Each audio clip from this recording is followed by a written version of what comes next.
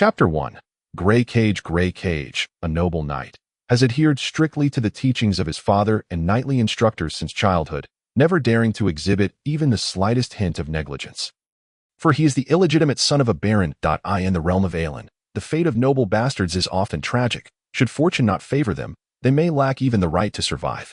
However, with a modicum of luck and a benevolent noble father, it is conceivable that a bastard could be trained as a knight with financial support, eventually serving as a captain of the guard for some lord, and perhaps even attaining the title of a knight after a few years. Thus, Grey considers himself exceedingly fortunate, as his father is Clys Ragley, heir to the baronial title of the Ragley family. Lord of the Arryn territory and Arryn Castle, a noble known for his integrity and sense of honor. In the human kingdoms of Harland, illegitimate children are prohibited from holding family titles. Hence Grey was bestowed the name Grey Cage by his baronial father. Relax, Clargus, remember the instructor's words. Before him stood a boy of merely 11 or 12, clad in leather armor, with chestnut hair and azure eyes, strikingly handsome yet bearing an expression of solemnity, occasionally betraying a hint of nervousness. He held a bow in his left hand, while his right steadied an arrow, his gaze fixed intently upon the bullseye of a target 10 paces away. The voice speaking was that of a tall, sturdy youth beside him, who appeared to be around 17 or 18, also with chestnut hair and azure eyes, strikingly handsome yet clad in somewhat tattered and darkened leather armor, albeit clean. This was Grey Cage, the illegitimate son of the Baron. The boy beside him was Clargus Ragley, the primary heir of the Arryn territory and Arryn Castle, Grey's half-brother. At that moment, Grey wore a serious expression as he observed his brother's improper stance. He stepped forward gently, using his left hand to steady the swaying sword at his side while his right hand corrected his brother's misalignment, exhibiting great patience and caution. Whoosh! The arrow sliced through the air. Thud! It lodged itself into the wooden board beside the target. Clearly, Clargus lacked the patience of his brother Grey. Hastily releasing the arrow, the results proving unsatisfactory, Clargus, feeling somewhat embarrassed, cast a furtive glance at Grey before reaching for another arrow from the quiver. Do not rush. Relax. You must aim carefully before shooting. You need to whoosh. Before Grey could finish, the arrow flew forth once more, this time soaring too high, sailing over the target and embedding itself in the trunk of a nearby greenwood tree. It is all right. No one your age can master archery with proficiency. Grey observed Clargus' growing despondence and offered words of comfort. Lord Grey. Suddenly, a voice called from outside the training ground. A similarly tall and robust youth rushed in. This was Gander, the servant chosen by Grey's father, the son of a blacksmith with considerable combat prowess. Gander appeared somewhat anxious, his face flushed from running. His short black hair disheveled, and wearing somewhat worn clothing, with a thin leather vest over his chest. His lips were somewhat exaggerated, reminiscent of a sausage, yet paired with his rugged visage, he did not appear unappealing. Gander bowed deeply, using his impressively large right hand to steady himself, and addressed Clargus and Grey, saying, Lord Grey, Sir Rod, the captain of Baron Ragley's guards, is looking for you. Grey acknowledged with a slight nod. While Clargus gazed at Gander's large hands, a gleam of amusement in his eyes. Practice for a while longer, Clargus. Something may have arisen. Grey gently patted Clargus' shoulder. All right, Grey in Harland. The unspoken rules among the nobility are not to be broken. And the two blood-related brothers could only converse in this manner, a cruel necessity to avoid unnecessary complications. Hence, such rules hold their own significance and value. The captain of the Baron's guards, Sir Rod Marley, was once an adventurer stripped of his noble title, who, at the age of 30, concluded his adventuring career and allied himself with Baron Ragley, who was then recruiting soldiers. His prowess in swordsmanship, horsemanship, marksmanship, and archery is formidable.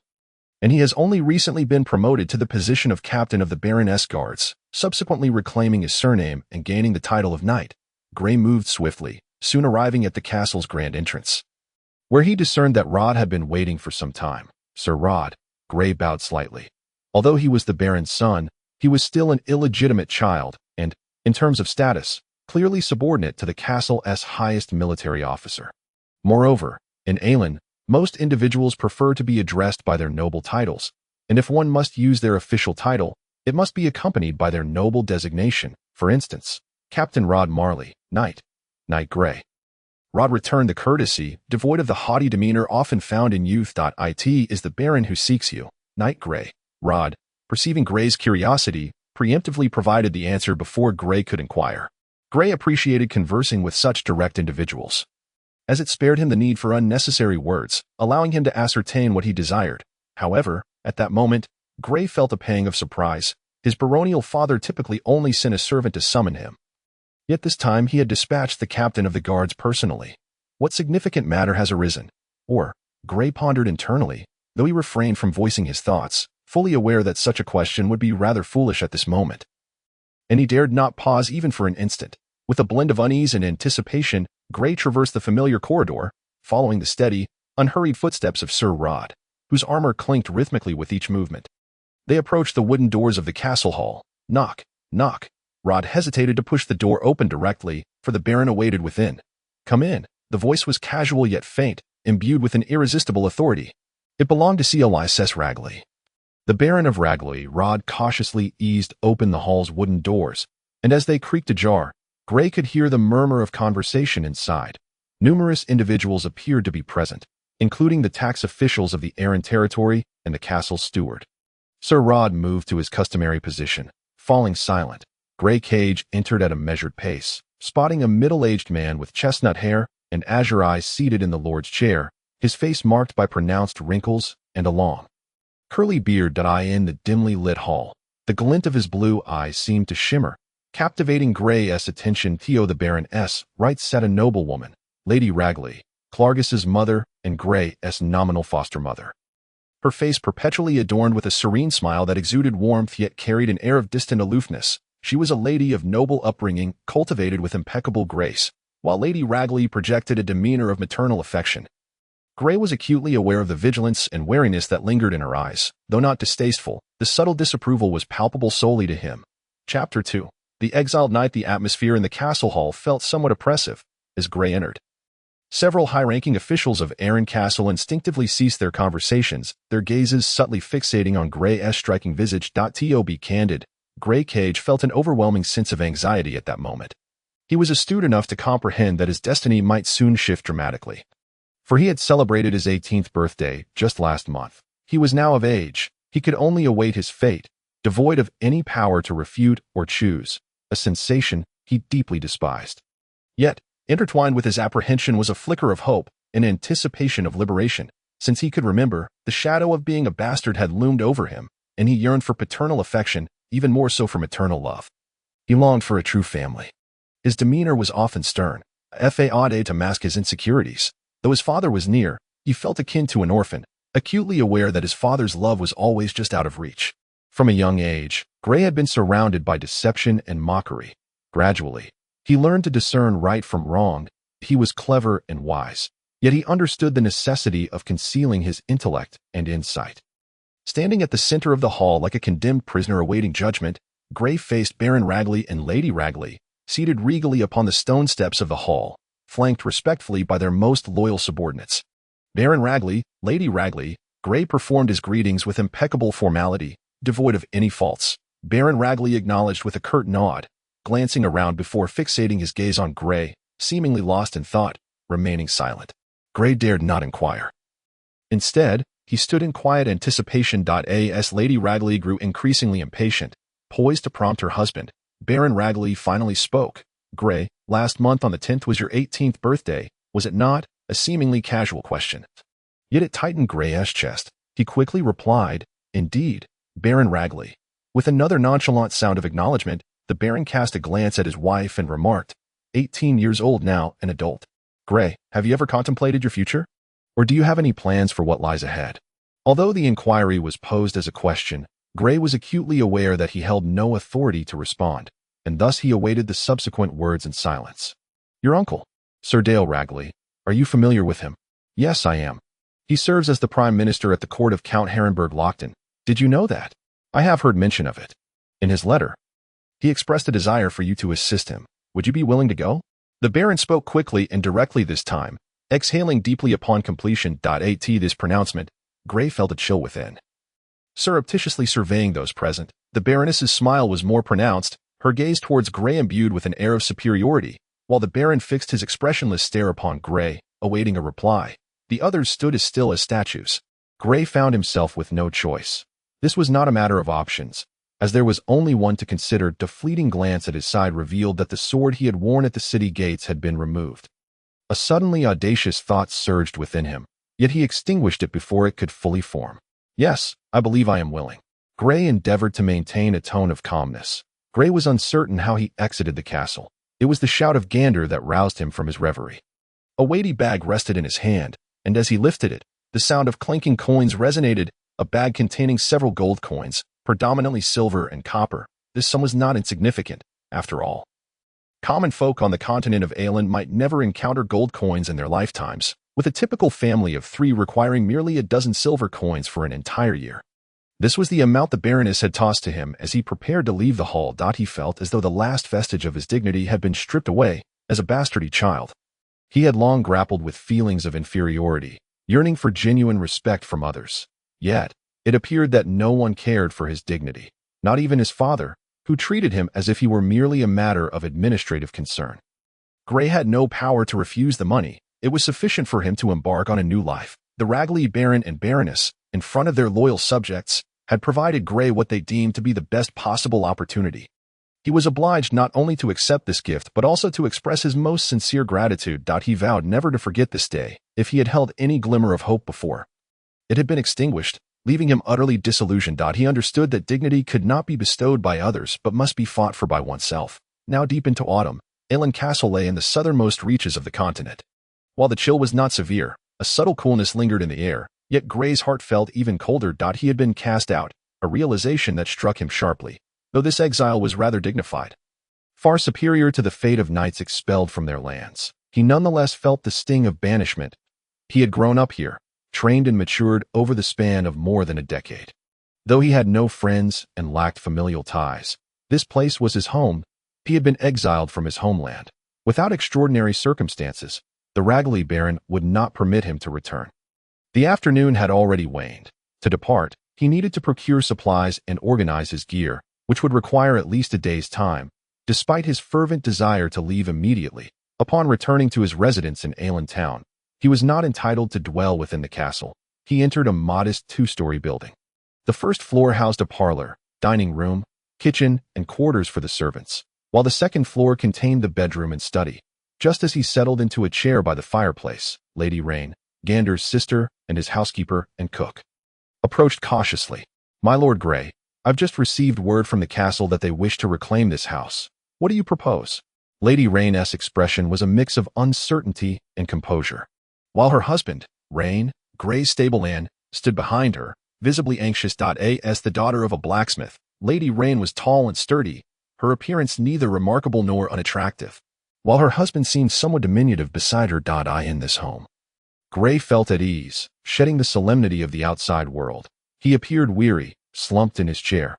Upon hearing her words, his half-closed eyes snapped open, casting a glance at the Rain couple, then at Gander, who had just entered the hall, astonished. How impatient they are. Gray mused coldly, though he endeavored to maintain a tranquil demeanor. "It's of no consequence. I shall be leaving here temporarily, and thus there is no need to retain this house." The word temporarily was emphasized, as if to remind everyone present, or perhaps to remind himself. The 3 were taken aback. Lady Rain, observing Gray's forced composure, discerned the truth of the matter. She could effect no change and could only sigh inwardly. Gray's status as a bastard was no secret in the Harland region or among the local nobility. Gander and his sister had lived alongside him since he was 10. That year, Lady Rain and her husband had just married. 13 years had passed in the blink of an eye, a reminder of time's relentless march. Gray seemed to have an epiphany, grasping the pouch of coins at his waist and producing a handful of silver coins, which he offered to Lady Rain. "Purchase some jerky and bread and a barrel of ale." After a brief pause, he continued, "If you wish to accompany me, procure yourselves some weapons for self-defense and a cart. If not, simply secure the supplies." With that, Gray did not wait for their response, rising to declare, "I wish to be alone. Do not prepare dinner for me, and please avoid disturbing me." He then ascended the stairs to his room. In his study, Gray could finally cast aside his fade. He tore off the leather armor and trousers, extending his left arm to seize the sword that had fallen to the ground with the armor. With a sharp clang, the sword was drawn. As he swung his arm, the blade glimmered coldly, the sound of iron clashing reverberating through the room. Gray needed to vent. Everything within the study became a target for his frustration. The pent-up anger coursing through him left him feeling unwell. This sanctuary was his sole refuge from madness, the only place where he dared to unleash it. He continued this frenzied display for some time. And perhaps fatigue took hold, for he eventually ceased his actions and, with a whoosh, expelled a mouthful of stagnant blood. His disheveled brown hair fell around him as he slumped to the floor, bloodstains marring the collar of his gray tunic. Presenting a rather disheveled appearance, he stared at the blood he had expelled for a moment, lost in thought, then glanced around the disordered study. Inhaling deeply, he retrieved the scabbard from the ground, sheathed his sword, and turned to leave the study. Entering the bedroom, he propped the sword against the headboard and collapsed onto the bed, succumbing to sleep. Downstairs, Lady Rain heard the commotion above and knew Gray had returned to his room. She guided her brother upstairs and opened the door to the study. Although the light was ample, the room appeared somewhat dim. The siblings surveyed the disarray within the study, exchanging no words, and began to clean up diligently with the supplies Rain had brought. Gray must have been utterly exhausted. He slept for an extended period, with no one coming to rouse him. When he finally stirred, the sunlight streaming through the bedroom window was already quite bright. Startled, Gray sat up abruptly, aware that knights were akin to professional soldiers, middle-level commanders bound to fight for their lords and protect the common folk within their domains. Thus, their lives were rarely free. With daily training a necessity, "I'm late, and quite late," was Gray's first thought. As a bastard, he understood that in Harland Castle, he could not afford to make even the slightest mistake. Even tardiness, a common human flaw, was unacceptable. Yet suddenly, a realization dawned upon him, and he chuckled bitterly as he tossed aside the blanket that had been draped over him. In the dining room, Gray consumed a bowl of barley porridge and chewed on sausage. Discovering that Gander and his sister had not departed, nor had Rain, sensing their presence behind him, Gray felt a slight lift in his spirits. The sturdy brown steed in the stable was Gray's personal possession. Ready for riding. He could take 2 sets of light armor with him, but the heavy cavalry armor belonged to the baronial guard and must be returned. 2 light bows and several quivers of arrows could accompany him. Yet the heavy crossbow and its box of bolts were to be surrendered, as Gray and his attendants, along with 2 servants, organized their belongings. The castle official who had come to reclaim the small house paid another visit.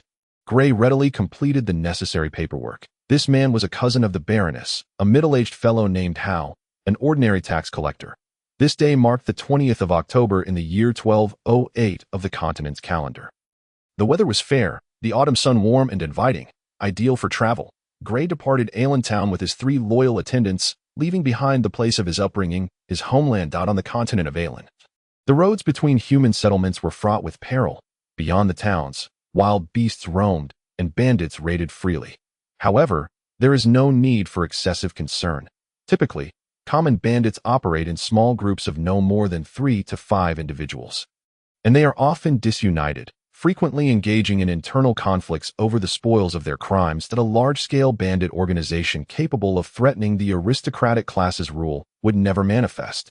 If such a group were to arise, it would be swiftly quashed in its infancy. The grim lessons of history instill a sense of vigilance among the nobility, preventing any hint of complacency.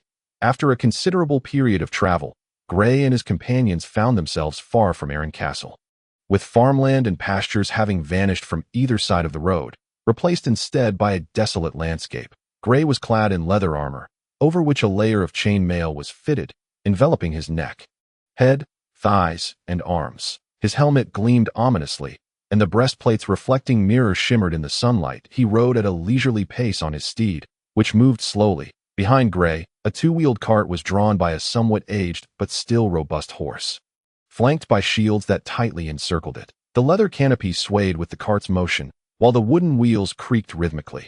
Ren and his wife were seated within the cart, and Gangda, shouldering a massive sword and wielding a large shield, walked behind, engaging in light conversation with his sister and brother-in-law. Though his vigilant eyes occasionally darted to their surroundings. As twilight descended, the road lay barren of other travelers. Suddenly, several figures emerged in Gray's line of sight. Advancing towards him, with keen eyesight, Gray recognized the leader as the tax collector Hal, a cousin of Baroness Lagley. Despite their familiarity, Gray dared not let his guard down in such a precarious situation. He cautiously warned his companions, prompting Gongda to hasten to Gray's side while Rin halted the cart and retreated inside, both of them bending low, drawing their short swords and concealing themselves behind the shields. Gray reined in his horse, unwilling to advance further. Stepping into their encirclement would be perilous, and it was possible that they had already been surrounded. Upon closer inspection, Gray confirmed that this group was indeed targeting him and his companions. For Hal, the tax collector, had unsheathed his sword. At that moment, two middle-aged men armed with short swords emerged from the stacks of dry grass beside the cart. Gongda, protect your sister. I will handle the ones ahead. Gray calmly instructed, no need. These two pose no threat to us. Ren's wife promptly replied. Upon hearing this, Gray cast a glance at the cart, but chose not to pursue the matter further. As he had no time to spare, he soon noticed two individuals wielding crossbows ahead. Their weapons already drawn and ready to fire, the chill ran down Gray's spine. But fortunately, the assailants seemed overconfident, merely holding their weapons rather than aiming them. Without hesitation, Gray decided to strike first. Years of training were now coming into play. With remarkable speed, he seized a light bough from his saddle with his left hand and knocked an arrow with his right. The arrow whizzed through the air, striking one of the crossbowmen in the throat. However, a subsequent shot whizzed past Gray's cheek, sending a jolt of cold sweat down his back. The dying crossbowman had instinctively pulled the trigger as he fell. Gray's eyes narrowed as he saw the other crossbowman raise his weapon. He quickly ducked, narrowly avoiding another bolt that flew past him, grazing the back of his armor and sparking a faint flame. With no time for second thoughts, he drew his sword and spurred his horse forward, which galloped into the fray.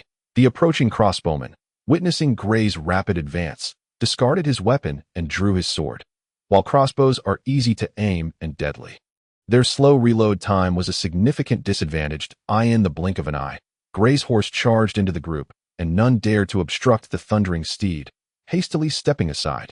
Gray couldn't help but smirk at this sight, with a firm grip on his sword's hilt. He swung it sideways, the blade glinting coldly as he struck. The crimson spray erupted as one unfortunate bandit fell, his chest cleaved in two, twitching on the ground before succumbing to death, having dispatched two foes and galloped a short distance. Gray felt an exhilarating rush. He flicked the blood from his sword and turned his horse around, ready to confront the remaining adversaries. However, upon turning, Gray saw Gongda had rushed in to engage the remaining four bandits. He had cast aside his massive shield and wielded his two-handed sword. Although his imposing stature and the sword's reach provided temporary safety, being surrounded would spell doom for him. Just then, two arrows pierced the air with a swift whoosh, and two bandits fell lifelessly to the ground. The remaining two turned pale, and before they could react, Gongda's sword cleaved through one of them, spilling blood across the ground. Fixating on the last remaining bandit, Gray lowered his bow. Gongda, displaying keen judgment, refrained from attacking further. Understanding that Gray intended to leave this one alive, Hal, the detestable cousin of Baroness Lagley. Gongda, go assist your sister. I will handle this one, Gray instructed, approaching Hal on horseback. Gongda shot a cold glance at Hal before hastening towards the cart. The skirmish concluded swiftly, with Rin and his wife unharmed. Though Gongda had sustained a minor injury to his arm, Rin began to survey the makeshift battlefield. Recalling his days as a soldier, he prioritized retrieving the two valuable crossbows. Aside from recovering the arrows, leave everything else. We must depart quickly, Gray urged, feeling an urgency to vacate the area. The others promptly complied, and Rin's wife approached to bind the incapacitated Hal tightly with rope, digging into his flesh and eliciting pained grunts from him. Once more on their journey, they remained vigilant, with Gongda scouting from higher ground to assess the surroundings. Bound and defeated, Hal remained silent, awaiting the fate that awaited him.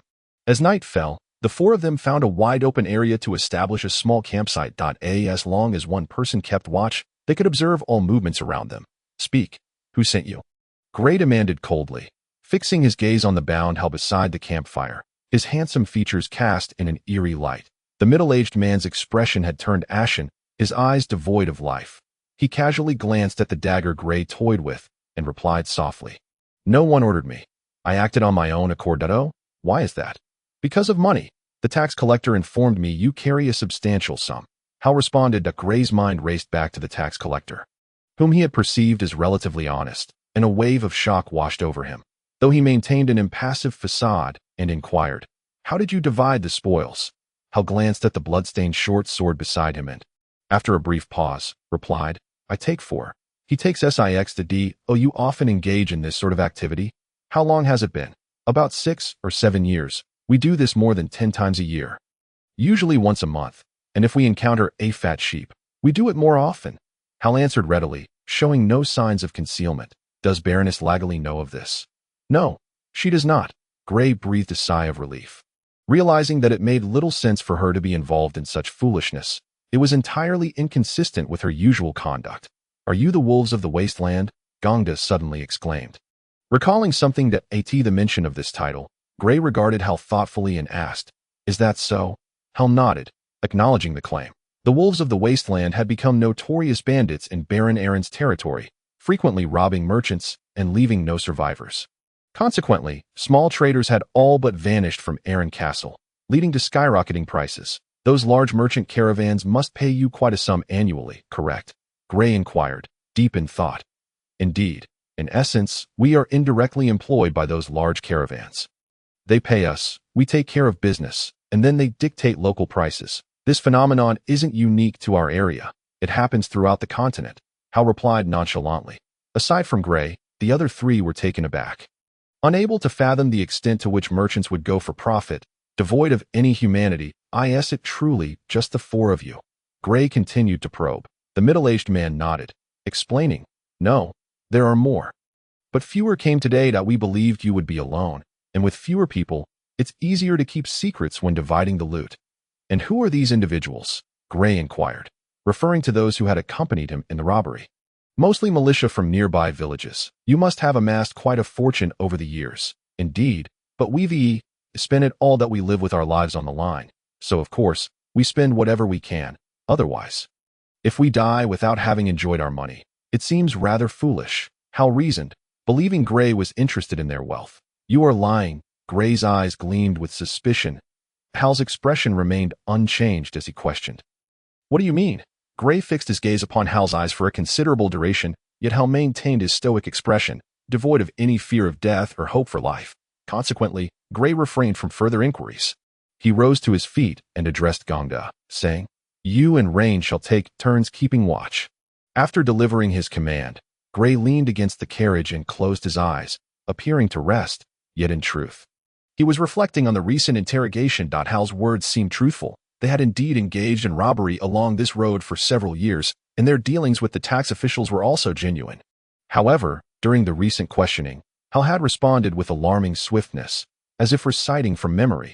Gray had distinctly observed the avarice in the eyes of his companions as they beheld their prey, yet Hal, upon meeting his gaze, exhibited only a murderous intent, lacking the typical greed of a bandit. This ambush suggested that Hal was acting under the orders of another. Of course, these were merely Gray's conjectures. He understood that Hal would not divulge the truth readily. He had no time to waste on prolonged interrogations. Hence he opted to remain silent. As dawn broke, the sky illuminated, and the morning glow ascended. Gray awoke, and after a modest breakfast, the group began to pack their belongings in preparation for the journey ahead. Do you have anything else to say? This is your final opportunity. Gray inquired of Hal, who was bound to the ground. Hal shook his head bitterly, fully aware that his fate was sealed. Gray, unperturbed, gently unsheathed his sword and, with a swift thrust, pierced Hal's heart. Gray withdrew his blade. Hal spat out a couple of mouthfuls of blood, struggling momentarily before closing his eyes as if liberated. The decision to spare his life until this moment had been motivated by a desire to avoid attracting wild beasts with the scent of blood, as well as to afford Hal the chance to reconsider. Had he chosen to speak the truth, Gray would have been inclined to spare him. Gray found himself perplexed. Was it not Lady Ragley? For he knew that she had yet to reach a level of influence that would incite others to die for her, or instill such fear that they would choose death over revelation. If not Lady Ragley, who could it be? Gray could not fathom who else might possess such power over him. He grasped a handful of hay, wiping the blood from his sword, silently urging himself, survive. Live to show them. Chapter 5. The mission 2 years later. The city of Harland was built against the mountains, with its castle perched on the hillside. From the base, it appeared as though it were embedded within the mountain itself, exuding a sense of grandeur and majesty. In comparison, Aaron Town resembled a quaint village, its farmlands and livestock enclosures closely nestled together outside the city, while within, all manner of amenities flourished, with every road paved in gravel. One stark similarity between Harland and Arentown was the clear demarcation between nobility and commoners. Ordinary citizens were relegated to the foothills, referred to as the commoner district, while one tier higher resided the nobles and individuals of distinction, known as the noble district. Gray had lived here for 2 years, having seamlessly integrated into the ranks of the knights serving under Count Lockton of Harland Castle, thanks to the introduction by his uncle, the court prime minister Dale Ragley. At this moment, early spring had arrived. Although Harland lay in the southern part of the Alien continent, it remained somewhat chilly. The farms outside the city were bustling with activity. As winter wheat reached harvest time, while preparations for spring sowing commenced, it was during this critical period that the castle's affairs officer received numerous reports from the subordinate village officials, claiming that winter wheat on the farms had been ravaged by widespread plundering. Initially, the farmers suspected one another, nearly provoking violence, but upon discovering that all were similarly afflicted, they realized the gravity of the situation and reported it to the castle. The first assumption was that the goblins from the Red Rain Forest had emerged to cause chaos. Goblins, considered intelligent beings on the Alien continent, had even established their own civilized realm on the Clarkley Isles in the northwest.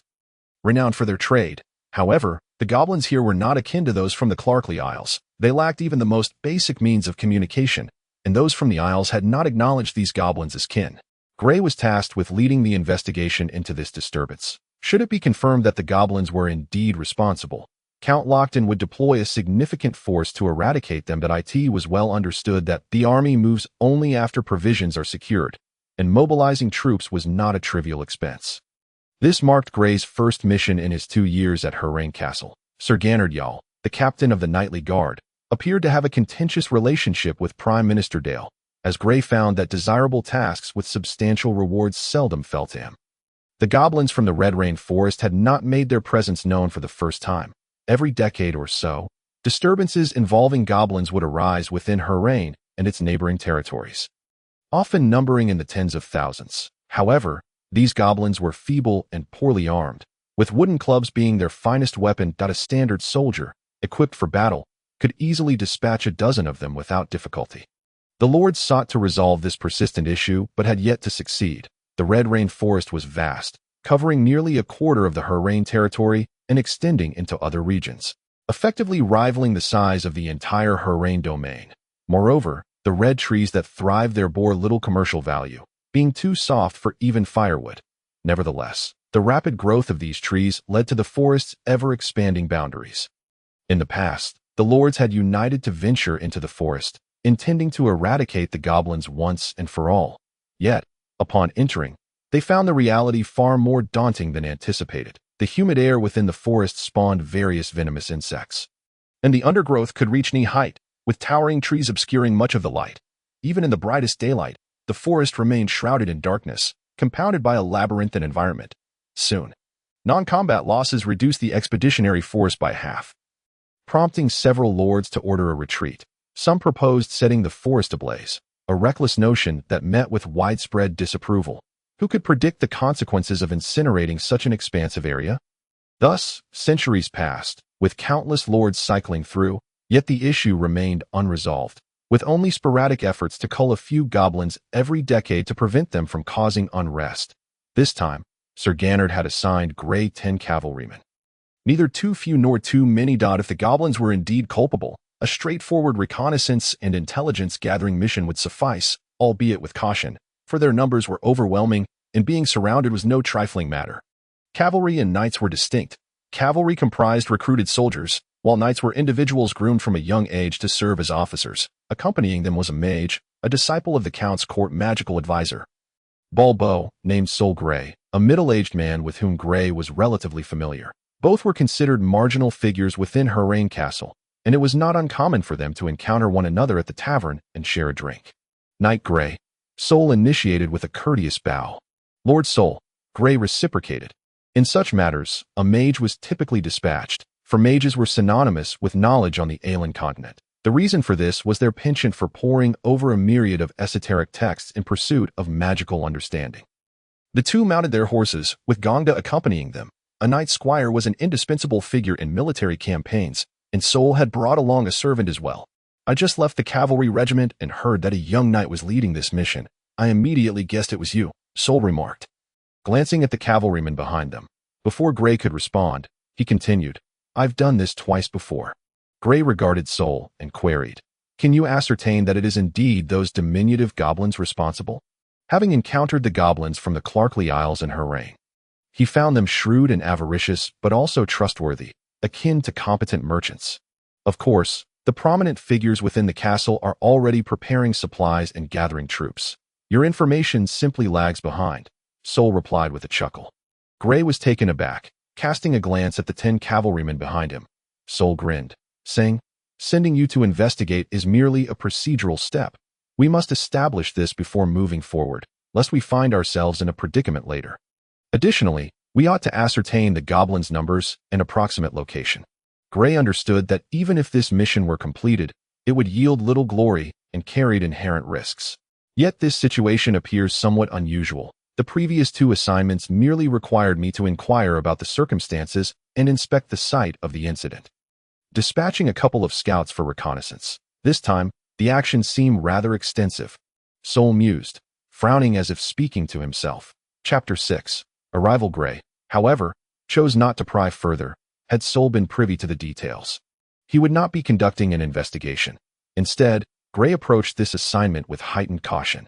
Before long, he led the group out of the city. As Sol stepped out of the city, he turned his head to glance back at the city gate. Seemingly speaking to himself, Count Lockton is a benevolent lord. Each time, he generously provides substantial supplies to compensate those villages that have suffered greatly. However, where these supplies ultimately go is known only to the spirits. Sol shrugged as he spoke, a gesture that conveyed both sarcasm and indifference. Gray listened quietly, having no choice but to do so. The group, all mounted, had just reached the vicinity of the farm where the incident had occurred by early afternoon. The mage Sol calculated that they had traveled over 120 kilometers, taking approximately 6 magical hours. Gray instructed the group to halt, yet remained mounted himself. He first dispatched a rather clever cavalryman into the village. Sol felt such caution unnecessary but did not intervene. He was unconcerned about waiting a little longer. After nearly half an hour of magical time, the cavalryman returned to report no abnormalities, prompting Gray to lead the group into the village. The village was small, comprising only a few dozen households, and the village official was a middle-aged man named Mark. Known as Zagiasi Village, it was directly governed by the count, who required quarterly tax payments. There were about 10 farms in the village, nearly all of which had been pillaged. At last, I've been waiting for you, Mark said, visibly anxious. Gray fixed his gaze on the piles of neatly packaged supplies in the village, raising an eyebrow as he glanced at Sol. Sol subtly gestured for him to refrain from prying further, prompting Gray to withdraw his gaze. Mark also brought forth a fine horse and, without further ado, led the group to a nearby devastated farm. My task is complete. Take care of yourselves. Here is a detailed report of the situation, Mark said, handing Sol a roll of parchment inscribed with writing. Without waiting for Gray or the others to respond, he pulled on the reins and departed. Sol halted Gray's attempt to stop him, watching Mark grow increasingly distant. He has that temperament, but he is exceptionally capable. He has far more pressing matters to attend to, such as the evacuation of the nearby civilians and supplies. It is best we do not disturb him, Sol remarked. Are we to abandon this place? Gray inquired, surprised out if the main force were to advance. This would serve as an excellent supply station. Sol shook his head, replying, we will not abandon it. Once we repel the goblins, they will return. Rest assured. The forces in the Haryan territory have been battling these goblins for centuries and have established better supply stations and even constructed a recommended fortress. However, there are not many soldiers, and it will take time for the count to muster them. Gray asked, then why not station more soldiers here? That way, it would save time and effort each time. Sol, turning his head as if searching for something, did not answer Gray's question but instead posed another. How many soldiers do you think would be appropriate to station here? The number of goblins is at least 20,000, and at times can reach 50,000. Just as Gray was about to respond, he seemed to recall something but fell silent. You are quite astute and refreshingly honest. At least you haven't mentioned any foolish notions of honor. Sol interjected cryptically, continuing, we would need at least 1,000 men. Maintaining 1,000 soldiers for over a decade without any engagement would incur astronomical costs. Even if they were not trained, simply sustaining them without purpose for over 10 years would still be quite a burden. Soul's remarks left Gray feeling somewhat uncomfortable. Yet he recognized the truth in them. An army could not merely be sustained without training. Otherwise, when the time for battle came, they would not even be able to wield a sword properly. In essence, the expenditures for maintaining a 1,000-man unit over a decade would vastly exceed the losses incurred each time they faced an attack, rendering it impractical. Even a benevolent count would understand the necessity of making sacrifices for the greater good. Why not relocate these villages? Gray inquired further. Soul smiled mysteriously, stating, "You will soon find out. Look at the ground. The footprints remain. These goblins are perpetually foolish." Soul, unwilling to dwell on such matters any longer, swiftly changed the subject. Gray, upon hearing this, looked down and noticed numerous small footprints, densely scattered in various directions, remarkably clear, indicating that the goblins had no intention of concealing their movements. Soul promptly instructed Gray, "Have the cavalry split up and follow the footprints.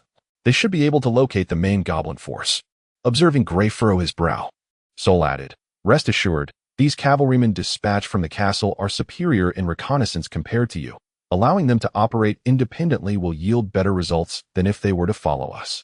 Upon hearing this, Gray drew a small command sword from his waist and handed it to Gongda, saying, "Inform them that before sunset, regardless of whether they find the goblin encampment, they must return to Zajiasi village."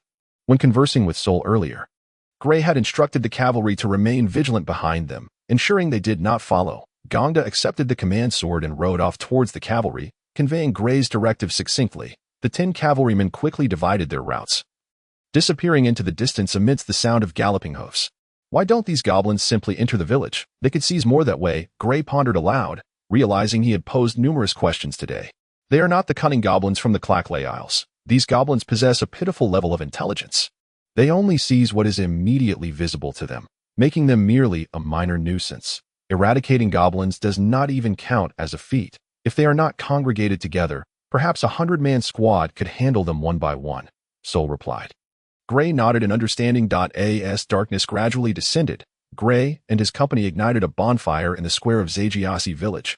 Only 9 cavalrymen had returned, with one still unaccounted for. Moreover, these 9 cavalrymen had all encountered goblins. They dispatched any stragglers they came across but circumvented larger groups, leveraging their speed to maintain distance. While Gray listened to the reconnaissance reports, he frequently glanced skyward, where the first stars began to twinkle, yet the final cavalryman remained absent.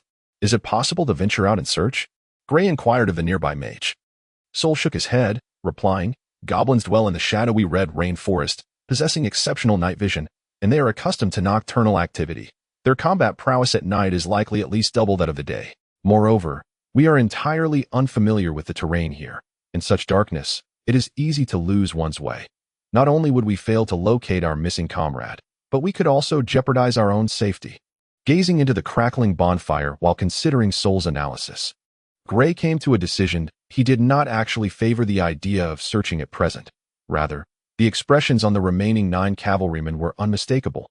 His earlier inquiry had merely served as a means to voice the reality through Soul, yielding a more effective outcome than if he had stated it himself. As night fell, the last night was still absent. Gray's hope dwindled, and he assured the remaining cavalrymen that at dawn, he would personally lead them to investigate.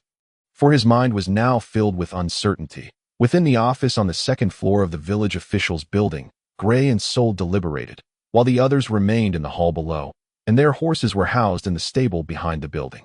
"Those horses should be fine, right?" Gray expressed concern. "Rest assured, the walls of this courtyard are akin to fortifications for those goblins."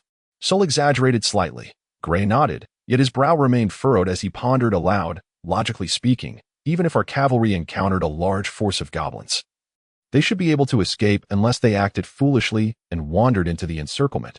What do you think happened?" Gray looked to the knowledgeable mage for insight, as they were reputed to know everything.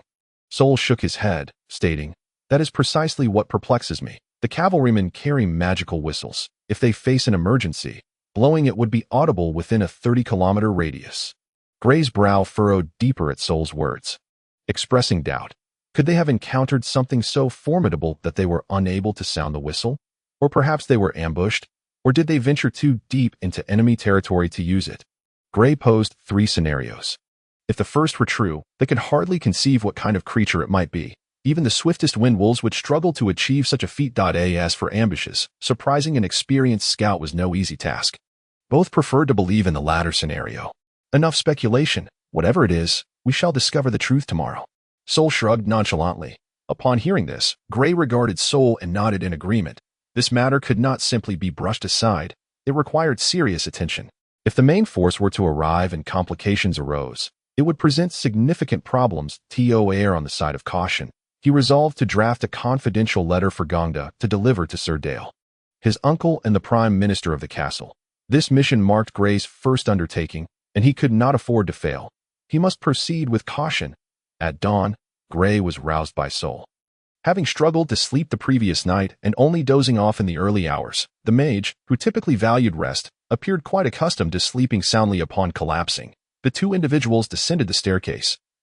As Soul's servant and Gand ignited the fireplace in the grand hall, boiling water and roasting some jerky, the group gathered around, sipping water and enjoying the jerky. Gray, while munching, inquired, "Was there any trouble last night?" He found a peculiar comfort in the current dining experience, although the food lacked flavor. The absence of formalities allowed for a casual atmosphere. Gand promptly replied. The watchman mentioned there were a few scattered goblins passing through. Gray nodded in acknowledgement, consuming just enough to satiate his hunger before distributing the remaining jerky among the cavalry. A gesture mirrored by Soul, much to the delight of the horsemen, who quickly devoured the offerings. Once everyone was reassembled, dawn had fully broken. The early spring morning was particularly chilly, shrouded in a thin mist, and the ground was slick with a delicate layer of frost. As they stepped outside, an involuntary shiver coursed through them. Gray wore a thin cotton coat beneath his leather armor, which rendered him somewhat stiff. He moved his limbs to acclimatize his body. Scattered haystacks dotted the vicinity outside the village, some having been piled for an extended period, exuding a musty aroma. Just a few steps beyond the village, Soul rode closer to Gray, casting a glance at the others behind him. "What about your attendant?" he began, but abruptly his pupils dilated, and his right hand began to move rapidly in the air, as if sketching an intricate pattern. "Earth escape technique," he shouted at as soon as the words left his lips. Gray detected a distinct earthy scent wafting into his nostrils, accompanied by a swift whoosh sound that resonated in his ears. Out of the corner of his eye, he caught sight of a green glimmering arrow hurtling towards his neck. That a sudden chill enveloped him, and in that fleeting moment, a translucent, earth-toned barrier materialized in the air. With a resounding thud, the arrow struck the barrier as if it had embedded itself in a solid wall of earth. Observing the cracked barrier, Gray shouted, "Halt your advance! Quickly, find cover!" No sooner had he spoken than two more arrows struck the barrier with successive thuds, causing it to vanish entirely. Realizing the imminent danger, Gray swiftly bent his body, dismounted his horse, and seized a round shield from the saddle. While noticing Soul's slower movements, with a firm grip, Gray yanked Soul's clothing from behind and tossed him behind a haystack, then rolled himself into cover. "It seems they are not goblins," Soul remarked, exhibiting a calmness befitting his age. Gray nodded, stating, "Despite the mist, I saw it too, but it was unclear. Goblins lack such marksmanship." Soul regarded Gray with an odd expression. "It appears they came to kill you. Those last two arrows could have easily slain any other two individuals. Yet they refrained from doing so." At this, Gray furrowed his brow, maintaining an outward composure while feeling a profound shock within. He had sensed it vaguely, but Soul's words rendered the feeling more palpable. Yet, he was also uncertain, for in this world, no one would lose sleep over his existence. Soul scrutinized Gray for a while, and upon seeing his bewilderment, said, "Perhaps they see you as a leader." Gray wished not to dwell on this matter, yet a desire for clarity began to stir within him. "There can't be many of them, perhaps just one," he asserted. Soul nodded in agreement, and Gray scanned their surroundings. The cavalry were evidently well trained, effectively concealing themselves. "They are making their escape," Soul remarked, tilting his head as if he heard a sound.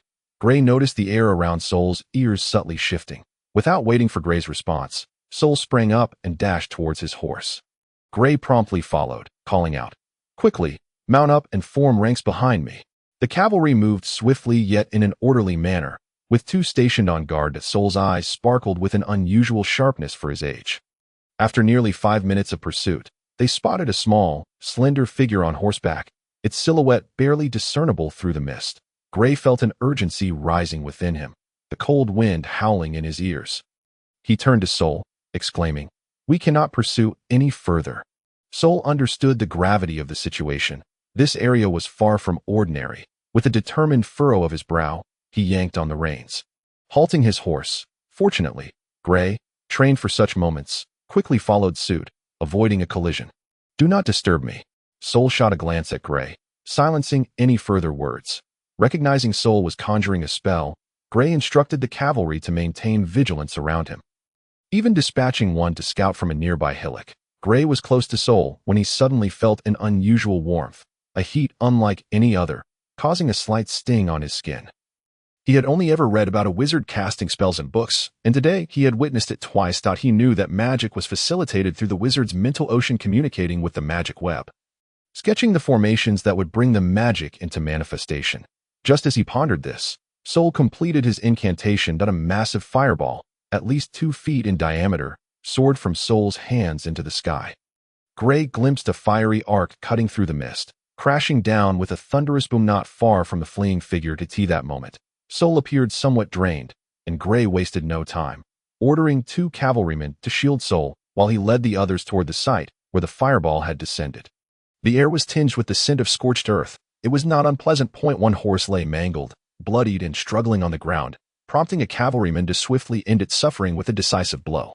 Beside it, the left side of a man's body, including half his face, lay ruined. A cavalryman checked the man, who, astonishingly, was still alive. He swiftly disarmed him of all weapons. The cavalrymen did not ease their grip despite the man's injuries, binding him tightly and conducting a thorough search to ensure he harbored no additional threats. Their methods were remarkably deft, indicating they had engaged in such tasks frequently. They even discovered a pouch containing dozens of silver coins, a considerable sum. Gray declined the pouch offered by the cavalrymen, who looked momentarily taken aback before their faces lit up with joy. "What luck! Just in time. He hasn't been killed." At that moment, Sol approached, leisurely escorted by 2 cavalrymen. Appearing much improved compared to after his spellcasting, he glanced at the small crossbow and several daggers the cavalryman had gathered, frowning slightly. Suddenly, as if struck by an epiphany, Sol unsheathed his slender sword and gently parted the clothing of the man on the ground. To their astonishment, the man's neck bore a peculiar scar, shaped like 3 entwined cobras, a mark of the Brotherhood. Gray recognized this emblem.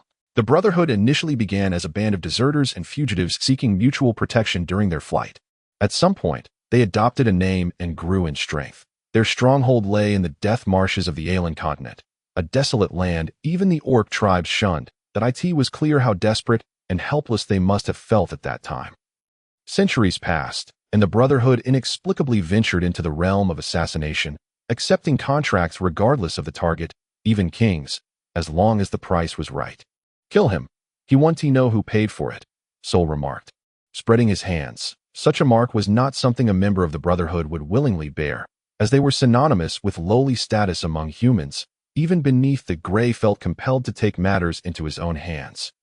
In the human kingdoms of the alien continent, one must personally execute a death sentence. However, this man had not yet reached the threshold of deserving Gray's hand.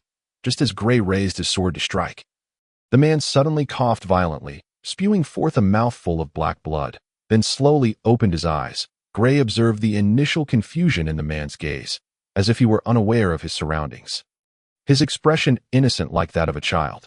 Yet, in an instant, his eyes sharpened, locking onto Gray's sword with an intense focus. With a series of coughs, the man seemed to weaken further. Gray's expression hardened, and with a swift motion, he severed the bonds restraining the man. Sheathing his sword, he turned to the bewildered Sol and declared, "Let him face his own demise. If he survives, it will be his fortune, though the likelihood is slim." Sol paused, glancing at the assassin on the verge of death, and nodded. This region had become a veritable no-man's land, fraught with goblin activity. Gray surveyed the gathered daggers and crossbows, instructing the cavalry, "Leave him a dagger. We must depart." Having spoken, he was the first to mount his steed. He promptly assigned 2 individuals to scout along the direction where the missing cavalryman had vanished, instructing them never to act alone. They must remain together at all times, even for something as trivial as a trip to the lavatory. The rest of the group advanced at a leisurely pace. Sol found himself somewhat unsettled by Gray's excessive caution, yet he refrained from voicing any objections. Do you think that the assassin we encountered earlier might have been sent by those goblins? Gray posed a rather foolish question. Clearly distracted at that moment, Soul chose not to respond to his inquiry, but instead returned to the conversation that had been interrupted. Have you sent your attendant back? Indeed, is there a problem? Soul scrutinized Gray for a moment before bursting into laughter. No issue at all. I merely wondered if you could manage without your attendant. Gray was uncertain when it had become the case that Gonde handled most matters for him. His daily routine revolved solely around his nightly training, and he was even at a loss regarding how to don his garments. I can manage just fine, Gray replied with a hint of indifference. After a brief pause, Soul inexplicably added, perhaps you are indeed correct in your approach. His voice dwindled to a whisper before he fell silent. The group continued on in quietude, Gray clearly still wrestling with the thought of whether that earlier assassin had come specifically to eliminate him. If so, who was behind it? They encountered several bands of goblins along the way, but fortunately, the cavalrymen diligently fulfilled their duties, swiftly resolving the skirmishes with a few charges, allowing Gray to gradually regain his composure. Nearly an hour had passed when Gray abruptly halted at the sound of a piercing bell, the call of a magical sentinel.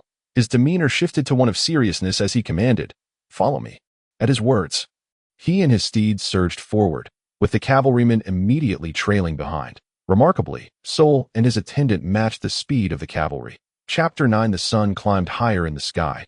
The morning mist fully dissipated, and a gentle warmth enveloped the land. However, behind a very secluded pile of rubble, the scene was rather stomach-turning. Large swathes of dismembered flesh were strewn about, interspersed with fragments of clothing, a gruesome testament to a butchered individual. How did you discover this place? Gray inquired, perplexed by its hidden nature. There are bits of flesh scattered everywhere. The goblins must have followed the scent of blood here, and then, while dismembering the body, they must have had a falling out and turned on one another. Hence this, one of the cavalrymen responded. The soldier trailed off, casting a glance at the scattered remnants. Gray nodded, having also noted the unmistakable signs of a struggle. It was evident that such chaos could not have been wrought by a single individual or even a handful. The scene must have been utterly chaotic at the time. Gray pressed on. Can we confirm this was our missing man?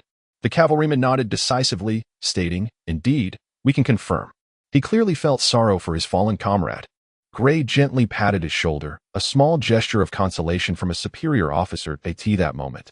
Soul had dismounted and was diligently searching for any clues. However, Gray felt this was a futile endeavor. It was hardly the site of the murder, and even now, it was improbable that any traces remained. Nonetheless, he chose not to disturb him, as one could never be sure if a magician possessed some unique insight. After a considerable time had passed, Soul showed no signs of ceasing his investigation. The cavalrymen on watch had dispatched several small groups of approaching goblins, yet Gray grew anxious. At this rate, they would inevitably encounter a larger horde. Theoretically, a fully equipped human soldier could take on a dozen goblins, but 10 men against 100 goblins would surely necessitate a hasty retreat. Suddenly, a cavalryman stationed at a higher vantage point shouted, "A large group of goblins is approaching, numbering around 500. Good heavens, how do they possess iron weapons?" Gray's heart raced, and he quickly turned to Soul, exclaiming, "Lord Soul, I believe we must leave this place." Upon hearing the cavalryman shout, Soul looked around and, upon spotting Gray, disregarded his earlier remarks and said with utmost seriousness, "Just a moment. This is extremely important. Very, very important." Observing Soul's earnest plea, Gray was momentarily taken aback, but then made a decisive choice. He fixed his gaze upon Soul and stated gravely, "You have 1 minute's worth of magical time. After that, regardless of whether you choose to accompany me, I will depart." Gray understood the significance of Soul's mission, yet he had no desire to meet his demise here. Honor, let honor be damned. At that moment, such thoughts crossed Gray's mind. He recognized that a cavalry charge was not feasible. Their numbers were simply too few, and their horses lacked armor, making an assault perilous for the steeds. In this accursed place, losing their horses would be disastrous. Moreover, with such a small contingent, a charge would easily lead to being surrounded. While escape was possible, who could say if more goblins awaited behind? An older cavalryman overheard the exchange between Gray and Soul, and, sensing Gray's concerns, hesitated before speaking. "Sir Gray, these goblins are quite timid. If their leader is absent, we merely need to slay a few, and they will halt.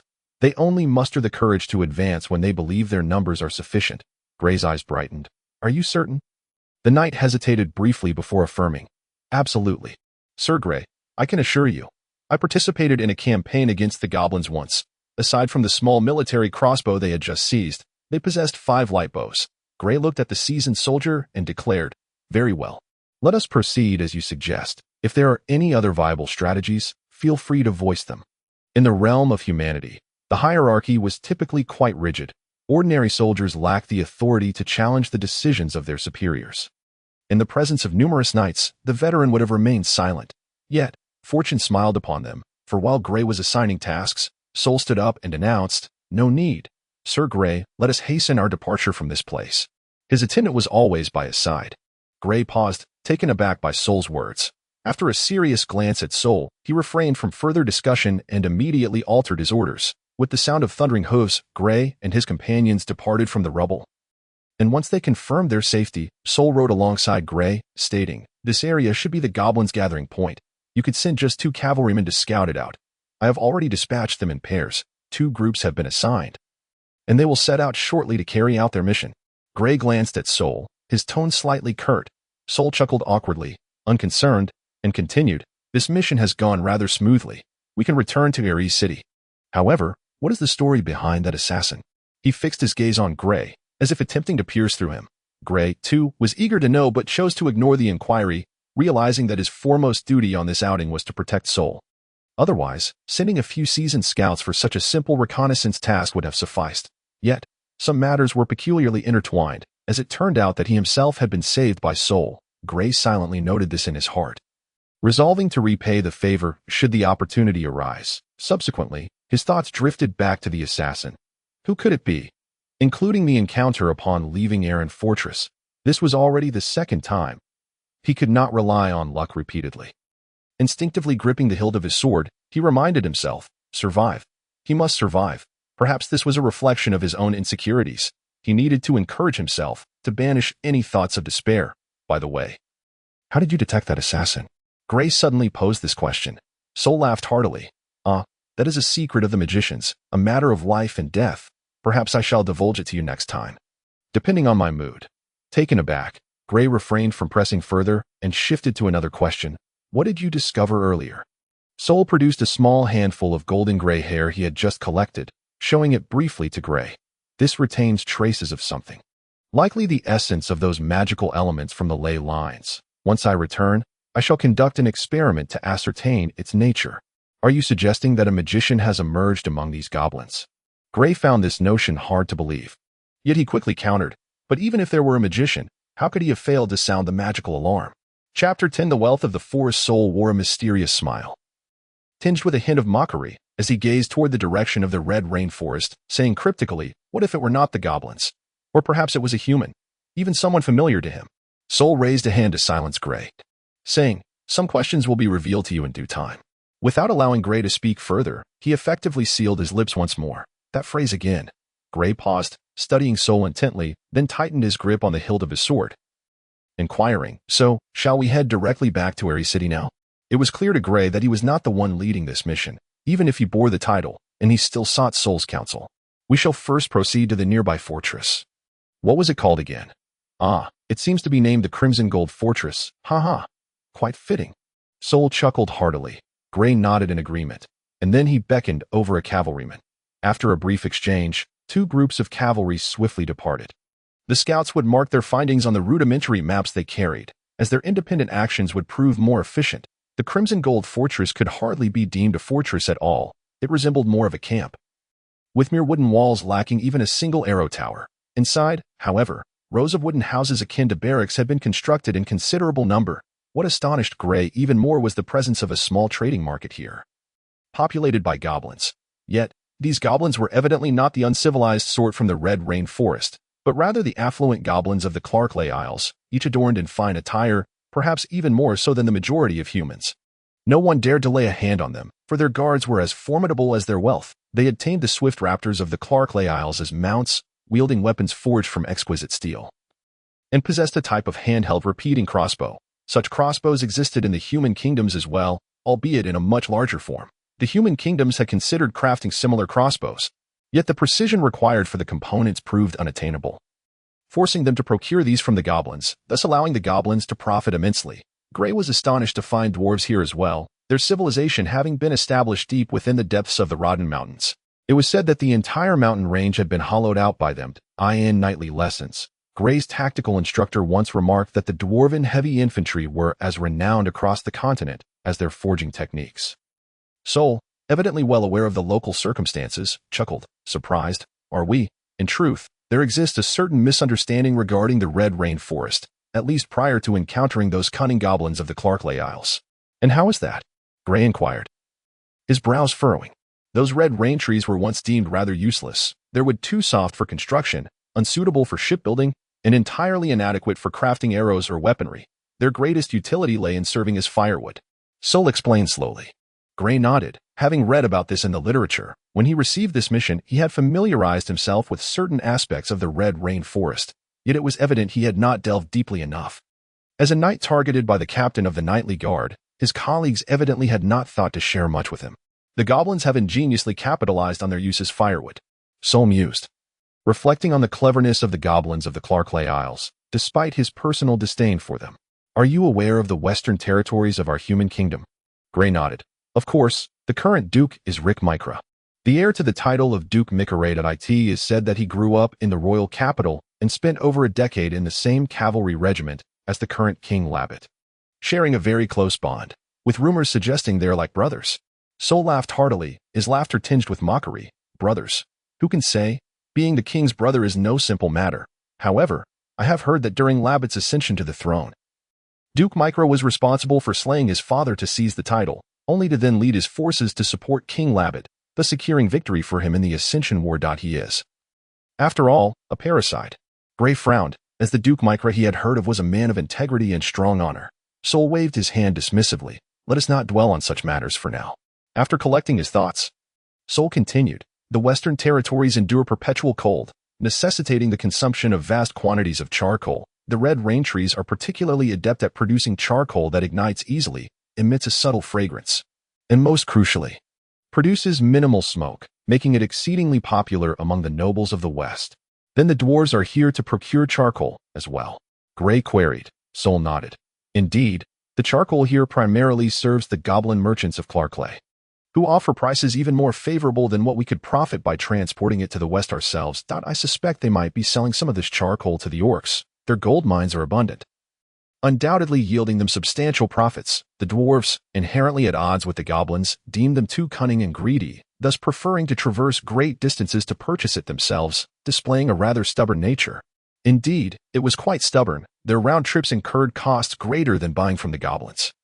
Yet such was the nature of the dwarves. However, they were not foolish. Anyone who novelly assumed the dwarves could be easily deceived would soon find themselves unfortunate. The charcoal produced from the red rain trees burns more rapidly and at a higher temperature. Otherwise, the dwarves would not venture such distances. Yet, its flaw lies in its rapid consumption.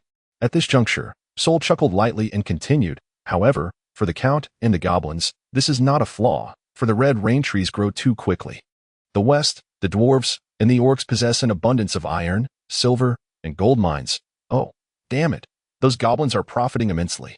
Gray nodded. Sol spoke rapidly, and the bustling surroundings made it fortunate that Gray possessed exceptional hearing. Moreover, Sol's voice attracted the attention of several goblins nearby as he cast a disdainful glance back at them. Gray observed the finely dressed goblins in the marketplace, feeling no jealousy towards their wealth. Their popularity stemmed from their ability to maintain low profit margins while engaging in trade across various races. Though greedy, they boldly showcased their avarice, and while cunning, they also demonstrated integrity. This was the reason they had gained notoriety for commercial trade on the continent of Aelan over centuries. Did you bring me specifically to witness this trading market? Gray inquired curiously. Sol shook his head. Certainly not. This place shall soon transform into a true fortress, and you will inevitably come to know of its existence. Our purpose here is to fulfill the final task of this journey, escorting the Count's goods to Huron Castle. Gray was not foolish enough to inquire about the nature of the goods. Now, he understood why the villages near the Red Rain Forest did not relocate. Indeed, in the eyes of those lofty individuals, people like him were inconsequential. They cared not for the price their commands or decisions exacted upon those beneath them. Rather, they were concerned solely with the tangible benefits they could reap. Casting his gaze upon the bustling crowd, Gray lifted his eyes toward the direction of Huron City. Chapter 11. escort at the Crimson Gold Fortress. Gray once again encountered Mark. The affairs officer from Zagasi village thought he was perpetually busy, his tasks seemingly never-ending, yet Gray bore him no ill will, despite the man's utter lack of etiquette. Sol smiled at Gray, saying, Mark is capable, though his temperament leaves much to be desired. He hails from a common background. His father saved the Count's life during the last Ascension War. The Count had intended to knight his father. But you know how rigorous the assessments for knighthood are for commoners, especially in times that are not particularly war-ridden. So, Gray nodded in understanding. Had Mark's family been noble, the process of knighthood would likely have been simpler. For those noble offspring who had received a fine education from an early age, such assessments were as effortless as eating. However, commoners lacked that foundation. Being a knight required more than mere combat prowess. Of course, in eras marked by frequent warfare, with many noble knights perishing, the elevation of knights became significantly less complicated, allowing many talented commoners to ascend to nobility. Gray knew that the primary reason Mark's father had not become a knight was due to the opposition of other nobles. Time passed swiftly, and soon afternoon arrived. The two groups of scouting knights returned to the fortress, confirming that indeed there was a gathering of goblins nearby, with their numbers exceeding 30,000. Gray had no doubt. The cavalrymen were certainly not reckless in their reporting. They possessed their own methods to ascertain the enemy's troop strength. After a simple lunch at the fortress, the mage Sol had not been seen for some time, but Gray was not anxious. He understood that he would meet him when it was time to set out. Just as Gray had anticipated, around 2 o'clock in the afternoon, a soldier from the fortress approached Gray, instructing him to gather his subordinates at the fortress's main gate. Without hesitation, Gray led his men toward the main entrance. Upon arriving, they found a medium-sized caravan waiting there for quite some time. There were exactly 10 wagons, each filled to the brim.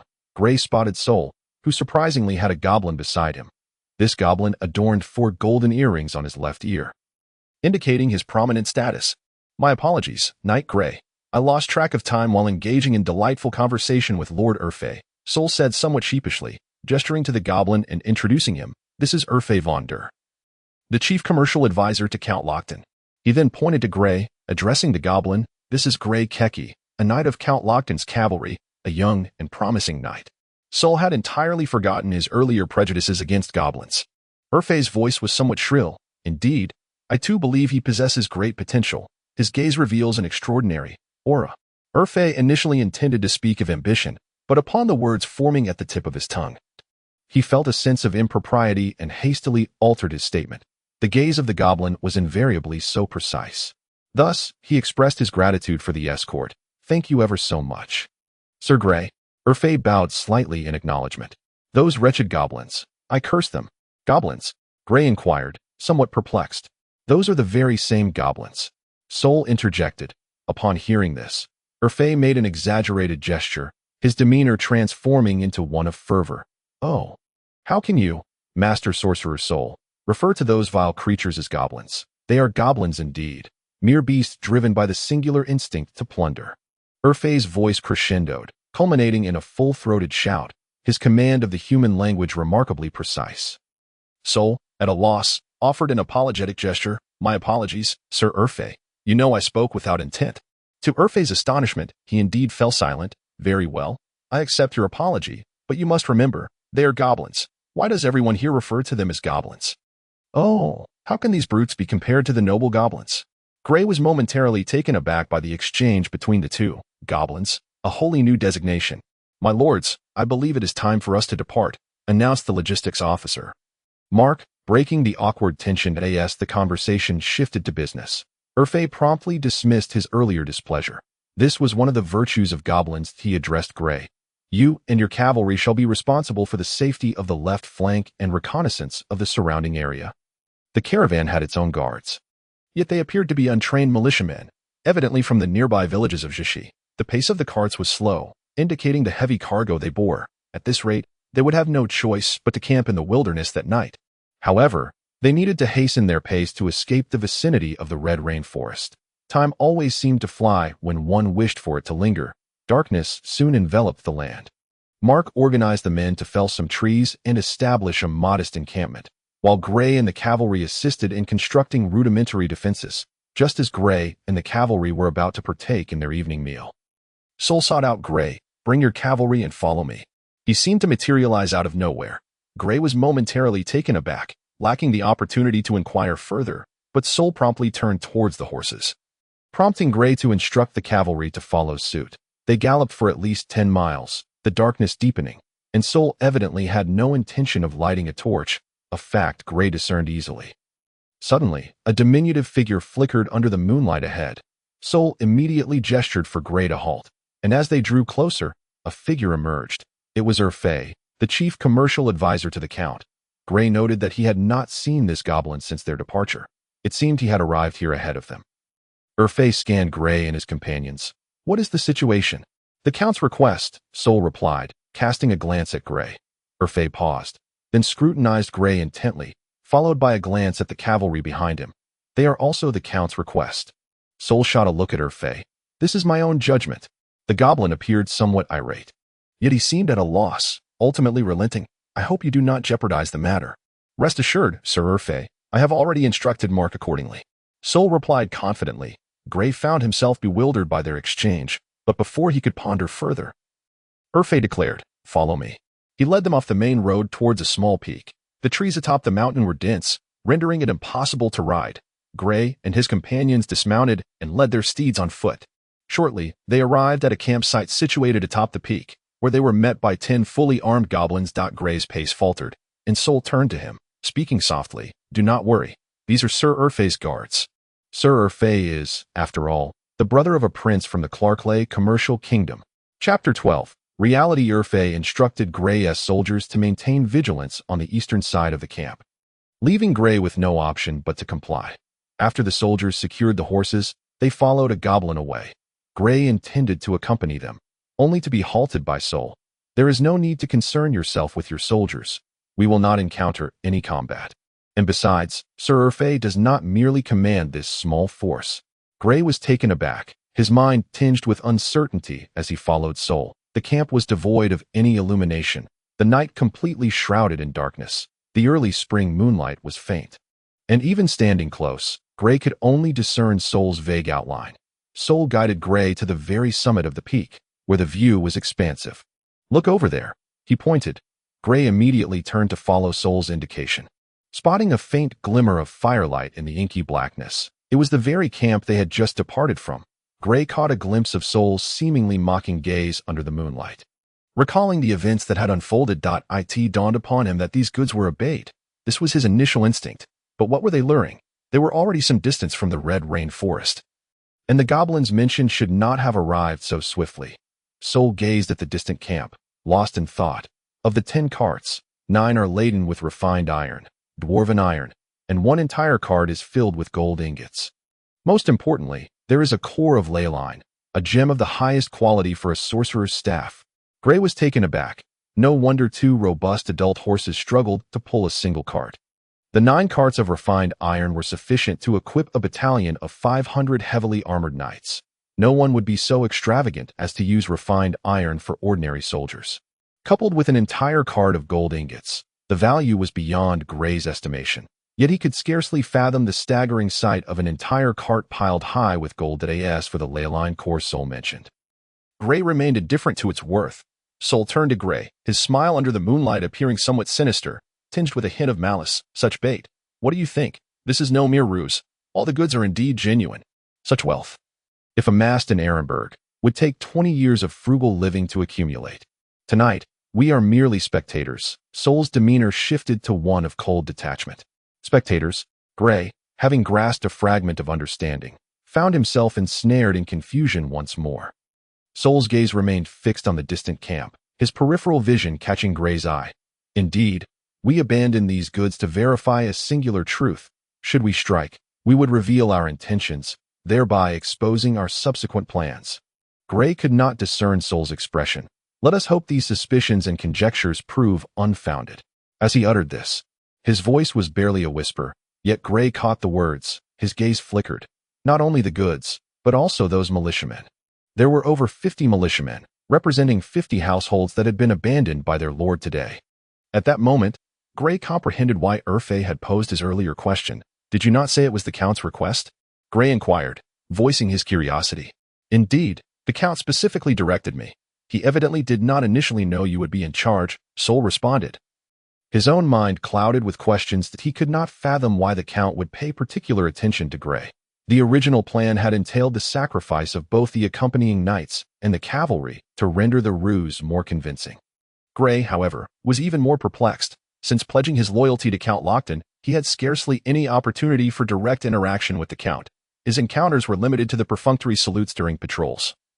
And the Count had always passed by without a second glance. From Sol's implications, had he not been in command, the knights would have been left to face the same fate. That a chill crept through Gray as he contemplated this. He felt no gratitude towards the Count for his special arrangement. Sol perceptibly sensed Gray's emotional turmoil. Were you in his position, perhaps you would have acted with even greater ruthlessness than the Count. Sol's tone was icy, piercing through to Gray's very core. Gray paused, letting out a disdainful hum but remaining silent. He could not validate Sol's assertions, having never encountered a situation of such gravity. Sol sighed softly. Once the truth is revealed, you may come to understand. What of Mark? Are you not an admirer of his capabilities? Gray inquired. Sensing Sol's genuine respect for Mark's abilities, Sol understood the nature of Gray's question. Do you believe Mark has also been abandoned? Isn't he? Gray frowned, and Sol smirked mockingly. What if I told you that Mark was aware of this situation from the very beginning and even participated in its orchestration? Would you believe me? Gray's mind struggled to comprehend. Disbelief washing over him. Had Mark not remained behind? Sol's gaze remained fixed on the camp. The original plan was for him to retreat with me, leaving the knight commander behind. This revelation struck Gray like a thunderclap. Leaving him rooted in place, his dignity once again challenged, Gray did not wish to perish. He yearned to return to his homeland, and to do so openly and honorably. However, his dignity could not endure such humiliation, and he immediately resolved to take action. Thor seemed to understand Gray well. Before he could utter a word, Thor interjected. This is Mark's own request that in fact, it is the best outcome that he holds considerable esteem among those militia men who trust him implicitly. He claims to have a plan for his escape. The mockery in Thor's tone was unmistakable. Mark is quite astute. He has grasped the Earl's intentions. The Earl has promised that if things proceed smoothly, he will knight Mark upon completion. Thor's tone resembled that of a storyteller. You are going to negotiate with Mark, but he will not acquiesce. You have no idea how much he has sacrificed for this title. You know nothing. Do you think you understand the thoughts of those at the bottom? You are utterly ignorant. There are countless individuals who suffer even more than you. Thor was becoming agitated. Gray found himself at a loss for words. His mind was in turmoil. Indeed, he understood nothing. Mark's pursuit of knighthood would necessitate the sacrifice of those 50 or so militiamen, and he himself could easily lose his life if he were not careful. In truth, all humans are alike. Mark's actions were motivated by a desire to gain weight in the future. They all strive to be part of the group that is not discarded, to ascend to the echelon that establishes the rules. Yet, on this path, many sacrifices must be made, and one must tread carefully, for one might also become a casualty. Gray pondered Thor's earlier remark. If it were you, perhaps you would be even more ruthless than the Earl. The deep night of early spring was somewhat chilly, with a thin layer of frost in the air. Gray remained atop the mountain, and Thor showed no signs of departure. Time passed slowly until the horizon began to lighten, yet there was still no sign of activity. Thor's furrowed brow had not relaxed since the beginning. Isn't it so? Or have our plans been exposed? He muttered to himself. This moment, Urfé also arrived at the summit. Lord Thor, if the opposition is clever enough, they must act swiftly, and this is indeed the prime moment for a surprise attack. Am I correct, Sir Gray? Clearly, the real drama has only just begun. It was only when Urfé spoke that Gray and Thor realized another figure had joined them. Their lack of vigilance was not due to carelessness, but rather because their focus had been entirely on the distant camp, compounded by the fatigue that came from the prolonged wait. Look, Urfé exclaimed, his keen eyes spotting something. Gray followed his gaze and was taken aback. How can it be goblins? He had intended to say gremlins, but upon noticing Urfé beside him, he quickly altered his words. He glanced at Urfé and Thor, who appeared unfazed, as if they had anticipated this all along. Are these goblins not supposed to be dim-witted, akin to beasts? How do they comprehend the art of ambush? Gray inquired. Thor's gaze turned icy. You will come to understand this question in due time. The camp was situated far below the mountain, and with the morning mist of early spring, Gray could only discern a vague outline. A large throng of goblins effortlessly overran the camp, encountering no resistance whatsoever. The sentry militia must surely have been dozing. The battle erupted suddenly and concluded just as swiftly after the skirmish. The goblins seemed to revert to their true nature, wreaking havoc within the camp. The bodies of the fallen militia were dragged and mutilated by them. Gray found it difficult to watch, yet he forced himself not to turn away. In the blink of an eye, the goblins had turned the entire camp into a scene of devastation. Strangely, they had not touched the wagons. It was only after a large group of goblins departed, leaving a small squad behind, that they began rummaging through the wagons, as if searching for treasures. The goods from the wagons were carelessly tossed around the area, seemingly an act of deliberate chaos. Anyone witnessing such behavior would undoubtedly think as much. Urfade chuckled. It appears he is quite clever. He intends for us to believe that the goblins lost that item in the midst of their looting. Thor's keen eyes allowed him to clearly see events 10 miles away. He is indeed clever. He has taken a substantial portion of the gold, while only casually collecting some of the fine iron. The value of these gold coins was significant. It is worth noting that the most commonly circulated currency on the continent is silver, with gold coins only being utilized for substantial sums. The gold here could easily equate to nearly a decade's worth of taxes from the territory of Earl Harland that a considerable number of goblins had already retreated. Leaving a few reluctant to depart, Thor withdrew his gaze. Gray, you may return to Harland City. Remember, you are to say that you left the group due to a disagreement with the officer Mark. Do not disclose the truth to anyone, not even Sir Dale, understood? Gray was taken aback by Thor's words. He had no intention of revealing anything to anyone. However, Thor had once again mentioned his uncle. Sir Dale, did that imply he had some ulterior motive? Gray nodded. Rest assured, Lord Thor. Leading the 9 cavalrymen, Gray galloped away, and even upon leaving, he did not catch sight of Mark. He was unaware of the officer's fate and could not pass judgment on his actions. Despite Mark having betrayed the 50 or so militia men who had held him in esteem for the sake of his knighthood. Had Gray been in Mark's position, he would have likely done the same. As Gray entered Harland City, the magical timepiece atop the bell tower indicated it was already 9 a.m. The townsfolk had just finished breakfast and were bustling about for the new day. Gray instructed the cavalrymen to return to their barracks and made his way directly to the barracks of the nightly guard at the castle. To his surprise, Captain Gannard Jarl was already at his desk. Working, Gray knew that the captain typically did not attend to important matters until the afternoon, usually leaving the duties to his aide, Taro Reland. Gannard appeared somewhat taken aback by Gray's arrival. His usually impassive demeanor faltered for a moment as he blurted out, Sir Gray, what brings you here? Gray was equally surprised, and Taro, standing nearby, was astonished by his superior's reaction. Gannard swiftly realized his lapse and returned to his usual stern expression. What I meant to say is, were you not dispatched to scout those goblins? It was surprising that Gannard referred to the gremlins of Red Rain Forest as goblins. Gray produced a piece of parchment from his pocket and handed it to his aide. Taro, the mission has been completed. I have marked their gathering point on the map. However, we did lose 1 cavalryman. Gray refrained from discussing the performance of the cavalrymen during the reconnaissance mission, not out of a desire for glory, but because no one seemed to care. Yet, the loss of a cavalryman warranted a report. Gannard furrowed his brow. Their family will receive a substantial compensation, he remarked casually, as if indifferent to the fallen cavalryman, and then habitually began tapping his fingers on the desk, contemplating the matter. Gray could only wait silently. After a minute or two, Gannard glanced at Gray and shuffled through the documents on his desk. Let us leave it at that for now. You've had a hard day. Take the day off, but be sure to report to the guard tomorrow. Now that the reconnaissance is confirmed, we may strike at any time. Gray immediately bowed and took his leave. Upon exiting the castle guard's quarters, Gray decided to pay a visit to Sir Dale. Sir Dale preferred residing in the city's prime minister's residence.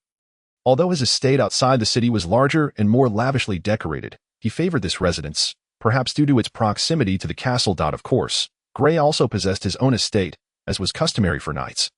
Though it was rather modest, the servants at Sir Dale's household recognized Gray, allowing him easy access to the prime minister's residence within the Harland territory. Typically, Sir Dale would be in his study at the prime minister's residence attending to official business. Knock. Knock. Gray gently rapped on the door. Come in, came a soft, weary voice. Sir Dale appeared somewhat gaunt. Though he was actually 10 years younger than Gray's father, he looked more than a decade older. While Gray's father was merely a minor nobleman from the countryside, His life was evidently far more comfortable than that of Sir Dale. Sir Dale's father was the younger brother of Grey's grandfather, who, upon reaching adulthood, departed from Arryn Fortress with a sum of money. Although he was not a bastard, the territory of a baron could hardly accommodate two brothers bearing the surname Lagley. Reality is often cruel. For 30 years, Dale and his father had yearned to return to Arryn Fortress, which was also Grey's dream. However, Grey's desire was not to revisit his hometown, but to reclaim his dignity. Grey felt as though he saw his own future reflected in his uncle. If nothing changed, he would likely become just like this, if not worse. Yes, perhaps he should learn from that mark, Grey thought to himself. Sir Dale was delighted by Grey's arrival. "Oh, Grey, my dear nephew, I was quite worried when I received the letter from your attendant yesterday. Had there been no further news from you, I would have planned to send some cavalry to assist you." Dale is utterly indifferent to Grey's status as an illegitimate child. He even refers to Grey as his nephew in public. Perhaps it is because Sir Dale has no children of his own. He was once married in his youth and experienced a period of great happiness, but his wife tragically perished during childbirth along with their child. And he never remarried. "Hello, Uncle Dale."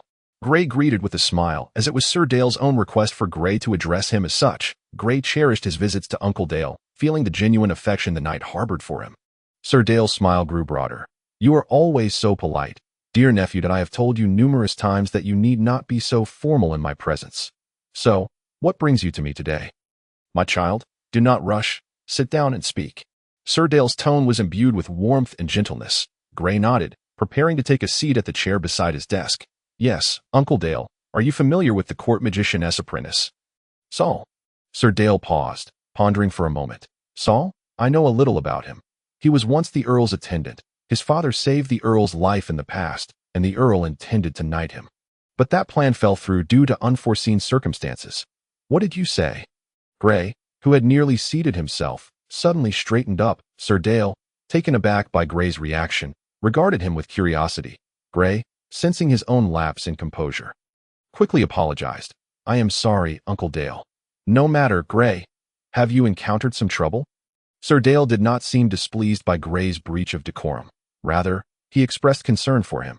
However, Grey had promised Saul not to divulge anything to his uncle. "Well, during this mission, I met an official named Mark. Saul shared a story with me that bears resemblance to yours, though it seems the protagonists differ." Sir Dale chuckled heartily upon hearing this. The protagonists are indeed the same. "My nephew. They are brothers. Their father was ridiculed due to the failed knighthood, and some nobles even openly insulted him. He fell into despair and passed away within a few years. The Earl, feeling remorseful for their father, appointed Saul as his attendant. Later, the court magician Bald discovered Saul's magical talent and took him as his apprentice." At this point, Sir Dale let out a sigh. The official named Mark was still quite young then. The Earl even allowed him to study alongside his own son. However, the Earl's son tragically died from a fall, and many nobles advocated for Mark's execution for being near the Earl's son at the time. Yet, the Earl, in his kindness, spared him and arranged for him to work at the castle. Subsequently, perhaps due to his temperament, Mark opted to transfer to a remote village as an official. "When did he apply for the transfer?" Grey inquired hastily. Sir Dale ceased his perusal of documents, glanced at Grey, then resumed his tasks. "Approximately 2 or 3 years ago. It was quite a while back, and I cannot recall the details precisely. However, this individual left a strong impression on me. He is exceptionally capable and diligent, which is why I remember him." "Why do you ask? Have you met him?" Grey responded with an affirmative yes. "He is the official in charge of Jurjiashi village in the Hongyu forest." It was a coincidence. No wonder Saul is so concerned about this official. "Oh, he actually requested a transfer there." Sir Dale expressed surprise, but soon appeared relieved. "That place is indeed quite favorable. In recent years, the income from charcoal trade there has surpassed the tax revenues of the entire herring territory significantly. He is undoubtedly a talent." Sir Dale seemed to have an epiphany. He set down the parchment in his hand and spoke earnestly. "Grey, this goblin unrest appears somewhat different from past occurrences.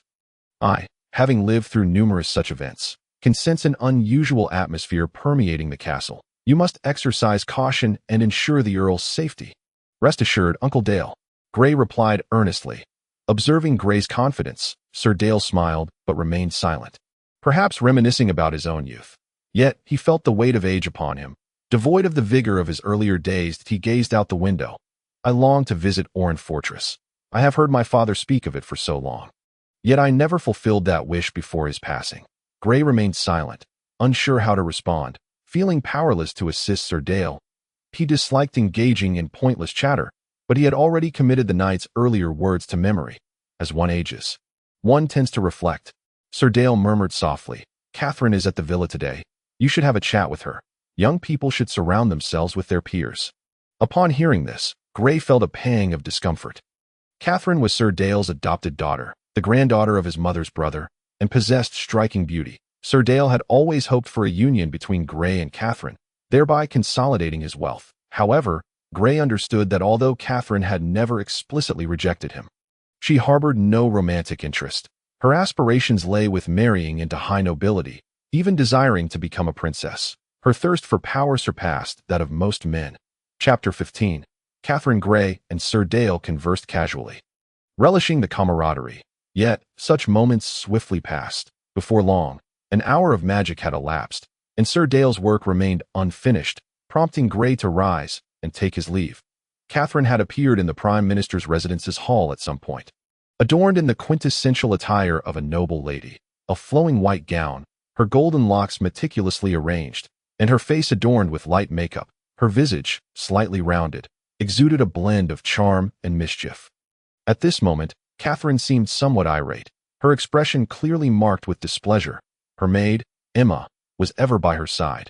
Gray had never seen Catherine without her maid's presence, perhaps due to his limited encounters with her. "Catherine," Gray greeted, his knightly manners impeccably executed. Today, however, Catherine's demeanor was unusual. She did not reciprocate the greeting as she normally would, but instead let out a heavy hum, completely lacking the decorum expected of a noble lady.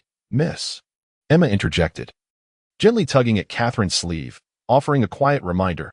Catherine shrugged off Emma's grasp and stepped forward. "Sir Gray." Her tone was somewhat brusque, lacking the customary affection of addressing him as brother. "I believe I have made myself clear. I will not marry you. Even if I remain single for life, I will not marry you. Please refrain from pestering my father daily." Catherine referred to Sir Dale as her father and had even changed her surname to Lagley, Catherine Lagley.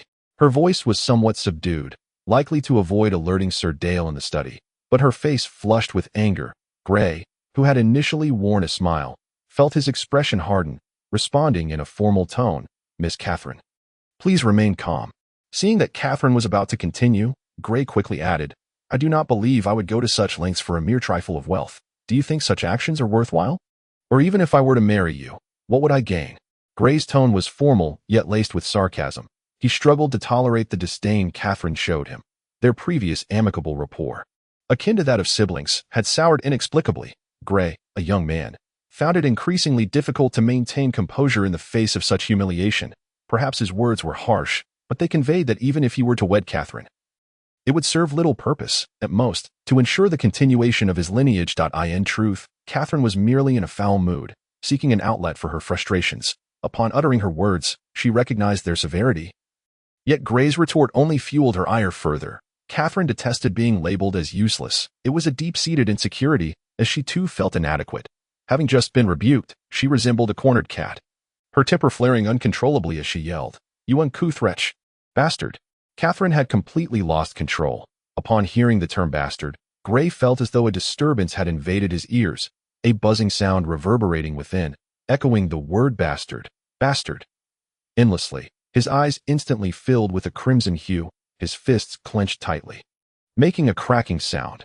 Were it not for the last vestiges of rationality, he might have taken drastic action against Catherine. Yet, the icy glare he directed at her was devoid of any semblance of emotion. Catherine gazed at Gray, clearly startled, retreating 2 steps. At that moment, she truly regretted her previous words. Her inherent kindness surfaced, and she even yearned to apologize. Yet, her words of contrition caught in her throat when confronted with Gray's utterly emotionless eyes, rendering her speechless. "Catherine, Gray." Sir Dale emerged from the study, having seemingly materialized out of nowhere. He observed the 2 children locked in a standoff, having evidently heard Catherine's earlier outburst. Gray, upon hearing the call, snapped back to reality, quickly scanning Catherine before turning to Sir Dale without uttering a word, uncertain of what to say. Catherine mirrored his silence, her expression tinged with a hint of anxiety, perhaps fear. Sir Dale, well aware of the situation, ambled over to the sofa in the hall and gestured for Gray and Catherine to join him. As he watched the two settle down, he let out a subtle sigh. After a moment of silence, Sir Dale spoke. Gray, Catherine is a good child. She possesses a kind heart, though at times her temperament can be quite extreme. She means no harm, and I hope you won't hold it against her. Catherine kept her gaze downward, silent, while Gray took a few deep breaths. Uncle Dale, rest assured, I won't take it to heart. Sir Dale appeared intent on a lengthy conversation. Gray, Catherine, my dear children, I understand the discontent and ambition that lie within you. I, too, have walked this path, just as you are now. He paused, looking at Gray as he continued. Gray, I sense your ambition surpasses that of Catherine. However, this path is fraught with difficulty, and I sincerely hope you do not tread it. Uncle Dale. Gray began to speak. Sir Dale waved his hand dismissively. You need not explain. Ambition is a natural trait of youth. Yet, you must learn to control your emotions. Just a moment ago, you nearly collapsed under the weight of Catherine's words. Gray, my child, the games of nobility are ruthless. Your adversaries will wield such words against you daily. Sir Dale had witnessed too many individuals lose control over a mere phrase, leading to tragic outcomes. And you? Catherine, my child, perhaps it would be wise to relinquish your dreams. Otherwise, even if you achieve them, regret will surely follow. Gaining one thing often signifies the loss of another. Sir Dale advised. Upon hearing this, Catherine trembled, lifting her head to utter two resolute words. I won't. This marked the first instance of her defying Sir Dale's perspective, her voice soft yet imbued with unparalleled determination. Sir Dale seemed poised to respond. But Catherine abruptly left her seat and knelt. Father, I beg you. Tears cascaded down her cheeks, each drop landing upon the wooden floor with a piercing sound. Alas, Sir Dale sighed again. Remaining silent, Catherine showed no inclination to rise. Her expression resolute. Gray was equally astonished. Catherine had been adopted by Dale at the age of 10, a time when she must have possessed painful memories. The hall of the Prime Minister's residence lay eerily quiet, save for the soft sound of Catherine's sobs. What is wrong with Gray? Why must you marry a noble? Is power truly that paramount? Besides, great nobles are not easily swayed to marry us, Catherine. You must awaken to reality. Dreams and reality are worlds apart. There are no fairy tale princes in this world. Sir Dale gently yet sternly advised. Catherine turned her gaze to Gray. Gray is wonderful. He is the ideal marriage partner. But abandon your quest for vengeance, Catherine. Sir Dale interjected once more. Never. Even if it means losing everything, I will. Catherine's expression twisted in a grimace. Then, Catherine, what do I represent to you? Or what does our home signify to you? Sir Dale interrupted her again. Catherine was momentarily taken aback, her words lodged in her throat, mouth agape yet speechless, her gaze flitting about. Sir Dale, feeling a pang of compassion, approached her and helped her to sit on the sofa. Catherine, my child, time will prove that I act in your best interest. A sudden knock echoed through the air. Sir Dale, Miss Nesha from the castle has arrived. It was the voice of a guard from the Prime Minister's residence. Nesha, the youngest daughter of Count Lockton and his only surviving heir, had lost her elder brother to the Human Kingdom's Ascension War, and her younger sibling had perished in infancy, leaving her as the sole daughter. This implied that whoever married her would inherit the entire countship. The guards would surely not dare to impede Miss Nesha. They had come to announce her arrival. Both Sir Dale and Gray were momentarily taken aback, puzzled by Nesha's purpose for visiting the Prime Minister's residence, while Catherine's eyes flickered with uncertainty. Emma, please escort the young lady to her room, Sir Dale instructed, noting that Catherine was in no condition to meet Miss Nesha. Catherine stood, aware that her appearance was unkempt, and the two hastily exited the hall. The grand doors of the Prime Minister's residence swung open, allowing light to flood in as Miss Nesha, accompanied by several maids, made her entrance. Miss Nesha. Sir Dale and Gray bowed in greeting. Nesha, now 16, possessed red hair said to be inherited from her mother, her complexion fair yet healthy. She was not classically beautiful, but rather pleasing to the eye. Exuding the vitality characteristic of a girl her age, Nesha glanced at Sir Dale before her gaze settled on Gray. Sir Gray, you're here too. Her face brightened, for Gray was now appointed as her riding instructor, a position personally designated by the Count, a privilege not easily bestowed. Miss Nesha, Gray replied, bowing again. I am on leave today and came to visit Uncle Dale. Nesha had intended to continue conversing with Gray, but a sudden reminder from one of her maids seemed to spark a realization, prompting her to turn to Dale. Sir Dale, will you not invite me to sit? Her tone was gentle, her manners impeccable. Sir Dale chuckled heartily, gesturing for Nesha to take a seat. Gray contemplated excusing himself, but deemed it impolite, thus dismissed that thought. Is Miss Catherine present? Nesha inquired as her first question, catching both Dale and Gray off guard. She is feeling unwell and is not fit to receive guests, Sir Dale replied. Neither confirming nor denying her presence. Nesha's eyes sparkled momentarily before she composed herself and continued. You see, Sir Dale, Miss Catherine was originally invited to a tea party at the castle today, but unfortunately, she accidentally damaged a painting, and some unkind remarks were made. Please convey my apologies to Miss Catherine. Nesha spoke with utmost sincerity, displaying no hint of insincerity. She presented the entire situation as if it were a mere childhood prank. Fully aware that no one would pursue further inquiries, upon hearing Nesha's words, Gray finally understood why Catherine had been acting so strangely today. The tea party must have brought up her painful memories, and he had become her outlet for frustration. Regrettably, he had failed to fulfill his role, only serving to exacerbate her anger. Sir Dale maintained a smile. I shall convey your sentiments, Miss Nesha. He showed no intention of allowing Catherine to join them. Nesha evidently realized she would not see Catherine today. Her maid appeared displeased but dared not speak out, knowing that such an act would incur severe punishment, regardless of Nesha's affections for her. Then I shall not disturb your work any longer. Sir Dale. Nesha rose to take her leave. As they reached the door, she suddenly turned to Gray. Sir Gray, I hope you can achieve remarkable feats in the upcoming battle against the goblins. I shall. Miss Nesha, Gray replied with confidence. After leaving the Prime Minister's residence, Gray headed straight to a tavern. Having removed his knightly armor, he donned simple leather garb. Carrying a one-handed sword at his waist, he sought a tavern in the commoner district. For he found the atmosphere in the noble district's tavern stifling. Although the commoner taverns were somewhat chaotic and untidy, he relished the freedom they offered. The tavern doors stood ajar, bustling with patrons even during the day. And today it was particularly crowded. Gray navigated effortlessly to an empty stool by the bar. Mike, a beer, he called out, tossing a few copper coins onto the counter, ensuring his voice was loud enough to be heard over the din. The tavern was filled to capacity, and Gray understood why. The castle would soon be recruiting adventurers to combat the goblins, and these individuals had come with that intention, eager to earn their place in history and perhaps even be knighted if fortune smiled upon them. Many among them boasted noble bloodlines, and like Gray, numerous exiled knights sought to reclaim their standing, with Gray considering himself rather fortunate. These individuals typically band together to form mercenary companies. A legitimate mercenary group must possess a certification issued by a duke. And such companies generally enjoy a commendable reputation. Some even serve a particular lord for extended periods, and if their accomplishments are substantial enough, they may be bestowed the title of knight. Naturally, the likelihood of this occurring is exceedingly slim. Yet it remains a possibility, which is why the enthusiasm of mercenaries often surpasses that of regular soldiers. Many among them have been trained as knights since childhood, endowing them with formidable combat prowess. And they do not require their lord to provide equipment, another reason why lords favor hiring them. Time, as it often does, passes swiftly, and the day began to wane. Gray had spent the entire afternoon in the tavern, always seeking a quiet corner to sit in, refraining from engaging with others. Over time, the patrons had come to recognize the presence of a certain knight who would arrive, request merely a pint of beer, and without needing any prompting, find a secluded spot to sit in silence. Sir Gray, do you require anything else? A lovely barmaid approached to inquire, evidently just beginning her shift.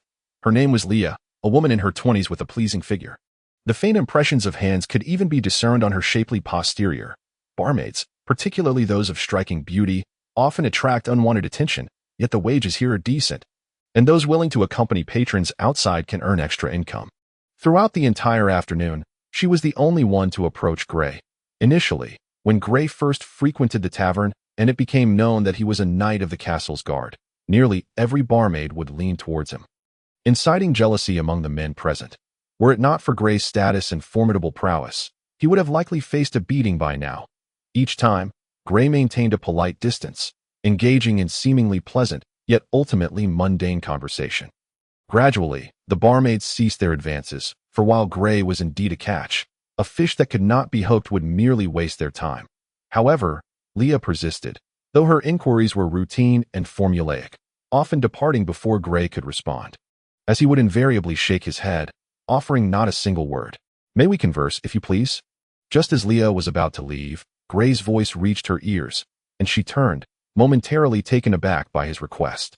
Maintaining a smile, Gray's brow furrowed almost imperceptibly. No one enjoys being scrutinized in such a manner. I apologize, Sir Gray. Of course, I would be delighted. What shall we discuss? I truly apologize, Sir Gray. Gray interrupted her somewhat disjointed speech. If you would, please take a seat so we may talk. The tavern's regulars, having observed the unfolding scene, were filled with curiosity, halting their conversations to gaze towards Gray's table. It is worth noting that during his 2 years in the city of Harland, Gray had often come to this tavern, spending his holidays here. Apart from the initial period of his arrival, this was the first time he had engaged in conversation with anyone. Others, lacking important matters to discuss, dared not approach the noble knight. Patrons had even begun to place bets on how long Leah would persevere in her inquiries. In truth, Leah had long since given up. Her inquiries had merely become habitual greetings during her shifts. To Leah. Cheers, someone in the crowd suddenly shouted, prompting the entire tavern to join in the revelry, raising their glasses and downing their drinks in unison. If sensing Gray's discomfort with excessive attention, they returned to their conversations. Albeit with occasional glances cast in his direction, Leah composed herself and sat across from Gray, who looked at her and said softly, "Would you consider a change of employment? My estate is in need of additional hands, and I believe you would be well suited for the position." As Leah opened her mouth to accept, Gray continued speaking, seemingly lost in his own thoughts. Such a manner of conversation might appear impolite. Yet Gray's delivery suggested it was entirely appropriate.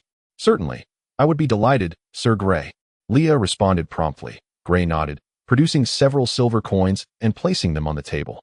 "Please ensure that everyone here enjoys a pint of beer." With merely a handful of patrons present, each could easily have a drink, with some coins to spare. Leah paused momentarily, quickly regaining her composure as she carefully took the coins and walked towards the bar. Promoting the tavern's beverages and food was a crucial aspect of her job, and Gray understood this well. The tavern owner, Maven, exchanged a few words with Leah, casting a cautious glance at Gray before bellowing to the raucous crowd, "Sir Gray has generously offered each of you a pint of beer." Maven, having run the tavern for many years, possessed a voice that resonated above the din. No sooner had he finished speaking than a patron was the first to react. To Sir Gray, cheers. The others quickly followed suit. Gray smiled and raised his own glass, taking a hearty swig. The patrons seemed to grow even more exuberant, their voices rising in volume, with some engaging in boisterous laughter and shouting. Their emotions were plainly reflected on their faces. Gray relished this atmosphere of uninhibited joy. Nevertheless, he resolved to depart from this place, intending not to return frequently in the future. A further reason for his generous treat to the patrons, Gray felt compelled to initiate change. The influence of the brothers Sol and Mark had been profound, as had the peculiar behavior of Catherine that day, along with Miss Nisha's indifferent apology. While the taverns in the noble district were stifled, they offered the opportunity to meet certain individuals, distasteful yet necessary acquaintances. So he would likely refrain from returning to this establishment. As for Leah, his estate indeed required additional staff. Lady Rain had mentioned this to him on numerous occasions, and Leah could be considered a commendable servant. This would serve as a reward for her perseverance over the past 2 years. Despite her somewhat mercenary tendencies, yet, who in this world is not self-serving, working at a knight's estate would be a promising opportunity for an ordinary peasant, with a salary several times higher. 2 days off each month, and, most importantly, the chance to learn. After a few years of mastering noble etiquette, one could secure a letter of recommendation and even find employment within the castle. As he departed the tavern, Gray provided Leah with the address of his estate, in the land of Aelin. Entertainment was scarce.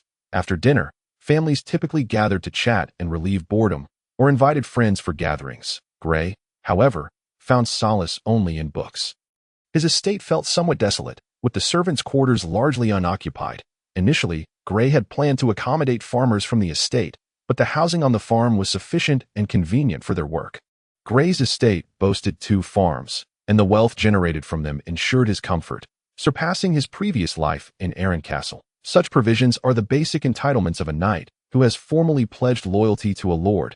The primary purpose of a knight bestowed by a lord is to safeguard the territory. Chapter 18. Morning life. The early spring morning sun was pleasantly warm, casting a comforting glow upon the skin. After rising at 7 o'clock, Gray enjoyed opening the curtains and standing by the window to bask in the sunlight. Ding ding. He rang the bell by his bedside after washing up in the adjacent room. It was not long before footsteps echoed from outside. "May I enter, Sir Grey?" came the voice of Gand. "Come in." With a soft click, the bedroom door opened, and Gand entered, leading Grey's personal maid, Katia, into the room. Katia was a young girl, the daughter of a farmer from Grey's estate, with a delicate appearance. Grey was particularly fond of her large, dark eyes. Katia assisted him in removing his nightclothes and donning a sturdy linen shirt, which was her duty, while the leather armor worn over it required Gand's assistance to put on. Tino. After dressing, Grey called for his faithful dog, who had been waiting by the door. Tino was a common hunting dog from the southern regions of the continent. Known as a southern huntsman, rather than any distinguished breed. As Grey gently stroked his dog's head, he took the sword Gand handed him and fastened it at his waist. "Let us go, Tino," Grey exclaimed. Striding out of the bedroom, the villa of the estate stood 3 stories tall, lavishly decorated. Grey was uncertain of the exact number of rooms, yet this expansive house was occupied solely by him, giving it an air of emptiness that felt rather lifeless. Within this villa, Grey frequented only 4 locations: the hall, dining room, study, and bedroom. Due to the scarcity of servants, he instructed Lady Rain to arrange for cleaning only in these areas. Neglecting the rest of the house, Tino dashed ahead, swiftly reaching the hall, where he sat patiently waiting for Grey. Lady Rain, dressed in the long skirt of a steward, stood in the hall, evidently awaiting Grey, as though there were matters to discuss. "Sir Grey, a Miss Leah has stated that you have hired her to work at the estate." Lady Rain inquired as he played with his dog. Grey replied, "Indeed. Leah is a commendable young lady and should be able to assist you considerably." Lady Rain nodded in acknowledgement. "Very well, Sir Grey, I understand. The newly hired maidservants will not serve their masters immediately. They must undergo a period of training, during which they are required to master certain basic etiquettes and familiarize themselves with the necessary protocols. Prepare some jerky. Xiaoyang and I will be leaving for a while," Grey instructed before departing the villa with his beloved hound. Although the estate is situated outside the city, this area is remarkably secured, and a vast expanse of land nearby has been designated by the Count for the sustenance of knights, with all soldiers stationed in this vicinity, except for those guarding the city. The surroundings even feature rudimentary walls and numerous watchtowers, allowing this area to be regarded as a satellite city of her reign. The grain and supplies stored in the various estates could sustain a force of 5,000 for over 2 years during wartime. The morning air is indeed refreshingly crisp, as the smoke from the houses in the 2 farms of the estate rises into the sky. The hunting dog, Tino, darts around Grey, playfully leaping onto him from time to time. Such morning strolls always uplift one's spirits. "Lord Grey," came the voice of Xiaoyang. Upon hearing this, Grey turned, and Xiaoyang was nearly at his side. "What is it?" Grey inquired. "The affairs officer from Zagaxi village, Mark, is looking for you." Xiaoyang replied. At this, Grey's eyes glimmered, and he simply nodded before making his way back to the villa with Tino closely trailing behind. Mark arrived alone, clad in a thick gray linen garment, its conspicuous collar adorned with patterns. He is now seated on the sofa in the hall, holding a cup of hot tea. "Mr. Mark," Grey greeted first. Mark immediately rose to his feet. "Apologies for the abrupt visit, Sir Grey." Grey nodded, and then addressed Xiaoyang and Lady Rin, who were nearby, saying, "I would like to speak with Mr. Mark privately. This is not a matter of trust, but rather a means of safeguarding them. Sometimes, knowing too much can be detrimental." Just as Sol said, a cautious knight. Mark seemed to relish his reclined position on the sofa. "This tea is delightful, Sir Grey, and this estate is truly magnificent." Grey fixed his gaze on Mark. "Let us discuss the matter at hand, Mr. Mark." Mark chuckled lightly. "I might have to stay at your estate for a while, and the plans I have perished." Mark had been smiling since the beginning, yet Grey could distinctly sense the insincerity in his smile, tinged with pain and shame, devoid of any hint of regret. Grey regarded Mark earnestly. "Of course, Mr. Mark, you are most welcome. Breakfast is typically served around 8 o'clock, and today's table bears an additional guest, infusing the somewhat spacious dining room with a touch of vibrancy. The golden brown crust of the white bread is lightly spread with honey. The milk freshly exchanged from a nearby estate, accompanied by neatly sliced pieces of smoked meat." "Lady Rin," Grey called out after breakfast as the servants cleared the table, addressing Lady Rin, who stood behind him. "I am here." "Lord Grey," she responded, her reaction noticeably delayed. Ordinarily, after finishing breakfast, Grey would directly instruct Lady Rin to prepare the horses before departing. "Arrange a room for Mr. Mark. He will be staying at the estate for some time." Gray indicated towards Mark, then paused before adding, also, take some time to clean all the rooms. They may soon be needed. Zhaoang, no one is to speak of Mr. Mark's presence at the estate. Gray's voice was soft, yet his tone brooked no argument. Understood. Lord Gray. Zhaoang promptly replied, this statement also directed at Lady Rin. When Gray arrived at the castle's nightly garrison, the magical clock had already struck 9, not including the captain and his lieutenant. There were a total of 22 knights in the garrison, all of whom had arrived exceptionally early today. Gray typically arrives at this hour. Under normal circumstances, it is considered quite early, yet today it feels somewhat late. Sir Gray, why the tardiness? Lieutenant Tyro Harland inquired coldly. My sincerest apologies. Knight Tyro. At such a moment, it is best not to offer explanations. Admitting fault is the wisest choice. Even though he knows Tyro is deliberately being difficult, Tyro scoffed. Have your squire prepare your equipment, lead your troops, and be ready to depart. Military orders have been issued. You must reach the Qijin fortress by noon tomorrow. Tyro is also a clever man. He understands that he cannot push too far at this juncture.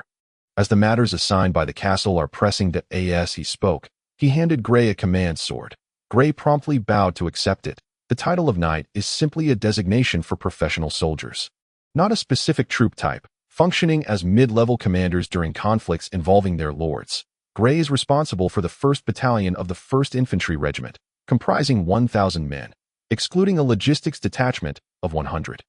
There are 900 combat-ready soldiers. The 1st Infantry Regiment totals 5,000. While it is termed the 1st Infantry Regiment, the entire Count's domain comprises only 1 infantry regiment, along with an archer brigade and a light cavalry brigade. Of course, the most formidable armed force in the Harland domain is the heavy cavalry regiment. The heavy cavalry represents the mightiest military strength of the human kingdom, with 500 heavy cavalrymen stationed in Harland. However, they will not be deployed against goblins. Though it may seem like a considerable force of nearly 10,000, it is merely sufficient to maintain the safety and order of the entire Harland domain.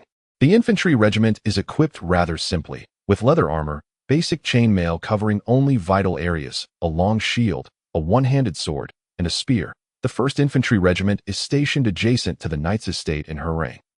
And the order to arrive at the Qijin fortress by noon the following day provides ample time.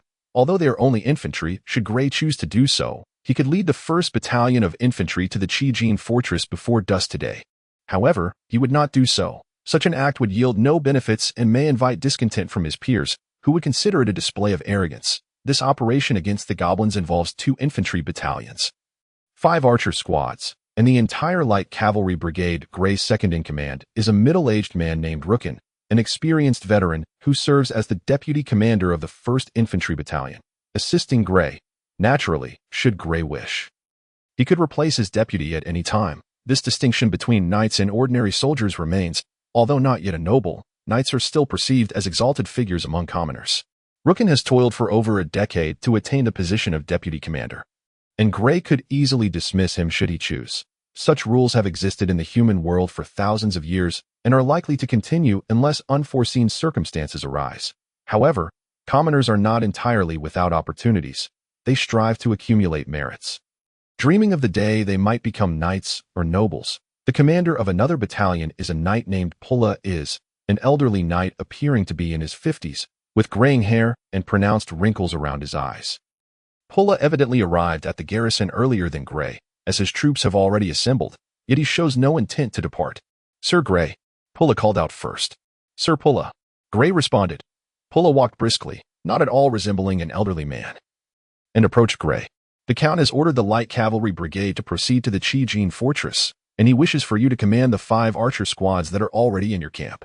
Gray was momentarily taken aback. He had not received such orders, implying that this directive had come directly from the Count to Pulla. I understand, Sir Pulla. Gray replied. I believe we should proceed together, Pulla suggested. Certainly, I share the same sentiment. Gray would not refuse. The task of eliminating the goblins likely does not involve much for their 2 infantry battalions. The main force will undoubtedly be the 1,000-strong cavalry brigade, with Gray and Pulla's roles primarily to encircle and prevent the goblins from escaping, while also capturing any stragglers that on April 26, 1211 of the Continental Era, Gray had been stationed at the Qijin fortress for 2 full days. With scouts frequently returning with reports of villages that had been ravaged, Gray's orders remained to hold position. and he was beginning to grow impatient. During a military campaign, he could not venture beyond the camp without directives. "Sir Gret," it was Pulla's voice. Before Gray could respond, Pulla had already entered the small wooden cabin that a night. Gray had the privilege of enjoying a cabin to himself. Pulla entered without seeking a place to sit, instead standing at the door and announcing, "The Count has summoned us for a meeting."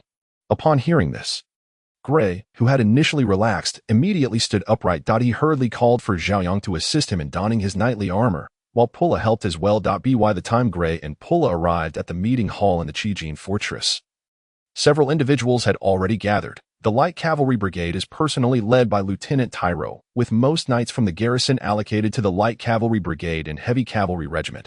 And Commander Gannard is naturally the highest military authority for this campaign. At the far end of the meeting hall sat Gray and Pulla. Count Lockton and Sir Gannard entered the hall together. Count Lockton, now in his 50s, possesses the characteristic brown hair and blue eyes of southern nobility. Although his hair is now completely white, the wrinkles on his face are not prominently displayed, likely due to good care. His skin has a somewhat pallid hue, yet his physique remains robust, clearly the result of regular exercise. Earlier, scouts reported that goblins have gathered near the village of Jurjiashi, not far from here. In the past couple of days, the scouts have also explored other areas, uncovering a staggering number of scattered goblins, amounting to at least 5,000. Sir Gannard spoke slowly after obtaining the Count's consent. He then cast a sweeping glance at those present in the council chamber, finally fixing his gaze upon Sir Gray. "Sir Gret." Gray hastily rose and saluted. "Sir Gannard, your mission." Just as Sir Gannard was about to assign the task, Count Lockton interrupted, fixing his eyes on Gray and inquiring, "Sir Gray, were you the one who completed the reconnaissance mission a few days ago?" "Yes, my lord," Gray replied, momentarily taken aback, as he believed the Count should already be aware of this. Why was he asking? Count Lockton gave a slight nod and continued, "What transpired during the subsequent escort mission?" "My lord, I sincerely apologize. I had a brief altercation with Officer Mark, and thus I departed prematurely." Gray kept his head bowed low, not wanting anyone to witness his expression. Why was the Count posing such questions in this setting? Was there someone in this room who might be implicated? Count Lockton softly queried, "Are you aware of what occurred thereafter?" "I regret to inform you, my lord, that I am not entirely sure," Gray responded. Sir Gannard observed the Count's unexpected scrutiny of the entire matter, a fleeting look of delight passing across his face, although the escort mission was directly assigned by Count Lockton to Seoul. As the highest military officer of the Hurrian territory, Sir Gannard was well aware of it. However, he had no intention of interceding on the Count's behalf, which also explained why he had not inquired further when he noticed Gray returning earlier than expected a few days ago. Count Lockton regarded Gray thoughtfully, before dismissing the matter with a casual remark, "Very well, let it be as it is." Many in the hall were still oblivious to the situation. Evidently, the Count had no intention of clarifying. Hearing this, Sir Gannard felt a lump in his throat, suddenly coughing twice, his face flushed crimson. Such was the power wielded by a territorial lord. Regardless of how unreasonable it may be, his words must be obeyed. Perhaps due to the volume of Gannard's cough, the Count's brow furrowed slightly before he instructed, "Proceed with the task assignments, Sir Gannard." Chapter 20. The battle. Gray's task was straightforward, to lead the 1st Brigade in sweeping through the western plains of the Red Rainforest, advancing from west to east without allowing a single goblin to escape. Sir Pele's mission was to clear the eastern region. Moving from east to west, the cavalry brigade was to seal off the southern city, eliminating small clusters of goblins. Sir Gannard intended to employ a net of encirclement to trap all the goblins, a pragmatic strategy. Gray's assignment felt akin to herding sheep. Not a single one should be overlooked. Coupled with Gray's cautious nature, his progress was somewhat slow, prompting Sir Gannard to dispatch 2 groups of men to urge him along before he finally quickened his pace, after 2 continuous days of advancing and encircling. Gray arrived at a designated high point 10 miles west of the goblin gathering place. This was the agreed-upon location, and without a moment to rest, he immediately dispatched a messenger to inform Sir Gannard, who was stationed with the cavalry. Gray did not allow his soldiers a respite. Once they became lax, regaining their vigor would be arduous.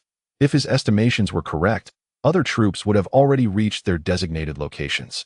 A predicament that could not be avoided, as Gray was tasked with the largest area, but had limited manpower, primarily infantry. Completing the mission in 2 days was commendable as anticipated, within less than a quarter of an hour after sending out the messenger. The shrill sound of magical horns echoed 5 times, signaling the commencement of their assault. leaving no extra time for Gray. Engaging goblins required no elaborate strategies. Despite the 3,500 human soldiers facing approximately 30,000 goblins, with not even a reserve prepared by the Count. As the formation slowly advanced, the goblin encampment became increasingly clear to Gray's eyes. There were no defensive structures whatsoever. In fact, even when they approached within a mile of the camp, they encountered no meaningful resistance. Suddenly, the ground trembled violently as the cavalry charge appeared on Gray's right flank, plunging into the goblin camp like a dagger. It was only then that the goblins reacted, seizing makeshift weapons to mount a defense, yet it was utterly futile. The cavalry's mobility was overwhelming. In mere moments, they had circled the goblin encampment, breaking free once more, now realigning their formation for another charge. Following the cavalry's onslaught, the goblins scattered like ants disturbed from their nest, rushing out in a chaotic swarm. Gray immediately urged his horse to gallop within his ranks, shouting, "Advance swiftly, advance swiftly." Upon receiving the command, the squad leaders hastily ordered their soldiers to quicken their pace. "Those accursed cavalry," Rukin muttered under his breath. As the deputy brigade leader, he was entitled to ride rather than march like the other soldiers. Gray shot a fierce glance at Rukin, who flinched and quickly lowered his head. Nonetheless, the cavalry's actions were undeniably infuriating. Their charge had thrown the entire camp into disarray, and given their already insufficient numbers, they were unable to establish an effective encirclement. "Convey this order. Any brigade that allows even a single goblin to escape shall be charged with the crime of letting the enemy go," Gray declared coldly. His gaze fixed on the throng of goblins surging from the encampment. Jangd promptly bowed and departed, while Rukin shivered at the implication. This was a crime worthy of annihilation. His earlier sense of superiority as deputy brigade leader dissipated in an instant. This marked Gray's first command of a large-scale battle. The goblins they had previously encircled had crumbled at the slightest contact. He was determined to conclude this mission with distinction, not wishing to appear foolish, and had little concern for the thoughts of the soldiers beneath him. His orders swiftly bore fruit, as the formation tightened and the rear archers of 5 squads arranged themselves in a steady line, advancing at a measured pace. The goblins' combat prowess proved far weaker than anticipated. After enduring a relentless rain of arrows, those who charged toward the infantry phalanx were immediately pierced by a wall of spears. Those fortunate enough to evade the first line of long pikes found themselves swiftly dispatched by the second line of short spears. For those exceptionally lucky enough to breach the second line, they were met with the stark realization of yet another formidable wall of shields, with short blades occasionally slicing through the gaps. Gray refrained from charging into the fray himself. He understood his responsibilities lay in overseeing the entire line, remaining vigilant for any breaches that required immediate rectification. Should he personally engage in the battle, it would spell disaster for the integrity of the formation. As time progressed, Gray's troops continued their slow advance, leaving a trail of thick blood and goblin corpses in their wake. The area before the phalanx was drenched in crimson, reminiscent of the legions of hell, sending a shiver down one's spine. Though the goblins fought poorly, their sheer numbers took a toll on many soldiers, whose stamina visibly waned. Had it not been for the officers' reprimands nearby, they would have collapsed to the ground in exhaustion. Moreover, Gray rode past them, urging, "Steady now, steady." His voice resonated like a hammer striking their resolve, invigorating them with each utterance. Fortunately, the goblins, perhaps deterred by the vast array of fallen kin before them, displayed evident fear, beginning to retreat toward their main camp, with only a handful seeking escape through the gaps in the encirclement. After several waves of cavalry charges, they paused to recuperate, their steeds requiring rest. Once Gray perceived the situation on the battlefield stabilizing, he promptly ordered a reduction in pace, recognizing that his soldiers also needed a moment to recover. A brief stillness enveloped the battlefield, yet the pungent scent of blood lingered in the air, a reminder of the recent violence. At this moment, the goblin stronghold was teeming with their kin, who refrained from the chaotic charges seen earlier. Even as Gray's first brigade of infantry reached their left flank, there was no sign of disorder. "Are they preparing to face us in battle?" Gray pondered, momentarily taken aback as he observed the goblins forming rudimentary ranks ahead, his brow furrowing slightly. Perhaps it was more appropriate to refer to them rather than it.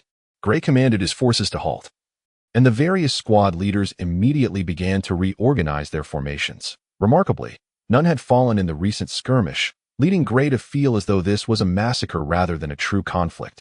A sense of disinterest washed over him. Casting a glance behind, he was met with a sea of bloodied footprints, sending chills down his spine.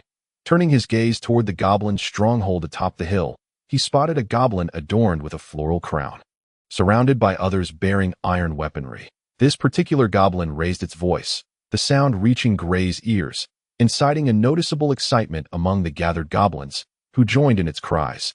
This was clearly a sign of emerging civilization. And Gray watched them, a sigh escaping his lips. Their flickering flame of civilization was destined to extinguish.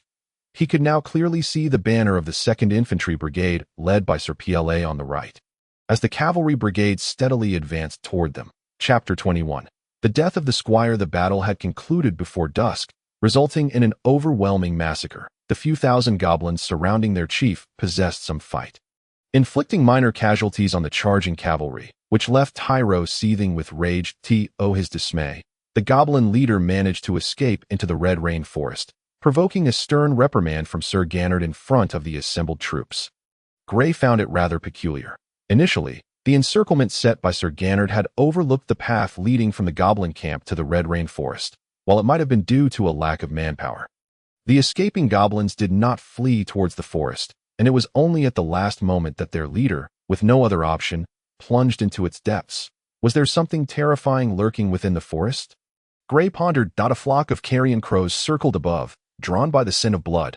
Orders had already been issued to gather the corpses and incinerate them, a precaution against plague and disease that needed to be executed before nightfall. Gray had intended to inspect the goblins' main camp, but the cavalry had surrounded the area so tightly that no other troops could gain entry. Perhaps the aging count had chosen to remain at the Golden Fort instead of commanding the battle on site. A messenger had already returned with news of victory, which Gray found somewhat absurd. What was there to commend about such a hollow triumph? Gand was reassigned, a common occurrence, and Gray could have refused the call. Yet he did not, as he noticed that all the squire knights were similarly summoned. Time passed slowly, and finally, as the sun dipped low in the sky, the corpses were organized. The goblin bodies were piled like refuse, and not a single soul offered a prayer to the goddess Sherry. The flames were ignited. Most human kingdoms revered Sherry, the embodiment of light and the messenger of justice. Before long, the air was filled with the acrid scent of burning flesh, causing Gray's head to spin slightly. The cavalry maintained their tight encirclement around the goblins' main camp, as if guarding some secret. A command arrived, instructing the troops to establish a camp 10 miles from the entrance of the forest where the goblin leader had fled. Naturally, this task fell to 2 infantry battalions, who first had to construct quarters for the cavalry. The camp was hastily erected, albeit in a rudimentary manner, lacking even the simplest defensive structures, aside from the necessary patrols. The remaining soldiers gathered around the campfire, some discussing the recent battle, while others compared the beauty of a certain woman in town or debated whose skills were superior. Men, after all, often revel in boasting about their prowess and valor, or engaging in discussions of state affairs. In his tent, Gray, as a knight, possessed the privilege of enjoying solitude. His squire, Gand, had yet to return, leaving the responsibilities to his deputy, Rookin. Gray idly flipped through a book, occasionally glancing at Rookin as he deftly attended to various tasks. Observing Rookin's industriousness, Gray felt a sudden sense of inadequacy. Aside from his knightly title and a modicum of knowledge, he realized he was not even as capable as Rookin. This realization left him uncomfortable, and an overwhelming sense of urgency washed over him, prompting the thought, what would become of me if I lost my status as a knight? With a heavy thud, he tossed the book onto the table, his mind swirling with agitation. He exhaled deeply, striving to regain his composure. He turned his gaze back to Rookin, who, noticing the disturbance, quickly turned to him. Gray, is there something you need? Rookin inquired, his demeanor respectful and submissive, prompting Gray to inwardly mock himself for his earlier thoughts. Resolving not to lose his knighthood, and vowing to ascend to true nobility, he replied coolly, It's nothing. Carry on with your work. As Gray prepared to reopen the book, a familiar voice called from outside. Is Sir Gray there? It was the voice of Sir Pulla, the captain of the 2nd Infantry Battalion. Before Gray could respond, Pulla pushed aside the tent flap and entered. Recently, Pulla had taken to visiting Gray often, and the soldiers outside dared not impede his passage. You step outside, Pulla commanded Rookin, displaying a blatant lack of courtesy. Rookin, despite Gray's ignorance of the situation, frowned and nodded in acquiescence. Departing the tent, once Rookin had exited, Pulla stepped closer and fixed Gray with a serious gaze. Your squire is dead. His voice was low. Gray initially thought he misheard, and immediately asked, "What did you say?" "I said your squire." "That fellow named Gand has perished," Pulla clarified distinctly. Gray stood momentarily stunned, his expression shifting to one of grave concern as he thought. Pulla would not jest about such matters. He had dismissed Rookin for a reason. Surely to convey something of importance. Staring intently at Pulla, Gray spat out, "What happened?" Noticing Gray's changing demeanor, Pulla flinched. "You must remain calm. Sir Gannard will send someone to explain the details, and no matter what they say. You cannot argue or confront Sir Gannard." "What on earth transpired?" Gray pressed coldly. Pulla hesitated. "I do not know. I must leave now. Remember what I told you." With that, he hurriedly exited Gray's tent, ignoring Gray's calls.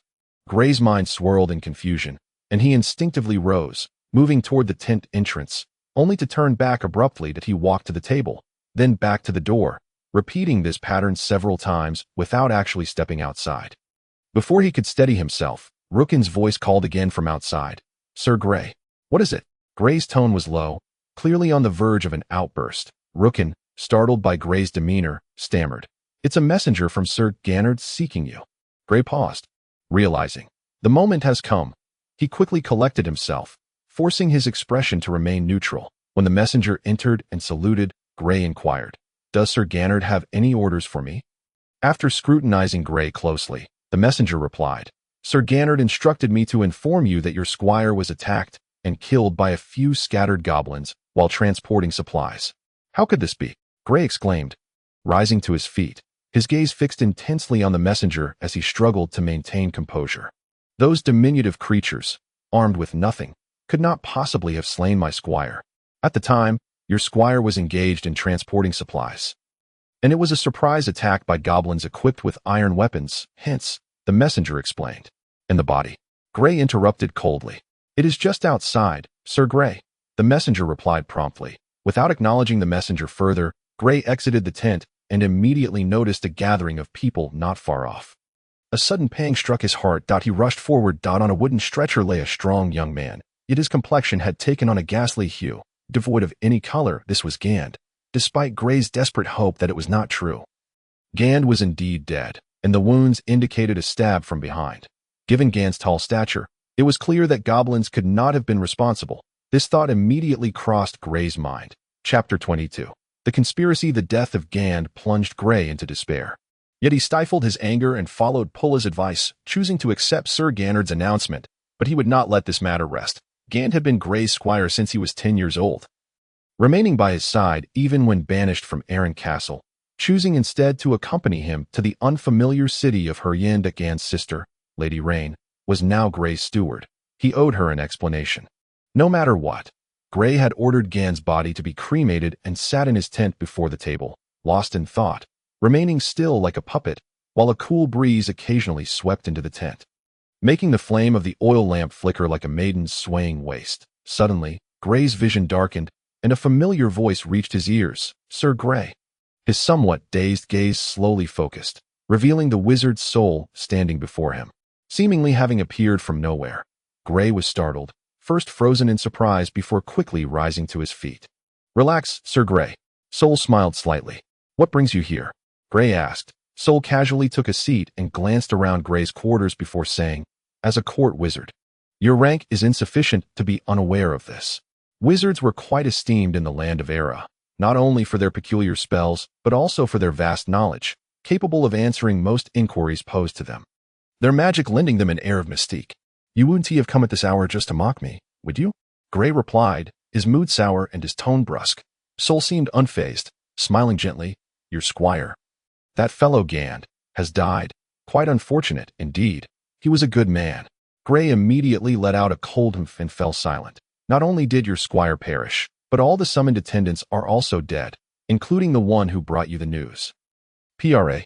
Soul's voice was soft, yet his words struck Gray like a thunderbolt. "What happened?" Gray inquired in a low tone. Soul's expression grew serious. "It certainly pertains to the cargo they were transporting." Gray was momentarily taken aback, but his mind quickly grasped the situation, and he responded, "Are you suggesting those items plundered by goblins? What could they possibly possess, given their limited intellect?" "Have you forgotten so soon?" Soul reminded Gray. "You mean that cartload of gold bars?" Question mark. Gray exclaimed, his voice rising, and he hastily covered his mouth. Soul nodded, but Gray furrowed his brow. Can you be certain? It must be in the goblin's main base. Is that merely a guess? Indeed. Gray looked at Soul incredulously, while Soul, gazing intently at Gray, stated solemnly, regardless of whether that cartload of gold is in the goblin's base, your squire and those deceased attendants were undoubtedly dealt with by Gannard's faction. Gray had surmised as much, yet he lacked concrete evidence. Moreover, squires belonged to the personal property of knights. When the time came, Sir Gannard would likely offer some compensation to Gray in the name of the guard. And even if the matter reached the Earl's ears, Sir Gannard would have little to worry about. Do you have proof? Gray inquired. Soul shook his head, and Gray felt a pang of disappointment, but Soul then smiled mysteriously, softly saying, I have a plan to eliminate Gannard tomorrow, though it may be somewhat troublesome and will require your assistance. Gray was taken aback by this revelation, wondering if he had misheard. Soul fixed his gaze on Gray. As long as Gannard is removed, the Earl of Lockton will not hold you accountable. What need is there for evidence? You must have longed to usurp his position. Every knight in the guard aspired to replace Sir Gannard, even his aide. Taro desired the same. Yet, such matters were ultimately decided by the Earl, and Gray found it hard to believe Soul could influence the Earl's decisions. However, the prospect of discreetly eliminating Gannard without facing repercussions from Earl Lockton was tempting. Prior to Gannard's death, Gray might have hesitated to take such a risk, but now he felt compelled to act. The essence of humanity lies in its capacity for joy, anger, sorrow, and elation. Gannard's vengeance must be exacted. Even a moment's reflection would reveal that Gannard's demise was inextricably linked to Sir Gannard. Tell me what I should do, Gray asked firmly. Do you remember the 9 cavalrymen? Soul inquired. Gray nodded, and Soul continued. Tomorrow, Gannard will lead several dozen cavalrymen into the forest, including those 9, and you will accompany them. However, your task will be to ensure his flanks remain secure, and he will not permit you to draw near. Upon hearing this, Gray frowned. He'll only bring such a small force. Soul smiled enigmatically. Some matters are better kept from too many eyes, especially when it involves dirty work or silencing witnesses. You want me to lead my own troops to slay them? Do you think that's feasible? Gray nearly laughed at the absurdity of Soul's suggestion. If he were to do such a thing, word would spread throughout the camp in mere hours that he had commanded his subordinates to murder their superior. Soul chuckled.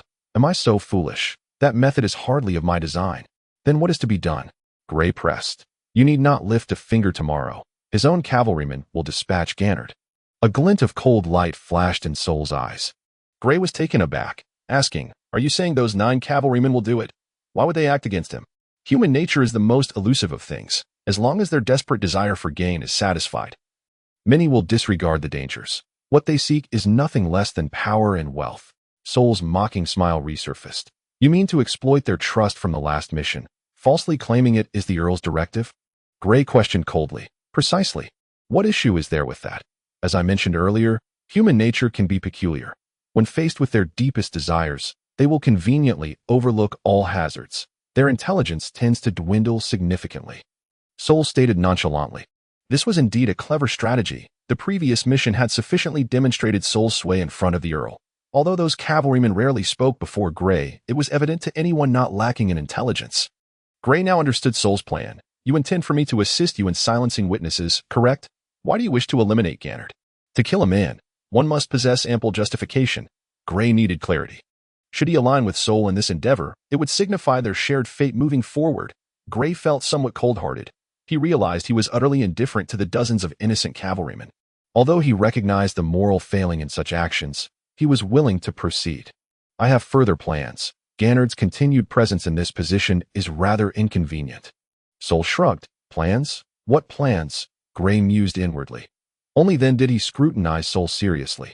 The first time he had met Soul was in a tavern in the common district. Soul was the first person he had encountered there, and the only one he had come to know. He was quite the conversationalist. Unlike Gray, who merely sat in a corner, nursing his drink, Soul could name nearly every patron in the tavern. Gray acknowledged that he had underestimated the wizard's soul all along. While he had been shackled by his own despair, Soul had been devising ways to free himself from those very chains. Chapter 23. The Death of Sir Gannard. What plans? Gray instinctively inquired. Soul replied nonchalantly. Rest assured, my plans will not be detrimental to Earl Lockton, nor to Sir Dale, and they may even benefit you. Once Gannard is dead, you will hasten to the Golden Citadel, Locate Earl Lockton and report the circumstances surrounding Sir Gannard's demise. Inform him that the soldiers below succumbed to greed, and by the time you arrived, it was already too late. Sol continued. Upon hearing this, Gray felt a stir in his heart. Most of the knights in the castle were engaged in battle here, while at the Golden Citadel, there was only one knight, the Earl's captain, remaining at this critical juncture in the assault on the goblins. If all went well, Earl Lockton would likely appoint Gray as the acting captain of the guard, if he performed well in the aftermath. A formal appointment could be forthcoming upon returning to the castle. Very well, I shall proceed as you suggest. Gray promptly agreed, both of them instinctively neglecting the lives of those innocent cavalrymen. Throughout the night, Gray hardly slept, yet he felt no fatigue. Rather, he was filled with excitement, or perhaps anxiety. By morning, circumstances shifted slightly when Earl Lockton arrived at the temporary camp with his personal guard. This development tightened Gray's chest momentarily. But the orders dispatched from above brought him relief, aligning perfectly with Sol's predictions. The cavalry battalion was assembled and ready to depart, yet the majority remained stationed outside the forest, while Sir Gannard personally led fewer than 50 cavalrymen into the woods. Gray's mission was to guide 2 squads of infantry and 1 squad of archers to safeguard the left flank of Sir Gannard. The goblin leader must be eradicated or driven from the territory of Harland. The deeper one ventured into the red rainforest, the darker it became. However, the perimeter was not as dire as described in literature. Along the way, Sir Gannard frequently dispatched messengers to adjust Gray's marching route. As time passed and the troops advanced slowly, Gray's anxiety intensified. He awaited the signal with bated breath, a sensation that was truly distressing. Anticipation, excitement, tension, confusion, an entanglement of emotions. Suddenly, beep, beep, beep. 3 piercing sounds echoed. The magical whistle signaled. And Gray instinctively reacted, recognizing it as the agreed-upon signal. This realization sent a shiver down his spine. Quick, change direction, converge toward the center. Gray immediately commanded, Sir Gray, Sir Gannard has ordered that regardless of what occurs, we must prioritize ensuring the safety of the left flank. Without his command, we cannot approach them.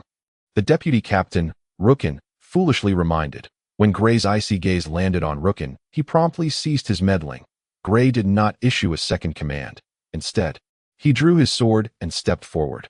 Rookin, reacting swiftly, seemingly eager to alter the unfavorable impression he had just given Gray, quickly adjusted the formation, shouting, Hurry, follow in the footsteps of Sir Gray.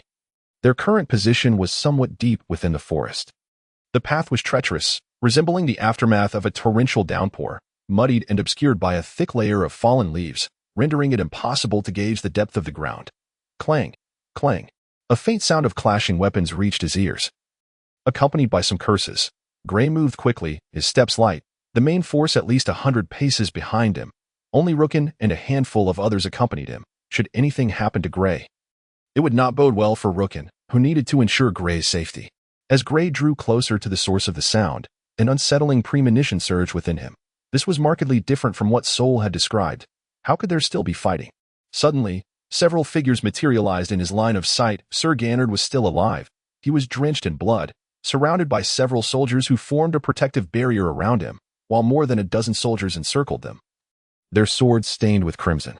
What should I do? Gray pondered anxiously, as the soldiers behind him drew ever nearer. My lord.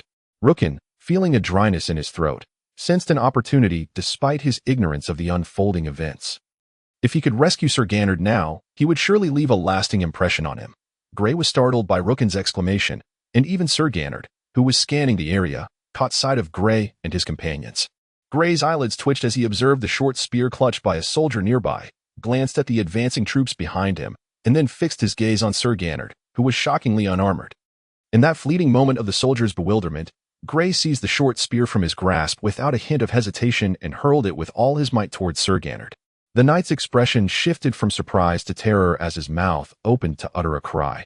But the spear pierced his chest, transforming his unvoiced words into a spout of warm blood. Gray, seemingly frenzied, noted that Sir Gannard had yet to fall, and quickly snatched another spear from a different soldier, throwing it with pinpoint accuracy to strike straight through the knight's heart. The remaining soldiers were momentarily stunned before they all turned their gazes toward Gray, most displaying expressions of joy. Gray's face was icy as he turned to Rookin. Relay the command. Leave no traitorous soldier alive. Rookin and the soldiers beside him appeared to be in shock, completely unresponsive to Gray's order. "Why are you not moving?" Gray barked, as the dozen soldiers across from them dispatched the last of their adversaries and began advancing toward Gray's group. At that moment, the main force arrived, and Rookin's steps were disordered as several commands were issued. The cramped geography of the forest allowed only one company of infantry to swiftly advance. Perhaps sensing something amiss, one of the soldiers shouted, "Knight Gray." "It is us." Gray remained unfazed, replying, "I am here to slay you traitors who dared to openly assassinate Sir Gannard." His view was obscured by the 100-strong company ahead, preventing him from discerning the soldiers' expressions. Yet their voices reached his ears. "Gray? Kage? Soul? Gray? You despicable scoundrels! I curse you!" Rookin's face shifted through a spectrum of emotions as Gray's voice reverberated in his ears like an incantation. "Mr. Rookin, I believe you know what must be done?" At this, Rookin mechanically turned his head. Upon meeting Gray's cold gaze, he shivered involuntarily, quickly bowing his head and responding, "I understand, Knight Gray." His fear was palpable, and he could feel his very hairs trembling. Chapter 24. A crucial mission. 100 infantrymen could easily dispatch a dozen cavalrymen lacking steeds in no time. Once the skirmish concluded, Gray approached the site where Sir Gannard had fought. Scattered nearby were goblin corpses, including that of the flower-crowned goblin chief, the main target of this mission. Beside the goblin's remains lay an open wooden chest, revealing a dazzling pile of gold coins that captivated the soldier's eyes. Gray furrowed his brow, a slight twitch betraying his unease. Rookin suddenly appeared before him, anguish etched across his face, a faint scent of blood lingering about him. He spoke in a hushed tone, "The task has been accomplished." Gray understood what he meant. The soldiers had vanished. He sighed inwardly, acknowledging that this was not his desired outcome, yet he had no choice but to proceed thus. With trembling hands and a heart racing like a drum, he felt as if he were floating, scanning the exposed gold. "Pack those coins. A portion can be distributed among the soldiers." Previously, Rookin would have been elated. Yet now he appeared dazed and distracted, his movements mechanical. Nevertheless, he efficiently carried out the task. Gray, observing him, harbored a chilling thought. He too should be eliminated. Gray was taken aback by his own cold-bloodedness. A commotion of footsteps approached, and upon turning, Gray discovered, as anticipated, that it was the troops led by Knight Pulla arriving. After a brief explanation to Pulla, Gray, accompanied by a small squad of soldiers, departed the scene. So, Sir Gannard is dead. In the main tent of the temporary camp, Count Lockton sat at the head of the table, with Soul by his side, alongside a collection of noble lords from the Harland territory. It was customary for high lords to bring their vassals to war, a necessary precaution. Gray stood at the center of the tent, bowing slightly. Upon being addressed by the count, he quickly replied, "Yes, my lord. His soldiers may have succumbed to greed." Count Lockton responded with a faint, "Oh," and inquired, "What kind of wealth could provoke my soldiers to forsake their lives?" Gray promptly stated, "Several chests of gold, all pure gold." Perspiration coated his palms as he regarded the Count's guards, their swords appearing rather intimidating. No sooner had he finished speaking than the nobles within the tent began buzzing with conversation. These lesser nobles had never encountered such a substantial amount of gold, especially not in pure form. Suddenly, the magician's soul leaned closer to the count, whispering something in his ear. Once he finished, Count Lockton tapped his fingers gently on the table, raising an eyebrow as he asked, "Where is Taro?" Gray silently chuckled, replying, "Leading the cavalry squadron in patrol near the forest." "Knight Yek, send word to Sir Taro, instructing him to allocate 5 companies of cavalry under Gray's command, and do it at once." Count Lockton's voice was low, and Gray thought he might have misheard. Knight Yek, whose full name was Yek Nanda, was the Count's personal captain. "Now then, gentlemen, I wish to speak privately with Knight Gray and Lord Soul." Before Gray could react, Count Lockton addressed the nobles within the tent. After exchanging glances, they bowed and exited. Once they were gone, Count Lockton furrowed his brow and declared, "There is a mission originally intended for Sir Gannard. A highly dangerous one." Gray was taken aback momentarily but quickly realized this was his opportunity, a once-in-a-lifetime chance. "My lord, I will accomplish it," Gray affirmed resolutely. Count Lockton, no longer in the fervent prime of his youth, cautioned, "This task is of utmost importance. We have prepared for nearly 2 decades. Do you comprehend the gravity of my words?"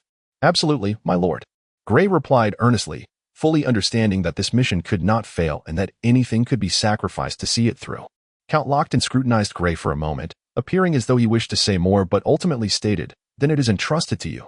Soul has also recommended you, granting you 2 infantry battalions, 5 archer companies, and 5 cavalry companies. I shall await your good news at the castle. Although Count Lockton did not officially appoint Gray as the captain of the guard, he entrusted Gray with half of the military power within the Harland territory. Should Gray succeed in this mission, the position of captain would undoubtedly be his. The task involved delving deep into the Red Rain Forest to investigate a matter of great significance. Venturing into the heart of the Red Rain Forest was no trivial endeavor. The troops quickly assembled, and upon learning they would be entering the Red Rain Forest, the soldiers exhibited visible trepidation and even fear, under the stern encouragement and persuasion of their respective squad and company leaders. Their spirits stabilized.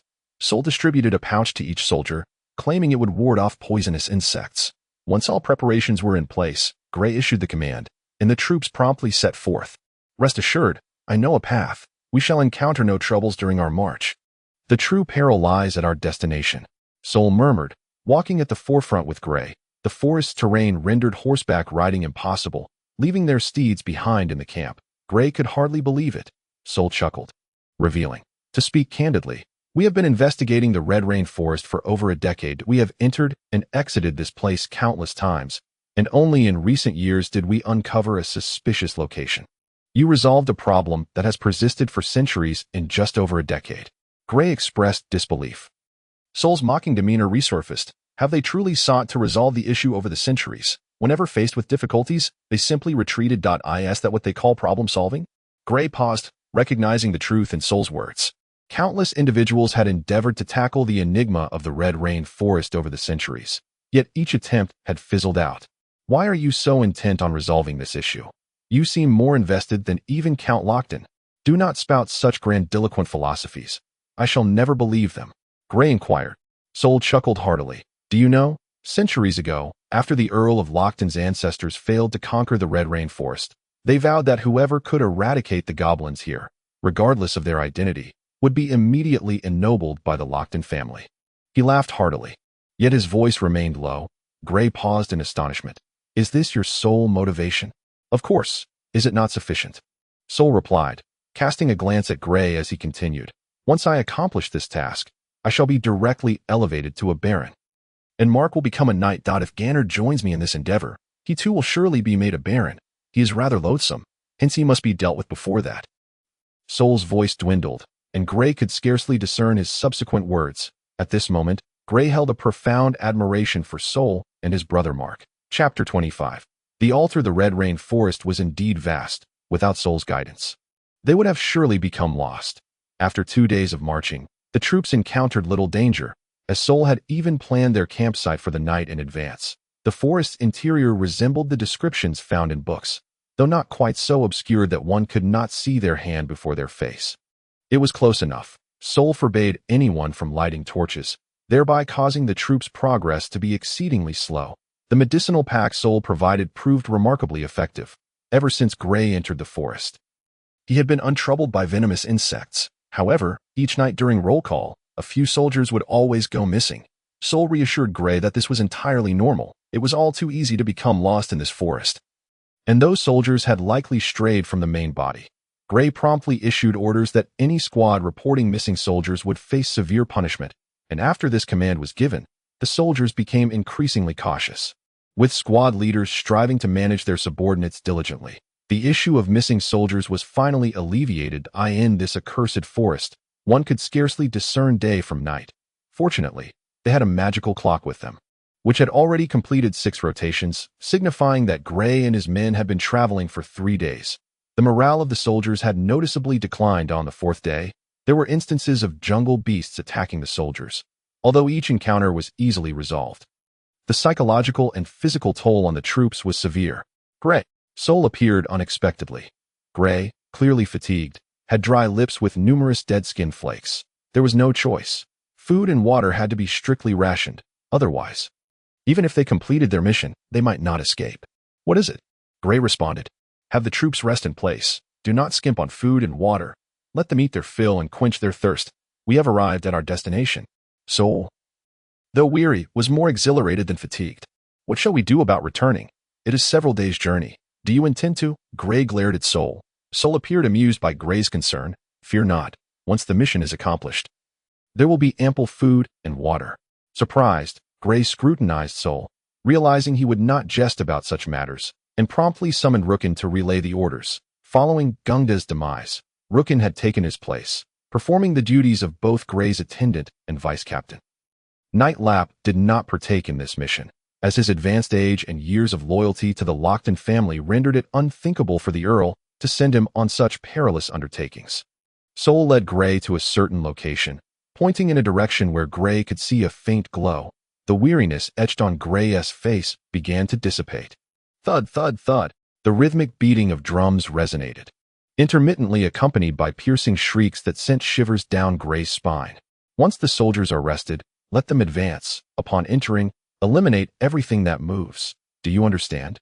Sol coldly instructed, fixating on the luminous area. Gray nodded. Time passed slowly, and Sol regained his strength while Gray sat on the ground surrounded by various squad leaders and 2 vice-captains.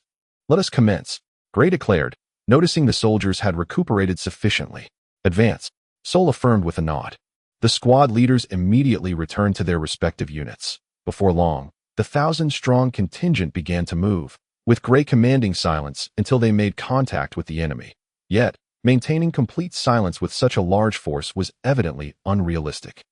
To Gray's astonishment, their advance proceeded with unprecedented ease. As Gray approached the source of light, he squinted against its brightness, yet vague silhouettes began to materialize, accompanied by familiar cries, when he abruptly opened his eyes wide. He was utterly dumbfounded by the sight before him. A stone altar, remarkably large, even greater than the barracks of the 1st Infantry Regiment outside of Harland City. The surrounding forest had been cleared, allowing unimpeded light to flood in. Due to the limitations of his vision, Gray could only glimpse a towering altar in the distance. With a vast plaza before it, to the left of the plaza lay a hillock formed of rubble. Rising to a height comparable to the distant altar, though lacking its grandeur, the altar was encircled by stone walls, with the entrance directly before Gray and his company. Gray's mind raced. Could this be a city? What astonished him most was the sight of goblins standing atop the altar, clad in rudimentary armor and wielding iron weapons and shields. He even spotted several squads of goblin archers atop the hillock to the left. Quickly, march forth, annihilate these goblins. Sol bellowed from the side. Gray swiftly surveyed the nearby terrain and shouted, Advance! Quickly, the 1st Division shall seize the left hillock upon entry. Move, move. The goblins in the plaza had already detected Gray and his troops and were rallying a horde to charge at them. Gray had to secure the entrance before they could reach it. Estimating the goblin numbers to be no less than 10,000, he was uncertain of the combat capabilities of these equipped goblins, so he dared not advance too hastily. To be cautious, he resolved to first capture the left hillock. Where the goblin archers were stationed in abundance, the cavalry, lacking steeds, were inferior to the infantry, yet their full suits of chainmail offered protection against standard weaponry. The goblins' weapons would pose no threat to them. Thus, they were positioned at the forefront. The battle soon erupted. As the first goblin fell, the battleground was quickly drenched in crimson. Everything unfolded according to Gray's strategy, within less than half a magical clock's duration. The left hillock was secured. Gray promptly commanded the archers to ascend, leaving one squad behind in the 1st Infantry Division while the others attacked the goblins from the left flank, the archers raining arrows down from the high ground, striving to eliminate the goblins' fighting force. Something feels amiss. Command the troops to halt their advance, Sol stated, furrowing his brow as he remained by Gray's side, and no sooner had he spoken than several fireballs suddenly descended from the heavens, crashing into the ranks of the foremost cavalry squadrons, igniting a conflagration. Gray, startled, glanced at Sol. Your premonitions are always accurate, but could you not forewarn me sooner? Quickly, slay those burning soldiers, or we shall suffer greater losses. Sol's voice rang out, startling Gray, though the soldiers ahead could not hear him. Gray shouted at Rookin, who stood idly nearby. Hurry and relay the order. The troops are to withdraw 100 paces and eliminate those who are aflame and panicking. Just as Rookin departed, more fireballs struck down, causing chaos among the soldiers, and a throng of goblins seized the opportunity to launch an assault, resulting in casualties among Gray's men.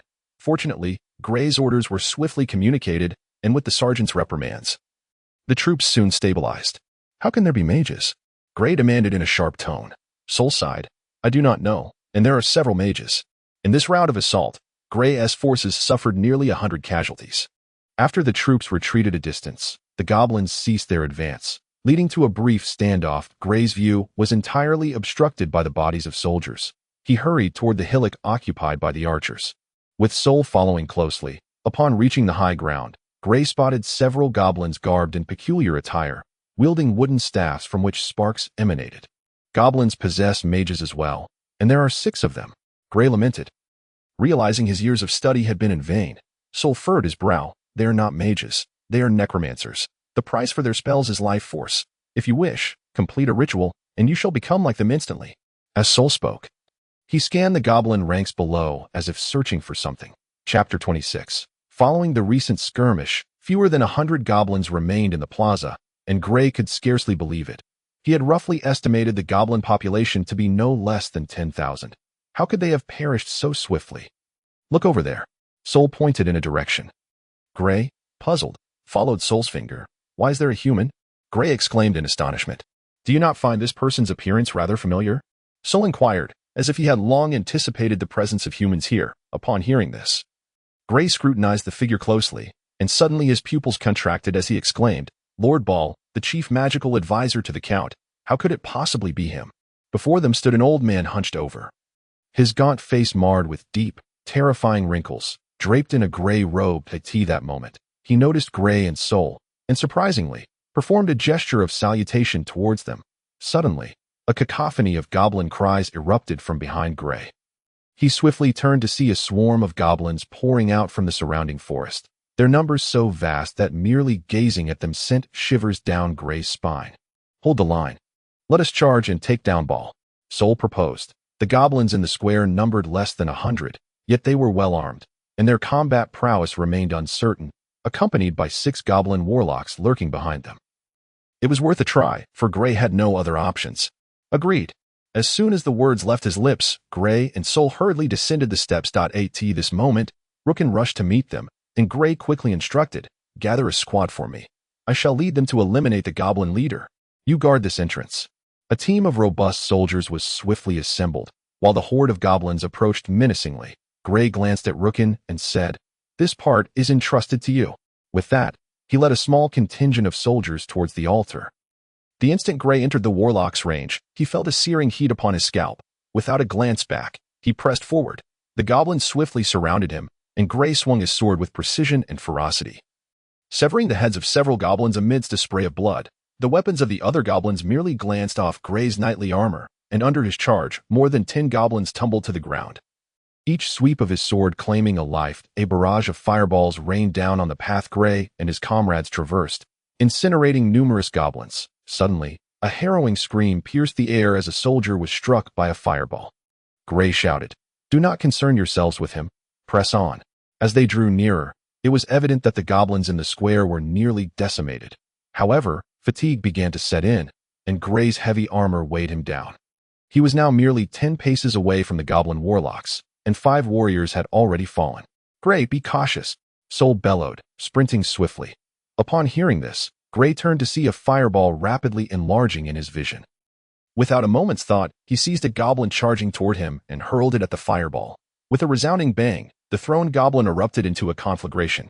Get out of the way, Gray shouted, swiftly dodging to the left. Just as 6 goblins prepared to cast spells, Gray seized the lifeless body of a recently felled goblin and hurled it again, knocking one warlock unconscious.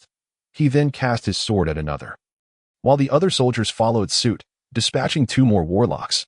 Ultimately, the remaining 2 were obliterated by Soul's fireballs. Gray could scarcely comprehend the speed at which he cast his spells. It was nothing short of astonishing. By this point, the goblins in the square had been largely eradicated. A few brave little fellows, so eager to meet their demise. Ball materialized at the edge of the altar before Gray and his companions. His voice now somewhat shrill, prompting Gray to furrow his brow. Soul offered a slight bow and inquired, Minter, will you not provide an explanation? Ball laughed heartily. What is there to explain? Do you not already know?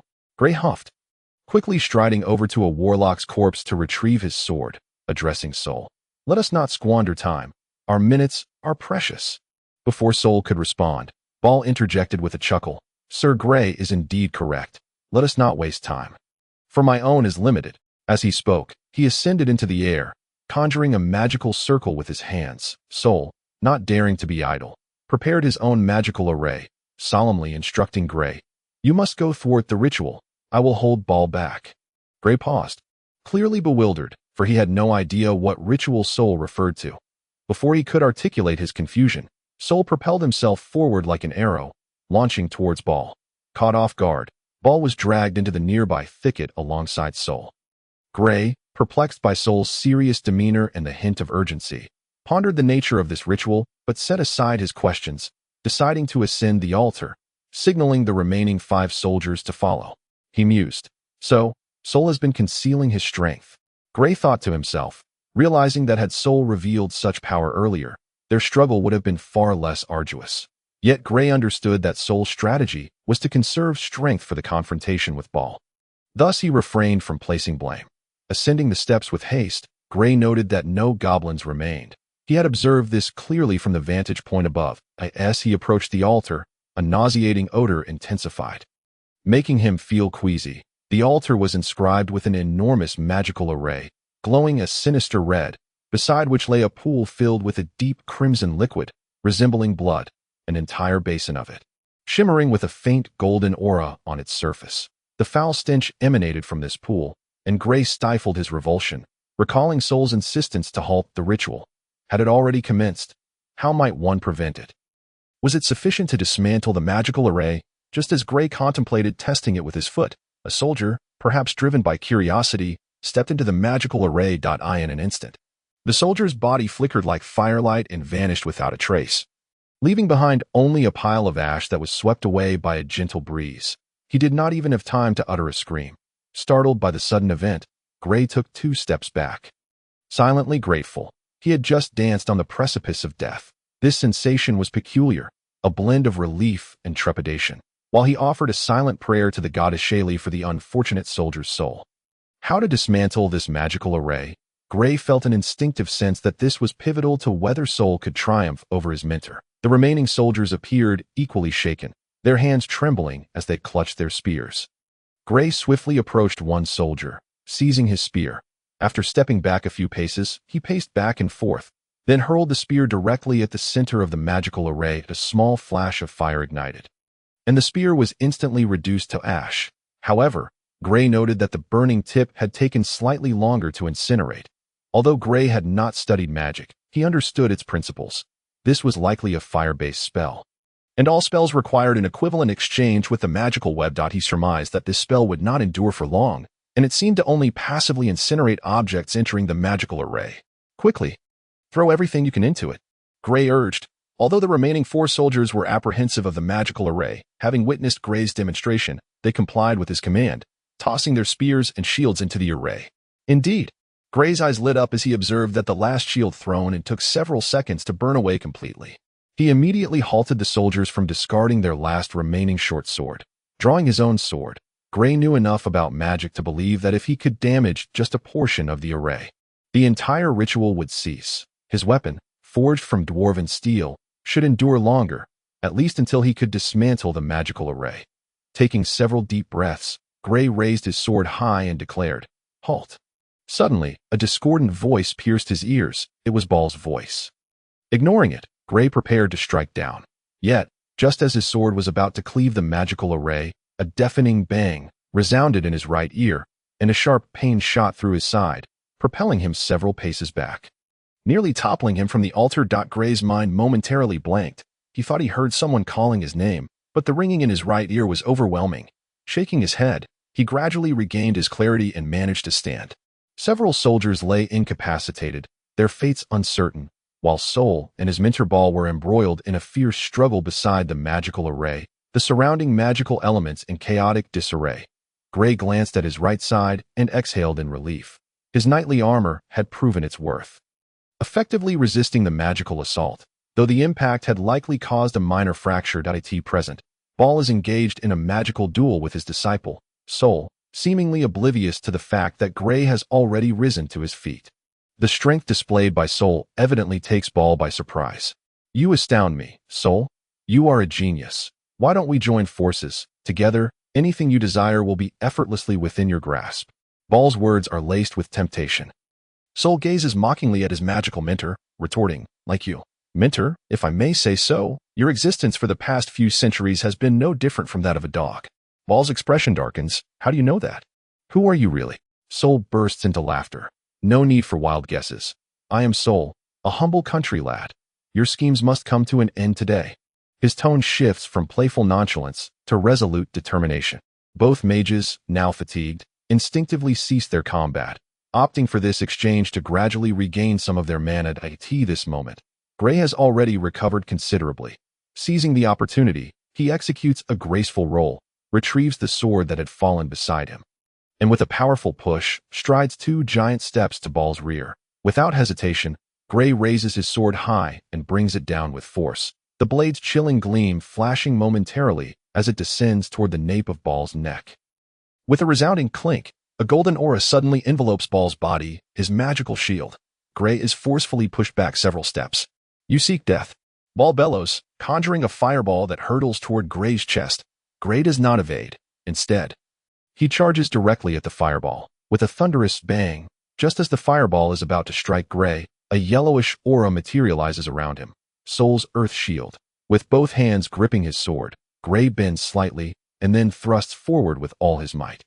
Ball's eyes widen as he extends a hand to block. Another crisp sound resonates, akin to metal clashing against metal. Gray's strike is unexpectedly thwarted, leaving him visibly astonished, pondering. How can this fellow's hand be so hard? Ball's hand grips, attempting to seize Gray's sword directly. Gray raises an eyebrow, instinctively twisting the sword in his grasp, prompting Ball to hastily release his grip and retreat. Gray's eyes light up with realization. His adversary is not invulnerable. He must have employed some spell to temporarily harden his body. This mage dares to engage a knight in close combat. It is nothing short of folly, Gray muses. However, Ball is evidently not so foolish. After stepping back, his entire body suddenly flashes backward, covering a distance of more than 10 steps, leaving Gray lamenting the missed opportunity. Although Ball retreats, he remains protective of the magical array. The skirmish between Gray and Ball had transpired in a mere heartbeat. Just as Soul was about to sabotage the magical array, Ball obstructed his path. I will keep him occupied. You destroy the magical array. Soul fixates on Ball, casting a swift glance at Gray before speaking hastily. With that, he resumes his magical duel with Ball. Gray, without hesitation, strides to the side of the magical array. You dare, boy. Ball screeches. Gray scoffs inwardly, ignoring Ball's shrill voice. You are courting death. Ball appears to have made some resolution, unleashing a powerful surge of magical energy that sends Soul flying, simultaneously launching a magical projectile toward Gray. Startled, Gray decisively abandons his position, rolling to the side to evade. After spitting out a mouthful of congealed blood from the impact, Soul rises, seemingly unscathed. He just cast a spell at the cost of his vitality. Be cautious. He's about to go berserk, Soul warns. Gray is momentarily taken aback, wondering just how much vitality this old coot possesses. Sensing Gray's thoughts, Soul adds, do not underestimate him. He has lived for several centuries. Chapter 28.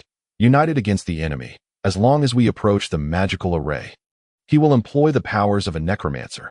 Soul frowns. The power of a necromancer, once the issue of vitality is set aside, is exceptionally formidable. Fortunately, Ball does not seem to possess limitless vitality to expend.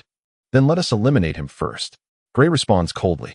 Soul fixes his gaze on Ball, casting a quick sidelong glance at Gray, contemplating before saying, we can give it a try. You engage him in close combat while I provide support. The mage's offensive methods are predominantly wide-ranging. Thus, in close quarters, Soul can only assist Gray. Nodding, Gray takes several deep breaths, suddenly channeling energy into his legs and propelling himself forward with the speed of a gust of wind, a testament to Soul's influence. With Soul's assistance, Gray feels significantly lighter. Unencumbered by the threat of Ball's magic, he first strikes downwards, completely disregarding the magical projectiles aimed at him. Ball, unable to summon his magical shield in time, hastily sidesteps. A cold glimmer flashes in Gray's eyes as he swiftly transitions from a downward slash to a slicing motion, moving at an astonishing speed. However, by that moment, Ball has completed a protective magical shield. With a painful clink, Gray's eardrums suffer from the reverberation, and Ball, utilizing the recoil, retreats several steps to create distance between them. Gray refuses to grant him that satisfaction, immediately closing the gap. The two engage in a fierce exchange. Neither able to gain the upper hand after numerous rounds, Gray is astonished. Despite Ball's advanced age and gaunt physique, he possesses remarkable endurance, an anomaly for a mage. This cannot continue, Gray thinks to himself. Realizing his stamina is limited. Currently, he and Soul's collaboration barely maintains an advantage, yet he reaps no rewards. If his energy is depleted, the situation will swiftly become dire. Gray cannot rely on the assumption that Ball's stamina is inferior.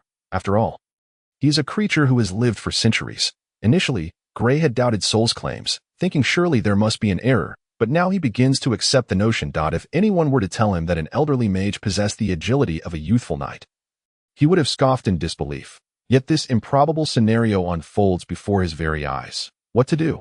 Gray scans the altar for any potential advantage, suddenly raising an eyebrow, thinking, I found a solution. However, he knows he must not act too hastily. They continue to grapple for several more rounds. Gray's stamina is visibly waning, having trekked through the forest for days and just recently engaged in battle in the square. With another resounding clink, Ball again leverages the recoil to distance himself, consistently avoiding a direct confrontation with Gray, leaving Gray feeling as if something is tightly gripping his chest. As Ball retreats a few paces, Gray chooses not to pursue, inwardly exclaiming, what a fortuitous opportunity. Instead, he pivots his body and brings his sword down, realizing he is now at the edge of the magical array. Ball's gaze sharpens. Reacting with remarkable swiftness, he casts a spell with his left hand to deflect Soul's magical projectile while conjuring a massive fireball with his right hand aimed directly at Gray's side. Gray can sense the potency of this fireball, the searing heat causing a slight sting to his exposed skin. Now is the moment, he silently urges himself, suddenly dropping low and rolling on the ground, perfectly evading Ball's magical assault, propelling himself right up to Ball's front. Without affording Ball any time to react, Gray's sword pierces the location of Ball's heart, warm blood splattering onto Gray's hand, quickly followed by a greater torrent of blood. Clearly taken aback, Ball coughs up a mouthful of blood, shrieking in disbelief. Not dead yet. Seeing that Ball still possesses strength, Gray hastily withdraws his sword, then swiftly slashes, severing Ball's head clean off, warm blood spraying over Gray, causing him to grimace. Ball's body collapses, blood pooling around him. Everyone has their vulnerabilities, or perhaps it is more accurate to say everyone has things they care about. Soul remarks calmly that he is correct. Had Ball not been excessively protective of the magical array, defeat would have undoubtedly fallen upon Gray and Soul. Gray, evidently fatigued, collapses onto the ground. Sir Soul, did you not claim to be well prepared? Soul, uncharacteristically awkward, responds. Every endeavor encounters unforeseen circumstances. After catching his breath, he adds, I truly was well prepared. Gray nearly laughs in disbelief at Soul's words. Must we still destroy this magical array? Gray inquires. Soul nods. You may give it a try. Gray is momentarily taken aback by his response, yet he stands up. Just as he is about to approach the magical array, the ground suddenly trembles violently, nearly toppling the recently relaxed Gray. Retreat. Soul shouts. In truth, even without Soul's warning, Gray is already sprinting away from the altar. As he reaches the steps, a monstrous roar echoes in his ears, a sound so thunderous that had he not covered his ears, he would have feared for his eardrums. The noise is peculiar, reminiscent of a tiger's roar yet akin to a wolf's howl, an unsettling cacophony. Before Gray can fully process the situation, the red light of the magical array intensifies, only to vanish in an instant, revealing an exceedingly grotesque creature at the center of the magical array. This beast is enormous, standing at least 20 feet tall, with a tiger's head and a human's face, provoking a sense of nausea, its body resembling that of a wolf, with long fur trailing on the ground. What is this thing? Gray inquired with a furrowed brow, having perused many tomes yet finding no mention of this peculiar creature. Soul's gaze was icy as he replied, a man-made parasitic entity. The question is, what do we do now?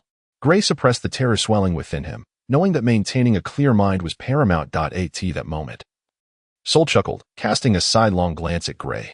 I told you, my preparations are quite thorough. You two little rascals, after centuries of scheming, I shall make you endure the most excruciating torments the world has to offer. The creature spoke in human tongue, its voice unsettlingly familiar. Gray frowned. It was the voice of Ball. My dear mentor, what do you see? Soul showcased his signature sardonic smile, retrieving a scroll from his garments and slowly unfurling it to reveal an exceedingly intricate magic circle inscribed upon it. A sealing array. How do you possess it? Ball, now a monstrous form, uttered in a most unappealing tone. I crafted it myself. Impossible. How could you? Ball clearly disbelieved. Soul shrugged. Some things, as long as one desires to accomplish them, can indeed be achieved. Minter, is this not a lesson you have imparted? Chapter 29. Deceptive. The beast Ball snorted. Even if you possess a sealing array, can you truly bind me? Soul smiled faintly. My dear Minter, I have followed you for nearly 30 years. Not to mention what I just did. Soul's smile now bore an unsettling quality as he pointed at another humanoid Ball, recently slain by Gray. Listening to their exchange, Gray discerned that the scroll in Soul's possession was a form of sealing magic. A spell known to even contain deities. Yet the cost was something no soul could bear. The rules of the magic web are immutable. Observing Soul's confidence, Gray felt a twinge of self-doubt. It was not that he mistrusted Soul, but rather that Soul's confidence seemed excessively assured in no matter the task. Such certainty before completion borders on arrogance. Yet Gray knew Soul to be anything but arrogant. You vile, disgusting, despicable wretch. Ball bellowed, his fist-sized eyes bloodshot and glaring at Soul. Even from a distance, Gray could smell the creature's foul breath. Ball was evidently unwilling to relent, his four wolf-like claws thrashing in agitation, eyes fixated on Soul, yet not daring to advance. Very well, my dear disciple. Ball unexpectedly quieted, casting a glance at Gray before fixing his gaze on Soul. You shall pay a price, I assure you, and it shall come swiftly. After uttering this, the beast Ball leapt from the altar and vanished into the thicket. Gray could scarcely believe it, glancing back and forth between the altar and the direction Ball had disappeared, ensuring it was not an illusion. Once Soul confirmed that the creature had indeed departed. He exhaled in relief, observing Gray's stunned expression before erupting into laughter, which he found hard to contain. Were you deceiving that creature? Gray asked, skepticism evident in his voice. Soul struggled to suppress his mirth. What did you think?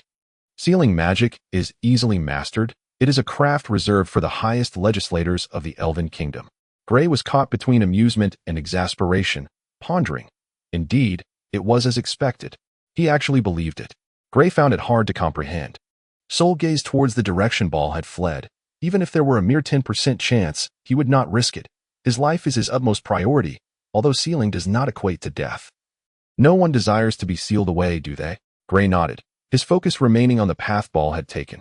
However, my laughter does not stem from having frightened off Ball, Soul remarked nonchalantly, withdrawing his gaze to stare at the pristine sky. The expression on Soul's face was one Gray had never witnessed before. He had always seemed carefree, yet it felt as if some weight had been lifted from his shoulders. Now, he appeared to embody a profound satisfaction, as if a dream had been fulfilled. That creature is the root cause of the goblin unrest in the Red Rain Forest for centuries. Gray queried. Indeed, Soul affirmed succinctly. Upon receiving the answer, Gray turned to observe the ongoing battle at the altar's entrance. What of the goblins? Their numbers are overwhelming. At this rate, the soldiers will soon be exhausted. In response, Soul pointed to the severed head of the humanoid Ball. This fellow is akin to a deity in the goblin's faith. Once you display this head, their innate cowardice will compel them to retreat. Let us do so at once. Gray exclaimed, striding towards the head. Yet, Soul seized Gray's arm. Wait, there is no immediate danger there. Do you not find it curious how Ball has managed to survive for so long? What do you mean? Gray inquired. While there was indeed no present peril at the entrance, it was unrealistic to maintain unwavering focus indefinitely. Regardless of their advantage, casualties must have occurred by now, and he did not wish to delay further. Soul continued. To put it another way, do you not wish to live as Ball has, for hundreds or even thousands of years? If the price is to become such a creature, I would not hesitate. Sometimes, living too long is not a blessing. Gray resolutely shook his head. That fool Ball knows nothing of magic. He has squandered centuries. Soul clearly held his mentor in disdain. Gray frowned. You had best clarify matters swiftly. I do not wish for my soldiers to perish needlessly. You have learned to be hypocritical. Soul shot a glance at Gray before gesturing towards the pool of blood. Do you know what lies within? Before Gray could respond, Soul exaggeratedly continued. That is essence blood. Do you grasp what that means? The entirety of blood within a healthy adult human's body must be collected to yield a single grain-sized drop of essence blood. Upon hearing this, Gray initially paused. Then his mind raced, his eyes fixating on the pool of blood, shock coursing through him. Was all of this essence blood? How many lives had been sacrificed? He then questioned. If it is so precious, why did that creature ball abandon it? I told you, he has no comprehension of how to utilize essence blood. He is utterly ignorant of the essence of magic. He foolishly attempted to absorb it into his own body, which is patently absurd. How could a human body endure such an influx of essence blood, particularly when each individual's blood possesses different attributes? Soul paused, casting a glance in the direction Ball had fled. In the end, he cultivated that grotesque parasite, partitioning much of his soul to inhabit it, believing he would achieve his goals. Alas, he failed miserably, merely depleting the majority of the essence blood. Soul's voice was deliberate and measured. You mean the principle of equivalent exchange within the magic web? Gray probed. Soul blinked, then chuckled. You are astute. Even one who possesses no knowledge of magic can grasp such a simple truth. Yet Ball, that old fool, remains oblivious. How laughable. Gray furrowed his brow. Yet every spell necessitates a corresponding magic array. Even the sorcerers you speak of require such conditions. Perhaps Ball understood this principle long ago, but simply could not devise an appropriate magic array. Soul's eyes gleamed with fervor, his conviction unwavering as he replied, but I want to test it. The eccentric temperament of the mage flared up at that moment. You may test as you will. I will not interfere. But I must return to my soldiers. Gray sensed a shift in the atmosphere, his peripheral vision scanning for the hilt of his sword at his waist to confirm its location. Just then, a heavy sensation enveloped his head, as if a great weight bore down upon him, his eyelids growing unbearably heavy and unresponsive. Alarm surged within him, and he instinctively grasped the hilt of his sword. As his vision darkened, he caught sight of Soul's familiar mocking expression. Chapter 30. Undying.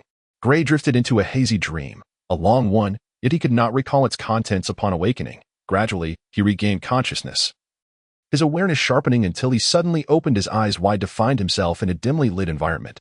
Flickering lights danced nearby, and many figures were present. Amidst the feeble glow, Gray realized he was ensconced within a forest.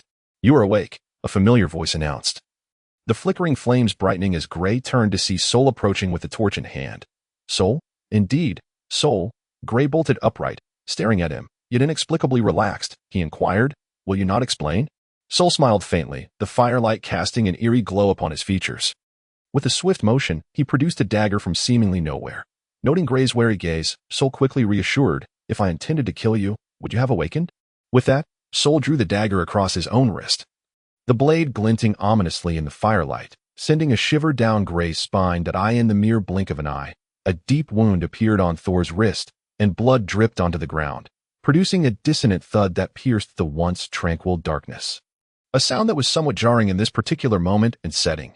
Just as Gray stood in stunned silence, the bleeding from Thor's wound abruptly ceased. Thor gazed at Gray, whose face was etched with confusion. And with a chuckle, he sheathed his dagger. Then, with his other hand, he wiped away the blood from the very wound he had just inflicted. As the blood smudged away, the wound itself vanished. Did you succeed? Gray exclaimed, drawing the attention of a nearby soldier on guard duty. That a brief glance from Gray was sufficient for the soldier to turn away hastily.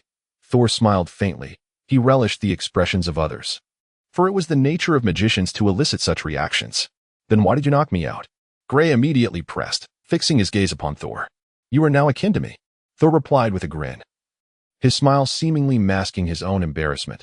Gray was taken aback, clearly skeptical. After all, the notion of immortality was not something one would readily share, not even with one's own kin. Everyone yearns for a longer lifespan, especially ordinary folk like Gray and Thor. Thor handed the dagger he had just put away to Gray, who took it and mimicked Thor's earlier action, though he made the wound slightly smaller. Initially, a sharp pain accompanied the trickle of blood, followed by a tingling sensation, until only the coolness of evaporating blood remained. Gray's eyes widened as he hurriedly wiped the blood away, finding his skin unscathed. His eyes flickered with astonishment, yet his expression remained unchanged. Suddenly, he lifted his head and fixed his gaze on Thor. Did you use me as a test subject? Logically, he should have been infuriated, yet Gray remained silent.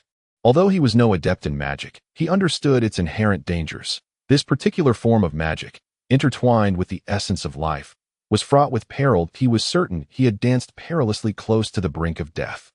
No one could resist the allure of immortality without feeling a stir of desire. What was the sacrifice of a friend in the face of such temptation? One could hardly fathom the multitude of lives it might take to fill that pool of precious blood. Life is indeed a fragile existence. Human nature is such that while great good can be achieved, no one wishes to tread the path of great evil. Yet often, one must become the villain to accomplish necessary deeds. Ah, friends? Gray suddenly found the thought somewhat laughable. Thor remained silent, devoid of the joy one might expect after acquiring immortality, uncertain as to why he felt this way. Sir Dale was right. To gain something, one must inevitably lose something. In truth, Thor did not regard failure as a possibility. He stubbornly believed he would succeed, and events had unfolded as he had anticipated. Otherwise, he would not have allowed Gray to be the first. Surely any soldier could have performed this experiment. Nevertheless, Thor remained uncertain, for this was no trivial matter, and he had no desire to bestow such a gift upon others he deemed unworthy. The peculiarities of the human psyche. In the end, he could only allow Gray to take the initial plunge. Such occurrences are not uncommon. The individual believes wholeheartedly in their success, while those around them may not share this conviction, and many might even predict certain failure. Yet, the individual remains resolute in their belief of eventual triumph. Does this mean we are even now? Gray inquired. His implication was clear. Thor had used him for an experiment, thus owing him a debt, and now that Gray had gained this ability, he owed Thor in return, leaving them both in a state of mutual satisfaction. How many years can we expect to live? Gray asked. Thor shook his head. I am uncertain, but it will surely be significantly longer than that of ordinary humans. Will a severed head grow back? Gray pressed further. Thor looked at Gray as though he were a fool. I advise against attempting that. The magic web is not omnipotent. It must adhere to the fundamental rules of nature. Simply put, this is a spell, a long-lasting restorative spell. Gray bore an expression that suggested he expected as much. So, in essence, our regenerative abilities have been enhanced, and our lifespans extended? Thor nodded in silence. Yet, we must not become overly reliant on this ability that I mentioned earlier. This is a spell. The more we utilize it, the faster it depletes. Thus, it is imperative to take care of ourselves. Are there any side effects? This question was of utmost importance. At present, that remains unclear. Thor shook his head, his brow slightly furrowed, indicating his own confusion regarding the matter. Gray nodded. He felt he had gleaned sufficient knowledge and wished to avoid prolonging the topic. That he glanced around, noting that the troops had established a rudimentary camp, now far less cautious than when they had first arrived. Several campfires flickered to life, deliberately kept low in intensity, given the dense jungle surrounding them. Most soldiers had succumbed to rest, with only a handful dutifully maintaining the night watch. Please recount the events leading up to this moment. I believe it's time to share, Gray suggested. Having already surmised much of the narrative, Thor nodded in agreement. The tale began during Thor's time as a squire, when he inadvertently overheard the ancestral promise of the Lockton family, a noble title. An immense temptation that many had pursued but few had achieved. Yet Thor was undeterred. Following a series of events involving his father, his yearning for nobility grew insatiable. Utilizing his position as the Count's squire, he perused countless texts, yet found no clues to the elusive title. Upon hearing of the omniscient nature of magicians, he resolved to become one himself. However, the path of a magician was fraught with difficulty, while the principles of magic were known to many. Few could actually wield it. Yet, through relentless effort, Thor surprisingly mastered his first spell. The hardships he endured during this period were known only to him. Once he successfully cast the spell, even Count Lockton was taken aback. Promptly introducing Thor to his chief magical advisor, Ball. Out of respect for Count Lockton, Ball agreed to impart magical knowledge to Thor. The name Gray was bestowed upon him by his mentor after he became a magician. Thor did not mention his previous name. Nor did Gray inquire. The life of a magician was monotonous, filled with the study of diverse subjects, arithmetic, languages, and the construction of magical arrays. At times, the research required to complete a single magical array could pile up to monumental proportions. Yet amidst this tedious study, Thor never abandoned his original ambition. One day, while researching a magical array, he stumbled upon a particular record. The 31st chapter chronicles the events leading up to the present. This record was unremarkable, often overlooked by those who encountered it. The document stated that on the continent of Harland, every 10 to 20 years, for a brief period, the magic web would stabilize tenfold, and the magical elements would become remarkably tranquil. Many magicians would seize this opportunity to conduct extensive magical experiments, attempting spells that were typically too perilous during regular times. Not only did the likelihood of success increase, but the risks of failure diminished significantly. Moreover, this period was deemed the optimal time for training apprentices, with many magical novices mastering their first spells during these intervals. Upon reading this, Thor's heart stirred, and he cast aside his current research to investigate the timeline of goblin uprisings over the past centuries, comparing them to the periods of greatest stability in the magic web as documented. To his astonishment and delight, he discovered that numerous goblin uprisings coincided perfectly with the times of enhanced stability in the magic web. What could be the reason behind this? What connection existed between them? Was someone conducting large-scale magical experiments within the Red Rainforest? But who could sustain such experiments for centuries? Elves? Or perhaps another long-lived, wise being? Countless questions awaited Thor's inquiry. Remarkably astute, Thor refrained from divulging this information to his mentor or anyone else until he unraveled the mystery. He even withheld it from Count Lockton. He understood that any magician aside from himself could potentially be implicated in this matter. At that time, Thor was still quite young as an apprentice magician. He could only scour for information, and the trail of clues abruptly ended there. Carrying such uncertainties, the under-20 Thor experienced the first goblin uprising. As he anticipated, the magic web was exceptionally stable during this period. And one particular detail caught his attention. His mentor had been missing for several days. This time frame should have represented the ideal opportunity for Thor to seek his mentor's guidance on magical matters. Yet he could not locate him, nor could Count Lockton, who seemed equally concerned. Following the goblin uprising, Ball returned, offering no explanations as to his recent absence, and Count Lockton appeared to have forgotten the incident entirely. The life of a magician is inherently mysterious, is it not? Everything seemed to return to normal, devoid of any discernible change. Yet Thor began to silently scrutinize his mentor. Thus, a decade and more passed. Thor's magical prowess advanced by leaps and bounds, earning him Ball's newfound respect, as he was no longer neglected but occasionally afforded brief moments of instruction. As Thor's knowledge of magic expanded, so too did his suspicions. He awaited an opportunity, an occasion to validate the questions that plagued him. Finally, he encountered the second goblin uprising of his life, and once more, Ball vanished, deepening Thor's suspicions, though he remained uncertain. The Earl of Lockton had once again sought out the Mage Ball, though it was a futile endeavor. However, the current Thor was no longer the Thor of yesteryear. He had received the long-awaited task of investigation. This assignment was merely a formality, and the Earl did not regard it with much seriousness. Naturally, Thor was unable to uncover many clues during this perfunctory inquiry, prompting him to request participation in the subsequent goblin eradication battle. Through his observations of the skirmish, Thor confirmed a suspicion that had been brewing in his mind. Something was undoubtedly amiss in the Red Rainforest, as those goblins exhibited an instinctual fear of the woods. Their cowardice rendered them too timid to return even when their lives were at stake. Upon returning to the castle, Thor seized an opportunity to report to the Earl all the findings he had gathered over the past decade. He required the Earl's assistance. Without it, he would be unable to proceed with his investigation. When a plethora of documents were laid before Earl Glock, he was already half convinced.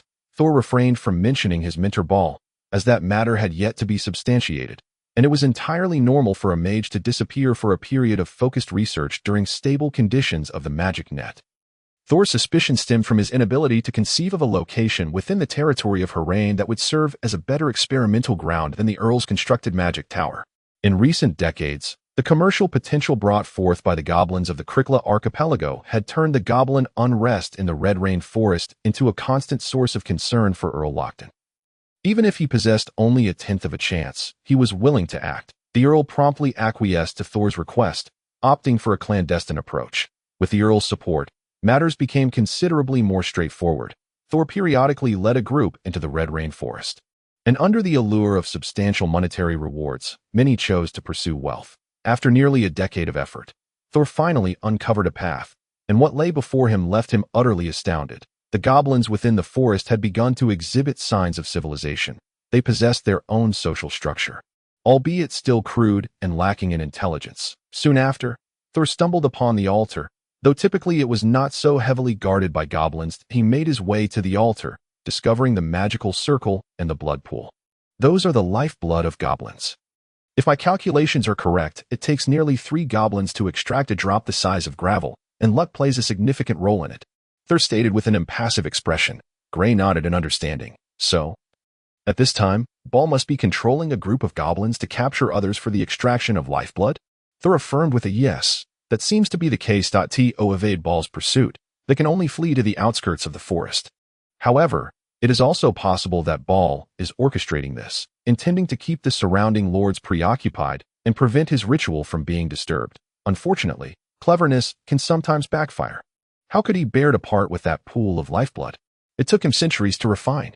Gray furrowed his brow. Thor replied, firstly, he has witnessed so much over these centuries that he has become desensitized. The value of lifeblood in his mind has diminished significantly. A common affliction among us. Secondly, lifeblood is acquired too easily. To him, the goblins are akin to livestock. Killing them is as simple as slaughtering chickens or sheep. Thor gazed at the torch. Its flame flickering weakly. Would you care about the blood of livestock? Even if you were given an entire pool, you would merely find it repulsive. After hundreds of years of slaughter, how is it that these goblins have not been entirely wiped out by Ball? Gray expressed his astonishment. This is where Ball exhibits his cunning. He chose goblins precisely because of their short breeding cycle. Capable of reproducing every 3 months and being humanoid, the forest's resources are abundant. With a little guidance, goblins can ascend to the top of the food chain in the forest. Thus, their reproduction accelerates. Moreover, Ball's periodic mass slaughters every decade prevent the goblin population from spiraling out of control. Gray nodded, his expression serious. This Ball must be eliminated, regardless of the cost. Indeed, Thor replied emphatically. Chapter 32. You must have known Ball's true identity by now. Gray inquired. Upon hearing this, Thor shook his head. Do you recall that small clump of hair from last time? Upon my return to Harland City, I discovered through examination that the residual magical energy closely resembled Ball's magical attributes, which is why I can be certain.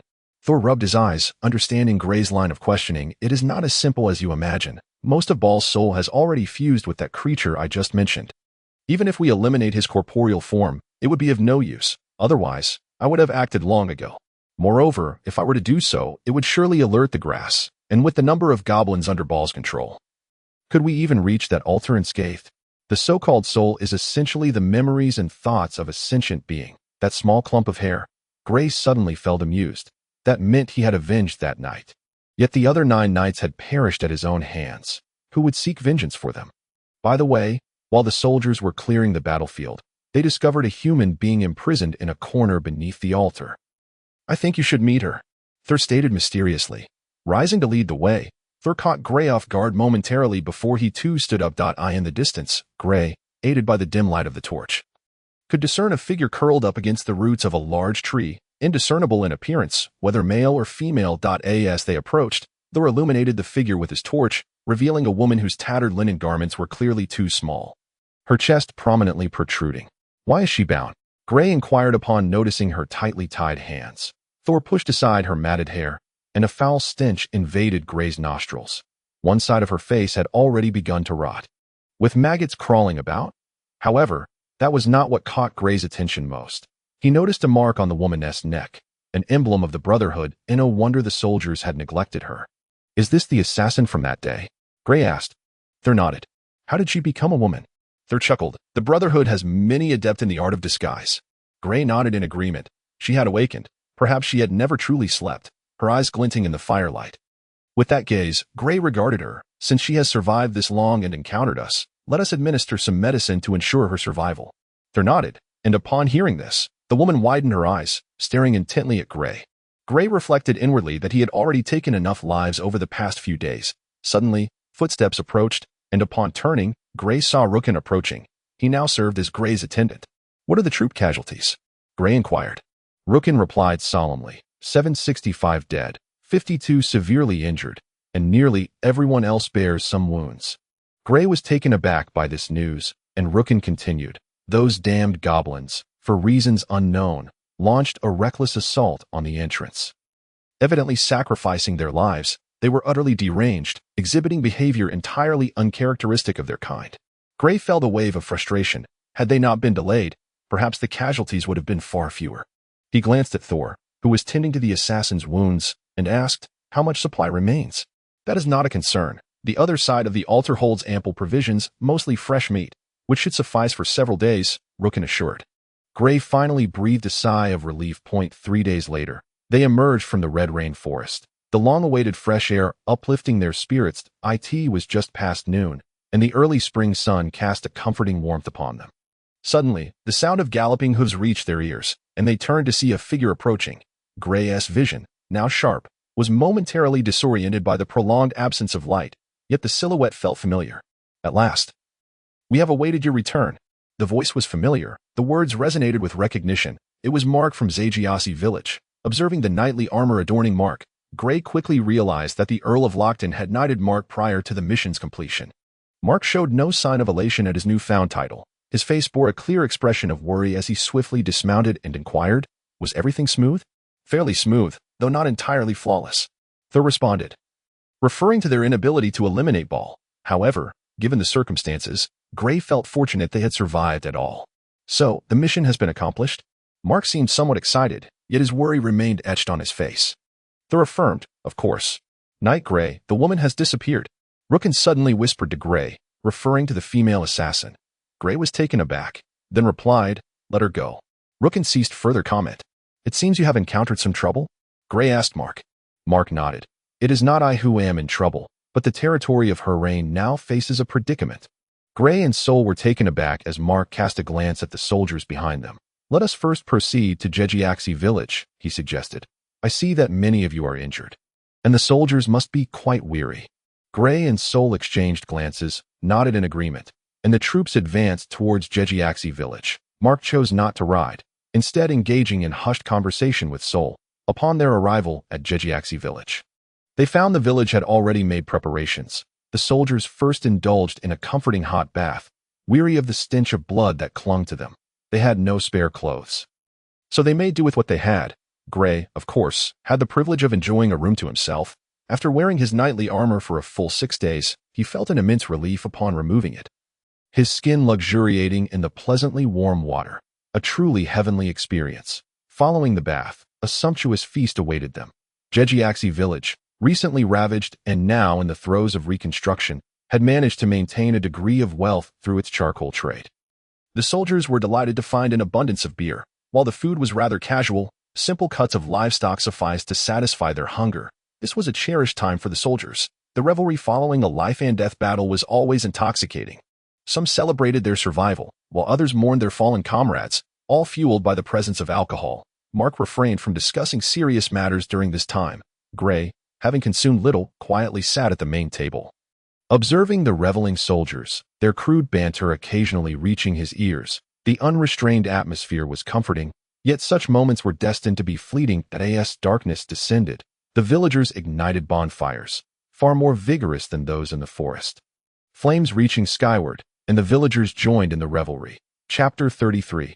News. The aftermath of the festivities left Jejiaxi village in a hushed serenity. Soldiers lay scattered around the bonfire, dozing off, occasionally roused by one or two who sought a place to relieve themselves.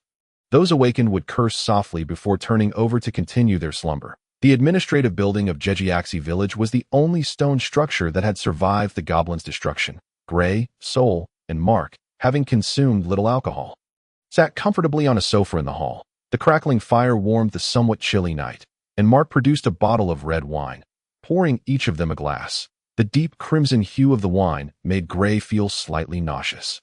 Setting down his glass, Gray inquired, "Did we not hear that the territory was in trouble? What precisely is the issue? Is the Count currently in the castle?" Mark, clearly fond of the wine, glanced at Gray before focusing on Soul. "It seems you are unfortunately correct. Viscount Dunna has launched a surprise attack against us. The towns of Vida, Magia, and Iurta in the northwest of the Harrian territory have all fallen." Gray was taken aback. These were the 3 most significant towns in the northwest of Harrian, each boasting formidable defensive structures, well stocked with military supplies. Each town, with just a few hundred men, could easily withstand the assault of several thousand for weeks. Viscount Dunna was the lord of Harlands, which bordered Harrian, both holding vast portions of the red rainforest. Soul also appeared shocked. "How could this happen so swiftly?" "We are unsure. Investigations are ongoing. We should have results soon." Mark replied solemnly. "Is the Count unharmed?" Soul quickly inquired. Mark's expression grew grave. "Not long after you departed, the Count was ambushed on his way back to the castle. However, only 2 light cavalry squadrons were involved." Gray frowned. He pondered how two light cavalry squadrons could traverse such a vast area of Harrian territory unnoticed, but only 2 squadrons came to their doom? Sol asked again, "Is the Count all right?" Gray shot a glance at Sol before turning to Mark. If something has happened to the Count, how could Mark be knighted? Sol was taken aback, but quickly grasped the implication, asking, what exactly transpired? Led by Taro, 5 squadrons of cavalry easily dispatched them, without needing to deploy the heavy cavalry unit that had been stationed in ambush. Mark responded, if they could send 2 squadrons to lie in wait for the Count on his return, why not send more troops? Is that not tantamount to suicide? And did you know beforehand? Gray pressed with 2 questions in rapid succession. Sol replied, this is precisely why we needed to eliminate Gannard. Did you think I orchestrated such a grand scheme merely out of personal disdain? I am not that bloodthirsty. Gray was utterly astonished. How could this be? Sol's signature smile reappeared. If the stakes are high enough, one can indeed forsake their oaths. Gannard is the perfect example. After taking a small sip of wine, Sol continued, I suspect the Count would not believe Gannard would betray him, hence my course of action. In the land of Aelin, betraying one's sworn lord is a grave offense. Most people would not engage in such treachery, as even if they achieved unimaginable success, they would forever bear the notorious title of Oathbreaker, rendering them untrustworthy. Indeed. You were already aware, Gray remarked. Sol nodded. I discovered this while investigating the Red Rain Forest.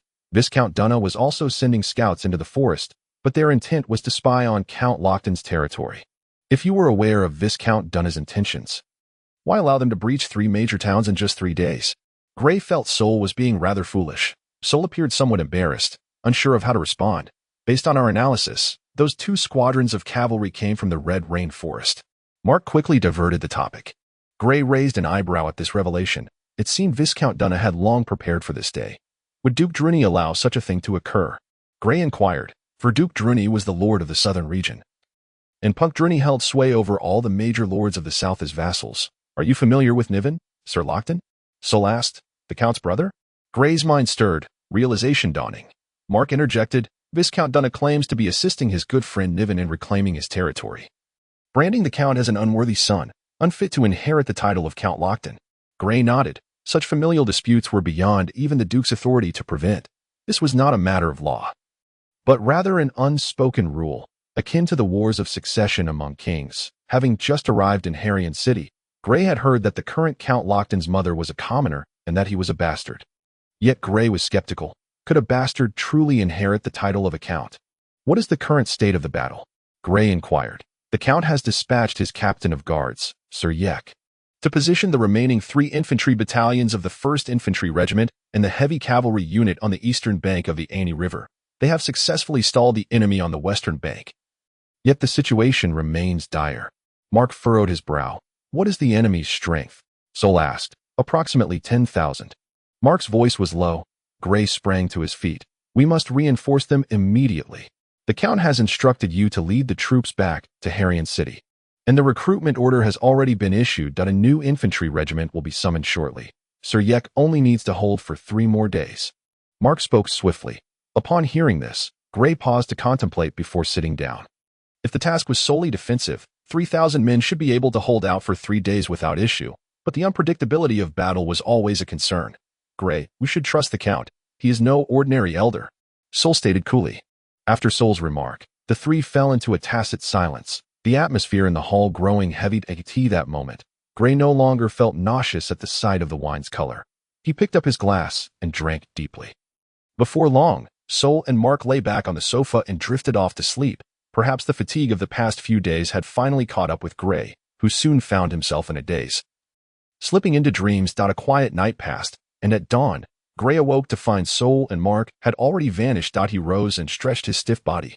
Gray, perhaps alerted by the noise in the hall, Sol's voice called from the dining area. Breakfast was simple: white bread, sausage, and a bowl of wheat porridge. Before nightfall, Gray led nearly 3,000 soldiers back to Harrian City.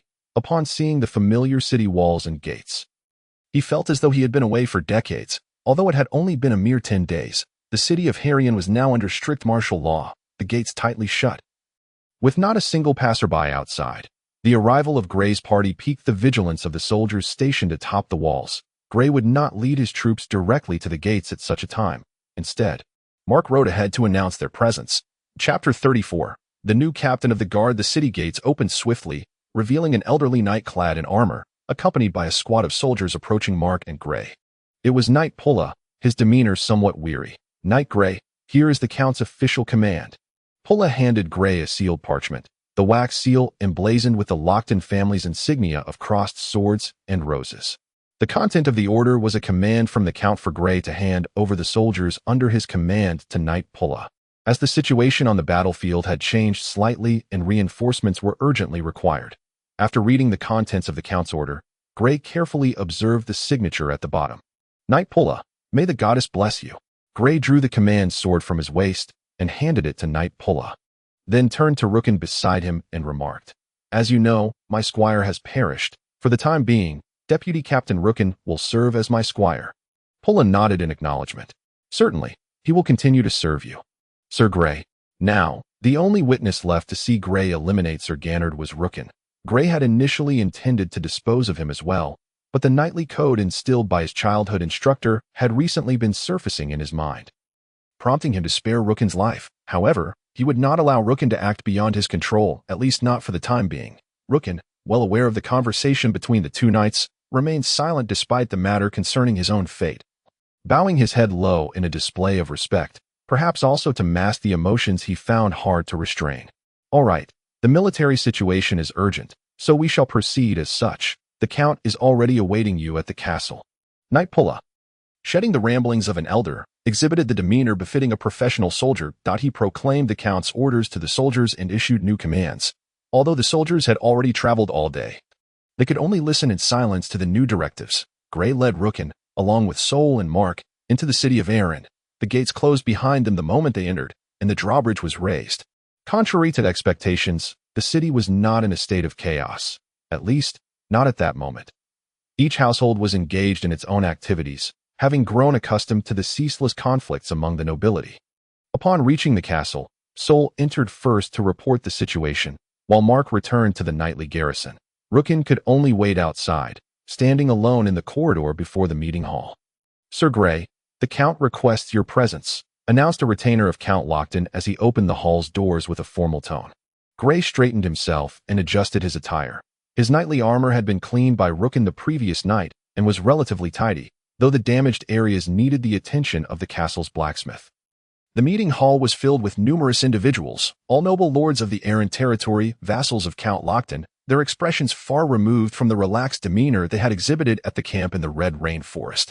The nobles were not adorned in their luxurious robes, but were instead clad in armor, forming small circles to discuss their private schemes. As Gray entered, they merely cast a fleeting glance in his direction before returning to their conversations.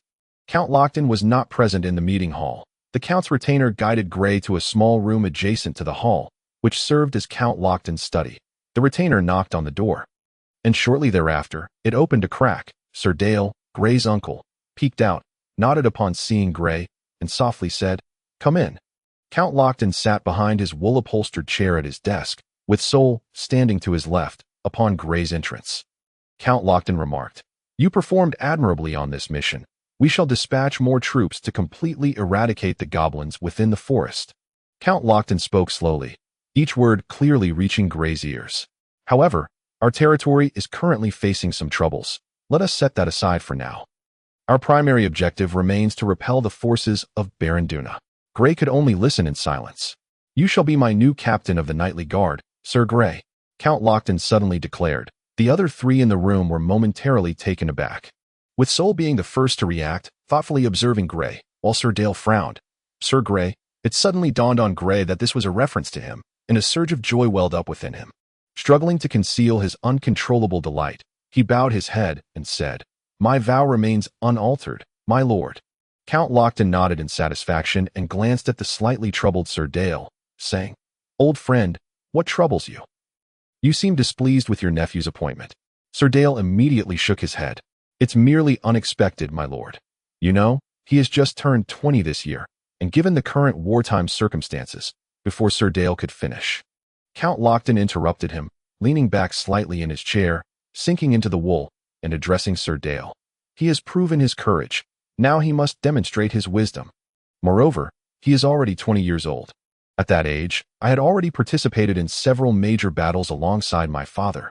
Count Lochton's tone carried a hint of nostalgia. Sir Dale fell silent. Clearly, Count Lochton and Sir Dale shared a close relationship.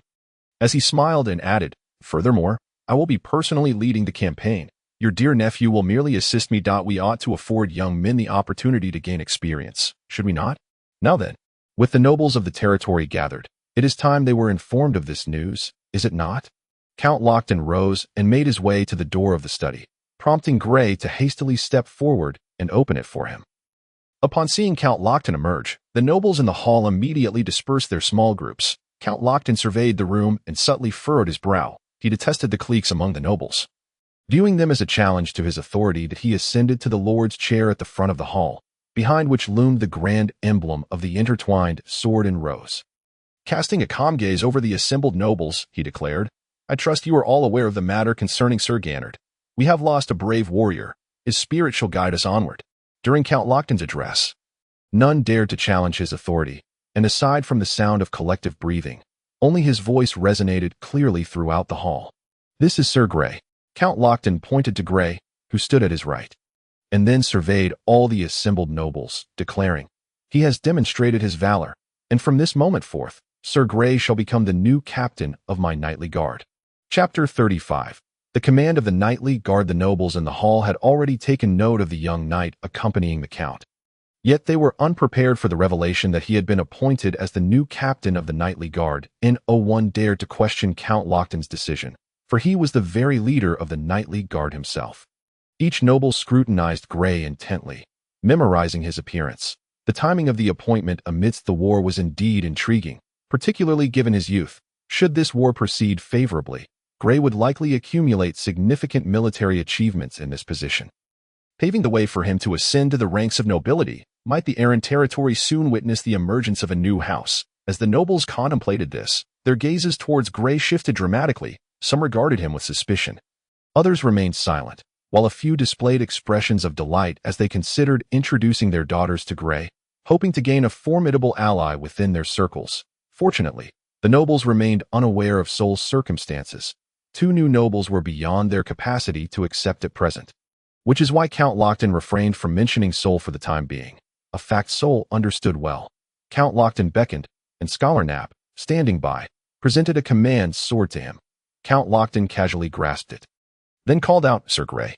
He then tossed the sword of the captain to Gray, who was startled but managed to catch it with swift reflexes. Count Lochton's voice rang in his ears. Enough of this formality. He then instructed the clerk below, immediately relay this appointment. Knapp, standing beside Count Lochton, appeared displeased with the count's dismissal of formalities, yet he refrained from voicing his objections in front of the assembled nobles, for maintaining the count's dignity took precedence over all else. "Is everyone present?" Count Lochton's tone shifted, as if the appointment of the captain were but a trivial matter to him. Upon hearing this, Sir Dale approached the clerk, picked up a piece of parchment, examined it closely, and replied, "My lord, all are present." The primary reason for convening the lower-tier nobles during wartime was their possession of private soldiers. The nobles' private soldiers were the most formidable infantry in the human kingdom's arsenal, all heavily armored warriors, and only their loyal lords could command them. The nobles of Arran possessed at least 1,000 such private soldiers. The heavy infantry had evolved from a military unit established several millennia ago, following humanity's transition from a nomadic lifestyle, serving as a crucial force against the orc cavalry. In fact, during the subsequent wars declared by the kings against the orcs, every village was mandated to supply one heavy infantryman. Thus, the heavy infantry gradually transformed into the private soldiers of the nobility, allowing the great nobles to swiftly assemble a vast contingent of heavily armored troops whenever war broke out. In their leisure time, the nobles would gather together, often pitting their heavily armored soldiers against one another in combat. Over time, this evolved into large gatherings where numerous nobles would unite to witness their heavy infantry clash. Albeit with wooden weapons, the nobles would stand by, placing bets on the outcomes. Those who lost, naturally filled with indignation, would return to train their soldiers with even greater fervor, eager to reclaim their lost fortunes in the next bout. While the victors, enjoying the sweet taste of success, would likewise intensify their training. This activity soon became the nobles' favored pastime, even surpassing the thrill of knightly duels in popularity. After posing a few inquiries, The Count dismissed the nobles from the castle, and Gray departed alongside them. As darkness enveloped the sky, the nobles dispersed in small groups, some seeking entertainment within the city while others returned to their residences in the noble district. Many nobles approached Gray with invitations, but he deftly sidestepped their advances with polite conversation. Rookin had learned of Gray's promotion to the captain of the Knightly Guard and offered his heartfelt congratulations. The Knightly Guard is akin to the highest military authority of a territory, and Gray oversees all the commanders of the forces within the Herian domain. The Guard's headquarters is situated to the left of the castle, built adjacent to it. Over the past 2 years, Gray had traversed this place countless times, yet this occasion felt uniquely exhilarating, for from this moment forth, all matters concerning the Guard would be under his command. The knights on duty during wartime are required to remain perpetually at the ready, unable to return home or engage in other pursuits. Consequently, apart from those knights who are currently deployed across the Ain River, all others were present. From a distance, Gray spotted Taylor standing at the entrance, clearly having waited there for some time, as if anticipating the arrival of an important figure. When Taylor caught sight of Gray, his eyes brightened noticeably, and he hurried over, bowing as he exclaimed, "Sir Gray." After a brief glance, Gray gestured for him to step aside, granting him passage. As the saying goes, one should not strike a smiling face, especially with other knights observing. Gray wished to avoid appearing petty, which would undermine his authority over the Guard. He returned the greeting with a slight smile. "Lieutenant Taylor." The mention of Lieutenant only deepened Taylor's grin, and the two proceeded into the Knightly Guard's headquarters as if they were long-lost friends. Though the knights within the Guard were somewhat reluctant, they felt compelled to congratulate Gray on his promotion to captain.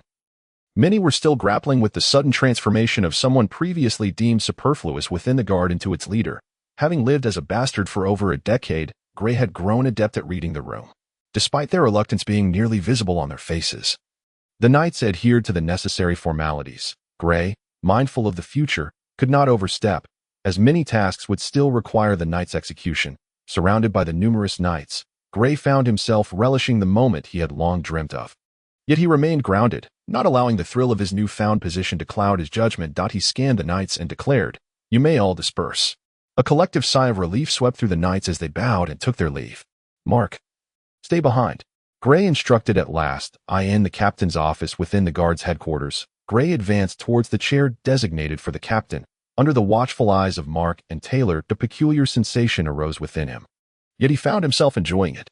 "Please, make yourselves comfortable," Gray said, adopting the tone of a host addressing guests. Taking a few deep breaths, he turned his gaze towards Taylor and inquired, "How are the 2 newly formed cavalry companies and 1 infantry regiment progressing, along with the archer company?" This was a matter of great concern to Count Lockton. Taylor responded promptly. "The infantry regiment and archer company have been fully assembled with recently discharged veterans, ready to be equipped and undergo minimal training before deployment. However, the cavalry companies face stringent requirements for recruits, making it challenging to gather the necessary personnel. How many more soldiers are needed?" Gray interjected, unwilling to entertain vague excuses. Taylor replied, "We are still short 500 soldiers for the 2 cavalry companies. Does Knight Mark have a specific plan in place?" Gray shifted the conversation. A sense of tension gripped Taylor, who awkwardly replied, "Knight Mark is quite capable, but since the captain has not yet been confirmed, I hesitated to make any decisions. Thus, he is currently assigned to patrol the city." Gray nodded thoughtfully, patiently allowing Taylor to finish before stating, "Knight Mark, you are responsible for recruiting the remaining personnel for the 2 cavalry companies. The final 500 must be assembled by nightfall tomorrow. Can this be accomplished?" "Yes, it can be done, Sir Gray," Mark responded, his face lighting up with enthusiasm. Meanwhile, Taylor's heart sank in shock, and he sprang to his feet. Gray furrowed his brow and asked, "What is it, Knight Taylor?" Taylor, meeting Gray's icy gaze, forced a smile and stammered, "In nothing, Sir Gray."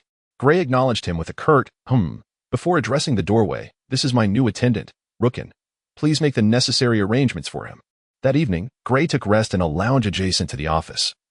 Furnished with all new amenities, presumably arranged by Taylor, Gray found himself somewhat impressed by Taylor's ability to procure such items in a short time. The following day proved to be a whirlwind of activity unlike any Gray had previously experienced. He scarcely had time to participate in the daily nightly training. First, he had to familiarize himself with the responsibilities of the captain, then engage in the minutiae of soldier recruitment, coordinating supplies with Sir Dale, and responding to the Count's frequent summons regarding recruitment progress. The knights under his command dared not act out of line, especially during wartime, when the laws were far stricter than in peacetime. A single misstep could cost one their life. Regarding the selection for the new infantry regiment's commander, as well as the captaincy, Gray found himself at a loss for whom to appoint. The two cavalry companies could initially be led by Mark, who had studied this field in his youth alongside the Count's son. Before he realized it, night had fallen, and the day had slipped away, leaving Gray feeling utterly disheartened, unsure of what he had even accomplished. A knock resounded at the office door, and Gray glanced at a document presented by an officer, detailing recent disturbances in the city's security. "Come in," he called wearily. "It seems the position of captain is not as simple as one might imagine," came the voice of Saul. Upon hearing this, Gray immediately set the document aside. But Saul stepped forward to take it, perusing its contents with keen interest. "Is there a knight by the name of Sent? Is among your ranks?" Saul inquired leisurely as he read. Gray paused in surprise before recollecting himself. Sent was of a similar age to him, and the son of Knight Pulla, with whom Gray maintained a cordial relationship. If he were to grant Sent a favorable position, it would likely endear both father and son to him. Perhaps the command of the 2nd Infantry Regiment could be entrusted to Knight Sent? Yet, such an appointment would require the Count's approval. Rest assured, the Count would not wish to see you burdened with trivial matters daily. The role of captain is not merely about endless minutiae, Saul remarked. Setting the document down, Gray grasped the implication, discarding the paper, resolute in his decision to appoint new commanders for the 2 city defense companies the following day at tea times. Excessive leniency can prove detrimental. "How about a few drinks at the tavern?" Saul suggested. "Which tavern?" Gray inquired. "The one in the noble district," Saul replied, and Gray smiled faintly. Outside, the night was dark, the sky adorned with twinkling stars, while the moonlight was shrouded by clouds. Just as Gray and Saul exited the nightly guard's headquarters, they encountered a small squad of patrolling soldiers. Having shed his knightly armor, Gray still carried his commanding sword at his waist, a clear symbol of his status, while his sword remained sheathed at his side. The early spring night was chilly, prompting him to don a woolen outer garment. Suddenly, a frigid aura enveloped him, sending a shiver down his spine, penetrating to the very marrow of his bones. No, this was not mere coldness, it was the presence of malice. Gray's expression shifted instantly, and Saul reacted similarly. Before them stood a squad of patrol soldiers, each armed with a military crossbow, all poised with taut strings and loaded bolts, their weapons glinting ominously in the dim starlight as they raised their crossbows. Saul swiftly conjured a magical shield, but the soldiers had already released their bolts, the sharp whistling of the arrows piercing the air. The magical shield shattered instantly, and Gray and Saul dove to the ground to evade the onslaught. Thud, thud, the sounds of impacts rang out, and Gray felt a sharp pain in his chest, realizing with dread that he had been struck by an arrow. This well-trained group had effectively sealed off all escape routes with their bolts, ensuring that no matter which direction they chose to flee, they would be hit. A sudden muffled grunt caught Gray's attention. He turned to see Saul grimacing in pain as he pulled an arrow from his right shoulder. Gray's eyes widened, and he too, despite the excruciating agony, extracted the arrow from his chest. This pain was beyond what a typical person could endure. His body trembled uncontrollably, and cold sweat drenched his linen shirt. The patrolman ahead, upon spotting the two individuals, immediately rose to their feet, discarding their crossbows without hesitation and charging forth with drawn swords. This was the noble district, and they sought to resolve matters swiftly. Lacking the time to draw back the bowstring the group surged towards them, Gray took several deep breaths, suddenly gathering his strength to advance rather than retreat. Saul, standing beside him, took a few steps back, inscribing a magical circle in the air, conjuring a protective shield around Gray's form. Gray moved with astonishing speed, catching the assailants off guard in an instant.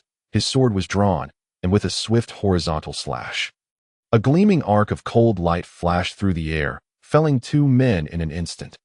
Each bore a deep gash across their throats, blood spewing from their mouths as they gasped out unintelligible words. Convulsing once or twice before succumbing to death, the remaining patrolmen, startled, dared not pause for a moment. Clang, clang, rang out as several blades struck against Gray's magical shield, which dissipated immediately. Seizing the opportunity, Gray retreated a few steps to evade the next wave of assaults. Suddenly, with two muffled thuds, two adversaries were caught in Saul's fireball spell, the raging flames illuminating a vast area. The burning men, as if possessed, ran about wildly, shrieking in panic, allowing Gray to dispatch yet another foe. Only 5 assailants remained. Nearby, some individuals, likely drawn by the commotion, approached, for this was the noble district where most men bore swords at their waists and possessed commendable swordsmanship. The women, however, stood at a distance, frowning but not overly frightened. This stark contrast highlighted the difference between nobles and commoners. Had such an incident occurred in a commoner-s district, chaos would have erupted long ago. Gray raised the command sword of the Knight's Guard, declaring, "I am Sir Gray Cage, captain of the Knight's Guard. These patrolling soldiers are assassins. Seize them." Upon hearing this, several nobles sprang into action, swiftly dispatching the 2 burning assassins before steadily encircling the remaining ones. Just then, a group emerged from the Knight's Guard's barracks, led by Tyro, who unsheathed his sword and rushed to stand behind Gray, drawing the attention of many nobles surrounding the last 5 assassins.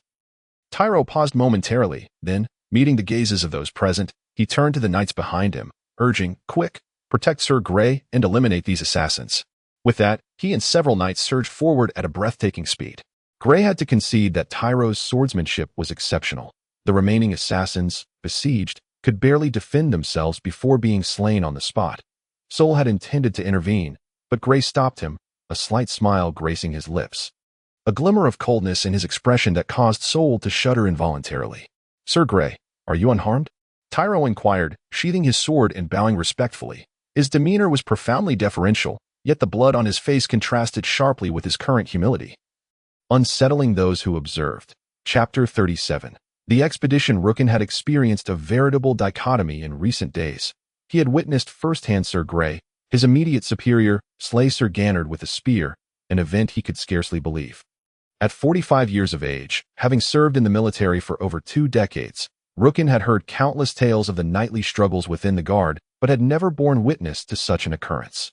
He realized he had seen things he was never meant to see. In that moment, fear nearly overwhelmed him. He contemplated eliminating Gray and fleeing, but thoughts of his wife and 2 children quelled that impulsive urge. Subsequently, when Gray commanded him to deal with those around him, he complied, despite the fact that these were his most trusted subordinates, one of whom was even his own nephew. He acted out of necessity, knowing that failure to comply would result in a myriad of ways for the knight to ensure his disappearance. Rooken understood that as long as he executed Gray's orders diligently, his life would be spared, at least for the time being. The future beyond that was a matter he dared not ponder. As Rooken had anticipated, Gray did not pursue the matter further. Outside the castle of Harrying, when he witnessed Gray transferring command to Knight Pura, an overwhelming joy surged within him, a feeling he could hardly articulate. Though an uncertain battlefield awaited him, as the vice-captain, he had many soldiers to shield him from harm. He envisioned a path to escape and return home with his wife and children. However, Gray's demands shattered this idyllic dream. He found himself without any means of resistance, as Knight Pura readily acquiesced without even glancing in his direction. Following Gray to the castle where the Count resided, Rooken beheld the structure up close for the first time. Experiencing a sense of awe that surpassed his expectations, he felt as though he were a diminutive figure standing at the feet of a giant in a myth. Attempting to gaze up and take in the entirety of the castle, he hesitated, stealing only occasional glances. As dusk approached, a decree was issued from the castle to the noble district, announcing Gray's appointment as the captain of the Knight's Guard, a revelation as shocking as witnessing Gray's execution of Sir Gannard. Could it be that all of this had been meticulously orchestrated? The thought struck Rooken. Then, a sudden realization dawned upon him. He had become Sir Gray's squire, the squire to the captain. Oh, divine goddess above! Did you heed my prayers? This was indeed a fortuitous position, particularly amidst the ongoing conflict in the territory. After years of striving, he thought he would never reach this point. Yet now, opportunity had presented itself. The chance to become a knightly lord esquire. Of course, all of this hinged upon Sir Gray's will. With a heart full of hope, Rooken spent several days within the Knight's Guard. On the morning of May 11th, he was diligently polishing Sir Gray's armor, a task he performed daily. This was a brand new set of armor, as the damaged one had been sent to the castle's blacksmith for repairs. The troops and supplies were prepared, and with the military orders issued, the army was set to depart at dawn. Rooken rose early, meticulously polishing Gray's armor and weapons once more. He had also heard that Sir Gray had been ambushed by an entire squad of assassins, utilizing crossbows in the attack, which initially alarmed Rooken. Yet, upon seeing Gray unscathed, He felt a swell of discontent towards those audacious assailants. If Sir Grey were to meet an untimely demise, Rookin could scarcely fathom the ramifications for his own future. The assassination attempt left him with an unsettling feeling. Grey had only mentioned that Nightmark would investigate and had not broached the topic again, as if it had never occurred. Rookin, how are the preparations coming along? Grey's voice resonated. All is ready, Sir Grey. Rookin stood at attention upon seeing Grey's imposing figure. Grey inspected his armor and remarked, "Excellent, your diligence is commendable." As Grey donned his gear and stepped out of his chamber, the training grounds were already filled with knights, their squires holding their steeds at the ready. "Let us depart," Grey commanded, surveying the throng of knights before him. At that moment, within the square outside the castle gates, a crowd had gathered, primarily composed of noble ladies and children, all present to bid farewell to their husbands or fathers. Sir Grey. Ms. Nisha stood to the right of the castle entrance. Upon spotting Grey, she called out excitedly, leading a horse, her father, Count Lochton's steed. Had it not been for her duties, Ms. Nisha might have rushed forward. Her exclamation drew the attention of many in the square towards Grey, who was surrounded by knights. Their expressions varied as they murmured amongst themselves. Grey, hearing her, quickly stepped forward and bowed respectfully. Ms. Nisha. Sir Dale was also present at the castle's entrance, accompanied by Katerina, the resolute young lady who averted her gaze from Grey, evidently still embarrassed by their previous encounter. Following Count Lochton's departure from the castle, Ms. Nisha had become the highest authority within the castle, a mere 16-year-old girl, though Sir Dale would assist her. "Uncle Dale." Katerina. Grey greeted them first. At that moment, the group dared not mount their horses, for the Count had yet to appear. The knights and noblemen preparing for departure awaited the emergence of their lord, Count Lochton, with their squires leading their mounts behind them. Katerina bit her lip and approached Grey, saying, "Grey, take care of yourself." Grey nodded, offering a faint smile. Seeing his smile, Katerina recognized that their previous discord had been resolved, and she returned a gentle smile. Sir Dale, standing nearby, added with a warm expression, "Grey, be cautious on the battlefield and ensure the safety of Lord Count." "Rest assured, Uncle Dale," Grey replied with a serious demeanor. Sir Dale patted Grey on the shoulder and fell silent. At that moment, a figure emerged from the castle. Count Lochton himself, clad in battle attire, his polished armor reflecting the soft morning light, his silvery hair fluttering gently in the breeze. He first approached his daughter, whispering a few words, then turned his serious gaze upon the array of armored knights and nobles in the square, a surge of confidence rising within him. Skillfully mounting his horse, he proclaimed, "Let us depart." "Sir Grey." Ms. Nisha called out to him just as her father had moved a distance away. Grey paused, and Ms. Nisha continued, "Take care of yourself, and above all, protect my father." "Rest assured, Miss Nisha." Grey solemnly nodded. Having spoken, Grey bowed and took his leave, his strides brisk, with the numerous knights trailing behind him daring not to advance ahead. Outside the city, the soldiers were already assembled and ready, awaiting the appearance of Count Lochton. Once he arrived, a series of commands were issued through Grey, accompanied by the sound of trumpets and the bustling of messengers, as well as the stern admonishments of the commanders. The procession slowly advanced towards the Eni River. "Sir Grey, have the assassins who attempted to kill you in the noble district been identified?" Count Lochton inquired, positioned amid the troops, turning to Grey. "There are some leads, my lord," Grey replied, turning slightly. Count Lochton responded with a grunt. "Sir Grey, compassion is a commendable trait, yet excessive compassion is merely a synonym for weakness." Grey promptly nodded. "Indeed, my lord." Count Lochton gazed at the advancing troops, stating, "When necessary, the means must be justifiable." Chapter 38. The Eni River Defense Line. The scene reverts to the second day of Count Lochton's expedition to eradicate the goblins. Specifically April 27th, Viscount Duna bribed a captain of the garrison in Maida town, capturing the town at a minimal cost. Subsequently, under the guise of a merchant caravan from Maida town, Viscount Duna employed a strategy of internal and external cooperation to successively conquer Maida town and Iurda town. In a mere 3 days, the entirety of the Haryan territory west of the Eni River fell into the hands of Viscount Duna. However, after the failed assassination of Count Lochton and the lack of response from Sir Gannard, Viscount Duna swiftly halted the revelry of his vassals and knights, gathering his forces to march north on May 3 RD. Yet, the dream of capturing the entirety of Haryan territory within 7 days was shattered. For, at the only shallow crossing in the central region of the Eni River, Under the command of Knight Yek, defenses were swiftly established. Faced with the provocation from Viscount Duna, the cautious Knight Yek recognized his limited forces and chose to ignore it entirely. Eager for a swift victory, Viscount Duna promptly commanded one of his knights to lead 2 entire battalions of infantry toward the defenses established by Knight Yek, closely followed by an entire infantry regiment. This marked the first formal clash between the two sides, both adopting a cautious demeanor. After a brief engagement, both parties exercised restraint, probing each other's strengths and weaknesses. Before long, Viscount Duna discerned that Knight Yek's defenses lacked long-range strike capabilities. Or rather, they were woefully inadequate. This realization filled Viscount Duna with elation, prompting him to organize the next wave of attack. He aimed to dismantle the various defensive structures across the way. Once his cavalry charged in, the entire eastern bank's defenses would collapse. However, the cunning Knight Yek, as Viscount Duna's forces drew near, revealed heavy crossbows, inflicting severe losses on Duna's troops, witnessing the loss of nearly 500 men after only 2 rounds of assault. Viscount Duna's heart bled. He realized his impatience had led him to reckless advancement, an unforgivable blunder in warfare. Regaining his composure, Viscount Duna continued to press the attack on the enemy's defenses while simultaneously ordering the construction of rafts. Understanding that the enemy lacked sufficient forces, he commanded his troops to attack in shifts, denying the soldiers on the opposing line even a moment's respite. His assaults became methodical and unrelenting. Knight Yek, now genuinely anxious, hastily sent a letter to the castle, detailing the situation in full. As dawn broke on May 6th, the moment when fatigue was most palpable among men, Viscount Duna initiated an assault. Executing it with remarkable steadiness. 2,000 infantry held the attention of nearly all of Knight Yek's forces, while the rafts stealthily ferried 2 battalions of soldiers closer. Fortunately, Knight Yek detected an anomaly in time and urgently deployed 500 heavy cavalry to sweep away the landing forces along the riverbank.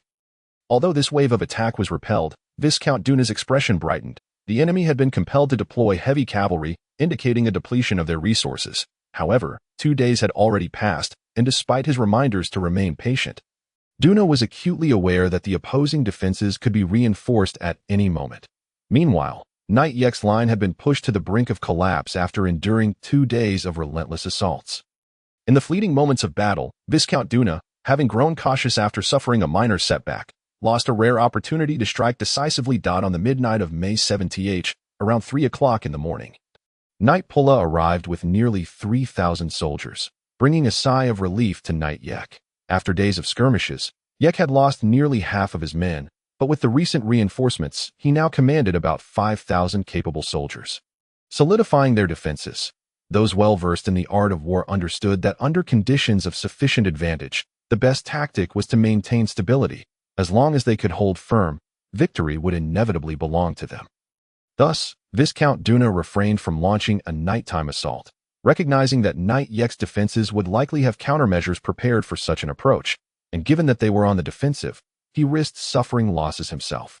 Yet he overlooked the fact that the enemy could not possibly receive reinforcements, or he could ensure that their reinforcements would not arrive in time. The battle continued into the 4th day. As the sun set, the dying rays illuminated the bloodied waters of the river, while the stench of carnage lingered in both camps. Logistics soldiers, waving white flags, busily collected the bodies under the watchful eyes of sentries. As night fell, both encampments blazed with light, illuminating the surroundings even more brightly than during the day. "How many soldiers do we have left?" Knight Yek asked, his eyes bloodshot, armor caked in dust. "About 4,000, Knight Pulla responded. The two were currently inspecting the camp's defenses. Prior to Pulla's arrival, the Count had instructed that everything here be under Yek's command. It's fortunate that Viscount Duna did not launch a fierce attack, otherwise our defenses would have long since crumbled." Knight Pulla appeared visibly fatigued. Knight Yek chuckled. "Viscount Duna is no fool. A direct assault on our defenses would result in heavy casualties, which would be detrimental to him in the ensuing decisive battle." Knight Pulla nodded. "So, we need not worry overly much." Knight Yek shook his head. "It is best to maintain a cautious approach. One cannot draw conclusions until everything is concluded." Just as Knight Yek had surmised, Viscount Duna would not expand the scale of his assault unless he could ensure minimal losses in capturing the eastern bank. Hence, the more time passed, the more Knight Yek dared not lower his guard. Should they allow the enemy to seize an opportunity, their defenses would be doomed. The night passed quietly. On the morning of May 12th, 1211, dawn broke, and the sounds of battle echoed along the northern bank of the Inni River, where Viscount Duna's forces and Count Lochton's troops had clashed for a full 9 days. Just as both sides were embroiled in fierce combat, several figures suddenly appeared on a small hillside to the south of the battlefield, quickly followed by a throng of silhouettes resembling swarming ants. This was Gray, leading 2 cavalry battalions, whose arrival startled both factions engaged in combat. Upon revealing his banner, the defenders' spirits surged, immediately turning the tide against the attackers, who were soon met with the sound of retreat. Soldiers invariably retreated faster than they had advanced. What a pity! If Knight Yek had ordered the enemy's soldiers to be held back, we could have annihilated this contingent. Mark lamented. Gray glanced at him, then focused on the battlefield ahead, stating, "This cannot be blamed on him. They have held their ground here for 9 days, and the soldiers' stamina has long been depleted. Merely holding on is quite commendable." Mark, upon hearing this, began to observe the battlefield, nodding thoughtfully. Sir Gret, Knight Yek stepped forward first, followed closely by Knight Pulla. Mark immediately interjected. He should be addressed as Sir Gray now. As per the recent appointment by the Count, Sir Gray is now the captain of the Knights Guard. Both knights were momentarily taken aback, then simultaneously glanced at the command sword at Gray's waist. Chapter 39. Gray smiled slightly. "How many soldiers do you have remaining?" He opted to sidestep the topic to prevent awkwardness for the 2 knights. "About 4,000. But all are injured and quite weary," Knight Yek promptly answered. Gray thought to himself, "It seems the enemy has been overly cautious." Suddenly, Yek swayed, and had it not been for Knight Pulla's quick reflexes, he would surely have fallen to the ground. Given that Gray was now the captain of the guard, Yek's command was entirely relinquished. Although he was astonished by Gray's elevation, such matters were irrelevant now. What mattered most was that he could finally rest.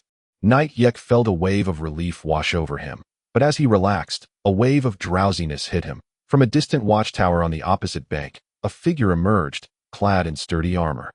A middle-aged man of tall stature, adorned with a fierce-looking beard. This man was Baron Duna, the lord of the Harland's territory, who coldly scrutinized Gray, ensconced amid a throng of admirers. Knight Pulla, ever vigilant of the movements across the river, pointed him out to Gray, saying, "That man is Viscount Duna." Gray immediately followed the direction pointed out by PLA, and the two exchanged a fleeting glance before averting their eyes. Gray promptly instructed Yek to take a rest, as the knight was clearly on the brink of collapse, while PLA assisted in organizing the defensive line on the eastern shore. Everything was being meticulously prepared. Seeing no opportunity, Viscount Duna returned to his command tent. "The second wave of reinforcements has arrived at the eastern shore. What do you suggest we do now?" Duna rubbed his temples.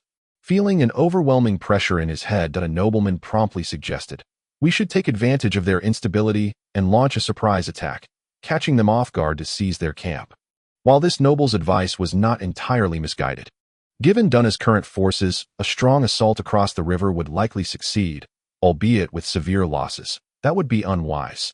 Those few thousand cavalry are merely the vanguard. The bulk of Lochton's forces must be close behind. If we persist without success, we could find ourselves in grave danger. Another nobleman countered swiftly. "Then what do you propose we do?" The first noble retorted, his face reddening. At this moment, Sir Carl, Duna's captain of the guard, interjected, "Since a swift assault is not feasible, we should engage them in a decisive battle here. They will be more anxious than we are. We need only wait patiently for them to make a mistake. As long as, Sir Carl, I must remind you that the goblins within our territory remain unresolved. We cannot afford to wait idly." A nobleman interrupted, evidently concerned, likely because his lands were near the Red Rainforest. Duna interjected, "The goblins in our lands are of no concern. They will be dealt with."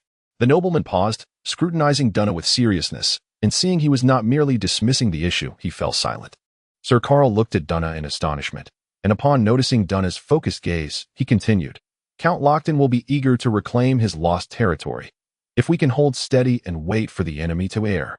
The moment they do, our opportunity will arise. Moreover, even if we lose this battle, it is of little consequence. We can always retreat to our lands. The wealth pillaged from here should suffice to cover the costs of this campaign. But Lochton cannot afford a defeat. If they falter, our forces can advance unchecked."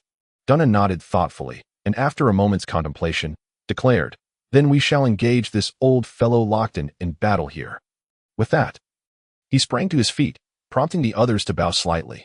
Since Gray led 2 large cavalry units to the camp, there had been no further skirmishes. Each side had been diligently dispatching patrols along the riverbank, while sentinels kept a vigilant watch from their towers. Around 5 o'clock on the afternoon of the 12th, Count Lochton's main forces arrived, and Gray finally breathed a sigh of relief, as he had feared Dunna might recklessly launch an all-out assault.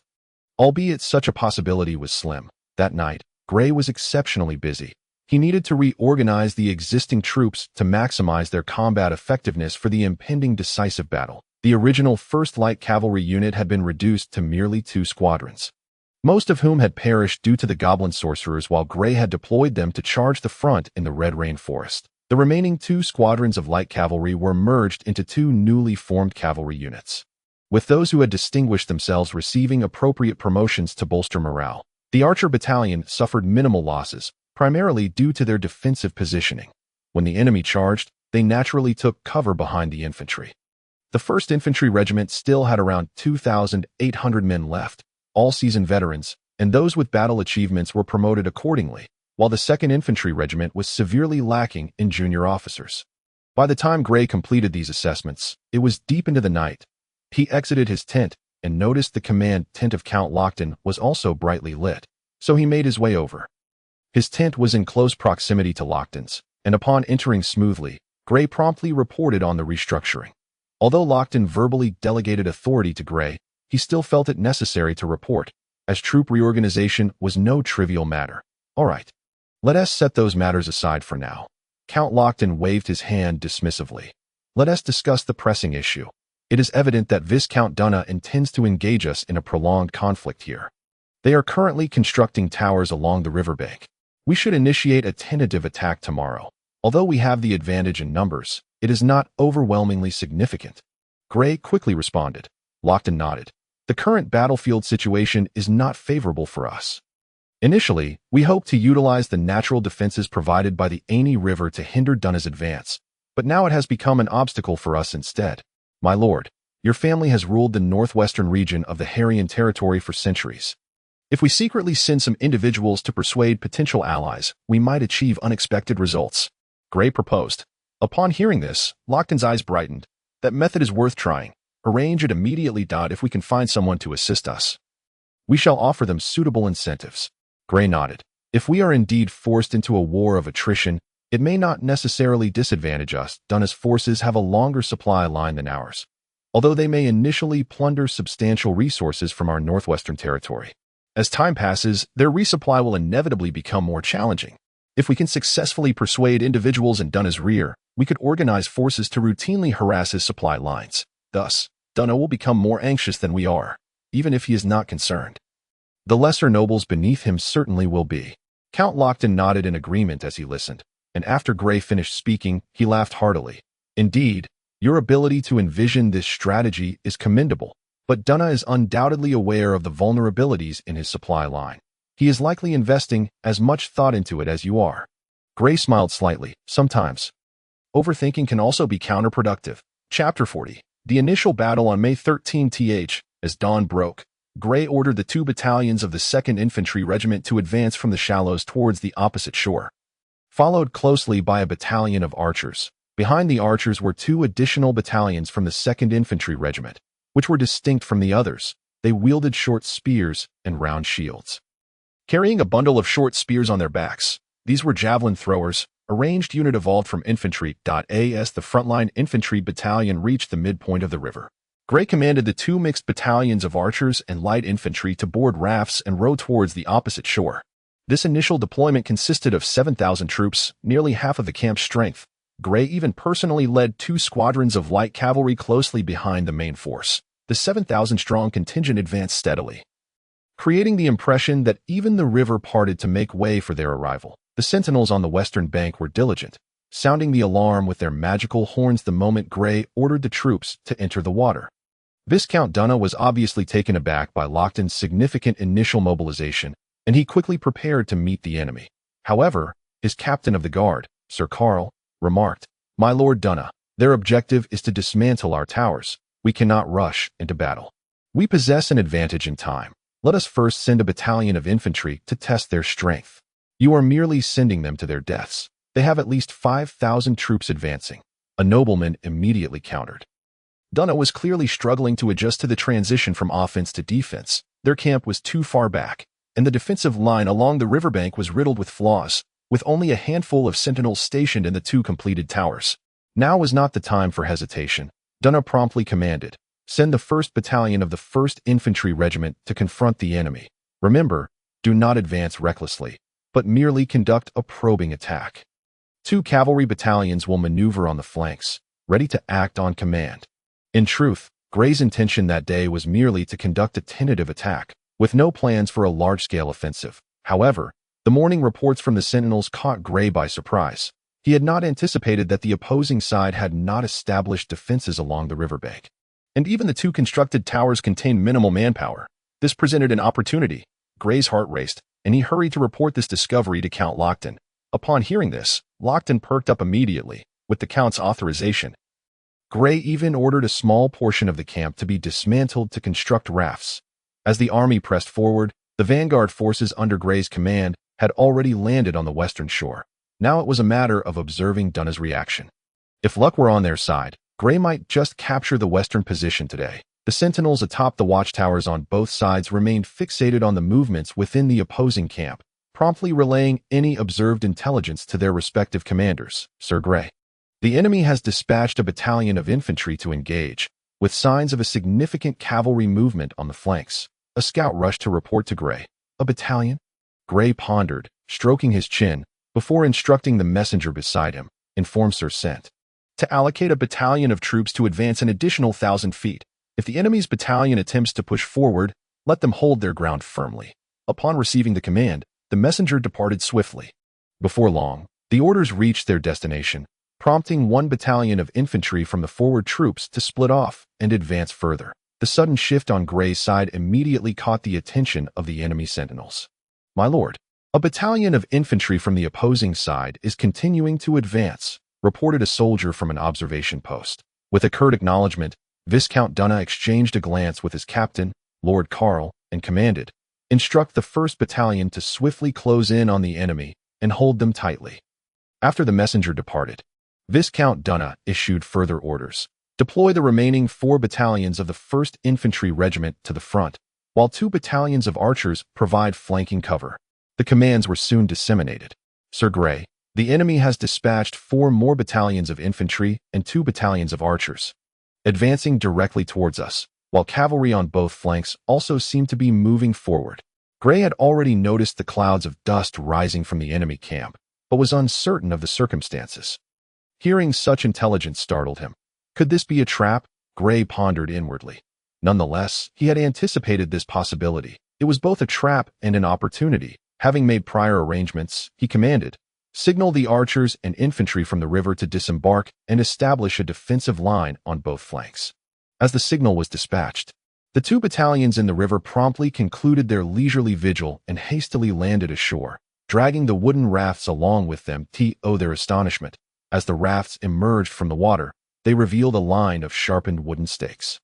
The soldiers nimbly tumbled, forming a row of caltrops. From a distance, these stakes appeared as the gaping maw of a monstrous creature, glistening ominously in the morning sunlight. Meanwhile, Viscount Dunna had ascended the watchtower to observe the impending battle.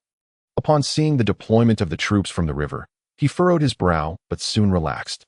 "Relay to Sir Sent. Instruct him to push the line forward." Gray calmly issued his commands. Most of the forces under Gray's command had already landed on the west bank. However, the line was too constricted, making it difficult for the troops to spread out. If they were not careful and became encircled by the enemy, they would lose the opportunity to launch an offensive. Although there was a retreat option, it would be disheartening. After all, this was Gray's inaugural battle as captain of the guard. Under the orderly commands of the officers, Gray's line gradually unfurled. The 2 infantry battalions that had begun their advance were now engaged in close combat. And the situation on the battlefield had shifted, leaving Gray unable to reinforce immediately. Just as Gray's forces were steadily progressing, a sudden disarray erupted in the line of Viscount Dunna's troops. 1 infantry battalion's soldiers either charged too quickly or the units behind them lagged. Seizing the opportunity, commanders PRA and Sent ordered 1 infantry battalion to advance to meet the enemy, while a following javelin battalion quickly organized their formation. The javelin men arranged themselves in several staggered ranks to facilitate their run-up, enhancing the lethality of their throws. The commander of the advancing battalion was blissfully unaware of the peril he was in, watching as an enemy battalion approached, even fantasizing about the rewards he would receive after defeating them. However, at that moment, it seemed as if a dark cloud suddenly loomed over the enemy formation. He looked up in alarm, breaking into a cold sweat. Before he could react, he was pinned to the ground by numerous spears, his crimson blood staining the earth. Such occurrences unfolded simultaneously among many in the battalion. Chapter 41. Collision. The battalion of infantry under Viscount Dunna, having advanced recklessly and without adequate defense, was reduced to half its number following a volley of javelins. Just as they were recovering from their shock, a dense line of pikes thrust forward. The remaining officers shouted, "Quick, reform the line." Yet, the assembled formation was utterly ineffective, with fewer than 300 managing to retreat. Seeing the situation, Sint wisely chose not to pursue, especially as the enemy's reinforcements had already arrived. Perhaps having just witnessed his own troops suffer significant losses, they raised their shields in anticipation, slowing their advance considerably. Who commanded that battalion just now? Viscount Dunna's expression darkened. Lord Carl stepped forward, kneeling on one knee. "I deeply apologize, Viscount Dunna. It was my son." A flicker of pain passed through his eyes. Viscount Dunna paused, furrowing his brow at Lord Carl before responding, "Let it be. The damage is done. You may rise." Although he remained uncertain whether Lord Carl's son was indeed dead, Lord Carl quickly stood and retreated to the side, while few of the surrounding nobles offered consolation, leading a group of nobles and guards. Viscount Dunna ascended a high ground from where they could survey the entire battlefield. Observing the disciplined formation of the enemy on the east bank, he could not help but commend. "The enemy's deployment is impressively executed. They have rendered me unable to strike. Yet, they themselves are lacking in offense. We need not worry," remarked one noble. Another noble frowned. "If this stalemate continues without a decisive outcome, the enemy will easily establish a formidable defensive line along the riverbank, leaving our camp completely at their mercy. The inevitable result would be our camp forced to retreat. If that occurs, I believe this battle ought not to continue." This noble's reasoning was sound. "If I were the enemy commander, I would not squander such a favorable opportunity and would certainly reinforce my troops." Lord Carl regained his composure. Viscount Dunna scoffed. "What I fear most is that they do not reinforce. How is the deployment proceeding?" Lord Carl promptly bowed. "It is complete." Gray's situation mirrored the noble's assessment. He found himself in a distressing position. Relegated to defense with no opportunity for offense, he faced two paths: to secure the position and establish a defensive line, or to seize the opportunity and strike decisively against the foe. The former was the more stable approach, while the latter represented a clash of might. Typically, considering Gray's cautious nature, he would opt for the safer choice, yet he was loath to forfeit this opportunity. The fleeting chances on the battlefield were not to be trifled with. Gray knew he could no longer hesitate. The decisive battle hinged upon timing rather than duration, recalling this adage. Gray made a swift decision and immediately requested reinforcements from Count Lockton. Mark hurried to reach Count Lockton's main tent as quickly as possible. "Oh, are we to engage in battle now?" Count Lockton paused in surprise, then quickly exited his main tent, followed closely by a throng of aides, all making their way to the highest watchtower within the encampment. From the watchtower, the battlefield lay before them in its entirety, and Count Lockton's eyes brightened. Sir Gray's line is well arranged, yet it lacks sufficient strength to mount an offensive. No sooner had he spoken than an older noble chimed in. "However, we need not rush to attack. If we secure that position and establish a defensive line, we can gradually advance, and with a slight advantage in our forces, our chances of victory will increase." "Look, another enemy unit is advancing," a noble suddenly exclaimed. Sir Yek, having regained his composure, remained at Count Lockton's side, fulfilling his duty as captain of the guard. Observing the situation, he promptly stated, "That is the enemy's reserve force. Are they preparing for a decisive engagement? Where are the enemy cavalry?" Count Lockton inquired. A soldier who had been cornered in the watchtower was pushed forward by a group of nobles. Pointing towards the flanks of the opposing line, "They have been searching for opportunities on the wings." Count Lockton raised an eyebrow, unable to discern clearly, but he could see large groups of troops moving rapidly. "Sir Yek, your camp's defenses are commendably arranged." Count Lockton suddenly praised the fortifications constructed by Sir Yek. Sir Yek was taken aback, but quickly replied, "Initially, our forces were limited, so we had to exploit the geographical advantages to set traps. Just as everyone was puzzled, Count Lockton turned to Mark and instructed, "Return and inform Sir Grey that reinforcements will arrive shortly." The order was promptly conveyed. "Viscount Dunna, look." Lord Carl had been closely monitoring the movements of the enemy camp on the east bank. Upon hearing this, Viscount Dunna immediately followed Lord Carl's gaze and, upon observing the activity, his eyes lit up. Are they preparing for battle? No one can resist such temptation. They aim to gradually expand their line with their current slight numerical advantage. Hoping to unsettle us. A noble frowned, perplexed by Viscount Dunna's evident delight. "Relax, everyone. We shall not fail." Viscount Dunna grasped the hilt of his sword tightly, his heart racing as he fixed his gaze unwaveringly on the advancing enemy formation. When Count Lockton's reinforcements reached the middle of the river, Viscount Dunna suddenly burst into laughter, raising his voice. "Ladies and gentlemen, victory is already ours." With that, he nodded at Lord Carl, who understood the signal and retrieved a magical whistle from his cloak. Blowing it resolutely, within Grey's heart, an unsettling feeling lingered, and it was only when he beheld his cavalry division fording the river that the realization struck him. The enemy's cavalry had never made an appearance. Had they been maneuvering on the flanks all along? What sort of absurd intelligence was this? Suddenly, an ominous premonition surged within him. Just then, a shrill magical horn pierced the air, its jarring sound resonating rhythmically. Evidently a coded signal. Grey understood that this was not a signal from his side, and inwardly muttered, "This is bad." He quickly turned to see a large contingent of cavalry emerging from a high ground on the right side of his camp. Accompanied by several battalions of infantry, as Grey stood in shock, the two cavalry squadrons that had already reached the western bank abruptly turned and raced back towards the northern bank with astonishing speed, as if it had been prearranged. "What is happening?" Grey was momentarily stunned. Mark, with a wry smile, remarked, "This is the arrangement of the Count. Did you not notice how strange their formation was while crossing? It appeared as though they were retreating." Grey paused, realizing the truth. He had also felt that the cavalry's marching formation seemed quite awkward.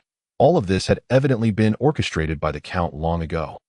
A bitter taste filled Grey's heart as he steadied his mind.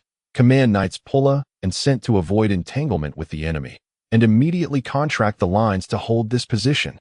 The messenger, having received the order, quickly departed. Observing the shifts on the battlefield below, Viscount Dunna's smile vanished instantly, as the nobles beside him finally grasped their lord's intentions. It seems Count Lockton had a plan all along. One of them could not help but exclaim, only to inwardly curse, "This is bad." Viscount Dunna merely snorted coldly, clearly disinterested in trifles at that moment. Chapter 42. Tyro. The forces of Viscount Dunna on the eastern bank, led by two cavalry squadrons, charged forth with a singular goal, to target Count Lockton and the nobles surrounding him outside the camp. 2,000 cavalry split into 4 units, each consisting of 500 men, maintaining a distance between each squadron. They relied on the incline of the high ground to charge, causing the earth to tremble beneath them, raising clouds of dust. 2,000 feet, 1,500 feet, 1,000 feet, 800 feet. The distance closed rapidly. Just as the cavalry were secretly congratulating themselves on the enemy's heavy crossbows not having fired, a volley of crossbow bolts as thick as a man's arm rained down upon them, catching them completely off guard. Nearly 100 cavalry fell instantly. The cavalry beside them were horrified but dared not halt. Closer they drew. The foremost riders began to think that in mere moments these nobles would be reduced to pulp beneath their hoofs. However, just as they reveled in their triumph, the ground before them abruptly transformed, as a row of 8-foot-high chevaux de frise suddenly emerged. The sharpened wooden stakes sent a chill surging from their feet to the top of their heads. The leading cavalrymen had no time to react before crashing into the barricade, creating chaos as men and horses tumbled. The riders behind, unable to see what had transpired, continued the charge. A cacophony of collisions echoed, accompanied by the sight of blood spattering like exquisite crimson petals. In the blink of an eye, nearly 100 men from the first 5 squadrons were lost, and the area around the chevaux de frise resembled a meat grinder, with any cavalry that ventured too close being unseated and trampled into the ground by those following behind. Once the chevaux de frise was trampled down, less than 100 of the initial 500 cavalry remained. Without unified orders, the charging cavalry dared not stop, trampling over the bodies of their fallen comrades, leaving a trail of bloodied hoofprints that sent shivers down the spine. Meanwhile, Count Lochten's 2,000 cavalry had returned to reinforce, charging at the enemy cavalry's flank. The cavalry commander on Duna's side thought to himself, how could reinforcements arrive so swiftly? He glanced at Count Lochten and his retinue, along with the heavy infantry who had just formed a defensive line, and inwardly lamented, what a pity. He then commanded his troops to retreat to the side. That damned fellow, cowardly and fearful for his life. Even if 2,000 cavalry perish, it would be worth it just to deal a blow to that old man Lochten. Viscount Duna, who had been closely observing the battlefield, was suddenly filled with frustration, prompting those around him to instinctively distance themselves from him. Sir Grey, the enemy has stationed an infantry regiment and 800 heavy infantry, along with 2,000 cavalry, on our right flank. A scout reported the situation. The defensive line on the western bank had become solid, and the enemy showed no urgency to launch an attack as the commanders gathered around Grey. It seems they have secretly reinforced their numbers. Pull a frown. Mark remarked, our main force is too thin. Grey sighed inwardly. The Count's order to retreat should be forthcoming. No sooner had the words left his mouth than a messenger rushed in with a simple command, retreat. The line on the western bank was too broad. Without sufficient troops, they could not hold it and would only be surrounded by the enemy. Grey surveyed the group. Gentlemen, execute the order. Though the others felt regret, they understood the necessity and began to withdraw. Personally overseeing the retreat operations, retreating was no simple task. It was not merely a command to run back, but it required vigilance against enemy ambushes. Knights Mark and Tyro. Did they come as ordered? Grey's voice was low, but those departing heard him, prompting them to hasten their exit. Mark replied immediately, yes, they are among those 2 cavalry squadrons. Have him come over. Grey's tone remained flat. Mark nodded and departed, while Grey cast a glance at the battlefield, where the 2 forces had somehow disengaged, leaving a large expanse of land in between. Sir Grey, Tyro offered a slight bow. Grey's gaze was fixed on the battlefield ahead, where countless had perished, and the scent of blood filled the air, leaving him feeling rather disenchanted. He inquired, why did you do that? Tyro chuckled lightly. I merely did what you did, with the same intent. I simply failed, while you succeeded. His demeanor was remarkably calm. It turned out that the patrol soldiers from that night had been arranged by Tyro, explaining their audacity to commit violence in the noble district, provided Tyro managed the aftermath properly. The assassins could easily escape or vanish. Upon hearing this, Grey furrowed his brow and glanced at Rooken, who turned pale, unsure how to defend himself. Fortunately, Tyro continued, you need not speculate unnecessarily. Anyone with a modicum of sense could deduce what you and Sol were up to.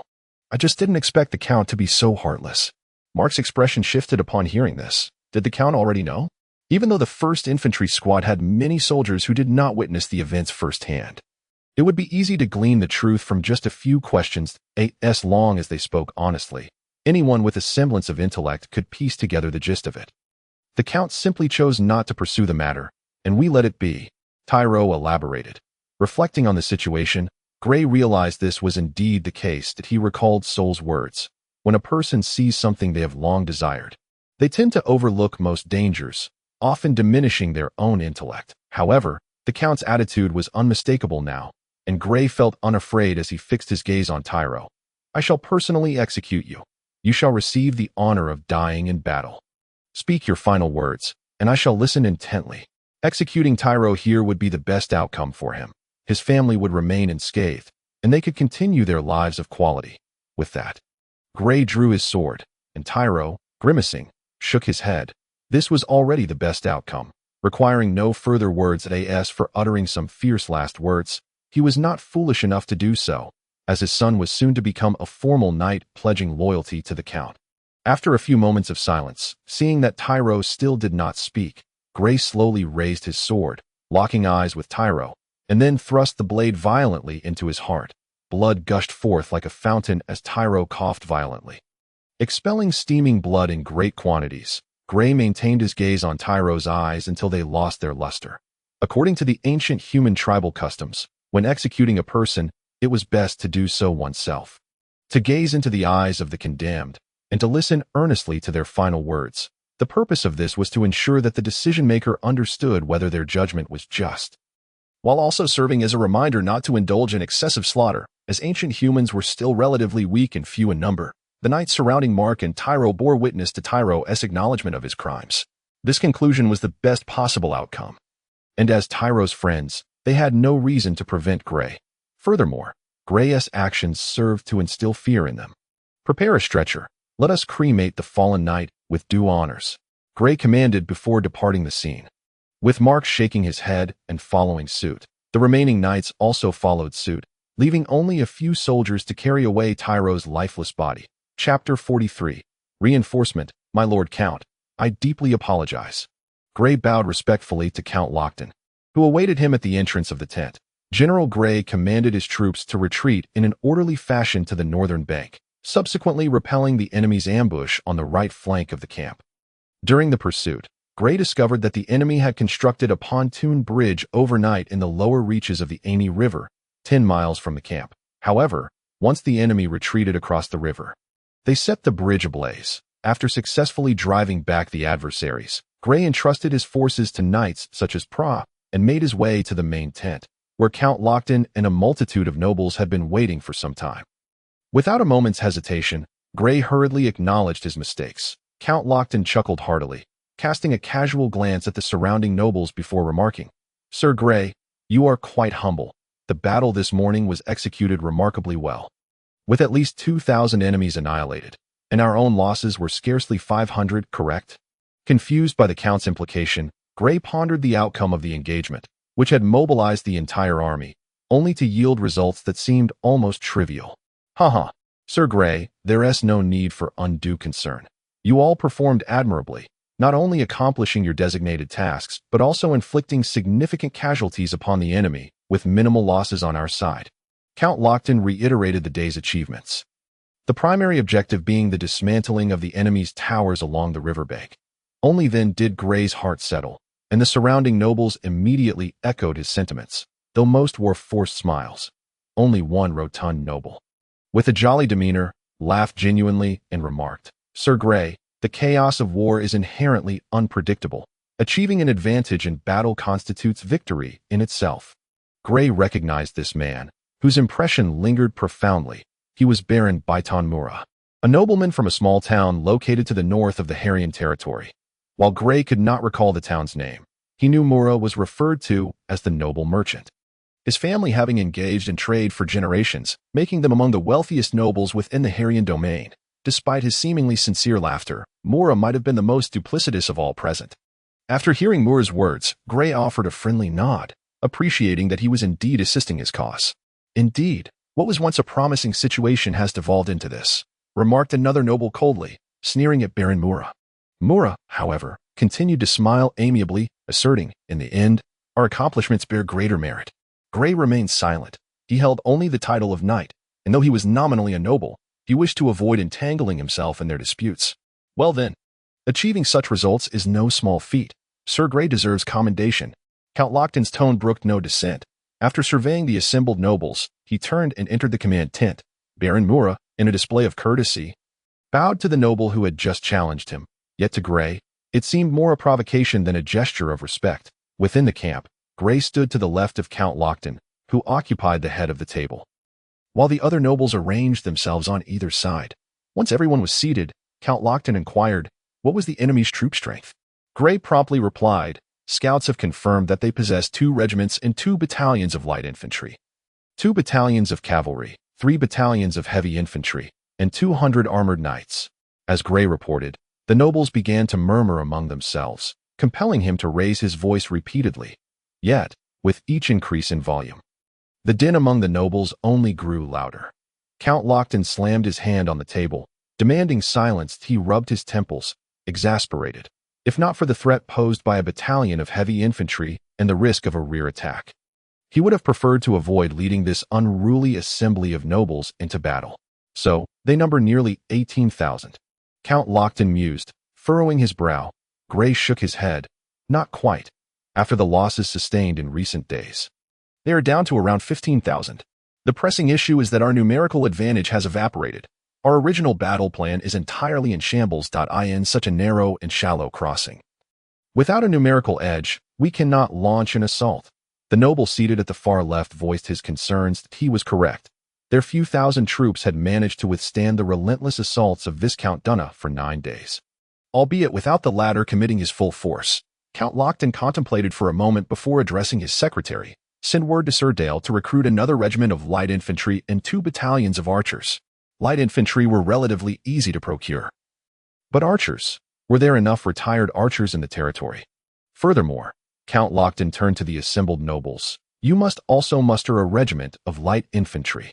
Upon hearing this, several nobles rose to speak, but Count Lockton preempted them, declaring, if we achieve victory in this decisive battle, breaching the lands of Harland will be a mere formality. The nobles who had been about to speak immediately silenced themselves, recognizing the lucrative opportunity at hand. They needed only to contribute a small number of men to gain the chance to plunder wealth from another territory.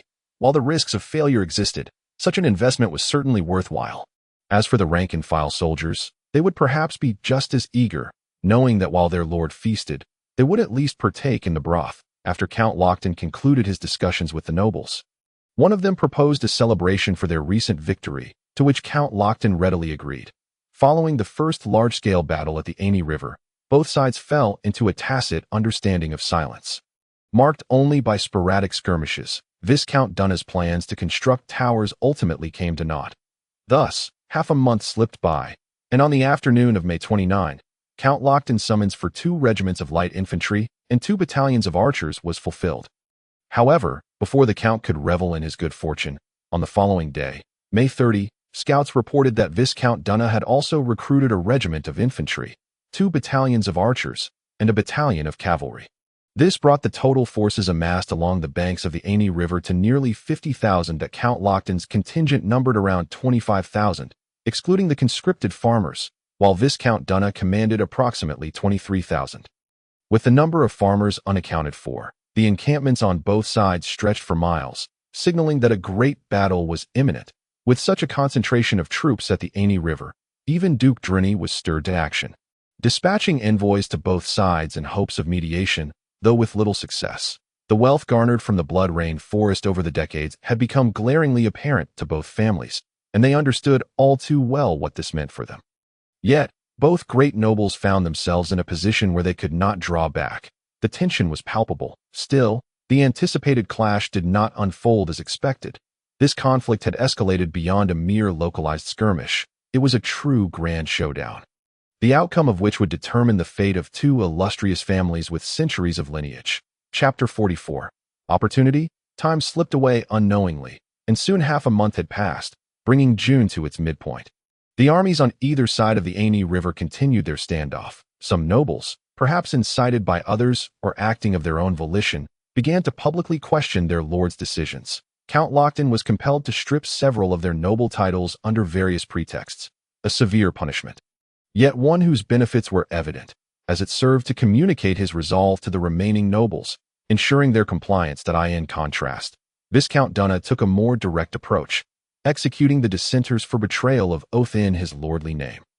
He did not perform the executions himself, but rather left it to the executioner, which left many nobles dissatisfied with his judgments, though none dared to challenge him openly.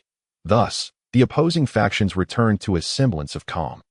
Until the afternoon of June 25, when Gray seized a rare opportunity to intensify the training of newly recruited soldiers, particularly those from Count Lockton's vassals, forming the 4th Infantry Regiment.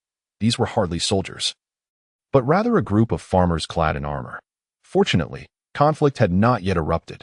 Otherwise, these troops would have posed a significant challenge to manage, as their instinct to flee upon facing the enemy would easily disrupt their own formation. After nearly a month of training, coupled with occasional small-scale skirmishes and the guidance of seasoned veterans, the 4th Infantry Regiment had reached a level of competence sufficient for engagement. Sir Gray, a scout has urgent news. Rookin called out as he sprinted up to a wooden platform in the training ground. Whispering in Gray's ear, Gray furrowed his brow, about to summon the scout to speak, but upon noticing Rookin's expression, he quickly turned to Knight Pra and said, I leave this in your capable hands. Knight Pra. Rest assured, Sir Gray. Pra nodded affirmatively. Gray promptly turned and made his way toward his tent, quietly inquiring of Rookin, Where is he? The scout awaits you in your tent, my lord. Rookin replied hastily. With that, Gray ceased further conversation and strode purposefully toward his quarters, with Rookin struggling to keep pace behind him. Inside the tent, a weary young man, clad in tattered garments, revealed a somewhat discolored arm, as one of his sleeves was entirely missing. How did the mission go? Gray inquired. faintly recognizing him as one of the scouts he had dispatched, a name that seemed to be Vic, though Gray hesitated and asked, "What is your name?" "I am Vic, my lord," he declared. Gray nodded, confirming his identity. And Vic continued, "It took some time, primarily because they initially did not trust me that in the end. I had no choice but to disguise myself as a refugee, which allowed me to blend into a group of displaced persons in Meijia town." And then, "Wait, you mentioned a group of refugees?" Gray questioned, filled with skepticism. The three major towns in the northwest of the Haryan territory were quite affluent, having experienced peace for nearly 2 decades. It was inconceivable for there to be refugees, let alone a congregation of them. Vic's expression turned to one of indignation. Those devils from the Harland's territory plundered 3 towns, leaving many homeless. Gray furrowed his brow. This was a remnant of humanity's nomadic past. Many nobles responded to the call of Viscount Duna primarily to seize wealth and replenish their dwindling finances. Despite the ostentatious lifestyles of the highborn, with money seemingly endless, numerous lesser nobles struggled to manage their territories, often living in conditions inferior to those of average citizens in Haryan City. Such individuals yearned for war, as it promised a lucrative income, albeit fraught with risks. Yet, in these times, what venture was free of peril? Let us speak of matters at hand. Vic, we shall avenge them. Gray was now indifferent to the previous issue. Upon hearing Gray's words, Vic steadied himself. Through over 20 days of interactions, I discovered that there are small factions among the refugees. I attempted to engage one of the largest groups, which is jointly managed by 3 individuals. To my surprise, the process went exceedingly smoothly. I merely stated our needs, and without a second thought, they agreed, provided we could offer them equipment for 100 men. Gray was taken aback, responding with a contemplative, Equipment is not a problem, but the entire Aini River is currently blockaded, rendering transportation impossible. Vic immediately countered, "We can make the transfer directly on the east bank. They will send someone to collect it. It would be best if you could prepare some provisions. They would be immensely grateful." Gray's eyes brightened at this suggestion. "They possess a method to cross to the opposite bank without detection from the enemy?" Vic shook his head yet nodded. "This method cannot transport troops. My lord, they, like me, must circumvent the enemy's defenses, which means passing through the territories of other nobles." Vic was astute, evidently aware of Gray's underlying inquiry. Gray could only smile wryly, thinking, "Indeed, it is as I suspected." After contemplating the demands of the other party, equipping 100 men seemed trivial, a risk worth taking. The captain of the guard. Gray didn't even need to consult Count Lockton for such a decision. However, what could 100 armed men accomplish? Even if they aimed to disrupt the enemy's supply lines, it would hardly suffice. Nevertheless, Gray would not refuse. Who knew what success might bring? The opposing party was clearly cunning, presenting an offer that was difficult for his side to decline. Moreover, they mentioned that if they successfully disrupt Viscount Duna's supply lines, they will require a knightly title once we achieve victory.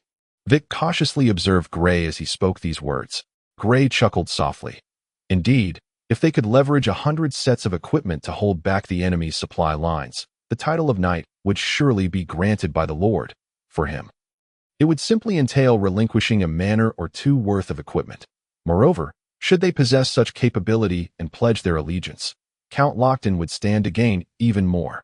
"The Lord will agree," Gray asserted earnestly. Following this, Gray instructed Vic to rest and proceeded to report to Count Lockton alone that as anticipated. The Count did not hesitate and readily consented to the transaction, as his expenditure was virtually non-existent.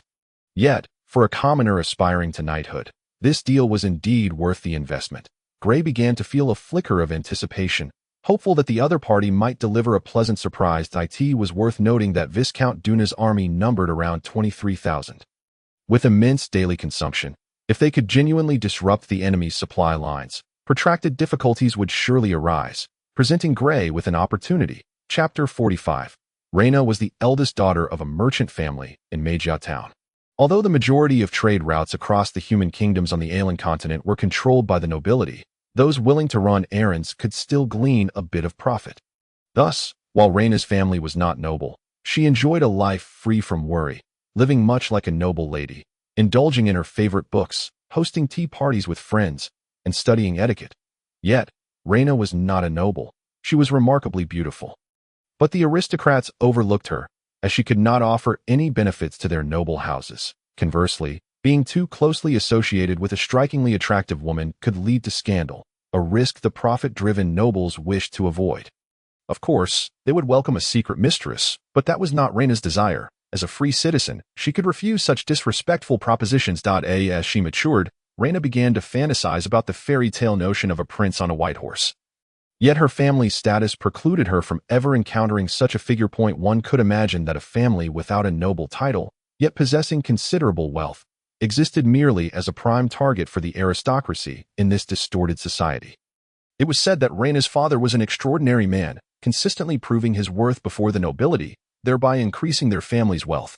However, one could not escape the inevitability of nightmares. After over 20 years of peace, Meijia Town was once again plunged into war. Reyna had never truly grasped the reality of conflict. Having only read cold, unfeeling words in historical texts, she would forever remember that fateful night when her father, an elderly man named Kinna, summoned her to his study. In a daze, she was utterly unaware of what was about to transpire when her father viciously slashed her beautiful face with a dagger, leaving 3 deep wounds. The searing pain elicited an instinctive scream from Reyna, as blood quickly filled her mouth, mingling with tears that followed, salty and metallic. She could scarcely believe what was happening to her. Convinced it must be a nightmare, a horrifying dream. "Reyna, my daughter, survive." In a frenzied state, Reyna faintly registered her father's words, the last she would ever hear from him. Time passed, though she could not tell how long. Reyna awoke to excruciating pain, her eyes fluttering open to reveal a dilapidated, unfamiliar ceiling. Her right cheek throbbed with pain, and just as she was about to touch it, a familiar voice cautioned, "Do not touch." Turning her head, she indeed beheld the visage of her father's assistant, a man named Farn, alongside his son, Cheeson. "Uncle Farn, please tell me, this cannot be real." Reyna's voice was hoarse, as though something was lodged in her throat. Farn sighed inwardly. "Reyna, do not blame your father. He was left with no other choice. He loves you more than anything he possesses." "But why?" Reyna's emotions surged. "For your sake. Uncle Kinna has already perished," Farn's son, Cheeson, spoke softly. Farn sighed again and summoned a woman to help Reyna sit up, then began recounting the events that had transpired. It turned out that when Viscount Duna's forces seized Meijia Town, the nobles had somehow heard of Reyna, rumored to be the most beautiful woman in the Harrian territory and still unmarried. The ensuing events were predictable. The nobles summoned Reyna's father, although the institution of slavery had long been abolished in the human kingdoms. The chaos of war blurred the lines of morality. Knowing there was no way to evade the situation, Reyna's father pretended to acquiesce to the nobles' demands, falsely claiming he would deliver her that very night, leading to the harrowing scene that unfolded. Initially, Reyna's father could have escaped alongside her, but when the nobles' men arrived to claim their prize, he had no choice but to remain behind to placate them. "For now, we are safe." Your father had long foreseen this retreat, though he never imagined it would be necessary. Farn reflected. Observing Reyna's haggard expression, he offered consolation. "It is all in the past now, Reyna."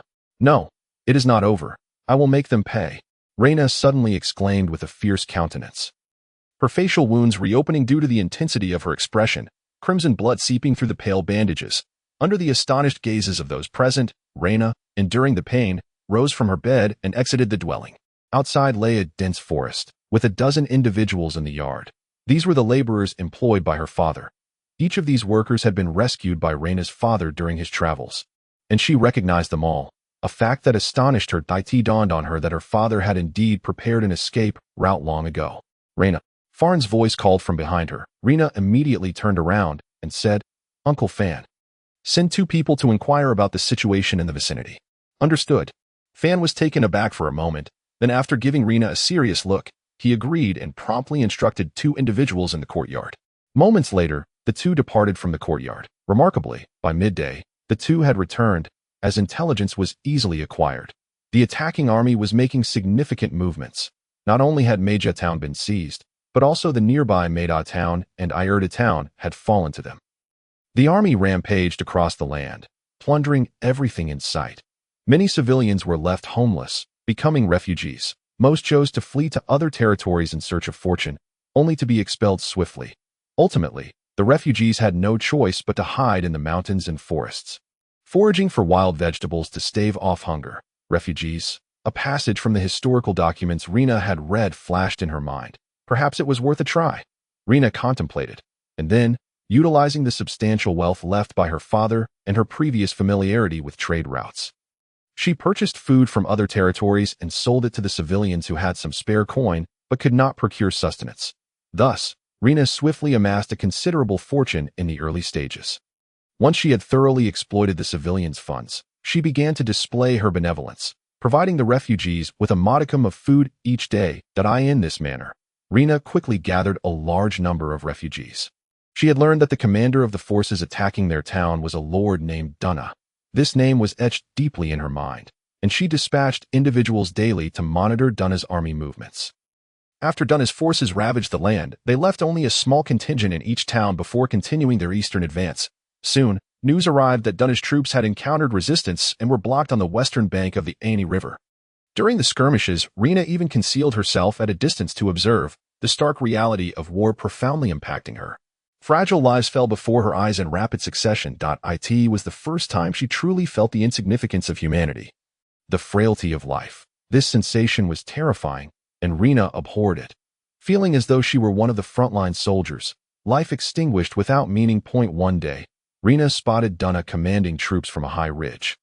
Surrounded by only a handful of soldiers, she suppressed the urge to charge and tear Dunna apart. Though she harbored a desire for revenge, she simultaneously wished to survive, for her father's last words were a plea for her to continue living. She constantly reminded herself, survive, along with her father's legacy, watching the battalions of soldiers fighting to the death in the name of that nobleman Dunna, and the young, handsome nobleman on the eastern bank clad in brilliant knightly armor. His soldiers advancing under his command, a powerful desire suddenly surged within Rena's heart. She yearned to become one of them, a master of war, not a mere pawn destined for death. Such an opportunity soon presented itself when a young man claiming to be a messenger from Count Lochtan sought her out. Their request was to sabotage the supply line of Dunna's forces on the western bank. Rena promptly agreed to his proposal, but she too put forth her own demands. In just over a month, Rena transformed from a wealthy young lady into an ambitious strategist. Chapter 46. The ambush. Ever since Gray had delivered 100 sets of soldiers' equipment to Vic, he had been counting the days. Both sides of the camp remained as tranquil as ever, with only a few patrols of cavalry occasionally traversing the riverbank. Gray occasionally dispatched small groups to eliminate the laborers attempting to establish watchtowers on the western bank. These laborers seemed inexhaustible, sending themselves to their deaths daily. It was now late June. If there were still no updates from Vic by mid-July, during the impending rainy season, Count Lochtan would undoubtedly no longer wait. Either a decisive battle would ensue, and fate would determine the victor, or they would retreat, relinquishing their hold on the northwestern territories of Harland, or wait for a more opportune moment to reclaim them. Days passed, and Gray often gazed longingly toward the endless horizon of the western bank. In a damp cave located over 60 miles south of Magyar town, torches were lit every few steps, illuminating the formerly pitch-black cave. The cavern was deep, and a group of individuals carried a dozen large wooden boxes within. Exchanging no words. In the sweltering heat, the flickering flames created a stifling atmosphere, and beads of sweat dripped down each person's face. The back of the cave, Rena furrowed her brow as she observed the vent above, through which no wind could enter. Fan, beside her, had already removed his shirt. The supplies have arrived. What shall we do now, Rena? Fan inquired. Rena fixed her gaze on Vic, who was feigning composure despite the heat, and softly asked, "Did Count Lochtan truly agree to all of my requests?" Vic nodded. "Indeed, Miss Rena." Once again reassured, Rena nodded with satisfaction. Now, it was time for her to demonstrate her capabilities. She turned to Fan, who was wiping sweat from his brow, and asked, "Uncle Fan, how did the investigation I entrusted to you fare?" The food supplies for Dunna's troops in the early stages were primarily pillaged from our land. Even now, they regularly send troops to raid various villages and estates. However, in the last 10 days, they have begun transporting food from their own territory. It seems they have nearly exhausted the resources from this land. Fan sighed heavily at this point, revealing the sorrow characteristic of the elderly, while his son exhibited palpable anger and discontent. Vic perked up, quickly asking, "Have their transport routes been determined?" Fan nodded. "It's quite straightforward. They predominantly use the main roads. After coming from Harland's, they typically rest for several hours in Magyar town before transporting the food to Magyar town. Additionally, every other day, a large contingent of cavalry is dispatched from the front lines to fetch supplies. Rena had long been aware of this, merely recounting it for Vic's benefit, as she already possessed a strategy, one she had encountered in a historical manuscript, which she had once derided the commander for. Now, however, she found herself in the position of implementing it. How many soldiers are in the supply convoy? Rena inquired, genuinely unaware, as she had only been a wealthy young lady a month prior. 1,000. Fan replied. Rena nodded, contemplating for a moment before stating, let us spread the word among the refugees regarding the supply convoy. Claiming they are guarded by only 200 soldiers. Remember, when speaking, emphasize that there is an abundance of food but very few guards. Vic's eyes brightened at this. Fan and Chisen furrowed their brows. Deep in thought, Rena fixed her gaze upon them both. Within 2 days, ensure all refugees are aware of this news, and simultaneously instruct our people to destroy all edible resources in the vicinity. Vic was taken aback. It was only then that he seriously examined the woman whose right cheek was bandaged. Fan and Chisen appeared to be meeting Rena for the first time, gazing at her intently. Additionally, take a portion of the wealth my father prepared and bribe the leaders of other refugee groups. They have likely never seen such a sum of money, as in previous trade, pay half upfront and settle the remainder upon completion. In this manner, by the 3rd day, we shall organize a troop of several thousand refugees. Rena's tone was calm yet imbued with tension and excitement. Rena, the fortune left to you by your father is your hope for the rest of your life.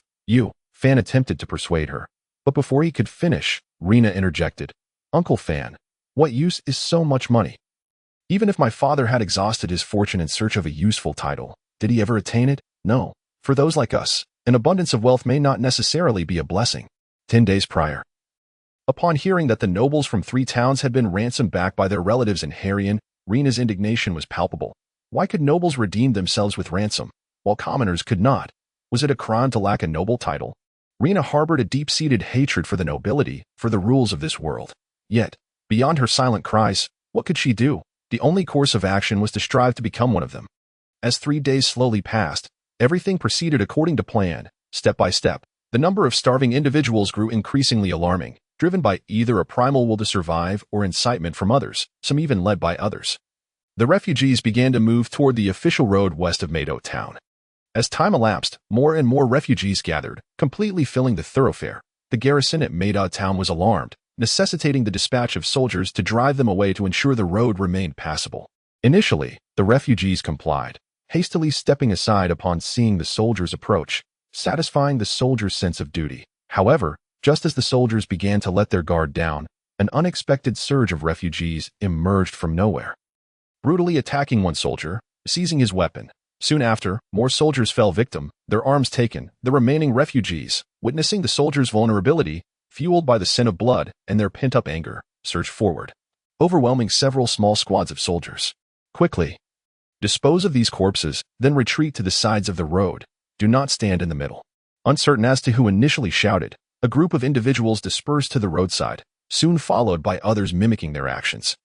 Spreading along both sides of the thoroughfare, the notion of ambushing the refugees was utterly impractical.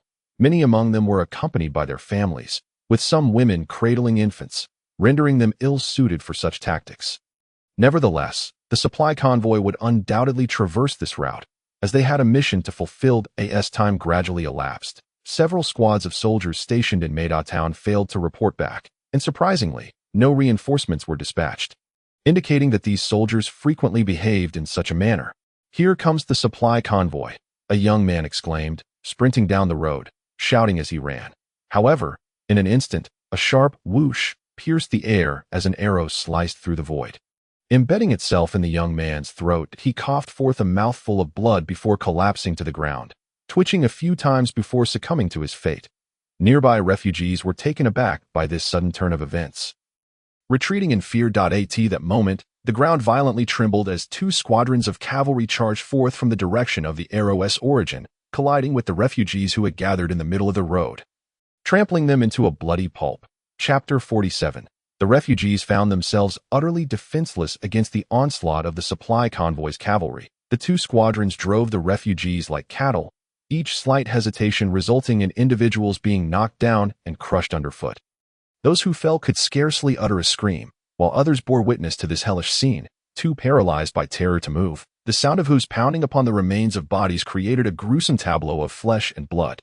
The dusty roadway, once a simple path, was stained crimson after the cavalry's charge, while those refugees fortunate enough to escape trembled at the horror before them. They gazed upon the road, now resembling a butcher's market, where corpses lay dismembered in countless pieces, stirring a nauseous churn within their stomachs, yet finding nothing left to expel. Just as the leading cavalrymen reveled in their masterpiece, a sudden sensation of weightlessness overcame them.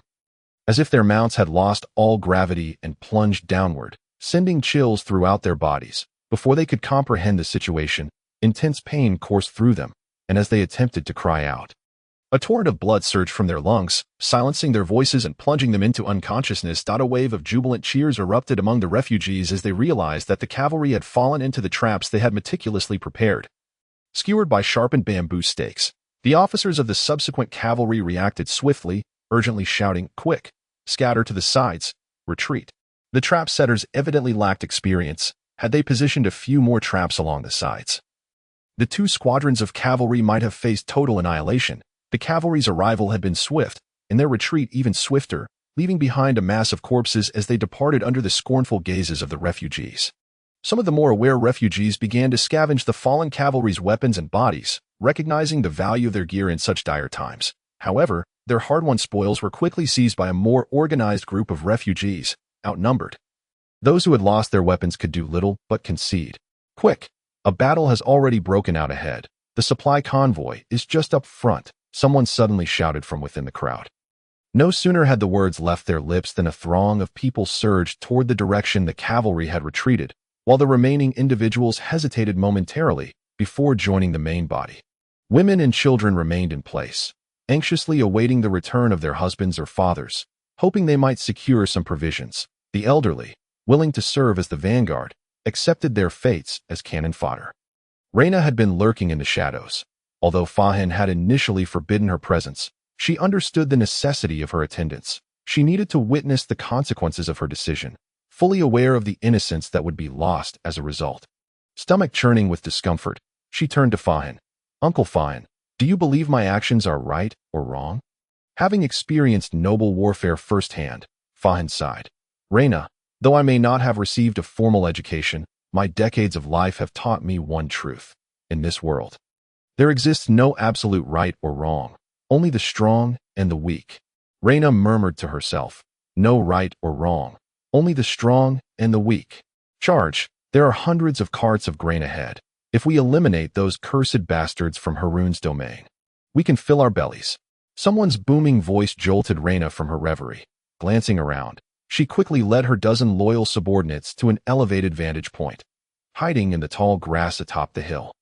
Reyna cautiously peered out. The convoy below was substantial, comprising hundreds of wagons and approximately 1,000 soldiers, excluding the drivers. The refugees were currently locked in a standoff with the supply convoy's guards, who had formed a shield wall to protect the left flank of the supply train, while cavalry patrolled the perimeter. Someone must take the lead. Otherwise, these refugees will not dare to charge their defenses. Reyna furrowed her brow, scanning the convoy below.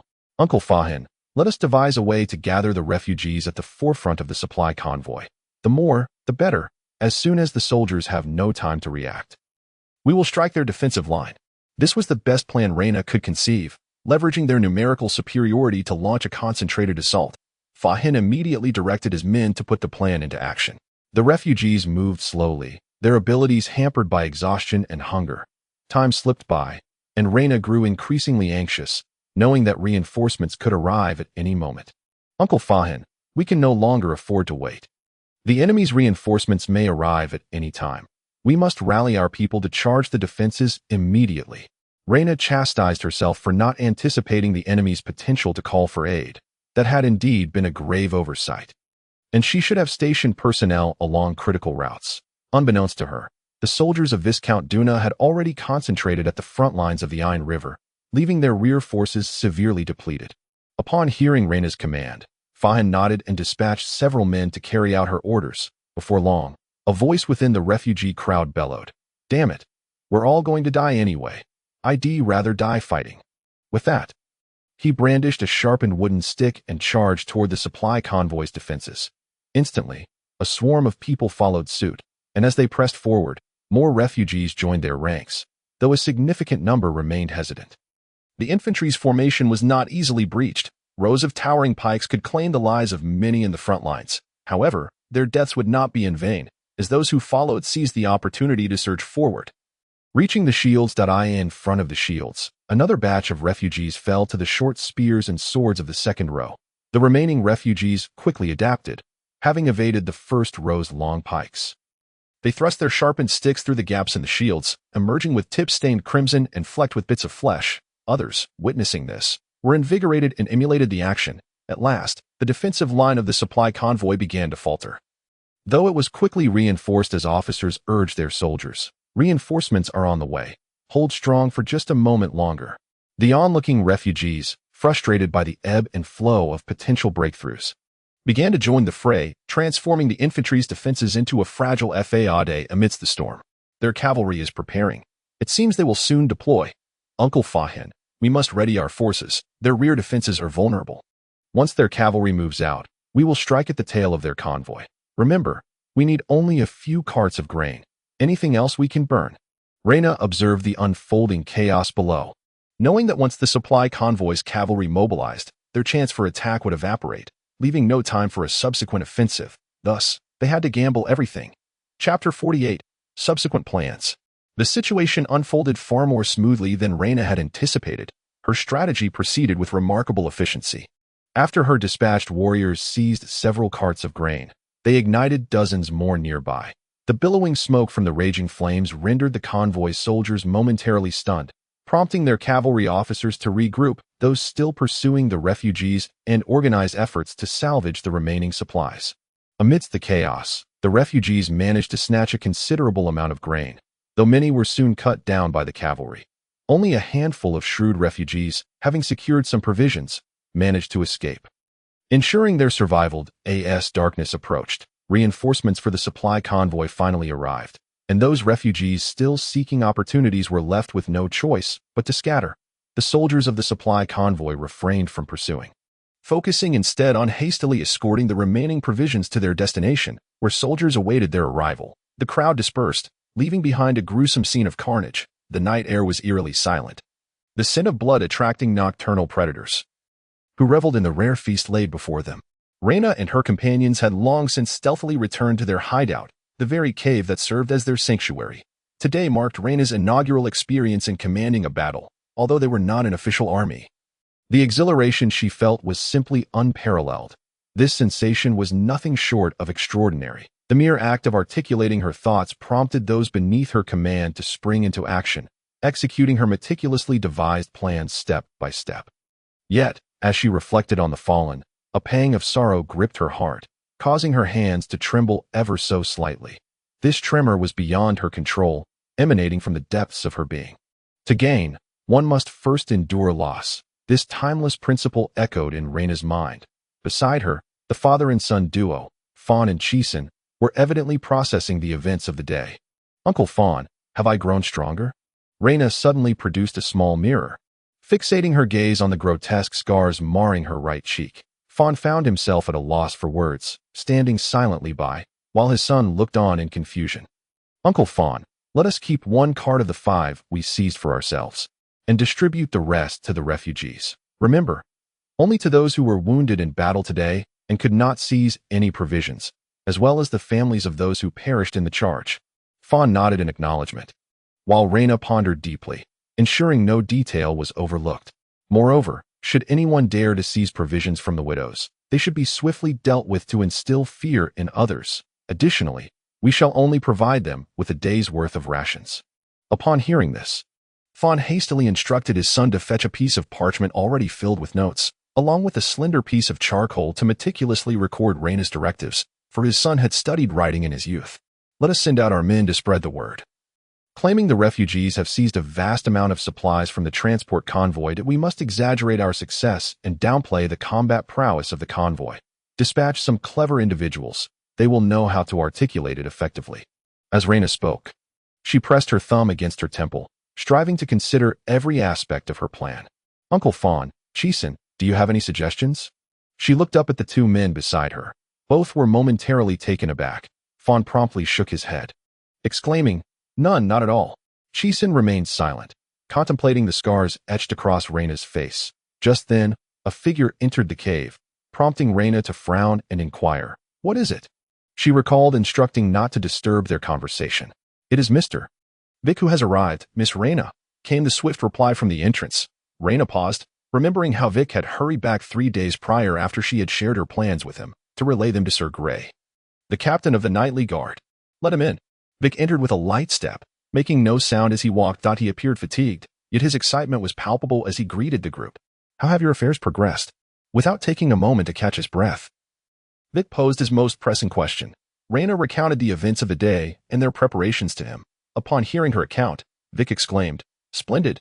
You have done remarkably well, and your subsequent arrangements are excellent. If all goes smoothly, within 2 days, you will gather a number of refugees several times greater than today. However, the enemy's defenses will undoubtedly fortify in response. They may very well alter their marching route." Upon hearing this, Fawn immediately shook his head, asserting that will not be the case. This official road offers the broadest visibility, making it the optimal route to prevent ambushes. If they choose an alternative path, it should be easier for us. Vic paused, a smile breaking across his face. "Then that is indeed the best outcome. Do you have any other suggestions?" Reyna inquired of Vic. Vic shook his head. "I have no further suggestions, but Sir Grey offered a bit of advice after hearing your plan. Would you like to hear it?" Reyna nodded eagerly. "Of course. What you have proposed aligns perfectly with Sir Grey's advice. His strategy is quite similar, enticing the refugees with sufficient incentives, then inciting them to act, which will surely mobilize even more of them. However, Sir Grey also mentioned further arrangements. He indicated that if your initial plan proceeds successfully, the enemy will likely increase the scale of their escort forces. If they reinforce their numbers and you still achieve a commendable outcome, then—" Vic paused, clearly needing to catch his breath. Reyna quickly pressed, "Then what?" Vic smiled faintly and continued, "If all goes well, in 2 to 3 days. Once you have gathered a substantial force, that will be when the enemy deploys a significant contingent to eradicate you." Reyna initially froze, but her eyes soon sparkled with realization as she interjected, "All of Viscount Dunna's forces are primarily stationed at the front lines by the Aine River.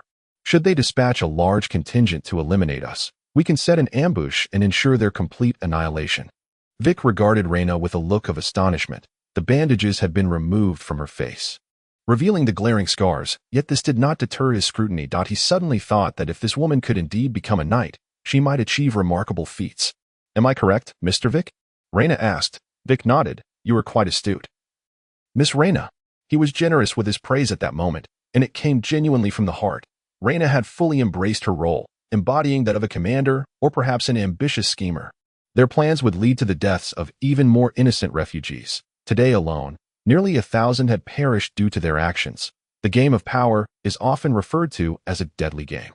For the rise of every ruler, even those at the lowest echelons, is invariably accompanied by the demise of many. On July 1 ST, the day following Reyna's orchestrated ambush on Viscount Dunna's supply lines, the original plan unfolded smoothly. However, as news had only just begun to circulate, the gathered refugees were not as numerous as anticipated. Nonetheless, Reyna was exceptionally well prepared for the day ahead, with the escorting forces having bolstered their numbers significantly. Reyna gained little advantage, achieving results comparable to those of the previous day. After 2 consecutive days of losses to the supply lines, the lower ranks dared not conceal the situation any longer. Hastily reporting back, Viscount Dunna was naturally furious, disposing of a significant number of his subordinates before summoning his captain, Sir Carl, to discuss countermeasures. By the 3rd day, everything was proceeding according to plan. The refugees along the official road had swelled to 5,000 or 6,000. And with the prior arrangements in place, Reyna found herself achieving remarkable success with relative ease. The line of soldiers guarding the supplies, consisting of less than 2,000 men, swiftly crumbled under the onslaught of vastly outnumbering refugees. They abandoned their provisions and fled, resulting in a significant portion of the supplies being lost. The outcome was a scarcity of food amidst an overwhelming number of refugees, ultimately leading to infighting and countless casualties. Both sides were exceedingly pleased with the results. Reyna delighted in their haul, while Viscount Dunna reveled in the effectiveness of his bait. Time passed to July 3 RD. At dawn, the area west of Maydod town was already teeming with refugees, each appearing gaunt and weary, armed with sharpened wooden sticks. The sight of these individuals alone might evoke a sense of absurdity. Yet, their collective presence radiated danger, especially with their eyes gleaming like starving dogs spotting food. However, none of this concerned Reyna, for she had followed Grey's counsel and was now quietly stationed with nearly 700 armed individuals, gathered through various means, in a valley en route from Meijia Town to Meida Town. This region, characterized by hills, was difficult for military maneuvers, with the sole pathway being an official road carved between rocky hills. A stretch of this road, approximately 5 miles long, was flanked by hills. If a small contingent lay in ambush on either side, they could block the enemy's retreat once they entered the valley, rendering them trapped and at the mercy of their attackers. Reports had already come in from scouts indicating that Viscount Dunna had urgently dispatched 3,000 cavalry reinforcements to the supply convoy. Should these cavalry arrive, the refugees would likely face complete slaughter. Viscount Dunna's strategy was quite astute. He first gathered the refugees by utilizing a large quantity of food as bait, then dispatched forces to eliminate the troubles at the rear once and for all. However, he had not foreseen that his actions would play directly into the hands of others. This cannot be attributed to a lack of caution on Viscount Dunna's part. Rather, he had focused all his attention on Count Lockton across the river. Were it not for the critical nature of the supply line, he might have disregarded the refugees entirely, viewing them merely as livestock awaiting slaughter. Reyna, a squad of enemy scouts is probing the area. Fawn reported urgently to Reyna. Vic smiled faintly, assuring, "Do not worry. The enemy forces are eager to march. Their scouts will not be overly diligent." As Vic had predicted, the pair of scouts merely traversed the official road a few times, failing to venture into the nearby hills for reconnaissance. As their steeds were ill-suited for traversing such terrain, it would be a waste of time. Shortly thereafter, a few scouts remained to stand guard while others retraced their steps. Vic, observing the departing scouts, declared, "Alert the troops. The enemy is approaching swiftly." With that, he lowered himself, pressing his ear to the ground. Reyna felt an acute surge of anxiety. She took several deep breaths in vain. After a moment's contemplation, she retrieved a small mirror from her bosom, gazing intently at the scars upon her face, surprisingly finding solace in this act. Fawn, witnessing this scene, turned away, unwilling to behold it any longer. Before long, a faint tremor began to resonate through the ground, prompting Reyna to instruct Chisin, "You must personally attend to the entrance. If the enemy enters the valley, seal it off immediately as per our original plan." Nodding, Chisin departed swiftly. Reyna then turned to Vic, saying, "I would appreciate it if you could take some men to eliminate the enemy scouts at the exit and block that route." "Rest assured, Miss Reyna," Vic replied as he departed. Reyna cast a glance at Fawn before fixing her gaze upon the silent official road below, a surge of masculine bravado swelling within her. "Prepare the warriors, Uncle Fawn." As the tremors intensified, the 3,000 cavalry of the enemy drew ever closer. Reyna furrowed her brow at the anxious soldiers beside her, steadying her resolve. "Warriors, 2 months ago, I was an ordinary civilian, just like you. Yet my fate was irrevocably altered one fateful night when those wretched bastards of the Harlands demanded my father to offer me up. Why? Merely for my beauty, simply because I am a commoner. Is there a flaw in that? Is it wrong? My father, in his effort to protect me, disfigured my appearance before they murdered him. And you, too, have suffered, your family slaughtered without cause. Shall we simply accept this? No. Today, now, at this very moment, we shall exact our revenge. Warriors, for ourselves, for our families, we cannot falter."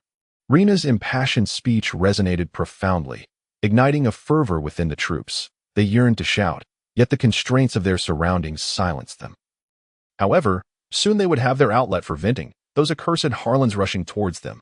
Fawn stared blankly at Reyna's oration, realizing he no longer recognized the girl he had watched grow up. She had matured, but at an immeasurable cost, becoming someone beyond his comprehension.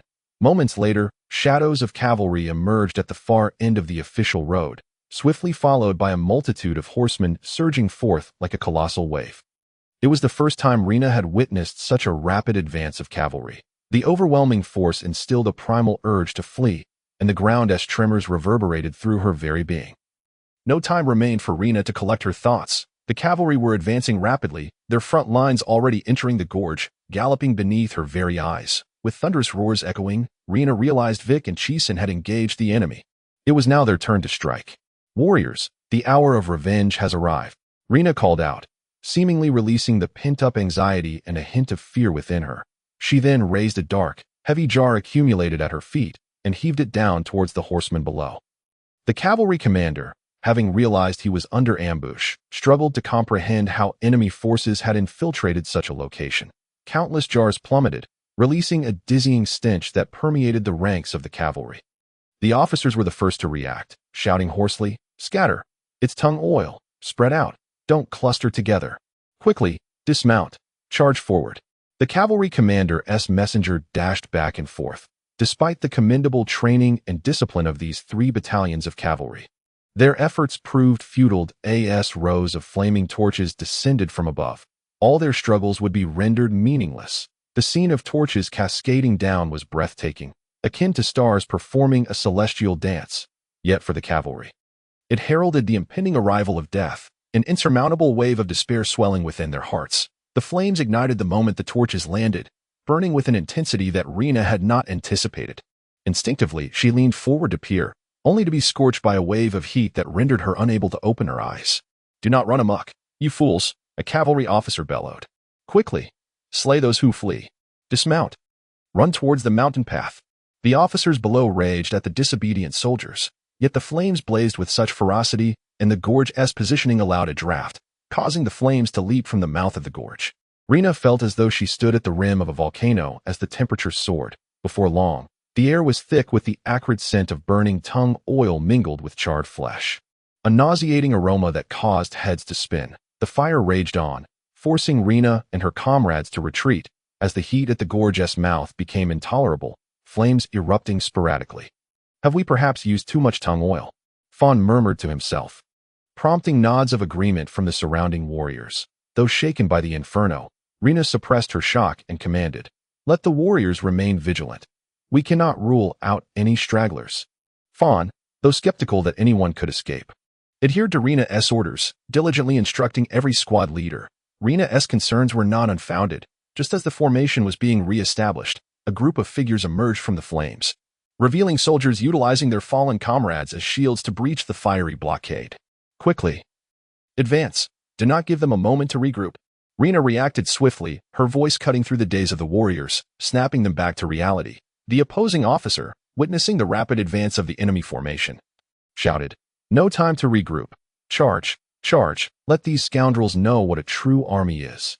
The two forces soon clashed. Though the escaping cavalry fought valiantly, their numbers were woefully insufficient, and lacking stamina, they were swiftly annihilated by Rena's warriors, who, nonetheless, suffered the loss of over a dozen of their own. Rena restrained those who sought to claim the fallen cavalry's gear. Though they harbored grievances, they dared not defy her. For those few who remained by Rena's side were a constant reminder of her authority. As time passed, the inferno grew fiercer before gradually subsiding, extinguishing only as dusk approached, with no soldiers emerging from the flames thereafter. Once the blaze had been quelled, Rena led her warriors slowly towards the gorge's mouth. The stench in the air had become even more unbearable. As the leader of the group, Rena understood she could not waver. She forced down her nausea and peered down into the abyss. What she beheld, she vowed, would be etched into her memory for eternity. Charred corpses lay piled within the gorge, their remains reduced to desiccated husks by the flames. Lying on the ground, the contours of their scorched faces still faintly conveyed the despair, helplessness, agony, and madness they had endured. The surrounding vegetation lay entirely consumed by the fire, the rocks glowing red from the heat. At that moment, an eerie silence enveloped the area, apart from the whispering winds. Only the breaths of Rena and her companions could be heard, even the cries of summer insects having been extinguished by the inferno. Was this all her doing? 3,000 vibrant lives snuffed out by a single fire? Rena felt herself suffused with an overwhelming sense of guilt, and her fellow warriors remained silent, equally affected. This conflagration had not only claimed the lives of 3,000 cavalry, but had also ignited the flames of war along the banks of the Aini River. Shattering the delicate balance that had persisted for nearly 2 months, the decisive battle was about to commence. In the command tent on the western bank of the Aini River, a scout knelt trembling in the center, his demeanor pitiable, when his superiors, reluctant to report the grim intelligence, had pushed him forward. He had been left to deliver the disheartening news. Count Donner's expression darkened as he gestured dismissively to the scout. "You may leave." The scout, upon hearing this, visibly relaxed and quickly bowed out of the tent. "Now, what shall we do? Our troops have been out of supplies since this morning. We had planned to transport more provisions today. But that now seems utterly unrealistic. Count Donner lamented, vigorously rubbing his forehead, which throbbed with pain as though it might burst. I warned that this land was to be ruled by us. Excessive plunder would bring us no benefit. Yet you disregarded my words, blinded by immediate gain. And look where we are now, an elder noble sighed. What good is it to say such things now? Furthermore, I saw no restraint during the plundering. Enough. Both of you. This is not the time for quarrel. We are in grave trouble. Not only are our supply lines compromised, but we have also lost 3,000 cavalry. This means we now possess fewer cavalry than a single battalion, rendering our forces' mobility utterly crippled. Without the mobility of cavalry, tens of thousands of troops lose their capacity for coordination, which will be quite disadvantageous for us. The crux of the matter now is that the troops are devoid of logistical support. This is our most pressing concern. Then let us engage them in a decisive battle. Do you think the enemy is a fool? By noon tomorrow at the latest, they will receive news, and it is even possible that the series of events on our side is the work of those on the eastern shore. I refuse to believe that those starving refugees possess such capabilities. Although the nobles in the large tent spoke with reasonable arguments, none proposed a solution. Viscount Dana quietly observed the discussing nobles, listening to their opinions, as sometimes one could indeed find a resolution amidst their deliberations. It was not until 2 o'clock in the morning that Viscount Dana allowed the nobles to depart. They were not in a hurry, as retreating would entail minimal losses for them. Yet, the nobles were astute. None dared to suggest withdrawal in front of Viscount Dana, instead continuously lamenting the current plight of the troops, as if to imply that without retreat, death was inevitable. Viscount Dana refrained from suggesting a withdrawal. He was unwilling to concede, having prepared for over a decade, now on the brink of realization. How could he accept such a fate? Moreover, if he ordered a retreat now, his prestige would plummet upon returning to his territory, leading the nobles to openly question his rule. Alone in his tent, even his most trusted captain, Sir Karl, had been dismissed. He stared blankly at the flickering candlelight within the tent, lost in thought, not knowing what to contemplate. Viscount Dana remained in this state until dawn. Outside the tent, Sir Karl waited patiently, and it was only after daybreak that he was summoned into the main tent, only to emerge shortly thereafter. Meanwhile, on the eastern shore defense line, Gray received this news the following afternoon, July 3 RD, delivered personally by Vic. After confirming several times, he dared to approach the tent of Count Lockton. Astonished that the leaders of those refugees could truly accomplish this task. He had originally hoped that they would merely delay Viscount Dana's logistical support, rendering his forces ineffective in a decisive battle. Chapter 51. The advance on the morning of July 4th. The air was crisp and refreshing, a favored time for the southern nobles of the Aeolian continent to stroll through their estates with their dogs. However, on the Ain River front, the air was filled with the thunderous sounds of battle, as black crows circled above, waiting for the skirmish below to conclude. Just an hour prior, Viscount Dana's army had launched a furious assault on the eastern riverbank defenses, leading with a battalion of cavalry. Yet within mere moments, this contingent was entirely obliterated. However, the sacrifice of nearly 1,000 cavalry was not in vain. Their reckless charge had created a small breach in the tightly knit defenses of the eastern shore, allowing 3 subsequent battalions of light infantry to advance. The battle-hardened Count Lockton, with his vast experience in battlefield command, promptly ordered a retreat of the front line while dispatching a battalion of cavalry to cut off the Western infantry's communication with their reinforcements. The fate of these 3,000 soldiers was sealed at that moment, as Gray took command to encircle them. Contrary to Count Lockton's expectations, the Western reinforcements did not advance. Upon realizing that their 3 infantry battalions were encircled, they decisively halted their advance, hastily constructing a defensive line along the western riverbank, something they had long yearned for, but had been unable to establish for 2 months. When Gray received this news, his forces had already completed the encirclement of the 3,000 enemy soldiers. That he paid no heed to the immediate situation, turning to his companion, Sir Pra, and said, "This area is under your command, Sir Pra, and if you can persuade them to surrender, do so. If not, eliminate them. That we must conclude this battle with utmost speed." Pra nodded. "Rest assured, Sir Gray, I know what must be done." Viscount Dana's deployment of these thousands was clearly a tactic to hold the eastern line in a precarious position. Sometimes, a partial sacrifice could yield unexpectedly effective outcomes. Gray found Count Lockton atop a tower, surrounded by a few loyal guards and Sir Yek, with no other nobles in sight.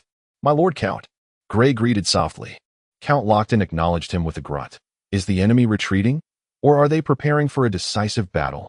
"My lord Count, regardless of the enemy's intentions, we cannot allow them to establish a solid defensive line along the riverbank. Once they do, they will require only a minimal force to delay our army for several days.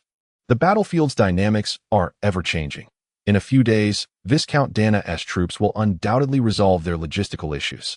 It will become increasingly difficult for us to maintain such a significant advantage." Gray swiftly analyzed the current situation. Count Lockton nodded. "Rest assured, Sir Gray, I have already commanded the troops to regroup. And even the forces of those nobles are prepared. Sir Gray, go forth and execute your plan. Launch an assault using the tactics we have rehearsed countless times." Upon hearing this, Gray bowed. "My lord Count. Await my good news." With that, he turned to depart. Once he descended the tower, a squadron of cavalry awaited him, accompanied by dozens of messengers, poised to execute Gray's commands on the battlefield. Once mounted, he immediately ordered, "Relay the message to Sir Mark and Sir Sente to commence battle as per the established offensive plan." The leading two messengers swiftly set off.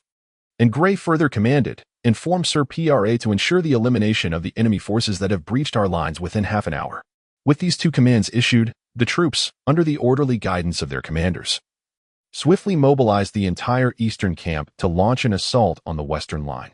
Initially, a regiment of infantry advanced steadily from a shallow crossing, followed by 3 infantry battalions and 2 archer battalions utilizing wooden rafts for cover, with the remaining forces in reserve.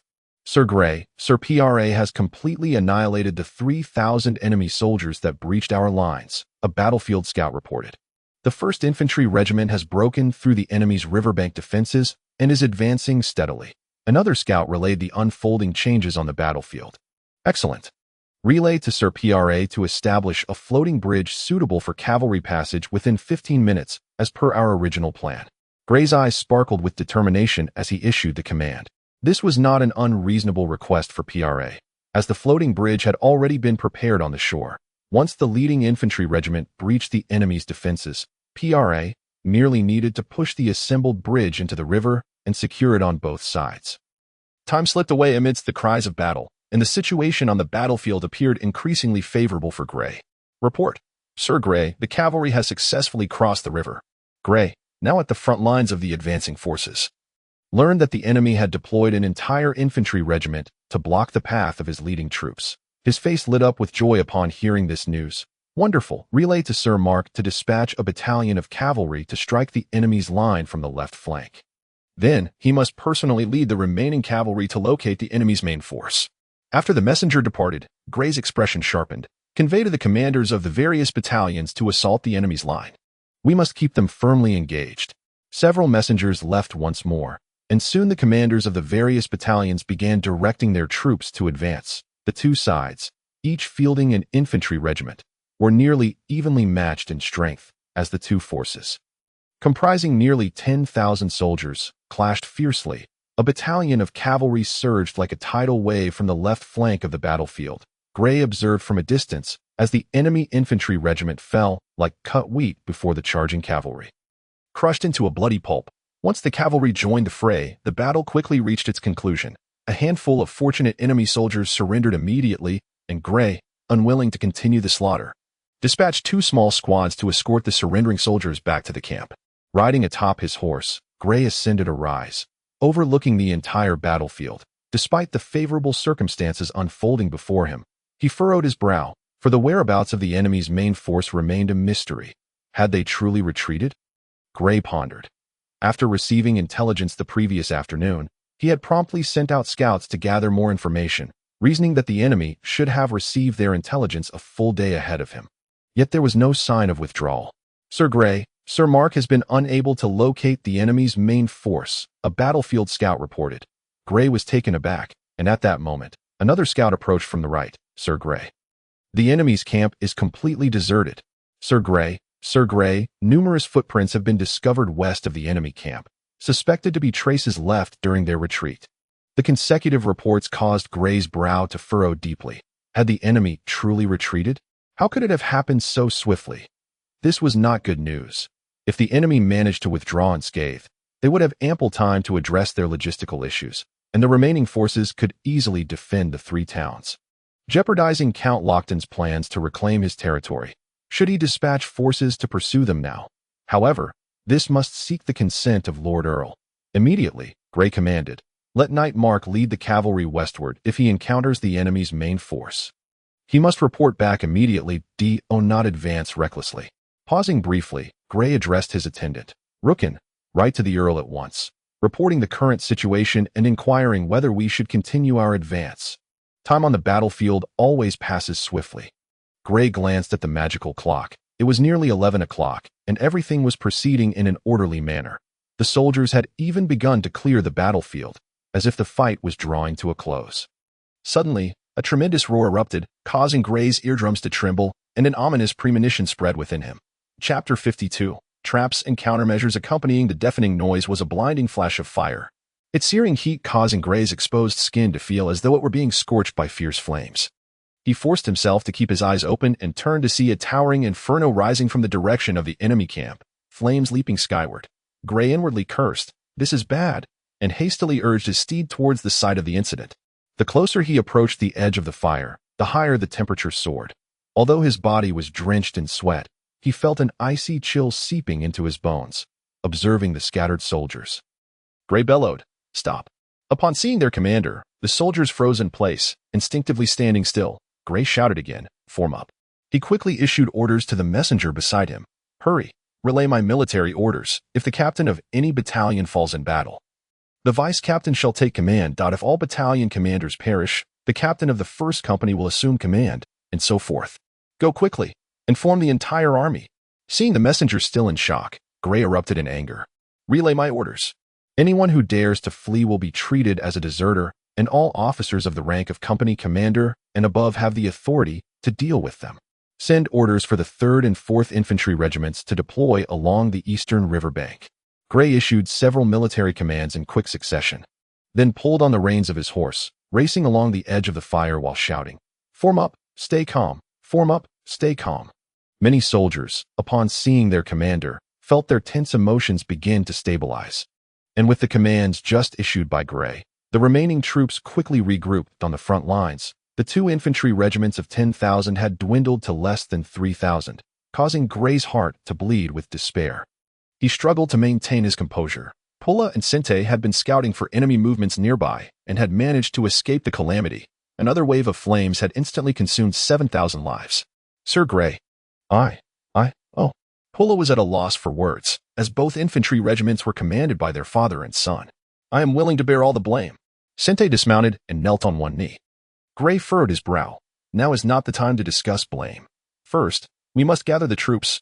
Whoever is responsible cannot escape, not even me." "Damnable Viscount Duna." Grey cursed inwardly.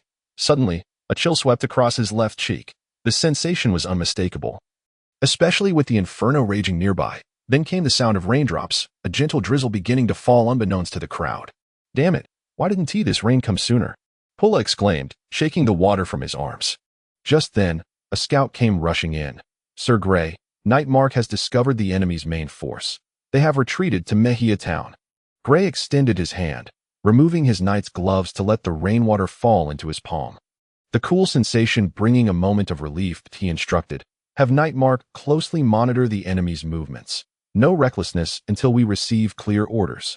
The weather in southern Aelan continent during July is notoriously unpredictable. One moment, it may be clear skies, and the next, torrential downpours. The Earl had already commanded a regroup and withdrawal to the eastern bank. The remaining troops were slowly retreating to their camp, the fire diminishing behind them in the rain.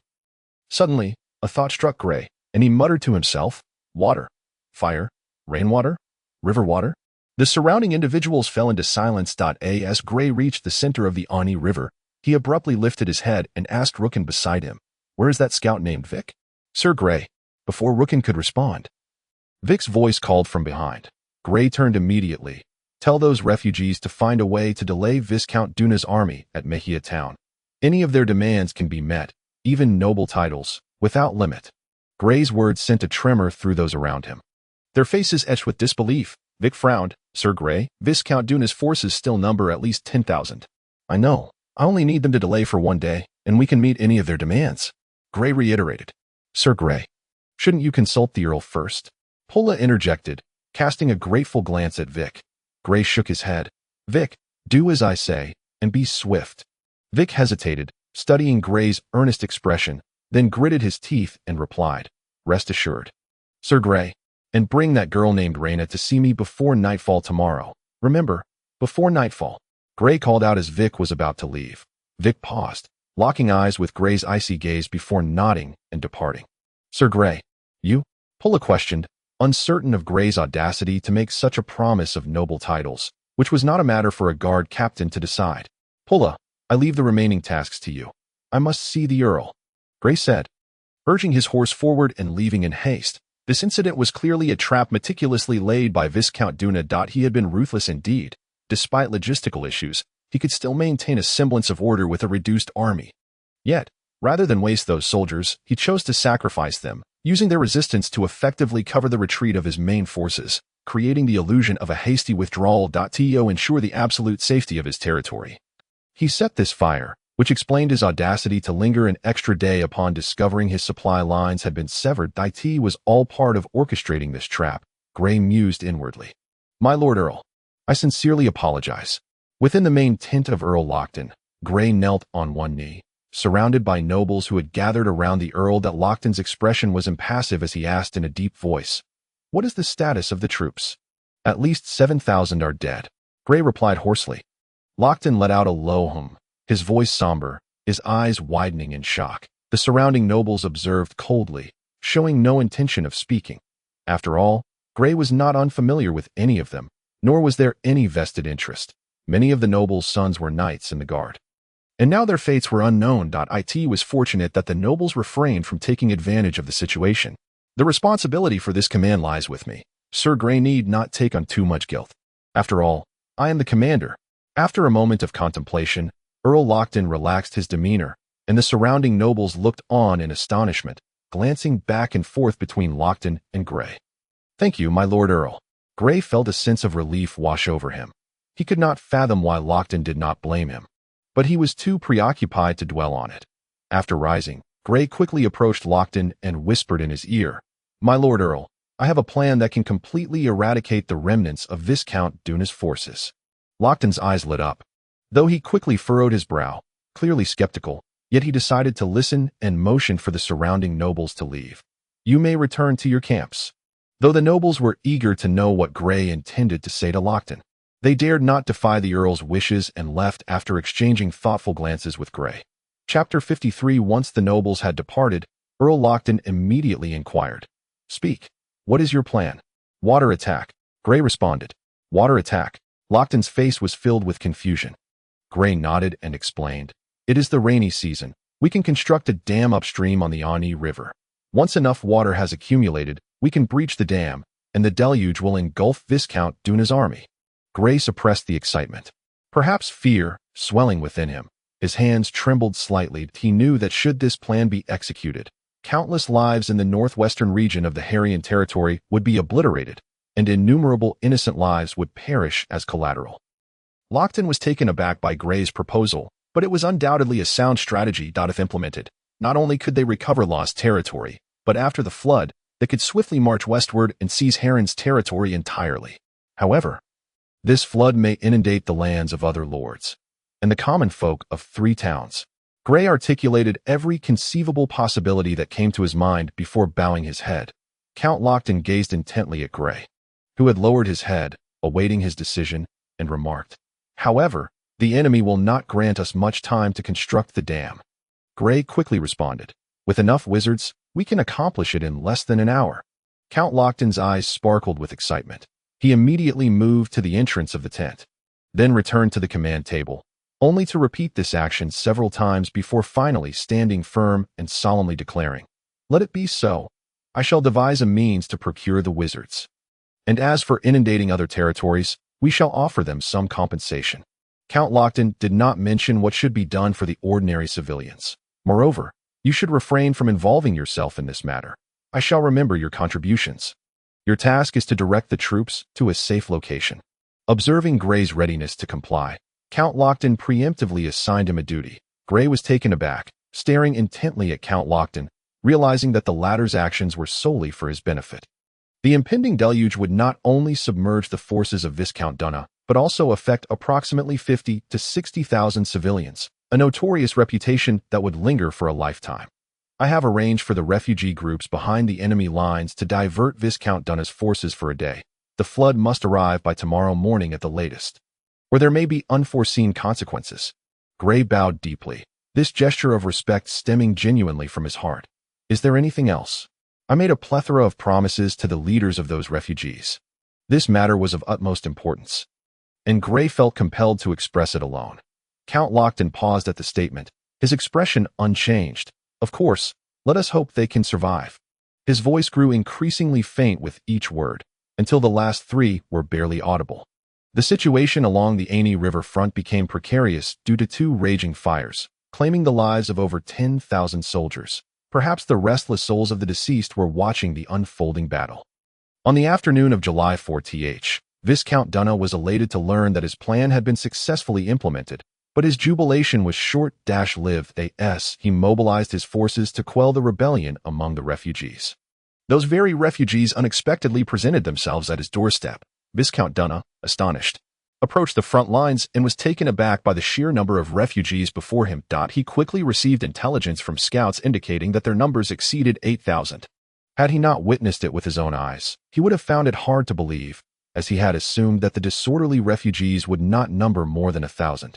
Merely exaggerating their figures to lessen their guilt, Viscount Dunna began to take the situation seriously. In truth, the concentration of such a large refugee group was largely due to Vic's efforts, undoubtedly bolstered by Gray's promises. Utilizing his connections from previous encounters, Vic swiftly met with the leaders of the various refugee groups, and after making numerous commitments, they readily acquiesced. These leaders had completely forgotten the initial intent of gathering the refugees. Now, they regarded their fellow sufferers merely as stepping stones to alter their fates. Naturally, some leaders firmly declined, but Vic did not press the issue further. Viscount Dunna's original plan was utterly thwarted. He had intended to first resolve the supply line issues in the rear, then reorganize the remaining troops, and subsequently seek an opportunity to confront Count Lockton. However, he now realized that his original strategy was no longer feasible, and his only option was to retreat to his territory. If he allowed Count Lockton the chance to regroup, his remaining forces of over 10,000 would undoubtedly retaliate, and at that point, Viscount Dunna's army would find itself besieged from all sides. Failure was merely a matter of time. Thus, the opportunities on the battlefield are fleeting. Gray's intention had been to prevent Viscount Dunna's forces from retreating from the front lines, ensuring that his water attack plan would not go to waste. Had Gray been aware of this intelligence, he could have ordered an immediate strike, effectively encircling Viscount Dunna's forces within Magia Town, achieving the same outcome. Yet, the battlefield does not entertain what-ifs. Gray could not have anticipated that the price he offered would entice so many. According to his calculations, securing even 1,000 refugees would have been a commendable result. Vic, unaware of Gray's strategy, did not return to report, as he continued to scurry about. Believing he understood Gray's intentions, the cavalry under Mark's command had indeed discovered the situation. But when they reported back, they merely mentioned that a substantial number of refugees were occupying Viscount Dunna's forces, inquiring whether they should engage. Gray's directive was to maintain observation and await orders. Thus, a golden opportunity slipped away.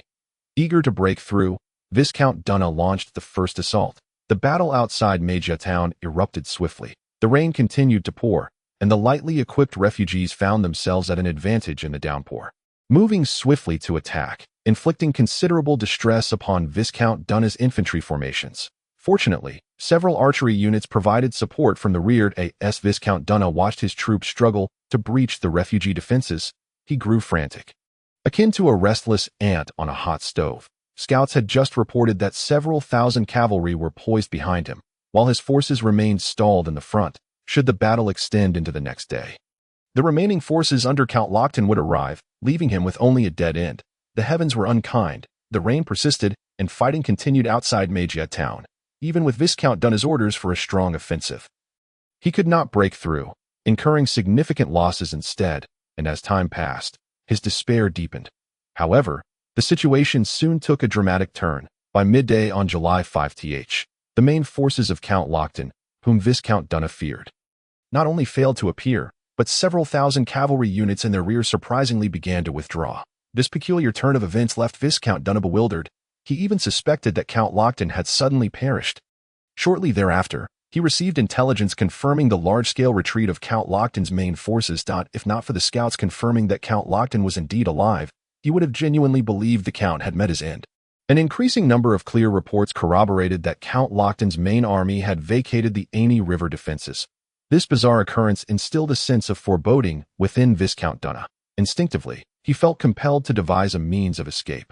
As night fell, scouts reported that the refugee forces had suddenly diminished significantly, leaving fewer than 1,000 behind. Yet the inherently suspicious Viscount Dunna dismissed this golden opportunity, opting instead to await the following day.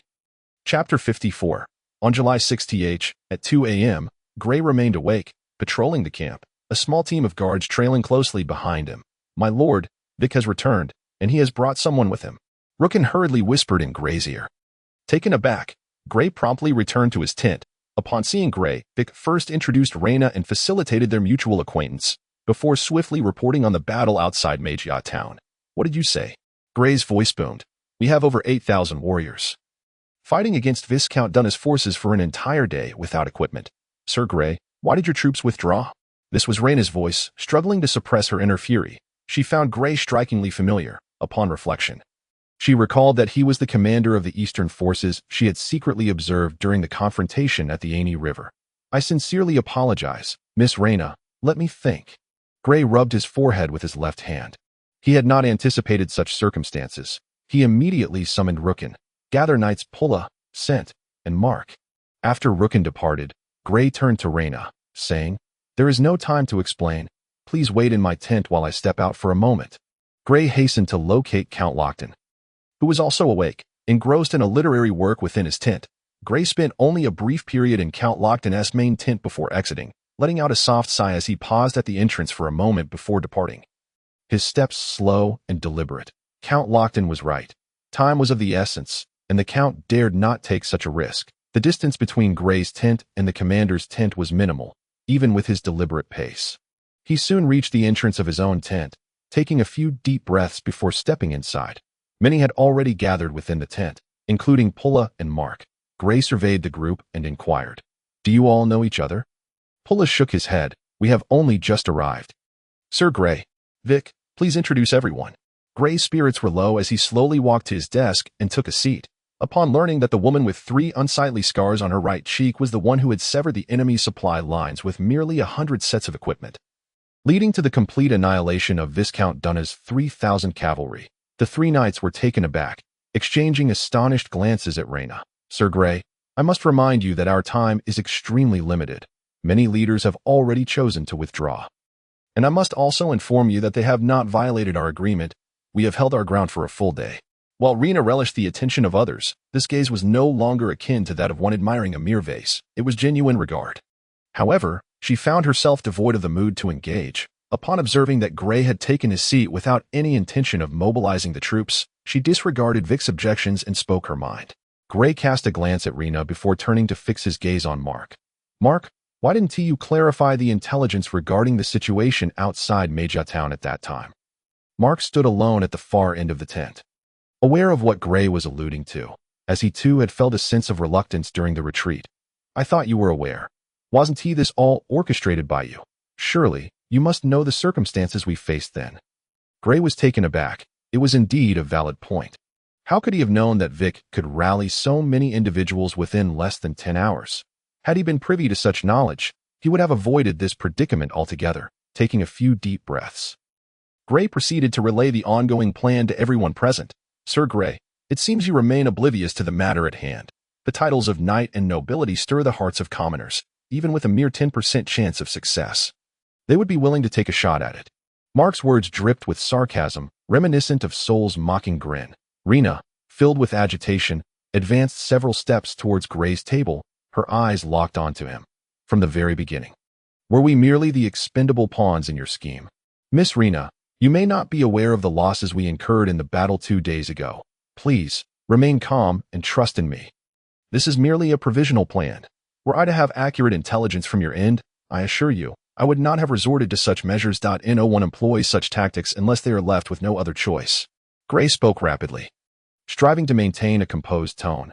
Miss Rena, are you not safe at present? This was Sintay's voice, expressing his disdain for a commoner daring to challenge his superior. So, am I to be grateful to you? Rena retorted, casting a glance at everyone present, struggling to suppress her fury. Sintay promptly replied, of course. His demeanor and tone suggested that such expectations were utterly reasonable. Rena was incensed to the point of laughter. At a loss for words, unbeknownst to her, Vic had retreated to the entrance of the tent, bowing his head and standing still like a statue. Gray frowned and addressed Pulla. Knight Pulla, you and your son should return to the camp. Dismiss everyone except for the guard duty personnel. The same goes for you, Knight Mark. The three immediately saluted and departed, casting involuntary glances at Rena as they left. Once they were gone, Gray spoke to Rena. Miss Rena, the Earl has made his decision. The matter is settled. Do not dwell on other thoughts. After the war concludes, you shall receive the title of knight. In the continent of Aelan, there is no discrimination against women, should they prove their worth. It is not uncommon for them to be ennobled. However, it is generally the case that young women opt to marry into a better family, as it is often easier than striving independently. Rena bit her lips so hard that blood was drawn, yet she refused to yield, the images of Farn and his son Cheeson continuously haunting her mind. Miss Rena, I acknowledge that we have erred in this matter, and I apologize to you. However, the Earl shall never admit his mistakes. You must remember this. You are exceptionally capable, and I sincerely hope to work alongside you. Gray continued his narrative, indifferent to whether Rena absorbed his words. He aimed to convey that she should not expect to challenge the Earl, effectively warning her against broaching such topics in front of Lockton. Noticing that Rena remained silent, Vic hastily approached her from behind, gently patting her shoulder. In truth, Rena was quite lucid. She simply could not accept this reality. What was this? Yet, she had no power to resist, fully aware that any act of defiance would result in greater loss than she currently faced. Misfortune continued to befall her, and Rena incessantly reminded herself, do not cry. Gray had conducted a cursory investigation into Rena's unfortunate past and believed she needed an outlet. Perhaps it would be best to let her be for a while. Rookin, Gray called out. Rookin, who had been outside, promptly entered the tent. What is it, sir? Prepare a separate tent for Miss Rena. She will become my new aide-de-camp. Gray commanded. Chapter 55. The flood sweeps in.at approximately 5:15 in the morning. The hour when people are most weary. The rain suddenly intensified. The camp was enveloped in near silence, save for the sound of raindrops hitting the ground. Outside the tents, aside from the soldiers on patrol, no one else could be found. Adorned in gleaming knightly armor, Gray sat upright at the main table of his tent, engrossed in a military history book. A cold breeze occasionally swept into the tent, causing the flickering flames of the fire to dance. Suddenly, the tent flap was lifted, and a gust of cold air rushed in, nearly extinguishing the already feeble flames. Gray looked up to find Sol standing there. What is this? Not welcome. I've been working tirelessly for your plan without a moment's rest. Sol chuckled, shaking off the water from his leather armor, then picked up a few dry twigs to toss into the fire, which he then stoked further. He suddenly added, by the way, this isn't your plan. It's the arrangement of some noblemen. Ha ha. Gray set down his book, realizing he had no true desire to read. He was merely passing the time and had already forgotten the content he had just perused. So, is everything in order? Upon seeing Sol, Gray's previously vexed mood lightened considerably. After all, this fellow could be considered half a friend. When I left, the embankment was already constructed if I calculate the time. There should be enough river water gathered by now. It's about time to open the gates. Sol fiddled with the wood in the iron pot, attempting to stoke the flames for warmth to dry his damp clothes. At that moment, another strong gust of cold wind swept into the tent as someone else entered, a petite figure clad in a perfectly fitted leather armor that accentuated her graceful form, allowing one to overlook the ghastly scars marring the right side of her face. Rena had dozed off in the tent arranged by Rookin, only to be awakened shortly thereafter by a series of nightmares. The recent events weighing heavily on her psyche. Sir Gray, I sincerely apologize. A guard entered, bowing his head low as he offered his apologies. Unaware of Rena's standing, he refrained from obstructing her entrance, recognizing that anyone who could occupy a tent alone must hold a higher status. Gray waved his hand dismissively. That will suffice. You may leave now. The guard, visibly relieved, quickly bowed and exited. Upon stepping into the main tent, Rena's curiosity was piqued by the magical staff wedged at Soulless waist. Its blue gemstone shimmering with a captivating glow, women are often unable to resist the allure of gemstones. Rena, this is Sol Grey, the Earl's chief magical advisor. Grey introduced, noting Rena's interest in Sol. He then turned to Sol and said, "This is Miss Rena. I trust you are already aware of her." After the introductions, they exchanged formalities. An awkward silence soon enveloped the tent, as the three found themselves at a loss for conversation. However, it was not imperative for them to engage in dialogue. They sat quietly, as though waiting for something. Suddenly, footsteps echoed from outside, and a mud-covered soldier entered the tent. "Sir Grey, the watchtower reports that something seems to be moving in the direction of the Aini River." At this, Grey sprang to his feet, the clanking of his armor resonating through the air. "Quick! Dispatch scouts to investigate along the route. Remember, proceed with caution. Do not rush in." Rena, seated at the lower end, felt a tightening in her chest upon hearing this news and froze in place. "Miss Rena, come with me to have a look." Grey's call snapped Rena back to reality, though her expression remained somewhat dazed. Outside, darkness enveloped the landscape, and the rain showed no signs of relenting. Grey moved steadily, leading Sol and Rena to the highest tower within the encampment. In the distance, the world remained shrouded in darkness, devoid of visibility. Yet, with the occasional flashes of lightning, a massive flow of luminescence could be discerned, sluggishly coursing across the Aini River's defenses, accompanied by a deep, resonant sound. It was a flood, the ominous sound of rushing water, coupled with the faintly visible waves illuminated by the lightning, revealed the sheer magnitude of nature's power. In the face of such overwhelming forces, all other powers would be rendered to dust. Grey suddenly felt insignificantly small, as diminutive as the grains of sand beneath his feet. His left hand instinctively gripped the hilt of his sword. A visceral reaction of reverence. Sol, however, appeared unfazed, perhaps having witnessed too much before. Rena, on the other hand, felt her strength wane, and had it not been for Grey's firm grasp on her arm, she would have collapsed to the ground. Her face pressed against the cool metal of his armor. The chilling sensation roused her, and she quickly straightened, pulling her arm from Grey's grasp. After glancing at both him and Sol, she turned and walked away from the tower, step by step, returning to the tent where she had just rested. Throughout this ordeal, Rena had not uttered a single word. The woman must be quite beautiful. The lifelessness etched into the scars upon her face is unmistakable. Clearly not inflicted by an ordinary weapon. Nonetheless, restoration is still possible. What do you think? Should we restore her former beauty? A subtle smile graced Thor's face. Upon hearing this, Grey cast a fleeting glance at Thor, then began recounting the tale of everything that had transpired with Rena, as if narrating a story. The account was brief and could be finished in no time, after which Thor never mentioned the matter again.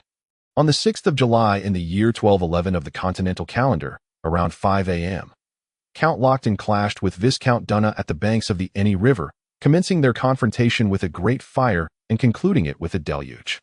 A perfect finale.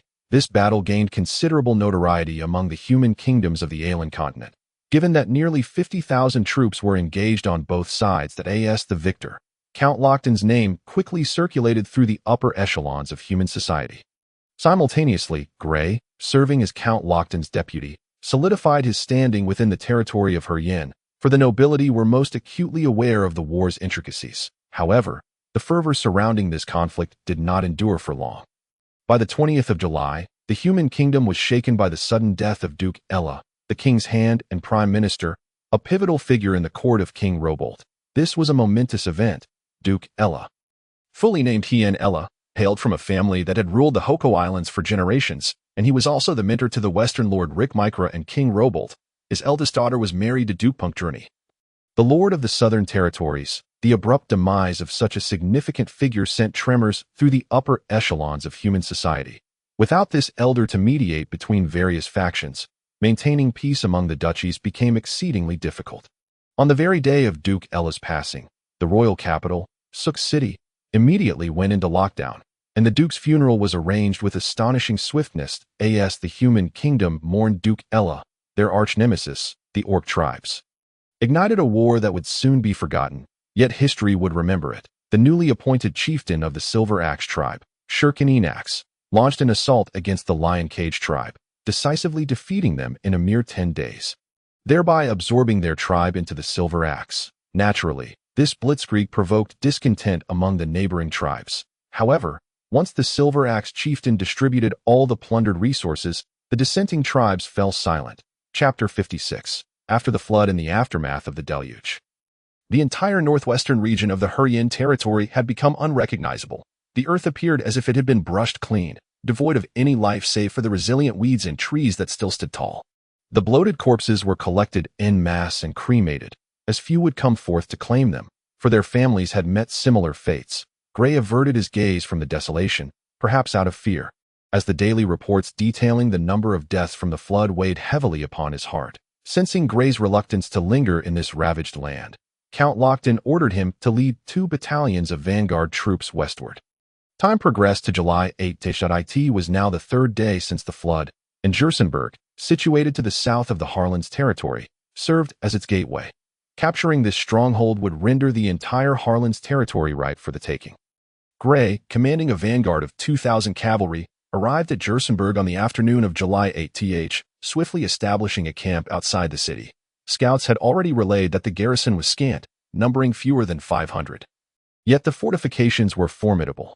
While Gray was confident he could seize Jersenberg within 3 days through a direct assault, he opted for a more calculated approach. He first ordered the construction of 10 siege engines to rain terror upon the castle with a relentless barrage of stones, aimed at demoralizing the defenders. Subsequently, he tasked Mark with leading 500 cavalry in 5 groups to patrol the surrounding areas day and night, ready to apprehend anyone attempting to exit the fortress for interrogation. The first day passed swiftly. Gray remained unhurried, knowing that reinforcements were impossible for Jersenberg. Even the total forces of Harland City were only 2,000 strong. Gray even organized some soldiers to hunt in the nearby woods. Replenishing the ranks was no simple task, as the entire Harland's territory boasted a population of around 300,000, and previous conscriptions had severely depleted their numbers. The soldiers he could muster now were little more than armed farmers. On July 10, 3 battalions of infantry arrived as reinforcements, led by Knight Plar, who brought a substantial supply of provisions. Their arrival was a relief for Gray. Had they come any later, he would have been compelled to resort to pillaging nearby villages like Viscount Dunna's forces. A matter of survival rather than mere short-sightedness, the garrison defending Jersenberg was commanded by an experienced veteran named Sir Stirland, nearing 50 but appearing as though he were 70. With deep wrinkles that nearly swallowed his eyes and a full head of silver hair devoid of any other hue. Following the disappearance of Viscount Dunna during the flood, the Lord of Jersenberg was lost, leaving a young heir, barely 10 years old, to hastily assume control, yet he lacked the understanding of the events unfolding around him. Am I to perish as well? Just like those soldiers who despaired in the flood. Sir Stirland despaired as he gazed at the ever-growing number of soldiers outside the castle. His sweat-drenched hand rested upon the cold stone of the battlements. Prepared for a fight to the death, he noted that the enemy showed no urgency to attack, instead harassing the defenders daily with their siege engines, gradually sapping the morale of the soldiers. The castle was entirely encircled by the enemy, and every messenger dispatched was captured at the gates, subjected to execution before the eyes of the garrison. Goddess Shaylee, I have exerted every effort. Could you not manifest even a hint of a miracle? Sir Stirland prayed silently atop the city walls. Sir, the Lord summons you.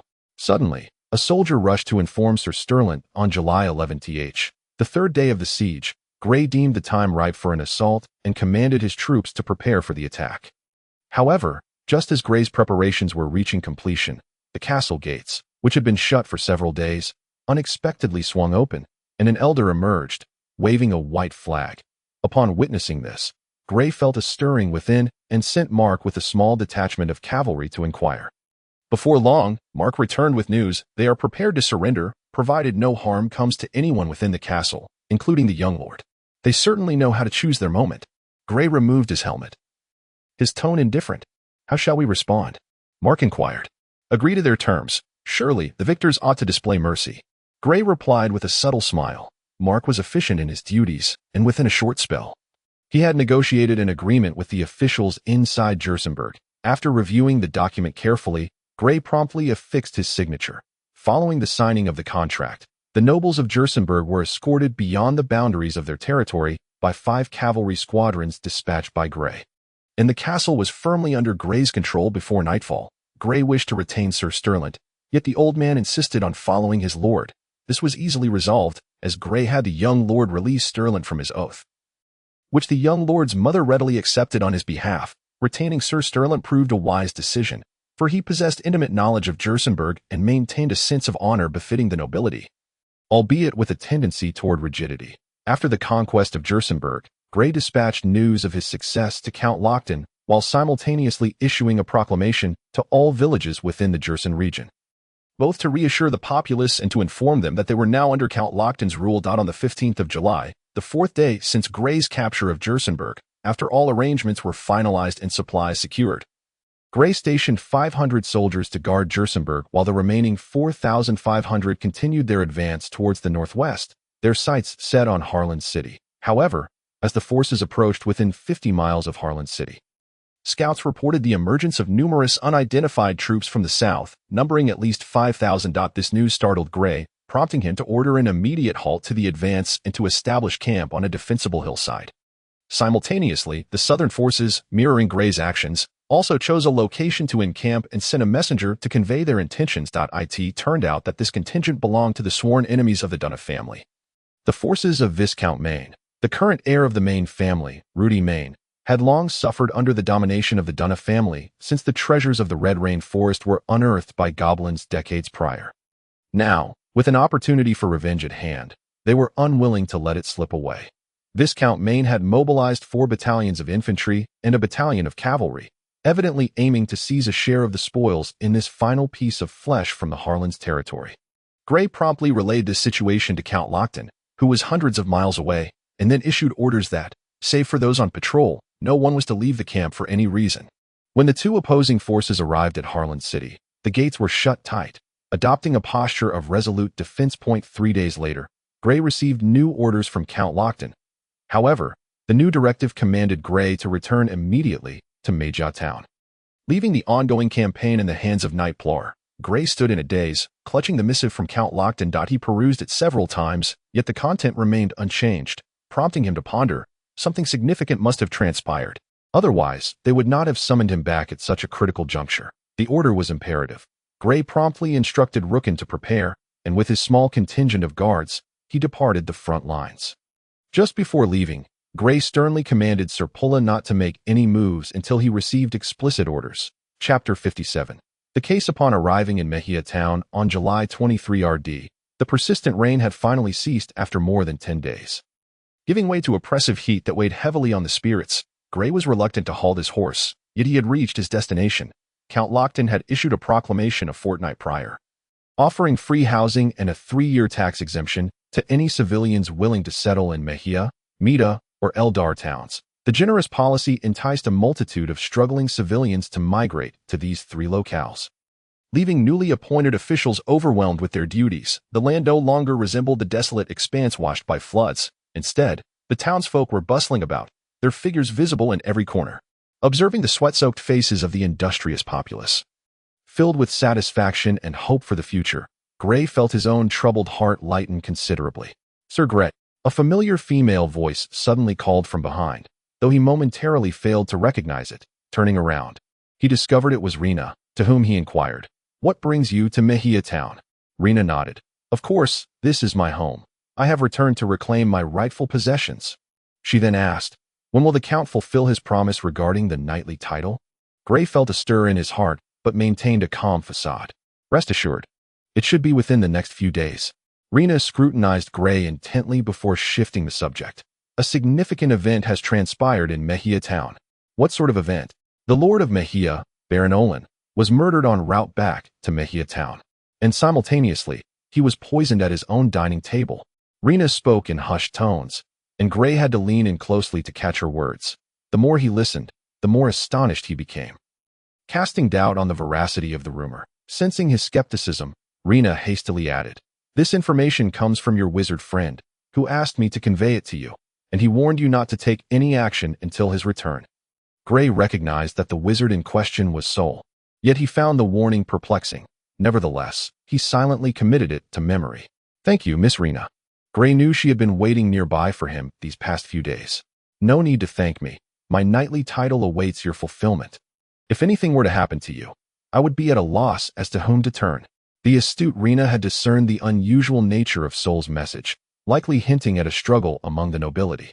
With that, Rena turned to leave. The castle in Mejia town was modest in size, yet it now housed at least 100 guards, with an additional company of cavalry patrolling the perimeter in shifts.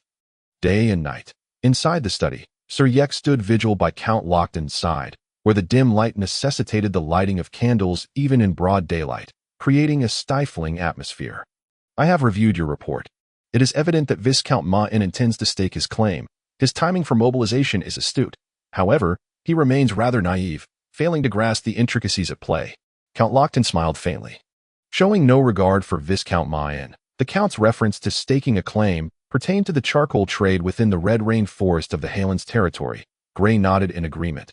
His involvement, while not ideal, does alleviate our manpower shortage surrounding the siege of Harland City.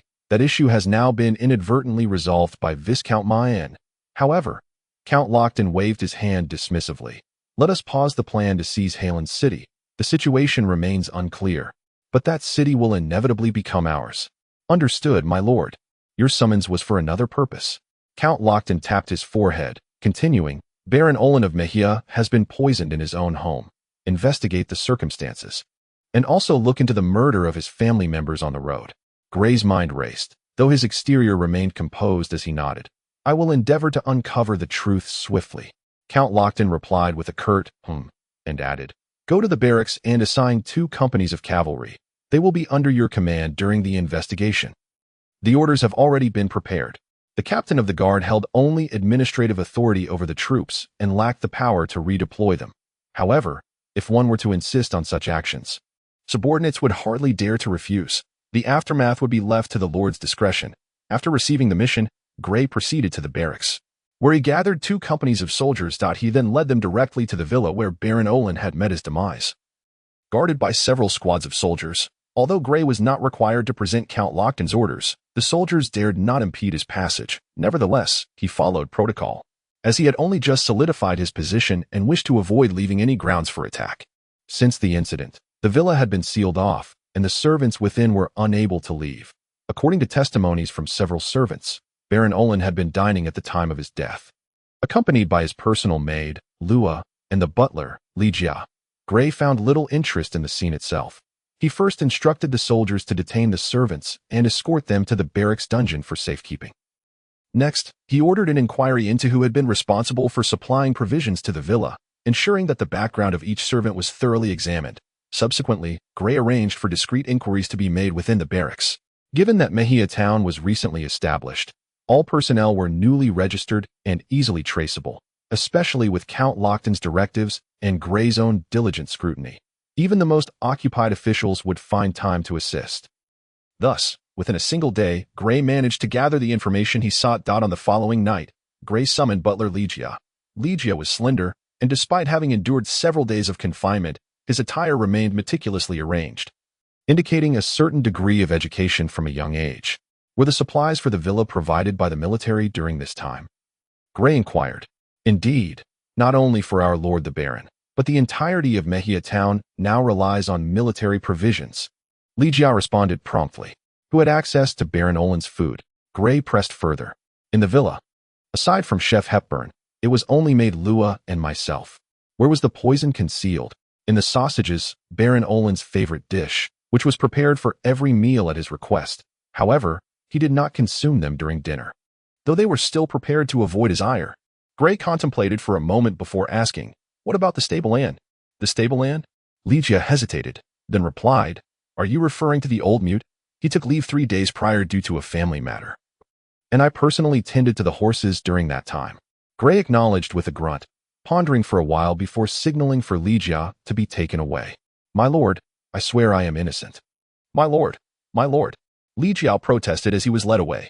Next, Gray interrogated the other servants, receiving consistent responses. Chapter 58. The investigation unraveling this case should prove relatively simple, with Count Lockton's intellect. He likely already knew the identity of the culprit. Yet, he had chosen to allow Gray to investigate, suggesting he preferred the perpetrator to evade punishment or that Baron Olen's demise aligned more closely with Count Lochton's interests. Gray realized he had become entangled in the nobles' games, a situation he had hoped to avoid so soon. However, Count Lochton required a pawn, and Gray had no authority to decline. In this case, the most direct suspects were Butler Ligia, Maid Lua, and Chef Hepburn, alongside the notably suspicious stable Anne, who had taken leave shortly after working for the household. This was decidedly irregular. As expected, the stableman's registered information and address were entirely fabricated, and someone had deliberately orchestrated this deception. Yet, this posed no challenge for Gray. As long as a person was active, they would inevitably come into contact with others, leaving traces behind. Thus, with sufficient manpower, even finding a needle in a haystack would be feasible. Without delay, Gray summoned several artists to create a likeness of the missing stableman, then requested an additional 500 soldiers from the Count to conduct a thorough search for the missing man. Gray was unafraid of making a commotion or alarming the snake. In fact, he feared not alarming it enough. At this juncture, any action taken by others would likely force them into the open, making matters easier to manage. Consequently, Gray discreetly dispatched some individuals to monitor the activities of all nobles in Mejia town. The operation progressed smoothly, and on the third day, a lead emerged from a small village south of Mejia town, indicating a sighting of the stable Anne. Gray immediately dispatched additional personnel to the village. Simultaneously, the spies monitoring the nobles returned with news, revealing that someone could no longer contain themselves and had begun to reveal themselves. Gray contemplated for a moment and ordered the soldiers to bring Riga out of the dungeon. This time, Gray did not utter a single question. He summoned 2 soldiers, instructing them, take him down and give him 50 lashes. Remember, with each lash, blood must be drawn, but he must not die. Riga, caught completely off guard, was dragged out of the tent by the 2 soldiers, and soon his agonizing screams filled the air. After more than 20 lashes, Riga cried out, I'll talk. Please spare me, noble knight." It seemed as though Gray did not hear him, as he continued to peruse the latest intelligence reports from his scouts. Meanwhile, Rookin, beside him, began to presume that Gray had not heard him and attempted to offer a reminder. However, Gray merely cast a glance in his direction, causing Rookin to shudder and stand frozen in place. Outside, the soldiers continued to lash Riga, having received no orders to cease. Once the 50 lashes were completed, Riga lay on the ground, covered in blood, looking rather horrific. His eyes were half closed, and his body was limp, requiring the support of 2 soldiers to stand. These injuries were merely superficial and would not be fatal. With some medication to prevent infection, he would essentially be fine, albeit in excruciating pain that only a few could endure. "Take him back to his cell," Gray said, casting a fleeting glance at the trembling Riga on the ground. Upon hearing this, the 2 soldiers promptly lifted Riga and escorted him out of the camp. "Rookin, go to the cell and bring Loya here." After a considerable pause, Gray seemed to recall something and turned to Rookin with a command. Loya was very young, only 18, slightly short, with a hint of baby fat on her face that made her quite adorable. She was evidently terrified, trembling uncontrollably, with Riga's appearance flashing through her mind. "Riga said you poisoned him." Gray's voice, cool and detached, reached the young girl's ears. Loya appeared taken aback, but quickly denied. "No, it wasn't me. I swear it wasn't he." She was utterly frightened and at a loss for words, merely repeating her denial. Observing Loya's pitiful demeanor, Gray remarked, "You should try to relax. Your current state is not beneficial for you. I need you to answer my questions clearly." As soon as Gray finished speaking, tears began to stream down Loya's cheeks uncontrollably. She wiped at her eyes with trembling hands, only to find the tears increasing. "I ask you, did you serve Baron Olen's meals from the kitchen to the dining room?" "Yes." "And during this time, did the meals ever leave your sight?" "No." "On the day Baron Olen was murdered, was there anything unusual compared to usual?" Loya was about to shake her head in negation, but paused, pondering before responding. "We are all newly hired servants. In truth, the Baron does not trust us. Every time before he dines, he insists his steward taste the food." Gray was taken aback, but Loya continued. "On that day, the Baroness' steward was summoned away, so the tasting was left to butler Riga. Did you see Riga taste the food with your own eyes?" Gray inquired eagerly. Loya nodded. "Yes, just like the Baron's steward. Every dish was sampled, but he was unharmed." Gray mused inwardly. "Is there anything else you haven't mentioned?" Gray pressed. "Nothing more." Loya shook her head. After a moment of contemplation, Gray instructed the soldiers to return Loya to her cell, and then commanded Rookin, "Find out whose order it was that summoned Baron Olin's steward away that day. Bring Madame Hepburn here." Gray directed the soldiers at the entrance. Madame Hepburn was a stout woman of 43, who had migrated to Magia Town with her husband and son a fortnight ago. Previously, she had run a bakery in the civilian district of Huiran City. But due to its location, business had been poor. "Noble knight, I assure you, this incident was undoubtedly orchestrated by Loya. She was caught in an affair with the Baroness' steward." Madame Hepburn interjected before Gray could pose any questions. Gray was taken aback, and Madame Hepburn continued. "Otherwise, it was that old scoundrel Riga's doing. He is often berated by the Baron and pretends to be high and mighty, as if he were a noble himself. Tell me, does the Baron always require his steward to taste the food before dining? I have not witnessed it myself, as the cook is not permitted in other areas of the villa, but I have indeed heard Loya mention it." Madame Hepburn, now cautious, responded earnestly to Gray's inquiries. "You just told me about Loya's affair with the Baron's steward. What is the story there? Don't be deceived by that little girl's seemingly pitiful facade. She is the most cunning of them all. On the second night after she entered the villa, she crept into the Baroness' bed, and subsequently, she was involved with the Baroness' steward." Madame Hepburn's expression was exaggerated as she recounted these events. Gray listened in silence, refraining from commenting. "All right, take her back." Gray rubbed his throbbing temples. After Madame Hepburn's departure, Gray meticulously reviewed the dialogues recorded by Rookin, noting that after several days of imprisonment and the recent punishment inflicted upon Riga, the individuals began to loosen their tongues. However, it was still insufficient. If they could locate the groom, there might be a significant breakthrough. But was this truth what the Earl desired? Chapter 59. The Outcome. On July 28, the 5th day of Gray's investigation into the murder of Baron Olin's family. In the morning, Gray had just returned from night training when he received multiple waves of intelligence. After reviewing the reports, he began to interrogate Riga, who had finally rested for a night. When Riga reappeared in Gray's military tent, he had lost the composure he once displayed, and the bloodstains on his clothing had merely been hastily wiped away. "Speak. Why did you poison Baron Olin?" Gray asked directly. Riga immediately shook his head. "I did not kill the Baron. I am innocent." His voice was hoarse, straining to project. Gray instructed the soldiers on either side. "Give him a bowl of water." The soldiers promptly exited the tent and returned with a bowl of clear water, which Riga seized eagerly, drinking deeply. "Let me pose another question. You killed the mute groom, did you not?" Gray's gaze bore into Riga. Riga showed no signs of surprise, shaking his head once more. "No." Gray chuckled softly. "You are quite clever. Managing to have someone impersonate the groom and even changing his registration records, though your methods are somewhat crude. It took us little effort to uncover the truth. The impersonator has already been captured and confessed in no time." "Noble knight, since you already know, why do you still question me?" A flicker of panic crossed Riga's eyes.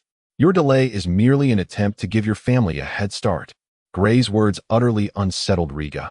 "But did you truly believe we would not find your family? Or rather, locate them?" Gray continued. "Now, tell me, why did you poison Baron Olin? Who instigated it?" Gray pressed again. Riga lowered his head, his expression shifting, and after a few moments, he raised his gaze, smiling at Gray, then slowly began to adjust his attire. His demeanor unusually serious, prompting Gray to remain silent. Suddenly, Riga burst into laughter, followed by a fit of uncontrollable cackling, his laughter becoming frantic until tears streamed from the corners of his eyes.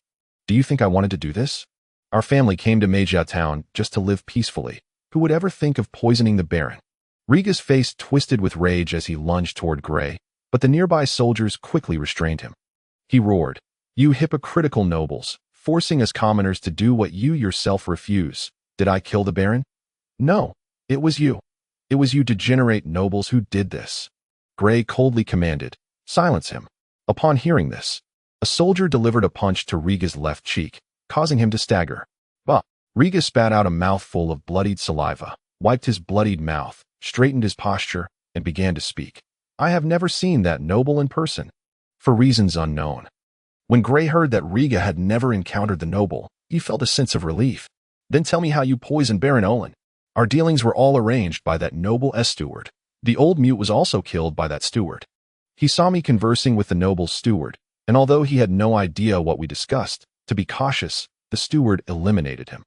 Riga paused for a moment, as if gathering his thoughts. The Baron, aside from his steward, does not trust any of us, but fortunately, I discovered that the steward was actually involved with Loya. Poor steward, unaware that on the second night after Loya arrived at the villa, he was dragged into the Baron's chamber. Of course, this was not Loya's choice, but who would dare to resist? Riga's tone was mocking. Later, I found a moment to quietly inform the steward what I knew. But after hearing it, he said nothing and acted as if he were unaware of the situation. At the time, I found it strange, but now I think, perhaps he already knew about it. Gray snorted. Did you then falsely convey the Earl's order to send the steward away? Initially receiving intelligence that the steward had been summoned away by the Earl's order had indeed startled Gray. Riga chuckled. Do you really believe that my false letter would escape the keen eyes of Capet? He is quite astute, isn't he? Are you not already at a loss for his whereabouts? As he mocked. Riga shook his head. Capet and Luya are the truly clever ones. Upon reflection, they may have long since uncovered my scheme but chose not to expose me. No wonder my plans have proceeded so smoothly. It seemed as though Riga was conversing with himself when suddenly his eyes widened. As if struck by a revelation, indeed, I have been manipulated by those two despicable wretches. I cannot believe I fell prey to their machinations, and I even shared a portion of the funds given to me by that noble with Capet. After Riga's outburst, his expression fluctuated, ultimately settling into a bitter smile, and he fell silent. Gray glanced at Riga before commanding his subordinates.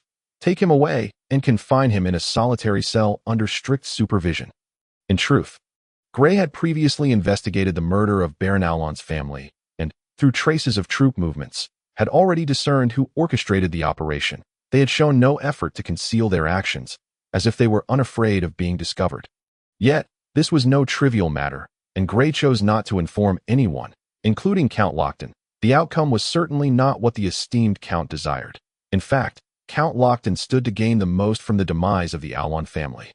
The Count had summoned Gray, instructing him to investigate this case. As the captain of the Count's nightly guard, Gray was the most suitable candidate for this task, especially given his recent accolades from the battle. If Gray were to report the results the Count desired, the numerous nobles would have no grounds for dissent. Gray murmured to himself, the outcome the Count wishes for. But is this truly the right course of action? This question haunted Gray over the past few days. He stared at the spot where Riga had just stood, Riga's maniacal laughter echoing in his mind. Rookin, thinking Gray was frowning at the pool of blood, hurried over to clean it up. The contrast between Rookin's obsequious smile and Riga's frenzied laughter suddenly filled Gray with an inexplicable frustration. He turned to Rookin and ordered, Rookin, prepare the horses. I wish to take a breath of fresh air. Upon hearing Gray's request, a busy Rookin promptly set aside his tasks, responding, Of course, my lord, as he ducked beneath the tent flap. Rookin straightened his posture, greeting any soldiers he encountered with courtesy. Even the newly appointed knights inclined their heads in respect upon seeing Rookin. He relished such treatment, in the sweltering summer heat. Galloping on horseback was a delightful indulgence. The wind whooshing past his ears, the refreshing air brushing against his face, invigorated him. Outside the town of Mejia, in a noble hunting ground, Gray rode back and forth for a full 2 magical hours, with a small squad of soldiers closely trailing behind. Gradually, as the steed beneath him grew weary, Gray halted his frenzied ride, guiding the fatigued horse to a slow walk across the grassy expanse. As he surveyed the vast meadow, Gray felt his own spirit expand. The confines of the cramped tent and the endless paperwork had left him feeling disheartened and mentally fatigued. Sir Gret, suddenly, a voice called from beside him. Gray turned to see Sente approaching. What is it? He inquired as Sente steadied his mount. After catching his breath, Sente replied, Lord Sol is looking for you. Gray paused, silently rejoicing. He has finally returned. He nodded at Sente, have him come here to find me. And you should join us as well. It is a rare occasion for such good spirits. Remember to bring some wine. Sente nodded in agreement and quickly departed. Once Sente left, Gray summoned Rookin and the small squad of soldiers nearby, instructing them to set up a small camp, and then he personally hunted some game. After completing these tasks, Sol and Sente arrived. Sol was evidently weary from his journey, as he was covered in a thick layer of mud and grime.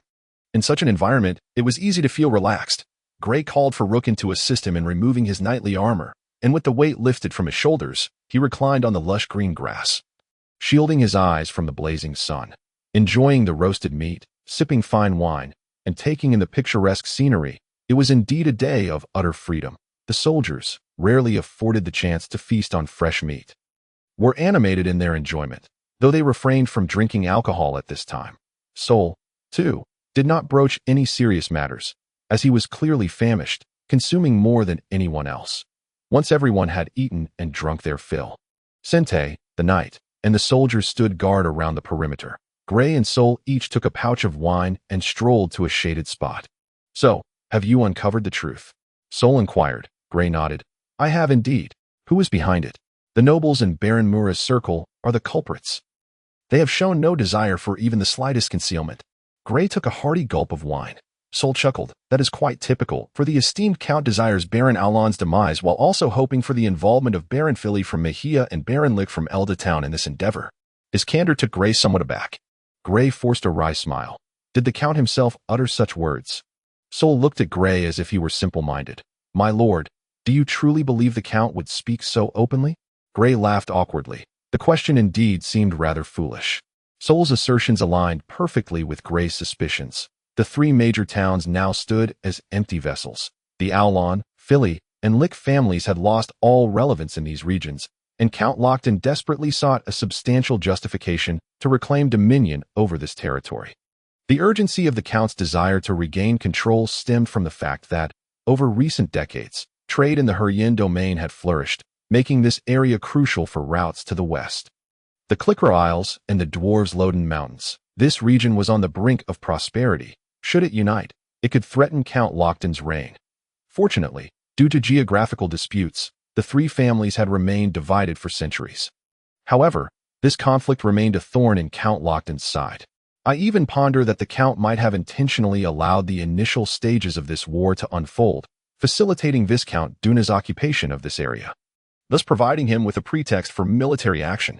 Sol's casual remark struck a chord deep within Gray. Sol took a sip of wine and continued. "The Count is aging. He is paving the way for Miss Nisha. He must act accordingly."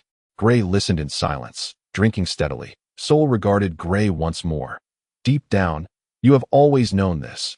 You simply refuse to accept it. You should cast aside the knightly doctrines you have adhered to since childhood, unless you wish to remain merely a knight for all your days. The circle surrounding Baron Mura is vast. The Count will not take action until he is confident he can eliminate them all in one fell swoop. Reporting this will bring you no benefit, and will only create enmity with a multitude of nobles. Furthermore, the Count will seek alternative reasons to reclaim the titles of the Philly and Lick families."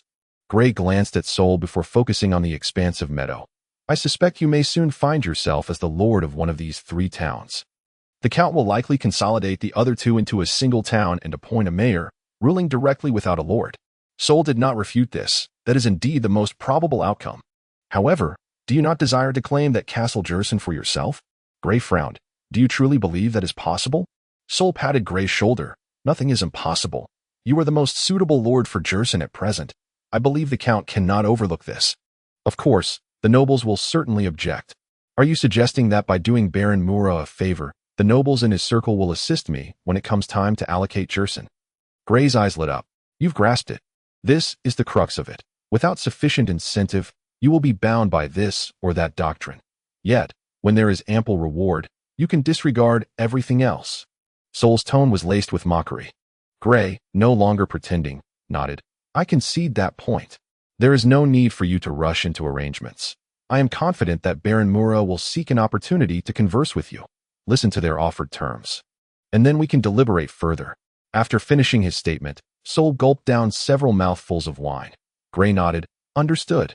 True to Sol's expectations, on the evening following Gray's conversation with Sol, while Gray was engrossed in reading within his tent, Rookin suddenly entered and announced, "Baron Mura is here to visit." Gray was taken aback but quickly stepped out of the tent to greet him. In the flickering light, he spotted a portly gentleman, flanked by a group of guards, making his way toward his tent. "Sir Gray," Baron Mura called out from a distance, his voice booming.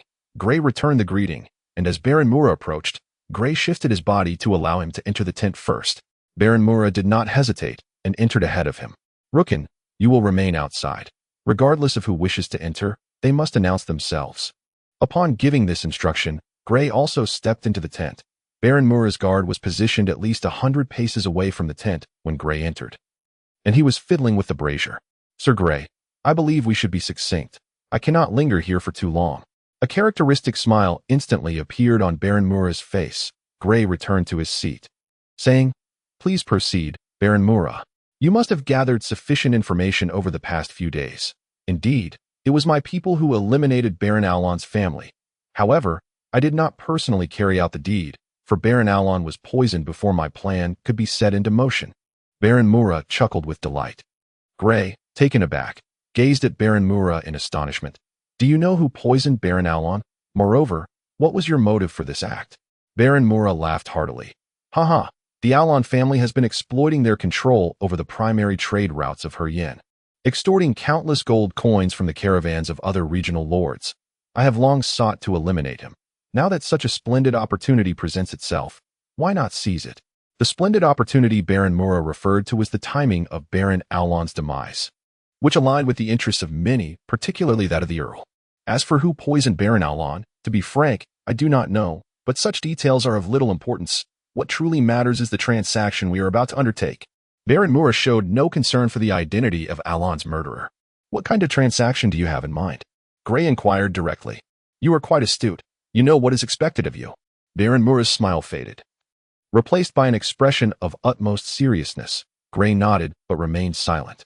Of course, we are aware of your and that sorcerer soul's desires. Jersenberg will be yours, but once you acquire Jersenberg, our caravan shall not impose any additional fees beyond the legally mandated tariffs. Naturally. Is there anything else? Gray replied. Baron Mura smiled faintly. That is all. Gray was momentarily taken aback, and Baron Mura continued. This is what you are entitled to. I trust we will have further collaborations in the future. Chapter 61. The arrest on the third day following Gray's conversation with Baron Mura, and the 9th day since Gray took over the investigation of Baron Alon's murder. In the study of the castle in Mejia town, Gray was reporting the findings of the case. So, the deaths of Baron Alon's family were orchestrated by Baron Philly and Baron Lick, all for a petty grudge from the past. Earl Lockton listened quietly, not interjecting, until Gray had finished his report before inquiring. Indeed, my lord, Gray affirmed, his own conviction in the culpability of these two individuals evident. Framing the two unfortunate nobles was remarkably simple. Soldiers from the military would simply echo whatever Gray instructed them to say, as they were oblivious to the consequences of their statements. Furthermore, with the assistance of Baron Mura's allies among the nobility, Riga promptly changed his tune, and soon thereafter, the servants of Barons Philly and Lick committed suicide out of fear of guilt. Of course, all this could not withstand scrutiny. But who would dare investigate this matter further? Once Earl Lockton made the results public, the nobles would be too preoccupied dividing the spoils to concern themselves with anything else, even if someone were to uncover the truth. It would be conveniently ignored by the nobles. Earl Lockton perused several parchment documents detailing the case and, after a brief moment, set them aside. You have done well this time. Where are Barons Philly and Lick now? I have dispatched surveillance, thus far. There have been no unusual movements. Gray responded. Earl Lockton nodded, contemplating before ordering. Immediately revoke the noble titles of both families, apprehend the two culprits, and expel their kin from the Harland territory. Understood, my lord. You shall go personally. Depart at once. Earl Lockton abruptly rose. Gray nodded respectfully and exited the study, finally allowing himself to breathe a sigh of relief. Although speculations had circulated among the nobility, the lack of direct confirmation from Earl Lockton had weighed heavily on him. Now that the dust had settled, the situation was half resolved. All the nobles of Harland were currently in Mejia town, and since Earl Lockton had yet to declare the war concluded, none dared return to their estates, as that would be an open challenge to his authority. The soldiers outside the castle were already prepared for action. As soon as Gray left the castle, he led 20 soldiers directly to Baron Philly's villa, while dispatching another 20 to surround Baron Lick's residence. It was just afternoon, a time when lethargy often sets in, and Gray rudely burst into the grand hall of Baron Philly's villa, startling the slumbering Baron awake. Baron Philly emerged into the hall, eyeing Gray and the menacing soldiers behind him, and coldly scoffed, Sir Gray, you owe me an explanation for this intrusion. Gray wasted no words. My lord, you poisoned Baron Alon. The evidence is irrefutable. The Earl has revoked your noble title, and I am here under orders to arrest you. Please do not make this difficult for us. He endeavored to infuse his words with authority. Baron Philly's expression shifted. Did the Earl personally issue this order? Gray nodded. Remaining silent, Philly surveyed the trembling servants and the soldiers behind Gray, wearing only a thin nightgown. He placed his hands on his waist, then forced a wry smile, lowering his head and muttering, "I should have anticipated this." Observing this, Gray understood that Philly had grasped the situation and stepped forward, saying, "Your family will be expelled. If you have any final messages, I can convey them to them." Upon hearing this, Philly looked up at Gray earnestly, then shook his head. If they are wise enough, the wealth they have accumulated over the years should suffice for several lifetimes. If they are not wise, then that shall be their fate. Gray nodded and summoned 2 soldiers to escort Baron Philly back to the castle dungeon. Watching the Baroness' retreating figure, Gray couldn't help but ponder. A family with a legacy spanning centuries would vanish amidst the struggles of the nobility, disappearing without a trace of honor. And he was the one who had orchestrated their downfall. Previously, Gray had always perceived the nobles as exalted beings, but now their plight was becoming increasingly tangible in his eyes. The conflicts among the nobility were far from the simplistic notions he had entertained. Such struggles resembled an invisible dagger, its blade poised to slice across one's throat at any moment. Even if one mastered the patterns of its deadly arc, there would inevitably come a day when carelessness would lead to disaster. The capture of Baron Lick proved to be somewhat troublesome. His villa was unexpectedly guarded by a small squad of soldiers. Upon Gray's arrival at Baron Lick's residence, he found his squad of soldiers locked in a standoff with the 20 soldiers he had dispatched. "Sir Gray, what is the meaning of this?" Baron Lick, clad in noble armor and wielding a 2-handed sword held vertically before him, reflected the sunlight's rays, signaling the blade's sharpness to all present. Baron Lick was robust, exuding an air of explosive power as he stood at the forefront of his small group, glaring coldly at the approaching Gray. "My Lord Lick, you poisoned Baron Alon. The evidence is irrefutable. The Earl has revoked your noble title, and I suggest you calm yourself and await the Earl's judgment." Gray dismounted, attempting to moderate his tone.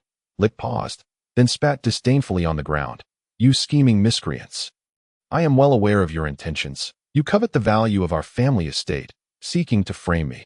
Baron Alon was undoubtedly killed by your lot." Gray replied sternly, "My Lord Lick, this is a direct order from the Earl. I refuse to believe it. I demand to see the Earl. Our family has been loyal to the Lockton family for over 500 years. I cannot fathom the Earl would act in such a manner. I will not accompany you, once imprisoned in your dungeon. Even the innocent become guilty." Lick shouted vehemently. Gray sighed inwardly, "Then I must apologize." With that, he slowly drew his sword. "Advance. Execute all but Lick on the spot." Gray commanded. No sooner had the order been issued than Lick lunged forward, leaping several paces to close the distance to Gray, his 2-handed sword slashing downward toward Gray's left chest, initiating the attack. Gray's eyes narrowed, his body twisting as he thrust his sword forward, the clash ringing out as he felt a tremendous force reverberate through him, causing him to stagger back a few steps. Lick's eyes lit up, eagerly pursuing, bringing his sword down upon Gray's head with both hands. Gray felt a wave of dread wash over him. The intent to kill was palpable. Reacting swiftly, he darted to the side, then jumped back, narrowly evading Lick's downward strike, followed by another horizontal slash. After dodging 3 of Lick's blows, Gray noticed that Lick was still relentlessly pursuing him. He halted, choosing to advance instead, charging toward Lick with fierce determination. Lick, seeing Gray rushing at him, felt a surge of joy, thinking to himself, "You seek your own demise." He swung his broad 2-handed sword with great force toward Gray's body. However, as Liku exerted force with both hands, he suddenly felt a sharp pain in his wrist, rendering him unable to apply any more strength. Upon closer inspection, he discovered that Gray's sword had pierced through the wrists of both his hands. With a loud clatter, the massive broadsword fell to the ground, and several drops of crimson blood dripped onto the stone-paved street. As Gray withdrew his sword, Lika trembled in pain. Gray, observing Lika standing with arms hanging limply, turned and struck the back of his head fiercely with the hilt of his sword. He then glanced towards the battle, which was nearing its conclusion, taking place nearby. In the 62nd chapter, outside the castle of Magia town, there was a small square, its surface freshly laid with stone slabs just a few days prior. The pristine, white ground seemed incongruous amidst everything around it, almost blinding to the eyes. On August 5th, 3 days had passed since the case of Baron Allen's poisoning had been solved. Early in the morning, the newly relocated townsfolk gathered in the square, eager to witness the fate of the murderer responsible for their lord's demise. This square was typically inaccessible to the townspeople, as it was usually a gathering place for knights and nobles. Just days ago, the two nobles who had held high status were now tightly bound and standing obediently on the gallows, while a squad of 10 soldiers loomed over them, ready to subdue them at the slightest movement. The nobles were encircled at the castle gates, with their guarding soldiers forming a human wall, distinctly separating them from the thronging commoners across the way. Clad in shining knightly armor, Gray stood before the gallows, awaiting the arrival of Count Lockton. His dashing appearance made many young girls among the commoners' hearts race, inciting envy from the young. As the magical clock struck 9, Count Lockton emerged from the castle, flanked by the knight Yek, dressed casually in simple leather armor over a gray-white woolen tunic. His graying hair shimmered subtly under the light. When Count Lockton approached, Gray signaled the soldiers at the gallows, who promptly removed the black hoods from Philip and Lika's heads, forcefully holding down their arms to prevent any resistance. In truth, Philip had no intention of resisting, standing quietly, while the soldiers remained vigilant. Meanwhile, Lika struggled fiercely, his strength overwhelming the two soldiers holding him down. One soldier, in a desperate attempt to restrain him, jabbed at Lika's wrist wound, causing him to cry out in pain, his voice echoing with distress. Both men had already had their tongues severed by agents of Baron Mura, of course with Count Lockton's tacit approval. Upon reaching the gallows, Count Lockton arranged for the soldiers to stand guard around him, but he proclaimed, "I, Fane Lockton, heir to the Lockton family title and ruler of the Harrian territory, hereby sentence Philip and Liku to execution by hanging." After the pronouncement, Philip managed a grim smile, while Liku glared at Count Lockton with bloodshot eyes. Unfazed, Count Lockton returned Lika's stare coldly, continuing, "I shall personally oversee your execution, and you may now speak your last words." Upon hearing that Count Lockton would personally execute them, both men were momentarily taken aback. Lika ceased his struggles, attempting to utter a flurry of words, but no one could comprehend his speech. Laughter erupted from the crowd, and as Liku became increasingly agitated, beads of sweat formed on his brow, mingling with blood as he spoke incoherently. The laughter from the crowd grew louder. Moments later, realizing his efforts were in vain, Lika cast a glance at Count Lockton, offering a bitter smile, utterly depleted of strength. "Prepare yourselves." After what felt like an eternity, with no last words forthcoming, Count Lockton ordered the soldiers to proceed. The soldiers sprang into action. Once the soldiers completed their tasks, Count Lockton stepped forward, first kicking the wooden post beneath Liku's feet, then doing the same for Philip. Their bodies were immediately suspended in the air, the nooses tightly constricting around their throats. Within moments, both began to thrash and kick helplessly. Count Lockton's gaze remained fixed on them until they breathed their last. Only then did he avert his eyes. Meanwhile, Gray stared at Count Lockton's retreating figure, pondering the words of Saul that if, from the very beginning, the conquest of the 3 towns by Viscount Duna had been orchestrated by Count Lockton, what was his own role? Merely a pawn in the Count's game. Saul had meticulously plotted for over 20 years, enduring countless perilous forays into the Red Rainforest, only to be perceived as a trivial entity in Count Lockton's eyes. Gray smiled wryly, realizing that his brush with death had only elevated him from being a mere passerby to a pawn. He still had a long way to go before becoming a standard-bearer. Similarly, Count Lockton was not a true victor. He was merely a pitiful player in this game of power, his actions dictated by the brutal rules of the game. With the deaths of Count Lockton's 2 sons, the only heir was a mere 16-year-old girl. Aware of his advancing age and dwindling time, Count Lockton understood he must act swiftly to eliminate any threats to his family's dominance and continually bolster their strength. By removing the influence of these 3 towns, not only could he eradicate a potential risk, but he could also enhance his own power. Such a favorable opportunity would be seized by anyone. Crucially, these 3 families had long taken advantage of their geographical position to plunder the merchant caravans of other lords, thereby incurring the wrath of numerous nobles. Eliminating these 3 families would leave no one to contest his actions. As the crowd gradually dispersed following the executions of Philip and Liku, the makeshift gallows was swiftly dismantled by several soldiers, their bodies tossed carelessly onto a dilapidated cart, which was then taken outside the town to be hastily buried in a secluded spot. Without even a marker to commemorate them, with nowhere else to go in town, Gray returned to the military camp, where Rena sought him out. "You wouldn't be reconsidering, would you?" Rena's expression was grim. Gray understood her concern. Many knights had perished in this war. particularly in that devastating fire, which had claimed the lives of 9 knights alone. In the days following, several individuals had been ennobled, mostly descendants of those knights or relatives of nobility. Gray had intentionally suppressed discussions regarding Rina's ennoblement, as he expected to be appointed the Lord of Jesenberg in the coming days, and he wished to keep her talents close to him. According to human law, the power to ennoble nobles resided solely with the king. However, a millennium ago, in order to expand their territory, the human kingdom had encouraged its citizens to cultivate wilderness in distant lands, granting them certain rights of self-governance. This led to the establishment of various autonomous regions. Subsequently, several powerful nobles emulated the king's decree, bestowing titles on their deserving commanders to further expand their territories, resulting in the emergence of the present-day minor nobility and lords. Therefore, Count Lockton had the authority to directly ennoble Gray, merely needing to submit the documents and noble insignia to Duke Druni, whose castle officials would then report to the royal capital for archiving.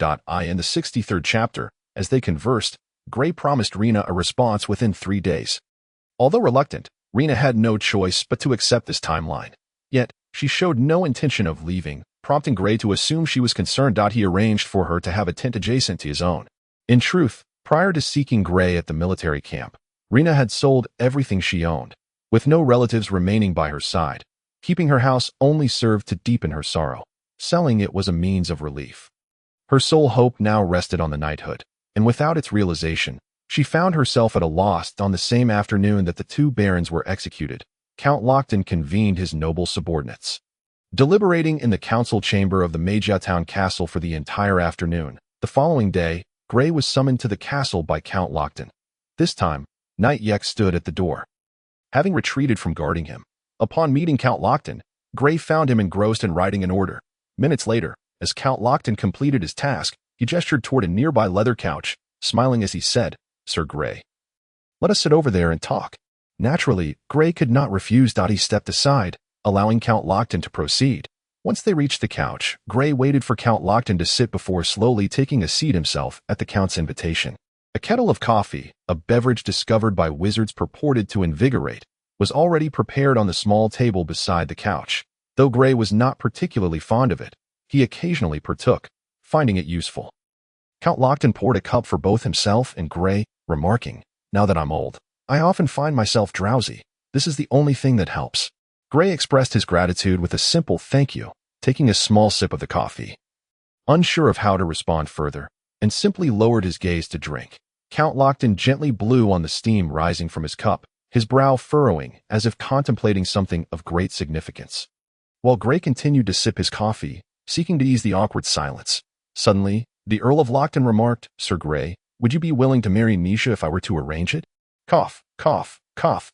Gray abruptly choked, taken aback by the Earl's proposition. "I sincerely apologize, my lord." He hastily set down his coffee and rose to bow in apology. "Respond to my previous statement, Sir Gray." The Earl gestured for Gray to take his seat. Gray had never contemplated this matter before. However, as Nisha's equestrian instructor, he was somewhat acquainted with her. She epitomized the quintessential noblewoman, her refined upbringing making anyone in her presence feel at ease and delighted. Although Nisha was not strikingly beautiful, she possessed a lively charm that hinted at her potential as a commendable wife. After a moment's reflection, Gray replied, "My lord, if you are indeed serious, I find I have no grounds for refusal." The Earl nodded. "Nisha is quite perceptive. Do you know why she often seeks your company?" "It is because you are her ideal match, and she is fully aware of it." Gray found himself at a loss for words and lifted his coffee cup once more, taking a small sip. The Earl continued, "She is destined to inherit the title of Countess, and our family must endure. Should she marry a man from another family, the authority of the Lockton lineage would be jeopardized, gradually rendering us a vassal to another house." Clink, clink. The Earl lightly tapped his silver spoon against his cup twice. "You, however, are different. You possess noble blood without the burdens of a family name. As long as I grant you an appropriate status, you would be the most suitable husband for Nisha. Moreover, Nisha happens to hold a fondness for you. She has intentionally praised you in my presence and frequently engaged with you, wishing to convey that you are her chosen husband, urging me to observe whether you could indeed fulfill that role." Gray listened intently, finally understanding why the Earl had entrusted Mark to take his place during their escort through the Red Rain Forest, why he had been appointed as the captain of the guard, and the Earl's delegating of military command to him subsequently. All these actions stemmed from this singular reason. Perhaps the astute soul had already discerned this, which is why he sought Grey out, fostering collaboration and bestowing numerous advantages upon him, all due to this underlying motive. Grey, you must remember one thing. Nisha genuinely cares for you, although she is still young and may lack understanding in many areas. Her affection suffices, and your capabilities are commendable that I would feel more assured in trusting our family legacy into your hands. The Earl concluded with a serious demeanor. In truth, Grey had long been contemplating his matrimonial prospects.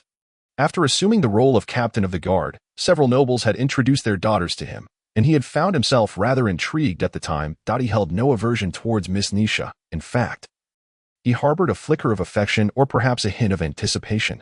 Yet, Grey dared not entertain such thoughts.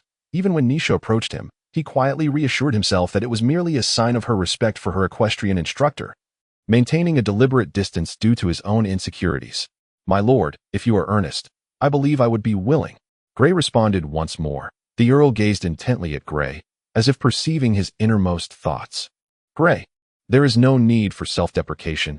You are exceptional. Among your peers, you are the most outstanding young man I have encountered. You ought to possess more confidence. You are not inferior to anyone. Isn't it said that rumors abound in the territory about me? Indeed, I am a bastard, yet I have proven through my actions that I surpass others. Consequently, it will not be the soft-hearted Naim who inherits the title of count, but rather I, the illegitimate son. The Earl referred to Grey directly, and Grey nodded, listening attentively. This latest affair serves as your final test. The evidence demonstrates that your intellect is as formidable as your strength.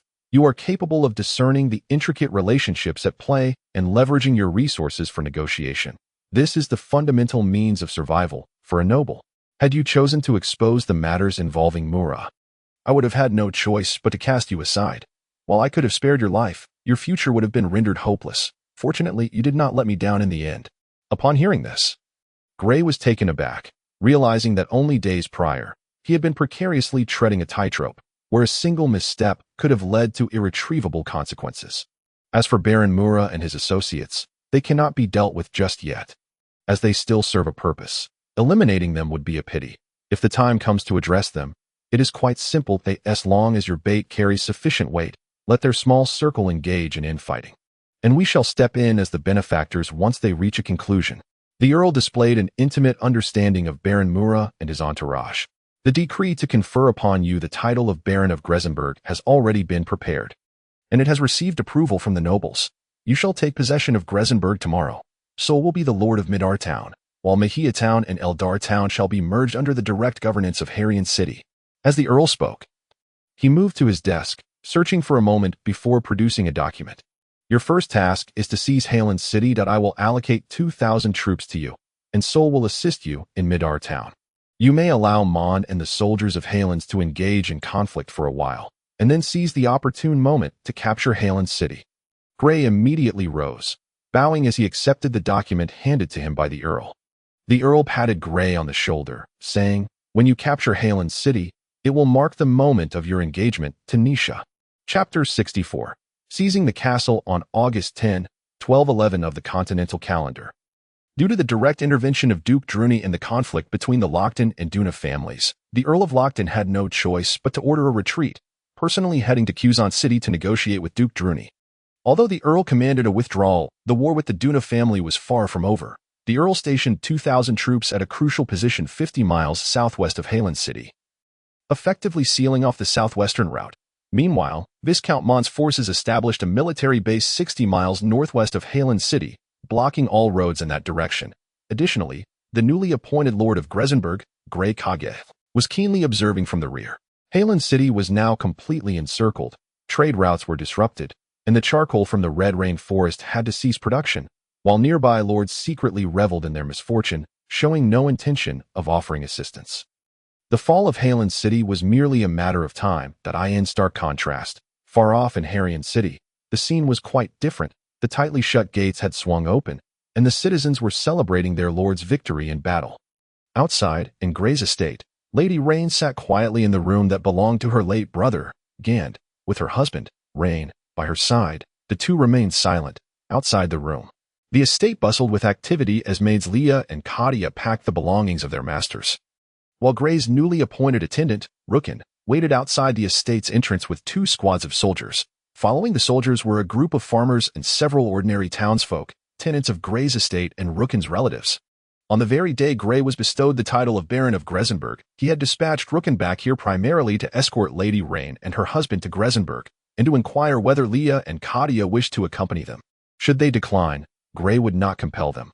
Katia readily agreed, and without hesitation, her family accepted, partly due to Gray's amicable demeanor and partly because of the generous offer he had made. Upon their arrival in Gresenberg, her family would receive their own land and become free folk, no longer tenants to anyone else. Gray's enticing proposal stemmed from his own intentions. He wished to avoid entering a new place surrounded by strangers. Needing a trustworthy environment that Leah's parents lived a somewhat better life, possessing their own skills and working in Harland City, and as they were already free folk, they declined the offer. However, Leah insisted on going to Gresenberg, and her parents did not oppose her wishes, their thoughts entirely focused on their beloved son. Rookin was the most straightforward. He sold all his properties in the city and set off with his elderly parents and wife. Rain, do you think Gan died for a worthy cause? Lady Rain softly inquired. Father must be heartbroken.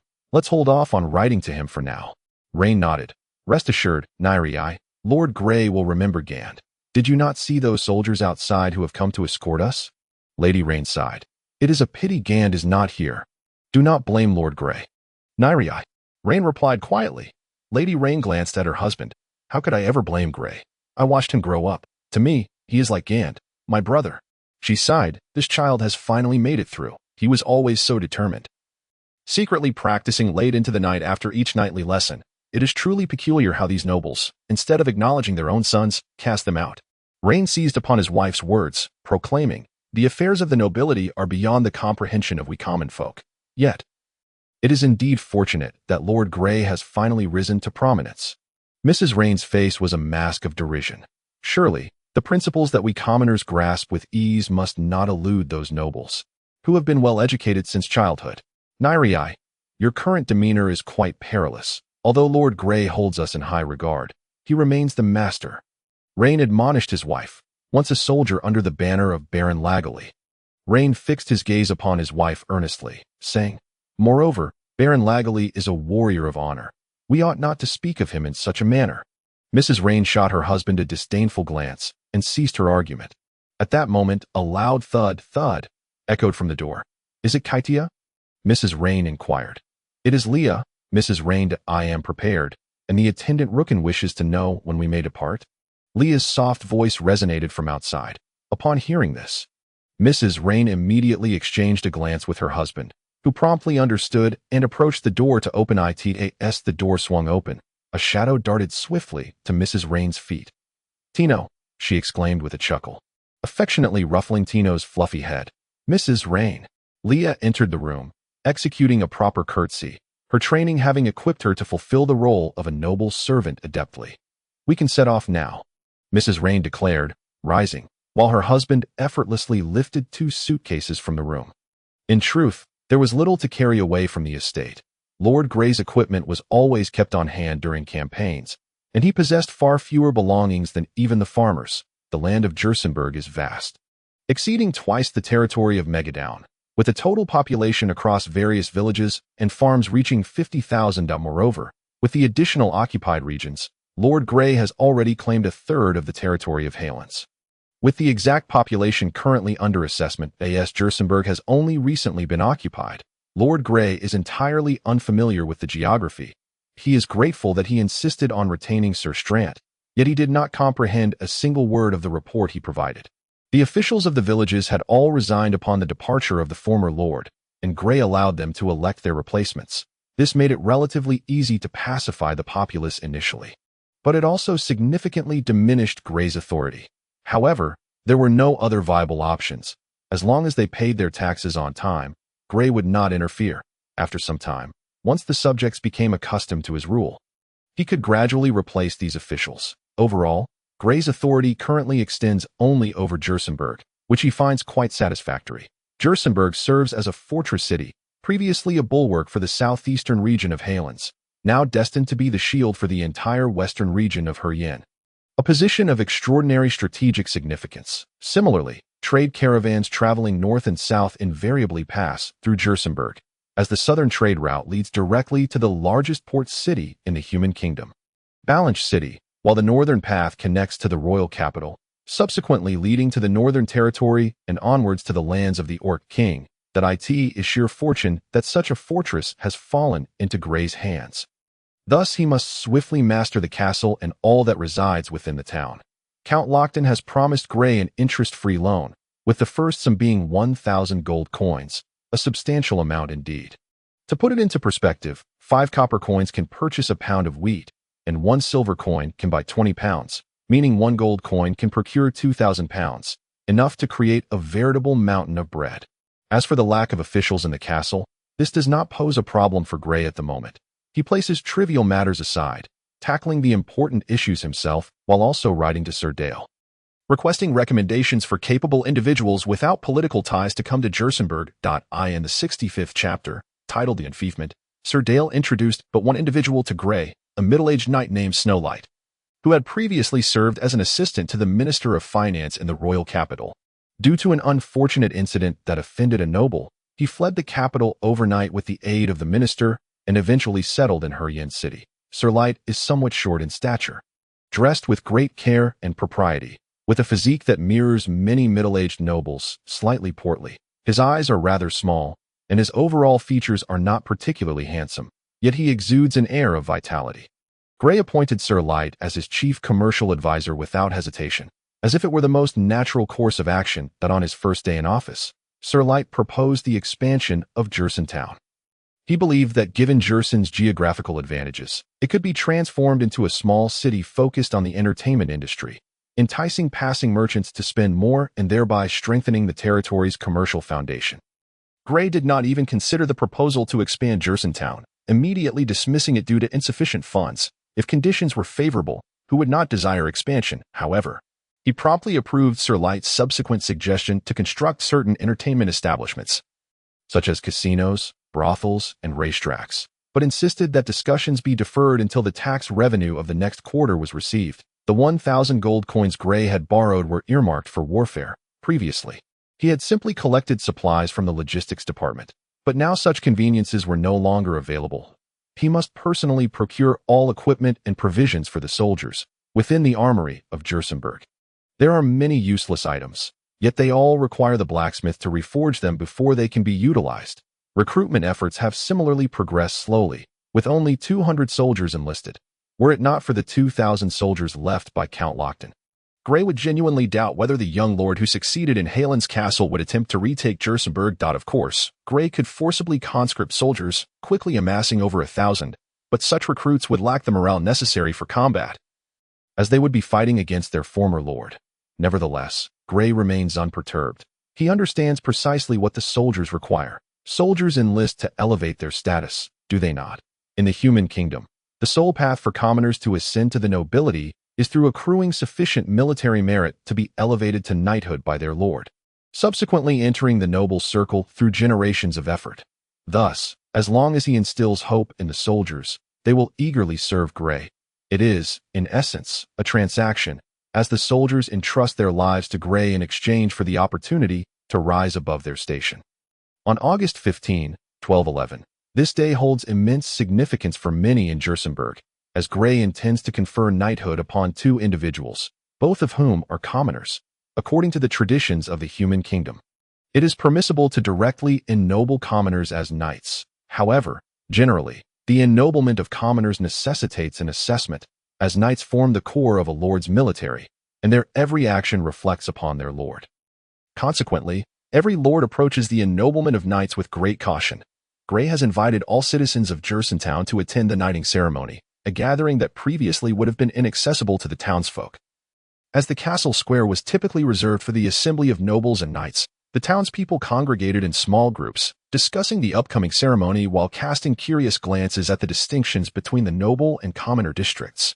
Rookin was particularly exuberant today, having recently been informed by Grey that he would be knighted, a lifelong aspiration realized. He had never anticipated that his forced allegiance to Grey would culminate in such an honor.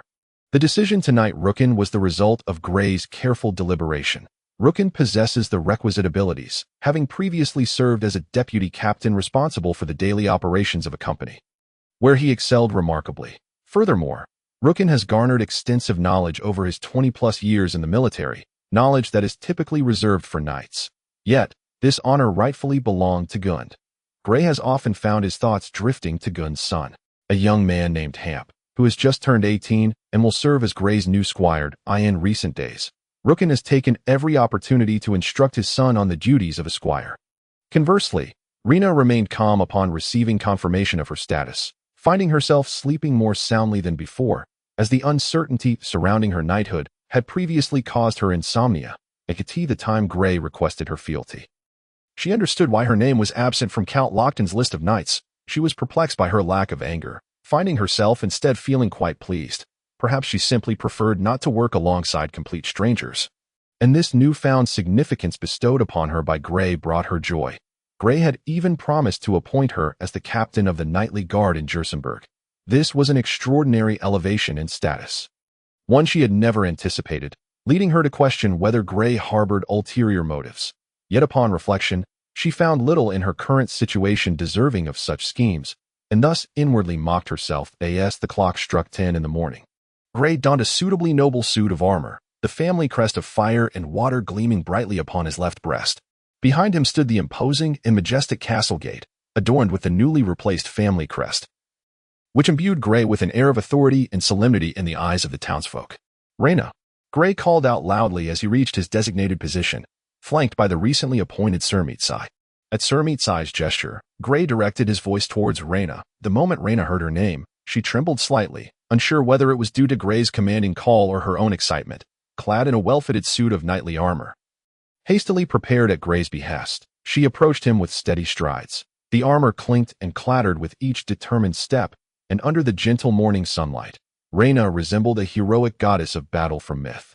Eliciting admiration from the onlookers in the distance, Sir Meetsai held a parchment, diligently recording the unfolding events. As Rena knelt before Gray, their eyes met.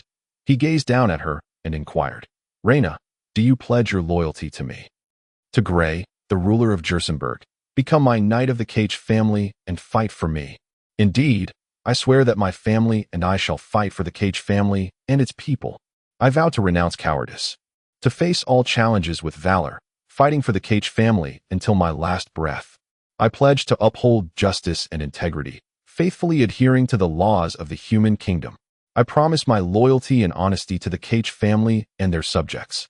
I vow, in the face of formidable foes, to remain undaunted and resolute, honoring God, steadfast and unyielding, protecting the weak, and adhering to righteousness. I promise humility, integrity, compassion, bravery, justice, sacrifice, honor, and my soul to accompany me for all my days." This knightly oath, though altered through the millennia and shaped by the relentless conflicts among lords, had morphed into a series of pledges akin to a bond of servitude.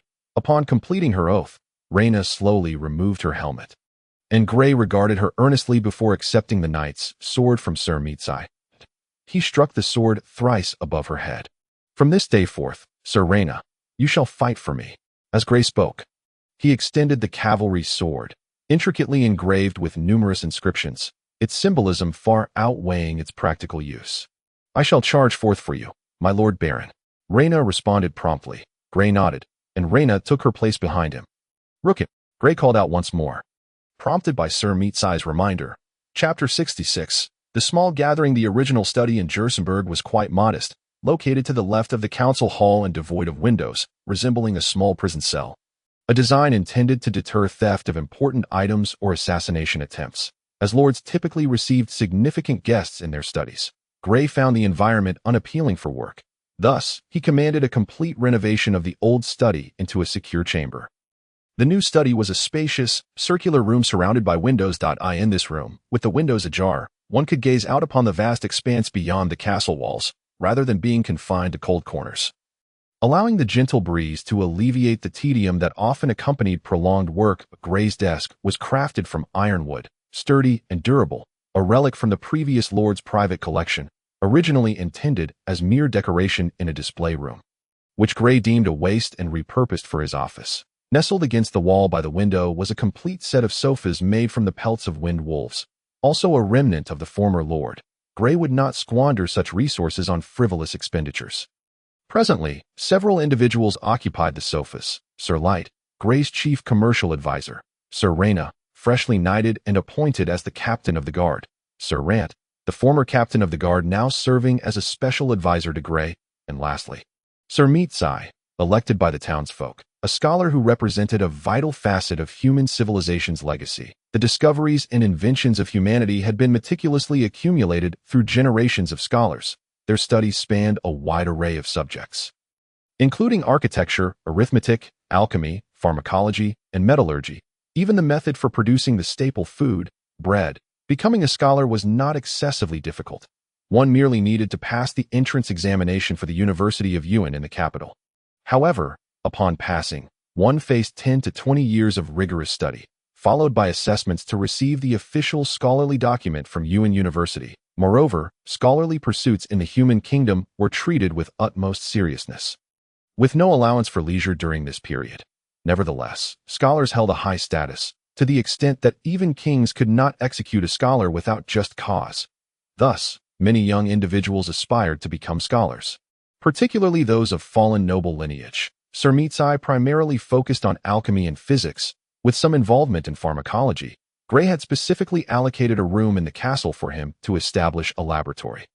The gathering of these four individuals was orchestrated by Gray, as they were to become the core figures in his future governance of Jersenberg, necessitating regular assemblies. Kaitia and Leah busied themselves nearby, carefully placing an array of freshly prepared snacks on the small table between the sofas. The two girls, while working, discreetly observed the young knight of similar age, particularly noting the scar on her right cheek, which made them feel a slight tingling sensation on their own faces. A subtle fragrance wafted through the study. Gray's eyes brightened, recognizing the scent of fine tea.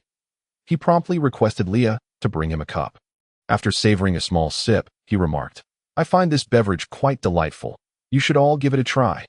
The others naturally lifted their cups, and Sir Meatsai, after a mere taste, appeared visibly pleased, indicating his approval. This tea had been discovered by a scholar specializing in natural studies and pharmacology, though it remained obscure, cherished by only a select few. "This tea does not suit my palate. I prefer a cup of coffee. With a splash of milk, please," Sir Light declared, his expression one of discernment. Kaitia promptly nodded and exited the room to prepare. "I'll have a cup of black tea," Reyna unabashedly instructed Leah, who glanced at Gray for confirmation before placing the pot of brewed tea down and leaving the study. Sir Rant remained silent, quietly savoring the tea, clearly appreciating its bitter yet fragrant notes. Sir Meatsai felt a twinge of discontent at Sir Light and Reyna's lack of decorum, but upon observing Gray's unflinching demeanor, he chose to remain silent. Shortly, the two lovely attendants returned with freshly brewed coffee and black tea. That moment, Gray rose from his chair at the desk and settled into the main seat on the sofa. "You may take your leave now," Gray spoke in a calm yet authoritative tone. Once Kaitia and Leah exited, Gray inquired, "How goes the recruitment of troops?" In the wake of recently ennobling two commoners as knights, Gray had discreetly dispatched individuals to promote the benefits of joining the military. The promotional efforts have been fruitful. We have already recruited a substantial contingent of soldiers. However, their training is insufficient, and they currently lack any combat effectiveness. Reyna responded swiftly, having immersed herself in the study of chivalric principles, often receiving direct instruction from Gray whenever he had the time. Reyna exhibited remarkable aptitude in military matters, surpassing even Gray's own capabilities. However, her prowess in combat appeared less formidable, which caused Gray considerable concern for her safety. He had even preemptively allocated 2 squads of guards to Reyna before establishing his personal retinue. Such forces would be inadequate to seize Harland city, even with the 2 battalions left by the Count. "It would not suffice that we must recruit at least 2,000 more," Reyna proposed. "I believe you have lost your senses," Sir Light exclaimed dramatically. "Do you realize the cost of training a single ordinary soldier? At least 1 gold coin. Do you comprehend what 1 gold coin entails? 5 robust individuals, working tirelessly for an entire year without food or drink, would barely earn that amount." Gray had never contemplated this issue before, but upon hearing Sir Light's calculations, he found himself taken aback. based on Jersenberg's estimated population of 50,000, accounting for the elderly, infirm, and disabled. The total annual production would be less than 10,000 gold coins, with a standard 30% tax revenue translating to a mere 3,000 gold coins annually. However, this figure represented an ideal scenario. In reality, the actual tax collected would barely exceed 1,000 gold coins. Sir Light relished the astonishment on Reyna's face as he continued. This merely covers initial expenses, ongoing costs for weapon maintenance, supply provisions, soldiers' wages, and camp upkeep will amount to astronomical figures. Gray felt overwhelmed by the barrage of expenses and interjected, "All right, Sir Light, I trust you can navigate these challenges." Upon being directly questioned by the lord to whom he had pledged fealty, Sir Light promptly replied, "The army can currently sustain itself at 1,000 men. Beyond that, it would be unmanageable." Yet, the task assigned by the Count. Reyna interjected. Gray's gaze flickered with intensity as he remarked, "My lord, Count Gaber has 2 battalions, totaling 3,000 troops, which is barely sufficient. After all, do we not have 5,000 troops adjacent to us?" Reyna was momentarily taken aback. But then her eyes sparkled with realization as she swiftly recalled the 5,000 soldiers under Viscount Mayan nearby. This could be a valuable resource. Furthermore, we can request assistance from Lord Sol, the Lord of Maida Town in the rear. He should be inclined to help us," Gray added. Reyna nodded in understanding. Gray took a sip of his tea, scanning the group before his gaze settled on Sir Light. "So, Sir Light, returning to our earlier discussion, what strategies do you propose for the swift enhancement of Jersenberg's commercial foundation? I am referring to methods that can be implemented presently. Let me reiterate my point. We must expand this town into a small city and wholeheartedly develop the urban entertainment industry. Only then, I am inquiring about methods that can be executed under our current circumstances." Gray interjected, cutting off what was about to become a lengthy discourse. Sir Light, undeterred by Gray's interruption, appeared well prepared for the inquiry. "We should abolish the tariffs on merchant caravans."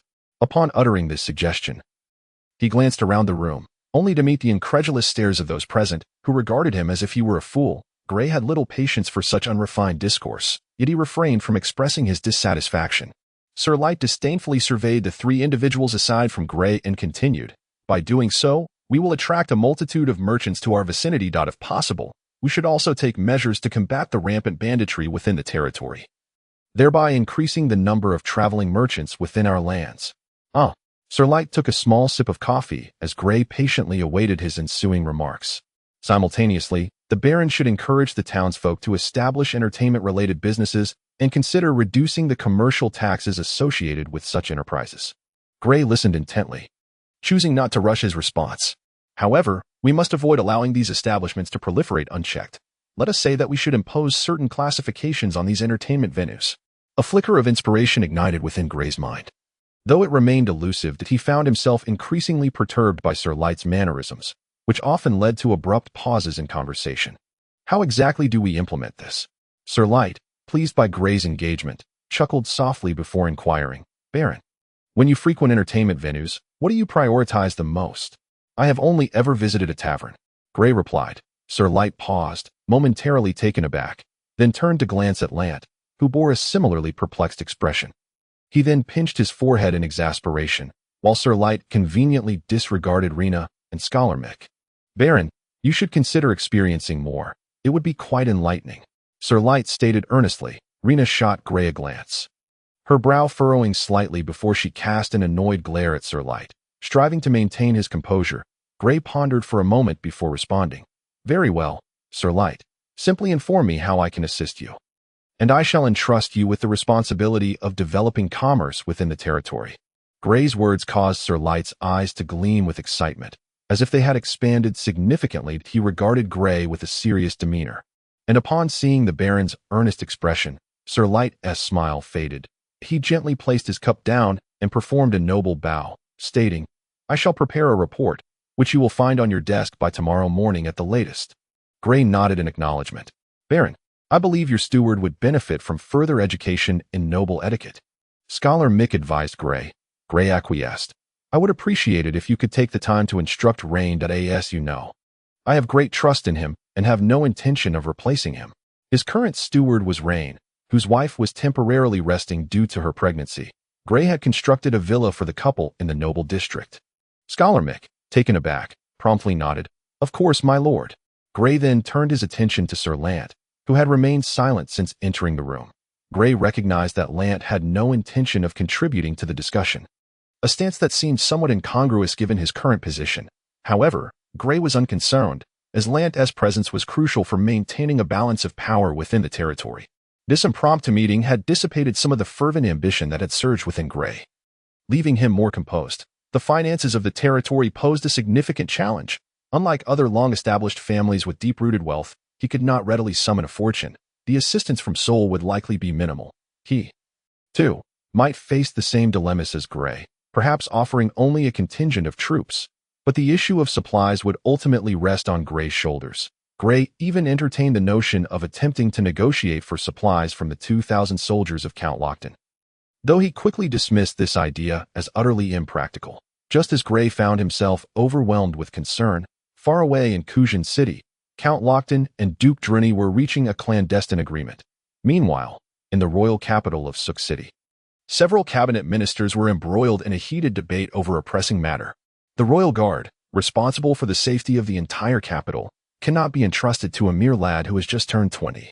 This was the voice of the Minister of Military Affairs, Marquis Yarrow, who had raised his voice in exasperation. Marquis Yarrow, a member of the esteemed Aiden family, boasted a lineage steeped in military service, with 8 ancestors having held the position of Minister of Military Affairs, making him a formidable figure within the Human Kingdom's military establishment.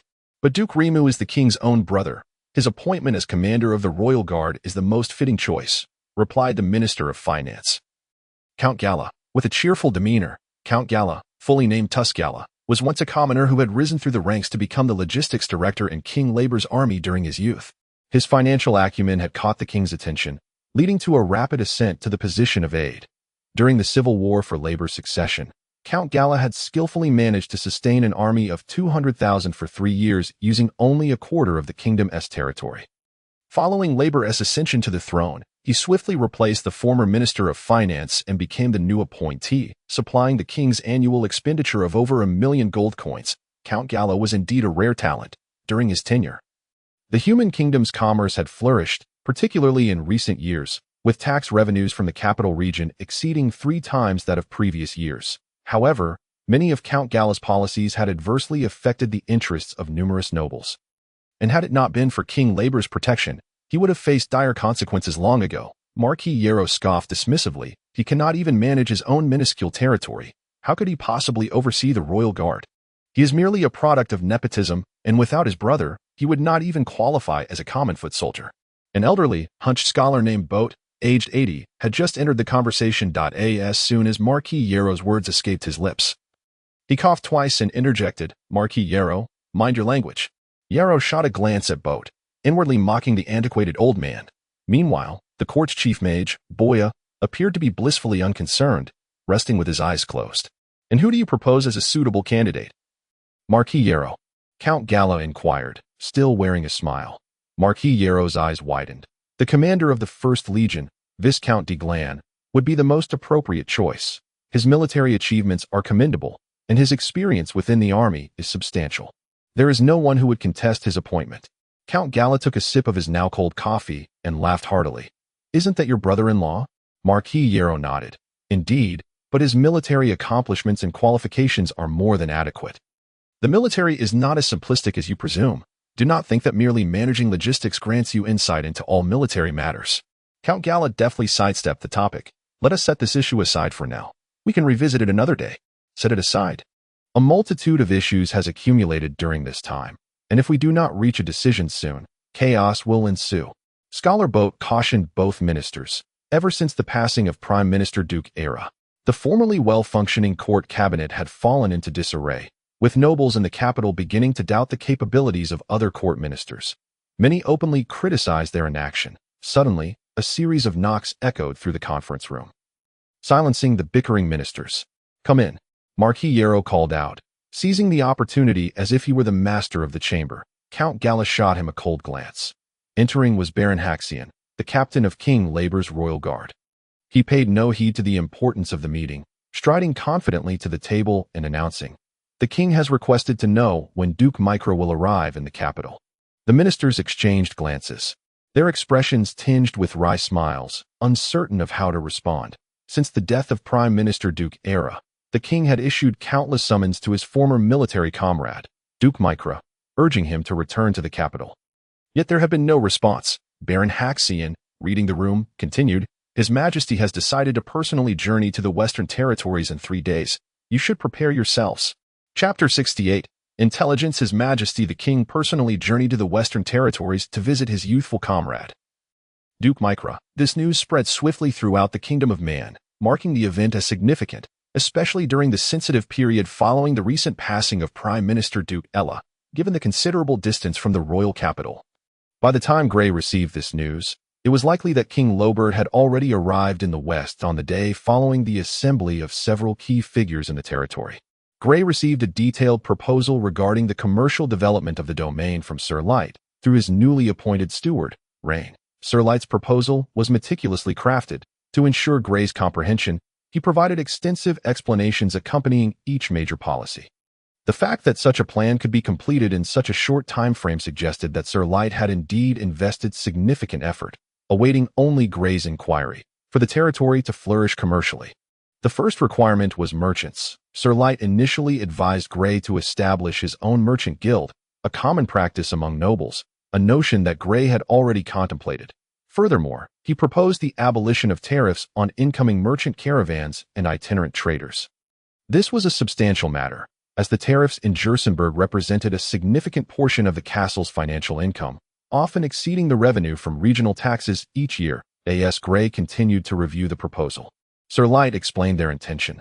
Through such measures, they hoped to encourage merchants traversing north and south to cease their evasion of tariffs by navigating through treacherous terrain and instead pass directly through Jersen town, thus bolstering the town's commercial foundation, stimulating consumer demand, and consequently invigorating the local entertainment sector. However, these were not Sir Light's ultimate objectives. His ultimate aim was to designate a parcel of land on the eastern side of the town to establish a trading zone, enabling merchants traveling in any direction to engage in commerce within Jersen town's trade district. This proposal sparked a glimmer of excitement in Gray's eyes, yet he quickly furrowed his brow, realizing he lacked the necessary funds to construct a trading zone that would attract merchants. Nevertheless, there was no rush. The first step must be to develop the town's entertainment sector, thereby enticing passing caravans to pause their journeys. Only through their pause could transactions occur. Gray did not acquiesce to the abolition of tariffs, as they represented the Lord's authority. Sir Light may not have understood, but Gray had alternative strategies. He simply adjusted the tariffs to a minimal level, one that could be virtually disregarded, alongside the proposal. Steward Rain also presented Gray with an exquisite invitation, which he opened with curiosity, only to discover it was from Seoul, inviting him to a banquet in Midar town, hosted by Baron Mura. The event was scheduled for August 22nd. Just 2 days hence, Gray was taken aback, realizing he needed to depart tomorrow to avoid being late. This would be his first attendance at a noble gathering, and he had no desire to arrive tardy. Nor could he decline. Gazing at Sir Light's proposal and then at Seoul's invitation, Gray felt a surge of determination that he instructed Rain, who stood at the door. Prepare for my journey to Midar town tomorrow. How's my new attendant Hamp faring in his etiquette studies? Not yet completed. Rain replied, his face slightly flushed, suggesting his own etiquette training was far from satisfactory. Let him review all the etiquette lessons today to ensure he is adequately prepared. Gray felt a pressing need for competent individuals, even for the simple task of attending a banquet. Also, have Sir Light prepare himself. He will accompany me to Midar town tomorrow. Gray added just as Rain was about to exit the study. Knock. Knock. Shortly after Rain's departure, a knock resounded at the door once more. Come in. Entering was Rena, accompanied by a figure, Knight Pulla from the front lines. Upon entering, Pulla surveyed the spacious and comfortable study, noting the family crest adorning the walls. Fixating on it for at least 3 seconds. Knight Pulla, has something occurred at the front? Gray inquired hastily. Pulla, hearing his name, turned to regard Gray, who had previously stood on equal footing with him only months prior. And if he claimed not to feel envy, he would be merely pretending that he offered a formal knightly salute, followed by a hearty laugh. Nothing amiss, still as disturbingly calm as ever. And you? Gray queried, filled with curiosity. Pulla swiftly explained, the latest orders have assigned my son Sente to take command of the front lines, with Knight Mark assisting him. I have been recalled to Harland City. Gray paused, noting the flush of pride on Pulla's face, and smiled. Ah, so Knight Pulla has been promoted. One should now address you as Sir. Pulla chuckled.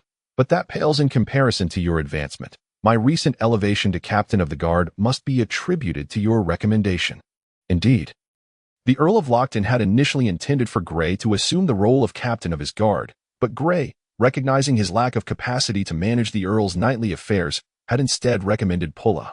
Gray merely smiled, not denying the claim. He gestured for Pulla and Rena to take a seat on the sofa, and then pressed a bell on his desk, which chimed and was followed by a knock at the door. With a command of, "Come in," the door opened to reveal Katia, who cautiously inquired, "My Lord Baron, do you require anything? Bring Rena a cup of black tea, and each of us shall have a cup of green tea," Gray instructed. Upon hearing Gray remember her preference for black tea, Rena's eyes sparkled momentarily before dimming again. Once Gray had settled, Pulla promptly remarked, "Baron Catch, I have come to inform you not to be deceived by the outward appearance of Harland City. Its remaining strength could swiftly overpower our current military force." Listening intently to Pulla's earnest expression, Gray felt a weight settle in his chest and quickly asked, "Is there any concrete intelligence to support this?" Pulla nodded, preparing to speak, when another knock interrupted him, causing him to fall silent. "Come in," Gray called. "Please continue. These servants are from Harland City." Gray indicated to Pulla, "You may address me as Gray. I find it rather unresponsive when called by my title."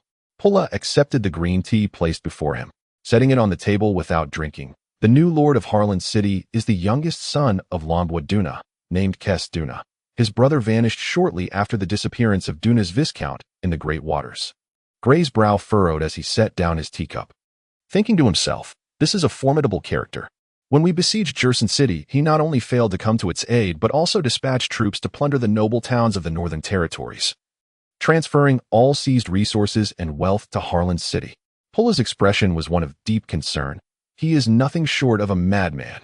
Gray was taken aback by Kes Duna's audacity, yet it undoubtedly represented the best course of action for him, a madman possessing great intellect. Thus, even if Harland City is besieged by us, it can still endure for a considerable duration. Conversely, if we cannot breach the city swiftly, they will utilize this time to train a formidable army. Rena set down her cup of black tea, analyzing the situation before them. Chapter 69. Zanina Gray lowered his gaze in contemplation, suddenly realizing how woefully behind he was in terms of intelligence. To be unaware of such critical matters was a grave error. However, we need not overly worry, as Viscount Maine is here to share the burden. I believe Kes is not bold enough to strike unless he possesses a means to decisively defeat our two forces. Otherwise, he is left with no choice but to cower within the city. After a moment's reflection, Gray lifted his head, taking a sip of green tea, his expression softening as he began to analyze.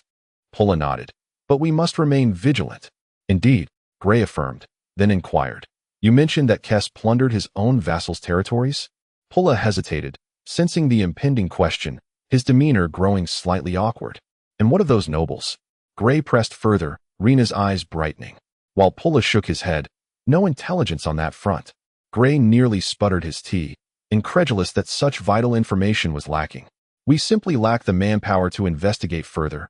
You must understand, due to Duke Drinny's interference, the frontline forces have been drastically reduced, and maintaining the blockade is already a significant challenge."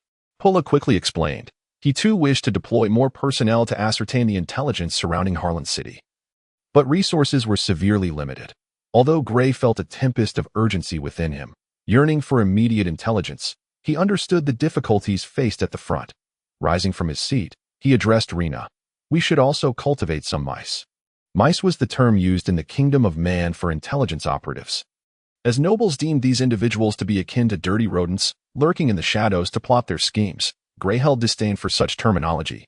Rena clearly shared a similar aversion, yet she recognized the necessity of having their own eyes and ears within the ranks, as well as those who could dismantle any opposing intelligence, lest they fall victim to a fatal oversight. "Do not rush into this matter. We may first send a few individuals to the northern region of Harland to assess the situation. Their presence need not result in any significant action.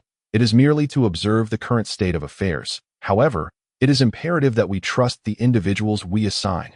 Gray wished to prevent Reyna from becoming overly anxious and thus causing these affairs to conclude in a haphazard manner. Reyna nodded in understanding, and Gray subsequently inquired about other matters concerning the front lines, though none were of considerable importance. After a brief conversation, Reyna, seeing that there were no pressing issues, took her leave. For the training of the troops awaited her, Pulla remained behind to seek Gray's counsel regarding the duties of the guard captain, just as Pulla and Gray were engrossed in their discussion. An incident unfolded hundreds of miles away in Seoul. Like Gray, Seoul had been troubled by the developmental issues of his territory, and he found himself in a more dire predicament, despite having amassed considerable wealth over the past decade due to his status as a mage. The meager funds he possessed were insufficient to address the complete lack of resources in the town of Magia. That evening, Seoul lacked the appetite for dinner. He was in his study while his captain of guards, Sir Haven, was reporting on the recent recruitment situation and the need for soldiers' equipment. Seoul found himself slightly exasperated by his rather rigid captain. Once Sir Haven departed, Seoul felt a pang of hunger and was about to summon the castle servants to prepare a meal when a melodious female voice suddenly resonated in his ear. It seems that being a lord is not such a pleasant endeavor. Who? Seoul was startled, a cold sweat breaking out as he swiftly turned to the source of the voice, simultaneously enveloping himself in a magical shield. Do not be alarmed. While I am indeed quite intrigued by your life, I have no intention of killing you. I believe I could easily do so. The same feminine voice continued, and as her words echoed, an enchanting figure emerged from the shadows of the corner. She was a woman adorned with flowing black hair, clad in a tight-fitting black combat suit embroidered with ancient magical patterns. Her eyes glowed like rubies, and the skin exposed to the air shimmered in the flickering light of the study, reminiscent of tender lotus leaves glistening with moisture. Who are you? Seoul inquired, not swayed by her alluring beauty, as he could distinctly sense the potent waves of water magic emanating from her, which caused him to feel a chill of apprehension. The woman in black chuckled softly. I mean you no harm. If I truly wished to kill you, you would have perished countless times already. She gestured towards Seoul's chest. Upon glancing down, Seoul noticed a thin layer of ice forming over his breast, sending a shiver down his spine as he realized her magic had penetrated his magical shield. The woman smiled faintly, revealing shallow dimples as she did so. Do not speculate wildly. I am merely marking a magical symbol on you while you were distracted. By the way, the woman seemed to recall something. I am called Zanina. I specialize in water magic. Upon hearing this name, Seoul felt a tightening in his chest but quickly relaxed. He dismissed his magical shield and politely invited her to sit on the sofa. His thoughts racing. Water magic? Surely, this cannot be an elderly woman. Zanina laughed lightly, and as she settled into her seat, her first words were, I must clarify that I am not some ancient crone. As for my true age, that remains a secret. I cannot divulge it. Seoul felt a twinge of embarrassment at her statement and called for the servants to prepare tea and snacks. So, Miss Zanina, what brings you to me at this late hour? Seoul emphasized the word late heavily. Zanina seemed unconcerned, her gaze fixed upon Seoul. I hold a profound interest in your life. Seoul was taken aback, and sensing her own words might seem peculiar, Zanina continued. I noticed a remarkable vitality enveloping you, a life force capable of mending any injury, even fatal ones that I had to exert considerable effort to suppress the urge to eliminate you. As Zanina spoke earnestly, Seoul felt like one of the small creatures he often experimented upon in his laboratory. Fear not. I acquired my ability to perceive all magical energies due to an incident during a magical experiment. Zanina reassured him. Sensing his apprehension, Seoul was puzzled as to how she could see so clearly. Could you tell me how you achieved this? Zanina's glowing red eyes bore into him. If you share your secret with me, I could offer you an abundance of gold coins that weren't you just lamenting about your financial troubles. Zanina was impatient and, without waiting for Seoul's consent, conjured a magical circle as the space beside her shimmered. Her left hand plunged into the void, penetrating the fabric of reality. When she withdrew her hand, she grasped a massive leather pouch nearly 2 feet in length. With a resounding crash, the pouch fell to the ground. Startling Seoul, who had been contemplating Zanina's spatial magic, before he could collect his thoughts, Zanina swiftly opened the pouch, and the sound of clinking coins filled the room, leaving Seoul momentarily dazed by the sight of the glittering heap of gold. You must have cast some form of magic upon yourself. If you can share your magical circle with me, this fortune is yours, Zanina declared, her satisfaction evident in her expression. Sol struggled to divert his gaze from the pile of coins. He had seen wealth before, but his current circumstances made this some exceedingly appealing. This is not a secret. However, I doubt you will be able to replicate it once you know the details. Sol warned Zanina, concerned she might regret her inquiry later. Zanina nodded. That remains to be seen. Magic is inherently mysterious. Are you a member of the Arcane Society? Sol asked suddenly. The Arcane Society was an organization formed by a collective of mages. The largest of its kind, its origins lost to time. Its members were not limited to humans. Any intelligent beings on the continent of Harland could join, provided they were mages and received a recommendation from an existing member.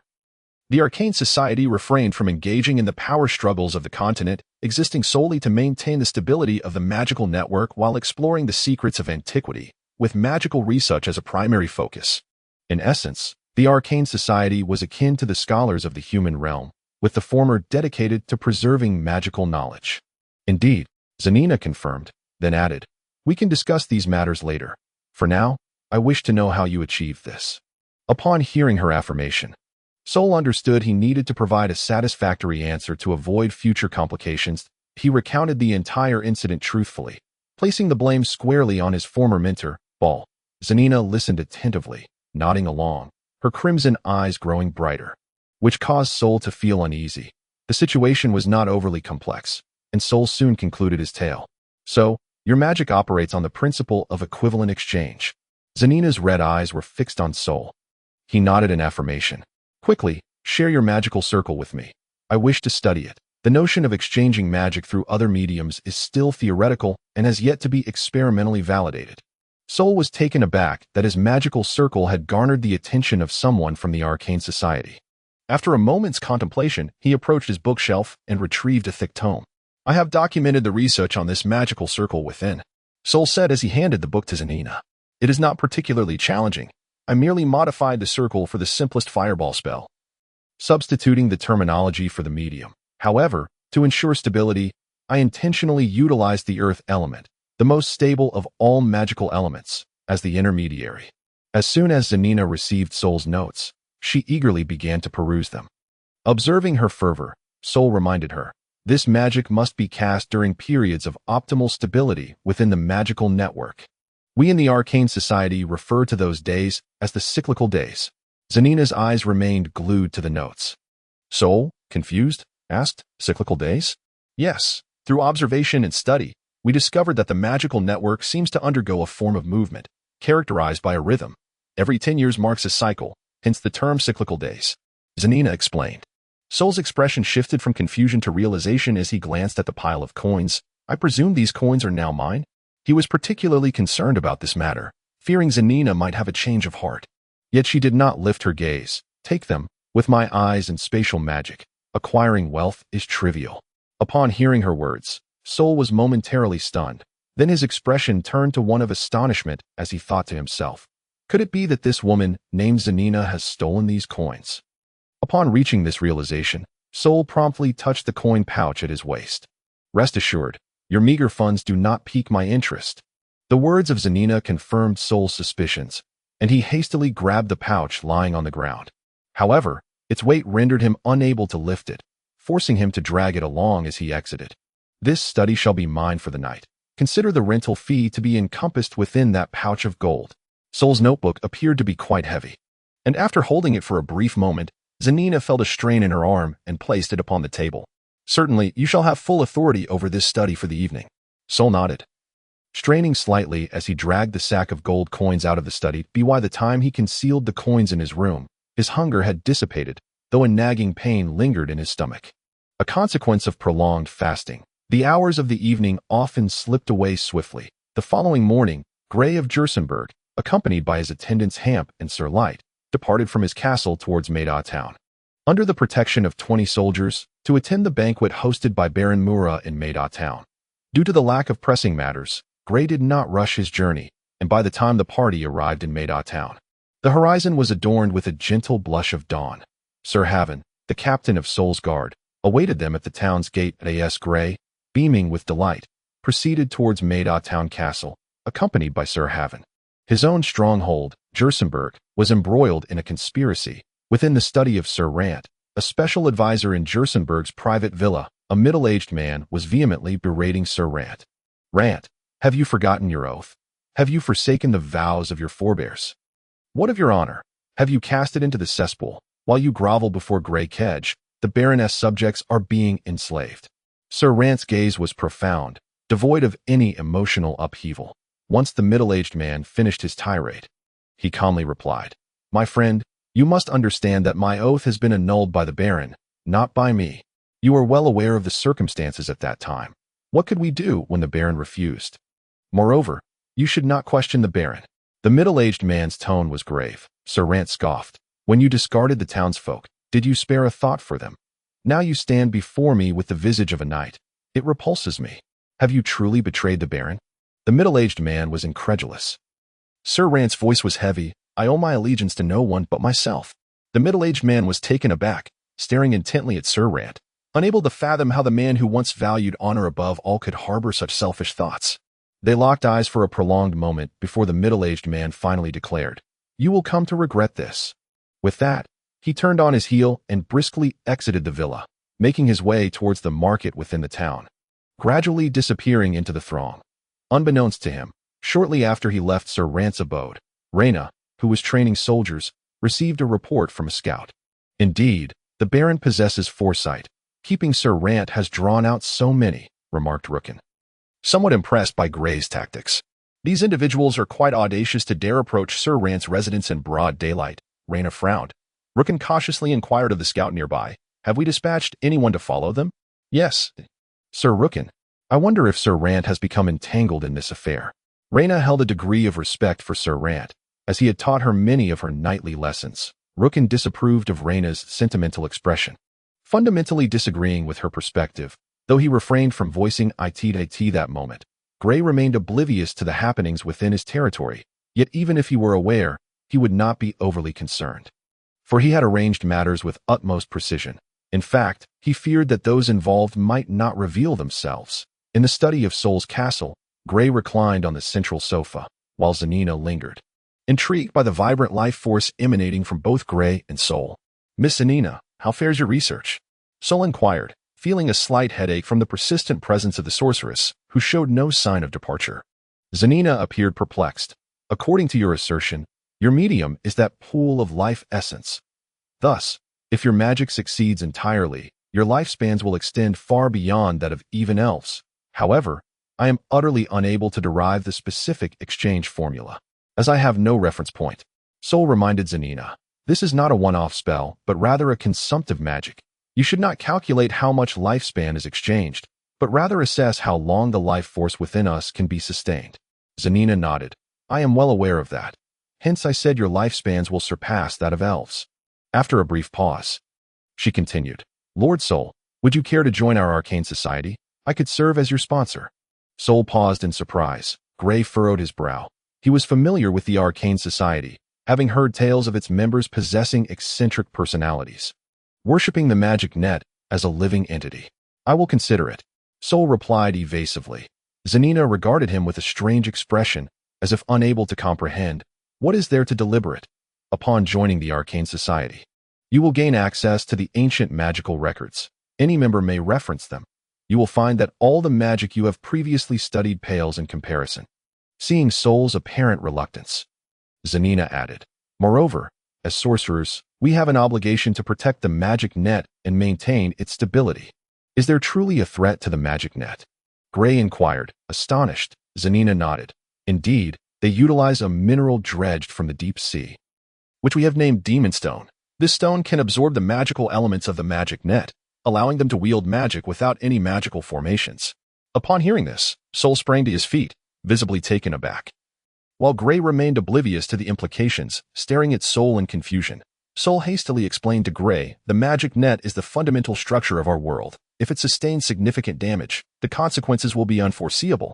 Zanina's expression mirrored concern. "We sorcerers cast our spells through magical formations, exchanging mental energy with the magic net. The energy we expend can restore the lost magical elements. However, if the demon stone captures these elements, they cannot be replenished." Who is orchestrating such actions? Grey recognized the gravity of the situation. A group of exiled orcs from the far north. The matter has been contained by the Arcane Society. Yet the sorcerers assigned to observe the magic net report that it continues to sustain damage, albeit at a reduced rate. Zanina's voice was laden with worry. Soul interjected. I believe that even if the magic net were to deplete its magical elements, it would take several millennia, perhaps even tens of thousands of years. Are you not being overly concerned? With a sudden crash, Zanina's petite fist struck the wooden table in the study. If all sorcerers thought as you do, allowing those individuals to indiscriminately exploit the magical elements, then there would be no need to wait a millennium. In just a few decades, the magical elements of the magic net would be entirely exhausted. Gray observed Zanina's heightened emotions, glanced at Soul, and spoke. You should destroy the source of the demon stone. Zanina smiled ruefully. We have contemplated that approach, but it is utterly impractical. The ocean is far too vast, and with our current strength, we cannot venture into the deep sea. Only the sea elves possess that capability, yet alas, that race has vanished for over 1,000 years. The only one who knows their whereabouts is the speaker of the High Council in the Elven Kingdom within Bylon Forest. Soul, perplexed, gazed at Zanina. I would think that with the capabilities of your arcane society, you should be able to directly engage with the speaker of the Elven Kingdom. Why not seek him out? Zanina shook her head. We have already approached him. But he sleeps within the Moonlight Temple, and no one can awaken him. He must rouse himself. Soul was taken aback, aware that when high elves slumber, they are akin to flora and fauna, impervious to any disturbance. He bowed his head in contemplation, and after a moment, he first glanced at Gray, then fixed his gaze on Zanina and said, I can join the Arcane Society, but I will not relinquish my territory. That is splendid. Fear not. No one will demand that you surrender your lands. I believe we should establish a branch base within your territory. Zanina appeared quite elated. A branch base? Soul queried, puzzled. Do not worry. It will not impact your territory in any way. We will assign some sorcerers to the branch, and if anyone attempts to invade your lands, they can assist you in repelling the intruders. Zanina elucidated the advantages of establishing a branch base for the Arcane Society. Soul's expression clearly conveyed skepticism, prompting Zanina to add, Do not judge us by the standards of nobility. We simply wish to have more individuals dedicated to maintaining the stability of the magic net. Gray promptly declared, I shall issue orders for my territory to keep an eye on those whom you mentioned. If that is the case, it would be splendid. Shouldn't you establish a branch base in your territory as well? Zanina's crimson eyes sparkled with excitement. Gray shook his head in refusal, saying, My territory is adjacent to Lord Soul's. If anything arises, I believe we will have ample time to address it. He intended to observe the establishment of their branch base on Soul's side first, assessing any potential negative repercussions. Zanina smiled slightly, as if she had discerned Gray's intentions, and ceased her persuasion. Once they had discussed the important matters, Soul and Zanina began to exchange their magical experiences, while Gray found himself akin to a listener of an esoteric text, retreating to a nearby bookshelf to casually pick up a book and peruse it. Time slowly drifted by in monotony. As Mita Town was under construction, Soul was exceedingly busy. Early the next morning, Gray led his attendants and guards to hunt in the outskirts of the town. While Sir Light remained in town to seek his own amusement, Gray could not afford to be late for the evening banquet. Thus, he returned to the castle early. After a hurried bath, he donned a noble outfit woven from wool, which had been prepared in advance. As he gazed at the prominent family crest on his attire, a moment of distraction washed over him. What is this? Staring vacantly at your reflection. How exceedingly vain. Soul appeared behind Gray without his notice. Gray merely smiled faintly, refraining from retorting. Soul reminded Gray, if you have any plans for today, it would be prudent to inform me beforehand, so that we can prepare ourselves mentally when conversing with them.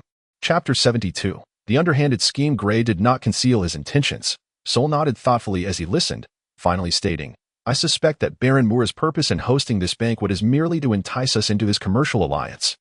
I advise you against joining. I shall not partake either. Can we refuse?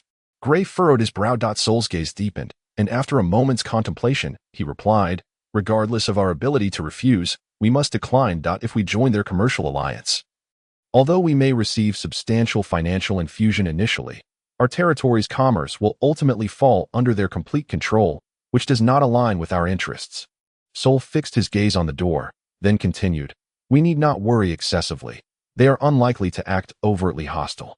As for other matters, a little concession on our part should suffice.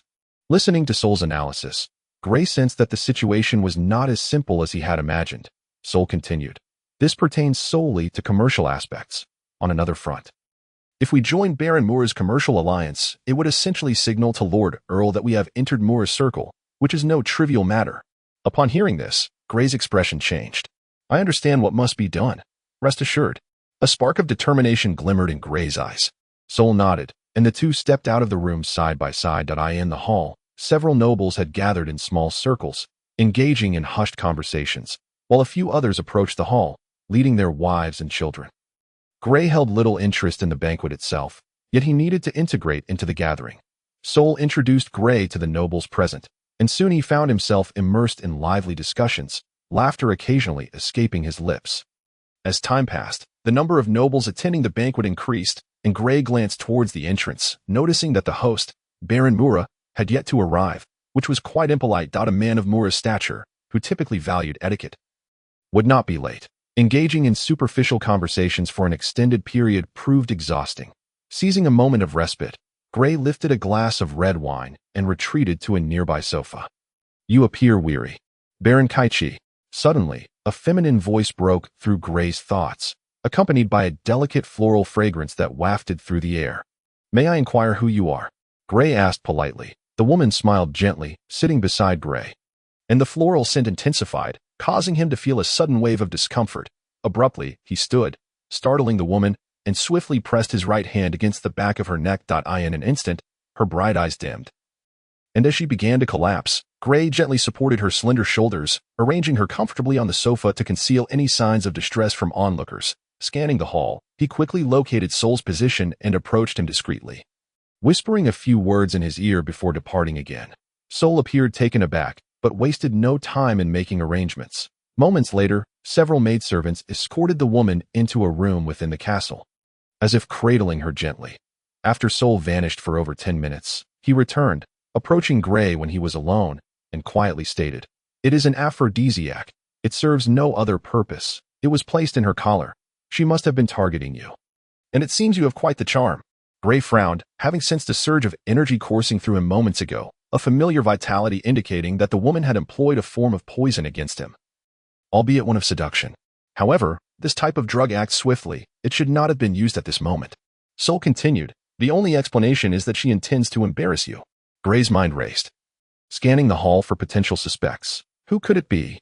I am uncertain, but we cannot interrogate her. She is an heir to a noble title from the southern region of the Harland territory.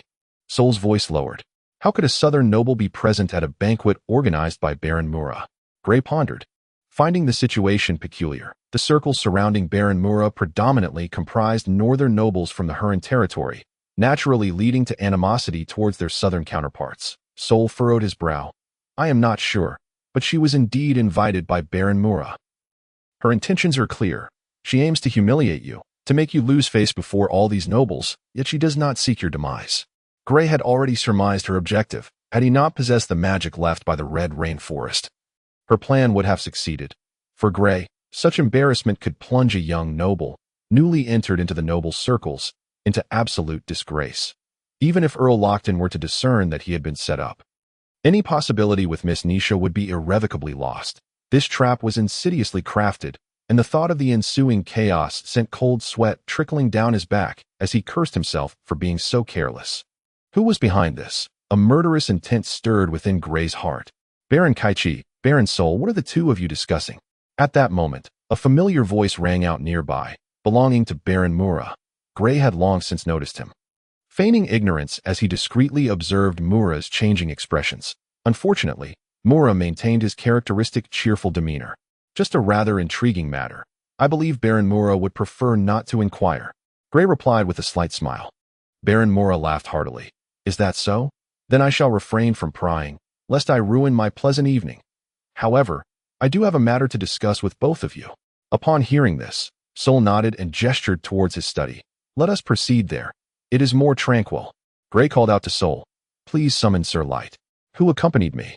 The three of them entered the study, where Zanina had already departed earlier that day. Departing with a certain nonchalance that Gray found enviable, they poured themselves a glass of red wine that had already been decanted. Savoring it slowly. As anticipated by Sol, Baron Mura soon broached the subject of inviting both men to join the commercial alliance he had formed. The moment Mura made this proposal, the atmosphere in the study grew somewhat tense. Both Sol and Gray appeared to be contemplating the matter seriously, yet offered no response to Baron Mura. Just then, a knock sounded at the door, and Sol promptly called, "Enter." As the door opened, Sir Light ambled in, his noble belly leading the way. Gray swiftly rose, guiding Sir Light to the sofa and stating, "Allow me to introduce you both. This gentleman is my business advisor." Sir Light, accustomed to such introductions, offered a polite bow. Gray then introduced the other two. "This is Baron Sol, the Lord of Mita Town, and the vanquisher of the goblins in the Red Rain Forest. And this is Baron Mura, the representative of the northern nobles of the Huron territory, whose commercial acumen far exceeds yours. You ought to learn from him." Once they had settled back into their seats, Gray fixed his gaze on Baron Mura and said, "My business advisor has devised a rather promising commercial plan. Perhaps you should listen to what he has to offer." Gray made no mention of joining Baron Mura's commercial alliance, which left Mura feeling somewhat displeased, though he exhibited no outward signs of it, as he had long anticipated such an outcome. Section 73. Analyzing Sol. Sir Light had long been prepared, possessing a detailed plan for the establishment of the Jerson trade zone. Baron Mura, who had initially harbored displeasure at Gray and Sol's reluctance to join his commercial guild, found his expression gradually brightening as Sir Light delved deeper into his presentation. By the time Sir Light concluded, Baron Mura's eyes sparkled with excitement. "A splendid notion. Considering the geographical advantages of Jersenberg, if all goes well, I believe the chances of success exceed 60%. Certainly worth the risk. What do you require from me?" Gray chuckled softly. "We need your financial backing and the connections of your guild." In response to Gray's request, Baron Mura reiterated, "As I have said before, you ought to join our guild. That way, you will secure substantial funding." Gray merely smiled and shook his head, choosing not to respond. The nobles were eager to stake their claims on the newly acquired lands, and no one dared mention the promises made by Earl Lockton during the early stages of the war. Their attention had shifted entirely to Gray, although Sir Light's plan demanded significant initial investment. Its potential for long-term benefit made it a lucrative endeavor, with the rewards clearly outweighing the risks. Baron Mura stroked his short beard thoughtfully and inquired, "What can you offer us? What do you require?" Gray leaned back against the sofa, his gaze fixated on the crimson wine in his glass. Baron Mura was momentarily taken aback by Gray's response, his smile faltering as he calculated his next move, realizing that Gray's insistence on proposing terms was a tactic to gauge his limits. Sol leaned slightly to the side, lifting his glass high to obscure his eyes, as if to suggest to the two, "Discuss your matters without involving me. 40% of the shops, with all taxes waived," Baron Mura boldly declared. Gray chuckled. "Do you truly believe that is feasible, Baron Mura?" He set down his wine and fixed his gaze upon Baron Mura. 1% of the shops, with taxes fully paid. The capital is being provided by us, and the risk is ours to bear. Baron Kiichi. "Oh, you truly think your terms are reasonable?" Although Baron Mura wore a smile, his tone conveyed displeasure. Gray laughed heartily and replied, "Very well. Let us cease this haggling. How about this? 30% of the shops shall belong to you, but the taxes cannot be abolished. However, I can waive 3/4 of the tariffs on all your guild's caravans. What do you think?" Upon hearing Gray's proposal, Baron Mura deliberated. The notion of exempting shop transaction taxes had never crossed his mind. Such a waiver would undermine the authority of a lord, for no lord would ever relinquish the taxes of any shop. 30% of the shops was an acceptable offer, and Baron Mura recognized he must not be overly demanding, especially since the trade zone lay within another S territory. As for lowering tariffs, that was indeed a pleasant surprise. "Very well, it is a deal. I personally have great faith in your plan, but I must return to consult with the other members of the guild. However, the likelihood of approval is quite high." Baron Mura seemed unconcerned about the actual funding required. Gray nodded in satisfaction, fixing his gaze on Baron Mura as he stated, "We can discuss the details further at your convenience. You are welcome to visit Jersenberg. Inviting other lords to 1's territory is a serious matter." Yet Baron Mura readily acquiesced. "I shall go, perhaps within the next few days." He then turned to Sol. "My Lord Sol, could you prepare a room for me? I have a few guests to meet." "Of course. If there are pressing matters, you may convene in the castle's private chamber." Sol replied, "That would be most excellent." Baron Mura expressed some embarrassment towards Gray. "I apologize, Baron Kiichi. We shall meet again in a few days." Gray offered a slight smile, signaling his understanding. Sol departed for less than 10 minutes before returning to the study. Sir Light had already dashed to the hall to partake in the festivities, ever enthusiastic about such gatherings. Gray. I surmised that woman from earlier was indeed arranged by Baron Mura. A fleeting glint of coldness passed through Sol's eyes. Gray nodded. I suspected as much. He aims to tarnish my reputation within noble circles while alienating me from a host of southern nobles from the Harrian territory, compelling me to join their guild. Truly a treacherous individual. Did the Earl discuss any confidential matters with you? I wonder if you might share them. I think we can consider ourselves allies now. Sol raised his recently filled glass. Gray scrutinized Sol carefully before lowering his gaze to the wine in his hand, as if assessing its quality. Though he was deep in thought, Sol chuckled. Allow me to share my situation first. You must have witnessed the state of Metatown. That deluge obliterated everything here. The Earl has handed me a veritable mess. I know I shouldn't harbor resentment towards the Earl, but upon taking charge of the territory, I realized that unless I possess boundless wealth, this land will become a burden. Gray raised his eyes. I apologize. You know the circumstances were quite complex at that time. Sol shook his head. That is a separate matter. Gray, from another perspective, had it not been for that flood, I would never have acquired such a prime piece of land, even if it is presently a wasteland. Currently, Metatown has nothing. Merely sustaining over 10,000 recently relocated immigrants demands a colossal expenditure. The Earl is deliberately orchestrating this, intending for the nobles to carve up this territory. The tranquility of Jersenberg is largely due to Metatown serving as a buffer. Do you think the Earl's 2,000 soldiers are merely besieging Harland City? Sol drained his glass and exhaled deeply. My situation is rather similar. A common mage thrust into nobility. With a territory devoid of any threat, the nobles not only disregard me, but view me as a lamb ripe for slaughter. Yet, they remain oblivious to the fact that I have acquired a substantial sum. It appeared that Sol had suffered considerably at the hands of those nobles. Gray had noticed many nobles in Metatown, behaving as if it were their own domain, ruthlessly appropriating shops and estates.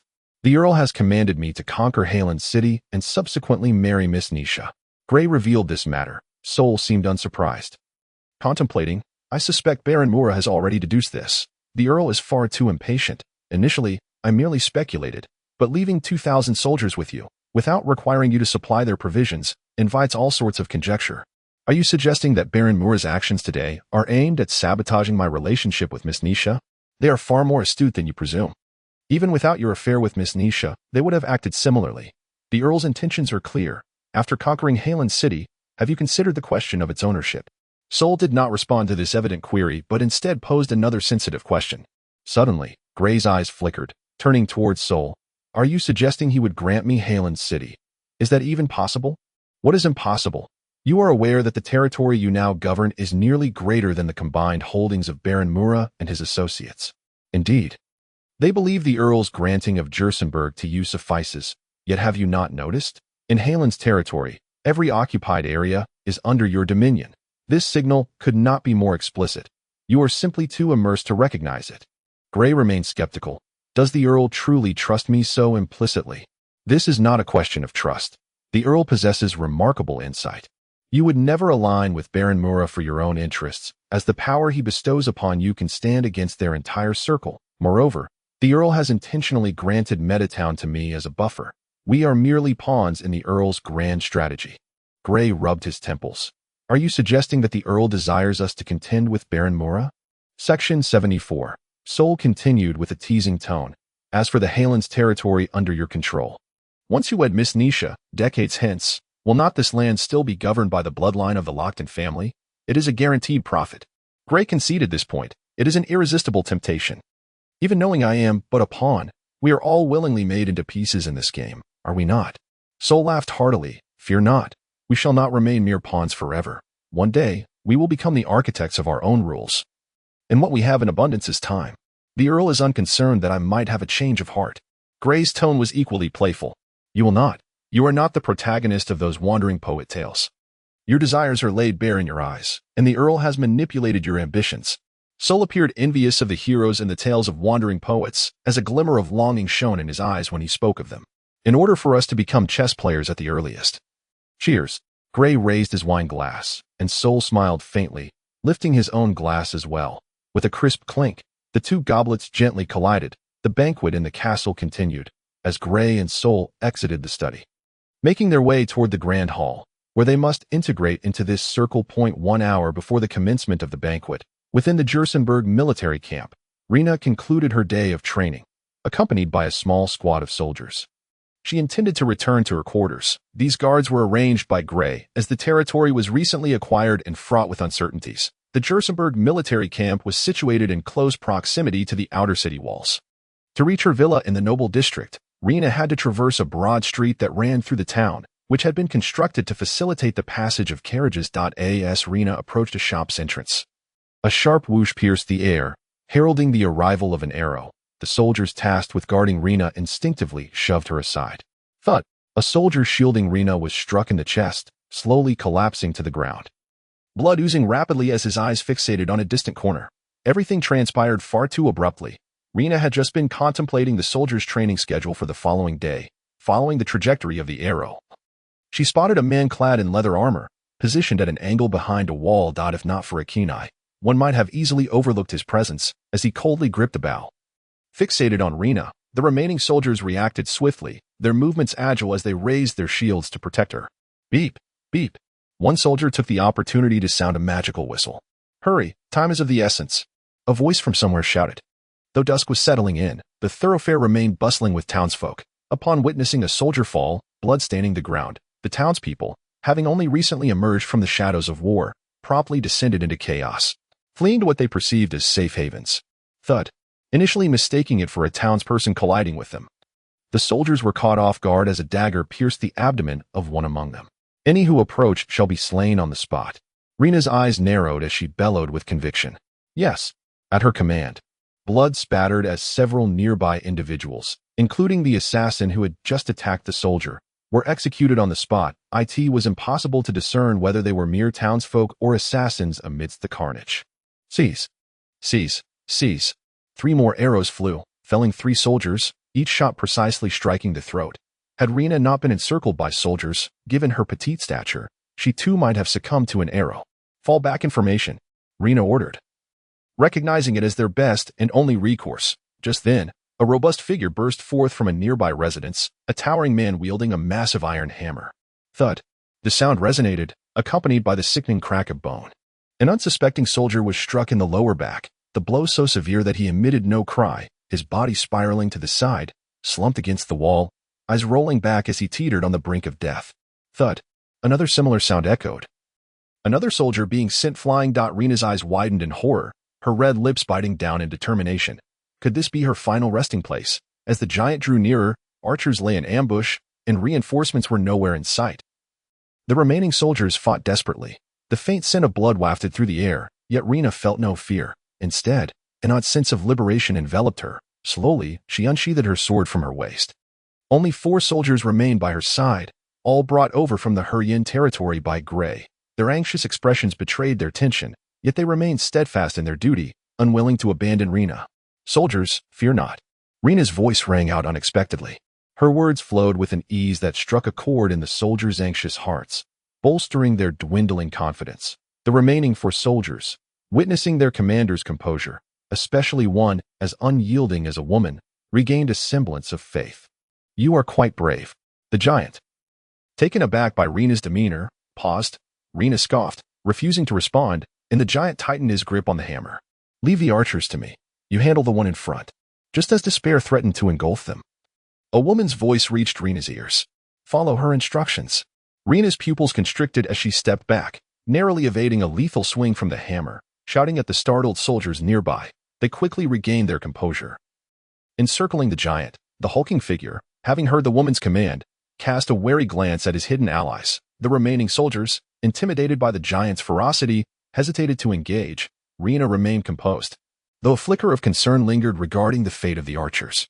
Recently, she had learned the art of swordplay, yet her theoretical knowledge had yet to translate into practical skill. The giant understood that time was of the essence. Soldiers had sounded the magical whistle. With unwavering resolve, he charged at Rena. Rena, undeterred, gritted her teeth and commanded the 4 soldiers, forward, slay him. With that she advanced, intending to confront the giant head-on. The giantess face lit up with joy at her boldness. Rena remained expressionless, her gaze locked onto the hammer as it swung toward her abdomen. Just as it was about to connect, She threw herself backward, landing on the ground. The giant missed his strike and, upon spotting Rena on the ground, raised his hammer high, preparing to bring it down. Suddenly, he felt searing pain in his abdomen, arms, and thighs, rendering him powerless. Clang! The hammer fell to the ground as Rena rolled away. The giant, now pinned by 4 short spears, glared at Rena with bloodshot eyes, still alive, but barely clinging to consciousness. Spare him, Rena commanded. One soldier nodded, raising his shield to deliver a crushing blow to the giant's head, rendering him unconscious. At that moment, the sound of hurried footsteps echoed nearby. Rena turned to see patrolling soldiers rushing to their aid. Gray returned to his territory on the afternoon of the 23rd.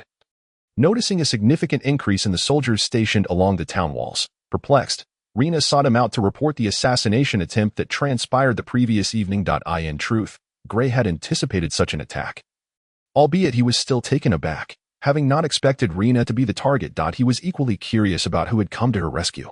Did anyone else come to harm? He inquired. Rena shook her head. Sir Rookin has been stationed at the military camp, and no one could approach him. As for Sir Lant, he has been occupied with the daily affairs of the territory at the castle, and he is unscathed. Gray pressed further. Who was behind this? Any leads? We managed to capture one alive, and he spoke quickly, though he knew little. According to him, they're a group of mercenaries from the north, taking orders from someone named Pank. Only this Pank knows the specifics of the situation. But he isn't in Jersenberg. He is engaged elsewhere. Does the individual who saved you know where they came from? Gray asked. It seems she had no intention of revealing herself, after eliminating a few archers. She quietly departed, leaving us with no way to trace her. Rena, clearly inexperienced in investigative matters, felt uncertain. Gray pondered for a moment and said, You need not concern yourself with this case any further. Summon Sir Rookin. Understood. My lord. Rena contemplated saying more but thought better of it. Slowly exiting Gray's office, as she reached the doorway, Gray added, Remain at the military camp for the time being. It is safer there. Rena nodded in acknowledgement. With a soft click, the door closed behind her, leaving Gray alone in the room. He stared intently at the family crest on the wall, lost in thought. The sensation of being plotted against was unsettling. Gray found himself without a single person he could fully trust. Even Soul had his own agenda, and Gray suspected that his own vulnerability would be a source of delight for Soul. After all, if an ally were too powerful, those who allied with him would inevitably become subservient. Gray pressed his hand against his temple, feeling the weight of the situation. Thud, thud. The sound of a knock interrupted Gray's reverie. He glanced at the clock, which indicated that it was already 6 in the evening.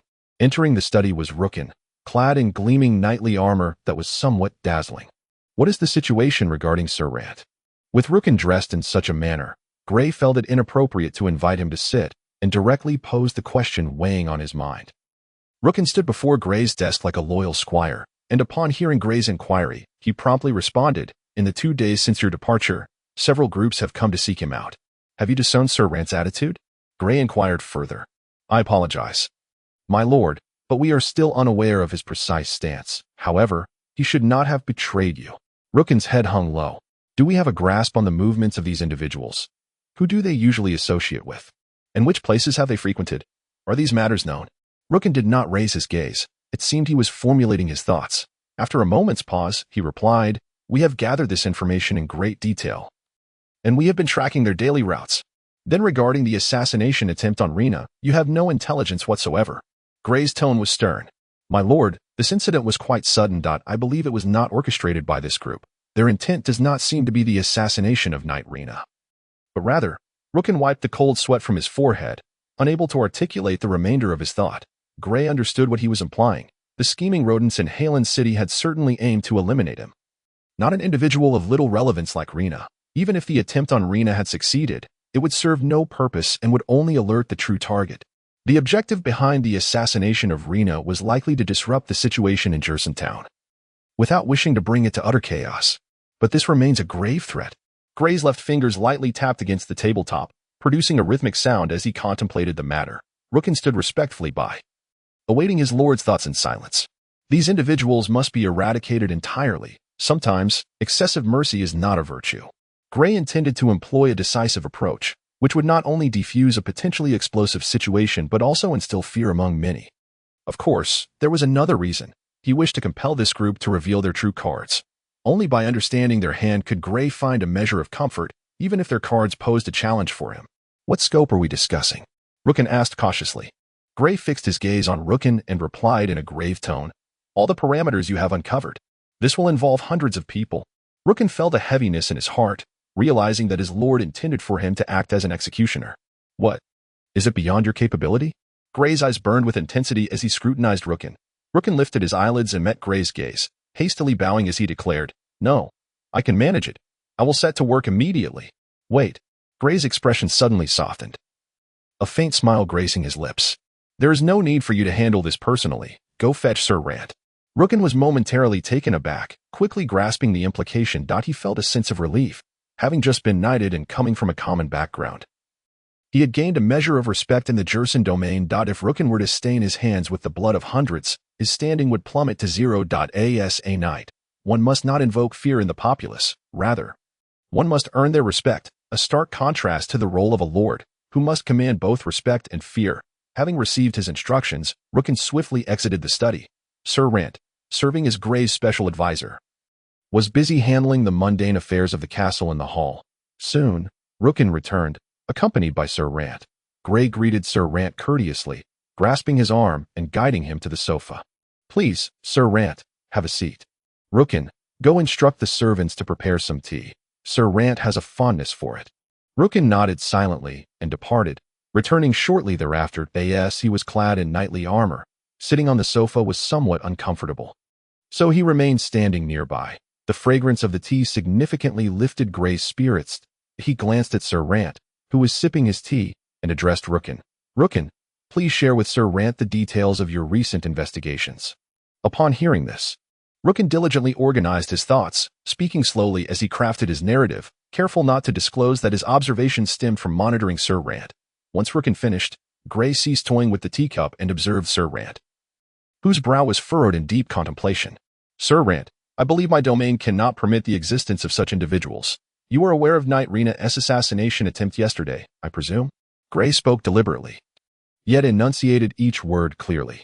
Sir Rant set down his teacup, glanced at Rookin, and then turned to Gray, stating, What would you have me do, my lord? Chapter 76. The Capture.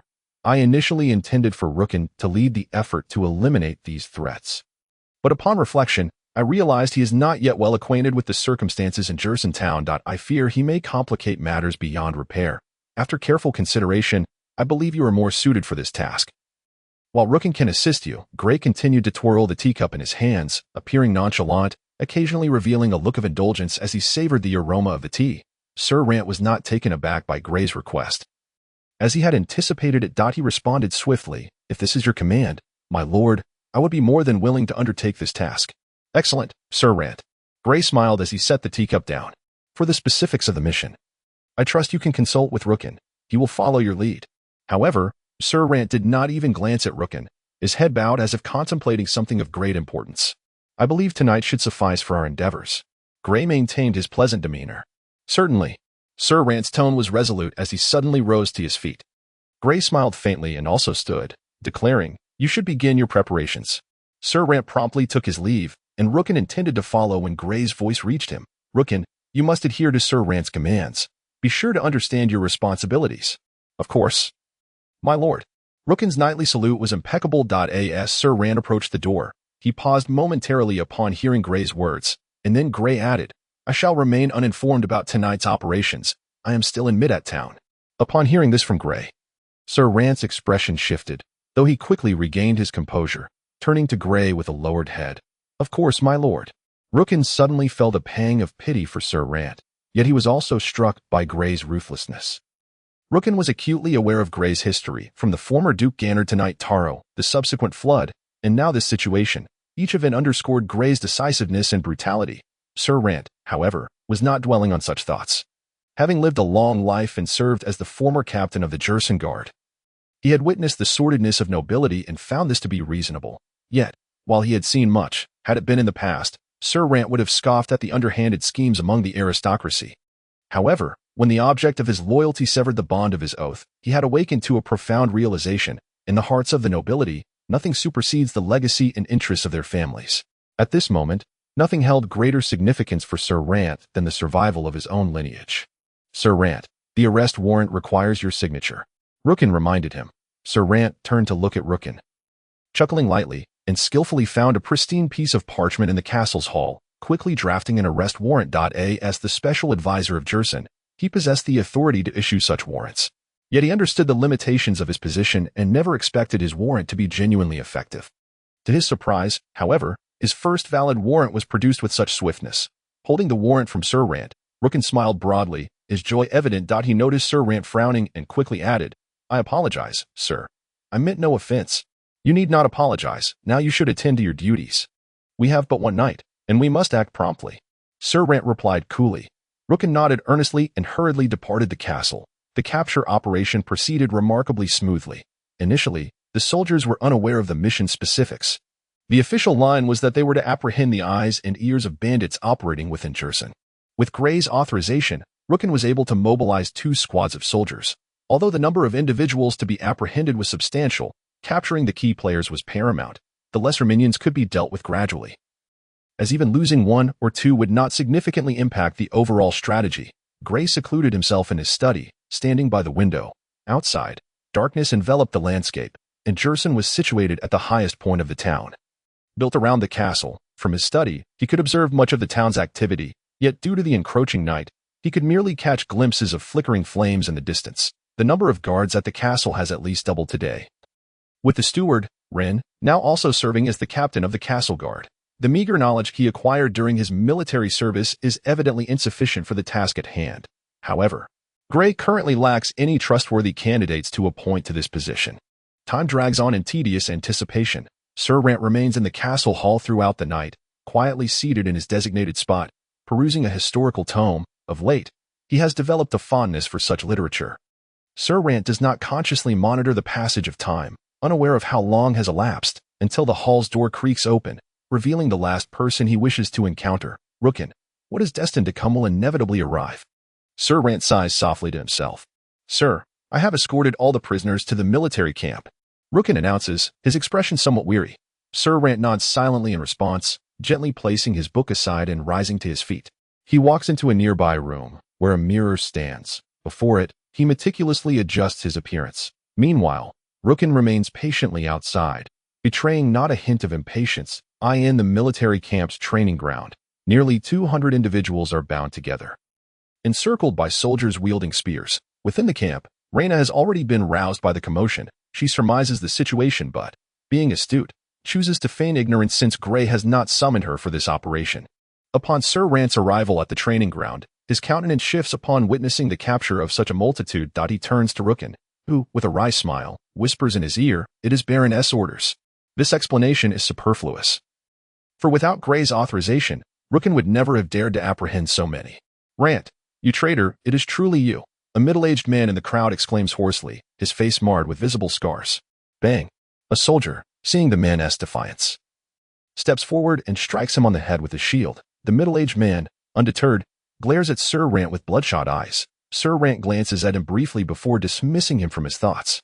Others in the crowd, upon seeing Sir Rant, are taken aback, though none vocalize their surprise as vociferously as the middle-aged man, perhaps having endured enough hardship to temper their reactions. They cannot fathom, given Sir Rant's temperament, why he would order their capture, as all signs indicate that he, despite his seemingly elevated status in Jersenberg, is merely a puppet.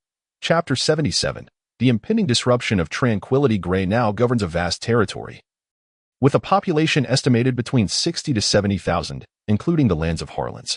Jersentown, being a sizable settlement, boasts nearly 10,000 inhabitants.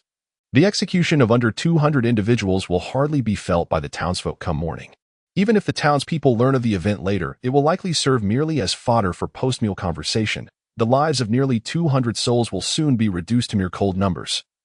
And whenever they discuss the matter, their reverence for their lord, Gray Cage, will only intensify. These ordinary townsfolk remain blissfully unaware of the profound shock that accompanies the mass execution of such a number.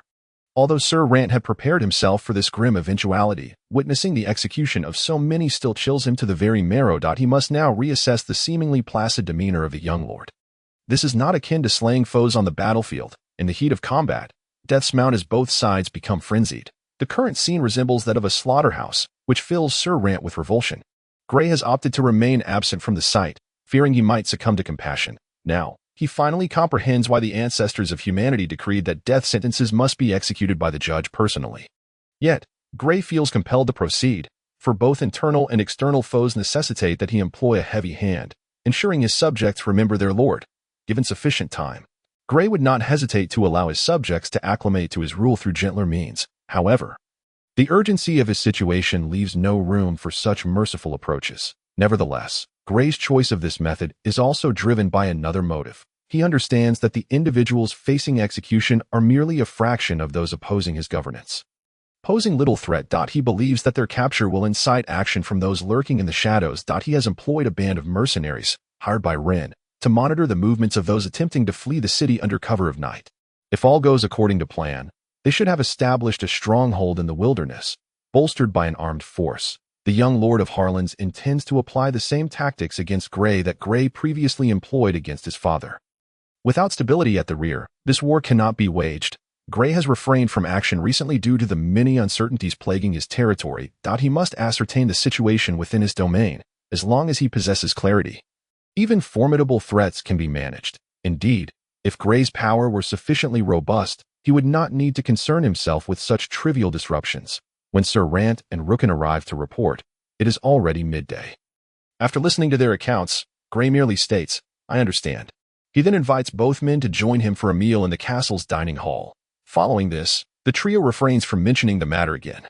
By the third day after this event, specifically the afternoon of August 26th, the newly appointed Lord of Harland, Case Duna, receives word of the situation. Though small in stature, Case possesses an attractive visage and dresses rather casually. Eschewing the meticulousness of other lords, he has never undergone knightly training and does not carry a sword, preferring to conceal a dagger within his garments. "What is your perspective on this matter?" Case inquires of an elderly man beside him. This elder, his long-serving steward named Shimon, is well versed in worldly affairs. After a moment of contemplation, he responds, "The illegitimate son of Gray Cage is likely attempting to flush out the hidden forces lurking among us." Case casts a glance at Shimon before taking his seat in the Lord's chair. Remarking, "Do not belittle the title of Baron Cage, Shimon. He is a formidable figure. Intelligence suggests that my father's downfall was significantly due to his machinations." "Understood, my lord." Shimon replies earnestly. Case chuckles lightly. "This incident transpired 3 days ago, barring unforeseen circumstances. Baron Cage may have already discerned the precise location of our forces. Their destruction is all but assured. Yet their mission has already been fulfilled, my lord." Case nods in silence. "However, my lord, this course of action is fraught with risk," Shimon cautions. "I am aware. But this is our final gamble. If we lose, I shall accept the consequences." Case's gaze is resolute. Although Case has amassed considerable resources through his earlier plundering, he has simultaneously severed all avenues of support. He now has only Harland's castle to rely upon, and he must take this chance. Case is correct. Gray has long since acquired precise intelligence regarding the forces concealed within the Jersenberg region. However, this information presents Gray with a dilemma, as it implicates entire villages in the southwestern sector of Jersenberg. This area comprises 13 villages, countless farms. And these villages were once the estates of various knights and officials from Harland. Having gradually evolved into settlements over centuries, the leaders of these villages are primarily descendants of the former noble families of Harland, making them susceptible to the persuasion of emissaries from Harland's castle. Analysis of the intelligence indicates that while Gray's forces besieged Jersenberg, a contingent of at least 500 troops had secretly taken up residence near these villages, likely a direct arrangement from Harland's castle. Otherwise, Gray would certainly suspect Sir Rant. Now, this force has inexplicably swelled to 2,000, fully equipped and with an uncertain combat capacity, likely comparable to Gray's newly recruited soldiers. This poses a significant challenge, as the forces at Jersenberg are insufficient to eradicate this contingent. Should Gray recall soldiers from the front lines, he ponders. He currently holds command over 2,000 soldiers from Count Lockton, who granted Gray this authority for the sake of unified command. To withdraw troops from the front, a sudden realization strikes Gray, as if he has grasped something vital. He quickly retrieves a map, analyzing it for a considerable time before concluding, this is the enemy's ultimate objective. It is a clever strategy. Should Gray neglect these 2,000 troops, they will soon wreak havoc throughout Jersenberg, and even if he manages to eliminate this contingent later, the region will face a severe food shortage in the latter half of the year. Clearly, the enemy is well aware of Gray's current predicament. Their deployment of these individuals serves a clear purpose, to to restrain Grey's limited military force, preventing him from extricating himself in the short term. They have identified Grey's Achilles heel. Yet, this also presents an opportunity. With tranquility shattered, the situation becomes increasingly unpredictable, and the outcome will depend on their respective capabilities. Grey rang the bell on his desk, and Leah entered. Without delay, Grey instructed, "Summon Knights Rena and Rookin to the study." After a moment's reflection, he added, "Also, let Sir Lant and Sir Light join us, along with Scholar Mick. As the Lord, it is imperative to maintain essential autonomy while also considering the council of subordinates. After all, one's intellect is inevitably limited." Chapter 78. The resolution. Sir Lant was already at his office within the castle, arriving first. Grey gestured towards the sofa, inviting him to sit and wait. Katia and Leah had long prepared a variety of refreshments and beverages. For nobles often indulge in such delicacies while discussing matters. Rena and Rookin, stationed furthest away in the military camp, took nearly an hour to arrive once everyone had gathered. Rain, responsible for the intelligence report, was also present at this meeting. Once all were assembled, Grey, prompted by Rain, took his place at the head of the table. He surveyed the attendees before requesting Rain to present the intelligence acquired from the mercenaries. It was Rain's first time attending such a meeting, and his nervousness was palpable. However, the substance of his report captivated the assembly, overshadowing his numerous faux pas. Upon concluding Rain's presentation, Sir Lant and Sir Light were the first to speak. Quickly grasping the crux of the situation, aligning closely with Grey's conjectures, Rena interjected with an alternative perspective. "This presents an opportunity. We might consider adopting the enemy's strategy and initially withdraw to eradicate the rebels within our territory. Let Viscount Maine and Viscount Kess engage one another, and we can strike when they are mutually weakened. But the battlefield is fraught with unpredictability. Should Viscount Kess achieve a swift victory, while our forces remain mired in quelling the local insurrection, we would find ourselves in a precarious position." Rookin, clad in his knightly armor, spoke with keen intelligence rather than ignorance. "Then let us not allow our forces to be ensnared by the enemy." Rena, who was just about to sip her cup of tea, set it down abruptly upon hearing Rookin's words and voiced her opinion. Sir Lant, seasoned in matters of war, cautioned, "That would be quite difficult. Unless those rebels are utter fools, they will undoubtedly employ every tactic to impede our advance. Then let us ensure our forces do not engage the enemy directly. We could feign a withdrawal from the front lines and position ourselves to strike opportunistically." Following the reminders from Rookin and Sir Lant, Rena's thoughts began to crystallize. Upon hearing Rena's suggestion, Sir Lant paused, lowering his gaze to the tea in his cup, inhaling its fragrance as he contemplated the feasibility of this strategy, while Rookin remained silent. Observing, Sir Light scanned the room and sensed an unsettling shift. The attendees were becoming ensnared in Rena's logic. He tempered his previous jovial demeanor, stating, "I must remind you all, should we fail to curtail that band of rebels promptly, the devastation to our territory will be immense, requiring 2 to 3 years to recuperate." Sir Light then turned to Grey, saying, "My lord, I must alert you that within mere days, Baron Mura and his associates will arrive. Should turmoil ensue within our lands at that juncture, it could severely jeopardize our collaborative efforts." Grey was taken aback. He had indeed overlooked this matter, primarily due to the plethora of events unfolding over the past few days. This was a troublesome predicament. Frowning, Grey pondered aloud. "We could enlist the help of Lord Soul from Metatown. He possesses 500 cavalry, and currently, there are no pressing matters in Meta that it should not pose a significant issue to request their aid. Though we must cover their provisions, are our supplies sufficient? If it is for a short duration, it should not be a problem." Sir Lant promptly replied.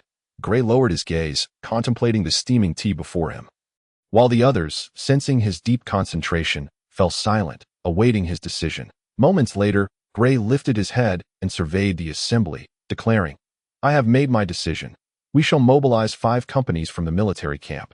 And in addition to the 5 companies of cavalry borrowed from Lord Soul, we will form a blockade of 1,000 soldiers to confine the rebels to the southwestern borders of our territory. Shall we not eliminate them?" Sir Light furrowed his brow. While Scholar Mick appeared dissatisfied with such a resolution, though lacking any expertise in warfare, he refrained from voicing his objections. Grey regarded Sir Light, stating, "I believe my intentions are abundantly clear. My lord, I must emphasize that our southwestern region serves as our primary source of taxation. Should you proceed with this decision, the ensuing year will be exceedingly arduous for us." Sir Light continued to advocate, Rena contemplated before adding, "My lord, we need not rush. Even if Viscount Kess were to swiftly vanquish Viscount May, Kess's forces would sustain significant losses, and he would not dare to extend the front. As long as we can neutralize the southwestern rebels within a fortnight, we can then establish a defensive line without suffering any losses. Indeed, my lord, if you grant me but another year, I assure you, our territory will undergo a remarkable transformation, especially with the support of Count Lockton. Vanquishing Viscount Kess will be a mere formality." Sir Light's eyes gleamed with enthusiasm.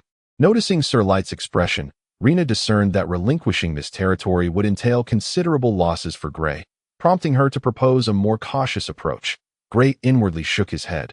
A year's time would see the Count's 2,000 soldiers long departed. And they were underestimating the complexity of the situation. Whether he had the right to wed Miss Nisha hinged on this battle. Truth be told, Gray found himself inclined towards the more prudent course of action. Yet certain matters could not be dictated by his desires. One must adapt to the prevailing circumstances, for failure to do so would lead to obsolescence. To achieve anything of significance, one must be prepared to make sacrifices and relinquish certain things. There were matters Gray could not share with his subordinates. He cast a glance at those present, stating, "This is an opportunity. The necessary sacrifices are for the greater victory." Rising from his seat, Gray strolled to the window, where the refreshing breeze provided solace on the sweltering day. Having resolved his course of action, Gray refrained from further discourse. Addressing Rena, "You are tasked with commanding the forces to blockade the southwestern rebels within our territory and oversee the defense of Jersenberg." This was a military order, and Rena did not hesitate, rising promptly to bow towards Gray's retreating figure. "Yes, my lord. Sir Lant and Knight Rookin shall accompany me to the front lines." "Yes, my lord." Sir Lant's response was noticeably delayed. Gray turned to Rena, saying, "Rena, once I depart, the castle will be under your stewardship. Do not disappoint me." Rena solemnly performed a knightly salute. "Rest assured, my lord. Sir Lant and Scholar Mick will assist you." Though this statement was directed at Rena, Gray's gaze lingered on Sir Lant and Scholar Mick, both of whom promptly affirmed, "Do not worry, my lord." Knowing Gray's decision was resolute, Sir Lant understood that voicing dissent now would equate to questioning his lord, and he was not foolish enough to do so. Gray nodded, moving to the safe beside his desk, retrieving a pouch that jingled with a crisp sound, evoking images of gleaming gold. This was a small portion of the coins gifted to him by Lord Soul from Metatown. "A share from Janina's bounty. Here are 50 gold coins. There are tasks that mercenaries can accomplish far better than we." Gray handed the pouch to Rena, simultaneously granting her the authority to hire mercenaries as necessary. "Ladies and gentlemen, victory will ultimately belong to us." Gray's tone was unprecedentedly resolute. Chapter 79. The following noon, Rain returned with the 5 companies of cavalry borrowed from Seoul, having departed before dawn and galloping tirelessly. Rena allowed the 500 cavalry to rest for several hours before, armed with Gray's orders, assembling 1,000 troops from the military camp. Seizing the twilight, she led the soldiers out of the town. Advancing towards the southwestern territory, Gray stood on the castle wall, personally bidding farewell to Rena until the troops vanished from his sight, at which point he withdrew his gaze. This campaign marked Gray's inaugural battle as Lord. A pivotal moment. The extent of his future accomplishments hinged on the outcome of this engagement. The plan was meticulously crafted, and the odds of victory appeared favorable, not a blind charge into battle. Even in the event of failure, Gray had contingencies. Count Lockton would not permit Jersenberg to fall into enemy hands. "Shall we depart as well?" Gray addressed Rookin and Sir Lant, who stood at his side. Hamph, serving as Gray's attendant, remained nearby, having learned what it means to be a competent squire. Gray held a fondness for this attendant, despite occasional difficulties in their collaboration. Unlike his father, Hamph revered the honor of knighthood, fostering an almost obsessive pursuit of integrity at times. Gray even considered Hamph to be a noble raised in the essence of chivalric culture, dutifully embodying the tenets of knighthood in every action and utterance. Despite not yet having attained the status of a knight, this inclination was, in fact, closely linked to the teachings of Rookin, who had regaled his son with all the legends of knighthood from a tender age. Once Hamph became Gray's squire, he began to emulate the behaviors of knights depicted in those tales. Mounting his horse, Gray grasped the reins and cast a glance back at the remaining forces of Jersenberg. Then proclaimed, "Let us depart." The remaining 500 troops and 200 guards in the town had their command surreptitiously entrusted to Rain, a precaution given the current unrest in Jersentown. Concerning the reception of Baron Murat, Grey intentionally chose to avoid them. Although they had been invited by him, upon reflection, he concluded that evading them was the most prudent course of action.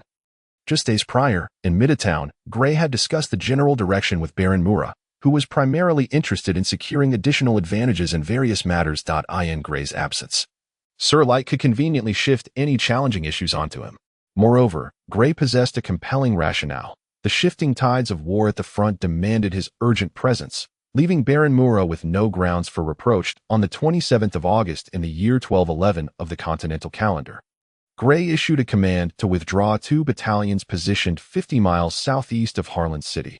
Barely an hour after the departure of these 2,000 soldiers, Viscount Kess, who had been holed up in Harland city for nearly a month, summoned his newly appointed commanders for an emergency military conference. This meeting commenced. Sir Swin, the newly appointed captain of the guard, led the vanguard, a cavalry detachment, out through the southern gate, charging directly towards the forward watchtower of Viscount Maine. While Grey ordered the withdrawal, he also dispatched envoys to Viscount Maine's camp to relay the news and caution him to remain vigilant against the forces of Harland city. However, Viscount Maine was solely preoccupied with whether Grey truly intended to retreat and dismissed their warnings entirely. This was not due to arrogance. Rather, intelligence indicated that Harland city had become an isolated fortress, the young lord having severed the support from the northern nobles of their territory. With such isolation, what was there to fear? Viscount Maine even speculated whether this might be Grey's cunning ploy, until his scouts confirmed the withdrawal of 2,000 troops, at which point he reluctantly accepted the truth. At the 6 watchtower camps on the front, nearly 500 soldiers were completely overrun by Sir Swin's 1,000 cavalry within less than an hour. The combat effectiveness of Viscount Maine's soldiers was relatively commendable. However, the prolonged tranquility had dulled their battle instincts. Additionally, Sir Swin's surprise attack caught many soldiers in the watchtower camp completely off guard as the cavalry charged into the fray. Sir Swin's face was alight with joy. He had not anticipated that the enemy's forward watchtower would be so easily vanquished. This contingent of 1,000 cavalry had all been freshly recruited. Though they had prior military experience, they had long been out of practice. Sir Swin had braced himself for a tough fight. Yet it unfolded with unexpected ease. The resounding triumph stirred something within Sir Swin. He promptly instructed a messenger to return with news of this victory while he led his cavalry onward. Sir Swin aimed to capitalize on Viscount Maine's moment of confusion, seeking to extend their gains further, a bold and decisive strategy. Meanwhile, the soldiers tasked with guarding Viscount Maine's main base were not as serious as those on the battlefield. Some even descended from the watchtower to chat with their comrades. Suddenly, the ground trembled, sending a jolt through the gathered soldiers, a sensation all too familiar to them.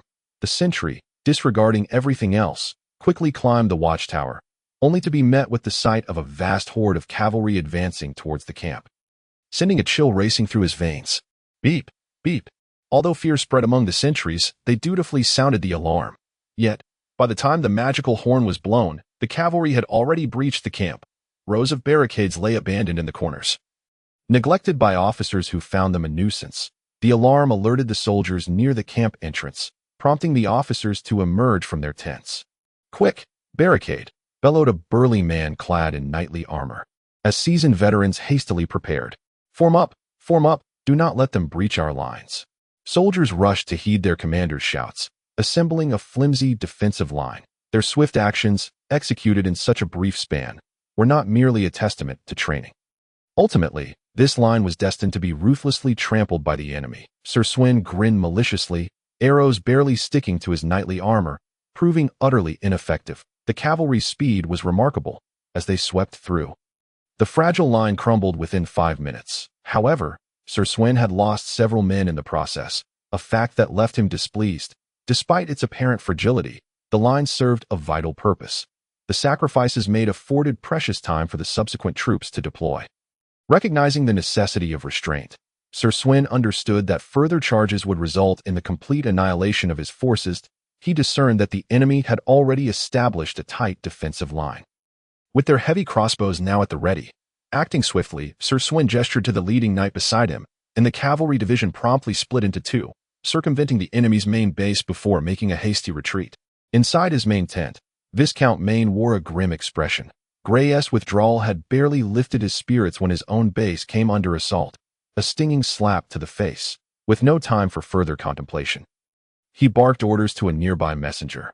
"Quick, gather the troops. Let us strike them down one by one."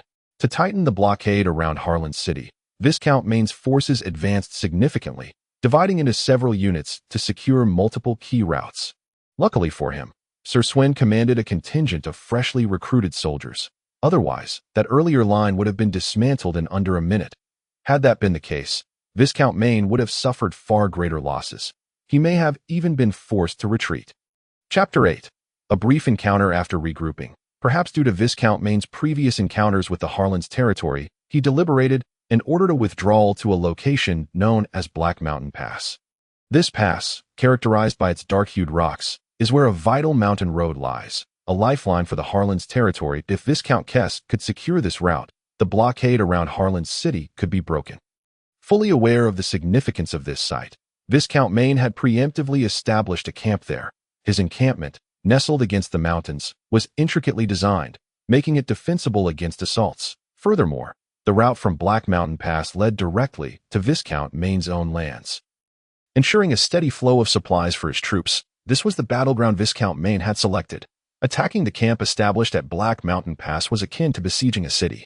The ruling Donner family of Harlands had even contemplated building a town there, but ultimately abandoned the idea due to the narrow terrain. Viscount Kess was not surprised by Viscount Maine's maneuvers. He had long been prepared, having constructed nearly 50 siege engines and an array of other siege apparatus.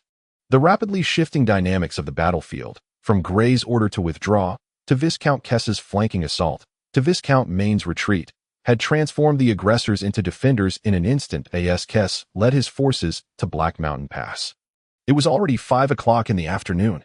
Gazing at the encampment set against the mountains, he turned to Sir Swin, the captain of his guard, and remarked, "Once we defeat Viscount Maine, we shall build a fortress here." Kess had mobilized a regiment of infantry, a battalion of archers, and a cavalry detachment, totaling 7,000 men, albeit all inexperienced recruits. "Many years ago, there was a fortress here," Sir Swin replied. "Then why is it no longer standing?" Kess inquired, perplexed. "You see, the maintenance cost of a fortress is exceedingly high. In the past, the territory lacked the charcoal trade from the Red Rain Forest, and with Black Mountain Pass lying within Harland's territory, establishing a fortress here would only complicate matters further." Kess paused, considered this, and ultimately understood. Given the former state of Harland's territory, constructing a fortress here would indeed have been redundant. "All right, enough pondering. Issue the order to attack," Kess commanded his captain. Now, Sir Swin clearly struggled to process this. Kess nodded. "Of course. Do you think we have an abundance of time? We cannot ascertain what Baron Kaichi is plotting. We are gambling here." "Then why not strike at Baron Kaichi first?" Sir Swin suggested, believing they should swiftly defeat the weaker Grey before turning their focus to Viscount Maine. Kess cast a glance at his captain of the guard, one filled with incredulity, yet chose to remain silent in response to the inquiry.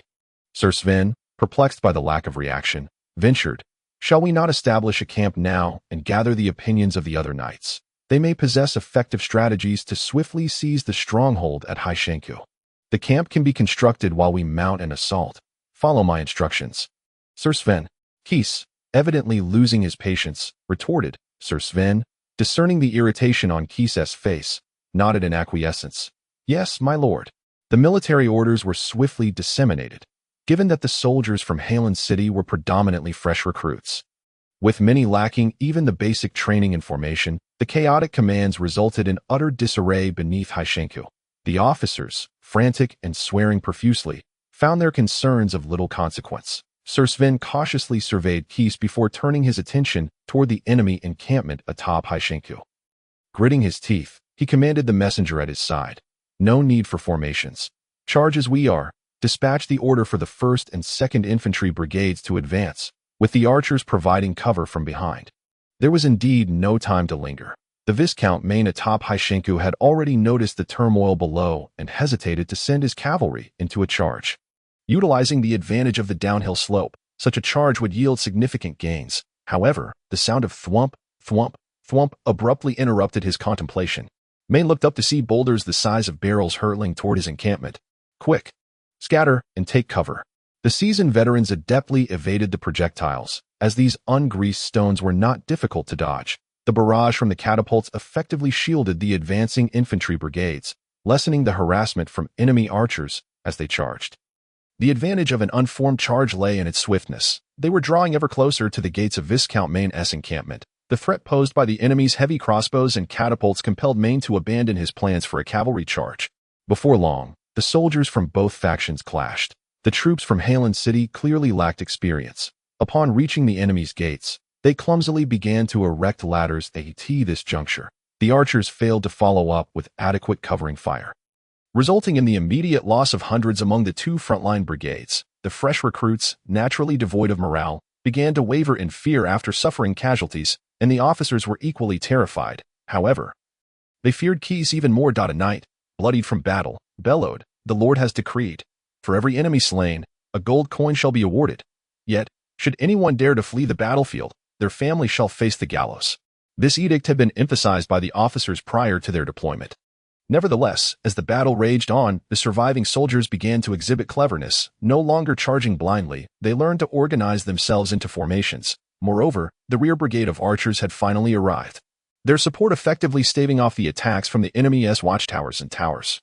However, Viscount Maine was intent on minimizing his soldiers' losses and quickly deployed heavy crossbows. Faced with such devastating weaponry, the newly engaged recruits suffered grievous losses.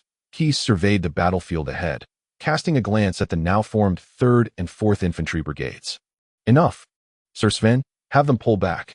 Sir Sven, taken aback, looked at the departing Keys and swiftly ordered the 3rd and 4th Brigades to advance and cover the retreat of the two brigades engaged in close combat. In a brief exchange, the forces from Harland City had incurred nearly 500 casualties, whereas Maine's troops, benefiting from their geographical advantage, suffered fewer than 100. However, this fleeting confrontation allowed the Harland City troops to stabilize their footing. The soldiers, who had just moments ago been fervent with adrenaline, grew notably subdued. Orders from their commanders were executed with diligence, and they remained quietly in their encampment, even foregoing dinner. As night descended, the assault from Harland City did not wane. The soldiers continued to press against the defenses of Viscount Maine's encampment under the flickering light of flames. Though the nighttime skirmishes lacked the ferocity of the day, early the following morning, Keys made his way to the encampment of the recently withdrawn soldiers, trailed by several loyal guards hauling an exceedingly heavy chest. The soldiers were taken aback by Keys's arrival, promptly rising to salute him. Keys raised a hand, proclaiming, "Brave soldiers, your valor yesterday was commendable. I, Keys Dunna, ruler of the Harland's territory, shall fulfill my promise." With that declaration, Keys gestured for the guards to unveil the chest. As it creaked open, a dazzling array of gold coins glimmered within, leaving the soldiers momentarily speechless. Keys turned to the quartermaster accompanying him, instructing, "Reward the soldiers at the rate of 1 gold coin per head." The quartermaster's eyes sparkled with excitement, but Keys's gaze turned icy. "Should you dare pilfer even a single copper coin from this, I shall make you acquainted with a fate worse than death." The ruthlessness in Keys's eyes sent a shiver down the quartermaster's spine. After the order to retreat was given, Gray led 2,000 soldiers in a strategic withdrawal. Upon receiving intelligence about the clash between Viscount Maine and Viscount Keys's forces, he commanded the troops to set up camp and summoned several key commanders. Within the temporary encampment of Gray's main tent, the Knights Sente, Mark, Lord Rant, and Knight Rookin convened the entrance. A scout was reporting the latest findings, while the others listened quietly, their expressions darkening with each detail. Once the scout exited the tent, Gray sighed. That young lord is training his troops. Only those with substantial resources like him would dare to expend so liberally. The envy in Gray's eyes was palpable. Had he possessed such abundant supplies, he would not have to operate with such caution. Lord Rant nodded in agreement. "I am familiar with Viscount Keys. He is a taciturn lad with a modicum of cleverness." After a pause, Lord Rant continued. "He first instilled fear in his soldiers with draconian decrees against desertion, then lured them to serve him loyally with the promise of riches. No one willingly seeks out their demise." "My lord," Mark interjected coldly. Lord Rant turned to Mark with a smirk. "Of course, what I mean is that Viscount Keys, through these means, can quickly assemble a fighting force of decent caliber." Gray scratched his somewhat prickly short beard, voicing his concern. "I wonder just how much more depth this Viscount Keys possesses. We should strike now, catching them off guard. They have expended considerable resources over the past 2 days and are down to fewer than 4,000 troops. Fatigued and diminished. Though we number only 2,000, every one of us is a seasoned veteran. With a surprise attack, we should have a 50% chance of victory. This was the proposal from Knight Sente, whose reasoning held merit, yet he overlooked the fact that Keyes had the stronghold of Harland City backing him, leaving uncertainty about any additional reserves he might possess. Gray felt disheartened by the inadequate intelligence. Certainly, had Gray possessed a few more troops, he would have embraced Sente's recommendation. As for requesting reinforcements from Count Lockton, now was not the time for such thoughts. They had not yet reached a point of desperation. Furthermore, according to Sol's analysis, it would be prudent for Gray to seize Harland City with the forces he currently commanded, lest he find the city beyond his reach later on. This is unwise if we launch an attack now. Viscount Maine will assuredly not assist us, merely handing an advantage to others. Moreover, we remain uncertain if there are any other forces in Harland City. Lord Rant shook his head vigorously, having gradually settled into his role. No longer feeling awkward when discussing Viscount Keyes, Mark, deep in thought, finally lifted his gaze and said, I suspect Viscount Maine is not a fool, and the northern nobles of Harland's territory will surely take action at this juncture. The northern nobles of Harland's territory? Gray felt a spark of realization. My lord. Hamp's voice suddenly cut in from outside the tent. Gray frowned, interrupting his train of thought. What is it? A scout has returned with the latest intelligence. Gray was taken aback and promptly admitted the scout. My lord. Viscount Keyes has reinforced his troops. 3 battalions of spear infantry have emerged from the southern gate of Harland City. The spear infantry, also known as javelin throwers, are the ideal troops for covering infantry charges during an assault. Now, Viscount Maine will certainly face difficulties, though a decisive outcome will not materialize swiftly. Lord Rant clearly saw no immediate resolution to the current situation. Gray smiled wryly, reflecting inwardly. No wonder that young Lord does not fear a counterattack, with such scant forces. The enemy likely does not regard him as a threat. Were it not for Count Lockton's backing, that young Lord would surely have been the one to strike first. Should we seek assistance from Count Lockton? Knight Sente inquired. Assistance? Gray hesitated. This was indeed worth contemplating. Mark, aware of the underlying dynamics, pondered briefly before suggesting. We should first reach out to the northern nobles of Harland's territory. We can agree to any terms they propose. Upon hearing this, Gray was momentarily taken aback. After a moment of contemplation, he fixed his gaze upon Mark and then swept his eyes across the assembled company, inquiring, What do you all think? It could indeed be worth a try. A little chaos might just tilt the scales in our favor. Sir Land expressed his approval. The others, upon hearing Sir Lant's words, exchanged silent glances, remaining taciturn. After a further moment of reflection, Gray declared, Very well. You shall handle this matter personally. Mark, understanding the implication, chuckled softly. Rest assured, while I cannot guarantee success in all matters, I am confident in my ability regarding this. After a brief pause, Mark added, I will commence preparations immediately. Results should be forthcoming within 5 days, at the latest. With that, Mark took his leave from the grand tent. Gray's eyes lingered on the flapping tent entrance, swaying from Mark's departure, and he sighed inwardly. Truth be told, he had underestimated Kes.I in his mind. The young lord, even if he raided the territories of the northern nobles, could only muster a troop of soldiers at most. Then, he could engage in a mutually devastating conflict with Viscount Maine, allowing Gray to seize a golden opportunity. Gray pondered silently. Were his own maneuvers already anticipated by that young lord? Unlike Gray's side, Reyna's mission progressed quite smoothly. The rebels showed no inclination to assault the blockade. Their actions remained consistent with their previous tactics. However, as soon as Reyna made a move, they would swiftly receive word and respond accordingly. Rebel spies were ubiquitous across the land. Reyna had attempted to feign a retreat, yet the rebels promptly organized their forces to pursue, as if eager to confront her in battle. Nonetheless, whenever Reyna paused to counterattack, the rebels would retreat. This behavior of the adversary vexed Reyna greatly. The crux of the matter was that the enemy's surveillance was too extensive, rendering her unable to act decisively on this territory. In fact, according to Gray's orders, her current actions could be deemed a completion of the task, yet Reyna was unwilling to relent.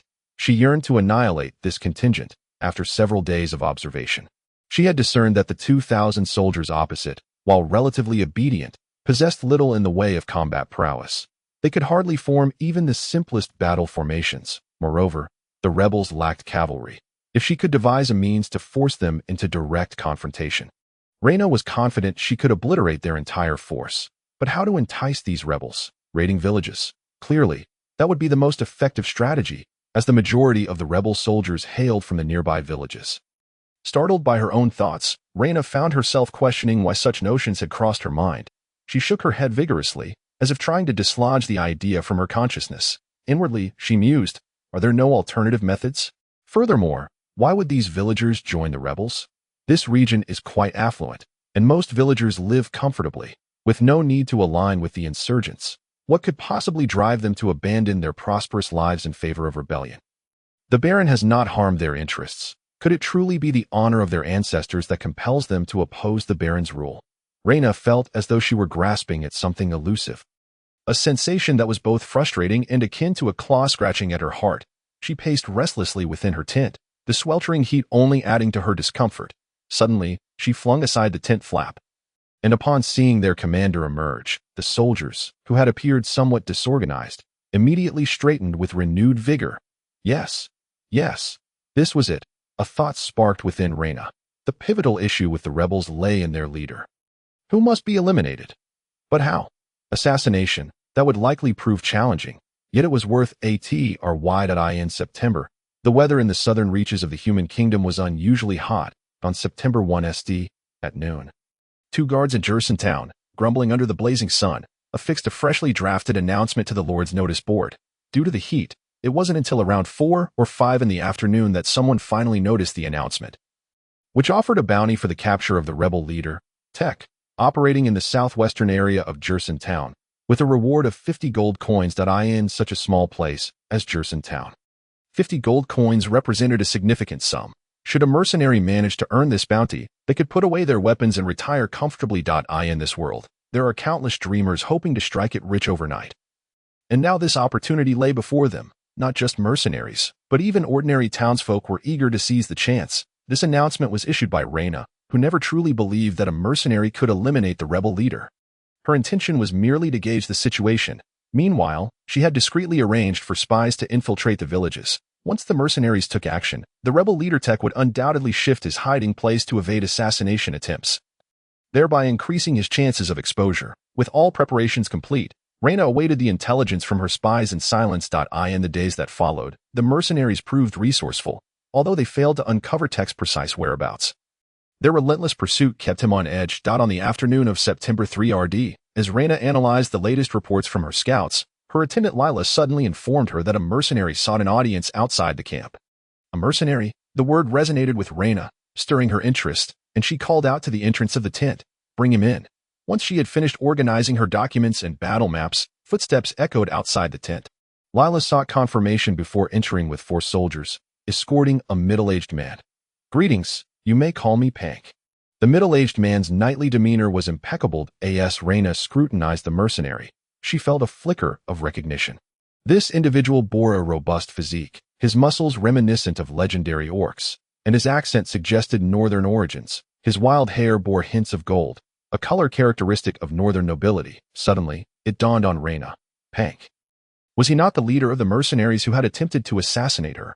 Reyna's eyes narrowed. Instinctively grasping the sword at her side, she commanded, "Surround him." The soldiers, unaware of the unfolding situation, promptly encircled the mercenary upon receiving their orders. "Lady Reyna, I believe there has been a misunderstanding." Pank, disarmed upon entering the camp, shrugged innocently.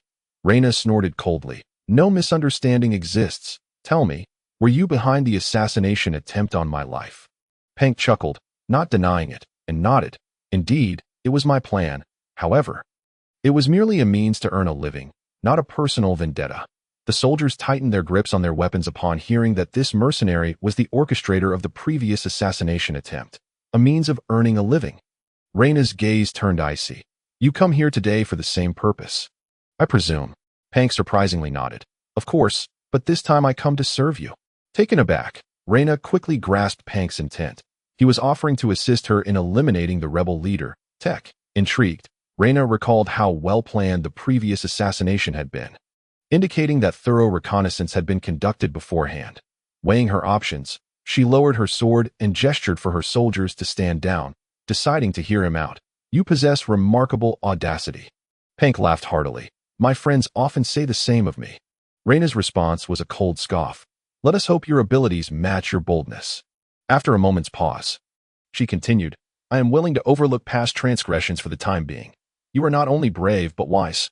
Moreover, you possess a magnanimous spirit.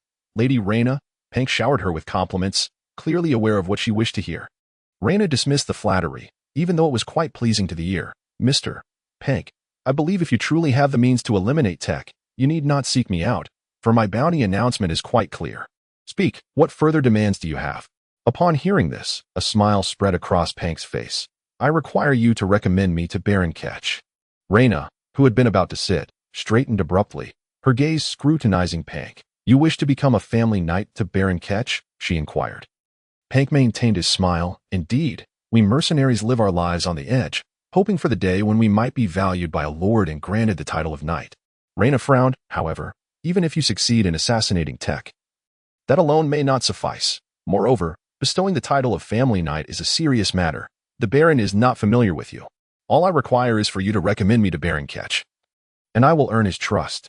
Pank had lowered his body, his head bent low, and his movements appeared somewhat awkward, clearly not accustomed to such gestures. Reyna observed the bowing Pank, who, in his pursuit of the opportunity to become a knight, had maintained a humble smile since his arrival. Yet it was a facade, and Reyna could sense the stiffness in his face. Pank was astute. He understood that what Gray lacked most was loyalty from a knight he could trust, and he was confident in his ability to fulfill that role and earn Gray's trust. If you truly succeed in assassinating Tyke, I shall recommend you, Mr. Pank, Reyna finally declared. Upon hearing this, Pank raised his head abruptly and replied, You shall receive what you desire.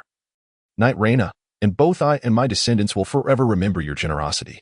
Reyna did not expect such solemnity from him. She stood up and fixed her gaze on Pank, saying, You may now prepare for your tasks. Pank bowed and departed. But as he reached the entrance of the tent, Reyna called out, Mr. Pank, remember, I will be watching you closely. If you dare to act unfavorably towards Lord Baron, you shall regret having come into this world. Time will prove everything. Knight Reyna, Pank retorted before leaving the camp. Lila remained inside the tent, glancing at Reyna and inquiring, My lady, can this man be trusted? Reyna chuckled softly, replying, Lila, whether he is trustworthy or not is of little consequence, if he truly manages to eliminate the rebel leader Tyke. I believe even without my recommendation, Lord Baron would still meet with him. It is evident that this man is a professional killer. Is it truly wise for him to meet with Lord Baron? Lila's face was filled with concern. Lila, I suspect you are enchanted by Lord Baron's youthful and handsome exterior. Do not be misled into thinking he is easily trifled with. Reyna looked at Lila, somewhat exasperated. Chapter 83, Reyna's Letter on September 4th. Under the blazing sun, the battle at Black Mountain Pass had persisted for 5 days. Under the relentless assault of the forces from Harland City, the outer watchtowers and walls of Viscount Maine's camp had been entirely dismantled.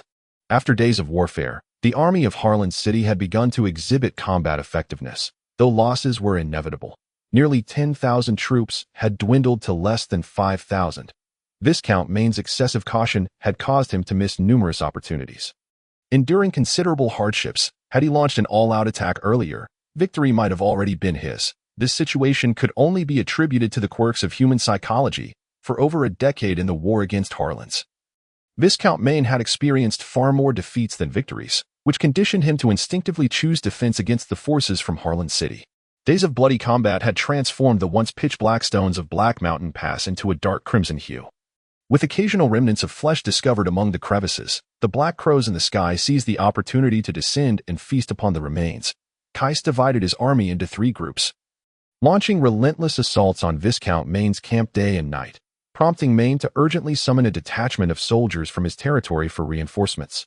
This battle had hardly ceased over the past few days. The notion of retreat persistently flickered in Viscount Maine's mind. Initially, he had merely perceived an opportunity to profit from the Harlands' territory, but he had not anticipated that Duke Drenny would suddenly intervene in a war that seemed destined to conclude, causing the majority of Count Lockton's forces to withdraw. When Viscount Maine learned that Count Lockton retained 2,000 troops, coupled with the besieged Harland City, a frenzied thought began to take root within him. Once human greed is unleashed, it cannot be reined in. Viscount Maine yearned to monopolize the Harlands' territory. Unfortunately, while his ambitions were grand, his capabilities were lacking.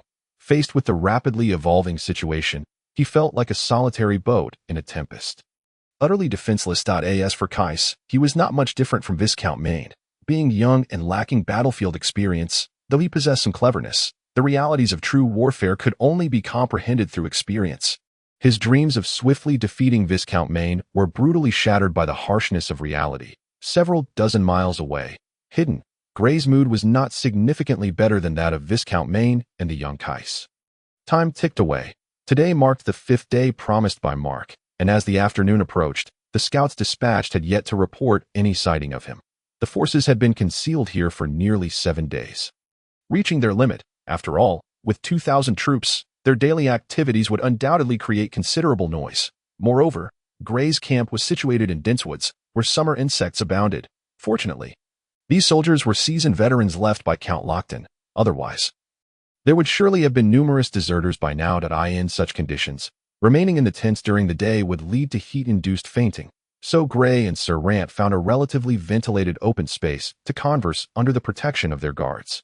Their idle chatter revolved around the young lord of Harland City, Kais Dunna. Sir Rant described Kais as a taciturn child who had never exhibited ambition for the title of Viscount. Furthermore, this young lord had always maintained a good relationship with his older brother, barring unforeseen circumstances. Kais would become the lord of a village upon reaching adulthood. Yet, no one had anticipated that at this critical juncture, he would inherit the title of Viscount of the Dunna family and undertake such reckless actions. Sir Rant shook his head repeatedly, his face a mask of disbelief as he spoke of Kais. Lord Baron. As dusk approached, Gray's attendant Hamp strode over. Gray, seated on a stone, turned his head upon hearing the call and casually inquired, "What is it?" Hamp presented a sealed letter, stating, "It is a letter from Knight Rayna." Gray paused, accepting the letter and skillfully breaking the seal to read its contents. After only a few seconds, he stood up, his face glowing with evident joy. "Huh?" Gray laughed aloud. What news could possibly bring such joy to Lord Baron? Sir Rant queried. Gray smiled slightly, handing the letter to Sir Rant and saying, "See for yourself." Rayna had brought Gray good news. The rebels in the southwestern region of Jursenberg had been utterly annihilated. This uplifting news dispelled Gray's gloomy disposition from the past few days.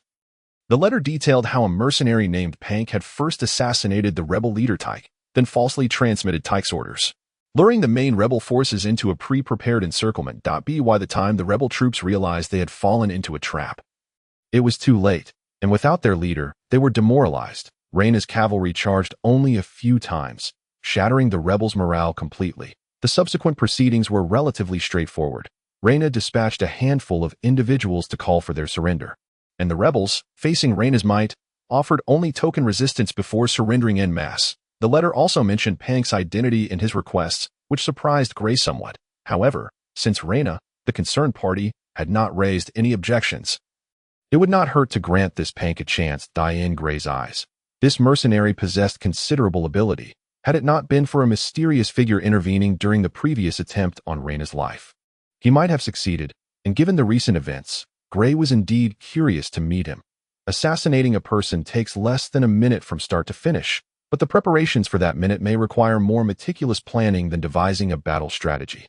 However, this man had previously attempted to assassinate Gray's captain within Gray's territory, and allowing that to go unpunished was unacceptable. Although Rayna had not held it against him, as Lord, Gray's authority must remain unassailable, necessitating a small measure of retribution.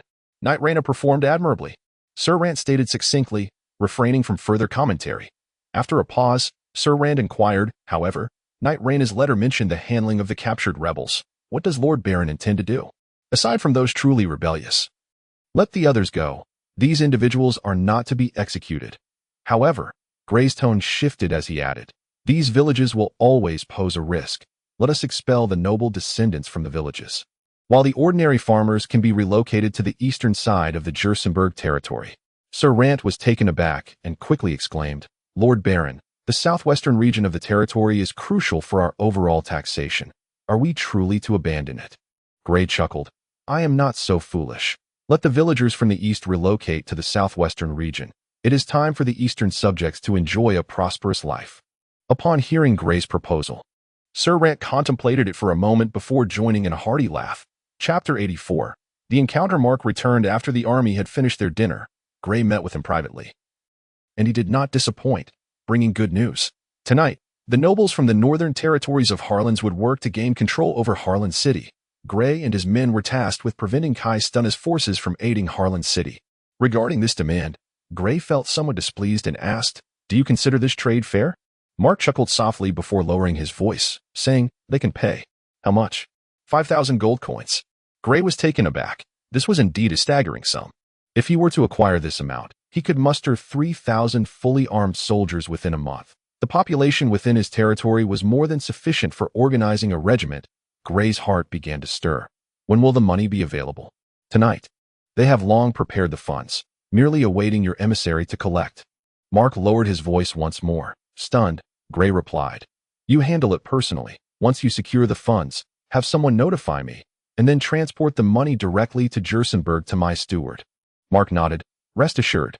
As Mark was about to depart, Gray suddenly recalled a matter of utmost importance and called him back, issuing a few instructions in a hushed tone that only the two of them could hear. Now, having done all that was required, it was time for the clash of forces. Since this transaction had been prearranged, it proceeded smoothly. Less than an hour after Mark departed with a small detachment of soldiers, one of them returned to report the successful transaction to Gray. Subsequently, Gray summoned several commanders from his ranks for a meeting point. 10 minutes later, as the commanders exited his tent, a series of military orders were swiftly disseminated. Half an hour later, 2 battalions of soldiers, having lain in ambush within the dense forest for nearly 7 days, began to emerge under the cover of night, advancing towards the direction of Harland City. That on this summer night, the moonlight was abundant. Though the occasional cloud was quite bothersome, Gray occasionally retrieved his enchanted timepiece. 2 hours had elapsed since the troops had set out, and swift riders had already been dispatched to scout the situation towards Harland City. An hour prior, scouts, who had long been lurking near the camp of Viscount Kess, reported that a large detachment had departed from the front lines, heading towards Harland City. This news tightened Gray's chest. As he mused, Kess has a remarkably efficient intelligence network. Thus, the ambush could very well turn into a meeting engagement. Just as he was contemplating this, the sound of galloping hooves reached his ears. Growing nearer, illuminated by the moonlight, Gray discerned that it was a scout racing towards him. "Report, my Lord Baron.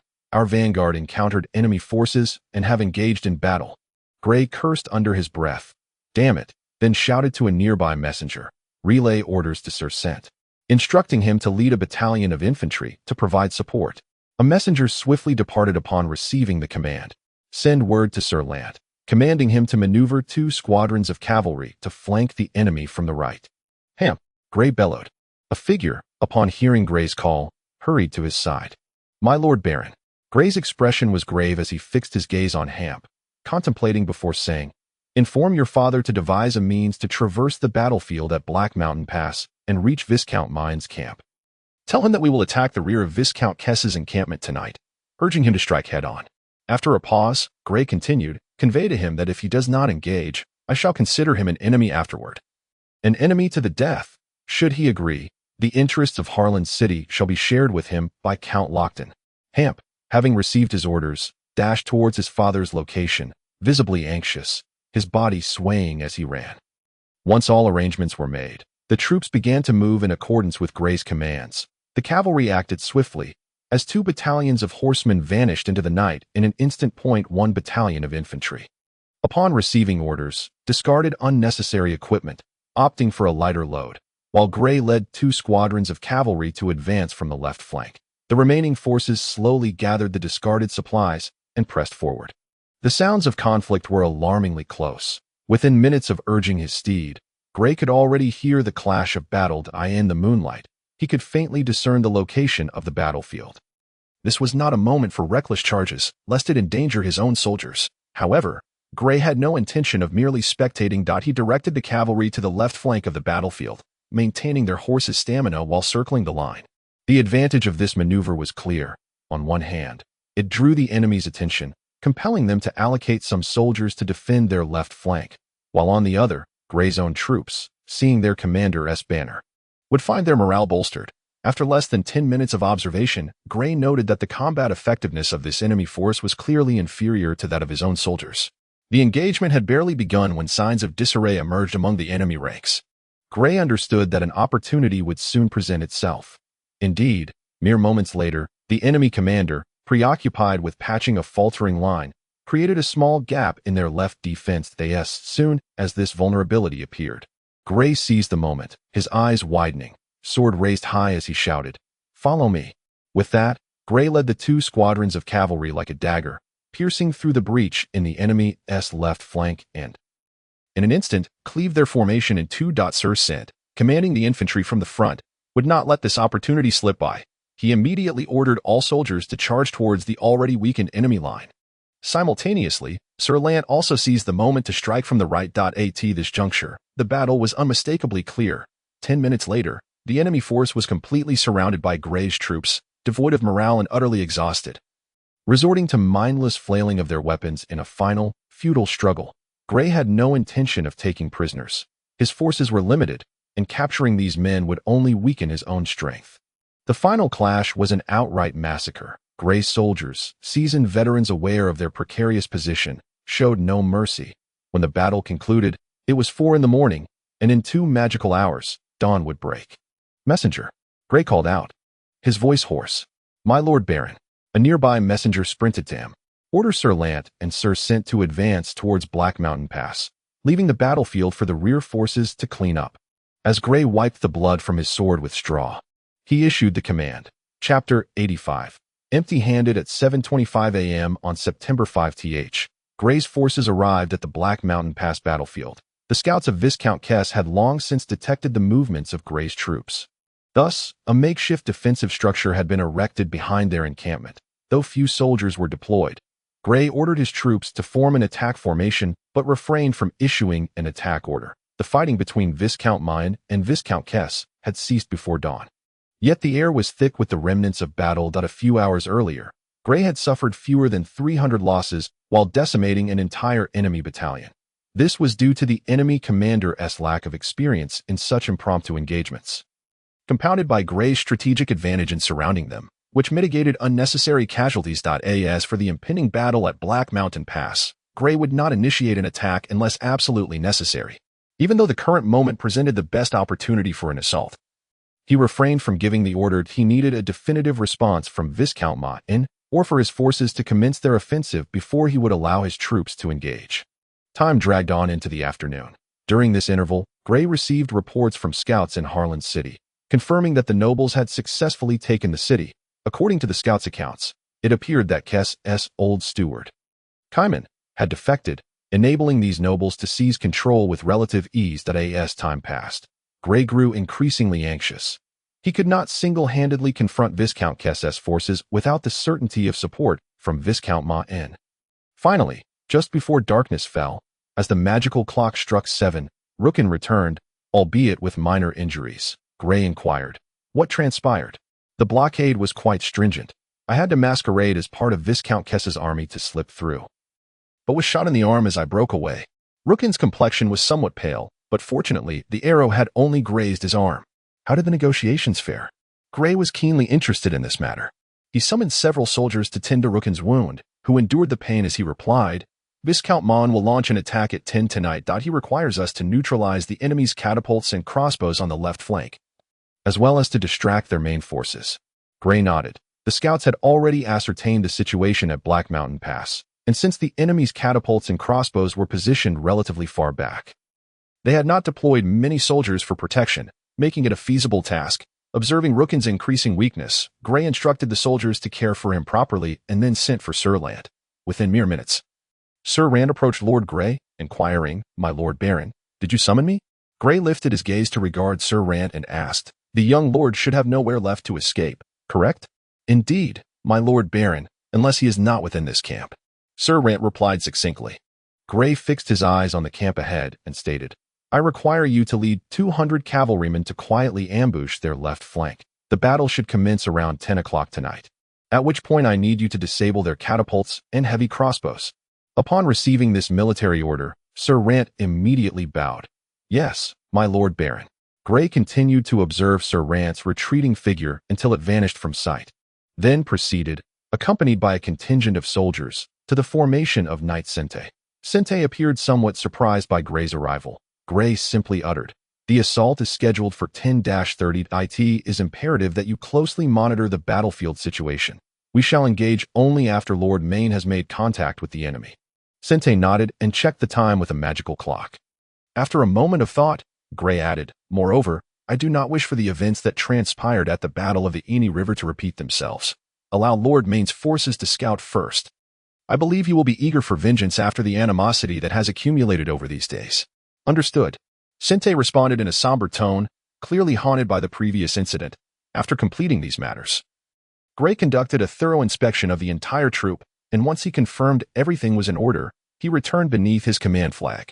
Once the battle commenced, the command flag would accompany Gray, not for show, but to enable the subordinate commanders to quickly locate him amidst the chaos of the battlefield. After all, uncertainties abound on the battlefield, and numerous urgent matters require Gray's decisive intervention. Should he become unfindable, it could incite panic throughout the ranks. Time flew by. At a 10:15, Lord Main's forces finally mobilized as Gray had anticipated, advancing with 2 infantry battalions at the forefront, archers providing flank cover, while the cavalry gradually maneuvered to the right side of the formation. This essentially constituted Lord Main's entire force, as he intended to engage in a decisive confrontation at this moment. Halfway through the advance, 200 cavalrymen led by Sir Rant suddenly charged from the left flank of Viscount Kess's camp.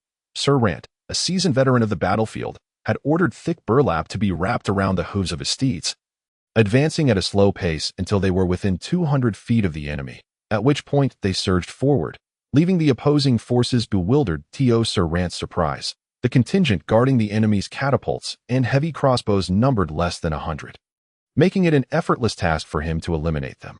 Not only was Sir Rant experienced in warfare, but he was also astute in matters of human relationships. Thus he clearly understood Gray's intentions. Therefore, he would not engage until Lord Main was locked in combat with the enemy. At 10:30, Knight Sente received multiple reports from scouts, yet none indicated that Lord Main had clashed with the enemy, prompting him to refrain from initiating an attack. The soldiers awaited the impending battle in silence, with no one daring to speak, the only movement being the scouts traversing back and forth. This state of affairs continued until 11 o'clock, when one scout arrived with urgent news. Lord Main's vanguard has begun to assault the enemy camp's gates. "Advance," Knight Sente shouted, and upon hearing this, the captains of the middle squads immediately ordered their men to push forward. Gray, too, received the same intelligence and followed the advancing troops. 10 minutes later, a scout rode in swiftly, reporting, "My lord, Lord Main's forces have breached the enemy's main camp."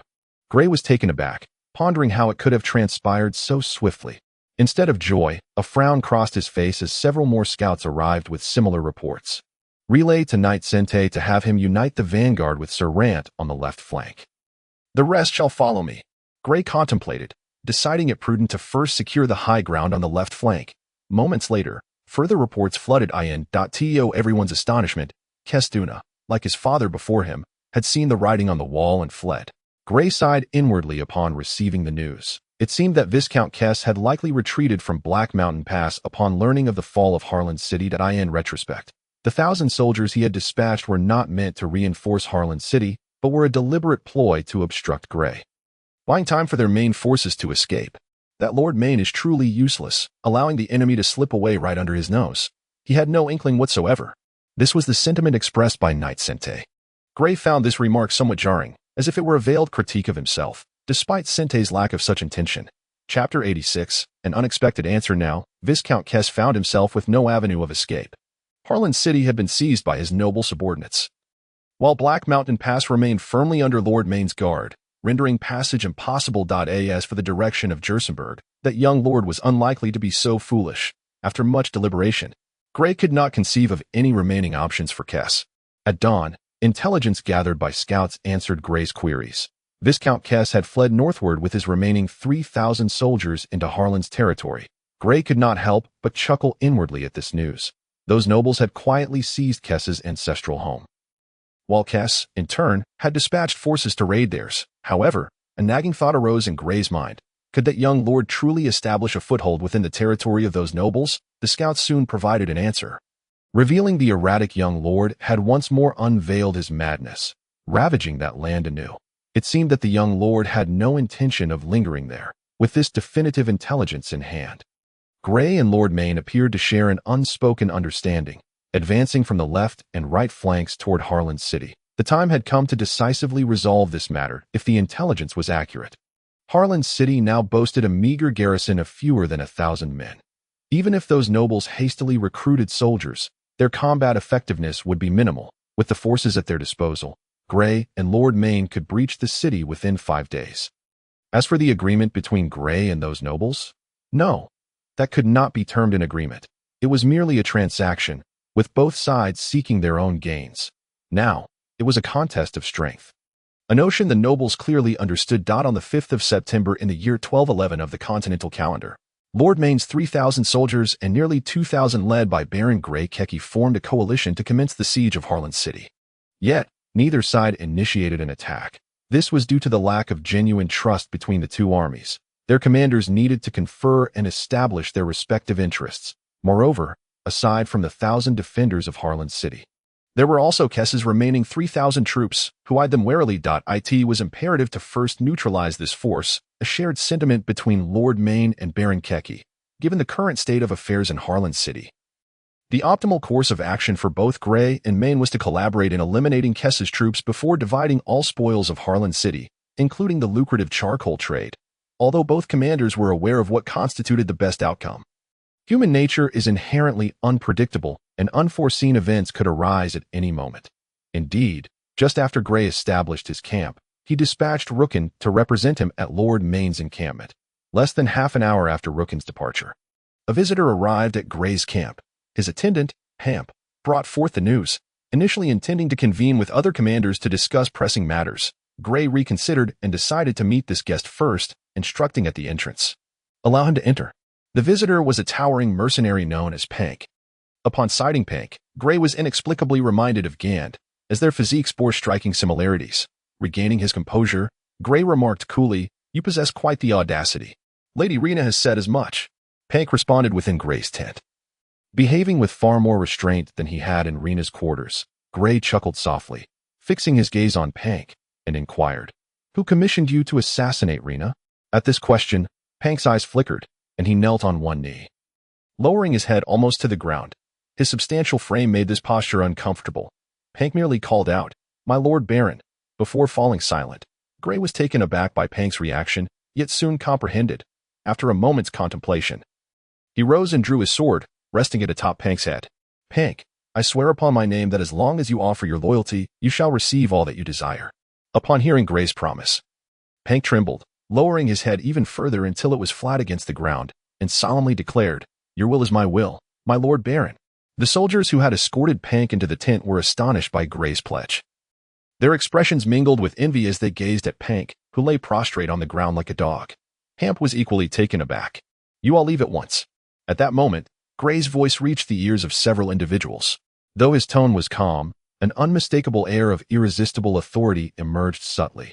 After a few soldiers and Hamp exited the tent, Gray inquired, "Now, please enlighten us, Mr. Punk." Gray returned to his desk and sat down, displaying no concern that the mercenary would attempt to assassinate him, even though Rena had simultaneously recommended this individual and cautioned Gray to remain vigilant. "It is the Viscount Mayan," Punk revealed. "Who?" Gray sprang to his feet, his voice booming. "My Lord Baron." Hamp's voice resonated from outside. "No matter. Have the soldiers guard the entrance. No one is permitted to enter without my command." Gray instructed Hamp. "Repeat that." Gray pressed. "It is the Viscount Mayan." Punk reiterated his earlier statement. Gray comprehended clearly once more, yet he did not react as he had moments before. The astonishment within him was profound. Gray had considered many individuals, with his greatest suspicion falling upon Baron Mura. Certainly, Gray had also contemplated Viscount Mayan, but his doubts regarding him were the least. Gray pondered. Viscount Mayan seeks to monopolize the city of Harland.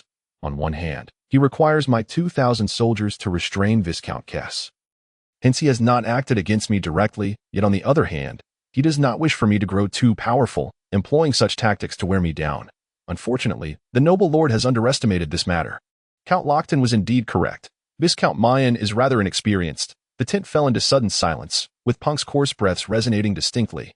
After a moment's contemplation, Gray asked, "What specific task did he assign you?" "To weaken your power by any means necessary." Punk remained prostrate on the ground.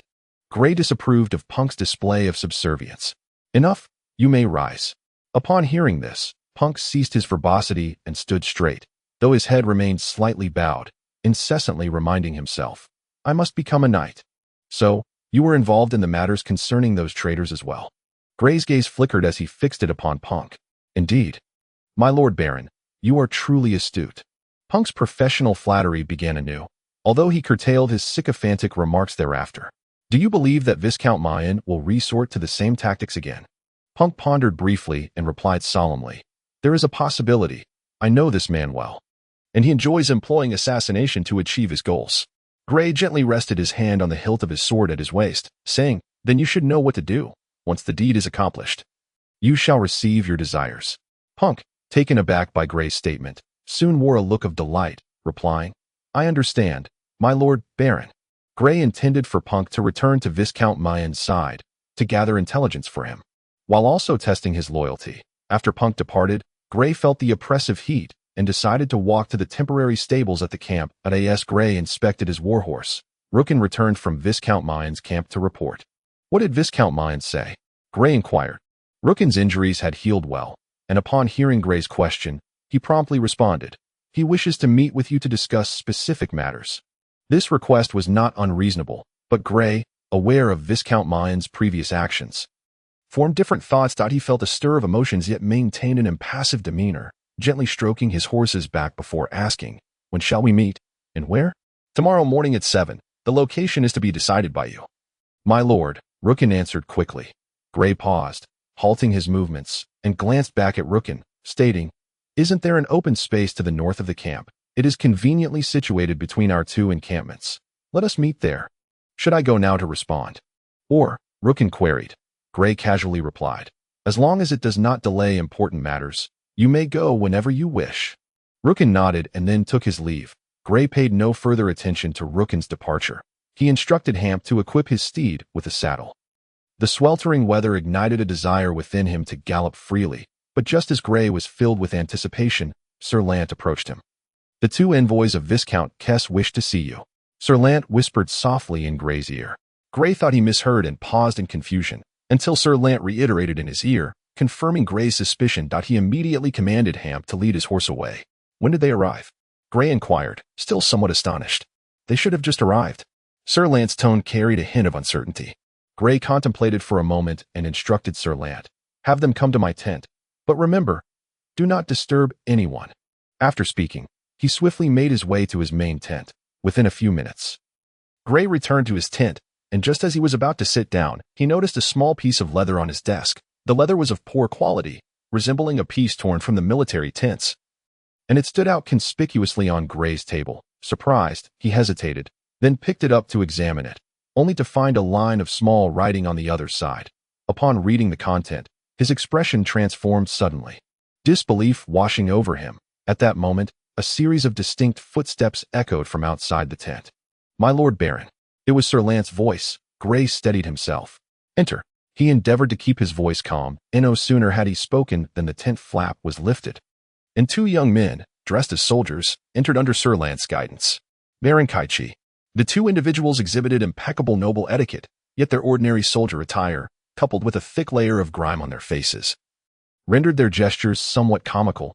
Gray directly inquired, Speak. What has Viscount Kess sent you here for? One of the men, upon hearing this, produced a letter from his breast pocket, stating, This is a personal letter from our Lord Viscount. Gray raised an eyebrow and signaled to Sir Lant, who promptly took the letter and handed it to Gray. Our Lord Viscount has recently recruited nearly an entire battalion, and with the new supplies acquired, as long as our Lord wishes, he can easily crush the armies of both your houses. The envoy who had produced the letter continued speaking incessantly after revealing it. The Viscount is offering you an opportunity.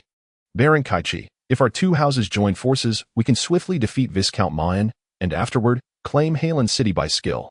The letter was sealed with wax, and Gray, seated at his position, automatically filtered out the envoy's words. Slowly unsealing the letter, as Gray began to read the handwriting, his brows knitted in dismay due to its illegibility. Patiently, he continued to decipher the message, while the two envoys and Sir Lant retreated to a distance, seemingly uninterested in the letter's contents. Baron Kaichi, collaborating with our house is your best option. As long as the envoy continued his narrative, after a brief moment, Gray finished reading the letter, his expression devoid of emotion. As though he had not heard the envoy's speech, when the envoy paused mid-sentence, Gray interjected, "You must not have seen the contents of this letter, correct? Our Lord Viscount instructed that this letter could only be opened by Baron Kaichi himself, should anything happen en route. It must be destroyed." The same envoy who had previously spoken replied. Upon hearing this, Gray's eyelids drooped slightly, but he soon lifted his gaze and called towards the entrance, "Come in." As soon as he finished speaking, 2 guards entered. Gray pointed at the speaking envoy, commanding, "Take him away and execute him for being a spy of the enemy. I shall carry out the execution myself." "Yes, my Lord Baron."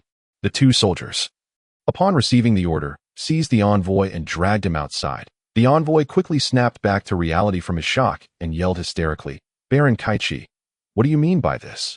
Gray ignored him, turning to Harland, saying, "Let us take him with us." As he spoke, he indicated towards the remaining envoy. The other envoy was visibly gulping, clearly at a loss, yet he was striving to compose himself. By now, the sun had set, and twilight enveloped the camp, where bonfires had been lit. The 2 soldiers dragged the envoy to an open area within the military camp, binding him and discarding him to the side as they began to construct a makeshift gallows. The Lord personally executing someone was a significant event, and the appropriate setting was necessary. Knight sent and Rookin received word and hurried over. Gray did not explain anything to them. Within a quarter hour, the gallows were erected. At that moment, he stepped forward, disregarding the envoy's curses, and kicked away the wooden support beneath the envoy's feet. After completing these tasks, Gray turned and approached another messenger, laughing heartily as he patted the messenger on the shoulder. He then addressed Harland. "Send him back? I require him to inform that little lord that our resolve cannot be swayed by a mere letter." Harland nodded and commanded 2 soldiers to expel the remaining messenger from the military camp. Following this, Gray did not spare a glance at anyone and made his way to his tent. Before entering, he instructed the guards that no one was to enter without his consent. Inside the stifling tent, Gray resumed his seat, retrieving a small piece of worn leather, upon which a line of words stood out prominently, captivating his attention. Time passed, though he was unaware of its passage, until Hamp's voice broke the silence. "My Lord Baron." Chapter 88. The Rise of the Prelude. The following morning, Gray set out with Rookin and his attendant Hamp, accompanied by a small detachment of soldiers, to an open plain to the north of the camp that as per their agreement. Viscount Maine brought only a small escort. And to Gray's surprise, he spotted Pank, indicating that the Viscount had considerable trust in him. However, for reasons unknown, the Viscount had not conferred upon Pank the title of Knight. As for their respective armies, both remained within the encampment as previously arranged. Yet, they were not idly waiting, but rather fully armed and prepared to advance, ready to reach this location within 10 minutes should any unforeseen event arise. "Viscount Maine." Gray initiated the greeting, sitting tall upon his horse as he saluted the other. "Baron Kaichi." Viscount Maine promptly returned the gesture. After appraising Gray from head to toe, he remarked, "I must truly thank you, Baron Kaichi, for if your forces had not arrived in time yesterday, I would have been forced to retreat within 2 days. Gray offered a slight smile, replying, "How could that be? The stability of your territories and the ample supply of provisions are enviable, coupled with your countless capable generals and nearly 10,000 soldiers. Even without my assistance, you would have triumphed over that little lord." Although Viscount Maine recognized Gray's words as flattery, he couldn't help but smile at the praise from another lord. However, that smile quickly faded as he urged his horse forward a few steps, stating, "The charcoal trade is manageable. We can split the profits evenly, but this city presents a challenge. Dividing it will not be easy." Not wishing to engage in trivial conversation, the Viscount directly broached the most sensitive topic. Gray paused for a moment, then laughed heartily, locking his gaze onto Viscount Maine. "Harland's city is, of course, the rightful property of our esteemed Count. This is destined to be." Upon hearing this, the Viscount looked skyward, seemingly speaking to himself as he murmured, "Is that so?" He then turned his gaze back to Gray, adding, "But I desire this city. What shall we do about that?" Gray's expression grew cold, and he scoffed, "I must insist that you abandon such thoughts." The Viscount cast a sidelong glance at Gray's guards, then absent-mindedly stroked his horse's mane, speaking nonchalantly, "Even your Jerson castle is something I covet." Taken aback, Gray's mind raced with various thoughts, yet his face remained inscrutable. He then smiled. "My dear Viscount, do you truly believe that everything remains under your control?" He gently placed a hand on the sword at his waist. Just as Gray's words fell, a soft sound echoed in the air, familiar to all present. The sound of a blade piercing flesh. The Viscount's eyes widened in shock as he stared at Gray's side. Disbelief etched across his features. There stood Rookin, with his right hand quietly withdrawing his sword halfway. Yet a dagger had pierced his chest, the blade stained with bright red blood, dripping steadily to the ground. Rookin, in utter disbelief, turned to see the hilt of the dagger clutched in the hand of his own son. "Ah!" Hamp screamed, his eyes bloodshot and tears streaming down his face. Then he yanked the dagger free. "Ah!" Rookin cried out again, spittle flying as he swung wildly, his expression frozen in disbelief as his head was severed from his body by his son. Crimson blood splattered onto Hamp and grayed out. A soldier beside Gray reacted swiftly, pressing his sharp spear downward, aiming for Hamp's back, ready to deliver a fatal blow. Yet Gray was quicker. With a resounding clash, he deftly redirected the spear aside. "Stand down. Rookin is the traitor," Gray bellowed. The other soldiers, upon hearing this, were taken aback, halting their advance. "Are you not astonished?" Gray gazed at the now speechless Viscount Maine, who was utterly taken aback. Simultaneously, he cast a glance at Pank, who stood beside the Viscount. "You." The Viscount finally regained his composure, ready to respond, but a sharp pain in his neck silenced him. His vision froze on Gray's calm smile, while Pank, gripping his sword horizontally, was drenched in blood, having received Gray's signal moments before. He had shown no hesitation, swiftly executing a horizontal slash that severed the Viscount's head. Following this, Pank executed another thrust, catching a nearby soldier who had been slow to react, killing him instantly. It was only then that the remaining soldiers regained their senses, preparing to retaliate, but Pank had already spurred his horse away, while Gray led a small detachment of soldiers in a decisive assault. The death of their commander shattered the morale of the remaining soldiers. And after a few exchanges in combat, Gray's side suffered 3 casualties but succeeded in annihilating the Viscount and his retinue. The faint scent of blood lingered in the air, and the events had unfolded with astonishing swiftness, from Rookin's murder at the hands of his son to the slaying of Viscount Maine by Pank. All transpiring in the span of a mere minute. As Gray inhaled the metallic aroma, he reflected on the events of the previous day. Upon returning to his tent from the horse grounds, he had discovered a line of small text on that piece of leather, a warning that Rookin had betrayed him. Naturally, Gray would not act on such an unsubstantiated claim and apprehend a knight he had bestowed with a title. But doubt had begun to creep in. It wasn't until evening when Hamp approached him, revealing his father's treasonous intentions. Upon hearing Hamp's account, Gray inquired why he had taken such a drastic step, to which Hamp replied, "A knight's honor must not be sullied by anyone." A knight's honor? Gray had always known that Hamp held this belief dear, yet he was taken aback by his unwavering commitment to the chivalric code. Rookin, until his final moments, could not fathom that his own son would be his executioner. That he failed to understand why, for he had long forgotten that he had relentlessly instilled the ideals of knighthood in Hamp during his childhood. Gray surmised that Rookin's willingness to comply with Viscount Maine's demands stemmed from the substantial rewards offered, perhaps even a promise that Jerson Castle would be entrusted to Rookin's governance post-conflict. Gray contemplated that should he perish, Viscount Maine would indeed have a chance to seize the entirety of the Harland's territory, including the Jerson region, thereby eliminating any fear of retaliation from Count Lockton. Gray recognized Rookin's intelligence and capability. He understood the stakes clearly. If Rookin succeeded, he would find himself beyond the reach of any consequences. As Hamp tended to his father's lifeless body, bearing the lifelong stigma of parricide, Gray felt compelled to do something for him. "Sir Rookin fought valiantly to protect me, and you must all understand this," Gray declared to the remaining soldiers and Pank, his voice laced with a palpable tension. Just then, a cacophony of battle cries erupted from the direction of Viscount Maine's camp, prompting Gray to glance over with a faint smile. Simultaneously, a group of cavalry emerged on the distant horizon, rapidly multiplying in number, their speed astonishing as they soon filled Gray's field of vision. "It is the banner of Knight Reyna," one soldier whispered. Gray cast a quick glance at Pank. Reyna's forces had arrived the previous day. To ensure preparedness, Gray had ordered her to position her troops nearby, ready to intervene at a moment's notice should any complications arise. Pank, his expression stoic, rode closer, dismounting a few paces from Gray, then knelt before him. "I shall fulfill your wishes, Pank," Gray vowed.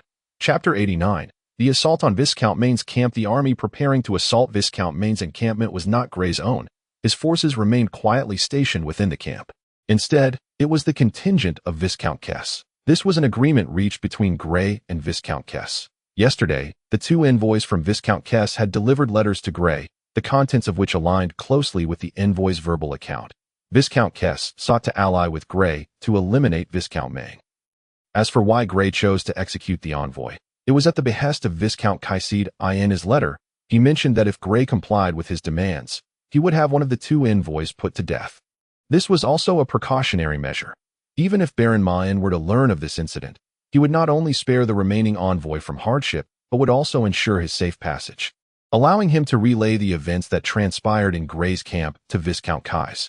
After executing the envoy, Gray approached the other envoy and, while patting him on the shoulder, inadvertently whispered 4 words in his ear. Tomorrow morning. It is likely that although the envoy did not comprehend the meaning, he still conveyed those 4 words to Viscount Kaisid. In the distance, the cavalry drew ever closer, led by Rena on a black warhorse, her riding skills having improved significantly.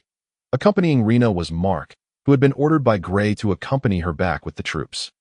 Once everyone regrouped, Gray commanded that the bodies of Rookin and the 3 fallen soldiers be brought back to their camp. Camp remained downcast, his head hung low. My Lord Baron, Sir Sint and Sir Lant had been waiting at the entrance of the camp for some time. Their soldiers behind them prepared for action. After some contemplation, Gray issued a command: cut off the retreat of Baron Mine's forces and strive to capture them all. Moreover, avoid any conflict with Viscount Kai's army. Sir Sint grinned. Understood. Gray had little interest in participating in the ensuing battle, though he did not outwardly show it. He was still troubled by Rookin's betrayal. The bloodstains on his person were faintly visible, and as he wiped them away, they only seemed to multiply to survive in this realm, while simultaneously expanding his family's influence. He must face one choice after another. Rookin, when faced with loyalty, honor, and self-interest, chose the latter, as most would. Who would have thought that Rookin, who had just recently been knighted and moved his entire family to Jersenberg, would betray him? Gray had hoped until the very moment Rookin drew his sword that the intelligence was false. As Gray surveyed the advancing troops, a thought crossed his mind. Whom can one truly trust? This question was one that all lords had encountered. In the game of power, absolute trust was essentially non-existent. The trust they spoke of was merely relative. In truth, betrayals among noble families within the human kingdom were quite rare. For once a knight betrayed the family to whom he owed his loyalty, he would be forever distrusted. Rookin's ease and betrayal stemmed from his lack of exposure to chivalric culture. He was unaware of the shame associated with being a breaker of oaths. Furthermore, having witnessed Gray assassinate Sir Gannard and subsequently observed Gray's rise to power, Rookin, akin to Taro, sought to emulate Gray's success, only to meet with failure just as Taro did. Rookin's son, Hamp, represented another faction. Within the human kingdom, there existed a group of knights and nobles who regarded honor as their utmost pursuit. In their eyes, nothing could surpass honor. My Lord Baron. It was Rena's voice, without receiving a command from Gray. She and Mark remained by his side, while Pank was left to stay with the soldiers. Regaining his focus, Gray looked up to see a middle-aged man dressed as a scholar standing 10 paces away. Flanked by 2 soldiers, the soldiers wore gray linen robes emblazoned with the Dunna family crest. Gray, mounted on horseback, gazed down at the 3 figures before him. Baron Kaichi. The middle-aged scholar performed an archaic noble salute towards Gray. Gray nodded in acknowledgement. The scholar then raised his gaze to meet Gray's and slowly spoke. Our esteemed Viscount desires to meet with you, Baron Kaichi. Certainly, let him come to my camp. Gray replied nonchalantly. Of course. This is also the wish of our Viscount. The middle-aged scholar readily agreed. Taken aback, Gray had not anticipated the other party's willingness to meet him in his camp. He scrutinized the scholar once more and reiterated, let him come to my camp to see me. The scholar nodded. Indeed, the Viscount is quite eager to converse with you. Gray responded with a curt, as he pondered the situation and glanced over at Rena. Calling out, Knight Rena, I am here, my Lord Baron. You shall represent me and go to their side to welcome Viscount Kais. Rena immediately acquiesced. Yes, my Lord Baron. Pank. Gray called out again. Pank stepped forward to salute. My Lord Baron. Gray fixed his gaze on him and instructed. You shall accompany Knight Rena. Yes, my Lord Baron. Recognizing the sincerity of the other party, Gray was generous in dispatching his own captain of the guard to demonstrate his goodwill. The conflict at Baron Mine's camp continued. with scouts periodically rushing to Grey to report on the battlefield situation. Although their commander was missing, Mayan's forces, composed of seasoned veterans, remained composed. If Grey were to toss the head of Baron Mayan into their ranks, their formation would surely collapse in an instant. However, Grey saw no need to resort to such measures. Moreover, the longer Viscount Kai's army clashed with Baron Mayan's, the more advantageous it would be for Grey. After organizing matters, Grey returned to the main tent with Mark. As Mark stepped inside, he remarked, "Baron Mura still lingers in your territory. It seems he won't leave until you do. Let him wait. For once I conclude my affairs here, they will be no more than a troop of jesters to me." Grey chuckled, envisioning that once he seized Harland City, he would have no reason to concern himself with Baron Mura. At that point, their collaboration would shift, with Grey choosing Baron Mura rather than the other way around. One must not underestimate them. Those families have survived for centuries, and they possess their own means of survival. Mark cautioned Grey. Grey sobered, his smile fading as he replied earnestly, "I will not underestimate any opponent." Mark removed his knightly helmet, finding the oppressive heat unbearable. "Once Viscount Kais and Baron Mayan determine the victor, Harland City will be within your grasp. Shouldn't I congratulate you in advance?" Grey laughed heartily, a fleeting expression of pride crossing his face before he declared, "You should congratulate the Earl." Mark smirked and was about to speak when Grey preempted him. "All right. Let's remain quiet for a moment and see what Viscount Kais wishes to convey. Though he is young, he possesses considerable cunning. In the face of absolute strength, all schemes shall find no refuge." Mark stated confidently. He was correct. Once the battle concluded, even if Viscount Kais emerged victorious, his forces would undoubtedly suffer significant losses. With the troops Grey commanded, supplemented by the 1,000 brought by Rena, he was nearing 3,000. Chapter 90. The plan. Viscount Kais, as Sir Lant had described, was rather short, with somewhat dark skin, yet he was reasonably handsome, his bright eyes seeming to cut through those they surveyed. Such a meeting would not permit Viscount Kais to sit at the lower end of the table. 2 tables and chairs were positioned facing each other in the center of the tent, and Grey personally welcomed Viscount Kais into the camp upon receiving the soldier's report. Viscount Kais was accompanied solely by his captain of the guard, Sir Sewin. After a brief exchange of pleasantries, they took their seats at the prearranged positions, Grey on the left, guarded by Rena, with Mark standing behind him. Viscount Kais sat on the right, maintaining a smile throughout, while his captain, Sir Sewin, remained vigilant, his right hand hovering as if poised to draw his sword at any moment. "Your knight seems a bit tense," Grey remarked, glancing at Sewin with a playful tone. Without acknowledging Sewin, Viscount Kais placed his hands gently on the table. "He is merely doing what he ought to do." "Then, please state your purpose." Viscount Kais. "I believe our transaction has been completed." Grey's tone shifted, adopting a more formal demeanor. The transaction Grey referred to was mentioned in the letter from Viscount Kais the previous day, wherein he proposed that his army would be responsible for attacking Baron Mayan's forces, while Grey merely needed to sever Mayan's retreat. After a brief pause, Grey continued, "Furthermore, we have preemptively dealt with Baron Mayan, which can be considered an added bonus, considering the death of Baron Mayan as a potential bargaining chip." Grey informed Viscount Kais of this development, thinking it might elicit a favorable response. Upon hearing this, the Viscount's eyes widened in surprise, his smile faltering as he furrowed his brow and remarked, "However, based on their current level of resistance, they do not appear to be leaderless." "Huh." Grey chuckled, shrugging his shoulders. "Perhaps the soldiers of Baron Mayan remain unaware of this unfortunate news. This is no jest, Baron Kaichi." Kais lightly tapped the table with his right hand. Grey nodded, leaning back slightly. "This morning, I personally witnessed the one who took him down. He is one of the 2 individuals I just dispatched to greet you." Heath first glanced at Rena before inquiring, "The one dressed as a mercenary?" "Indeed." Viscount Keith leaned forward slightly. "You know what I require." "Baron Cage, what can you offer me?" "I will assist you in capturing the city of Haruns," Viscount Keith pledged. Upon hearing this promise, Grey merely smiled faintly, remaining silent. "I shall stay in your camp until you secure Haruns." Viscount Keith's voice was low, tinged with a hint of urgency.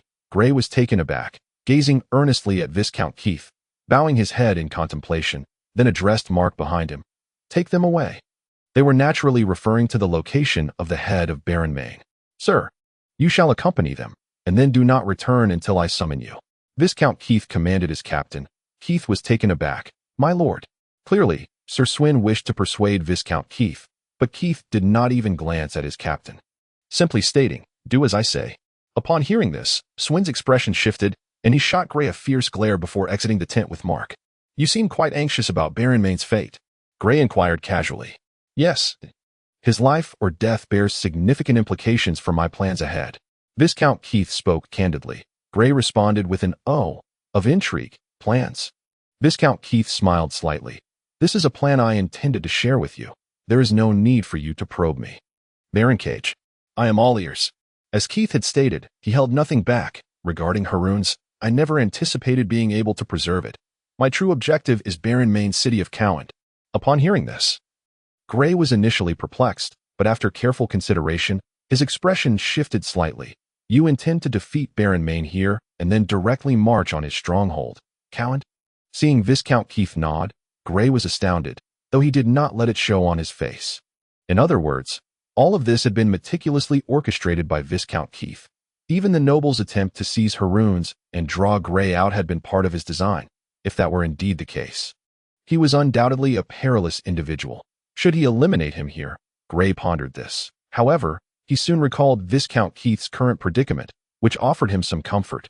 "Nevertheless, it seems your remaining forces are rather scant, and your logistical supplies are insufficient." Viscount Keith nodded. "I require your assistance. In return, I can help you seize Haroun's. I could conquer Haroun's within 5 days at most." Gray shook his head. "If that is the case, your losses would be unimaginable. I suspect your enemies in the rear would be quite pleased with such losses, wouldn't they?" Viscount Keith chuckled, having found Gray's vulnerability, and paused before continuing. "Do those nobles truly believe they have taken control of this city? It is merely a faade I permitted them to maintain temporarily. Should you wish, the gates of Haroun's will swing open for you by tomorrow." Gray was already swayed, and Viscount Keith continued. "Moreover, I shall ensure the nobles within the city are thoroughly eradicated. You will inherit an impeccably clean domain of Haroun's, and with my previous actions, should you display even a modicum of benevolence, the populace will be eternally grateful. Are you not afraid I might renege on our agreement? After all, if I choose, I could easily march on Cowand myself, at which point the entirety of Cowand would belong to me," Gray stated, fixing his gaze on Viscount Keith. "Count Lockton would never allow you to amass such power. Even if Count Lockton were agreeable, Duke Druni would not be inclined either. A single count's territory plus 2 viscounts' lands would be sufficient to pose a threat to his rule." Viscount Keith shook his head repeatedly. Gray chuckled softly, his eyes locking onto Keith, shifting the topic as he asked, "I am quite curious about how your brother vanished." Keith clearly did not anticipate Gray's inquiry. His gaze flickered as he began to recount. It turned out that after Keith's father suffered defeat at the River Ainey, his brother had prepared to conspire with the nobles to surrender to Count Lockton. To Keith's surprise, his normally brave brother displayed an unexpected weakness at this moment, and those nobles even urged his brother to capitulate to safeguard their family's interests. Aware of his own lack of standing to offer an opinion on the matter, Keith resolved to enact a change. He decided to take matters into his own hands. That very night, he poisoned his brother, dismembered his corpse, and disposed of it in the castle's sewer system, where countless bodies had already been cast. A single additional body would raise no suspicion. As Keith recounted this, he swore before Gray that prior to this, he had never contemplated usurping his brother's title. From his words and expressions, Gray could discern that this was most likely the truth. After poisoning his brother, Keith brazenly issued a lord's decree, swiftly assembling 1,000 soldiers to seize the nobles' lands while they were preoccupied in Haroun's, expelling them from the city under the guise of lordship. The nobles, caught off guard by the sudden turn of events, had yet to react when Keith expelled them from Haroun's. Armed with a wealth of weapons and supplies, Keith began to plot his family's future.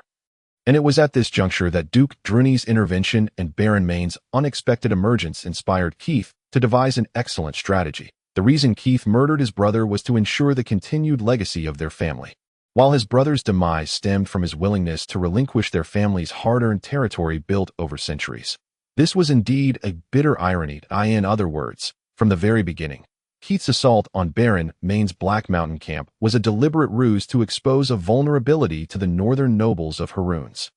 Ultimately, even if Gray did not send Mark to seek out those nobles, they would inevitably conspire to seize Haroun's in the coming days, for Keith still had the pawn of Chimon at his disposal. As Gray contemplated this, he could not help but chuckle. The 5,000 gold coins offered by those nobles were nothing but a windfall for himself. That Keith's thoughts were remarkably clear. He understood that Haroons could not be preserved under any circumstances. Even if he managed to fend off Grey's assault, he would soon be confronted by Count Lochton's army.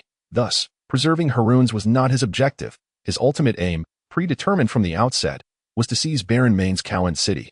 However, capturing Cowan would not be an easy feat. Most crucially, Keith needed to decisively defeat Baron Main's forces within Haroons, ideally eliminating Baron Main himself. Simultaneously, Keith recognized that even if he triumphed over Baron Main, his remaining strength would surely be insufficient to lay siege to Cowan. He needed reinforcement, and the best ally he could think of was Grey's power. Yet Keith also understood that to secure Grey's assistance, he must possess appropriate leverage. Thus, he devised a trap using the city of Haroons. His steward Chimon had not betrayed him at all. With a mere command from Keith, the nobles within the city could be entirely eradicated overnight.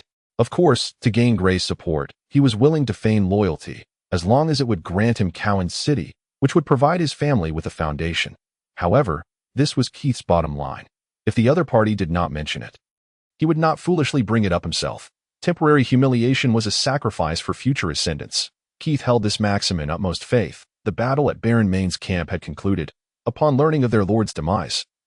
The knights under Baron Main were instantly demoralized, losing all desire to fight. At this juncture in the conflict, Grey naturally had to exhibit his benevolent side, allowing Keith to accept the surrender of those soldiers. Of course, Grey's actions were also intended for the citizens of Haroons, who desperately required a merciful lord. On the morning of September 7, 1211, the gates of Haroons, which had been tightly shut for nearly 2 months, were opened by the garrison troops. The protracted conflict between the Lochton and Donner families had finally reached its conclusion. Regardless of the actual circumstances, historians would record the young lord, Grey Cage, with 2,000 infantry, defeated Baron Main's 5,000 troops within a mere 3 days, subsequently compelling Viscount Keith Donner to surrender Haroons. From that day forth, Grey's name echoed among the great lords of the surrounding territories. Grey's forces had long assembled outside the city, their armor cleansed of blood, their spears polished to a gleam, and the banner-bearer held a flag hastily crafted the night prior, prominently displaying the emblem of the Grey family. Easily recognizable from a distance, as the gates swung open, Grey removed his helmet and handed it to Rena beside him, instructing her to hold it. It was impossible for Grey to claim. He felt no anxiety at this moment.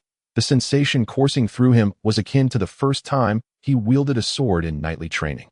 A delightful mixture of excitement and apprehension. Grey glanced around at those beside him, Knight Rena, Sir Lant, Knight Cent, and Knight Mark. Aside from the complexity evident in Sir Lant's eyes, the others wore unmistakable expressions of joy. "Enter the city," Grey commanded. Upon uttering these words, he spurred his horse ahead towards the gates of Harland city. Instantly, the gleaming armored soldiers began their slow advance towards the city gates.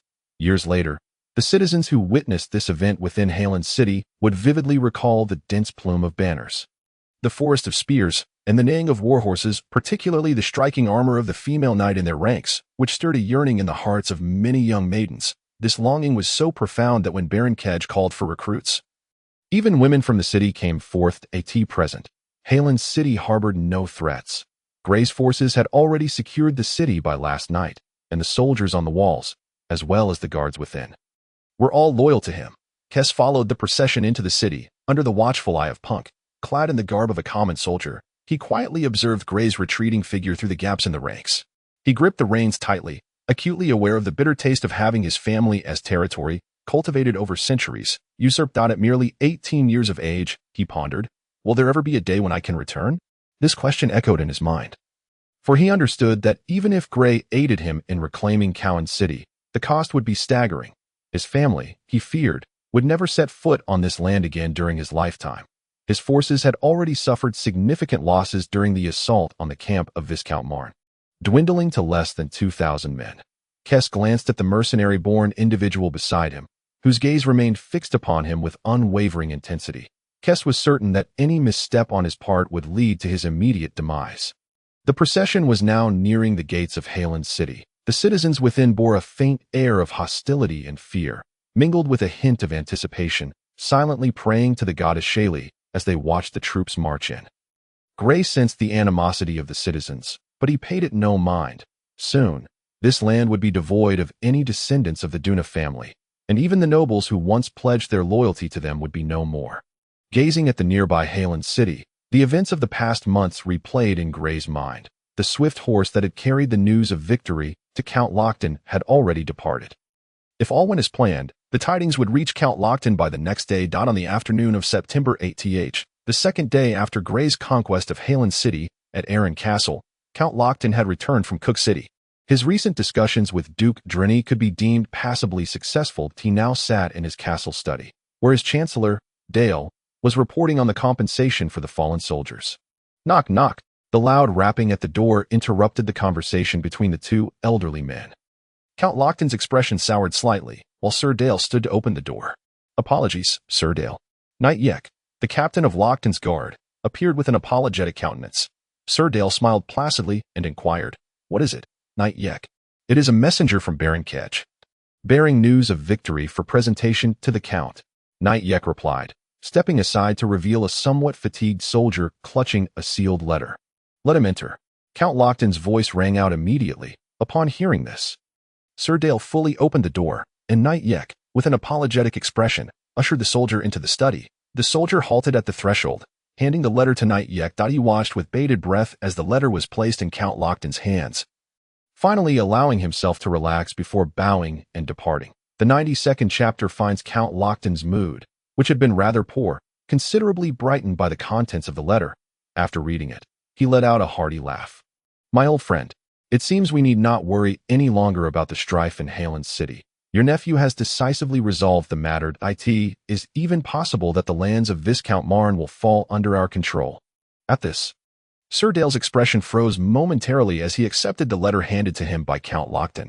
After a careful reading, he too felt a stir of excitement but made an effort to maintain his composure. After a few deep breaths, he remarked, "This is indeed surprising. However, this fellow named Castuna is quite perilous." Count Lockton nodded, acknowledging the truth of Dale's words. "He is indeed dangerous, but at present, we require his assistance. According to Baron Kedge's assurances, he will serve as the Lord of the Cowland region, albeit only in name. Allowing their family to continue its lineage is already the greatest boon we can bestow upon him. He is an astute individual and will certainly comprehend this reality." Sir Dale nodded, brushing off the dust from his sleeves before lifting his gaze to Count Lockton, seemingly casually. "Should we not send some troops to Harland City? The forces there are alarmingly thin, including those from Jerson Town. They barely number 3,000. Count Lockton chuckled softly, glancing at Knight Yek nearby. "Yek, you may step outside for a moment." Knight Yek nodded respectfully and promptly exited the room. Count Lockton secured the letter and continued, "My old friend, are you attempting to gauge my intentions regarding your nephew?" Sir Dale shook his head. "I merely believe that Gray's acquisition of Jerson Castle is already a significant achievement. It would be ill-advised to push further, especially with so many eyes now fixed on the situation in Harland City. My old friend, it is not a matter of my desire to see him in that position. Rather, he must assume it. Duke Drini will not permit me to claim Harland City."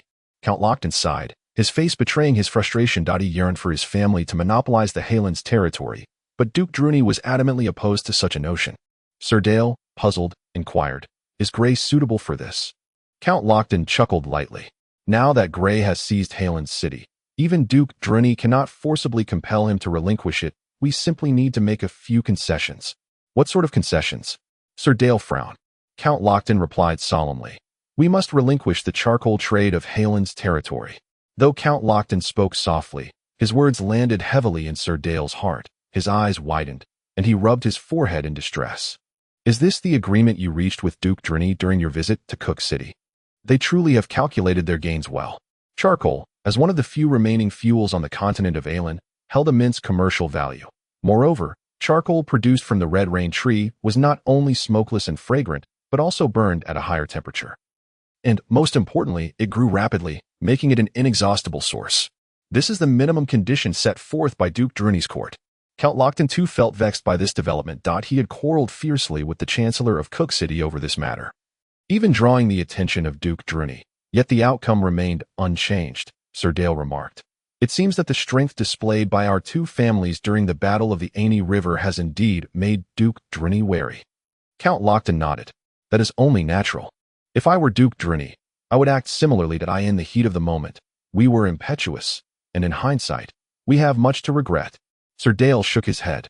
That cannot be entirely accurate at that time. The arrow was already on the string. Had we not acted, we might have been crushed by the forces of Viscount Duna. Now, we would be discussing this matter with Viscount Duna and his chancellor.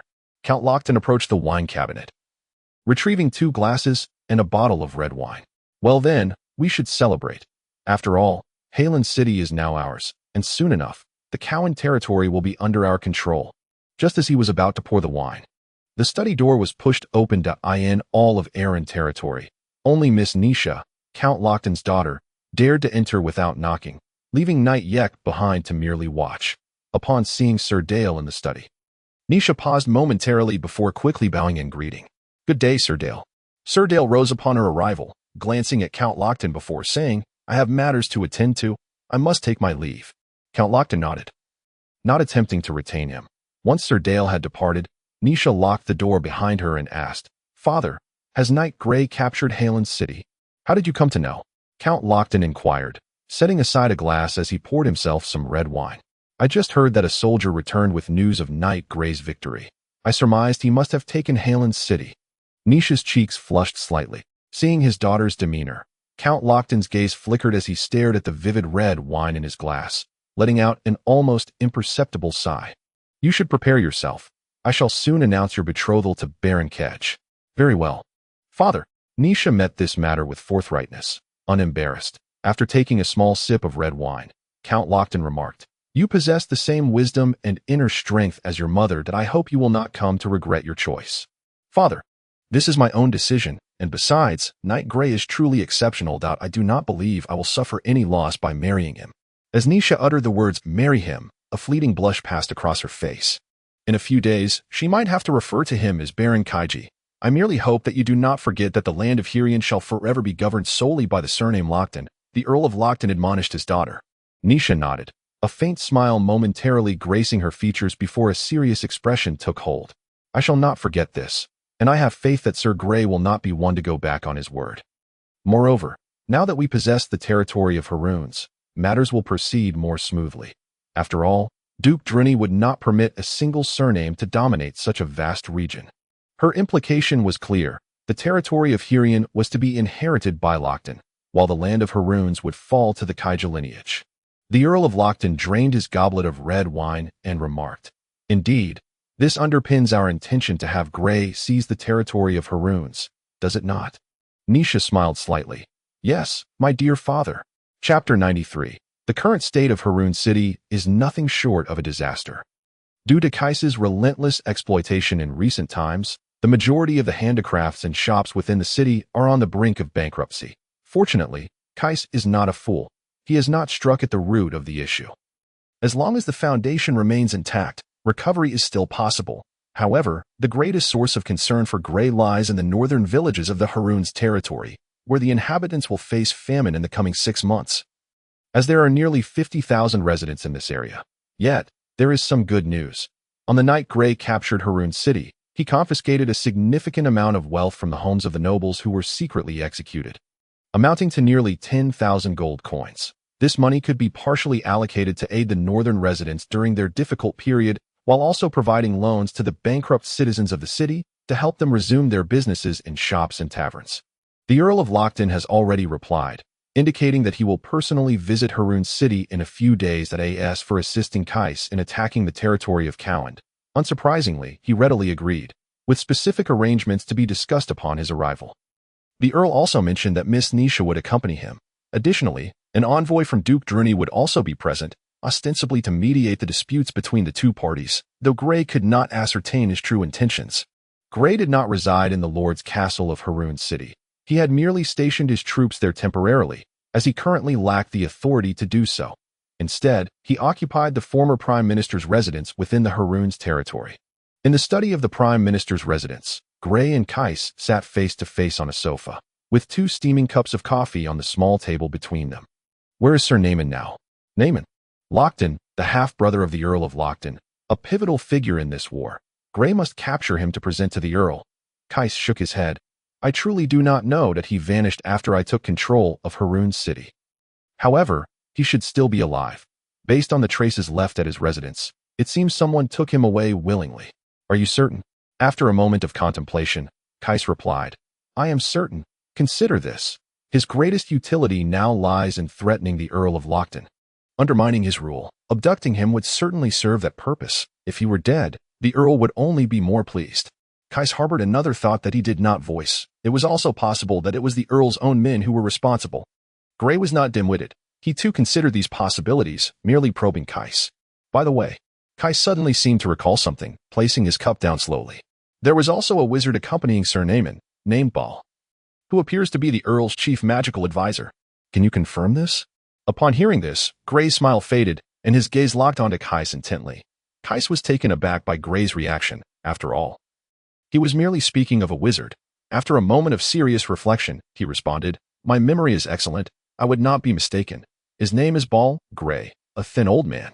Gray quickly inquired, Do you have any current information about him? Why?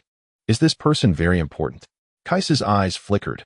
Gray paused, then coldly scoffed. Sir Kais, rein in your cleverness. The danger posed by this individual is beyond your comprehension. Then, Gray proceeded to inform Kais of Ball's situation. The more Kais listened, the more shocked he became. He had not anticipated that the century-long goblin turmoil in the Red Rain Forest was the work of this very man. Gray lightly tapped the edge of the table with his index finger. His gaze fixed on Kais as he stated, If he leaves this land, I need not concern myself with him, nor do I have the means to do so. However, if he remains, I will find a way to eliminate him. Otherwise, who knows what other perilous events he may orchestrate. He has a magic tower near the Red Rain Forest in the Haroun's territory, but I am unsure if he still resides there.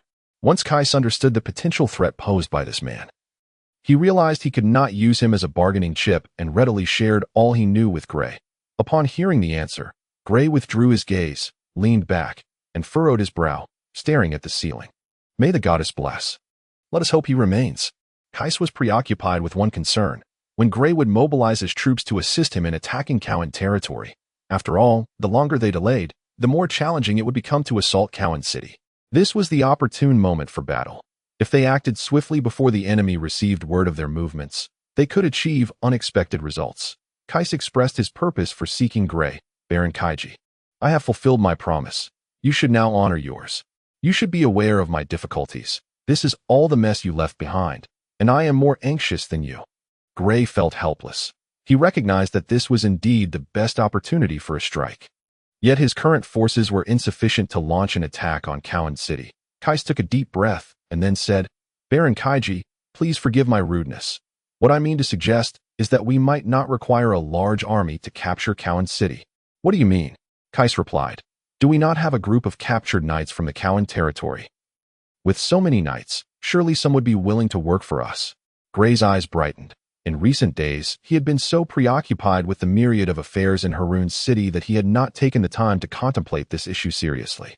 Seeing Gray's interest piqued, Kais quickly added, The northern residents of Haroun's currently possess nothing. They rely entirely on your aid to survive. Why not conscript the able-bodied men into the army? It would be a win-win situation. Kais's notion of a win-win implied that since they were already supporting these individuals, it would be more beneficial to enlist them in the military. Gray had not considered this approach. Kais continued, For the impoverished citizens who can barely afford food, joining the army would represent their best chance for a better life. Upon hearing this, Gray leaned forward slightly, stroking his chin in thought, and called out toward the door, Come in. My Lord Baron. A soldier entered the study. Having given Hamp a half-month leave, these soldiers were all Gray's personal guards. Gray instructed the soldier, Quickly summon Sir Rena and Sir Lant. Kais sensed that matters were progressing favorably, a flicker of joy crossing his face. Shortly thereafter, the two entered the study. Once seated, Gray eagerly inquired, Sir Lant, the armory in Haroun's city should still have a considerable supply of weapons, correct? Indeed, there are sufficient usable weapons and equipment to outfit 3 light infantry battalions and 2 archer battalions. The cavalry's equipment is somewhat worn and cannot be used at the moment. Sir Lant glanced at Kais, carefully recalling the details. He did not provide specific numbers, but instead offered a clear and concise response. Issue a lord's decree to conscript the able-bodied men from the Northern Territory into the army. Temporarily enlist 3 infantry battalions and 1 archer battalion. Gray immediately commanded Sir Lant, whose eyes sparkled with excitement at the prospect. Sir Lant, observing Kais's reaction, felt it necessary to remind Gray, My Lord Baron, I must caution you that the Earl is on his way here as Grey's chief advisor. He was indicating that Grey was not yet the Lord of Haroon City. Proceed as I have instructed. I will explain the situation to the Earl. Grey's tone turned serious. Upon hearing this, Sir Lance ceased his objections, promptly bowing and replying, Yes, my Lord Baron. Chapter 94. Baron Mora's new strategy. Grey pondered for a moment before turning to Rena and asking, Sir Rena, the army should still have one cavalry battalion. Correct. Indeed, although half of it is borrowed from Baron Sol, while the other half comprises troops left by the Earl of Lockton. Rena understood the underlying implications of Grey's inquiry and felt compelled to clarify matters to prevent any potential issues that could arise from misunderstandings. I understand this. Let us form them into a battalion under the command of Sir Sent. Grey has chosen Sir Sent to lead this brigade. Rena pondered for a moment and found it quite agreeable. Thus she replied, Very well, my Lord Baron. She was increasingly familiar with the responsibilities of the captain of the guard. Now, you may return to your duties. Sir Lant and Rena promptly took their leave. Yet just as Sir Lant was about to rise, Grey suddenly inquired, Sir Lant, do you have a son? Indeed, my Lord Baron. His name is Tachia, and he is already 19. Sir Lance's heart tightened, but he answered truthfully. Grey nodded and continued. He has reached adulthood and should find something to occupy himself with. 18. I had already sworn fealty to the Earl. Let me think. At this juncture, Grey deliberately paused, as if deep in contemplation. And after a few seconds resumed, My captain of personal guards has yet to be appointed. Let him take that position. What do you think? Of course, he will be knighted. Upon hearing Grey's words, Sir Lant felt a wave of relief wash over him, realizing it was indeed a fortunate opportunity, and he hurriedly replied, Certainly, he will agree. Grey offered a slight smile and nodded. You may take your leave now. Keese had been listening intently to their conversation and had already surmised the rationale behind Grey's arrangements. Alas! Keese inwardly sighed. Keese, I believe your troops have been nearly fully integrated, and with the cavalry brigade I have assembled, we should have approximately 3,000 troops as the vanguard for the offensive on the Kwine territory. That should suffice, wouldn't you agree? Grey leaned back on the sofa, pressing his fingers against his temples. Thank you for your generosity, Baron Kaichi. Keese, in the city ruled by his family for centuries, bowed as if he were a guest. I still have guests to attend to. So, I believe you may return to your affairs. Should you need anything, feel free to approach me directly. Grey now spoke with the tone of a host to Keese, who promptly took his leave. Once Keese exited the room, Grey called out to the guard at the door, Allow Baron Mura to enter. Within a minute, a short and stout figure appeared before Grey, the smile on Baron Mura's face unmistakable, making it difficult for Grey to locate his small eyes. Baron Kaichi, it is indeed a rare occasion to see you.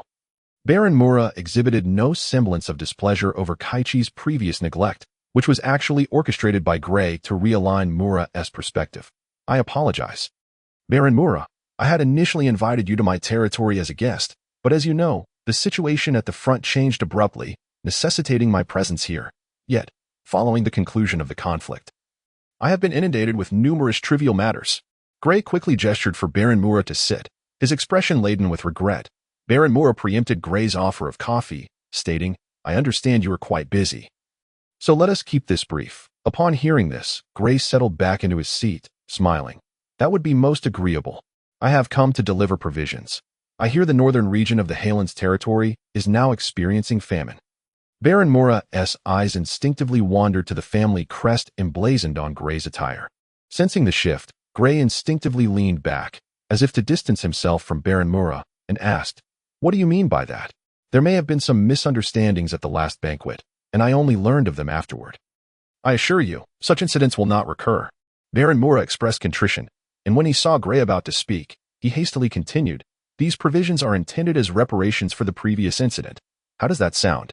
Upon hearing this, Grey grasped the intent behind Mura's offer and smiled slightly. I had already forgotten that incident. That is splendid. Now we can discuss business matters. In the future, we shall solely focus on commerce. Leaving aside other concerns, Grey understood the implication. Recognizing that Baron Mura seemed unwilling to engage in the squabbles of the nobility, preferring instead to quietly amass wealth. However, some matters cannot simply be maneuvered as one wishes. Sensing Grey's apprehension, Baron Mura quickly reassured. Rest assured, Our business dealings will undoubtedly remain undisturbed. Gray, upon hearing this, felt a stirring within him. Contemplating the situation, he realized that if he could indeed gain control over the Harland's territory, combined with Baron Mora's connections in the Harland territory, they would have little to fear from external threats. What sort of business do you wish to pursue? Gray inquired. Specifically, the trading zone in Town. I aspire to transform this trading zone into the largest in the southern region of the Harland continent. Baron Mora spoke in a hushed tone. Gray, taken aback by Mora's ambition, felt a tremor of disbelief. Suppressing his astonishment and responding, "Certainly, that shall be our ultimate goal. However, the funds required for such an endeavor are not insignificant, and it cannot be accomplished overnight. Thus, we must engage in a long-term partnership. And for that, mutual trust is paramount." Baron Mora's gaze locked onto Gray's. Mora's concerns stemmed from the possibility that Gray might renege on their agreement, given that the trading zone would be established on Gray's territory. If they were to achieve their goal, the trading zone would indeed become a lucrative venture, and Mora's apprehensions were not unfounded. However, Gray was at a loss as to how to reassure Baron Mora, finally stating, "All your shop certificates will be recognized by the royal capital." "Of course, that is fundamental," Baron Mora affirmed. "Ordinary land certificates and shop ownership documents could merely consist of a simple certificate issued by the local lord, bearing his seal. The royal capital's acknowledgement of such documents, while somewhat cumbersome, was not overly complex, merely time-consuming. That in the realm of humanity, the private property of nobles is inviolable. I have a son, I can have him pledge loyalty to you. And you could allocate a portion of the trading zone as his territory. What do you think?" "That is hardly a favorable solution, Baron Mora." Gray promptly rejected the notion without hesitation. Mora, unperturbed by the dismissal, quickly urged, "Please, do not be hasty in your refusal, Baron Kaichi. Allow me to elaborate." Gray regarded Baron Mora thoughtfully, signaling him to proceed. "What I mean is, you would retain the power to levy taxes and manage this territory, while we would hold ownership of the land." Baron Mora seemed quite pleased with his proposal. However, Gray appeared somewhat perplexed. "To put it simply, you can regard this territory as akin to the ordinary shops within the city. They belong to the private citizens. Yet the lord retains the right to tax and manage them." Baron Mora reiterated his explanation. Chapter 95. Garu Mikla, the firstborn son of Duke Mikla, the ruler of the western domain of the human kingdom, is the primary heir to the title of Duke Mikla. Garu possesses a bold character and is generous by nature. Having inherited the combative spirit of his ancestors, he is a born warrior. Having defeated several sword instructors hired by his father at the tender age of 15, that upon reaching adulthood, upon hearing tales of the formidable dwarves residing in the underground cities of the Rodden Mountains, he boldly led his retinue to challenge their mightiest warrior, their king, Nuwat. The outcome was inevitable. He never even laid eyes on King Nuwat's people before being thoroughly beaten by the other dwarves. Had it not been for his retinue revealing Garu's identity, he might have suffered severe injuries at their hands. On September 6, in the Western Territory, which remains in a perpetual winter, a rare warmth graced the land these past few months. This morning, as usual, Garu arrived at the night training grounds, preparing for a day of rigorous training, when Baron Raichi, the captain of Duke Mikla's guards, sought him out. "My lord Garu, the Duke requests your presence," Baron Raichi stated directly. Garu furrowed his brow and asked, "Now?" "Indeed, the Duke is awaiting you in his study," Baron Raichi confirmed. Taken aback, Garu paused, and his attendants hastily approached to relieve him of his weapon. "Very well, let us go." Though interrupted in his training left Garu somewhat disgruntled. He understood that his father would not summon him at such a time without a matter of significance. The Duke Mikla's study was sparsely furnished, aside from a table and chairs. There was merely a bookcase and a wine cabinet, reminiscent of a commander's tent in a military camp. Strangely, the study lacked a door. Upon entering, Garu casually sat in one of the chairs at the conference table and inquired, "Father, you called for me?" Hearing his son's voice, Duke Mikla ceased his work, looking up at Garu. The Duke had a prominent nose, and his beard obscured much of his cheeks, enhancing the brightness of his eyes. "I have just received news from the border. His Majesty the King is coming to our city of Kurun. If we calculate correctly, he will arrive no later than the day after tomorrow, and I must prepare accordingly." The Duke's expression bore an unprecedented gravity. Garu clearly struggled to process this information. "His Majesty? Coming to our city of Kurun." He furrowed his brow, lowered his head in contemplation for a moment, then suddenly lifted his gaze to fixate on his father, exclaiming, "Does His Majesty wish for you to assume the role of Prime Minister of the kingdom?"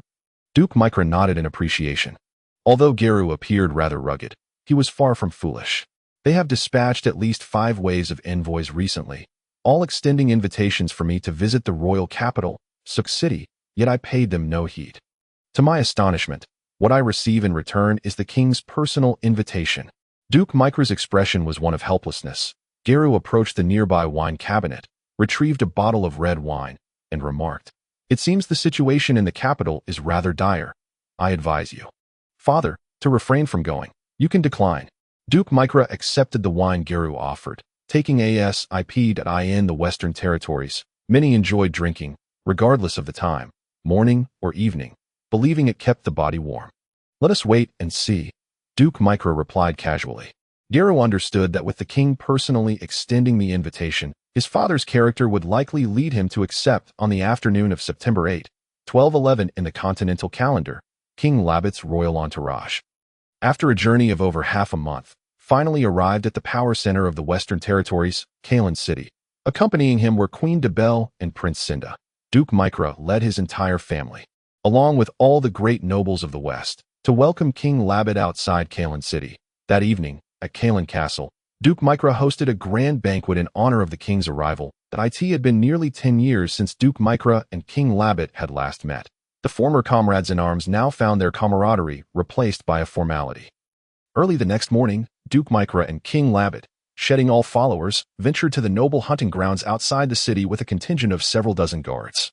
King Labat's archery skills had evidently diminished, as most of the game was taken by Duke Micra. Within an hour, King Labat discarded his bow and arrow, urging his horse toward the camp hastily erected by the guards. Upon returning to the camp, the two dismounted, instructing the guards to maintain vigilance around them, while Duke Micra intended to personally handle the game. King Labat, now noticeably heavier, puffed after a few steps, prompting Duke Micra to frown. King Labat burst into hearty laughter. "What? Rick, do you find me too fat?" Duke Micra nodded in agreement.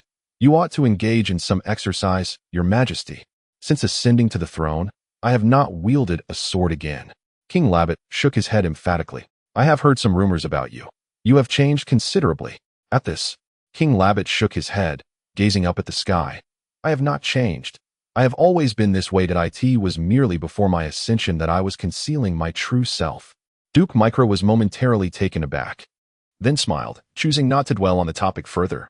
King Labat found a place to sit, patting his ample belly, and stated, "You should come to the capital to assist me. The entire capital is in disarray and requires someone to manage it." Duke Micra appeared to be indifferent, continuing to tend to the carcasses of the game. "If you refuse, I will have to appoint Count Tuscala to take your place. You know I have few whom I can trust."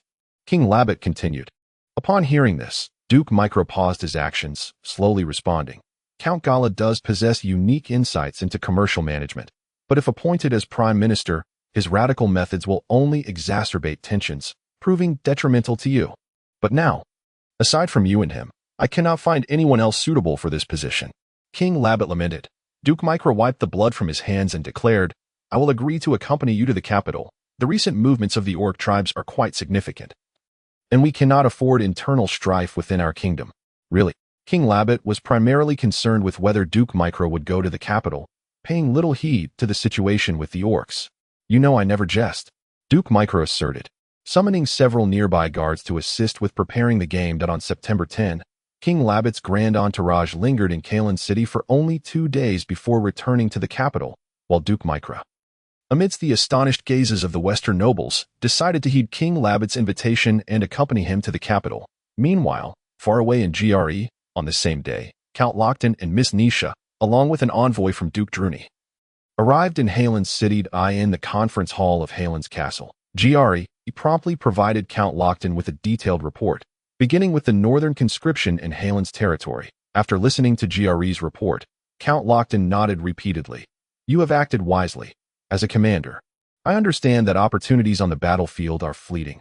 Given the current situation, the sooner we attack the Kwine territory, the more advantageous it will be for us. Ideally, we should seize the entire Kwine territory before the surrounding lords even realize what is happening."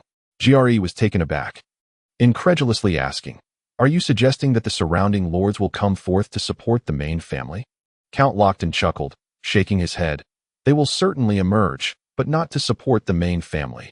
Rather, they will seek to share in the spoils, dividing the Kwine territory. Jari frowned, pressing his thumb against his forehead. Count Lockton leaned slightly forward, patting Jari's shoulder. This is the inevitable outcome, now that we have secured Harland's territory. They will not allow us to monopolize the Kwine region. Appropriately distributing a portion of the benefits will be advantageous for all. If they gain something from you, they will advocate on your behalf. I understand. Jari's expression remained impassive. But internally he pondered. It seems he had underestimated these nobles. His thoughts had been naively simplistic at times. He even speculated that if there had been no plan to attack the Kwine territory, would Count Lockton consider relinquishing part of Harland's territory? This would not only allow him to gather a group of allies, but also effectively weaken Jari's power. Following Count Lockton's suggestions, once the Kwine territory was occupied, he would directly send officials to assume the role of Prime Minister of Kwine Castle, while Jari would arrange for the captain of the Knightly Guard at Kwine Castle, as for Viscount Kaiji.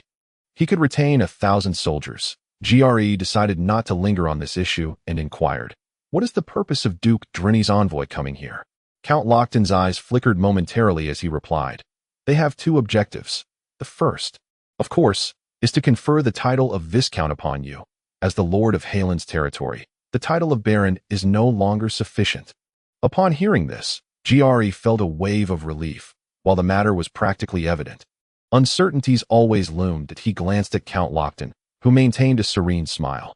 Count Lockton continued, "The second purpose is regarding the charcoal business in Harland's territory." Jari's heart raced, though he maintained an outwardly calm demeanor, feigning surprise as he queried, "Does Duke Drinny wish to intervene in the charcoal business here?" Count Lockton reclined in his chair, fixing his gaze upon Jari. "They do not seek to intervene. Rather, they intend to manage it directly." Upon hearing this, Jari felt as if struck by a hammer. His expression shifting dramatically, he could no longer feign composure and hastily asked, "Direct management? What does that mean?" "It means precisely that. They will dispatch individuals to manage the charcoal business in Harland's city directly." Count Lockton locked eyes with Jari. Speaking slowly, Jari could hardly believe his ears, staring into Count Lockton's ambiguous gaze, a chill coursing through him. This was clearly a deliberate maneuver by Count Lockton. He quickly deduced that his current influence had begun to pose a threat to Count Lockton. Could this incident be a warning from Count Lockton? Should the charcoal business in Harland's territory vanish, its overall strength would be significantly inferior to that of the Rayan territory, rendering Harland's incapable of further expansion. Contemplating these matters, Jari promptly declared, "I understand what must be done, my lord." Count Lockton smiled slightly, saying, "In truth, you need not be so disheartened. Duke Drinny has promised you a 10% share of the profits. Furthermore, they will manage the charcoal business in Harland's under the auspices of a trading company, and according to Human Kingdom law, you have the right to levy certain taxes upon them, though the tax revenue from the charcoal business would not match the direct gains from management. It was still quite substantial that it appeared Duke Drinny was a shrewd individual, aware that conducting business on another's territory necessitated moderation. Otherwise, the losses incurred would outweigh the gains. After discussing the significant matters, Count Lockton inquired about some trivialities, to which Jari responded in kind.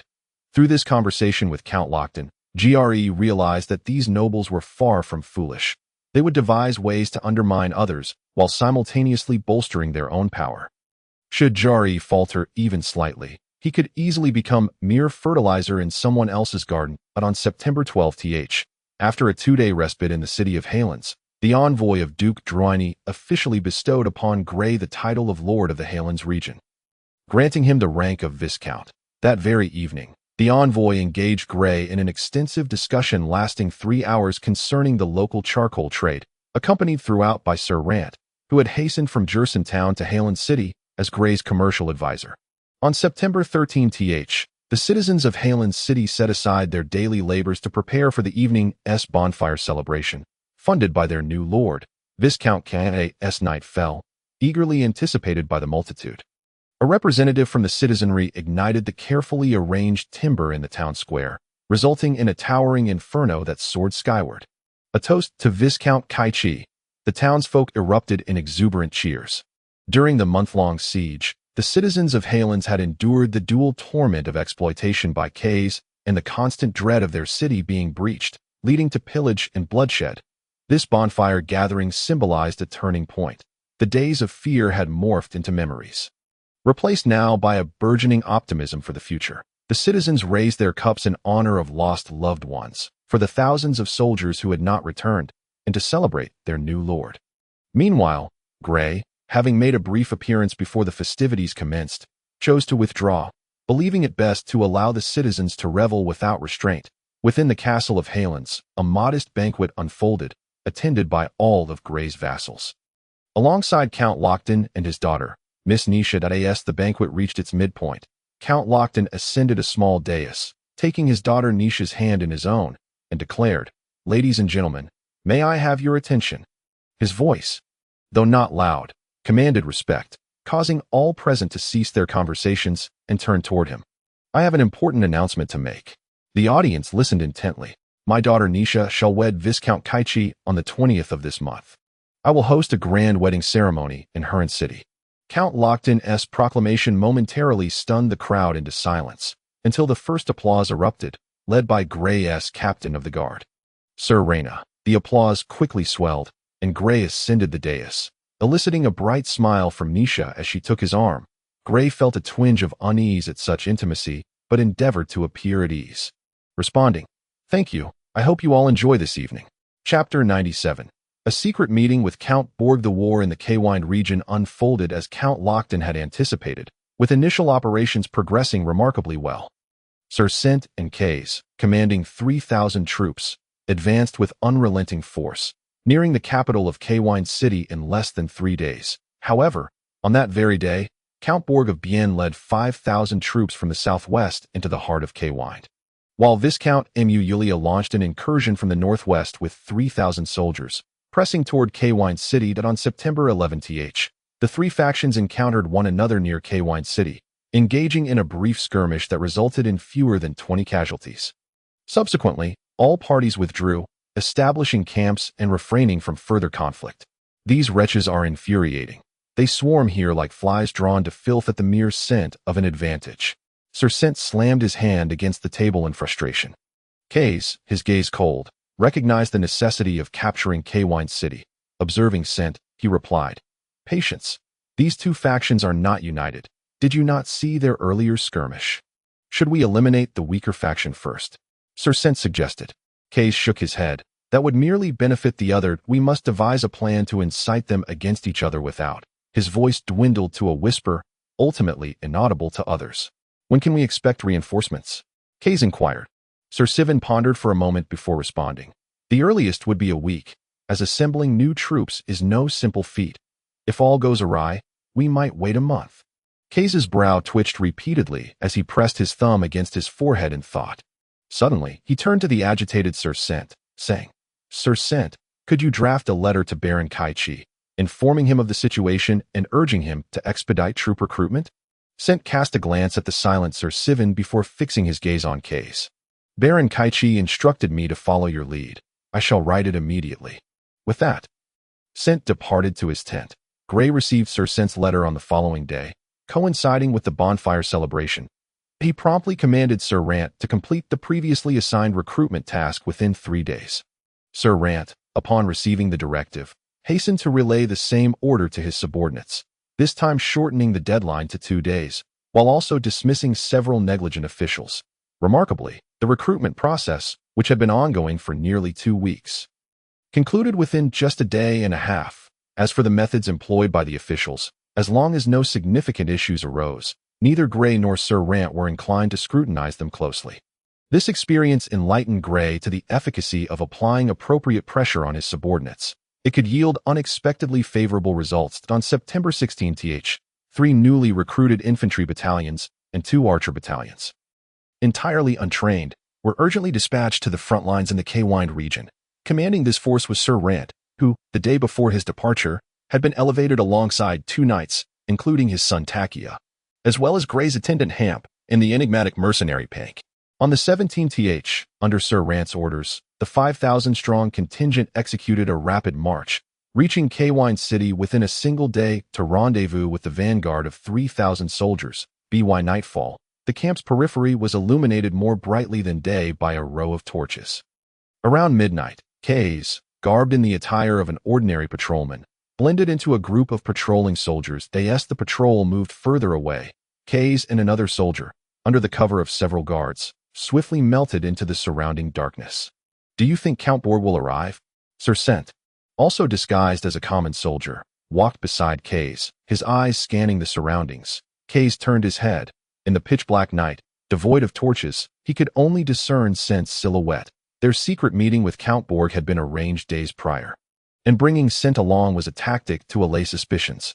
If he is wise, he will certainly come. If not, we shall seek out Viscount Yulia, Kays whispered, his voice barely audible to Sent. Their destination lay several miles south of the camp. In a small grove, the agreed-upon rendezvous point with Count Borg. This location was chosen for its proximity to Borg's encampment, intended to instill confidence in the meeting. As Kays and Sent stepped into the grove, they were unexpectedly surrounded by a small squad of soldiers wielding short swords. Kays quickly restrained Sent's right hand, prompting Sent to retract his half-drawn sword. In truth, Kays lacked the strength to restrain Sent. It was merely a reflexive reaction. And once Kays intervened, Sent regained his composure, recognizing the appropriate course of action. Lord Kays, a voice emerged from the shadows, belonging to a figure clad in knightly armor, though their features remained obscured. This did not deter Kays from responding promptly. I am Kays Dunna. In the darkness, the knight seemed to nod before stating, surrender your weapons, and you may proceed. Kays willingly offered his weapon, and after a moment's hesitation, Sent followed suit. Only you may enter. As they prepared to advance, the knight barred Sent's way. Kays interjected, he is a family knight of Count Lockton. You may question Count Borg about him. The knight scrutinized Sent for a moment before stepping into the grove. In less than a minute, he returned, disregarding both Kays and Sent, and commanded the soldiers nearby, allow them to enter. The interior of the grove was even darker, with barely a sliver of moonlight penetrating. Only a fire pit ahead illuminated the path for the two men. Beside the fire sat a solitary figure, clad in exquisitely crafted leather armor, with his sword planted in the ground beside him. As Kays and Sent approached, they observed him roasting jerky, with a military pack resting nearby. The faint aroma of wine wafting through the air. Count Borg, Kays inquired, recognizing the family crest emblazoned on the leather armor. I am he. Count Borg had already been scrutinizing them as they drew nearer. The visage of Count Borg was impeccably shaven, bestowing upon him a youthful appearance that was undeniably handsome, surpassing even the actors of the stage. At this moment, a smile graced his lips as he inquired of the two, would you care for a bite? No. Thank you, Count Borg, replied Kays, shaking his head in refusal. With a chuckle, Borg responded, then, reveal your plan, Lord Kays, and see if you can sway me. Otherwise, you may find it impossible to return. Chapter 98. The siege begins. My plan is quite straightforward. As you might have already surmised, Kays spoke with utmost respect.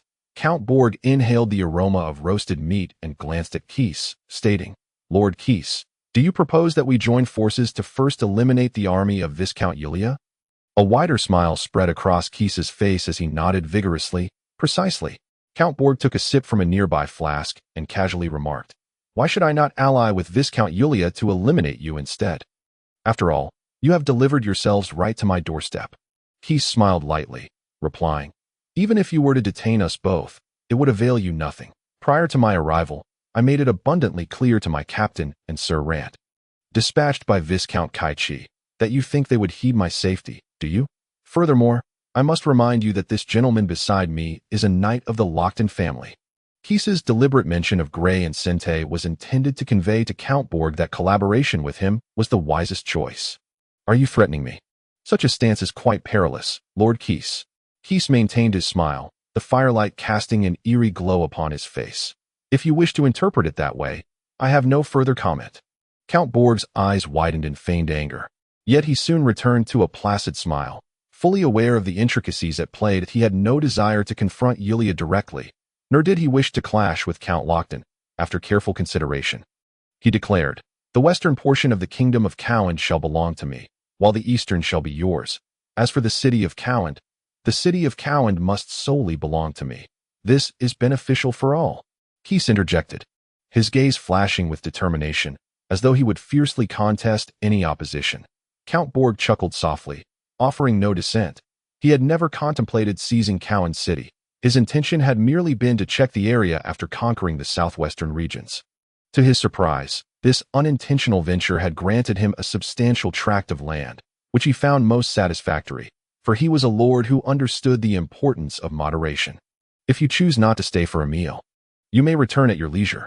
Count Borg sampled a piece of roasted meat, beckoning, and forth emerged a cadre of knights from the shadows.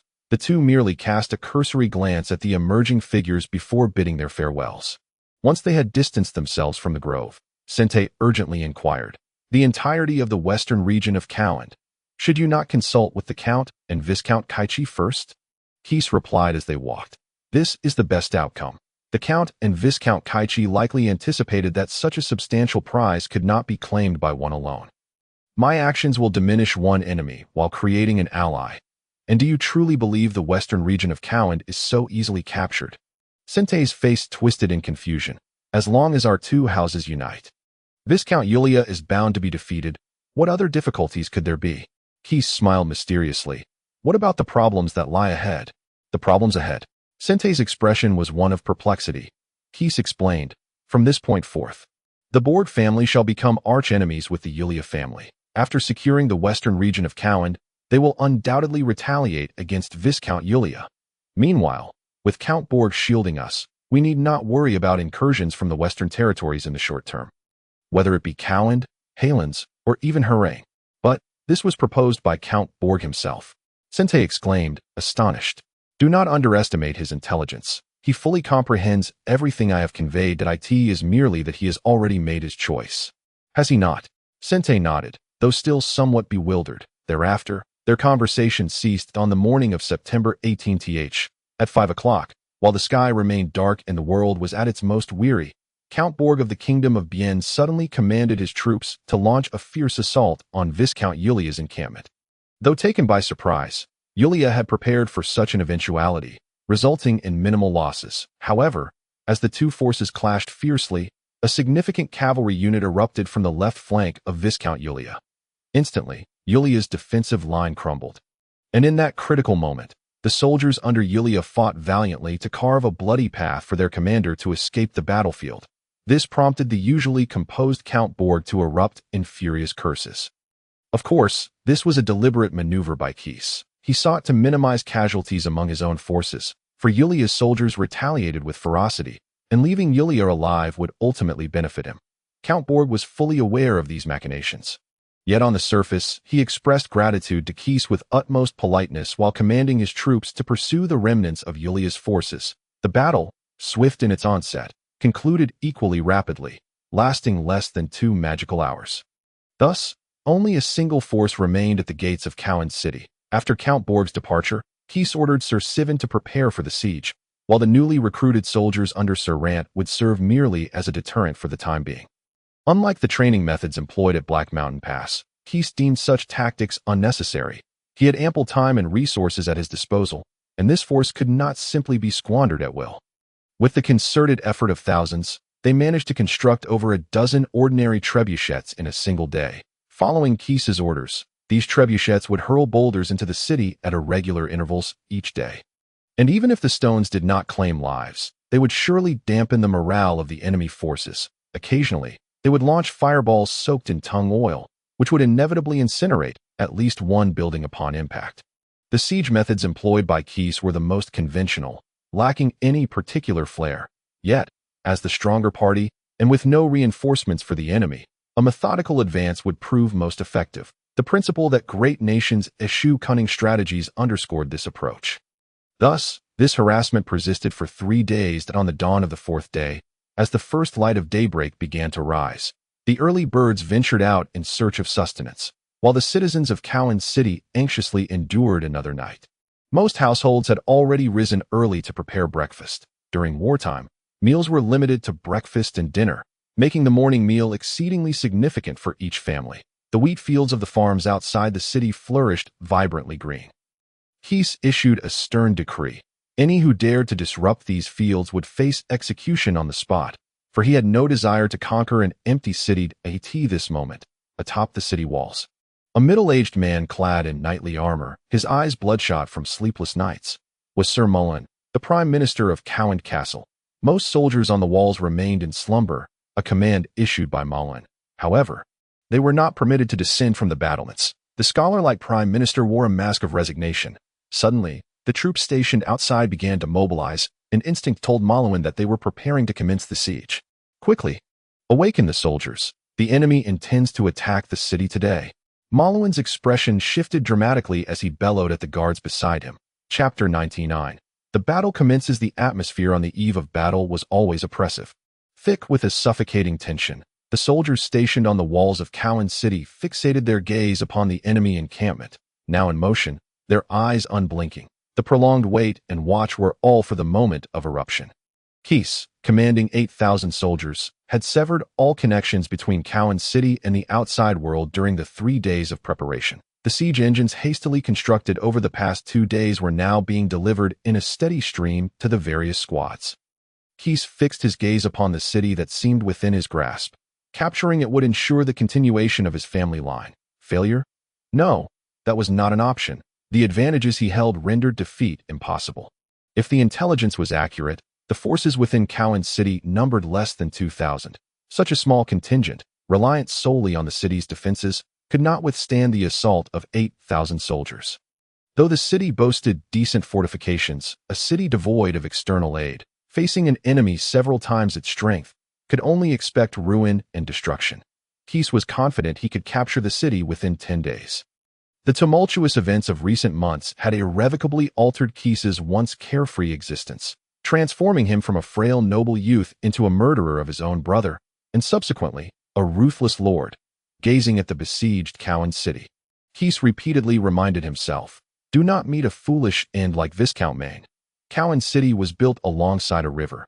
To attack, a direct frontal assault was necessary. Keese raised his eyes to the glaring sunlight and commanded the trebuchets to initiate their assault on the city walls. As the rhythmic sound of the magical horns sounded from the herald, rows of moving towers were propelled from the barracks with a resounding rumble, slowly advancing towards the city walls. The soldiers who had just exited the camp immediately divided into several groups, quietly awaiting the progression of the moving towers. When the towers reached their designated positions, the infantry, who had been standing at attention, methodically maneuvered behind these towers at the command of their officers. Meanwhile, the cavalry positioned themselves on either side of the formation, standing by to thwart any surprise attacks from the enemy. Following closely behind the infantry were the ballistae and archers, tasked with providing cover during the siege. Dozens of mobile towers formed a continuous line, with infantry holding long shields to fill the gaps between them. Sir Harland, observing this scene from atop the city wall, felt his hands tremble slightly. It was akin to a moving fortress. The ranged weaponry he had deployed on the walls would now be significantly compromised. However, the heavy crossbows of the enemy, closely trailing behind, would directly target the entire wall. Harland noted the absence of enemy ladders and siege towers. He understood their intent was to first fill the moat beneath the walls. For Harland, the opportunity to defend the city lay in the period during which the besieging forces attempted to fill the moat, if he could diminish the morale of the attacking forces during this time. Instilling a profound sense of fear within the enemy's ranks, he would have achieved a significant victory. Harland's assessment was not unfounded. For several days, Keese had been observing the terrain of Cowan City from a high vantage point to the west. Under the protection of his guards, through these observations, Keese had realized that without filling the moat beneath the walls, he would be unable to mount any substantial offensive, a sentiment echoed by his captain. Sir Exile as the siege forces advanced to within 200 paces of the walls, Sir Harland immediately commanded, prepare fire arrows, and ready our catapults for attack. Once the enemy entered the attack range, Harland's expression turned cold, his eyes glinting with determination as he fixed his gaze on the advancing enemy troops, instinctively gripping the hilt of his sword at his waist. At that moment, the archers on the wall dipped arrows wrapped in gray cloth into oil basins, awaiting their commander's signal. Prepare, Harland uttered, and the herald promptly sounded the magical horn. As the familiar, piercing sound echoed, the hidden fortifications, arrow towers, and siege engines stationed along the walls of Cowan City readied themselves to unleash their fury. The archers seized arrows from the oil basins, knocking them onto their bows, the strings taut with anticipation, waiting for the horn to sound once more. Beep, beep. The rhythmic horn sounded again, signaling the commencement of the attack. Whoosh, whoosh, whoosh, crack, crack. The air was filled with a cacophony of distressing sounds as a dark cloud seemed to rise above the battlements, punctuated by fiery specks and massive fireballs raining down upon the advancing soldiers of the House of Harland. From a distance, Kais was taken aback by this wave of enemy assault. Fortunately, the mobile towers provided cover against most of the onslaught. However, no defense is infallible. The enemy's heavy crossbows fired through the gaps in the defenses, their massive bolts possessing the terrifying power to pierce through several soldiers' bodies. Additionally, the fireballs hurled from the catapults inflicted considerable casualties among the soldiers at the rear. The first volley of fiery arrows struck the moving towers, failing to ignite due to their fireproof treatment. Yet, this was merely the initial wave, with countless more assaults poised to follow. Now, both sides were racing against time. Quick! Pick up the pace, experienced officers urged, each time the magical horn sounded. It was accompanied by a deluge of arrows. After several rounds of bombardment, the besieging army had drawn near the moat. The soldiers at the forefront immediately began dumping sand and stones from their burlap sacks into the moat. These bags were meant to be saved for later, as they were not something to be squandered at will. Exposed to the archers of the defending forces, Sir Maelin seized the opportunity and shouted to the herald, "Quick! Allow the archers to fire at will, and pin those damned soldiers in the moat." Without the protection of the moving towers, the soldiers dumping debris into the moat suffered heavy losses under the relentless rain of arrows. Cries of anguish reverberating from the front lines, some soldiers began to flee, attempting to evade the arrows. Yet this area was the optimal strike zone for the enemy archers. There was nowhere to hide. They not only failed to escape the onslaught, but also collided with their own comrades.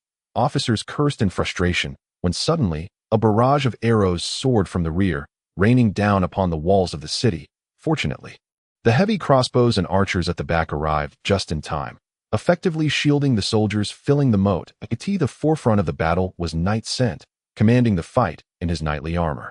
As long as he was not struck by a crossbow bolt or a stone from a catapult, he faced little danger.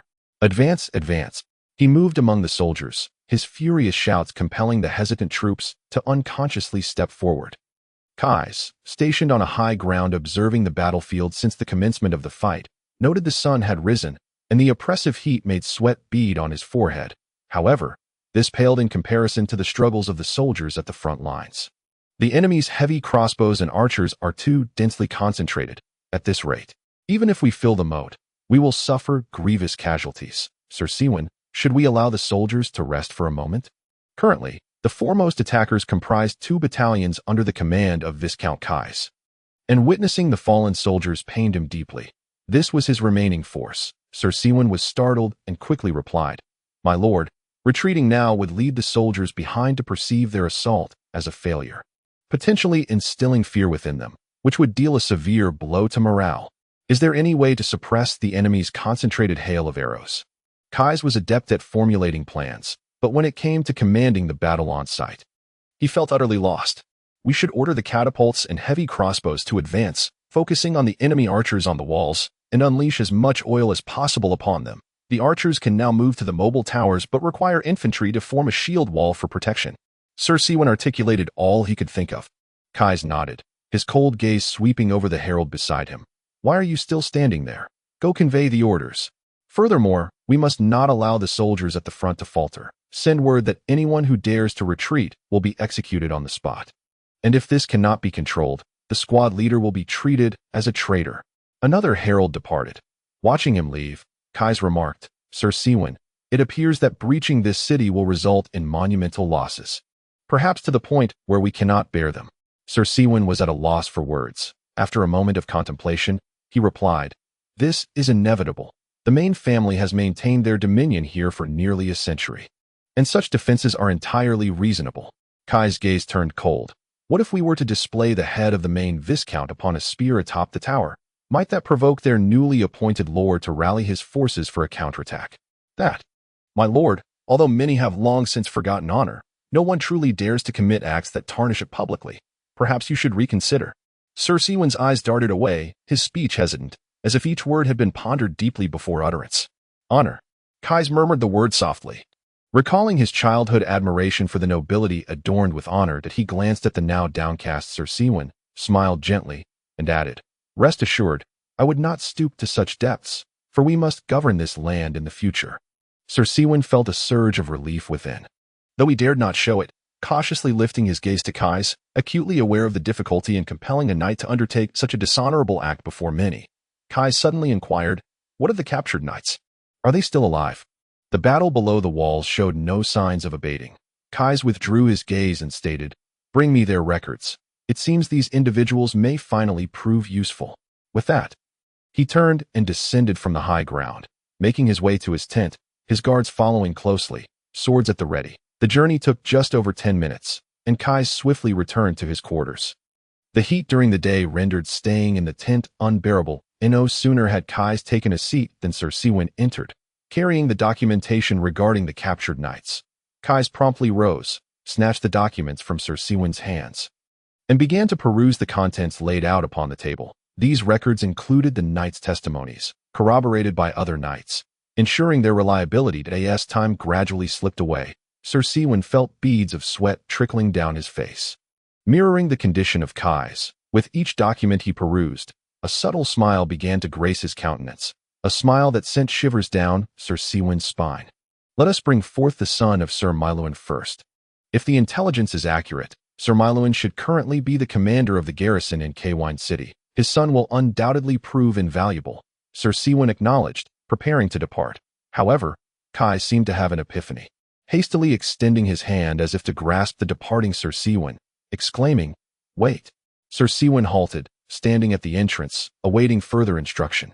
After a moment of contemplation, Kais added, "There is no need to bring him here. Simply escort him to the front lines and set up the gallows. We shall speak directly with Sir Miluan." Sir Siwen nodded and exited the tent, while Kais remained absorbed in the documents of the three knights, lost in thought. Before long, footsteps echoed from outside the tent. "My Lord Viscount, Sir Siwen requests your presence at the army's front. He says the matters you entrusted him with have been addressed." The speaker, clearly obstructed by the soldiers at the entrance, had to shout from within. Upon hearing this, Kais withdrew from his reverie, placed the documents aside, and stepped out of the tent. At the forefront of the army, Sir Lant oversaw the logistics of siege equipment and the support of subsequent troops. Prominently placed was a makeshift gallows, beneath which a young man was bound.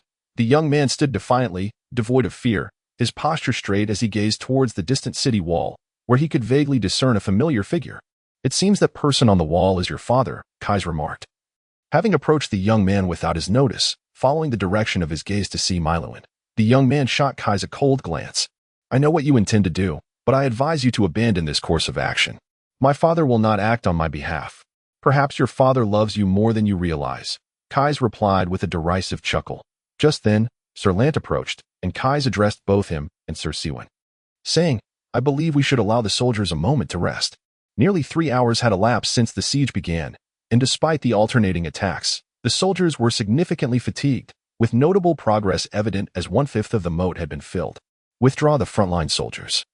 Then signal with the universal flag to indicate that we wish to speak with their commander."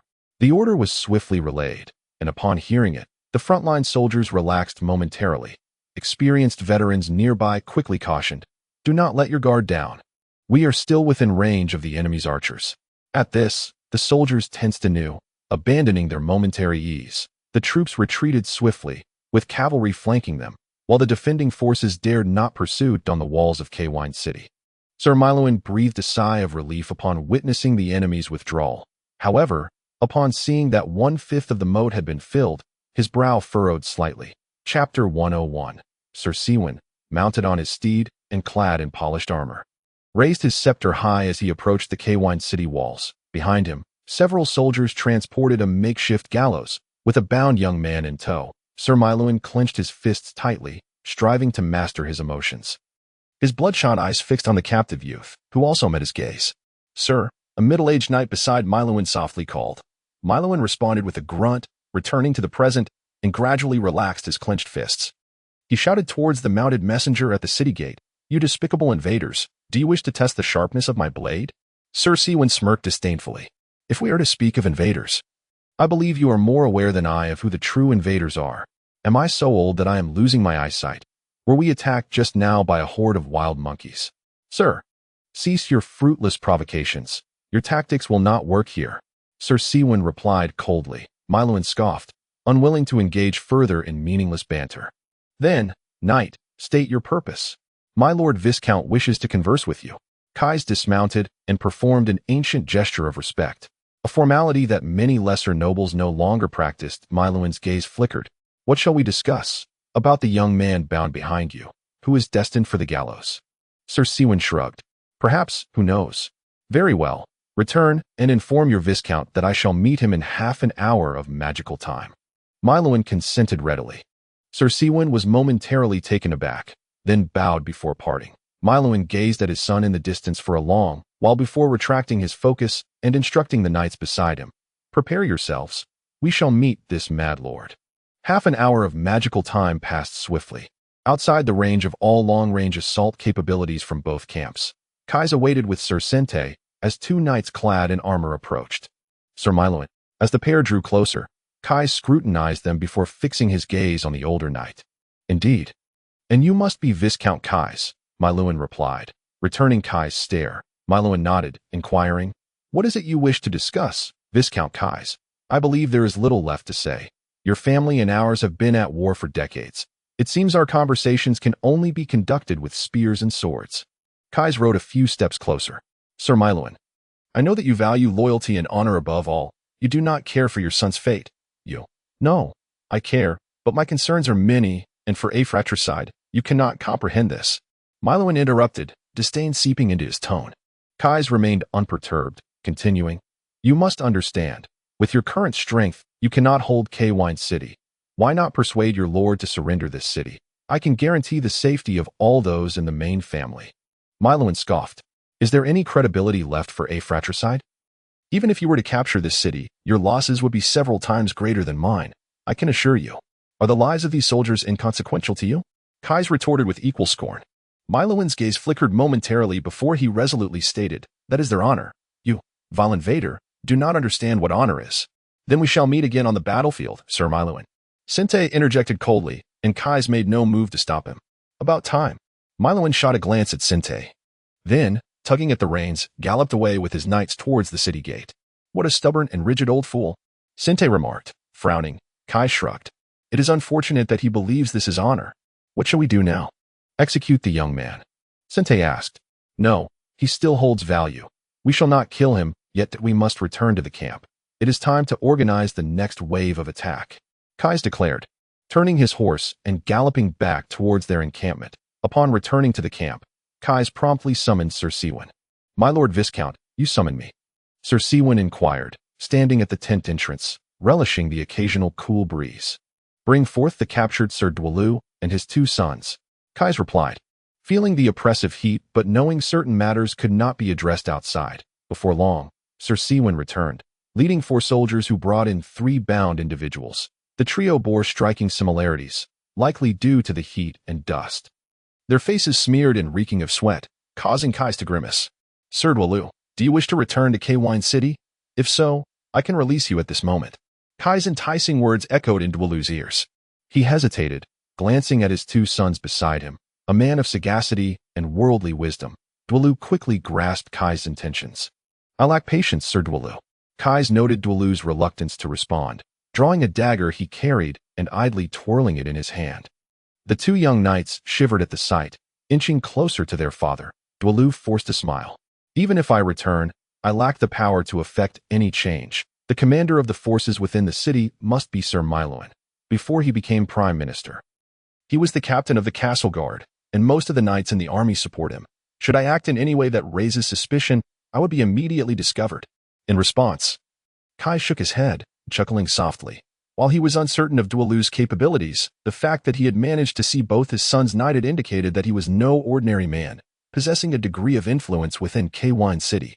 As Kai slowly drew his dagger, the sound of metal scraping caused the 2 young men to instinctively shrink their necks. Kais had already taken note of their reaction. It was evident that these 2 youths lacked the resilience of Sir Malin's son. Holding the dagger casually in his right hand, Kais pointed at one of the young men, only to shake his head in apparent dissatisfaction. He then directed his gaze towards the other young man. A look of satisfaction gracing his face as he commanded the soldiers beside him, "Bring him over and hold him down." At his words, 2 soldiers promptly stepped forward, seizing the young man Kais had indicated. "No. Father, save me, help me," the young man cried out desperately to his father. The soldiers pinned him to the ground as Kais leisurely crouched down, saying, "Sir Dalu, as the deputy commander of the guard, do none of the knights in the city count among your trusted allies?" With that, Kais abruptly shifted from his leisurely demeanor, thrusting the dagger with a swift motion. A sickening thud was heard as blood gushed forth, piercing through the young man's right hand, causing him to wail in agony. Sir Dala clutched his knees tightly, the ropes binding him, feeling as if they might snap at any moment. "Sir Dala, what say you? Have you made up your mind? Next time it may not be a hand, but rather your heart or your throat." Just then, the sound of battle cries echoed from outside the tent, signaling that a new round of assault had commenced. Kais glanced towards the entrance before continuing, "Sir Dalu, you must understand this. Even without your assistance, the city of Cowland will inevitably fall, and your entire family will be buried alongside it." Dalu's eyes flickered with thought, contemplating his options. Noticing his hesitation, Kais quickly added, "If you agree to my terms, you can avert a massacre." "Father, save me, please." The young man pinned to the ground continued to scream. Dala's expression fluctuated as he fixed his gaze on Kai's bloody dagger. Letting out a sigh before speaking in a low tone, "I will agree, but you must first release my son." On the night of September 20, under the cover of darkness, Dalu stealthily returned to Cowan City via the waterways. Aided by connections established within the city, the following day, he arrived at the castle to meet the newly appointed Lord of Cowan, Baron Balin. Unbeknownst to Kais, this current Baron Balin had once held great trust in Dalu, at least in the past. In fact, Balin's ascension to his title was due to a conspiracy he had devised with Dalu, which led to the exile of his brother by their father. Baron Balin was a quintessential figure of ambition paired with incompetence, yet he possessed enough self-awareness to frequently seek counsel from his subordinates. This very trait allowed someone like Dalu to gain influence. Thus, when Baron Balin learned of Dalu's return to the city and his request for an audience, he maintained a healthy skepticism but did not instruct the guards to prevent his entry. Upon meeting Baron Balin, Dalu quickly wove a tale of heroism, portraying himself as a steadfast protector of Maine, who had valiantly attempted a breakout and had tragically lost both of his sons in the process. Ultimately being forced to disguise himself to return to Cowan. Given Dalu's cunning and understanding of human nature, while few may have believed his story, Baron Balin was particularly vulnerable at that moment. And Dalu was among the few he trusted. The suspicion surrounding Dalu was considerably diminished. Furthermore, Balin was deeply moved by Dalu's timely return to Cowan, even going so far as to express that should they successfully repel Kai's forces, he would immediately appoint Dalu as the commander of the Knights Guard. Dalu could only smile bitterly at Balin's promise. His relentless efforts to counsel Balin, even risking the downfall of Balin's brother, the rightful heir, had all been aimed at securing a piece of land for himself once Balin ascended. Yet, now, he found little joy in the prospect. Despite appearing overjoyed, he seized the opportunity to recite his oath once more. "My lord, upon my return to the city, I learned that Sir Harland met with the enemy's Kais yesterday, and his son is bound beneath the gallows." Dalu's face was etched with concern. Balin, absent-mindedly adjusting his sleeve, inquired, "Oh, who did you hear this from?" "Upon my return home, I inquired with the steward about the progress of the war, and he relayed this to me. The news is circulating widely, likely originating from the city's defenders." Dalu responded naturally before asking, "Is it truly so?"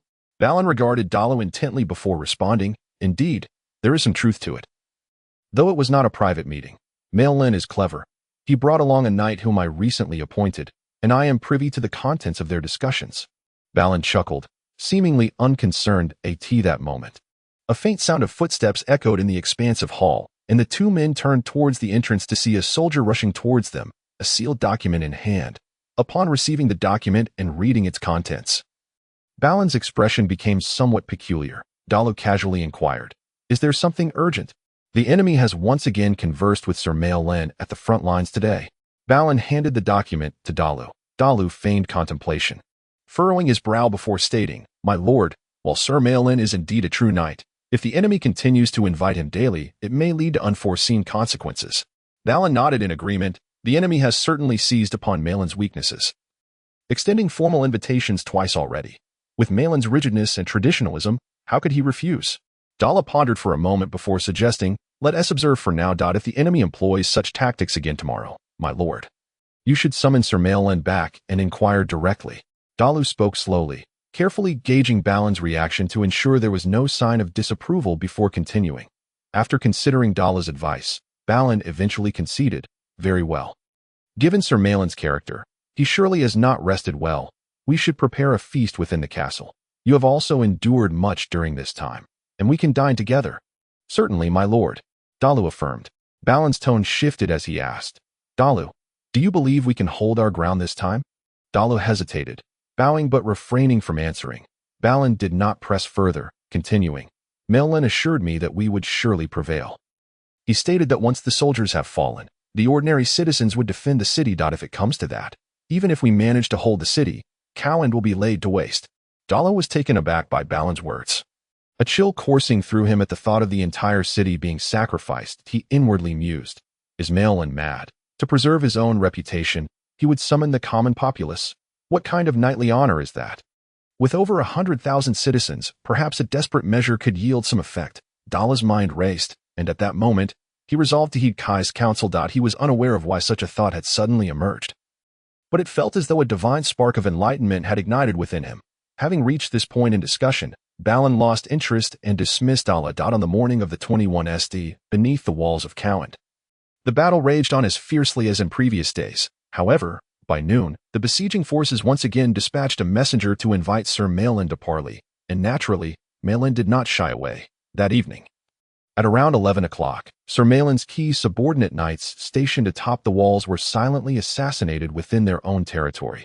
Half an hour later, the once guarded gates of Cowan City were suddenly thrust open, the drawbridge creaking down with a creak sound. The instant the drawbridge descended, a cavalry force surged forth from the shadows, unseen by the distant flames. The defending soldiers throughout the walls were left in shock, and the lookout promptly sounded the magic horn they carried. On the night of September 21, 1211 of the Continental Era, after 5 days and nights of siege, Cowan City fell. The sitting lord, Baron Balin, took his own life with a blade, while Prime Minister Sir Malin led the castle's defenders valiantly but ultimately succumbed to overwhelming odds. Following the conquest of Cowan City, Kais executed all members of the main family, yet exhibited mercy towards the other nobles, allowing them 3 days to vacate the territory of Cowan. Thus, the tumultuous conflict among several families in the southwestern region of the human kingdom officially came to an end. As meticulous scholars sought to document the details of this war through various means, Chapter 103, rewinding time to 6 days ago, on September 15, Gray, recently elevated to the rank of Viscount, had transferred the center of his power from Jerson Town to the city of Harrans. The bustling life of a lord had dulled the joy of his newfound title. From this moment forth, he would govern hundreds of thousands of subjects in Harrans, and with that came the heavy burden of responsibility for their welfare. Due to a shortage of mid to lower-level officials, Gray found himself toiling late into the night each day.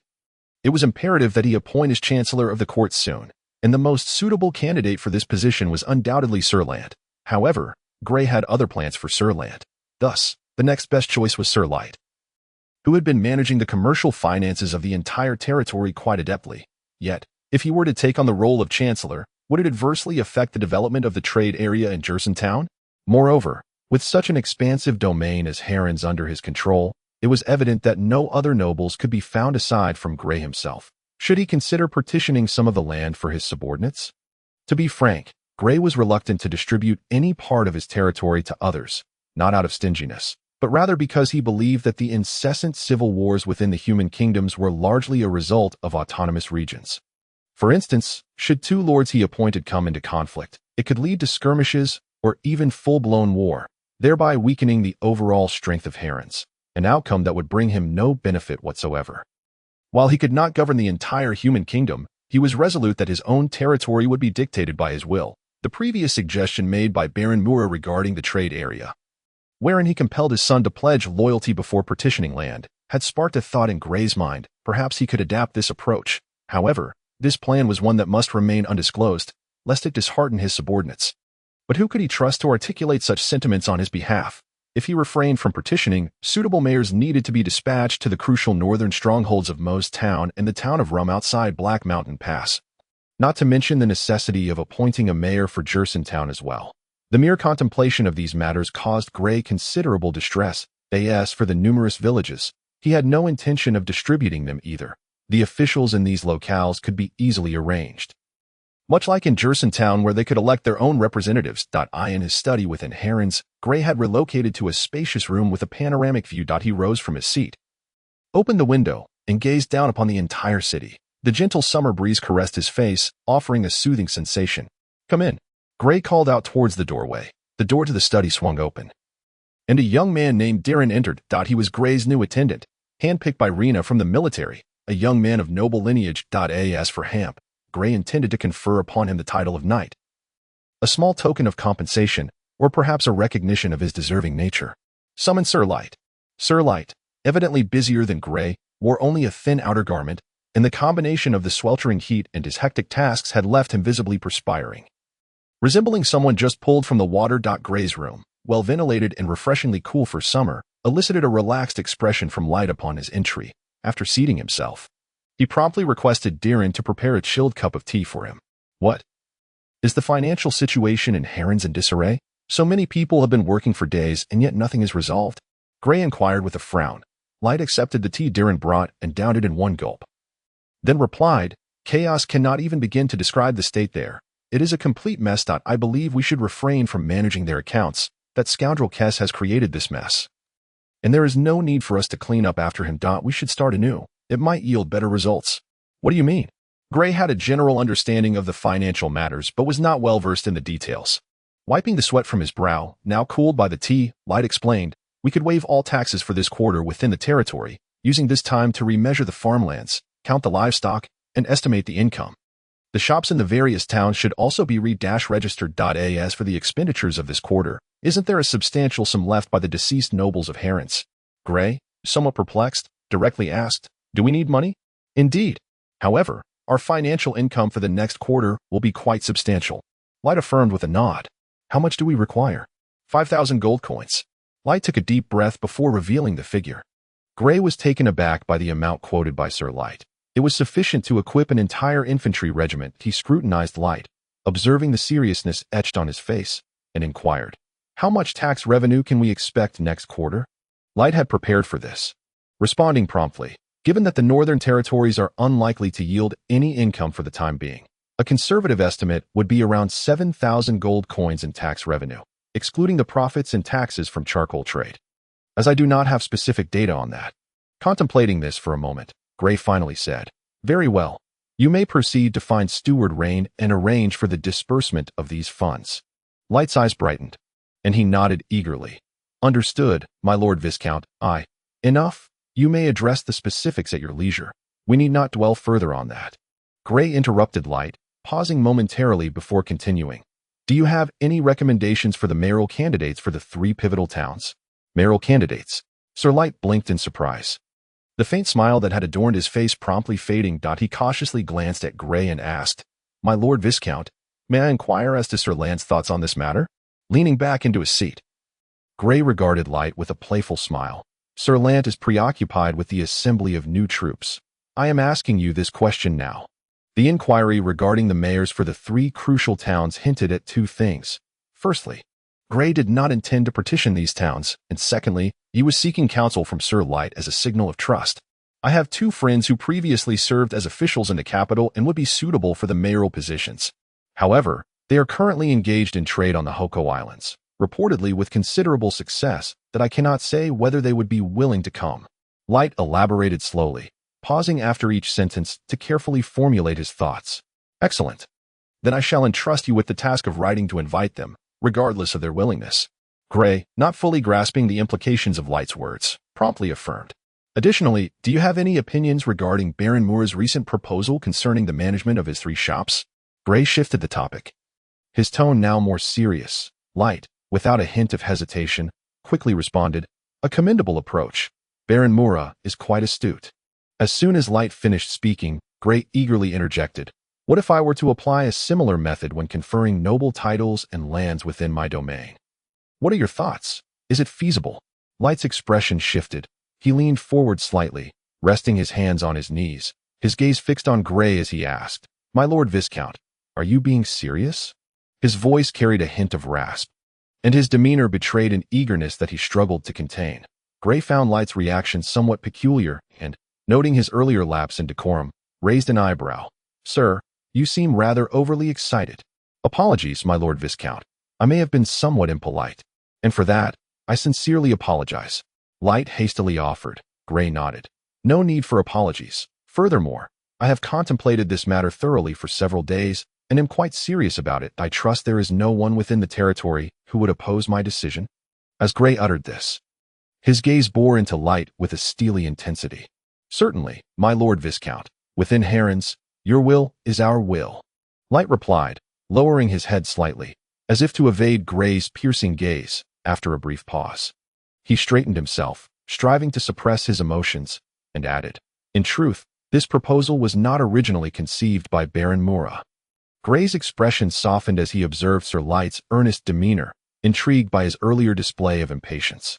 He inquired, then who else has considered this method? The current Minister of Finance for the Central Kingdom, Baron Gala. Light replied. Baron Gala. Gray's eyes widened in surprise. Light nodded. Indeed, he had previously suggested to King Robote that the lands held by the nobility be abolished. But His Majesty dismissed his proposal without a moment's hesitation. This was inevitable, Gray mused to himself. Light appeared to be lost in reminiscence. Recounting, Baron Gala was not surprised by the king's rejection, as it was merely his idealistic suggestion. Subsequently, Baron Gala proposed that a portion of the lands held by minor nobles be abolished as a trial to gauge the reactions of the major nobles. Regrettably, His Majesty still refused. Gray had heard of Count Galahad. Rumored to have been born into a humble family at the tender age of 15, due to the financial struggles of his household, he enlisted in the army. For reasons unknown, he later married the daughter of the army's logistics officer. And by the time he approached 30, he naturally inherited his father-in-law's position. King Robert, in his youth, also served in the military and was in the same army as Count Galahad. Recognizing Galahad's exceptional logistical management skills, King Robert soon took notice of him. Following King Robert's ascension to the throne, he appointed Galahad as the Chancellor of the Exchequer due to his outstanding performance during the coronation battle. However, Gray did not expect that this Count Galahad harbored such grand ambitions, seeking to abolish the long-standing feudal system that had endured for over a millennium within the human kingdom, while Galahad's actions stemmed from a consideration of the greater good for the realm. Did he not realize that a crucial component of our human kingdom comprises those powerful nobles? His actions undoubtedly position the king in opposition to these influential elites. Gray's tone was tinged with helplessness. And his companion, Sir Light, nodded in agreement. Gray continued, I believe that deep down, His Majesty longs to reclaim those lands even more than Count Galahad, yet he must refuse to do so, without the support of the nobles. His throne would be perilously unstable. Sir Light nodded repeatedly. Your insight is astute, my lord. Thus, Count Galahad subsequently proposed a more tactful suggestion, akin to the method employed with Baron Mura regarding his 30% stake in the shops. He suggested issuing a decree in the name of the royal cabinet, reclaiming portions of the administrative and military authority over the fiefdoms, while retaining ownership and 80% of the taxes for the original lords, who would be allowed to keep a portion of their personal guards as protection. Gray hurriedly inquired, did His Majesty approve it? Sir Light nodded, stating, His Majesty deliberated for a full month before delivering a clear response to Count Galahad. His Majesty actually acquiesced? Gray was utterly astonished, for the entire human kingdom still operated under the old system. This implied that Count Galahad's plan had already faltered, Sir Blue continued. Although His Majesty consented, he only agreed to target a few remote minor lords initially, and if that proved feasible, the decree would be gradually expanded to other regions, employing a slow encroachment strategy. At first, the implementation of this decree proceeded remarkably smoothly. However, as it was enacted in an increasing number of territories, tensions began to surface. The great nobles quickly sensed the shift. Perceiving the impending threat, they believed that if this decree continued to be enforced, the power of the royal family would grow immensely, prompting them to unite in exerting pressure on His Majesty. Listening to Sir Light's account, Gray was equally astounded. He had not anticipated that the king, often surrounded by frivolous tales, had once contemplated abolishing noble fiefdoms. In fact, at that time, this decree had already been implemented in nearly 70% of the minor noble fiefdoms within the Central Kingdom. If His Majesty had truly resolved to follow through, even an internal conflict could have been swiftly suppressed. Just as His Majesty wavered, the 4 autonomous territories, South, West, North, and the Hoko Islands, sent envoys demanding that he halt the abolition of this decree. Gray paused, suddenly realizing that the decree had reached its terminus. "You seem quite informed about this matter," Gray remarked, eyeing Sir Light, who appeared lost in thought, as if he had uncovered something significant, his tone laced with mockery. Sir Light snapped back to reality, chuckling softly. "At that time, as Count Galahad's aide, the implementation of this decree was my responsibility along with a few others. So, the blame fell upon you subsequently?" Gray quickly grasped the crux of the issue. Sir Light managed a wry smile. Indeed, under pressure, His Majesty had no choice but to abolish the decree. However, he could not allow Count Galahad to shoulder the responsibility for this incident. The great nobles were well aware of this and did not dare to press His Majesty too hard. Consequently, I and a few others, as aides, naturally became the scapegoats. "How did you manage to escape? Surely they sentenced you all to death." Sir Light nodded, murmuring, "I was initially slated for hanging, but Count Galahad, through some means unknown, secured my reprieve from execution. In the end, I was merely exiled from the Central Kingdom." Chapter 105. Gray observed Sir Light's somewhat dejected demeanor and promptly stated, "In my territory, there are absolutely no such issues. My lord, the Harland's territory is as pristine as a blank slate." "I understand, my lord." Sir Light took a deep breath, adjusting the thin coat clinging to him due to sweat, and continued, "To be honest, I have been hesitating these past few days about whether to bring this matter to your attention." Gray smiled faintly upon hearing this, proceeding, "It is most fortunate that you have such thoughts. Therefore, Sir Light, you should understand my intentions. This proposal cannot originate from me, so," Sir Light quickly interjected, "I comprehend, my lord, that if necessary, in an appropriate setting, I will present it." "Excellent, splendid." Gray laughed heartily. Sir Light joined in the laughter. Realizing that Gray had no further matters to discuss, he then said, "If there is nothing else, I believe I should take my leave. I have a plethora of tasks awaiting my attention. You may depart at your convenience. My lord, however, once you leave, do not return to your office just yet. I wish for you to find Sir Rant in the barracks and ask him to come to my study. I have matters to discuss with him." This conversation exceeded Gray's expectations in terms of satisfaction. After a brief pause, he continued, "You must go personally." Sir Light had already risen, and upon hearing Gray's request for him to personally fetch Sir Rant, he slightly shifted his body, striving to maintain composure, and bowed. "Understood, my lord." Gray nodded, stepping away from the meeting sofa and returning to his desk, while Sir Light swiftly exited the room. Sir Rant had truly been overwhelmed with tasks these past few days. He had pondered more than once. Shouldn't the responsibility for assembling the new recruits fall to the guard captain? Rena, why had it come to him instead? The newly recruited troops had gathered on the 14th, totaling 5,020 soldiers. This morning, their equipment had been delivered to each company, and all levels of officers had been appointed. However, the selection for the battalion commander was originally to be filled by a knight, but Gray lacked sufficient family knights. Thus, he personally issued orders for some experienced and literate veterans to serve as temporary commanders. With their pay raised fivefold, this decision instantly invigorated the lower-ranking officers, who seemed to glimpse their own prospects for advancement, thereby significantly boosting the morale of the troops. Every aspect of the operation proceeded with astonishing efficiency. As for the training of the new recruits, Sir Rant organized the various battalions to focus on practicing military formations to expedite the training process. Sir Light even specifically approached Rena to borrow 100 experienced veterans to train this group of new recruits. He sensed that the day of these soldiers' deployment was imminent. Even if the training yielded minimal results, it was still preferable to doing nothing. Training new recruits was an area where Sir Rant excelled. A feat Rena could not match. He always managed to pinpoint the soldiers' weaknesses and understood what the northern soldiers feared most at present. Therefore, for those disobedient soldiers, Sir Rant would simply withhold food for a day. A punishment that resonated deeply with the newly recruited soldiers, who had grown terrified of hunger over the past 2 months. After enduring a day without food, the soldiers became much more compliant. For those who continued to disregard orders, Sir Rant did not hesitate to resort to the whip, ensuring that each strike drew blood. Of course, Sir Rant did not solely punish. He also recognized and documented the achievements of well-performing soldiers, who naturally understood the importance of military merit. They had witnessed several new recruits being appointed as squad leaders due to their literacy. In summary, although this new troop had only just been formed, Sir Rant's authority had already been firmly established in the hearts of these soldiers. During training, Sir Rant would always personally oversee the proceedings, clad in knightly armor, standing tall on the review platform, his silver-white hair swaying gently in the refreshing breeze.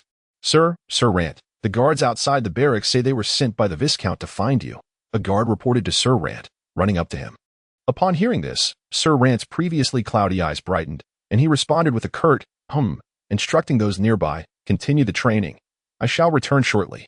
Without waiting for further responses, Sir Rant turned and departed from the review platform. He made his way towards the barracks entrance.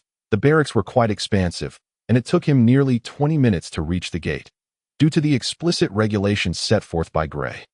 Under normal circumstances, the administrative personnel of the territory were prohibited from entering the military camp. Thus, Light could only wait at the entrance. Sir Rant. Upon seeing Light, Rant promptly called out, simultaneously bowing. "Sir Light." After returning the gesture, Light inquired, "I have heard that His Lordship the Viscount has issued new orders?" Light shook his head, then nodded slightly. Noticing the furrow in Rant's brow, he quickly added, "His Lordship the Viscount requests your presence in his study. There seems to be something of great importance he wishes to discuss with you." Rant was taken aback, then offered a faint smile. "For matters of this nature, one could simply send someone to convey the message. There is no need for you to come personally. This is His Lordship's specific request." Light's lips curled into an unmistakable smile. Rant fixed his gaze upon Light's beaming face, a flicker of intrigue stirring within him, though his expression remained impassive. Feeling the sway of the sword hanging at his waist, he addressed Light, "Since it is His Lordship's wish, please wait a moment. I should perhaps change into more suitable attire." With that, Rant did not await a response, but turned toward his quarters within the military camp. Light observed Rant's retreating figure, a soft humph escaping his lips. He had keenly noted the recent changes in Rant. Once seemingly devoid of ambition, Rant had become exceedingly driven since that incident. Light pondered. With the Viscount's acquisition of the Harland's territory, he would undoubtedly establish a castle court, and the position of Prime Minister would likely arise from either himself or Rant. Present. It appeared that his chances were greater, yet he could not afford to be complacent. After more than a decade of refinement, Light had shed the impulsiveness of his youth, gaining a deeper understanding of many matters over the years. Rant was swift in his actions. In less than half an hour, he had removed his knightly armor and donned a fitting set of noble leather garments. Upon their next encounter, the two exchanged mere nods, opting for silence. Section 106. The conversation. Rant and Light entered Gray's study side by side. Gray glanced at both men before fixing his gaze on Light, his brow arching slightly. It was evident from his earlier instructions that he wished to speak with Rant privately, yet Light had chosen to accompany him. Gray recognized this as a test of his authority. Thus, he spoke candidly, "Sir Light, you should attend to your own matters. I wish to converse with Sir Rant alone." Light, upon hearing Gray's words, maintained a neutral expression and casually glanced at Rant before bowing and departing. With a click, the study door closed, and Gray personally gestured for Rant to take a seat. Gray initiated the conversation. "Sir, how is the training of the new recruits progressing?" "We only commenced training today, Your Lordship. I regret that I cannot provide an answer at this time." Rant resumed his usual rigor, sitting upright with no trace of emotion on his face. He took a moment to gather his thoughts before continuing. "Though I cannot ascertain the extent of their training, the quality of this group of soldiers is commendable, thanks to Viscount Dunna. During his stewardship of the Harland's territory, he routinely conscripted a portion of the serfs for military drills every 2 years.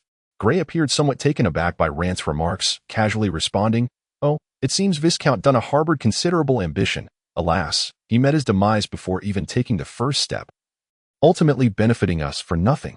The immense wealth amassed from the charcoal trade had significantly inflated Dunna's ambitions, leading him to target Earl Lockton as his first objective. This indicated a hasty disposition. Had he possessed sufficient patience to gradually erode surrounding powers before challenging Earl Lockton, he might have secured victory. However, one could never predict such matters. After all, was there not also a Duke Drenny above him? Sir Rant nodded. "It is indeed unfortunate. Viscount Dunna was, in fact, a commendable lord. While he exhibited a degree of brutality, it was primarily directed at those nobles who violated the laws of the kingdom. The common folk still held a great deal of respect for this lord.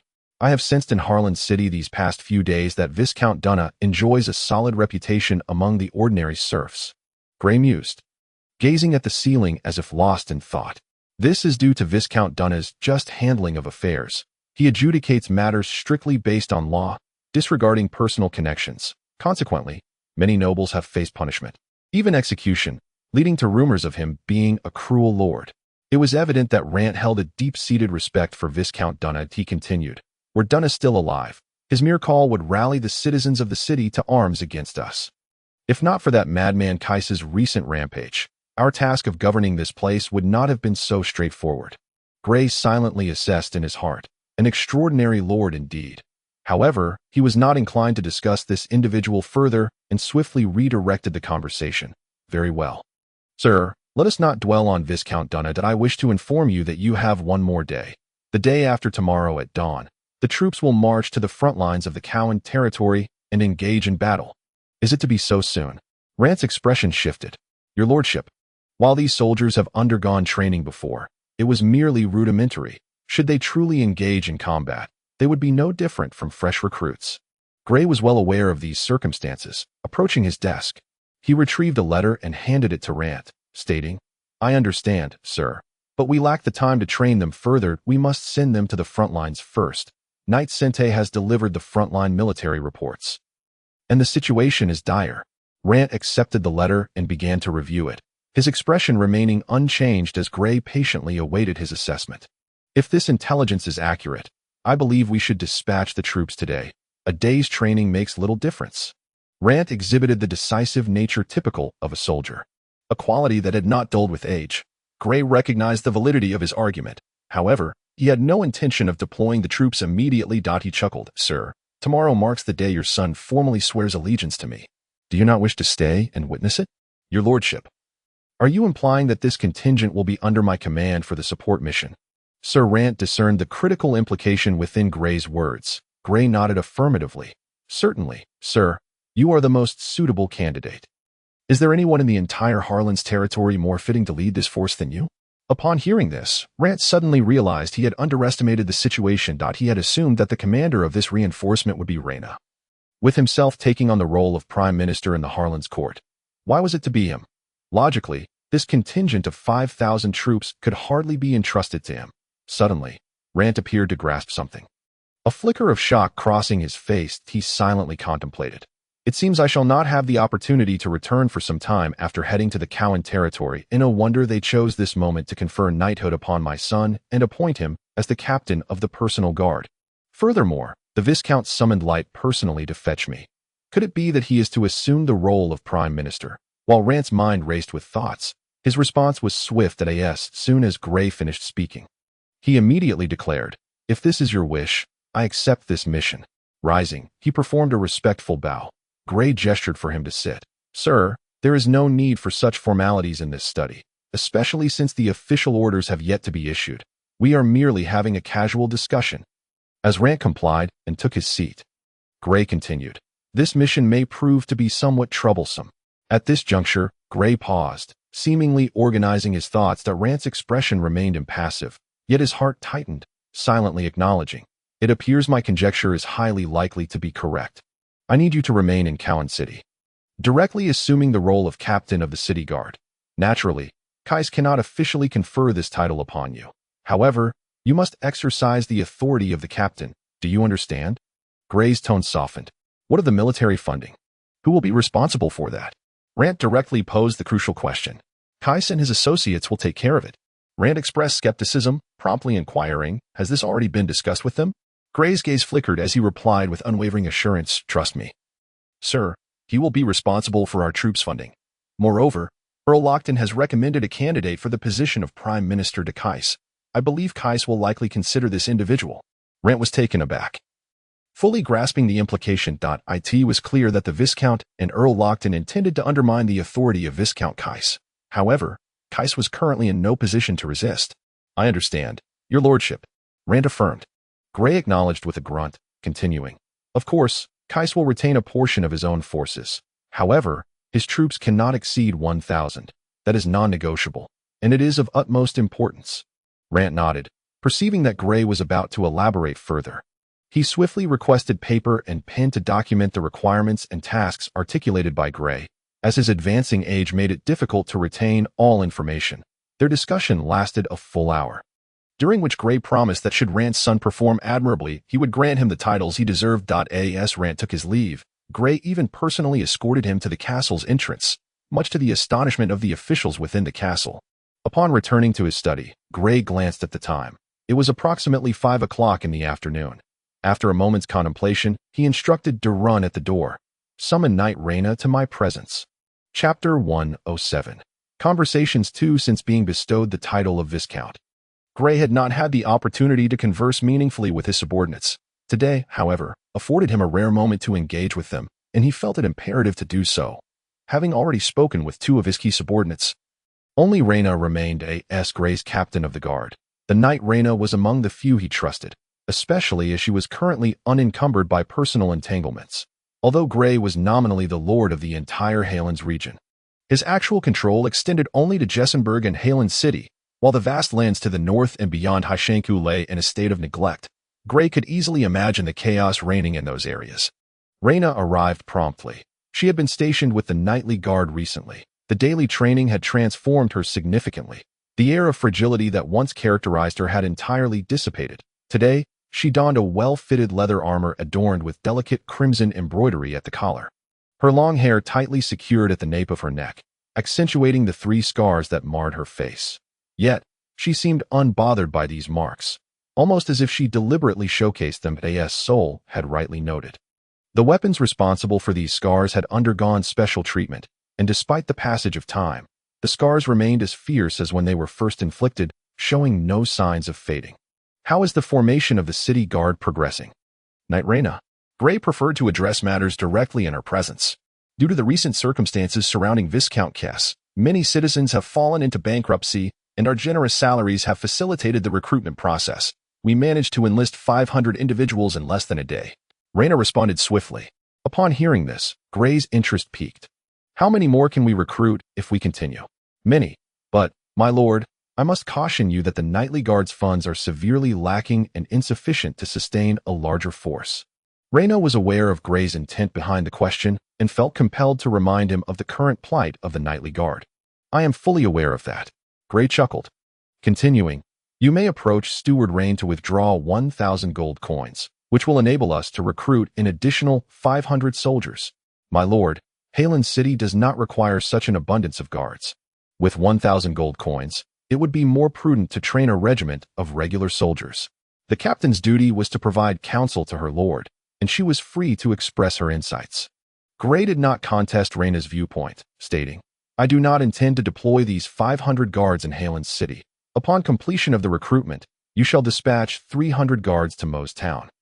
With the remaining 200 to Rumtown, the law and order in both towns are currently in disarray. Intelligence reports indicate that individuals are brazenly taking residence within the castle, which is utterly intolerable. A fleeting flash of anger crossed Gray's countenance as he spoke, albeit his tone remained calm and collected. The notion of reallocating guards from Harland City to other towns was unprecedented in Reyna's experience. She momentarily faltered, as her subconscious held that the maintenance of law and order was the responsibility of each lord. Reyna, perceptive as she was, recognized the complexity of the situation and refrained from further inquiries. Promptly accepting the command. Gray's decision had been carefully deliberated, with the territory recently stabilized and the populace still unsettled. Enlisting citizens from Harland City to serve as guards in other towns would help mitigate the risk of insurrection. As their families remained within Gray's watchful eye, it was imperative for Gray to swiftly establish his authority throughout the Harland's domain, and this course of action seemed the most prudent. Now, let us put this matter aside for the moment and discuss the new round of recruitment plans, Gray declared, striding to his desk to peruse some documents. Midway through, he inquired, aside from the 5,000 soldiers being trained by Sir Land, do we have any other regular forces at our disposal? Indeed, my lord. However, for the current state of the territory, 6,000 soldiers should suffice. I am concerned that the territory's finances may not support further military expansion. If we were to consider this, we ought to consult with Sir Light and the others. Reyna's suggestion was sound. Yet Gray had been unable to communicate many matters with her, causing her thoughts to lag behind the rapidly evolving situation. Gray hastily clarified. The 5,000 soldiers trained by Sir Land will soon depart for the Cowan territory, and barring any unforeseen circumstances, they will not return shortly. Consequently, Their military expenses will no longer burden the territory. So, once they leave, the remaining 1,500 soldiers under Count Lockton could withdraw at any moment, leaving us with merely a single infantry battalion to defend such a vast territory. Reyna's astonishment was evident. Her solitary nature had left her somewhat out of touch with the latest developments. "My lord, you should have informed me of this sooner, or perhaps you ought to place more trust in me. My apologies, Knight Reyna. I harbor no doubts regarding your loyalty. As you know, there have been numerous pressing matters these past few days." Gray shrugged. Reyna observed Gray, unwilling to dwell on the issue further, and swiftly redirected the conversation to the main topic. "We are currently lacking sufficient weaponry and equipment, which will incur a significant expense. You may utilize my authority to request funds from Rain. Did we not recently come into a windfall? Furthermore, we only need to expand by 2 more battalions for the time being." Reyna nodded, as if suddenly recalling something, and exclaimed, "By the way, during the recent recruitment, there were several reports of forced conscription, and my office is now inundated with such documents." Gray immediately responded, "I have received similar intelligence. How you choose to handle it is at your discretion within the Guard." Although Gray was aware that these incidents of forced conscription were likely a consequence of his own orders, and everyone understood this, he would never admit it. Such was the plight of the lower-tier officials. Having acted, they still faced repercussions, prompting everyone to seek ways to ascend. "I understand, but I fear that due to this incident, our recruitment will not proceed smoothly." Gray frowned and mused. "That is acceptable. There should be no significant issues in the territory in the short term, that we should aim to complete the recruitment of these 2 battalions within 2 months. If that is the case, that would be most fortuitous." Gray nodded, deep in thought, when suddenly he shifted the topic, asking, "By the way, is Pank still around?" "Of course, he has no intention of leaving. He is still awaiting your elevation." Gray chuckled lightly, rubbing his chin thoughtfully.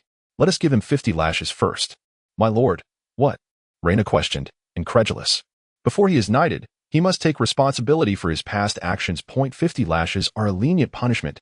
Rest assured, he is a clever man." Gray's tone remained unruffled. Chapter 108. Pank was not the least bit surprised by the punishment imposed by Gray. He was well aware of the Lord's tendencies and their unwavering emphasis on authority. Those who transgressed their laws were bound to face consequences. Thus, instead of harboring resentment for the 50 lashes, he felt a sense of elation, as it indicated that the lofty Viscount still remembered him. This suggested that his elevation to knighthood was likely assured. No longer merely an empty promise. Pank held no official position in Harland City, with Gray having made no arrangements for him, and Reyna not overseeing him either, leaving him with ample leisure these past few days. Utilizing the wealth he had accrued over the years, he leveraged Reyna's connections to purchase a villa in the noble district. His 2 closest mercenary brothers resided in this villa, and upon Pank's return, battered and bruised, he immediately stirred concern among them. "It was the Viscount's order to whip me." Pank grinned wryly, his expression somewhat grim. "What? Damn it, he doesn't intend to honor his word, does he? If that is the case, I'll find an opportunity to eliminate him," one of the burly men exclaimed, a glimmer of bloodlust igniting in his eyes. "Curse it, Zamba. Keep your voice down.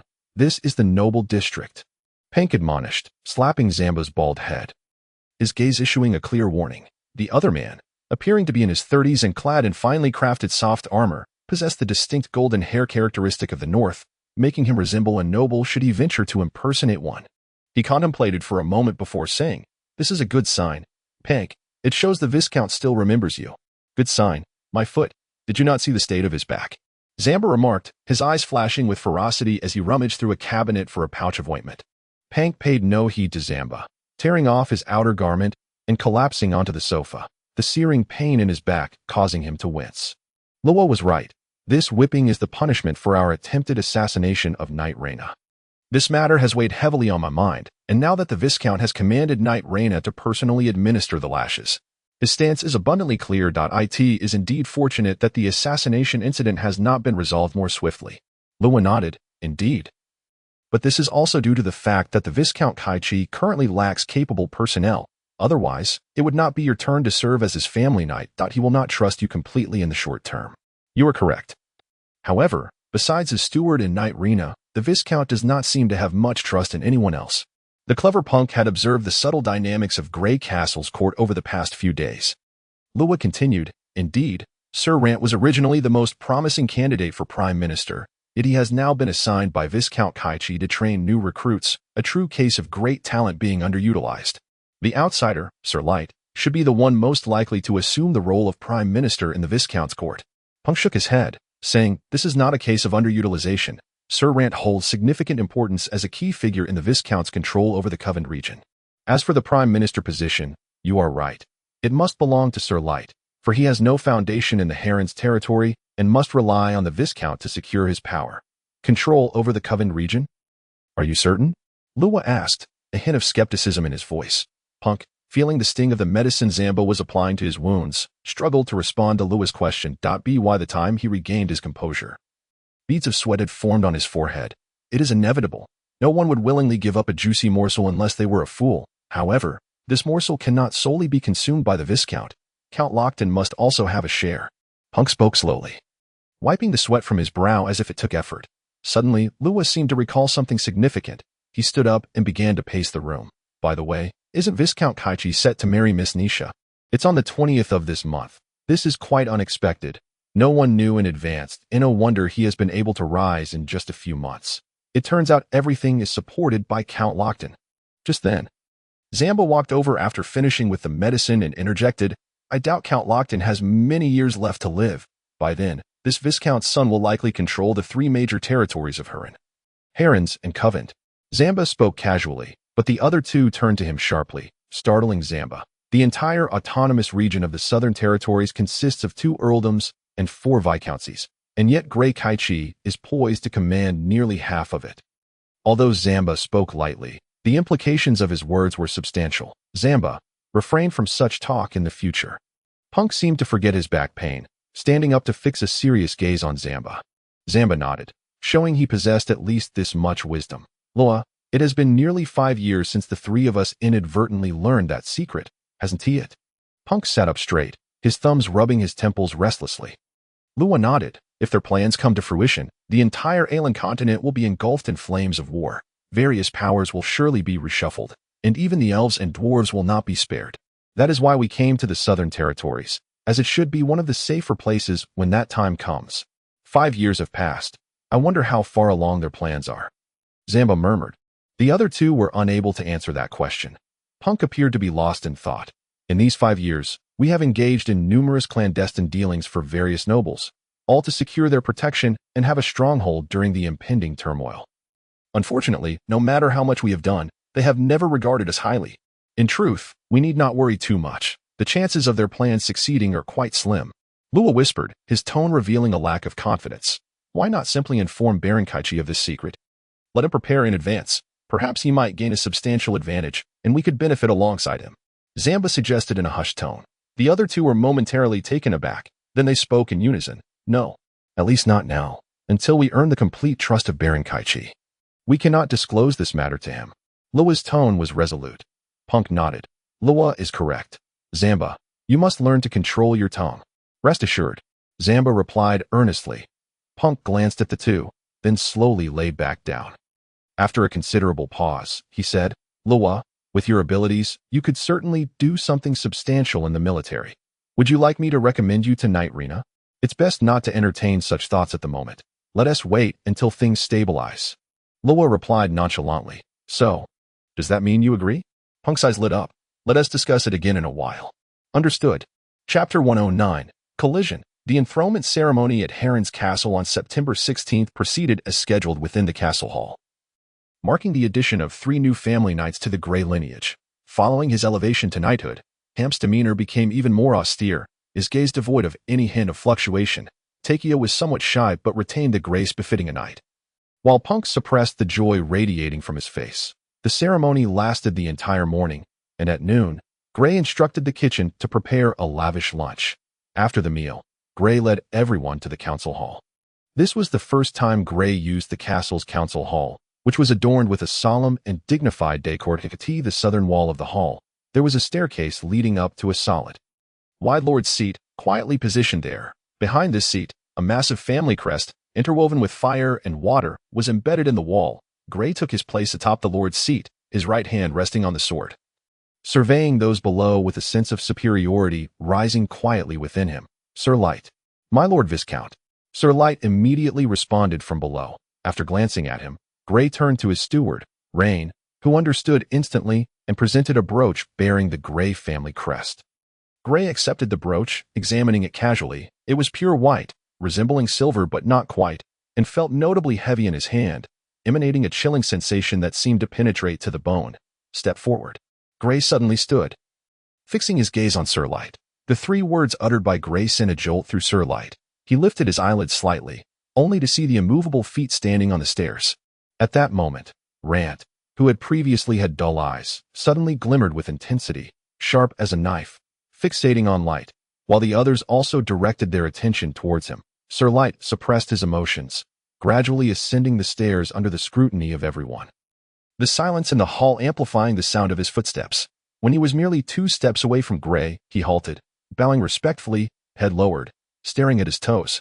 Extend your hand. Gray's tone was calm yet authoritative. Sir Light's hand shot out, though his head remained bowed. Immediately, he felt a weight in his hands, a chill coursing through him, followed by Gray's voice once more. From this moment on, you shall be my court prime minister.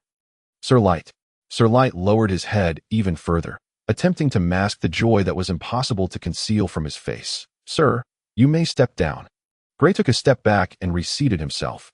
Sir Light retreated a few steps, intending to return to his previous position, standing to Rant's lower side. However, at that moment, a thought crossed his mind, and he halted in front of Rant, shifting his body to stand directly before him.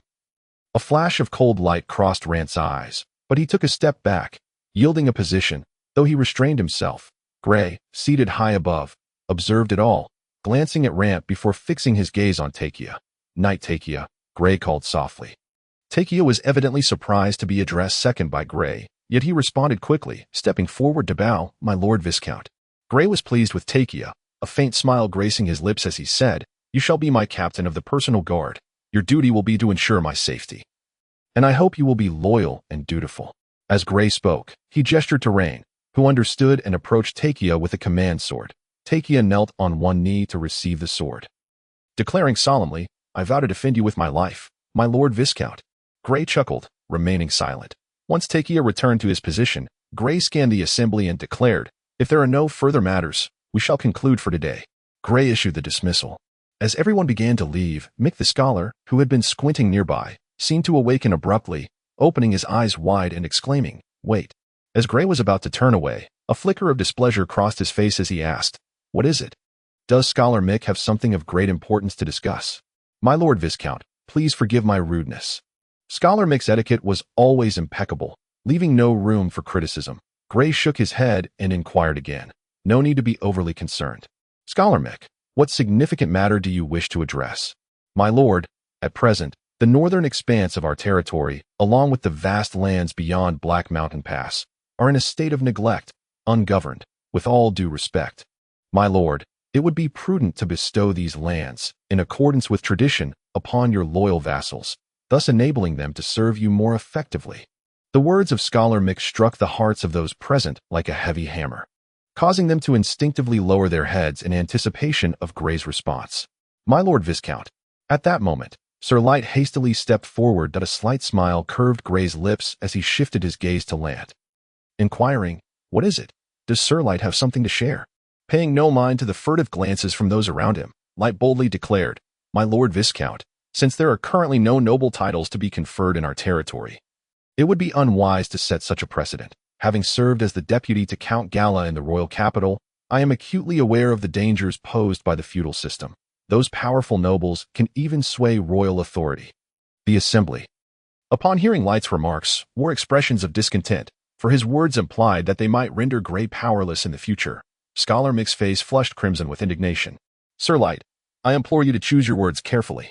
The nobility has pledged loyalty to the crown for over a millennium. The splendor of each family has been earned through generations of loyalty and sacrifice. In this span of 1,000 years, they have fought valiantly for the crown. Their direct descendants sacrificed in such numbers that they could form entire legions. You must be held accountable for your recent statements. But, Sir Light interjected vehemently, his voice rising above Mick's, reverberating through the hall. The human kingdoms have not ceased their internal conflicts for over a millennium, all instigated by those great lords. The countless innocent lives lost could fill thousands. even tens of thousands of legions. Have you ever considered them, Scholar Mick? Light's fervor intensified as he spoke, his complexion reddening. His words resonated deeply with many present, including Knights Rena, Hamp, and Punk, all of whom hailed from humble origins and understood the helplessness and despair of commoners amidst war. The more Light expounded, the more impassioned he became. Take this war, for instance. Nearly 100,000 innocent lives have been extinguished in the flames of conflict. While you revel in victory, have you given even a moment's thought to their suffering? Their deaths are as pitiful and unnoticed as those of mice in a corner. Lance's eyes flashed with urgency as he stepped forward to admonish, Sir Light. His voice carried the weight of military authority, sending a shiver through Light, prompting him to halt his tirade. Lance continued, Are you questioning the Viscount's rule? Gray's gaze shifted to Lance, as if attempting to discern his intentions, before sweeping over the assembly once more. Finally resting on Scholar Mick, the reprimand from Lance had genuinely startled Light, for the seasoned warrior had endured decades of conflict, embodying a formidable presence that was not easily dismissed. My Lord Viscount, I meant no disrespect. Please trust in my loyalty. Light swiftly recognized the gravity of his prior remarks and sought to clarify, taking a step toward the stairs, bowing his head in deference. Lance merely scoffed, retreating to the sidelines, observing with a cold demeanor. My Lord Viscount. At this juncture, Knight Rena, who had remained silent thus far, unexpectedly stepped forward, casting a glance at Light. I believe Sir Light was merely swept up in emotion. He harbors no such intentions. Light's expression brightened with gratitude at Rena's defense, while Lance's countenance darkened, subtly distancing himself from both Light and Mick. Meanwhile, the newly knighted Punk and his companions quietly created space between themselves and the four others, bowing their heads in respectful silence. Striving to breathe as softly as possible, suddenly, two sharp sounds echoed through the hall as Gray rose, striking the floor with his sword and scabbard. He had not anticipated that their discord would surface so swiftly. Scholars Mick and Lance represented the traditional nobility, adhering to time-honored customs, while Rena and Light, born of common stock, yearned for change. The ideological chasm between the two factions was profound, rendering conflict inevitable. Sir Light. Gray's tone was formal. Light trembled, bowing even lower. Let us address the matter at hand. If you oppose the feudal system, please share your perspective. Gray resumed his seat, gripping the hilt of his sword, which stood upright beside him. Indeed. My Lord Viscount, Light replied, lifting his gaze briefly to Gray before exhaling in relief. I believe the current feudal system is fraught with significant issues, the most pressing being the excessive power vested in each lord. While this may not pose immediate concerns, what of 10, 20, or even 100 years hence? Conflicts inevitably arise between territories. To speak plainly, lords will wage war over interest without needing justification. In such a scenario, the Harland's territory may fracture into several distinct domains due to interlord conflict, that not how the current holdings of the great nobles came to be. Rena began to grasp the implications and interjected. If there are no feudal divisions, then there will be no conflicts. Without conflicts, there can be no wars. Knight Rena, do not be one-sided. Scholar Mick interjected once more. It is undeniable that some of Sir Lance's observations warrant contemplation.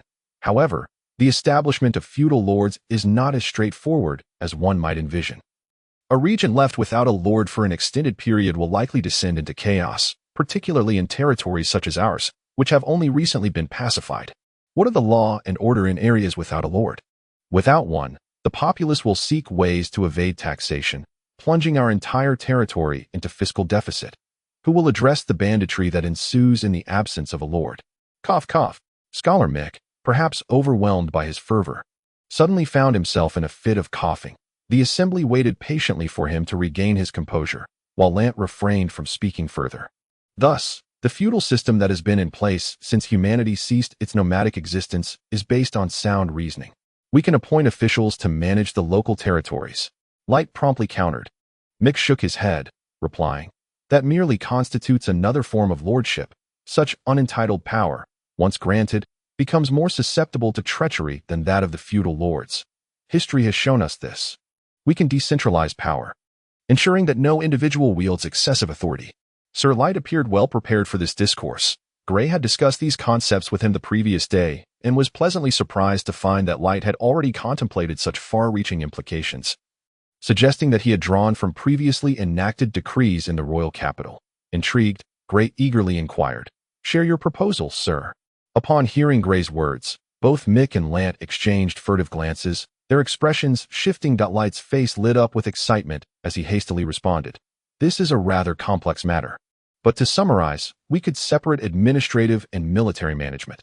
Local officials would solely oversee daily affairs, akin to village administrators, while military oversight could fall under your Royal Knightly Guard, reporting directly to you. As for maintaining order in the territories, we could establish an independent agency, perhaps called the Guard Department. This agency would be dedicated to ensuring the security of the entire realm, retaining a modest regular force. Their equipment need not be extravagant, only sufficient to manage unexpected incidents within the territory. Noticing the approval on Gray's countenance, Scholar Mick furrowed his brow as he addressed Gray. My Lord Viscount, should we forego the feudal system, decades hence, your family may find it increasingly difficult to locate individuals willing to fight for you. His words sent a jolt through Gray's heart. The implication was unmistakable. The feudal lords could provide a continuous stream of knights for the territory, individuals indoctrinated from birth to pledge loyalty to the Gray family. Without such a contingent, Gray's dominion would face a stark reality of having no one to rely upon in the decades to come. Seeing that Gray was unmoved by moral reasoning, Mick pivoted to the matter of. His argument essentially communicated that vassals are an indispensable aspect of a great noble's legacy. The interdependence between vassals and nobles allows vassals to fight for their lord, even at the cost of their lives, while the noble provides them with the status and prosperity they deserve. Gray's brow twitched in contemplation, gently rubbing it with his thumb. Mick's words struck a chord within him, for he harbored deep concerns about attracting talent. Unlike the other venerable families with their long-standing lineages, Gray's family lacked such a robust legacy. Even if his knights were to perish several times over, there would be no influx of new blood to replace them. My Lord Viscount, I am well prepared to address this issue. Sir Lant interjected with a wry smile, turning to Scholar Mick. Scholar Mick, we could emulate your esteemed system of scholar cultivation. You mean to establish an academy? Mick was taken aback, followed by a chuckle. Sir, founding an academy is not as simple as you might imagine. Yet Lant shook his head, asserting, some endeavors only reveal their potential for success once we embark on them. If this only concerns you, who cares? Your thoughts affect the lives of hundreds of thousands of subjects in the Heron's territory. You must exercise caution, Prime Minister Light. Bachelor Mick had invoked Light's title, hoping to remind him of his responsibilities and not to forget the lives of those hundreds of thousands out of a momentary impulse. Bachelor Mick, Light locked eyes with him. It is precisely for the sake of those hundreds of thousands of subjects that I propose such a suggestion. Chapter 111. The decision. Can you be certain that your plan is viable? Bachelor Mick spoke coldly. Light nodded. Of course, my plan has been implemented before and yielded results far better than anticipated, though it had to be interrupted for certain reasons. He was referring to the decree from over a decade ago in the royal capital. My lord, Viscount, Bachelor Mick, who had been at the Royal Academy of Ewan over a decade ago, clearly knew something. Upon hearing Light's statement, he turned to Gray, hoping he would provide a clear response. Gray surveyed the individuals below. He understood that completely abolishing the feudal system was impossible. These individuals fought alongside him to one day attain a noble title. If that were stripped away, at least half would seek alternative paths.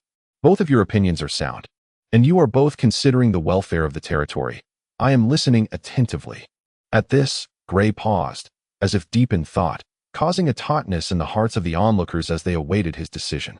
I find Sir Light's suggestion feasible and shall implement it in the territory. Gray ultimately declared. My lord. Bachelor Mick looked shocked, while Lant was equally bewildered. The three newly appointed knights lowered their heads to conceal their expressions. Rena and Light, however, exhibited little emotional fluctuation. Gray gestured to Bachelor Mick, silencing any further comments, and continued. However, I must acknowledge that I sit in this lord's seat and possess this territory thanks to everyone's efforts. After a brief pause, Gray continued. Therefore, I believe the existence of the feudal system has its reasons and cannot be entirely abolished. Bachelor Mick. Gray's gaze fell upon him as he spoke. I am here, my lord. Mick responded respectfully. Sir Light's arguments carry some merit. How about this? The feudal system may continue as usual, but I shall reclaim administrative and military authority. Lords may collect 80% of the territory's taxes, while the remaining 20% must be allocated for territorial management. Gray spoke slowly to ensure that all present comprehended. After he finished, he glanced at Bachelor Mick and Lant. Noticing their confusion, and explain the matter in detail. This was the compromise that Gray and Light had initially discussed. Light, being astute, had deliberately drawn attention to himself. Allowing Gray to propose this middle ground solution, the proposal was indeed commendable, safeguarding the Lord's rights while not hindering the inheritance of the vassals' families. "What do you all think?" Gray inquired, adopting an interrogative tone. Just as Bachelor Mick was about to speak, Gray seemed not to notice and quickly added, "If there are no objections, let us conclude our discussion on the feudal system. The court cabinet shall investigate the details of the territory. And once my wedding concludes, each of you will receive your own land." As Gray spoke, he stood up, evidently unwilling to remain any longer. "My lord, regarding your wedding, how much dowry and gifts should we prepare?" Bachelor Mick, noticing Gray's intent to leave, quickly inquired about another important matter he needed to address that day. Gray was completely uninformed on this aspect. Looking at Bachelor Mick, he replied, "You are most knowledgeable in this regard. I leave it to your discretion. The territory is currently short on funds, so please be frugal.as for the Earl of Lockdown. He lacks nothing. Just ensure I do not lose face." "Understood, my lord." Bachelor Mick nodded, appearing to have something more to say, but hesitated. Gray, however, ignored him, addressing Knight Pank. "Sir Pank, prepare yourself. We shall depart for Huron City tomorrow." "Yes, my lord." Pank responded promptly, a flicker of joy crossing his face. "If there is nothing else, everyone may disperse and attend to your own affairs." Gray waved his hand. With that, he made his way to the castle's training grounds to commence today's night training. His night training had now been reduced to 1 hour daily, and he feared that if he omitted even that hour, he might struggle to wield a sword should war arise again. The meeting had caused quite a stir among the upper echelons of the Heron's territory, yet no upheaval occurred, for none dared challenge Gray's authority. Gray understood everything that transpired in the council hall that day, yet one peculiar incident lingered in his mind. When Light had initially spoken without restraint, Lance's reprimand seemed to undermine him. But Gray recognized that Lance's words had inadvertently saved Light. Had Light continued to speak recklessly, who knew what further inappropriate remarks he might have made, potentially leaving him vulnerable to Bachelor Mick's scathing retort? Meanwhile, Bachelor Mick returned and meticulously recorded the proceedings of the meeting in Gray's personal Lord's biography, which would serve as a primary reference for future historical studies. That day in the Heron's territory was destined to be anything but tranquil. The following day, September 17th, Lant received a handwritten order from Gray at 1 in the morning. He promptly led 5 battalions of soldiers, marching swiftly to reinforce the war in the Cowan territory. On that same morning, Gray, accompanied by Pank and his newly appointed captain of the guard, Takia, along with 100 personal guards, set off for Huron City. A tumultuous emotion welled within Gray regarding the upcoming wedding. He was about to marry Miss Nasha. Everything felt so sudden that he could hardly process it. Yet, he understood that he had no power to refuse. Everything he possessed was granted by the Earl of Lockdown, and his sole duty was to firmly attach himself to the Earl's chariot. Otherwise, should he lose the Earl's support, everything he had would vanish. They galloped onward, reaching the town of Gessen around 2 in the afternoon, where the troops required resupply. Gazing at the town, Gray was filled with nostalgia. For this was where his journey had begun. After resupplying, the troops did not linger and continued their rapid march. The summer days were long, and by around 8 in the evening, Gray's forces arrived at Maida town. Upon notification, Sol personally came to welcome them outside the town, where Gray encountered an unexpected figure, the beautiful mage, Zanina. "Gray," Sol called out enthusiastically from a distance. That it had been a long time since anyone had addressed him like that, and it felt oddly comforting. Dismounting, Gray hurried over, echoing, "Sol." "Huh." Sol laughed heartily. "It feels like we haven't seen each other in years." Gray paused, observing that Sol had hardly changed, and replied, "That is precisely what I was going to say." "All right. You two men, stop being sentimental here. You're giving me goosebumps." Zanina interjected with a playful annoyance. Sol smiled slightly. "Come on, leave your men with Haven. We must drink to our heart's content tonight. If you two wish to get drunk." "That might prove difficult." Zanina chuckled. "My lord." Pank stepped forward, approaching Gray, clearly inquiring about their next steps. He could not simply follow Sol's lead. Gray was pleased with Pank's response and looked at him and Takia, saying, "You and Takia will follow Sir Haven and heed his arrangements." Chapter 112. They drank copiously, yet neither Gray nor Sol showed any signs of inebriation. What a marvelous recovery spell. Praise the magical web. It truly is omnipotent. Zanina's ruby-like eyes flitted between the two. Gray shook his head. Yet it is dreadfully dull, Zanina remarked. It bears some resemblance to the nature magic of elves. Nature magic? Sol expressed keen interest in magic. Indeed, nature magic, Zanina affirmed. The longevity of elves is closely tied to their reverence for nature. They maintain the balance of the forests. And in return, the forests bestow certain rewards. These elves, no matter how grievously wounded, as long as they do not perish, can slowly recover through communion with nature. After a brief pause, Zanina added, just like the two of you now. It is truly marvelous. I cannot help but want to try it. My lady, Gray interjected, I must caution you. The cost would be exceedingly steep. Zanina scoffed lightly. Had it not been for the exorbitant cost, I would have attempted it long ago. I need no reminder. I am quite rational. Gray regarded her seriously for a moment and chose to remain silent. You look quite fatigued, Mr. Gray. However, your body should not feel fatigued. Zanina furrowed her brows, seemingly unable to articulate the issue at hand. Haha. Gray laughed heartily, with Sol joining in beside him. Is it truly that amusing? Zanina shot a glower at the two. Sol stifled his laughter and remarked, Zanina, some matters are beyond your comprehension. It is a rare occasion for relaxation. Discussing such issues would only mar the atmosphere. Let us postpone this conversation until tomorrow. Upon hearing this, Zanina's eyes sparkled as if she had come to an understanding. Casting a dismissive glance at the two and falling silent, Gray, upon hearing Sol's words, had initially intended to discuss Ball's matters with him but decided to hold his tongue, thinking it better to wait for tomorrow. The trio indulged in light chatter until the late hours of the night, with Zanina and Sol sharing anecdotes from other parts of the continent, while Gray listened quietly, interjecting occasionally.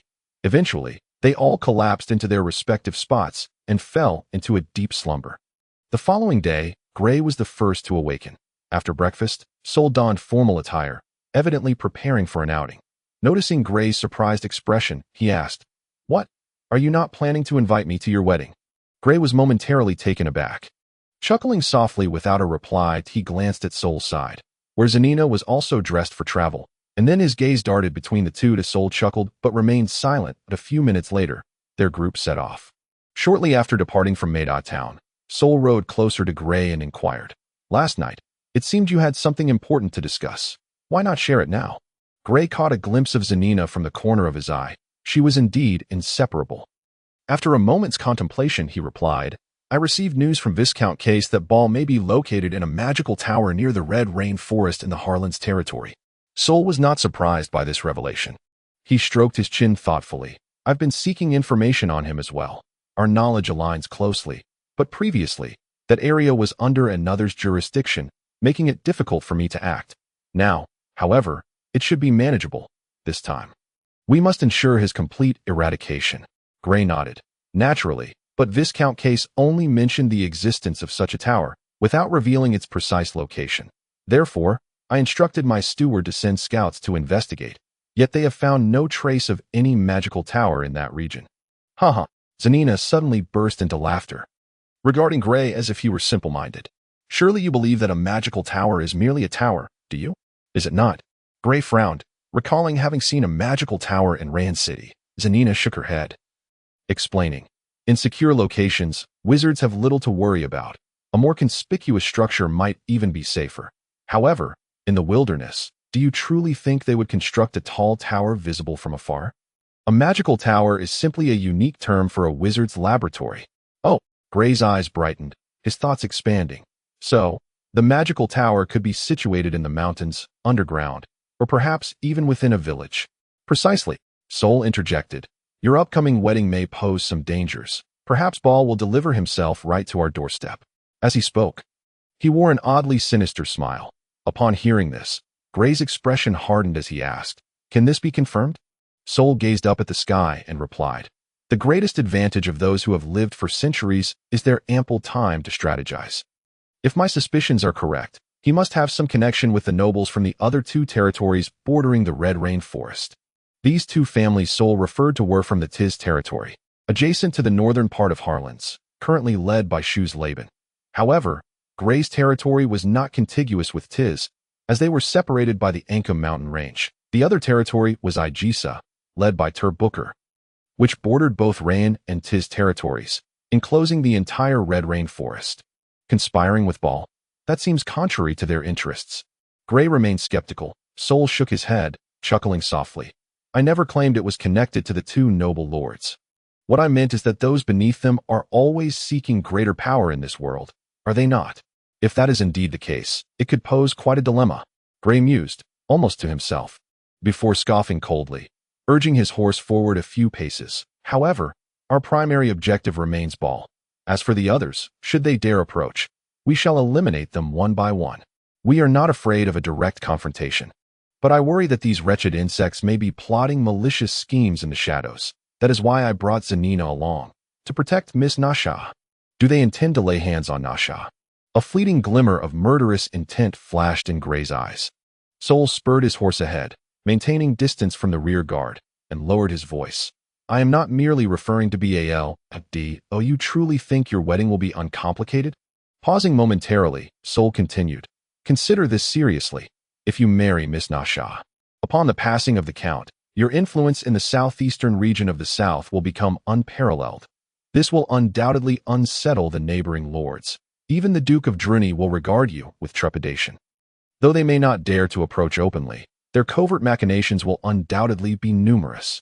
Chapter 113. Disturbing news. Gray fully understood these principles. He was no fool.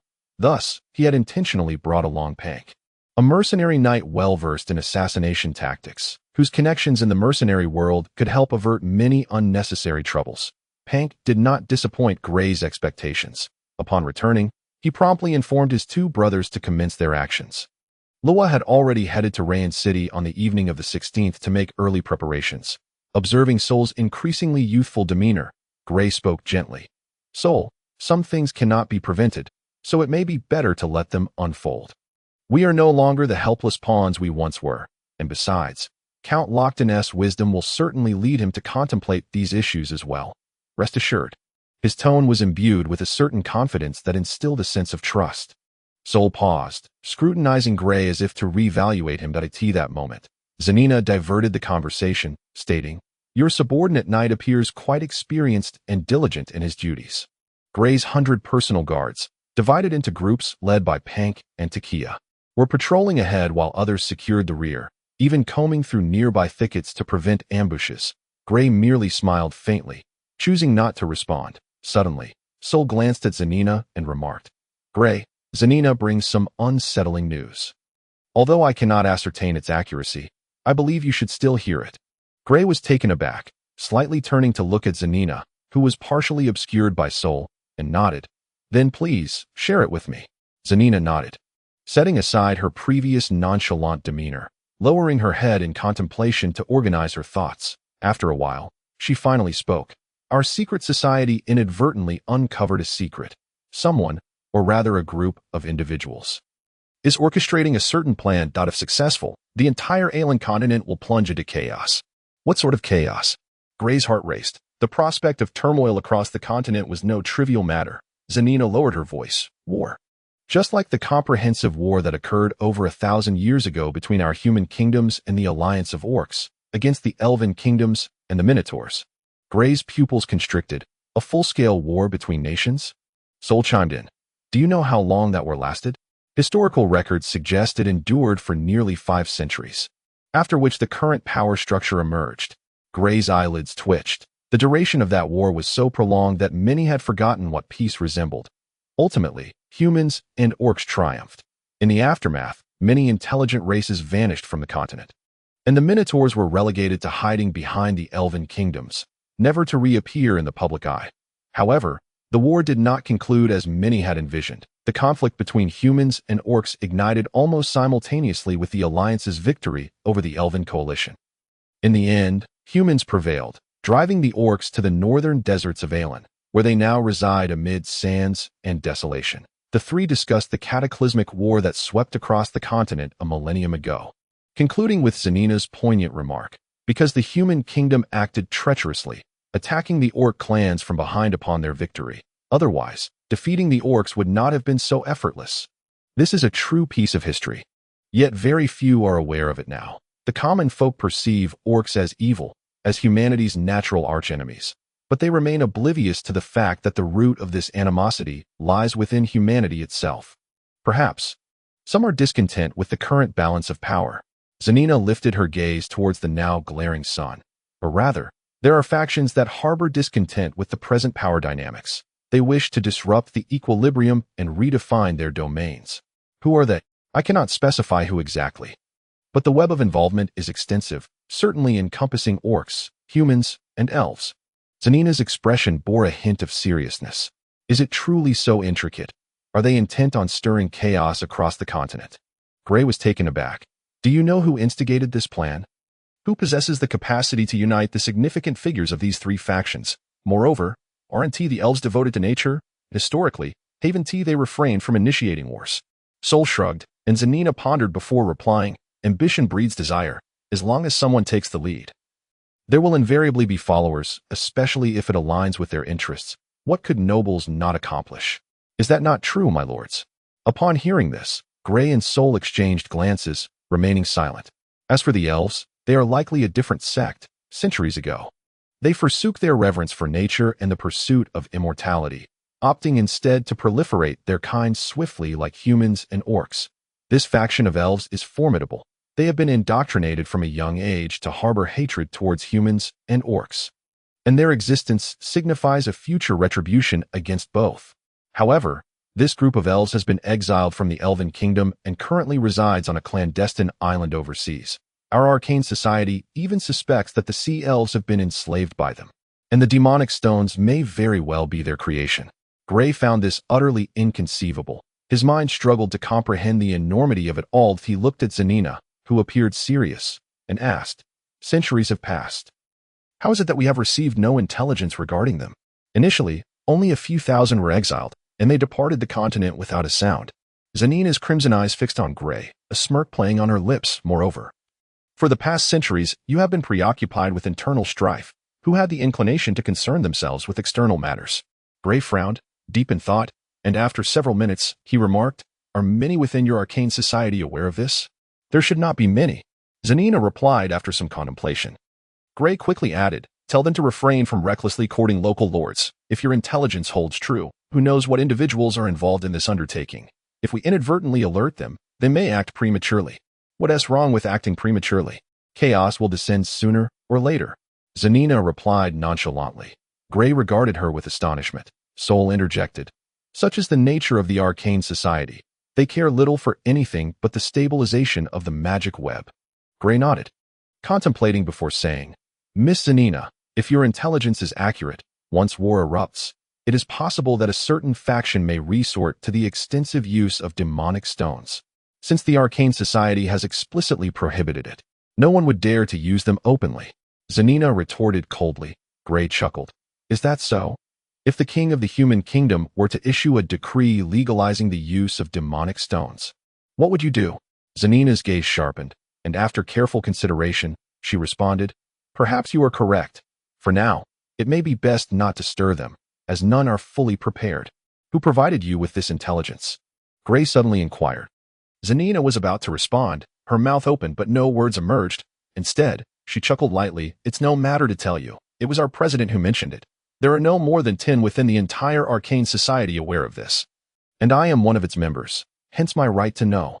Gray held a degree of trust in the arcane society's intelligence. Their accuracy often surpassed that of the Brotherhood, given their influence across the entirety of the alien continent. Chapter 114. Gray and his companions arrived at Huron City at noon on the 19th, for months had elapsed, and upon seeing the familiar gates of Huron City again, Gray felt as if he were witnessing his own silhouette from over 4 months ago. At that time, he served as the captain of the guard for Count Lockton, accompanying the army as they advanced towards the Ain River, the troops, clad in splendid attire and mounted on proud steeds, with their lances held high, seemed almost tangible. Perhaps Gray had been lost in thought for too long, prompting Soul to call out beside him, bringing him back to reality, having sent a swift horse ahead to inform Huron Fortress of their arrival. Gray's party was met at the gates by Prime Minister Dale and Captain of the Guard PLA. Upon regaining his senses, Gray saw his uncle, and the joy on his face could no longer be contained as he dismounted and hurried towards him. "Uncle Dale," Gray greeted with a respectful bow. Dale's smile was unmistakable as he took in Gray's appearance. However, he did not engage in conversation as a senior would, for he was representing Count Lockton in welcoming Gray. Dale smiled warmly, then glanced at Gray's entourage, saying, "Gray, as per tradition, you shall stay at my prime ministerial residence today, and tomorrow, during the wedding, we will proceed to the castle." "Understood."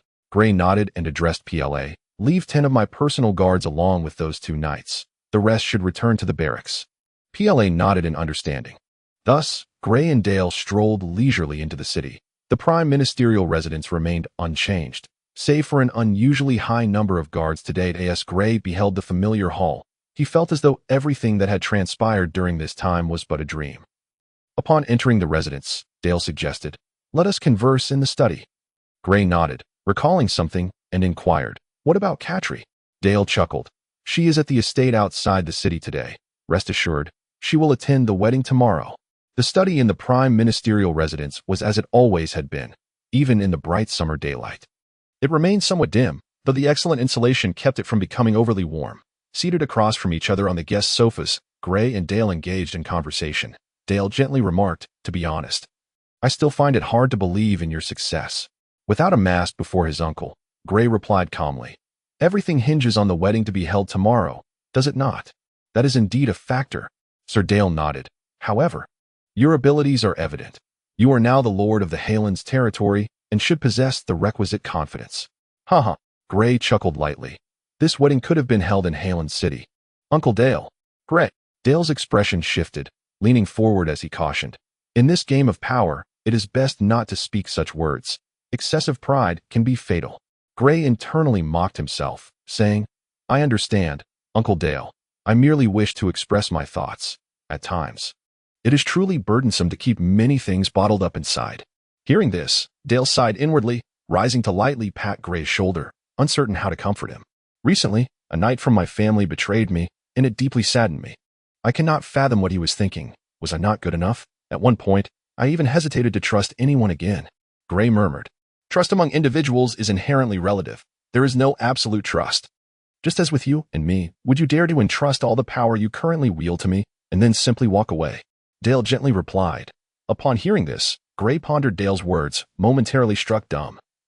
And after a while, he said, "I apologize, Uncle Dale. I am uncertain as to what has come over me." Dale remained unfazed, his smile unwavering. "There is no need for apologies, my dear nephew." After a pause, Dale continued, "In truth, you need not dwell on how to trust others.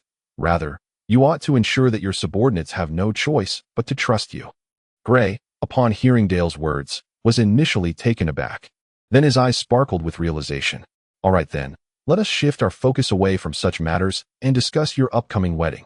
Dale glanced at the time. "The Count wishes to use your marriage to Miss Nisha as a means to ensnare his adversaries, forcing them into the open to capture them all at once." Dale spoke directly to his nephew, never one to beat around the bush. "Did the Count himself say this?" Gray was taken aback. "Indeed. The Count conveyed this to me directly. I believe he wishes to prepare you for the forthcoming events." Dale lowered his voice, his face etched with concern. "The commotion surrounding your wedding will be considerable. Just days ago, all the great lords of the Western realm sent envoys to discuss alliance matters." "An alliance?" Gray's expression was one of astonishment. "It cannot be as simple as that." Dale rarely furrowed his brow. "And while it is only natural, we cannot refuse." Gray lowered his head in contemplation, gathering his previously scattered emotions. He looked at Sir Dale, then smiled and said, "Uncle Dale, we need not worry excessively. Have you not noticed? It is our enemies who fear us now, not the other way around." Gray rose from his seat and walked to the solitary small window in the study, gazing intently at the bustling crowd outside, his eyes sparkling with an unusual brightness. Dale, taken aback by Gray's words, followed his gaze, and in that moment, Gray exuded an aura reminiscent of the Earl of Lockton standing beside him, the childlike demeanor he had just displayed vanishing in an instant. Noticing his uncle's dazed expression, Gray inquired, "What troubles you, Uncle Dale?" "Nothing," Dale replied, patting his forehead, and stood up, saying, "My child, you are right. It is they who should be afraid, not us."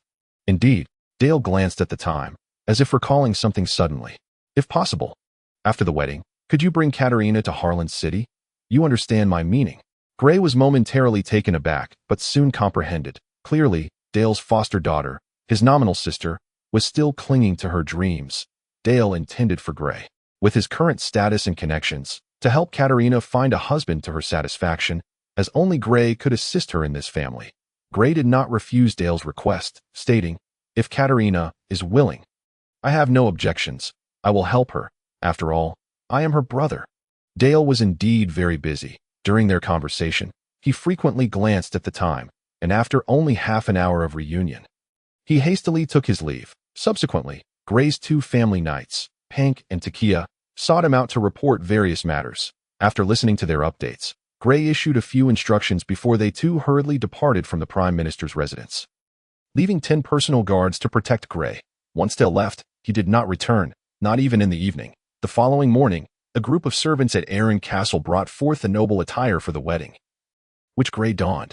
According to their words, the family crest on the garment had been personally embroidered by Miss Nisha. After donning the attire and preparing various gifts, an hour had already passed by the time everything was ready.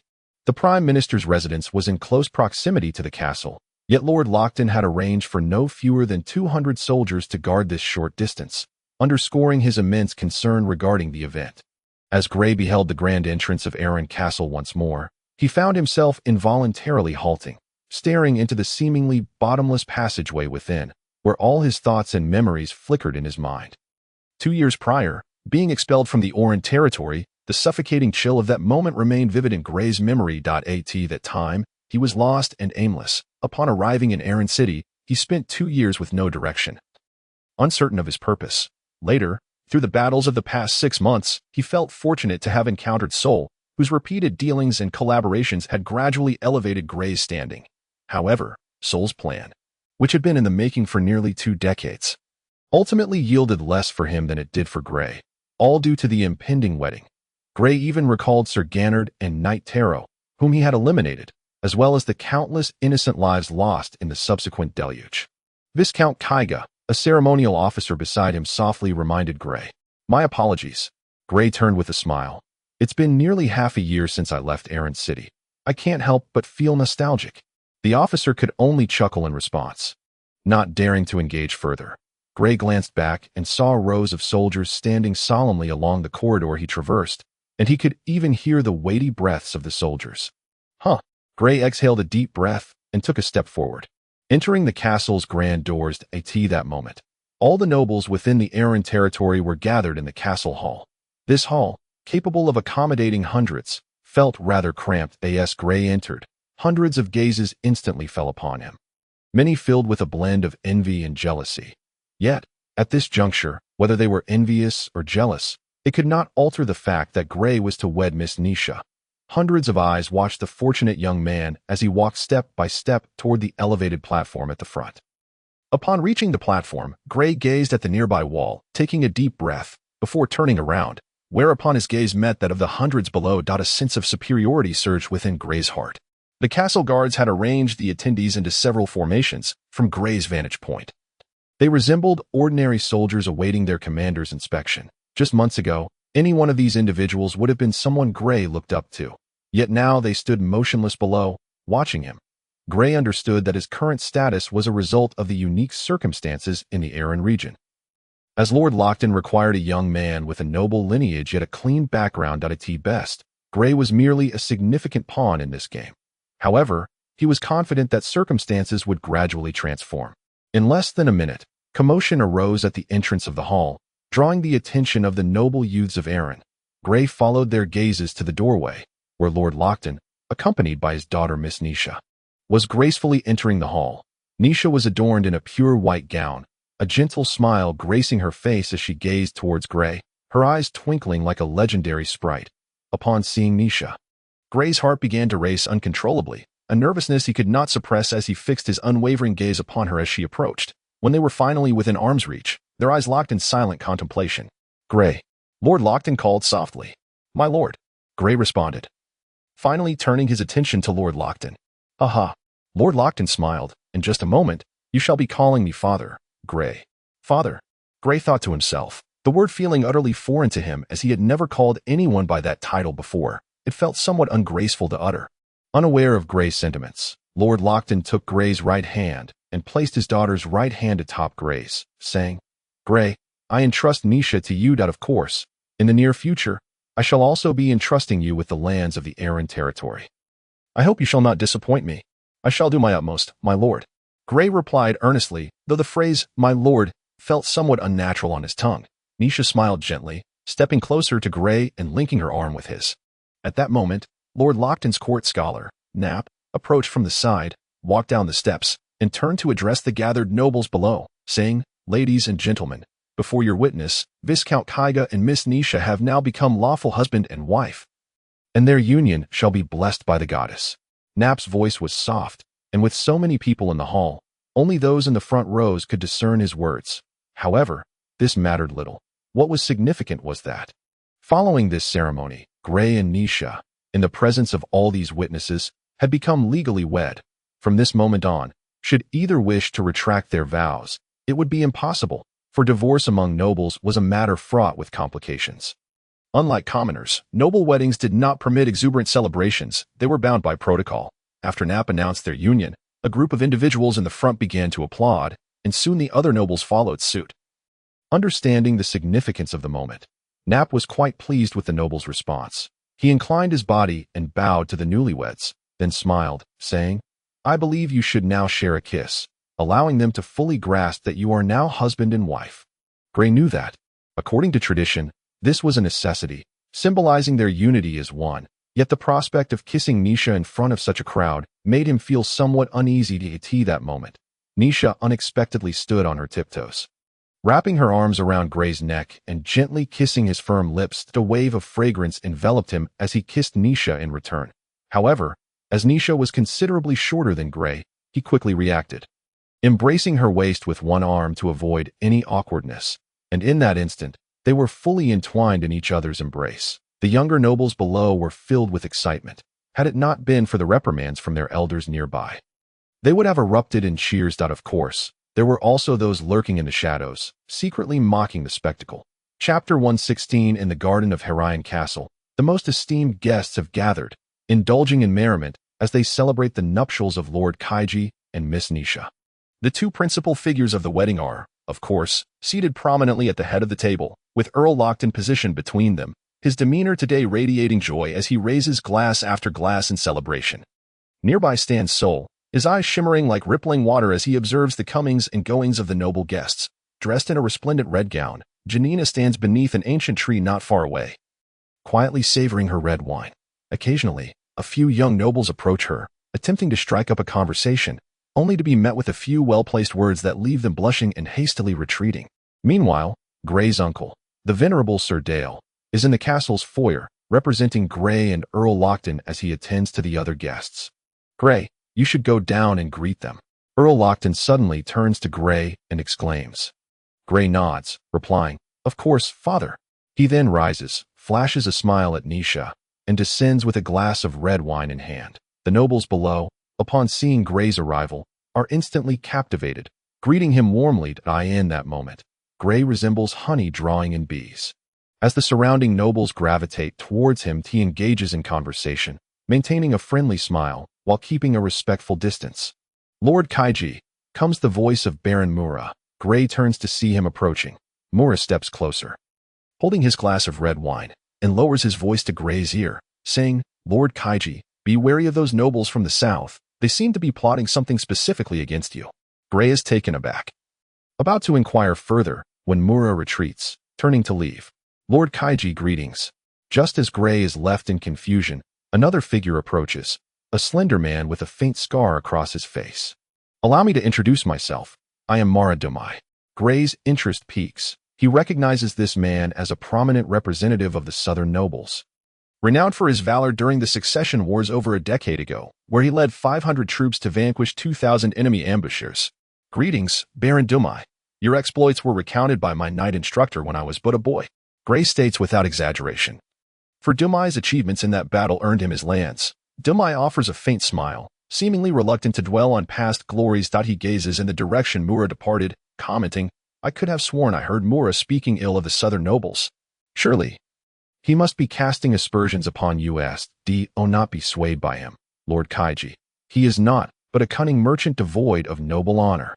I believe you may have misheard. He was discussing matters of our collaboration regarding trade in Jersenberg, located southeast of my domain, Halens. Gray replies coolly. Is that so? Domai raises his glass, clinking it lightly against Gray's before adding, I hope I have erred in my understanding. With that, Domai steps back, bowing in farewell. Gray's mind races with confusion, yearning to dispel the fog enveloping him. As he mingles with the nobles, he contemplates whether Janina, with her perceptive eyes, has uncovered anything amiss. As Gray approaches Janina, Sol has already joined her. Congratulations. Gray, Sol exclaims earnestly, tapping his glass against Gray's and downing its contents. Gray smiles faintly and raises his own glass to his lips. Wait. Janina suddenly narrows her eyes, seizing Gray's wrist. The glass wobbles precariously, nearly spilling its contents, and Gray frowns. Sol, taken aback, knows that despite Janina's seemingly casual demeanor, she is not one to act recklessly and swiftly inquires, What is it, Janina? Her ruby-like eyes gleam with intensity as she declares, That wine is poisoned. At her words, Gray is momentarily stunned. He realizes she is not jesting. He scrutinizes the crimson liquid in his glass, pondering. This wine was drawn from the main table just moments ago, having clinked glasses with several others. Yet he feels no ill effects. It was just poisoned. With whom have you mingled? Janina explains, perceiving Gray's bewilderment. However, Gray has no time to ponder. He urgently instructs, You two must go protect Nisha and Earl Lockton. If they have targeted me, I shall draw them out. As soon as he utters these words, both Janina and Sol exclaim in unison, Be careful. Whoosh. At that moment, the sound of a whistling arrow slices through the air. Gray's heart races. He has no time to react, yet he feels no fear, for he is flanked by two skilled mages. Clang. As anticipated, a crossbow bolt is deflected by a magical shield a few feet from Gray's body. How could someone bring a crossbow inside? Is the thought that flashes through Gray's mind. Whoosh. Whoosh, whoosh, whoosh. Before Gray can ponder further, a volley of crossbow bolts is loosed towards the trio, the glinting tips gleaming ominously, reminiscent of death's mocking gaze. Janina deftly gestures in the air, summoning a magical circle. Gray feels the temperature plummet, sending a shiver down his spine. With a cacophony of clang sounds, an ice wall encircles the three, shielding them from the onslaught of arrows. This is a single-shot crossbow. We must dismantle the ice wall and protect Nisha and Earl Lockton. Gray's expression turns urgent. Realizing the enemy possesses considerable strength, managing to infiltrate with such weaponry. Understood. Janina nods, exchanging glances with the two. Crack, crack. After a few sharp sounds, the ice wall collapses. Gray scans the area, quickly locking onto a group of burly men wielding military crossbows in the corner. With a powerful push of his legs, he charges towards them, propelled by the magic Sol has cast upon him. His speed astonishing. The assassins barely have time to react as Gray closes in on one of the assailants. He raises his right hand, still clutching the wine glass, and thrusts it towards the man's throat in one fluid motion. Thud! The immense force causes the assassin's throat to rupture, spraying Gray with warm blood. Gray glances down, seizing the short sword half drawn from the assailant's inner tunic, and swiftly thrusts it to the side, feeling the impact of a successful strike, though he does not linger to confirm. Instead, he pushes back with force, evading several incoming blades. In this brief exchange, Gray manages to eliminate two more adversaries.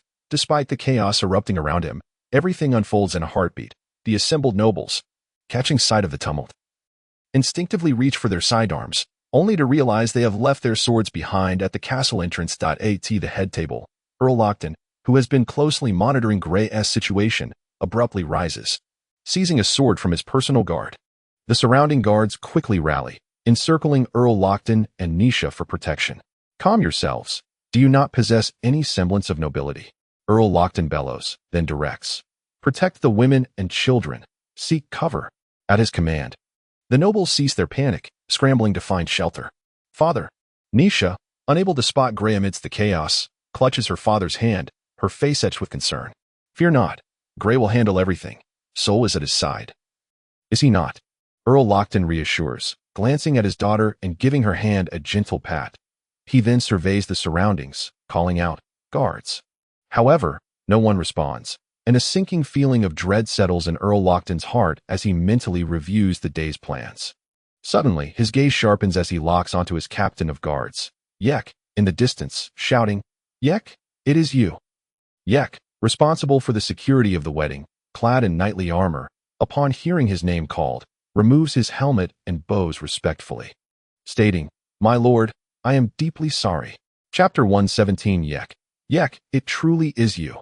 The incredulity in Earl Lockton's eyes is unmistakable, disbelief etched across his face. "You dare betray me, you wretched cur. You are mistaken, my lord." Yek's expression shifts momentarily as he attempts to speak, but at that moment, an elder steps forth from the crowd, preempting Yek's response. "Yek has never pledged his loyalty to you. What betrayal is there to speak of? Would you not agree, Yek?" The elder, with a head of silver hair and prominent age spots contrasting against his sickly skin, regards Earl Lockton with a disturbingly enigmatic smile. "Indeed, father," Yek replies, revealing a shocking familial connection. "It cannot be. You are alive. You two are father and son." The Earl of Lockton was utterly astounded, striving to maintain a facade of composure as he fixated on the elder man before him. "Baron Melon. What is it? Seeking vengeance?" The man known as Melon wore an expression twisted with rage. "You hypocritical scoundrel, after all my trust in you, treating you as a brother, you dare to—" "Baron Melon," the Earl of Lockton interjected sharply, his voice cutting through Melon's tirade. "Since it is you, I have nothing further to say. However, you and your son are in no position to negotiate terms with me." "Haha." Melon erupted into a maniacal laughter, calling out to the group behind him, "At this stage, what is there left to hide? Let us show the Earl just how ludicrous his reign truly is." As his words echoed, figures began to emerge from the shadows, approaching Melon and shedding their outer garments to reveal armor and weapons beneath. Most among them were northern nobles from the realm of Harland, those familiar with Baron Mura. "Earl, I shall not be deceived by you. There are others whom I cannot permit to reveal themselves." Melon bowed respectfully, then added, "My lord, if you grant me but one request, I may spare your life." A peculiar smile crept across Melon's face as he continued, "Moreover, your two sons have already perished at my hands, so I suppose that counts as revenge. I am here to reclaim what is rightfully mine." "They were slain by your hand." The Earl of Lockton's countenance shifted drastically upon hearing Melon's words, his fury bubbling over, causing his body to tremble with rage. Melon smirked coldly. "What? Can you not endure this? Do not forget what you did to me 20 years ago. You must die today. I shall not concede to even half of your demands." The Earl's gaze was frigid. "Who lives and who dies today remains to be seen. Since you disdain negotiation, let it be so. Yek, kill that old fool." Melon's eyes hardened, his intention to cease discussions clear. Yet Yek did not act. Instead, he fixed his gaze on the Earl and spoke slowly. "My lord, may I pose a question?" "Enough with your foolishness, you imbecile. Go and slay him." Melon barked another order. With a sharp sound, Yek's sword was drawn in an instant, and in a flash of cold light, a spray of crimson blood erupted, followed by the severed head of Melon, leaving his triumphant smile frozen in shock. He never comprehended who had delivered his end. "Though he was my father, I have never felt a father's love throughout the years, and our encounters could be counted on one hand." Yek wiped the blood from his blade, his expression eerily serene. The drastic shift in the situation left the onlookers momentarily stunned, yet those beside Melon showed no signs of surprise or intent for vengeance. The Earl's gaze flickered, sensing his daughter grasping his hand. Tightening her hold instinctively, he locked eyes with Yek. "I know what you wish to inquire, but these were Inch's choices. Yet, the truth remains that her decisions were not misguided." "Were they?" Yek's unspoken question was clearly understood by the Earl. He longed to know why the Earl had chosen Grey over him. After all, Yek believed he had fought valiantly for the Lockton family, far surpassing Grey's contributions over the years. During the recent skirmish at the Ain River, he had gone days without sleep, striving to prove his worth, yet in the end, he had gained nothing. "Had you chosen me, this individual would have vanished without a trace, and such an event would never have occurred." Yek pointed to the corpse at his feet, blood saturating the ground around him. The Earl merely shook his head. Falling silent. A resounding crash reverberated from a distance, a body hurtling from the shadows, followed closely by Grey and his companions entering the fray. The commotion drew the attention of most present. Yek's eyes narrowed at Janina and Sol, his brow furrowed. "A mage?" After a moment's contemplation, he produced a magical scroll, tossing it onto the blood-soaked ground. As the scroll made contact with the blood, a bizarre transformation ensued, capturing the gaze of all assembled. The scroll began to voraciously absorb the blood from the earth. Yek was unfazed. He stepped aside, positioning his companions to block Gray and his allies from reaching the magical scroll. Be cautious. It is spatial magic, and this is the work of a sorcerer. Janina clearly held a disdain for sorcerers. The blood of an entire person was absorbed in the blink of an eye. And the scroll appeared to come alive, tearing a rift in the fabric of reality. This is a teleportation array. They are summoning reinforcements. Though astonished by the sorcerer's magic, Janina warned the others. Her voice loud enough to reach the Earl's ears. Quick, stop him. The Earl commanded his nearby guards. However, they were unable to intervene. Just as the Earl's words fell, a flash of red light revealed a multitude of figures emerging within its glow. Oh, praise the magic net, a spatial teleportation spell that exchanges life for the ability to transport so many people at once. Truly astounding. Janina was awash in awe. Enough, my lady, once we navigate this peril. You may indulge in your musings.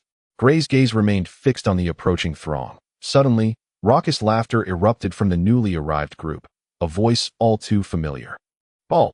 Gray bellowed in fury. The crowd stirred at the sound of his voice. And soon a figure emerged from the throng, a young boy. You two brats, I recognize you from my mind. You must be my enemies. The youthful figure chuckled sinisterly. Soul frowned at the boy before him. The familiar magical aura sending chills down his spine. This is the Ball you spoke of. He seems quite different from your description. Janina's eyes blinked in disbelief. This is merely one of his parasitic forms, containing only fragments of Ball's memories. Chapter 118. The subterfuge of Pank, extracting memories, and then granting them life?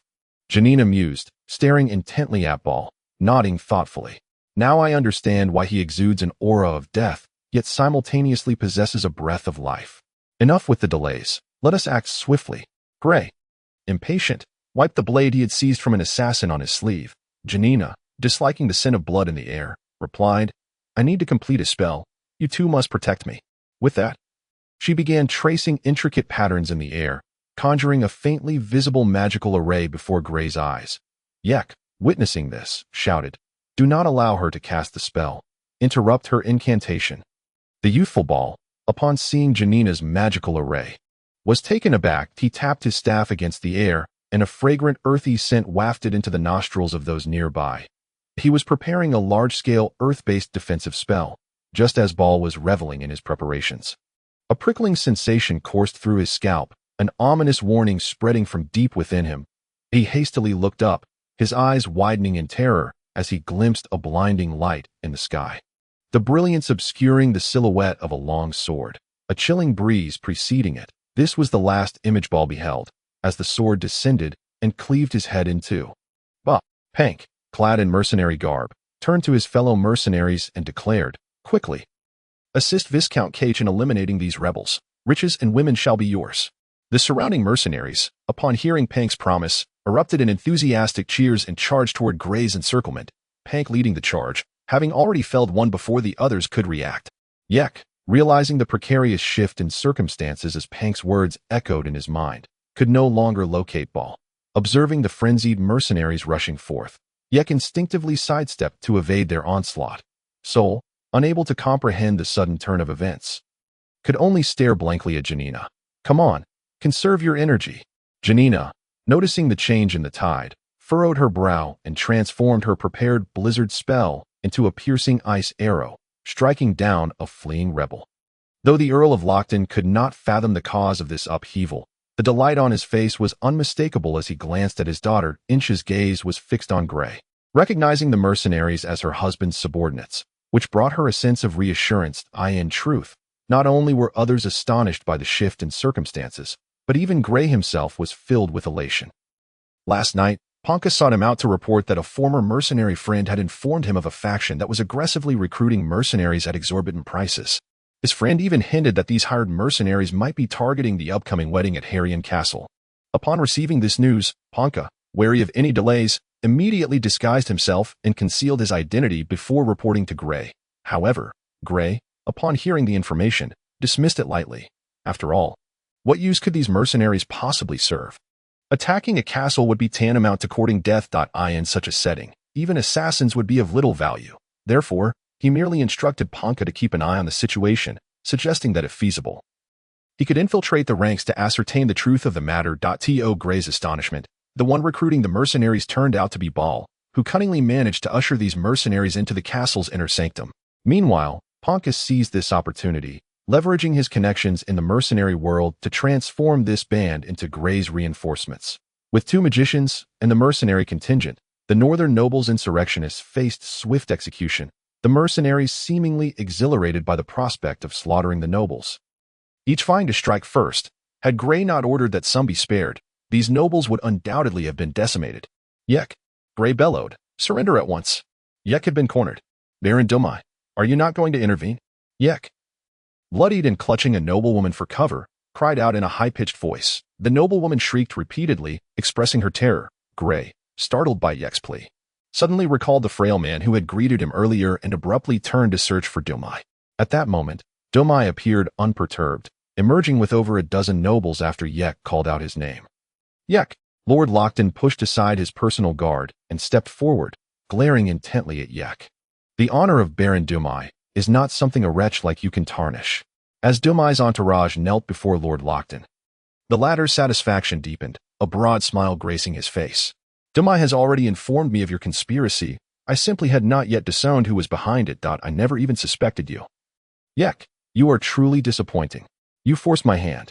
Yek shouted defiantly, casting a fleeting glance at Domai before fixing his gaze on Grey. I forced you, Lord Lockton replied, incredulously. Pray tell, what would you be doing now without my influence? The accusatory tone left Yek speechless. Before Yek could respond, Lockton continued, everything you possess is a gift from me. What I choose to bestow upon you is my prerogative. Should I decide to withhold it, you have no right to seize it. You greedy monkey, to claim that I have coerced you before so many. Yek's expression shifted as he absorbed Lockton's words. Then he erupted into manic laughter, his mirth tinged with desperation. Ah, he howled, a cry filled with indignation and humiliation that caused the approaching mercenaries to instinctively recoil. Ponka shouted urgently, fear not. He has no way out. 10 gold coins to whoever slays him. The mercenaries' eyes gleamed at the mention of gold. Yek, seeing the mercenaries draw near, let out a sinister chuckle. Shoving the noblewoman aside and slashing his own throat with his sword, having lost all courage to continue fighting. When the mercenaries witnessed Yek take his own life, they were relentless. His life was worth 10 gold coins. They shoved the noblewoman aside and descended upon Yek with blades drawn, tearing his body apart in a frenzied display of bloodlust, reducing him to mere pieces in the blink of an eye. Ponka, pay up, one mercenary demanded, brandishing Yek's severed hand. Indeed, pay us, another chimed in, brandishing a mangled body part. Grey, frowning at the chaotic scene before him, noted that Nisha's face had gone pale, her stomach churning at the sight. Nisha observed the bloodstains on Grey's attire and, detecting the faint scent of iron, furrowed her brow. I have several garments like yours in my room, which I intended for you. You should change now. Lord Lockton interjected, shaking his head. Have the servants fetch them. Grey must remain here to reassure our guests that all is well. Otherwise, chaos will ensue throughout the castle. Nisha could only nod in agreement, promptly instructing her maid to prepare water and retrieve a fresh outfit. Just as the maid departed, 2 elderly gentlemen, Dale and Lapp, approached, having been preoccupied with attending to the guests until they received news of the unfolding chaos and hurried over. Let them through, Lord Lockton commanded, dismissing the guards. Upon seeing that Grey, Lockton, and Nisha were unharmed, Sir Dale felt a wave of relief wash over him. He glanced at the blood on Grey and asked, Grey, are you unscathed? Grey chuckled reassuringly. Rest easy. Uncle Dale, I have sustained no injuries. Lord Lockton then issued orders to Sir Pulla. Sir Pulla, take my command seal and mobilize an additional 200 soldiers to serve as guards for the castle. Furthermore, conduct thorough checks on all who enter and exit Harland City. No outsiders are to be permitted to leave for the time being. Remember, no outsiders.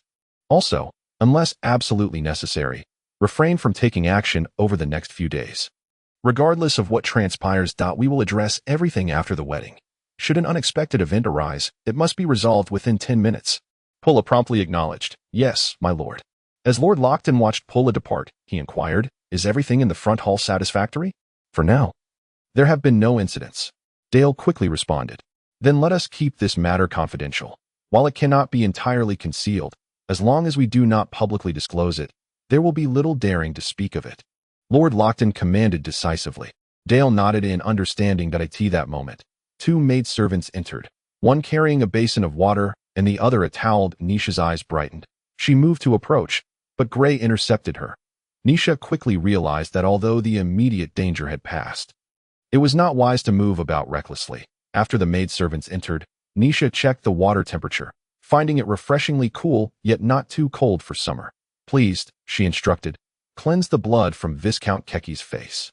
Then, pulling Gray down to sit, the two elderly gentlemen observed them with faint smiles. One maidservant, adept in her task, stepped forward with the towel, preparing to wipe Gray's face. Nisha leaned in to whisper to Gray, who smiled in response. However, just as the towel was nearing Gray's face, the maidservant's hand suddenly twisted, revealing a glimmering green dagger aimed directly at Gray's throat. In that moment of imminent danger, Gray's eyes widened. If struck, Nisha, leaning so closely, could be in peril as well. It was clear that the assailant intended to eliminate them both. While Gray himself could endure, Nisha's life would hang in the balance. Lord Lockton and Dale, watching the two young ones, were equally taken aback, their faces betraying their shock and fear. Before anyone could utter a word, the dagger was already perilously close to Gray's throat. Clang! Just as despair settled over them, another dagger suddenly intervened, deflecting the one aimed at Gray's throat. Gray, reacting swiftly, did not even have time to see who had saved him. He leaned back, grasped Nisha, and rolled to the side, carrying her with him. As Gray sprang to his feet and turned towards the sounds of combat nearby, he was taken aback to witness two maidservants engaged in a fierce struggle, each wielding a dagger against the other. Their skills were remarkable, indicating they were not mere servants. Quickly assist them, Gray bellowed at his dazed bodyguard. Hurry, commanded Count Lockton as well. The guards, responding to the Count's order, prepared to encircle the fray. Suddenly, two sharp sounds pierced the air. Thud. Thud. The assailant maid's dagger had already penetrated the shoulder of the other maid, while the latter's blade found its mark in the assassin's heart. Why? The female assassin gasped, expelling a mouthful of blood that had lodged in her throat. Summoning her last ounce of strength to utter those three words, before she could receive an answer, she collapsed to the ground. The other maid cast a fleeting glance at Gray before her body swayed, and she too fell. Gray hurried to her side, cradling her in his arms and pressing down on her wound. This dagger is poisoned, Count Lockton grimaced. Soul, Gray shouted. The maid's faint gaze met Gray's, a look he felt he had encountered before. Why is it you again? After uttering those words, she weakened and lost consciousness. At that moment, Soul entered the scene, recognizing the woman in Gray's arms and quickly crouching to cast a spell upon her wound. This is poison. I can attempt to counteract it. Zafina appeared silently beside them. At her words, Gray immediately entrusted the unconscious maid to Zafina. She embraced the woman and, grasping Soul's hand, cast a teleportation spell, vanishing from sight. Who is she? Nisha clutched Gray's sleeve, biting her lip and whispering her inquiry.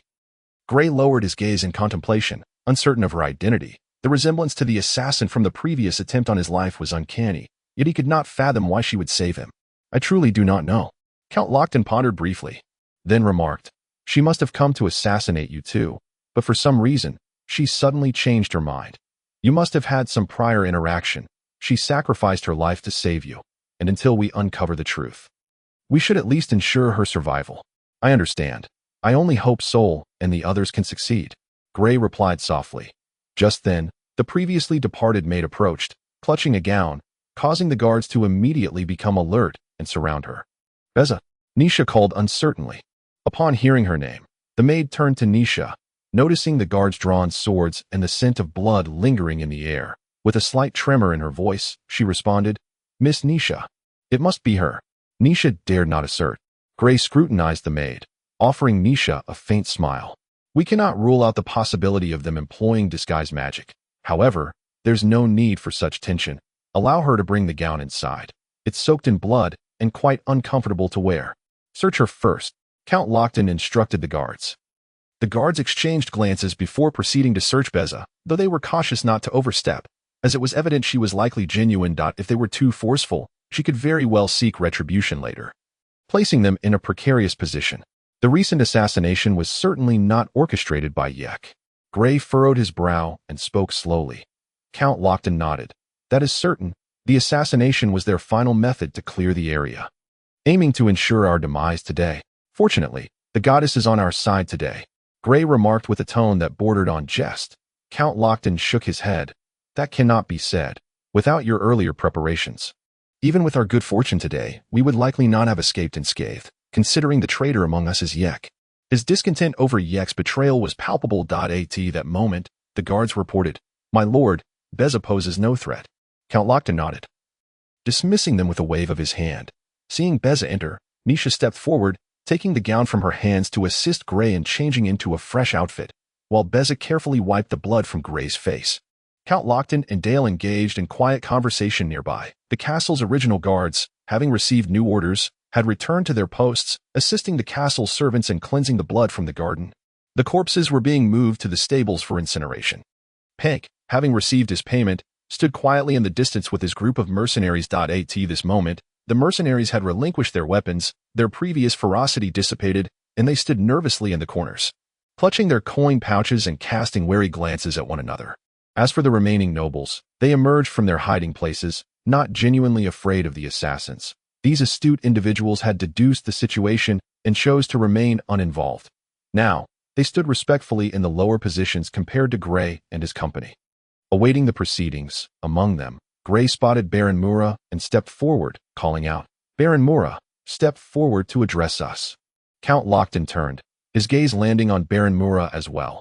Upon hearing Gray's voice, Baron Mura shuddered and hastily approached, his corpulent frame trembling with anxiety, eliciting stifled laughter from the nobles, who quickly suppressed their mirth by covering their mouths. Count Lochtan, though disapproving of the man, admired his commercial acumen. He addressed Baron Mura, "Mura, you ought to exercise. Do you possess even a semblance of noble bearing?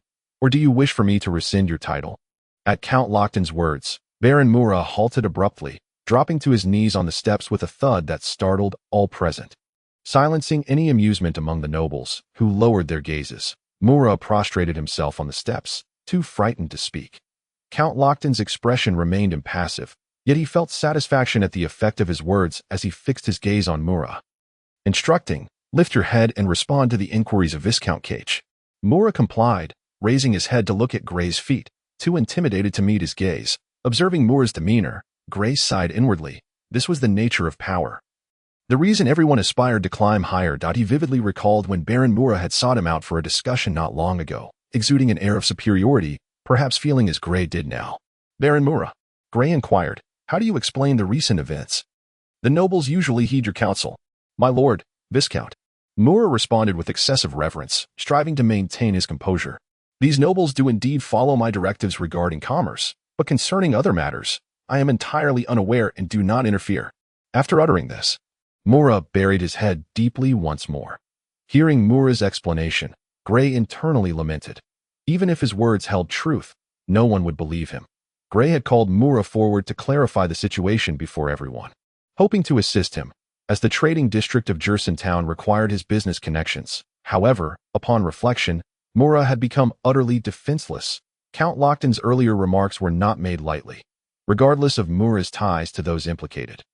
His noble career had reached its conclusion that he seemed to grasp this reality. Opting for brevity in his defense, the surrounding nobles understood the implications, yet none dared to oppose, fearing the consequences of being labeled a traitor by Count Lochtan. Gray, contemplating this, discreetly glanced at Count Lochtan, whose expression was as stern as ever, showing no inclination to speak. However, if the northern nobles were to be entirely purged, what would become of the southern nobility? The honor of Baron Dumai, it was a farcical notion. "My lord." At that moment, Baron Dumai unexpectedly stepped forward. Though Baron Mura may be cunning, he dedicates himself entirely to managing his merchant guild, scarcely returning to his own territory throughout the year. I believe he genuinely remains unaware of Yek's plans. Dumai's defense of Baron Mura left the nobles behind him momentarily taken aback, though they quickly regained their composure. Upon hearing Dumai's words, Gray narrowed his eyes, a sardonic smile playing at the corners of his lips. "You hypocritical scoundrel, my affairs are none of your concern. Tend to your own mess behind you, and deal with your lover who bears your illegitimate child." Upon hearing Dumai's words, Mullah displayed no sign of joy. Instead, he turned away and shouted angrily at Dumai. Being a person of remarkable intellect, Mullah was far from being deceived by Dumai's ploys. He understood that he must maintain distance, even animosity, towards Dumai and his ilk, for it was only in this way that he might preserve even a sliver of his noble status. Dumai, as if struck by a painful revelation, wore an exceedingly grim expression. He cast a cold glance at Mullah, paid his respects to Count Lockton, and then retreated back into the throng. Gray observed the gathering of nobles and lowered his voice to speak to Count Lockton. First, confine Baron Mullah. I need that sorceress from earlier to examine him. It was imperative for Gray to ascertain whether Baron Mullah had indeed poisoned his drink. This was of utmost importance. Though it would be simpler to eliminate him outright, Gray had no intention of doing so, as the trade district of Jerson Town still required his presence. After contemplating Gray's words, Count Lockton addressed Dumai and his group, stating, "The matter concerning Baron Mullah will be adjudicated by my court cabinet." Pausing momentarily, he continued, "You must surrender your weapons, after all. There is a ball to attend, and bringing weapons would be rather uncouth."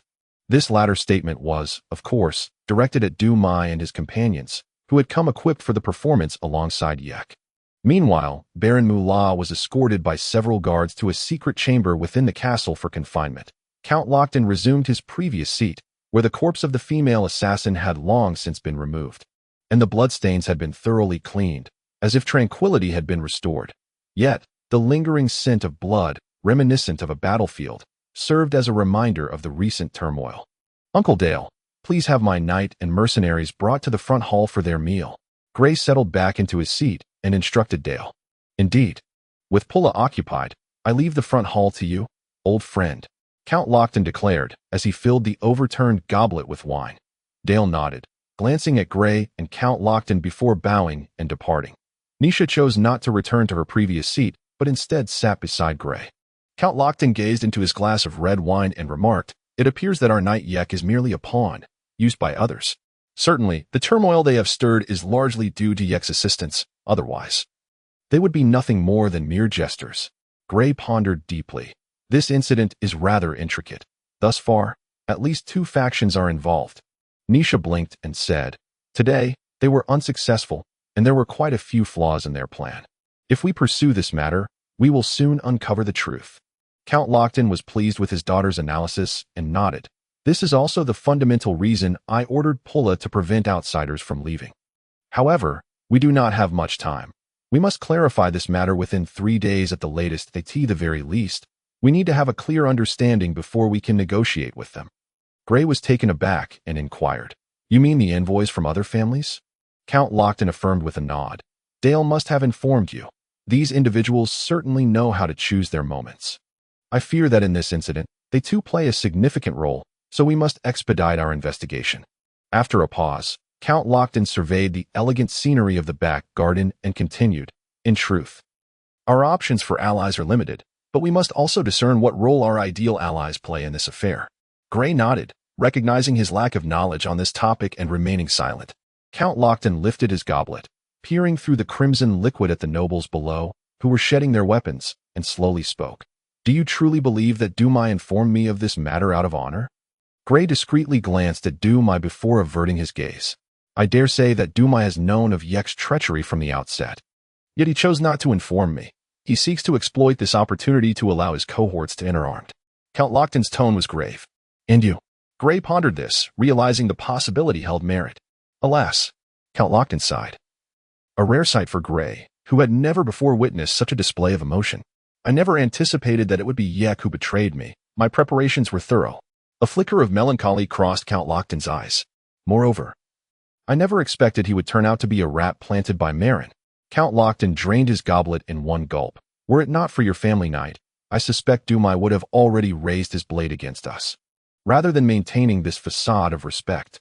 It was no wonder that when Dumai and his companions emerged, Count Lockton had hastened to preemptively utter such words.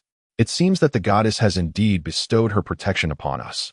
I never foresaw such a dramatic turn of events." Gray silently expressed his relief. Though he had prepared teleportation magic with Janina and Sol, none could predict the nature of the unfolding turmoil. Had the assassin beside him not changed her mind, he might have recovered, but Nisha's life would have been in grave peril.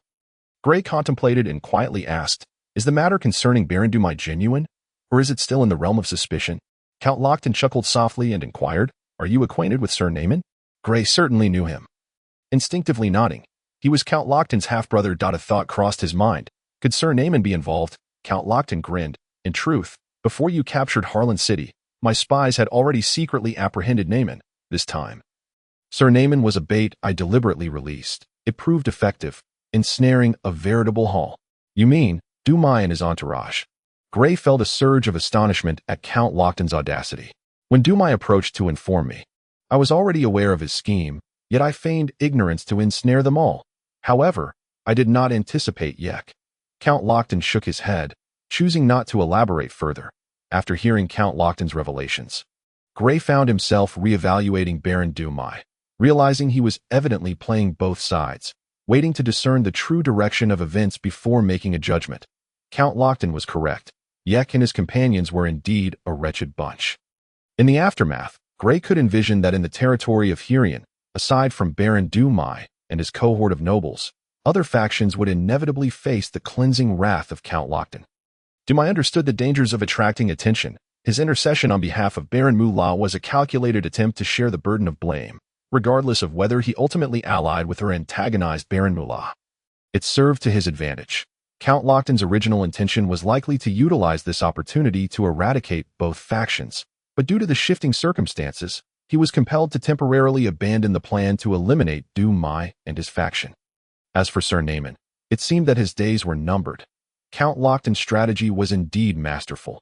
He could rid himself of a significant threat without bearing the infamy of fratricide. This incident held many unanswered questions. Yet Gray could do little but wait.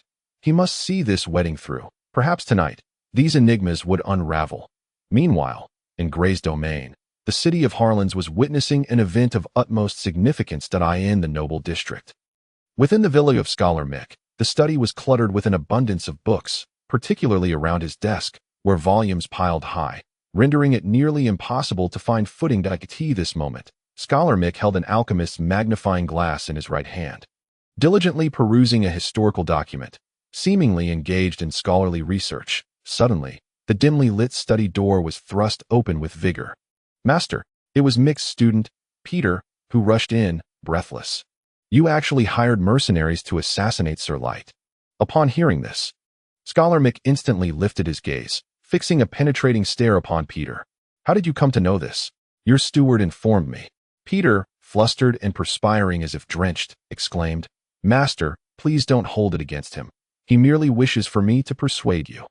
Unhurriedly, Scholar Mick closed the book he had been examining and set down the magnifying glass, saying leisurely, Sir Light's intentions are commendable. You must share his sentiments, no?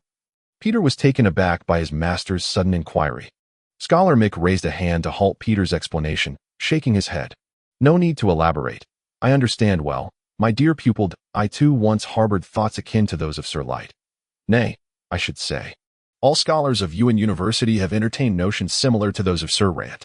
Peter's eyes widened in astonishment. Your teacher was once young, and I certainly entertained the thoughts of youth. Scholar Mick chuckled lightly. Do not overestimate yourself. Peter, a group of individuals born as commoners can comprehend matters that are beyond the grasp of the esteemed scholars at Yuan University. I believe the current territory of Harland is most conducive to the recently enacted decrees from the castle cabinet. Peter found this even harder to understand. Bachelor Mick did not refute him. He merely nodded. But why do you think so? Peter inquired, perplexed. Bachelor Mick chuckled softly, fixing his gaze upon his disciple, and remarked, Sir Light's proposal to establish an academy is perhaps the least advisable. Do you truly believe that the illustrious sages of Yuan University have never contemplated the promotion of such institutions? Peter remained bewildered, furrowing his brow as he questioned, what could possibly be wrong with enabling a greater number of people to acquire knowledge? The wealth of wisdom amassed by our ancestors is far too vast for us to fully absorb. Bachelor Mick sighed with a wry smile, shaking his head. Peter, you are still quite young and lack understanding of many matters. Allow me to pose a simple question. How do you perceive the status and rights of nobles in comparison to commoners in the present human kingdom? Naturally, it is unfair. Peter replied without hesitation, then added after a moment of contemplation. However, while nobles enjoy greater privileges and the comforts of a superior lifestyle, they also bear a significant share of responsibilities, which is an undeniable truth. I do not dispute the contributions of the nobility to the world of humanity. But do you think the populace cares about such matters? Bachelor Mick nodded and continued. Once knowledge is acquired, it breeds alternative ideas, much like your current thoughts if the commoners were to rise in rebellion against the nobility. Do you believe the nobles would stand a chance of victory? How could they? Peter exclaimed reflexively. Answer the question, Petter. With his head bowed, Petter's expression shifted as he pondered deeply, grappling with everything he had learned. Striving to cast aside his inner convictions, the room descended into a profound silence. After a considerable pause, Petter finally murmured, if the commoners truly rebelled, the nobility would stand no chance. Bachelor Mick nodded again and asked, thus, while the immediate benefits of establishing an academy are glaringly apparent, countless talented individuals would emerge, and the territory of the Viscount would become overwhelmingly powerful, the long-term dangers would also escalate. The nobles are not fools. Observing the advantages gained by the Viscount, neighboring lords would inevitably follow suit. Within 2 decades, every territory in the southern region would be adorned with academy buildings, and within another 20 years, you can only imagine what would transpire. As Petter absorbed his mentor's words, he swallowed hard, expressing his uncertainty. Teacher, what you say is merely conjecture. But can we afford to take that risk? Bachelor Mick queried, then added, this question was posed by scholars centuries ago and has been hotly debated in the past century. So, there remains a substantial faction that believes in the promotion of academies. Petter's eyes brightened.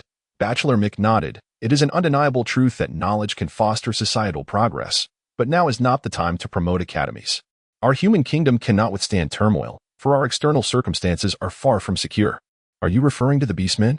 Petter asked. Bachelor Mick exhaled deeply and replied, indeed, unless this threat is thoroughly eradicated, our human kingdom cannot afford any upheaval. Do not forget the great war a millennium ago, unless you wish for our human kingdom to languish in the wastelands for 1,000 years.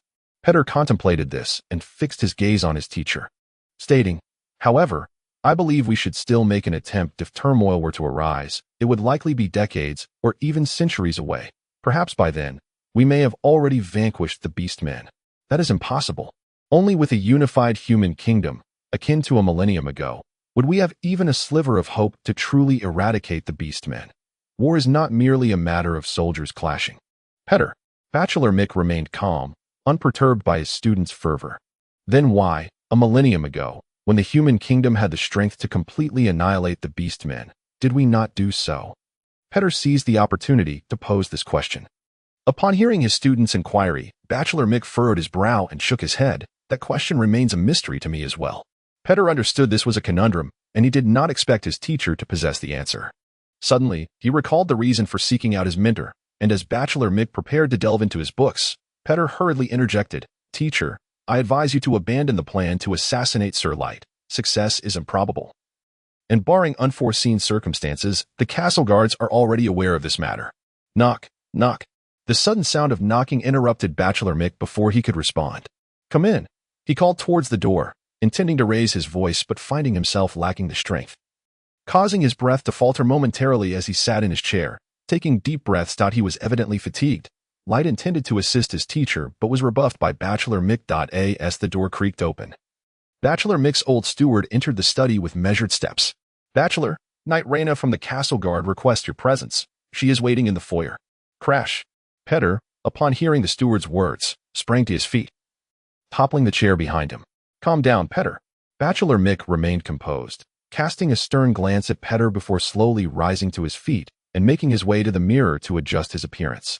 With his steward hastening to assist him, Petter stood frozen, his mind in disarray, instinctively stepping closer to his mentor, saying, Teacher, I fear they may be here too. Do not worry, Petter. Bachelor Mick interrupted, reassuringly, rest assured that Knight Reyna would not dare to harm me. A scholar possesses all rights to immunity. Moreover, Knight Reyna is a rare paragon of integrity. She will handle this matter fairly. But teacher, Petter was unable to find his composure, his palms sweating profusely.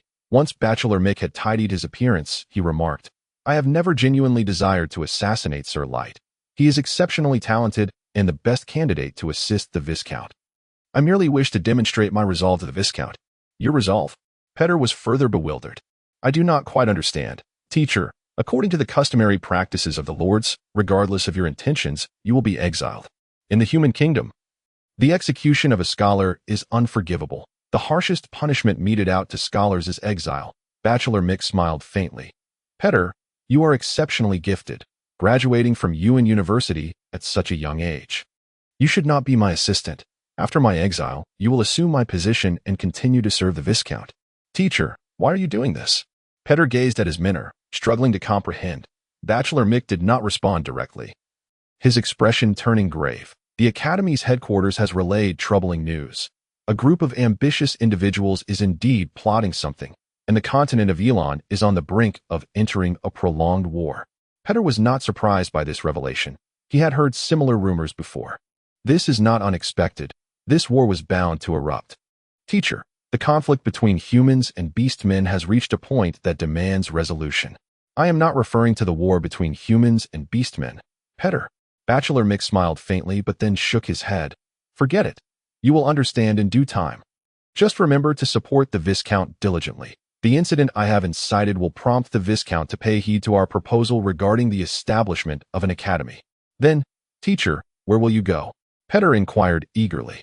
Bachelor Mick appeared lost in thought, as if reminiscing, and after a moment of silence, replied, to the capital. Having said this, Bachelor Mick disregarded his disciple and strode out of the study in the villa's grand hall. Reyna sat quietly on the sofa, a steaming cup of red tea resting on the small round table beside her, untouched. The moment Bachelor Mick's figure appeared in the hall, Reyna immediately rose to her feet.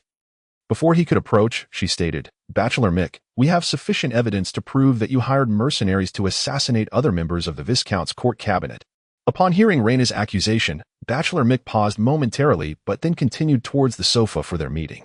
Noticing his indifference, Reyna instinctively grasped the sword at her waist and stepped back, while two guards stationed at the hall's entrance moved forward to flank her. Bachelor Mick displayed no sign of anxiety regarding Reyna's accusations. Wearing a calm smile, Knight Reyna, there is no need for such tension. You should be aware that in this villa, aside from myself and my old steward, there is only my disciple, which poses no threat to you. However, Reyna, exercising caution, did not let her guard down. She fixed her gaze on Bachelor Mick and insisted, Bachelor Mick, I require an explanation. Bachelor Mick nodded. Regarding this accusation, I have nothing to say. It is indeed my doing. Reyna was taken aback by the prompt admission from Bachelor Mick. She found herself momentarily at a loss for words. However, the two guards flanking him seemed unfazed, stepping forward in unison as if Mick were a man of dangerous repute. Their actions startled Peter, who quickly interjected, Knight Reyna, you do not possess the authority to detain Bachelor Mick. At Peter's urgent call, Reyna regained her composure and fixed her gaze intently on Bachelor Mick. I shall exercise my rights, Bachelor Mick. From this moment forth, neither of you may step outside this villa until Lord Viscount returns. I accept. Mick nodded in agreement. Reyna regarded him with a serious expression once more before turning on her heel and striding out of the villa. Outside, two squads of city guards stood fully armed, their short swords drawn and shields raised.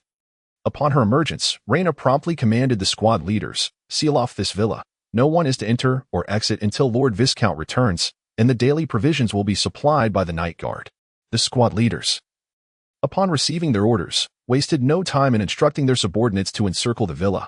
After arranging everything, Reyna cast one last glance at the villa. She found Bachelor Mick perplexing, yet she understood her own responsibilities.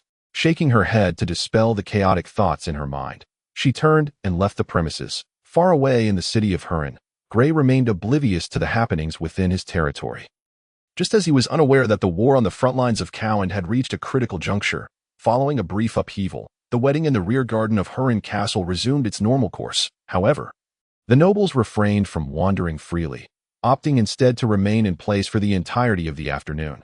This oppressive atmosphere persisted until the evening ball began, which provided a welcome respite.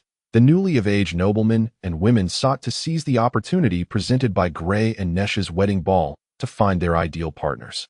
Although in most cases, their parents had already made arrangements behind their backs, the ball was held in the castle's grand hall. By this point, the wedding ceremony was nearing its conclusion. Gray only needed to share the first dance with Nesha before he could attend to his own affairs, appearing only occasionally for show. However, after leading Nesha in the first dance, Dale approached Gray with Katerina in tow. Brother Gray, may I have a dance with you? Katerina inquired, a gentle smile gracing her lips as she donned a delicate lavender noble gown. Gray smiled lightly, of course. He was well aware that his Uncle Dale had orchestrated this moment for Katerina to dance with him. As the siblings twirled, Gray spoke first. Katerina, Uncle Dale has mentioned that after my wedding, you are to accompany me to Harland City in the name of my sister.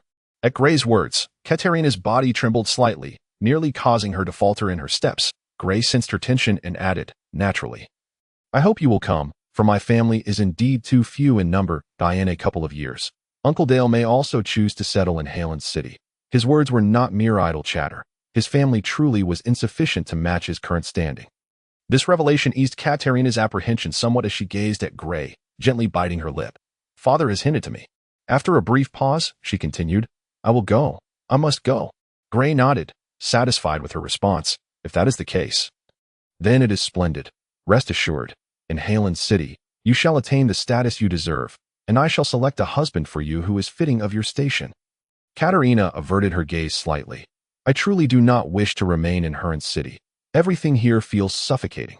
Be it tea parties or other gatherings, we are relegated to the fringes. It is not that I do not wish to attend, for we lack the power to refuse their invitations at tea times. I wonder if their invitations are merely a ploy to humiliate me. But gradually, I have come to understand that they harbor no such intention, or perhaps I simply do not exist in their eyes. Their invitation is merely a matter of courtesy. Yet I cannot decline.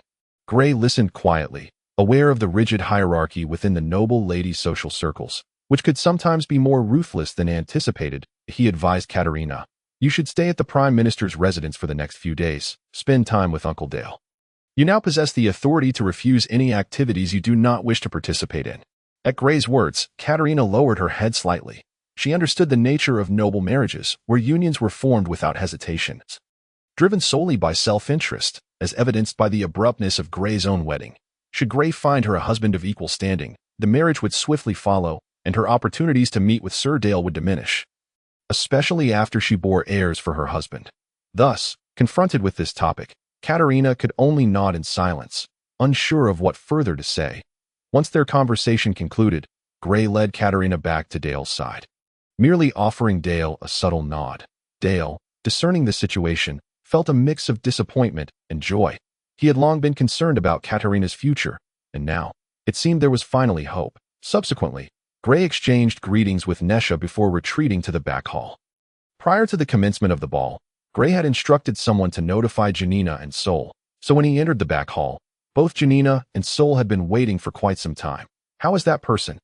Gray inquired, referring to the woman who had disguised herself as a maid and saved him. Sol chuckled. Rest assured, she is out of danger. However, you truly have an uncanny connection with this female assassin. Is she truly the assassin from that incident? Gray asked. His curiosity piqued.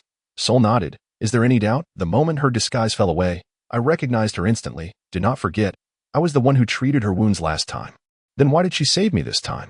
Janina gently brushed her hair and replied, It seems you have yet to truly understand the Brotherhood. Truly understand the Brotherhood? Gray turned, a look of confusion on his face, as his impression of the Brotherhood members was that they were a group of honorless butchers. Janina explained, the Brotherhood has developed its own unique culture over centuries. Some aspects of this culture diverge greatly from mainstream human society. Perhaps due to their historical circumstances, one of the tenets of their oath states.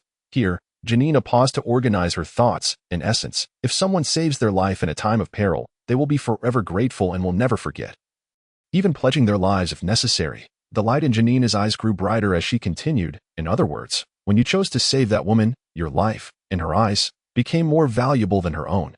Her explanation left Gray astonished. The Brotherhood's oath seemed paradoxical if they valued their own lives so highly. How could they later sacrifice themselves for others? Sol clearly shared Gray's confusion regarding such an oath among the Brotherhood members, and both were left to ponder the information Janina had provided. Satisfied with the impact of her words, Janina smiled softly. You need not be surprised. As I mentioned, this is closely tied to the Brotherhood's history. Their ancestors, during their flight, yearned for assistance, which is why such an oath came to be. Sol pondered this for a moment before nodding, accepting her explanation. As far as I know, very few have aided the Brotherhood. Those who did were executed by the nobles pursuing them. Could it be that the Brotherhood managed to find a home in the Marsh of Death with the help of someone? Sol's quick reasoning suggested that if the Brotherhood had not received assistance, the oath could not have persisted. However, Janina shook her head at this point. As for that, I genuinely do not know. Is it that you do not know, or do you simply not wish to tell us? Gray asked with a teasing tone. Janina's ruby-like eyes blinked coyly. I truly do not know. Very well, we shall revisit this topic later. For now, we must see someone. Gray regarded Janina earnestly, choosing not to linger on the previous subject, and redirected the conversation to the matter at hand. Miss Janina. Your assistance is required this time. Janina glanced at Sol before nodding. Of course, I would be more than delighted to assist. Then, if you would both follow me. With that, Gray took a swift step forward. Leading the way, he was quite familiar with the path to the castle's secret chamber from his regular patrols. The guards stationed at the castle had already received orders from Count Lockton, allowing Gray and his companions to enter the chamber with ease. The dim and slightly damp chamber was devoid of candles, with only torches casting flickering shadows, rendering the confined space somewhat stifling. Baron Mura, perched upon a long bench, lifted his head as he saw Gray enter, rising hastily with a spark of hope illuminating his eyes. Viscount Kaichi, Baron Mura was the first to speak. You must save me. I mentioned to you before that I am merely a businessman. Do not be deceived by the facade of those who seem to heed my words. It is merely an illusion. They have entrusted me with the management of the commercial development of the territory, from which I extract a share. Upon hearing this, Gray glanced at Zanina, signaling her to take the necessary actions. Then inquired, why did you not voice your concerns when there were no issues? Do you believe it holds any weight now? Zanina, understanding his intent, scrutinized Baron Mura with her ruby-like eyes. Was it not for the sake of appearances? In negotiations, one must project strength to gain the trust of others. Baron Mura's face reflected deep regret. Gray settled onto another long bench and gestured for Baron Mura to sit. However, those nobles supported you in every public venue. Surely it was not merely a matter of commercial dealings. Upon hearing Gray's words, Mura appeared momentarily stunned, then abruptly stood, as if pricked by something on the bench. This must have been their plan from the outset. Yes, it must be so, those wretched scoundrels. At this juncture, Zanina had already averted her gaze, shaking her head gently at Gray, indicating that she had not detected any poison with similar attributes in Gray's wine. With this assurance, Gray felt considerably relieved as he observed Baron Mura's agitated reaction. Pondering to himself, if this is the case, then Baron Mellon has planned this far ahead, anticipating the aftermath with the scapegoats, such a shrewd figure as Baron Mura, ensnared so silently. If true, it merely underscores that everyone possesses a weakness. Preserving your noble title is not out of reach. Gray suddenly shifted his tone, a semblance of a smile gracing his face. Upon hearing Gray's words, Baron Mura clutched at this glimmer of hope, his eyes wide with astonishment, yet hesitance flickered across his features as if a thought had struck him. Gray's proposition was straightforward. Baron Mura was to act as the executioner for Earl Lockton in purging the northern noble factions of the Arryn territory. With Baron Mura's intellect, it would not take much contemplation to deduce the implications. Furthermore, the current dynamics within the Arryn territory necessitated Baron Mura's role in maintaining equilibrium. However, should Mura acquiesce, his family would irretrievably lose all honor within the noble circles of Arryn, relegating him to a mere henchman of Earl Lockton. From that point forward, his family would have to rely on the Lockton family for survival. Should they abandon him, darkness would be their only companion. Observing Mura's indecision, Gray stated coolly, Baron Mura, when a decision must be made, it must be decisive. The Earl does not possess much patience at present, and your role seems to hold little significance to the greater scheme. This remark was pointedly direct, conveying to Mura that this was his solitary opportunity while simultaneously warning him that, in the eyes of Earl Lockton and Gray, he was now an expendable asset. Upon hearing this, Mura trembled, his eyelids fluttering open as he regarded Gray intently. Then his entire form slid from the bench, and he knelt upon the ground. Following this, he buried his head deeply into the floor, his large face nearly pressed against the ground. Perhaps due to the oppressive heat, sweat cascaded down his body, soaking the area beneath him. Gray observed Mura's display of submission with increasing amusement. While Zanina regarded the scene with a mix of disdain and scorn, her gaze fixed on the quivering figure of Mura, resembling a helpless creature. Sol, witnessing Mura kneel before Gray in a manner befitting a servant, felt profoundly impacted. Just over a month prior, he vividly recalled a banquet hosted under the auspices of Baron Mura, which had summoned Gray from hundreds of miles away, where even the traps laid for him had to be silently endured. Yet now, the once triumphant Baron Mura was kneeling before this young man, who had been his inferior less than 6 months ago. Sol was compelled to confront the undeniable truth he had resisted for the past month. Gray had grown significantly more powerful, and he must now reckon with Gray's new status and identity. Haha! Gray's hearty laughter interrupted Sol's reverie, as he exclaimed, Baron Mura, what is this? Rise, Do you not recall the words you once shared with me? We will have further opportunities for collaboration. As he spoke, he assisted Baron Mura to his feet.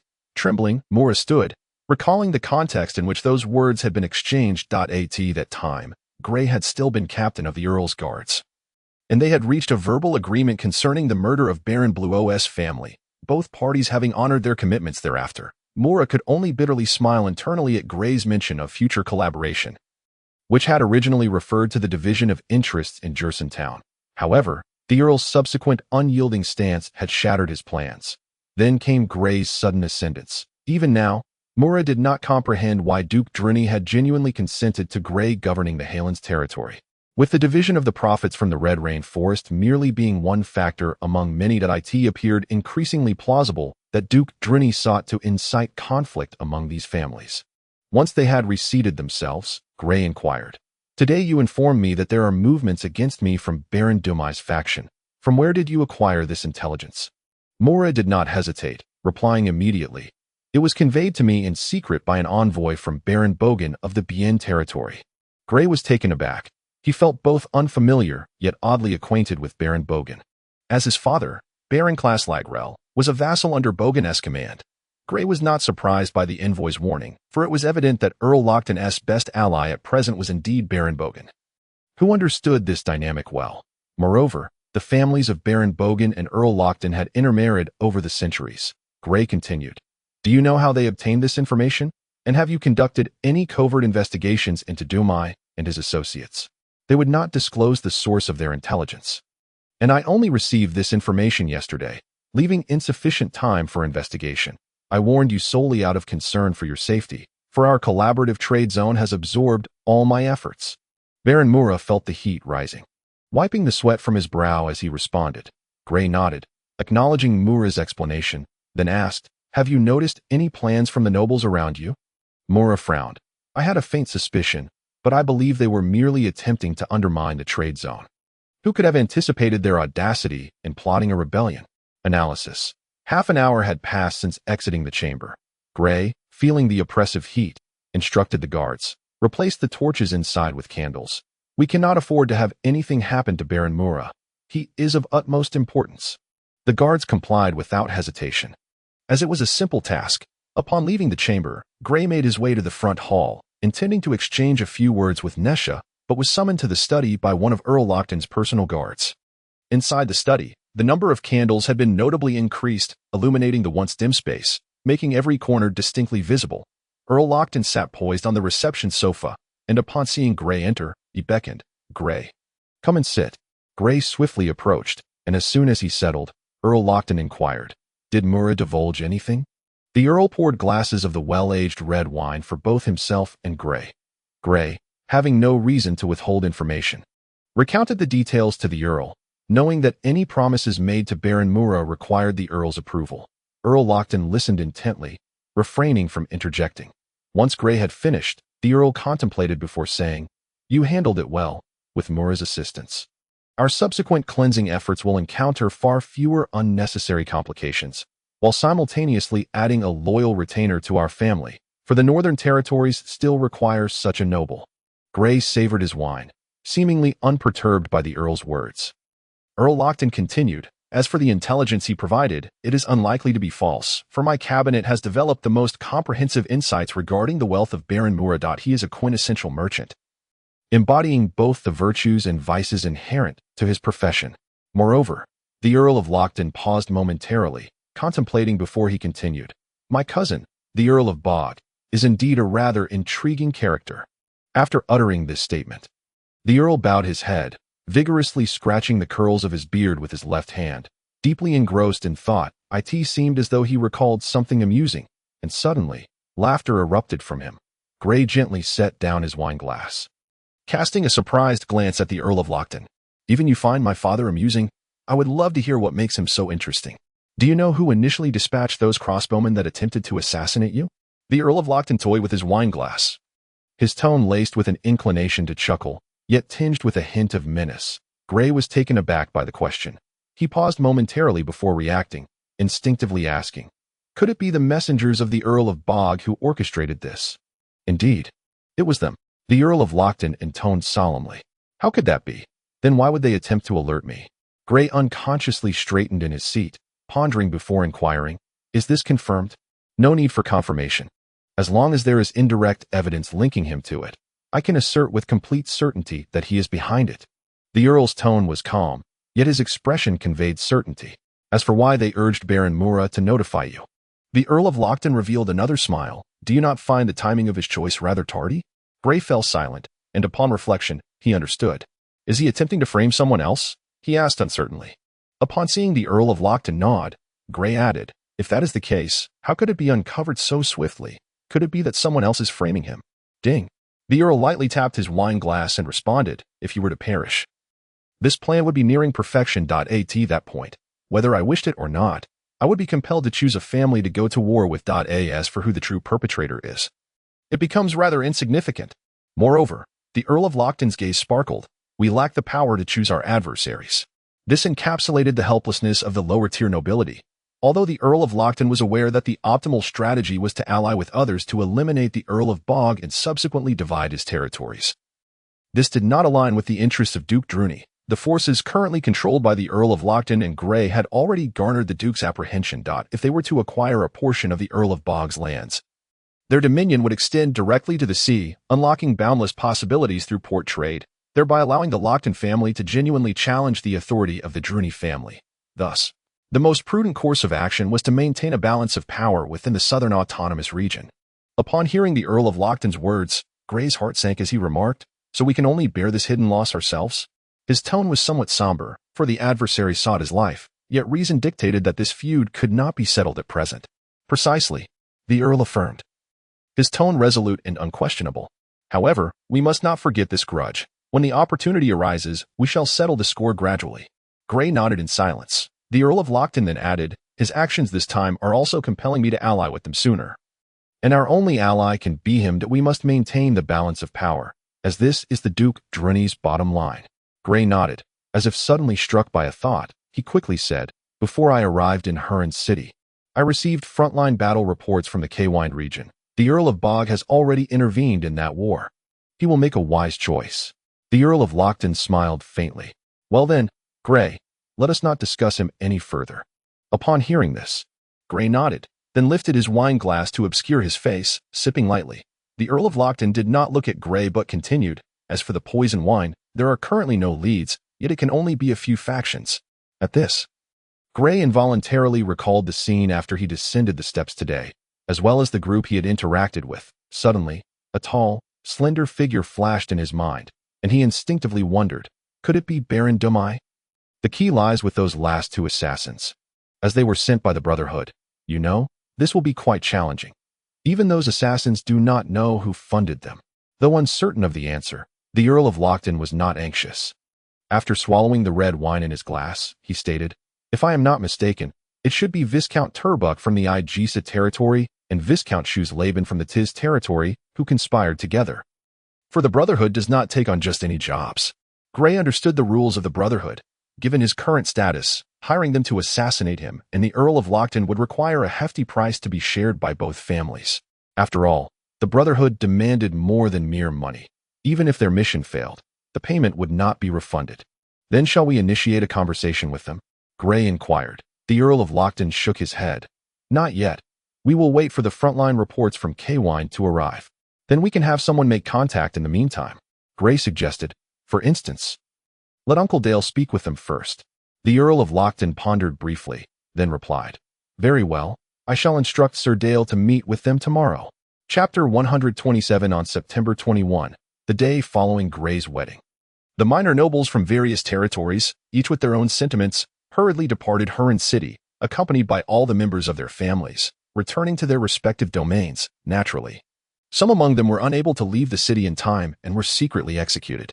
Meanwhile, Baron Mura, who had been confined in a secret chamber for an entire day, set forth at dusk, leading a contingent of cavalry on a clandestine journey back to his own territory, while the citizens of Harland City remained engrossed in the wedding festivities of Miss Nisha and Viscount Ketch.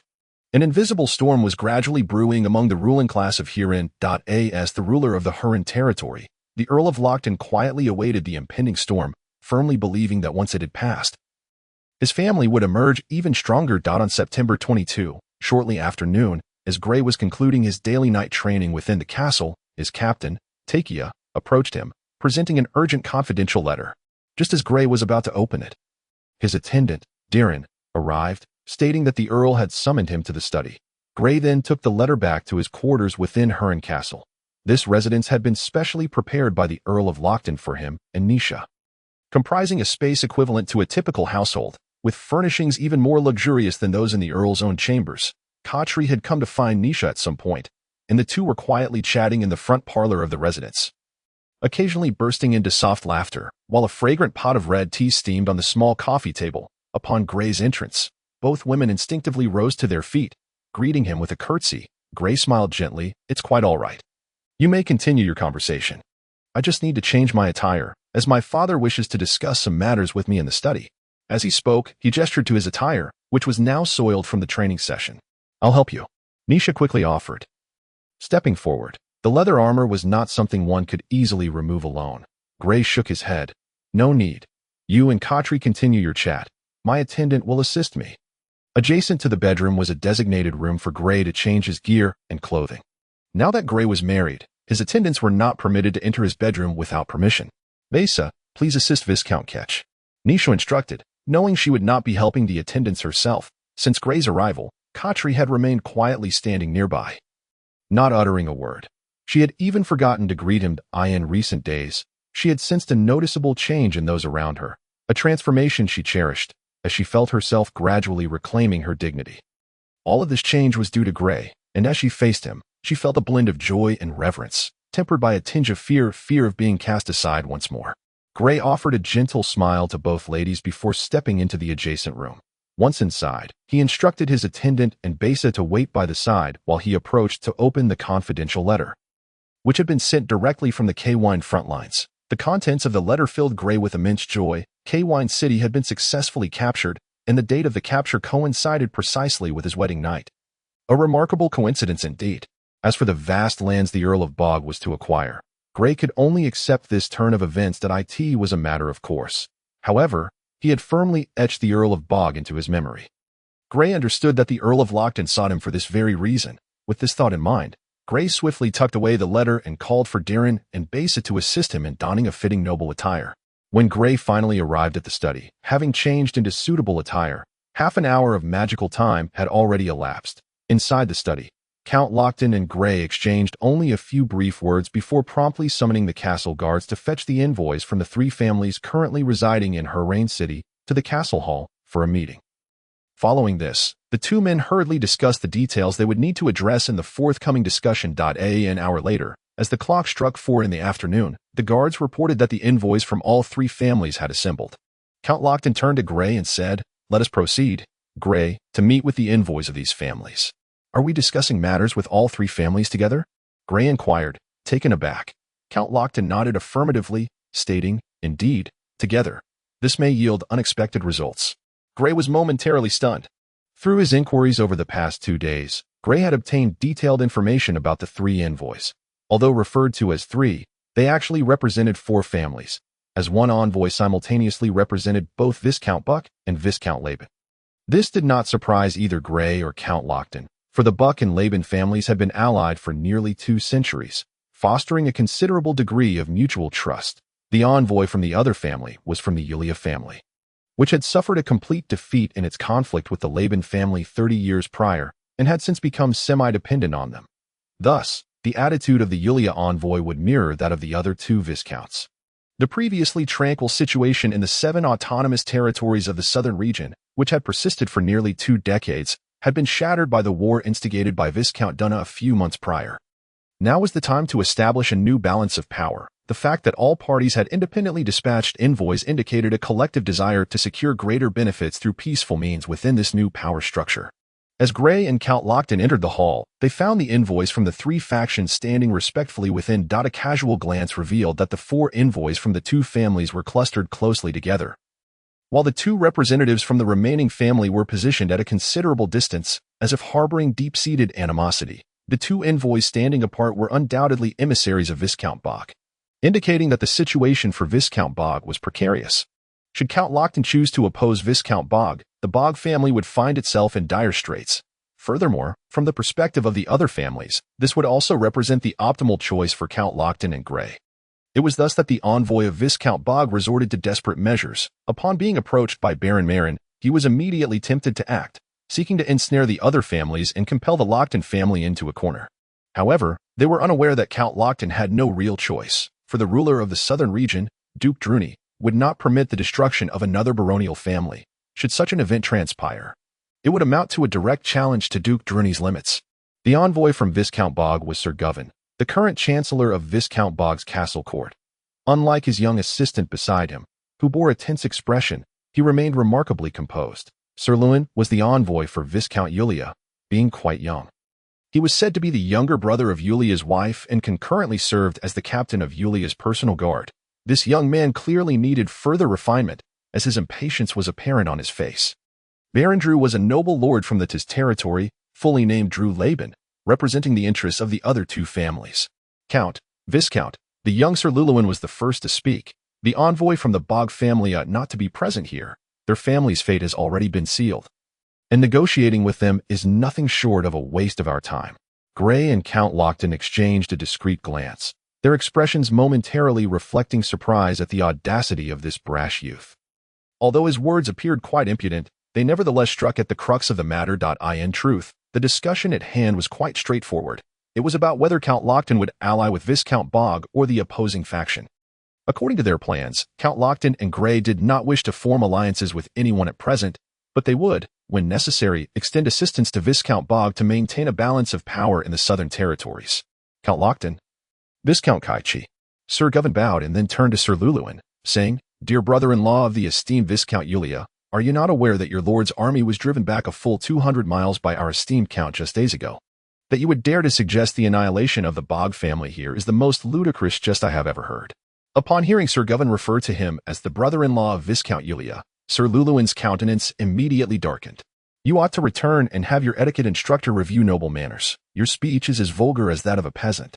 Sir Govan replied earnestly, "My statement appears to be factual. Are you not indeed the brother of Viscount Yulia's wife?" "You." Sir Luluin stammered, as though something had lodged in his throat, his face reddening with suppressed fury that he struggled to rein in his anger. "An impolite old fool.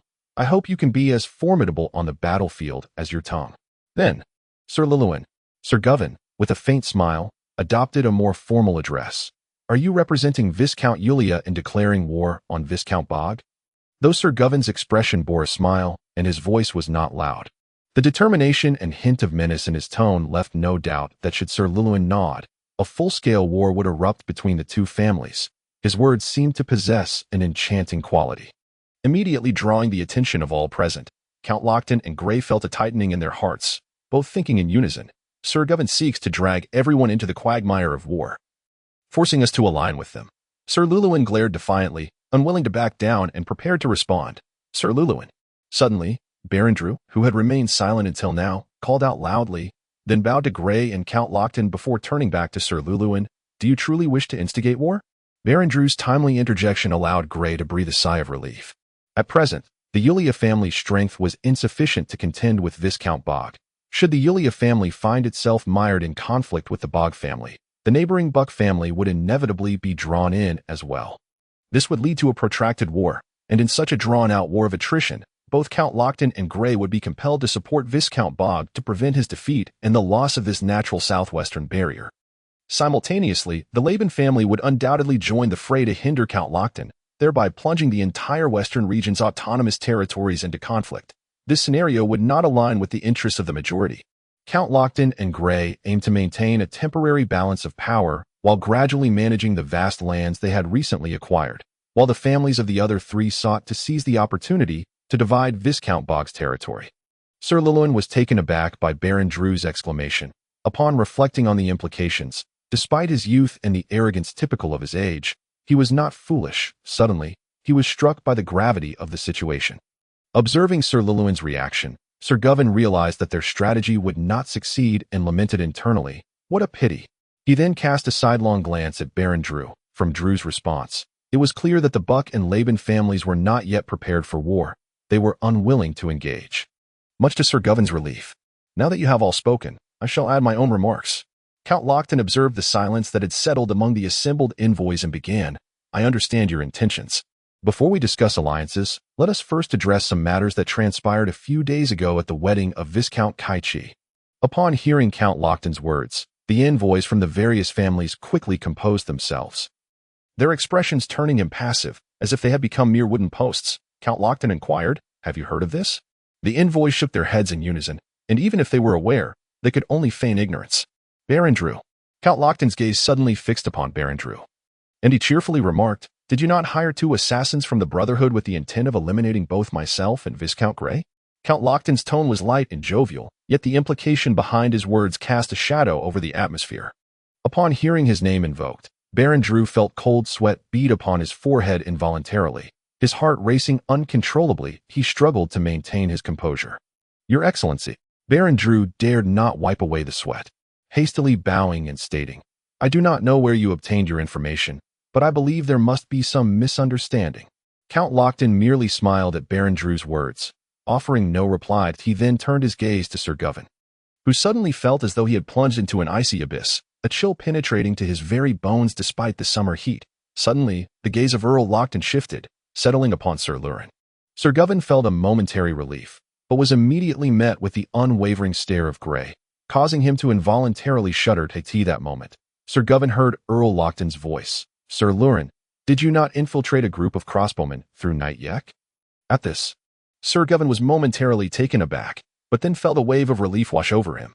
Yet, Grey's piercing gaze remained fixed upon him, compelling Sir Govan to maintain a facade of composure. Sir Lurin, utterly confused, realized he must deny the accusation immediately. "This must be a misunderstanding. Earl Lockton, please, you must believe me. I have not met anyone these past few days." Chapter 129. Conclusion of the meeting. Earl Lockton's blunt remarks were a result of prior arrangements with Grey, both concluding that, given their lack of options, there was no need for further verbal sparring. Earl Lockton, Baron Drew, at that moment, managed to steady himself. He took a small step forward, fixing his gaze upon Earl Lockton, and inquired, "Are you intending to ally with the Borg family?" The implication of Earl Lockton's words was almost explicit. It was clear, even to a fool, what his intentions were. Sir Govan felt a surge of amusement within. Yet he knew he must remain silent. "Earl Lockton, I regret to say that I do not understand why you would make such a choice." Sir Lurin involuntarily stepped forward. "If we were to ally, within 3 months at most, the entirety of the Borg family's territory would be ours." As Sir Lurin envisioned the conquest of the Borg family's domain, he swallowed hard and continued, "In that case, our territory would facilitate maritime trade. Thus, even if Drew..." "Sir Lurin," Baron Drew interjected sharply, "please be mindful of your words." His voice was loud enough that the latter part of Sir Lurin's statement was lost on the others. Earl Lockton laughed heartily. "Sir Lurin, do not speak to me of invisible promises lightly." With that, Earl Lockton rose to his feet, took a step forward, and fixed his gaze upon Sir Govan. "My cousin from the Borg family. I trust you have prepared a splendid gift for me. Do share it so that they may hear as well." Sir Govan was taken aback, suddenly realizing that this nobleman intended to raise the stakes. His eyelids flickered slightly as he quickly glanced at Earl Lockton, whose ambiguous expression tightened his chest. Grey turned to look at Earl Lockton, and at that moment, he could not help but admire his prowess. Such pressure forced Sir Govan to reveal his strongest card. "We can offer a 30% share of the trade zone from a port city. What do you think?" Sir Govan gritted his teeth, mentioning only the port city without specifying which one. Grey's eyes lit up, immediately calling out a city name, Balance City. "How about 30% of the trade zone from Balance City, Sir Govan?" All present turned their attention to Grey upon hearing his words. Even Sir Lurin and Baron Drew displayed expressions of disbelief, but soon their gazes returned to Sir Govan. In the southern region of the Alien continent, specifically the southern boundary of the human kingdom. All port cities, aside from Psycha City controlled by Duke Drew, had Balance City as the most prosperous. Earl Lockton, upon hearing Grey's words, could not help but feel a sense of approval. Sir Govan, upon hearing this, turned to Grey, a look of regret washing over him that he subtly raised his head, quickly glancing at the 2 envoys beside him, whose faces were evidently mocking. Just as he pondered this, Sir Lurin grinned and said, "Earl Lockton, Viscount Kaichi, should you wish to ally with us, after we conquer Balance City, the entire city shall belong to you. What do you say?" Baron Drew furrowed his brow but soon relaxed. Indeed, while Balance City is significant, I believe our friendship holds greater value. Upon hearing these words from the two men, Earl Lockton and Gray exchanged silent amusement, thinking, Sir Govan is about to make his stance clear. Sure enough. As soon as the two finished speaking, Sir Govan's gaze flickered, and he declared, the Borg family will indeed offer 30% of the port trade zone from Balance City. Baron Drew and Sir Lurin's smiles froze upon hearing this. Both were left momentarily stunned, even questioning if they had misheard. However, Sir Govan continued, the requisite commercial taxes must be paid in accordance with the laws of the human kingdom. That is only natural. Earl Lockton nodded, sharing a knowing smile with Gray. Sir Lurin and Baron Drew's expressions faltered, staring blankly at Sir Govan. But soon, Baron Drew regained his composure, realizing he must interject. Earl Lockton, Viscount Cage. Baron Drew fixed his gaze upon the two. Are you truly intent on becoming our adversaries? Have you not reconsidered? Upon hearing this, Earl Lockton squinted slightly. I do not wish to make enemies of anyone. Our relationship with the Borg Earl is merely a commercial cooperation. What?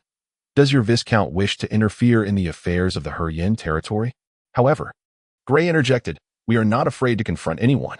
Hearing their words, Baron Drew's fingers involuntarily twitched, and he thought to himself, they wish to distance themselves, to fill their own bellies while seeking balance. If Earl Lockton were to remain uninvolved, then neither of their families could easily participate. Realizing this, Baron Drew understood there was no longer any need for discussion. He cast a sidelong glance at Sir Govan, who now comprehended the gravity of the situation and was filled with regret. He then glanced at Sir Lurin, whose expression was shifting as if he were about to speak, sensing impending trouble. Baron Drew swiftly stepped aside, positioning himself in front of Sir Lurin to obstruct his view and interrupt the words he was about to utter. Baron Drew remarked, Earl Lockton, Viscount Cage, in light of this, we shall not impose further. If you would kindly inform your captain of the guards, we shall take our leave today. Earl Lockton had previously ordered that unfamiliar outsiders were not to leave Huryen City freely, referring specifically to them. Thus they could not depart without his written command. Of course, Earl Lockton nodded. You are free to leave at any time. Without a moment's hesitation, Baron Drew turned on his heel, casting a cold glance at Sir Lurin before swiftly exiting the hall. Sir Lurin, visibly startled by Baron Drew's warning, disregarded all else and hurriedly took his leave from Earl Lockton. Gray observed the departing four with a cold smile, thinking that if they were allowed to return safely to their territory, his own expression would indeed sour. Thus they must be eliminated. However, it could not occur within Huryen City, as that would provide grounds for reproach. As long as it happened elsewhere, it would be acceptable.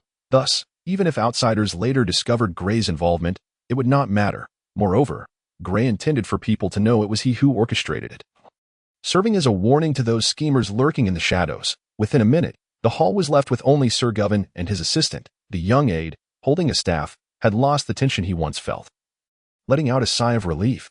Yet at that moment, Gray descended the steps, approaching Sir Govan before halting. With a slight smirk, Gray inquired, Sir Govan, I presume that the group of crossbowmen was arranged by you? Or perhaps it was your assistant?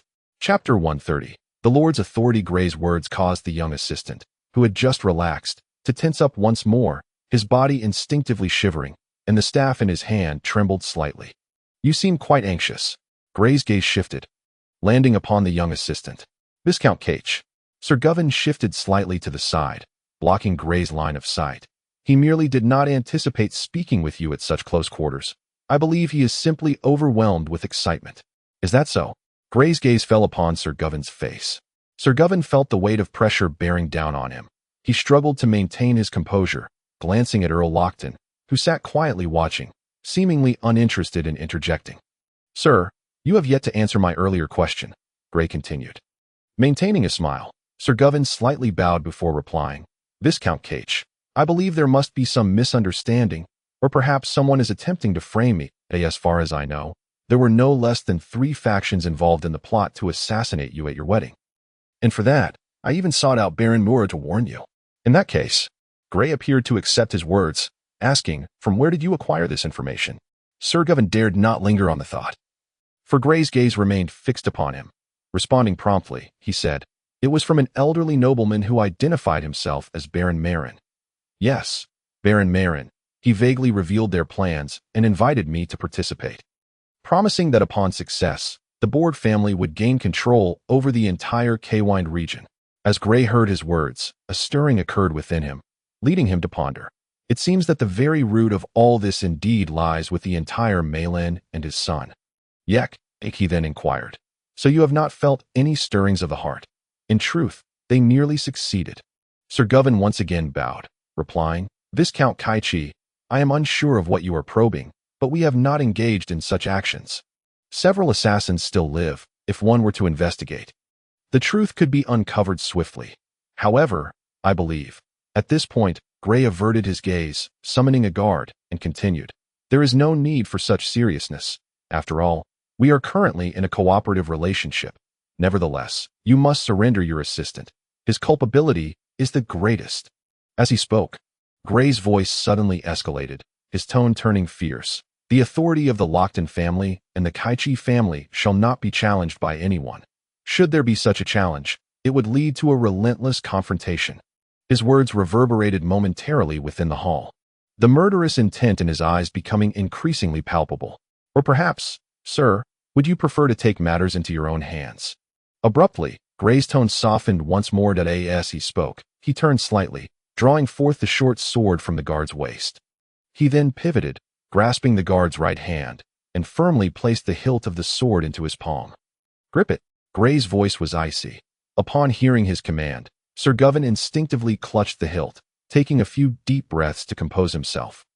Sir Govan realized the gravity of the situation. It was evident that the other party had uncovered the truth, and his assistant was as good as doomed. This was a warning issued to him. With this thought, Sir Govan tightened his grip on the hilt, stating, In that case, he certainly deserves punishment. Sir, the young man felt a sudden jolt of alarm, sensing danger, just as he was about to speak. A piercing pain shot through his chest, rendering him unable to utter the words that lingered on his lips. Looking down, he saw that Sir Govan had turned the short sword against him. Striking true to his heart, the blow was executed with precision and finesse, clearly indicating that the old nobleman's swordsmanship was far from lacking. Blood gushed forth from the wound, spilling along the blade's groove. While Sir Govan swiftly withdrew the sword, allowing the crimson spray to splatter upon him as the young man began to falter, Sir Govan pivoted, catching him before he could collapse, and then, bowing slightly, he presented the hilt of the sword before Gray. The entire sequence transpired in a matter of mere breaths. Gray grasped the blood-stained hilt, scrutinizing Sir Govan intently, as if attempting to peer into his very soul. Yet, he soon withdrew his gaze, returning the short sword to the guard, and gestured for him to step back. Sir Govan. At that moment, Count Lockton rose, hastening down the steps to stand before Sir Govan, gently patting him on the shoulder. He then remarked, The fault lies entirely with your assistant. My court's cabinet has made thorough inquiries. After you rebuffed that old Malin, your assistant, acting without your knowledge, sought him out and arranged for crossbowmen to attempt an assassination during the wedding of Viscount Kaichi. This was indeed true. Count Lockton's court officials had unearthed this much. Although the conspirators had operated covertly, employing no fewer than 3 intermediaries, the diligent officials of Harland City could still piece together the puzzle. I deeply apologize, Count Lockton, Viscount Kaichi. Sir Govan bowed once more in contrition. Gray chuckled lightly. Since the matter has been clarified, there is no need for further discussion on this topic. Let us instead turn our attention to the trade zone at the port of Baron City. Shall we, sir? The demand for the young assistant's life was not born from Gray's bloodlust, but rather stemmed from the necessity of issuing a warning. Otherwise, there could be a second or even a third attempt. It was crucial to remember that just a few days prior, they had indeed sought Gray's life. If such a warning were omitted, his authority in Sir Govan's eyes would be rendered worthless. The subsequent proceedings became significantly simpler. The 3 convened in the study for a brief discussion. Given the prior cooperation between the territories of Harland and Bien, reaching an agreement was relatively straightforward. Though some details regarding Baron City required further deliberation, these specifics would be entrusted to Sir Dale and Sir Light, who would personally negotiate in Baron City. Meanwhile, Baron Drew and Sir Lewin received Count Lockton's travel orders and, disregarding the night, promptly led their entourage out of Harland City. The following morning, upon rising, Gray received a secret missive from Knight Reyna, detailing matters concerning Scholar Mick. Gray scrutinized the letter repeatedly, not out of anger, but with a faint sigh of resignation. He understood that altering a tradition sustained for millennia was not a simple task. Even with his supreme authority in the Harland's territory, dissenters would undoubtedly emerge. Nevertheless, this decree must be enforced. Anyone who dared to obstruct him would face dire consequences. On the morning of September 25th, as Gray engaged in conversation with his newlywed wife, his captain of the guard, Tachia, abruptly entered, delivering a critical report from Pank. The message contained but a few terse words: "Clean it up." After receiving the information, Gray merely nodded. An hour later, he requested to return to his territory from Count Lockton, who readily acquiesced. Considering the time, it was evident that various factions had likely received detailed intelligence regarding Gray's wedding. He needed to return to his domain, as stability in Harland's was of utmost importance. Insha and Katerina naturally accompanied him, and Count Lockton personally escorted Gray out of the city, his eyes filled with reluctance, revealing the solitude befitting an elder, yet he refrained from uttering a single word of entreaty. As Gray prepared to depart, Sol and Janina unexpectedly appeared, joining him in leaving her yin city. In recent days, Sol had been quite busy, seemingly tasked with numerous responsibilities by Count Lockton, with Janina assisting him. Meanwhile, the female assassin from the Brotherhood slipped away unnoticed, her whereabouts unknown to anyone, including Gray, who had not even learned her name nor had the opportunity to express his gratitude in person. Concurrently, Sir Govan had already returned to the Bien territory. With Duke Borg stationed in the newly acquired Kaywine territory, he hastened to catch up with him. The border between Kaywine and the territory of Viscount Siku was where Duke Borg had stationed a contingent of troops and constructed several makeshift fortifications. So, the mission was accomplished satisfactorily. In the main tent of the Bien military, Duke Borg sat regally in the commanding chair, with Sir Govan, recently returned from her yin city, and his commercial advisor, a goblin named Monluin, seated beside him. The others had been dismissed from the tent. Sir Govan smiled faintly, appearing quite pleased, a stark contrast to the earlier discomfort in the Yin Hall. 30% of the trade zone at the port of Baron City is merely awaiting their representatives to negotiate the handover. Excellent, came a sharp exclamation from the side. Monluin's small goblin eyes sparkled with excitement. My lord, what do you think? Duke Borg's gaze fell upon Monluin, contemplating before asking.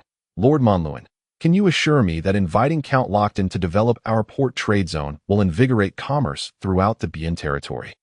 You must understand, my cousin is quite shrewd and has a ruthless streak. Monluin rose, asserting, My lord, you must comprehend that Baron City is currently in your possession, but it is nothing more than a burden. You lack the financial resources to develop it. I mean no offense, but you nearly drove Baron City to the brink of bankruptcy. You need capital and someone to stimulate trade. Duke Borg listened to Monluin's characteristic sharp tone, and the bluntness of his words left him feeling somewhat embarrassed. He glanced sideways, noticing that Sir Govan seemed lost in thought, as if he had not registered their conversation. Seemingly oblivious to Duke Borg's expression, Monluin continued. The geographical position of Baron City is even superior to that of Sika City. This port city is the closest to the Kreklura Islands and has direct trade routes to the northern Orc tribes. Lord Monluin, Duke Borg furrowed his brow. It is best not to mention Orc tribes within our human kingdom. If unavoidable, do refrain from adopting a friendly tone. Very well. Monluin shrugged, muttering under his breath. Stubborn old noble. Though his voice was low, both Duke Borg and Sir Govan could hear him, yet neither appeared to acknowledge the comment. Their expressions betraying no hint of awkwardness, indicating that such exchanges were not uncommon. All right, let us return to the matter at hand. Monluin seemed genuinely unaware that his remark had been overheard, continuing with the previous topic. However, why do so few merchant vessels choose to dock at Baron City, preferring instead to journey further to Sika City? Sir Jevin is quite knowledgeable in this regard, he interjected. This is due to the abundant goods in Sika City, where one can procure all the products and specialties from the entire southern region, compounded by their well-established port infrastructure. The goblin Monluin nodded in agreement. Indeed, the flourishing commerce of Sika City has rendered its citizens exceedingly wealthy, resulting in a consumption level that far surpasses that of Baron City. This explains why even merchants from the western continent prefer the more distant Sika City over the closer Baron City. A hint of concern crossed Sir Jevin's face. My lord Monluin, can you assure me that after Count Lockton learns of the true circumstances in Baron City, he will still be inclined to invest? Monluin affirmed with a nod. Rest assured, old sir, from what I understand, Count Lockton is no fool. Even if he realizes this is our deliberate arrangement, he will feign ignorance. However, your castle officials must cooperate thoroughly with them to convey our sincerity and integrity. You can count on that. I shall personally oversee their engagement. This was a matter of great importance for the Bien territory, and Sir Jevon must tread carefully. If we make too bold a move, might the Duke of Drini be displeased with us? This was a concern raised by Count Boge, as competing with Syca City essentially meant vying for business against the Duke of Drini. And Count Boge's apprehensions were not without merit. Monluin shook his head, which was nearly the size of his body, and said, "My lord, many of our goblin guilds have conducted investigations, and the Duke of Drini is currently troubled by the overextension of Syca City." As the Prime Minister, Sir Jevon possessed a requisite commercial acumen. "Indeed, my lord, if we develop Barren City, we could even stimulate the influx of goods from the western territories into Barren City. In time, Syca City would also benefit, as their local shops could procure the goods needed from the eastern cities without having to venture to the west." Their intentions were unmistakably clear. Syca City would handle eastern trade, while Barren City would manage western trade, with both cities exchanging goods to streamline transactions and simplify trade. The goblin Monluin appeared to envision a scenario where gold rained down, his small eyes shimmering with excitement. Collaborating with Count Lockton and Viscount Kaichi means that at least 1/5 of the goods from the southern region will flow into Barren City. Moreover, I have heard that Viscount Kaichi is planning to establish an inland trade zone in Jersenberg. If we partner with them now, the future of Barren City will hold limitless potential.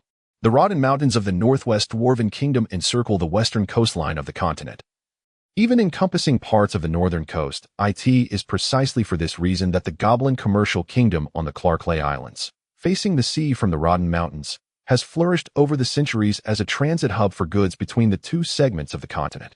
This also serves as the precondition for Jersentown's inland trade zone planning.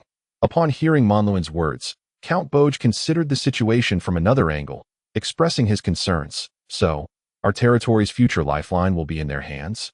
Whenever they wish, they could sever the supply chain of most goods to Barren City." Monluin, perplexed by Count Boge's words, replied, "I simply cannot fathom why you humans insist on rivalry when it would be far better for all to profit together. In the end, it is you who suffer the losses." Count Boge merely shook his head. "Sometimes, cultural differences render communication futile." He pondered for a moment. "Very well. After all, they are currently powerful, and if I can leverage their strength for my own development, it would be a boon. Let us proceed with your proposed plan, my Lord Monluin." Chapter 132. Gray and Count Lockton were, of course, unaware that the 3% trade zone in Barren City had already been prearranged by Count Boge and his commercial advisor, the Goblin Monluin. However, even if they were to discover this arrangement later, they would not be overly upset, for it was a win-win collaboration. That on September 28, Gray returned to his territory of Harland City with his newlywed wife. Nisha, Sol, and Zanina accompanied Gray to Harland City, as the matter concerning Ball had yet to be resolved. This time, Gray and Sol resolved to eliminate this troublesome issue once and for all. Investigating the magical tower was best left to the mages. Furthermore, Count Lockton had 1,500 troops stationed in Harland City, currently commanded by Mark, so Gray decided to reassign this military force to Sol. Upon returning to the castle, Gray first summoned his family knights and castle officials to meet their future lady of the castle. Katri, now Gray's sister, was also required to be present. This was her first close encounter with the power center of a territory. And standing on the steps, observing the bowing knights and nobles below, her vanity as a woman was instantly satisfied. However, when Katri saw Nisha seated regally in the Lord's chair, a wave of jealousy stirred within her. She loathed this feeling. She felt it was excessive, for everything she had now was granted by Gray, yet she found herself envying his wife, which was unwarranted. She quickly banished this jealousy from her heart. Just then, a female knight below captured Katri's attention. Her imposing presence, piercing gaze, and the 3 gruesome scars on her face were all captivating. Observing the position the knight occupied, Katri deduced that she held a high status in Harland City. Gazing at this knight, who was of a similar age, a longing to don armor surged within her. Gray, oblivious to his sister's burgeoning thoughts, would not have approved even if he had known, for from this day forth, Katri was a member of his family, and her existence was not merely to partake in battle. After a brief introductory meeting, Gray instructed his subordinates to retire to the adjacent lounge while only his steward, Ren, remained in the hall. "Nisha," Gray pointed to Ren. "This is our castle's steward. Ren. I brought him from Ehrenberg, and I was raised by his wife, so his etiquette may not be impeccable. Please don't hold it against him." Gray's tone was neutral, but the implication was clear. Unless he himself approved, Ren's position within the castle was unassailable. Upon hearing Gray's words, not only did Nisha turn her gaze to Ren's face, but even Khatri was observing him intently. Rest assured, Gray, I will ensure Ren becomes a competent steward. Khatri replied with a gentle smile. Besa. Gray called for his wife's maid. Besa understood the protocol well. In Harland's castle, Gray's word was law. She promptly responded, My Lord Viscount. Noticing that Gray did not look at her, he pointed to Ren and said, You will be Ren's assistant from now on, managing the castle's maidservants. Should any issues arise, it will be your responsibility. Understood, my Lord Viscount. Besa nodded. Now, Nisha. Gray turned to his wife. Have Ren arrange for 2 maids to help you familiarize yourself with the castle. And don't forget to allocate a space for Khatri to reside. She is now my sister.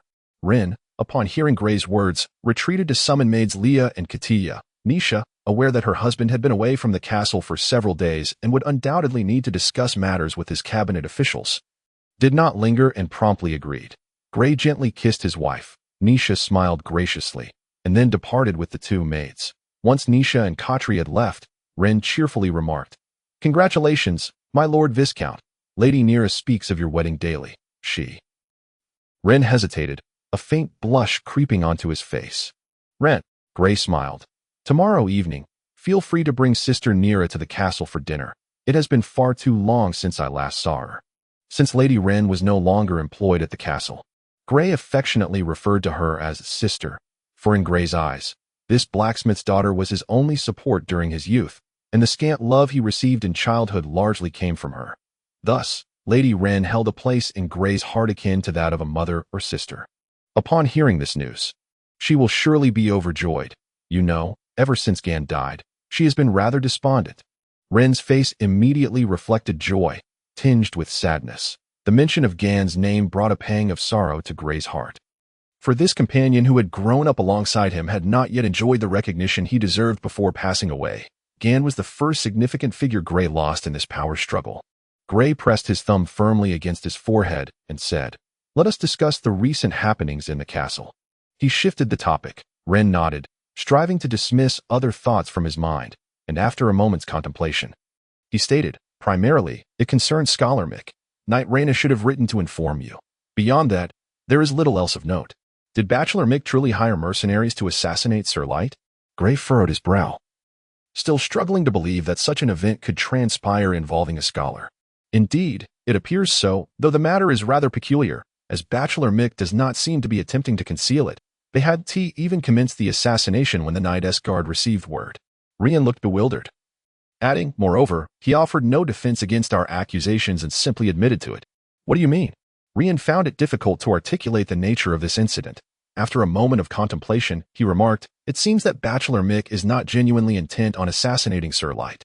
Is that so? Gray leaned back. If that is the case, it certainly raises questions. Is there truly such a thing as an assassination that is not for the purpose of killing? Gray could not bring himself to believe such notions. There must be more to this. Gray pondered, especially since this assassination attempt occurred while he was away from the Heron's territory. Should it have succeeded, the ramifications would be unforeseeable. I shall have a thorough conversation with Bachelor Mick, Gray declared resolutely. Is there anything else? Gray inquired. At this, Rian produced a small notebook sewn from coarse fabric, its handwriting appearing quite untidy, and he earnestly perused its contents. Rian seemed to have stumbled upon something of significance. One of the mercenary associates of Knight Pank, named Zamba, appears to be somewhat dissatisfied with the new decrees issued in the territory. He even advised Knight Pank to seek favor with another house. Pausing momentarily, Rian turned a page and continued. Yet, his other companion, a mercenary called Lua, is quite supportive of the decree. What is Pank's stance? Gray was solely concerned with that aspect. Rian contemplated briefly before responding. Knight Pank has made no public statement, but reports suggest he remains fairly loyal to you. However, Zamba poses a bit of a problem. Gray understood the intricacies involved. Having previously been mercenaries, their network of connections was extensive, since Pank had become a knight. His former acquaintances had gathered, eager to extract some advantage from him, which was only natural. Yet, among these individuals, there were surely rats from other families, and it was likely that someone had offered Zamba a tempting proposition, one sufficient to persuade him to counsel Pank to serve those families. Gray possessed some information regarding Zamba and Lua, Lua had once been the heir to a northern territory but had been outmaneuvered by his own brother, losing his claim and being exiled from his ancestral lands, ultimately becoming a mercenary. During the peak of their strength, Pang's mercenary band boasted 200 members, all thanks to Lua, a rare talent. As for Zamba, he was said to be the son of a northern rancher who, incited by others, poached a noble stag and, facing the prospect of losing a hand, managed to escape during a moment of inattention from the guards. Blessed with considerable strength, he ultimately became a mercenary. He was a typical warrior, rather short-sighted but lacking ill intent. However, such individuals are easily manipulated, which is why other family factions would choose him as a point of leverage. Nonetheless, such individuals are best controlled, provided one can exploit their weaknesses. By the way, Gray suddenly asked, how is the formation of the guard progressing? Rian hesitated, shaking his head. I'm not entirely certain. That responsibility falls primarily to Sir Light and Knight Rena. Gray paused, contemplating for a moment before rising.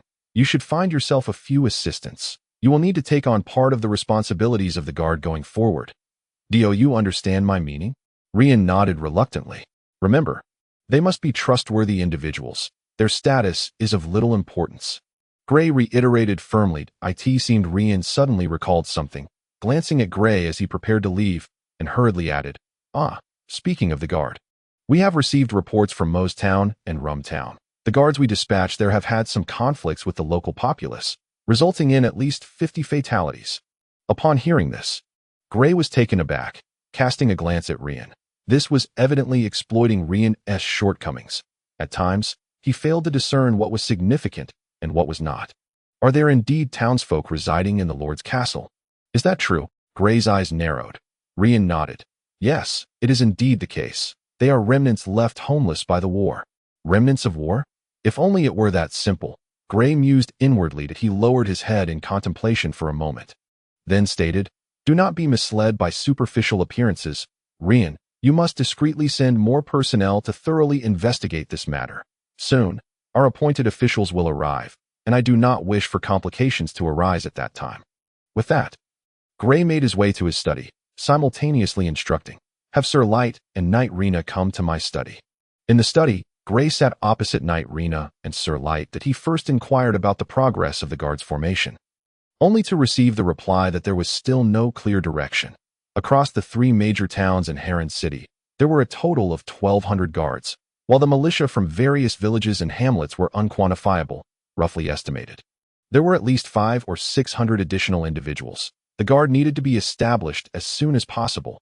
Gray was acutely aware that lax management of the lower-tier militia could sometimes lead to them transforming into highway robbers. With the imminent establishment of the trade zone in Jersontown, the security issues within the territory must be resolved thoroughly, making the role of the guard absolutely crucial. Furthermore, in the face of future reforms within the territory, the guard would serve as a sword in Gray's hand, which is why he was particularly invested in the establishment of this institution. However, there were certain matters he could not openly express to his subordinates. Sir Light was a quintessential idealist, and although the formation of the guard had been his proposal, he was blissfully unaware of Gray's true intentions behind it. Now, how do you both perceive the riots in Moe's Town and Rum Town? Gray posed this question abruptly. Upon hearing it, Sir Light and Knight Rena exchanged glances involuntarily, before Sir Light cautiously replied, My lord, these incidents in the town should merely be regarded as security issues, hardly qualifying as riots. Would you not agree? Gray's gaze sharpened as it fell upon Sir Light's face. He did not pursue this line of questioning further, but instead asked, then, what do you both make of the fact that individuals have brazenly taken residence within the Lord's castle in these 2 major towns? Beads of cold sweat appeared on Sir Light's brow. Such occurrences typically arise in the aftermath of war. Both of you. Gray's gaze hardened, his tone growing stern.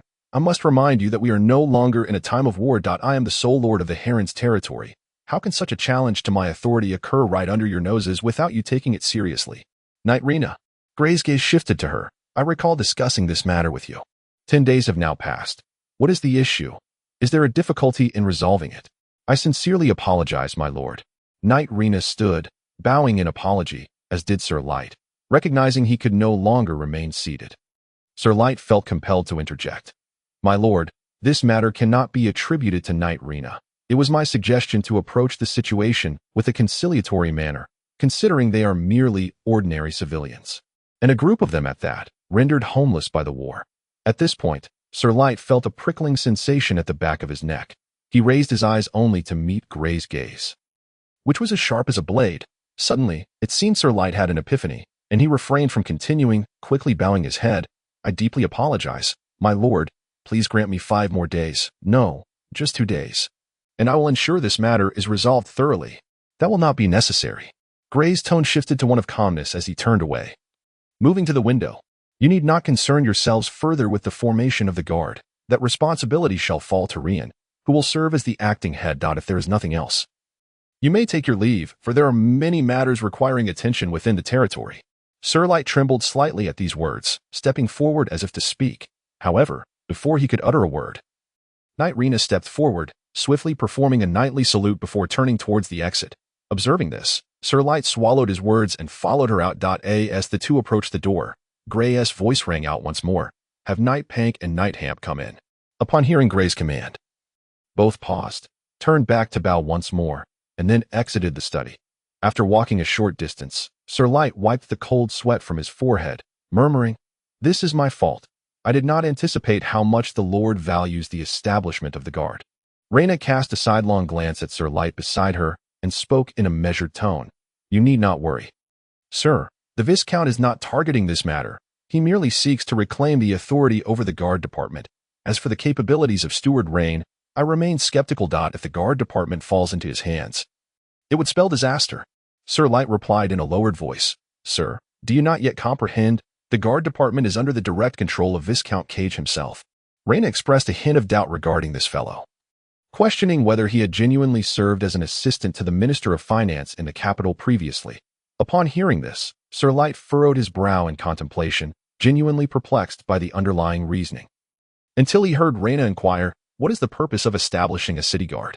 "Of course, it is to address urban security issues and combat those who contravene the laws of the Kingdom of Humanity. Simultaneously, it must assist the military in eradicating the banditry plaguing the territory." As the court minister of the Heron's territory, Sir Light was well aware of the responsibilities of the city guard. "Criminal behavior?" Rena chuckled lightly, her expression laced with derision. She had grown weary of the noble's tactics, the determination of what constitutes a crime merely a matter of some individual's whims.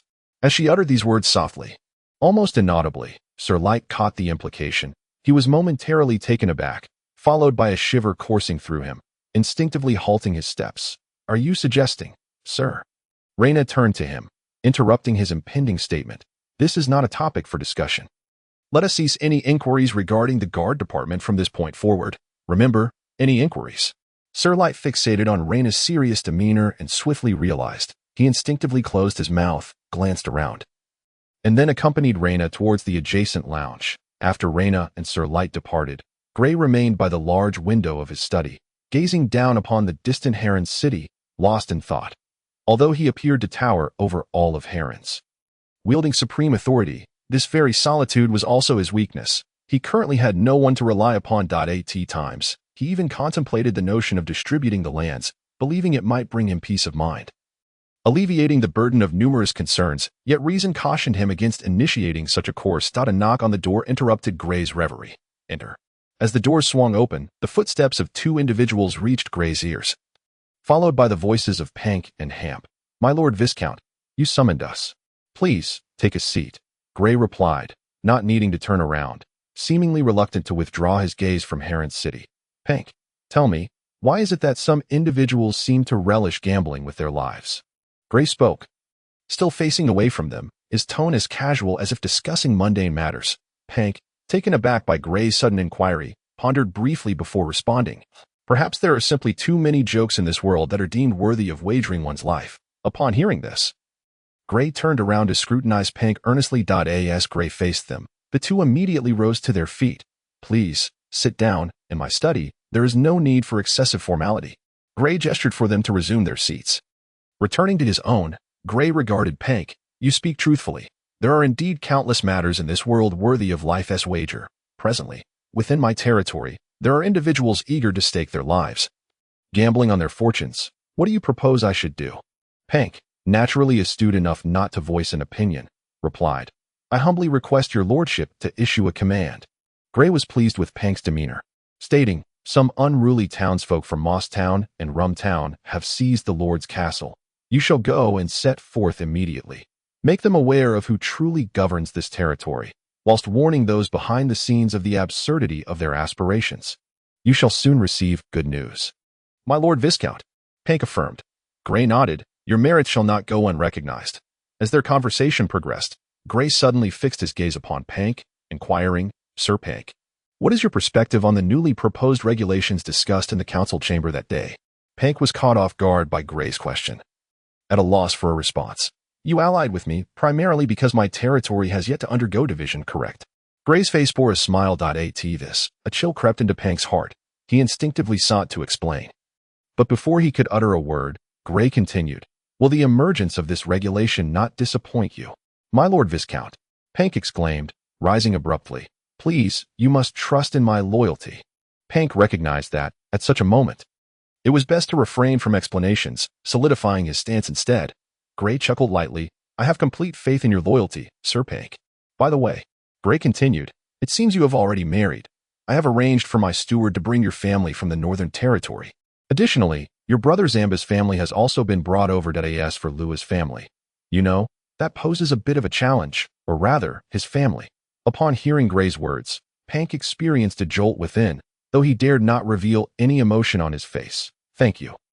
My Lord Viscount, Zamba will surely be overjoyed upon hearing this news. He greatly misses his parents and wife. Gray was well aware of Zamba's longing for his family, given Zamba's character.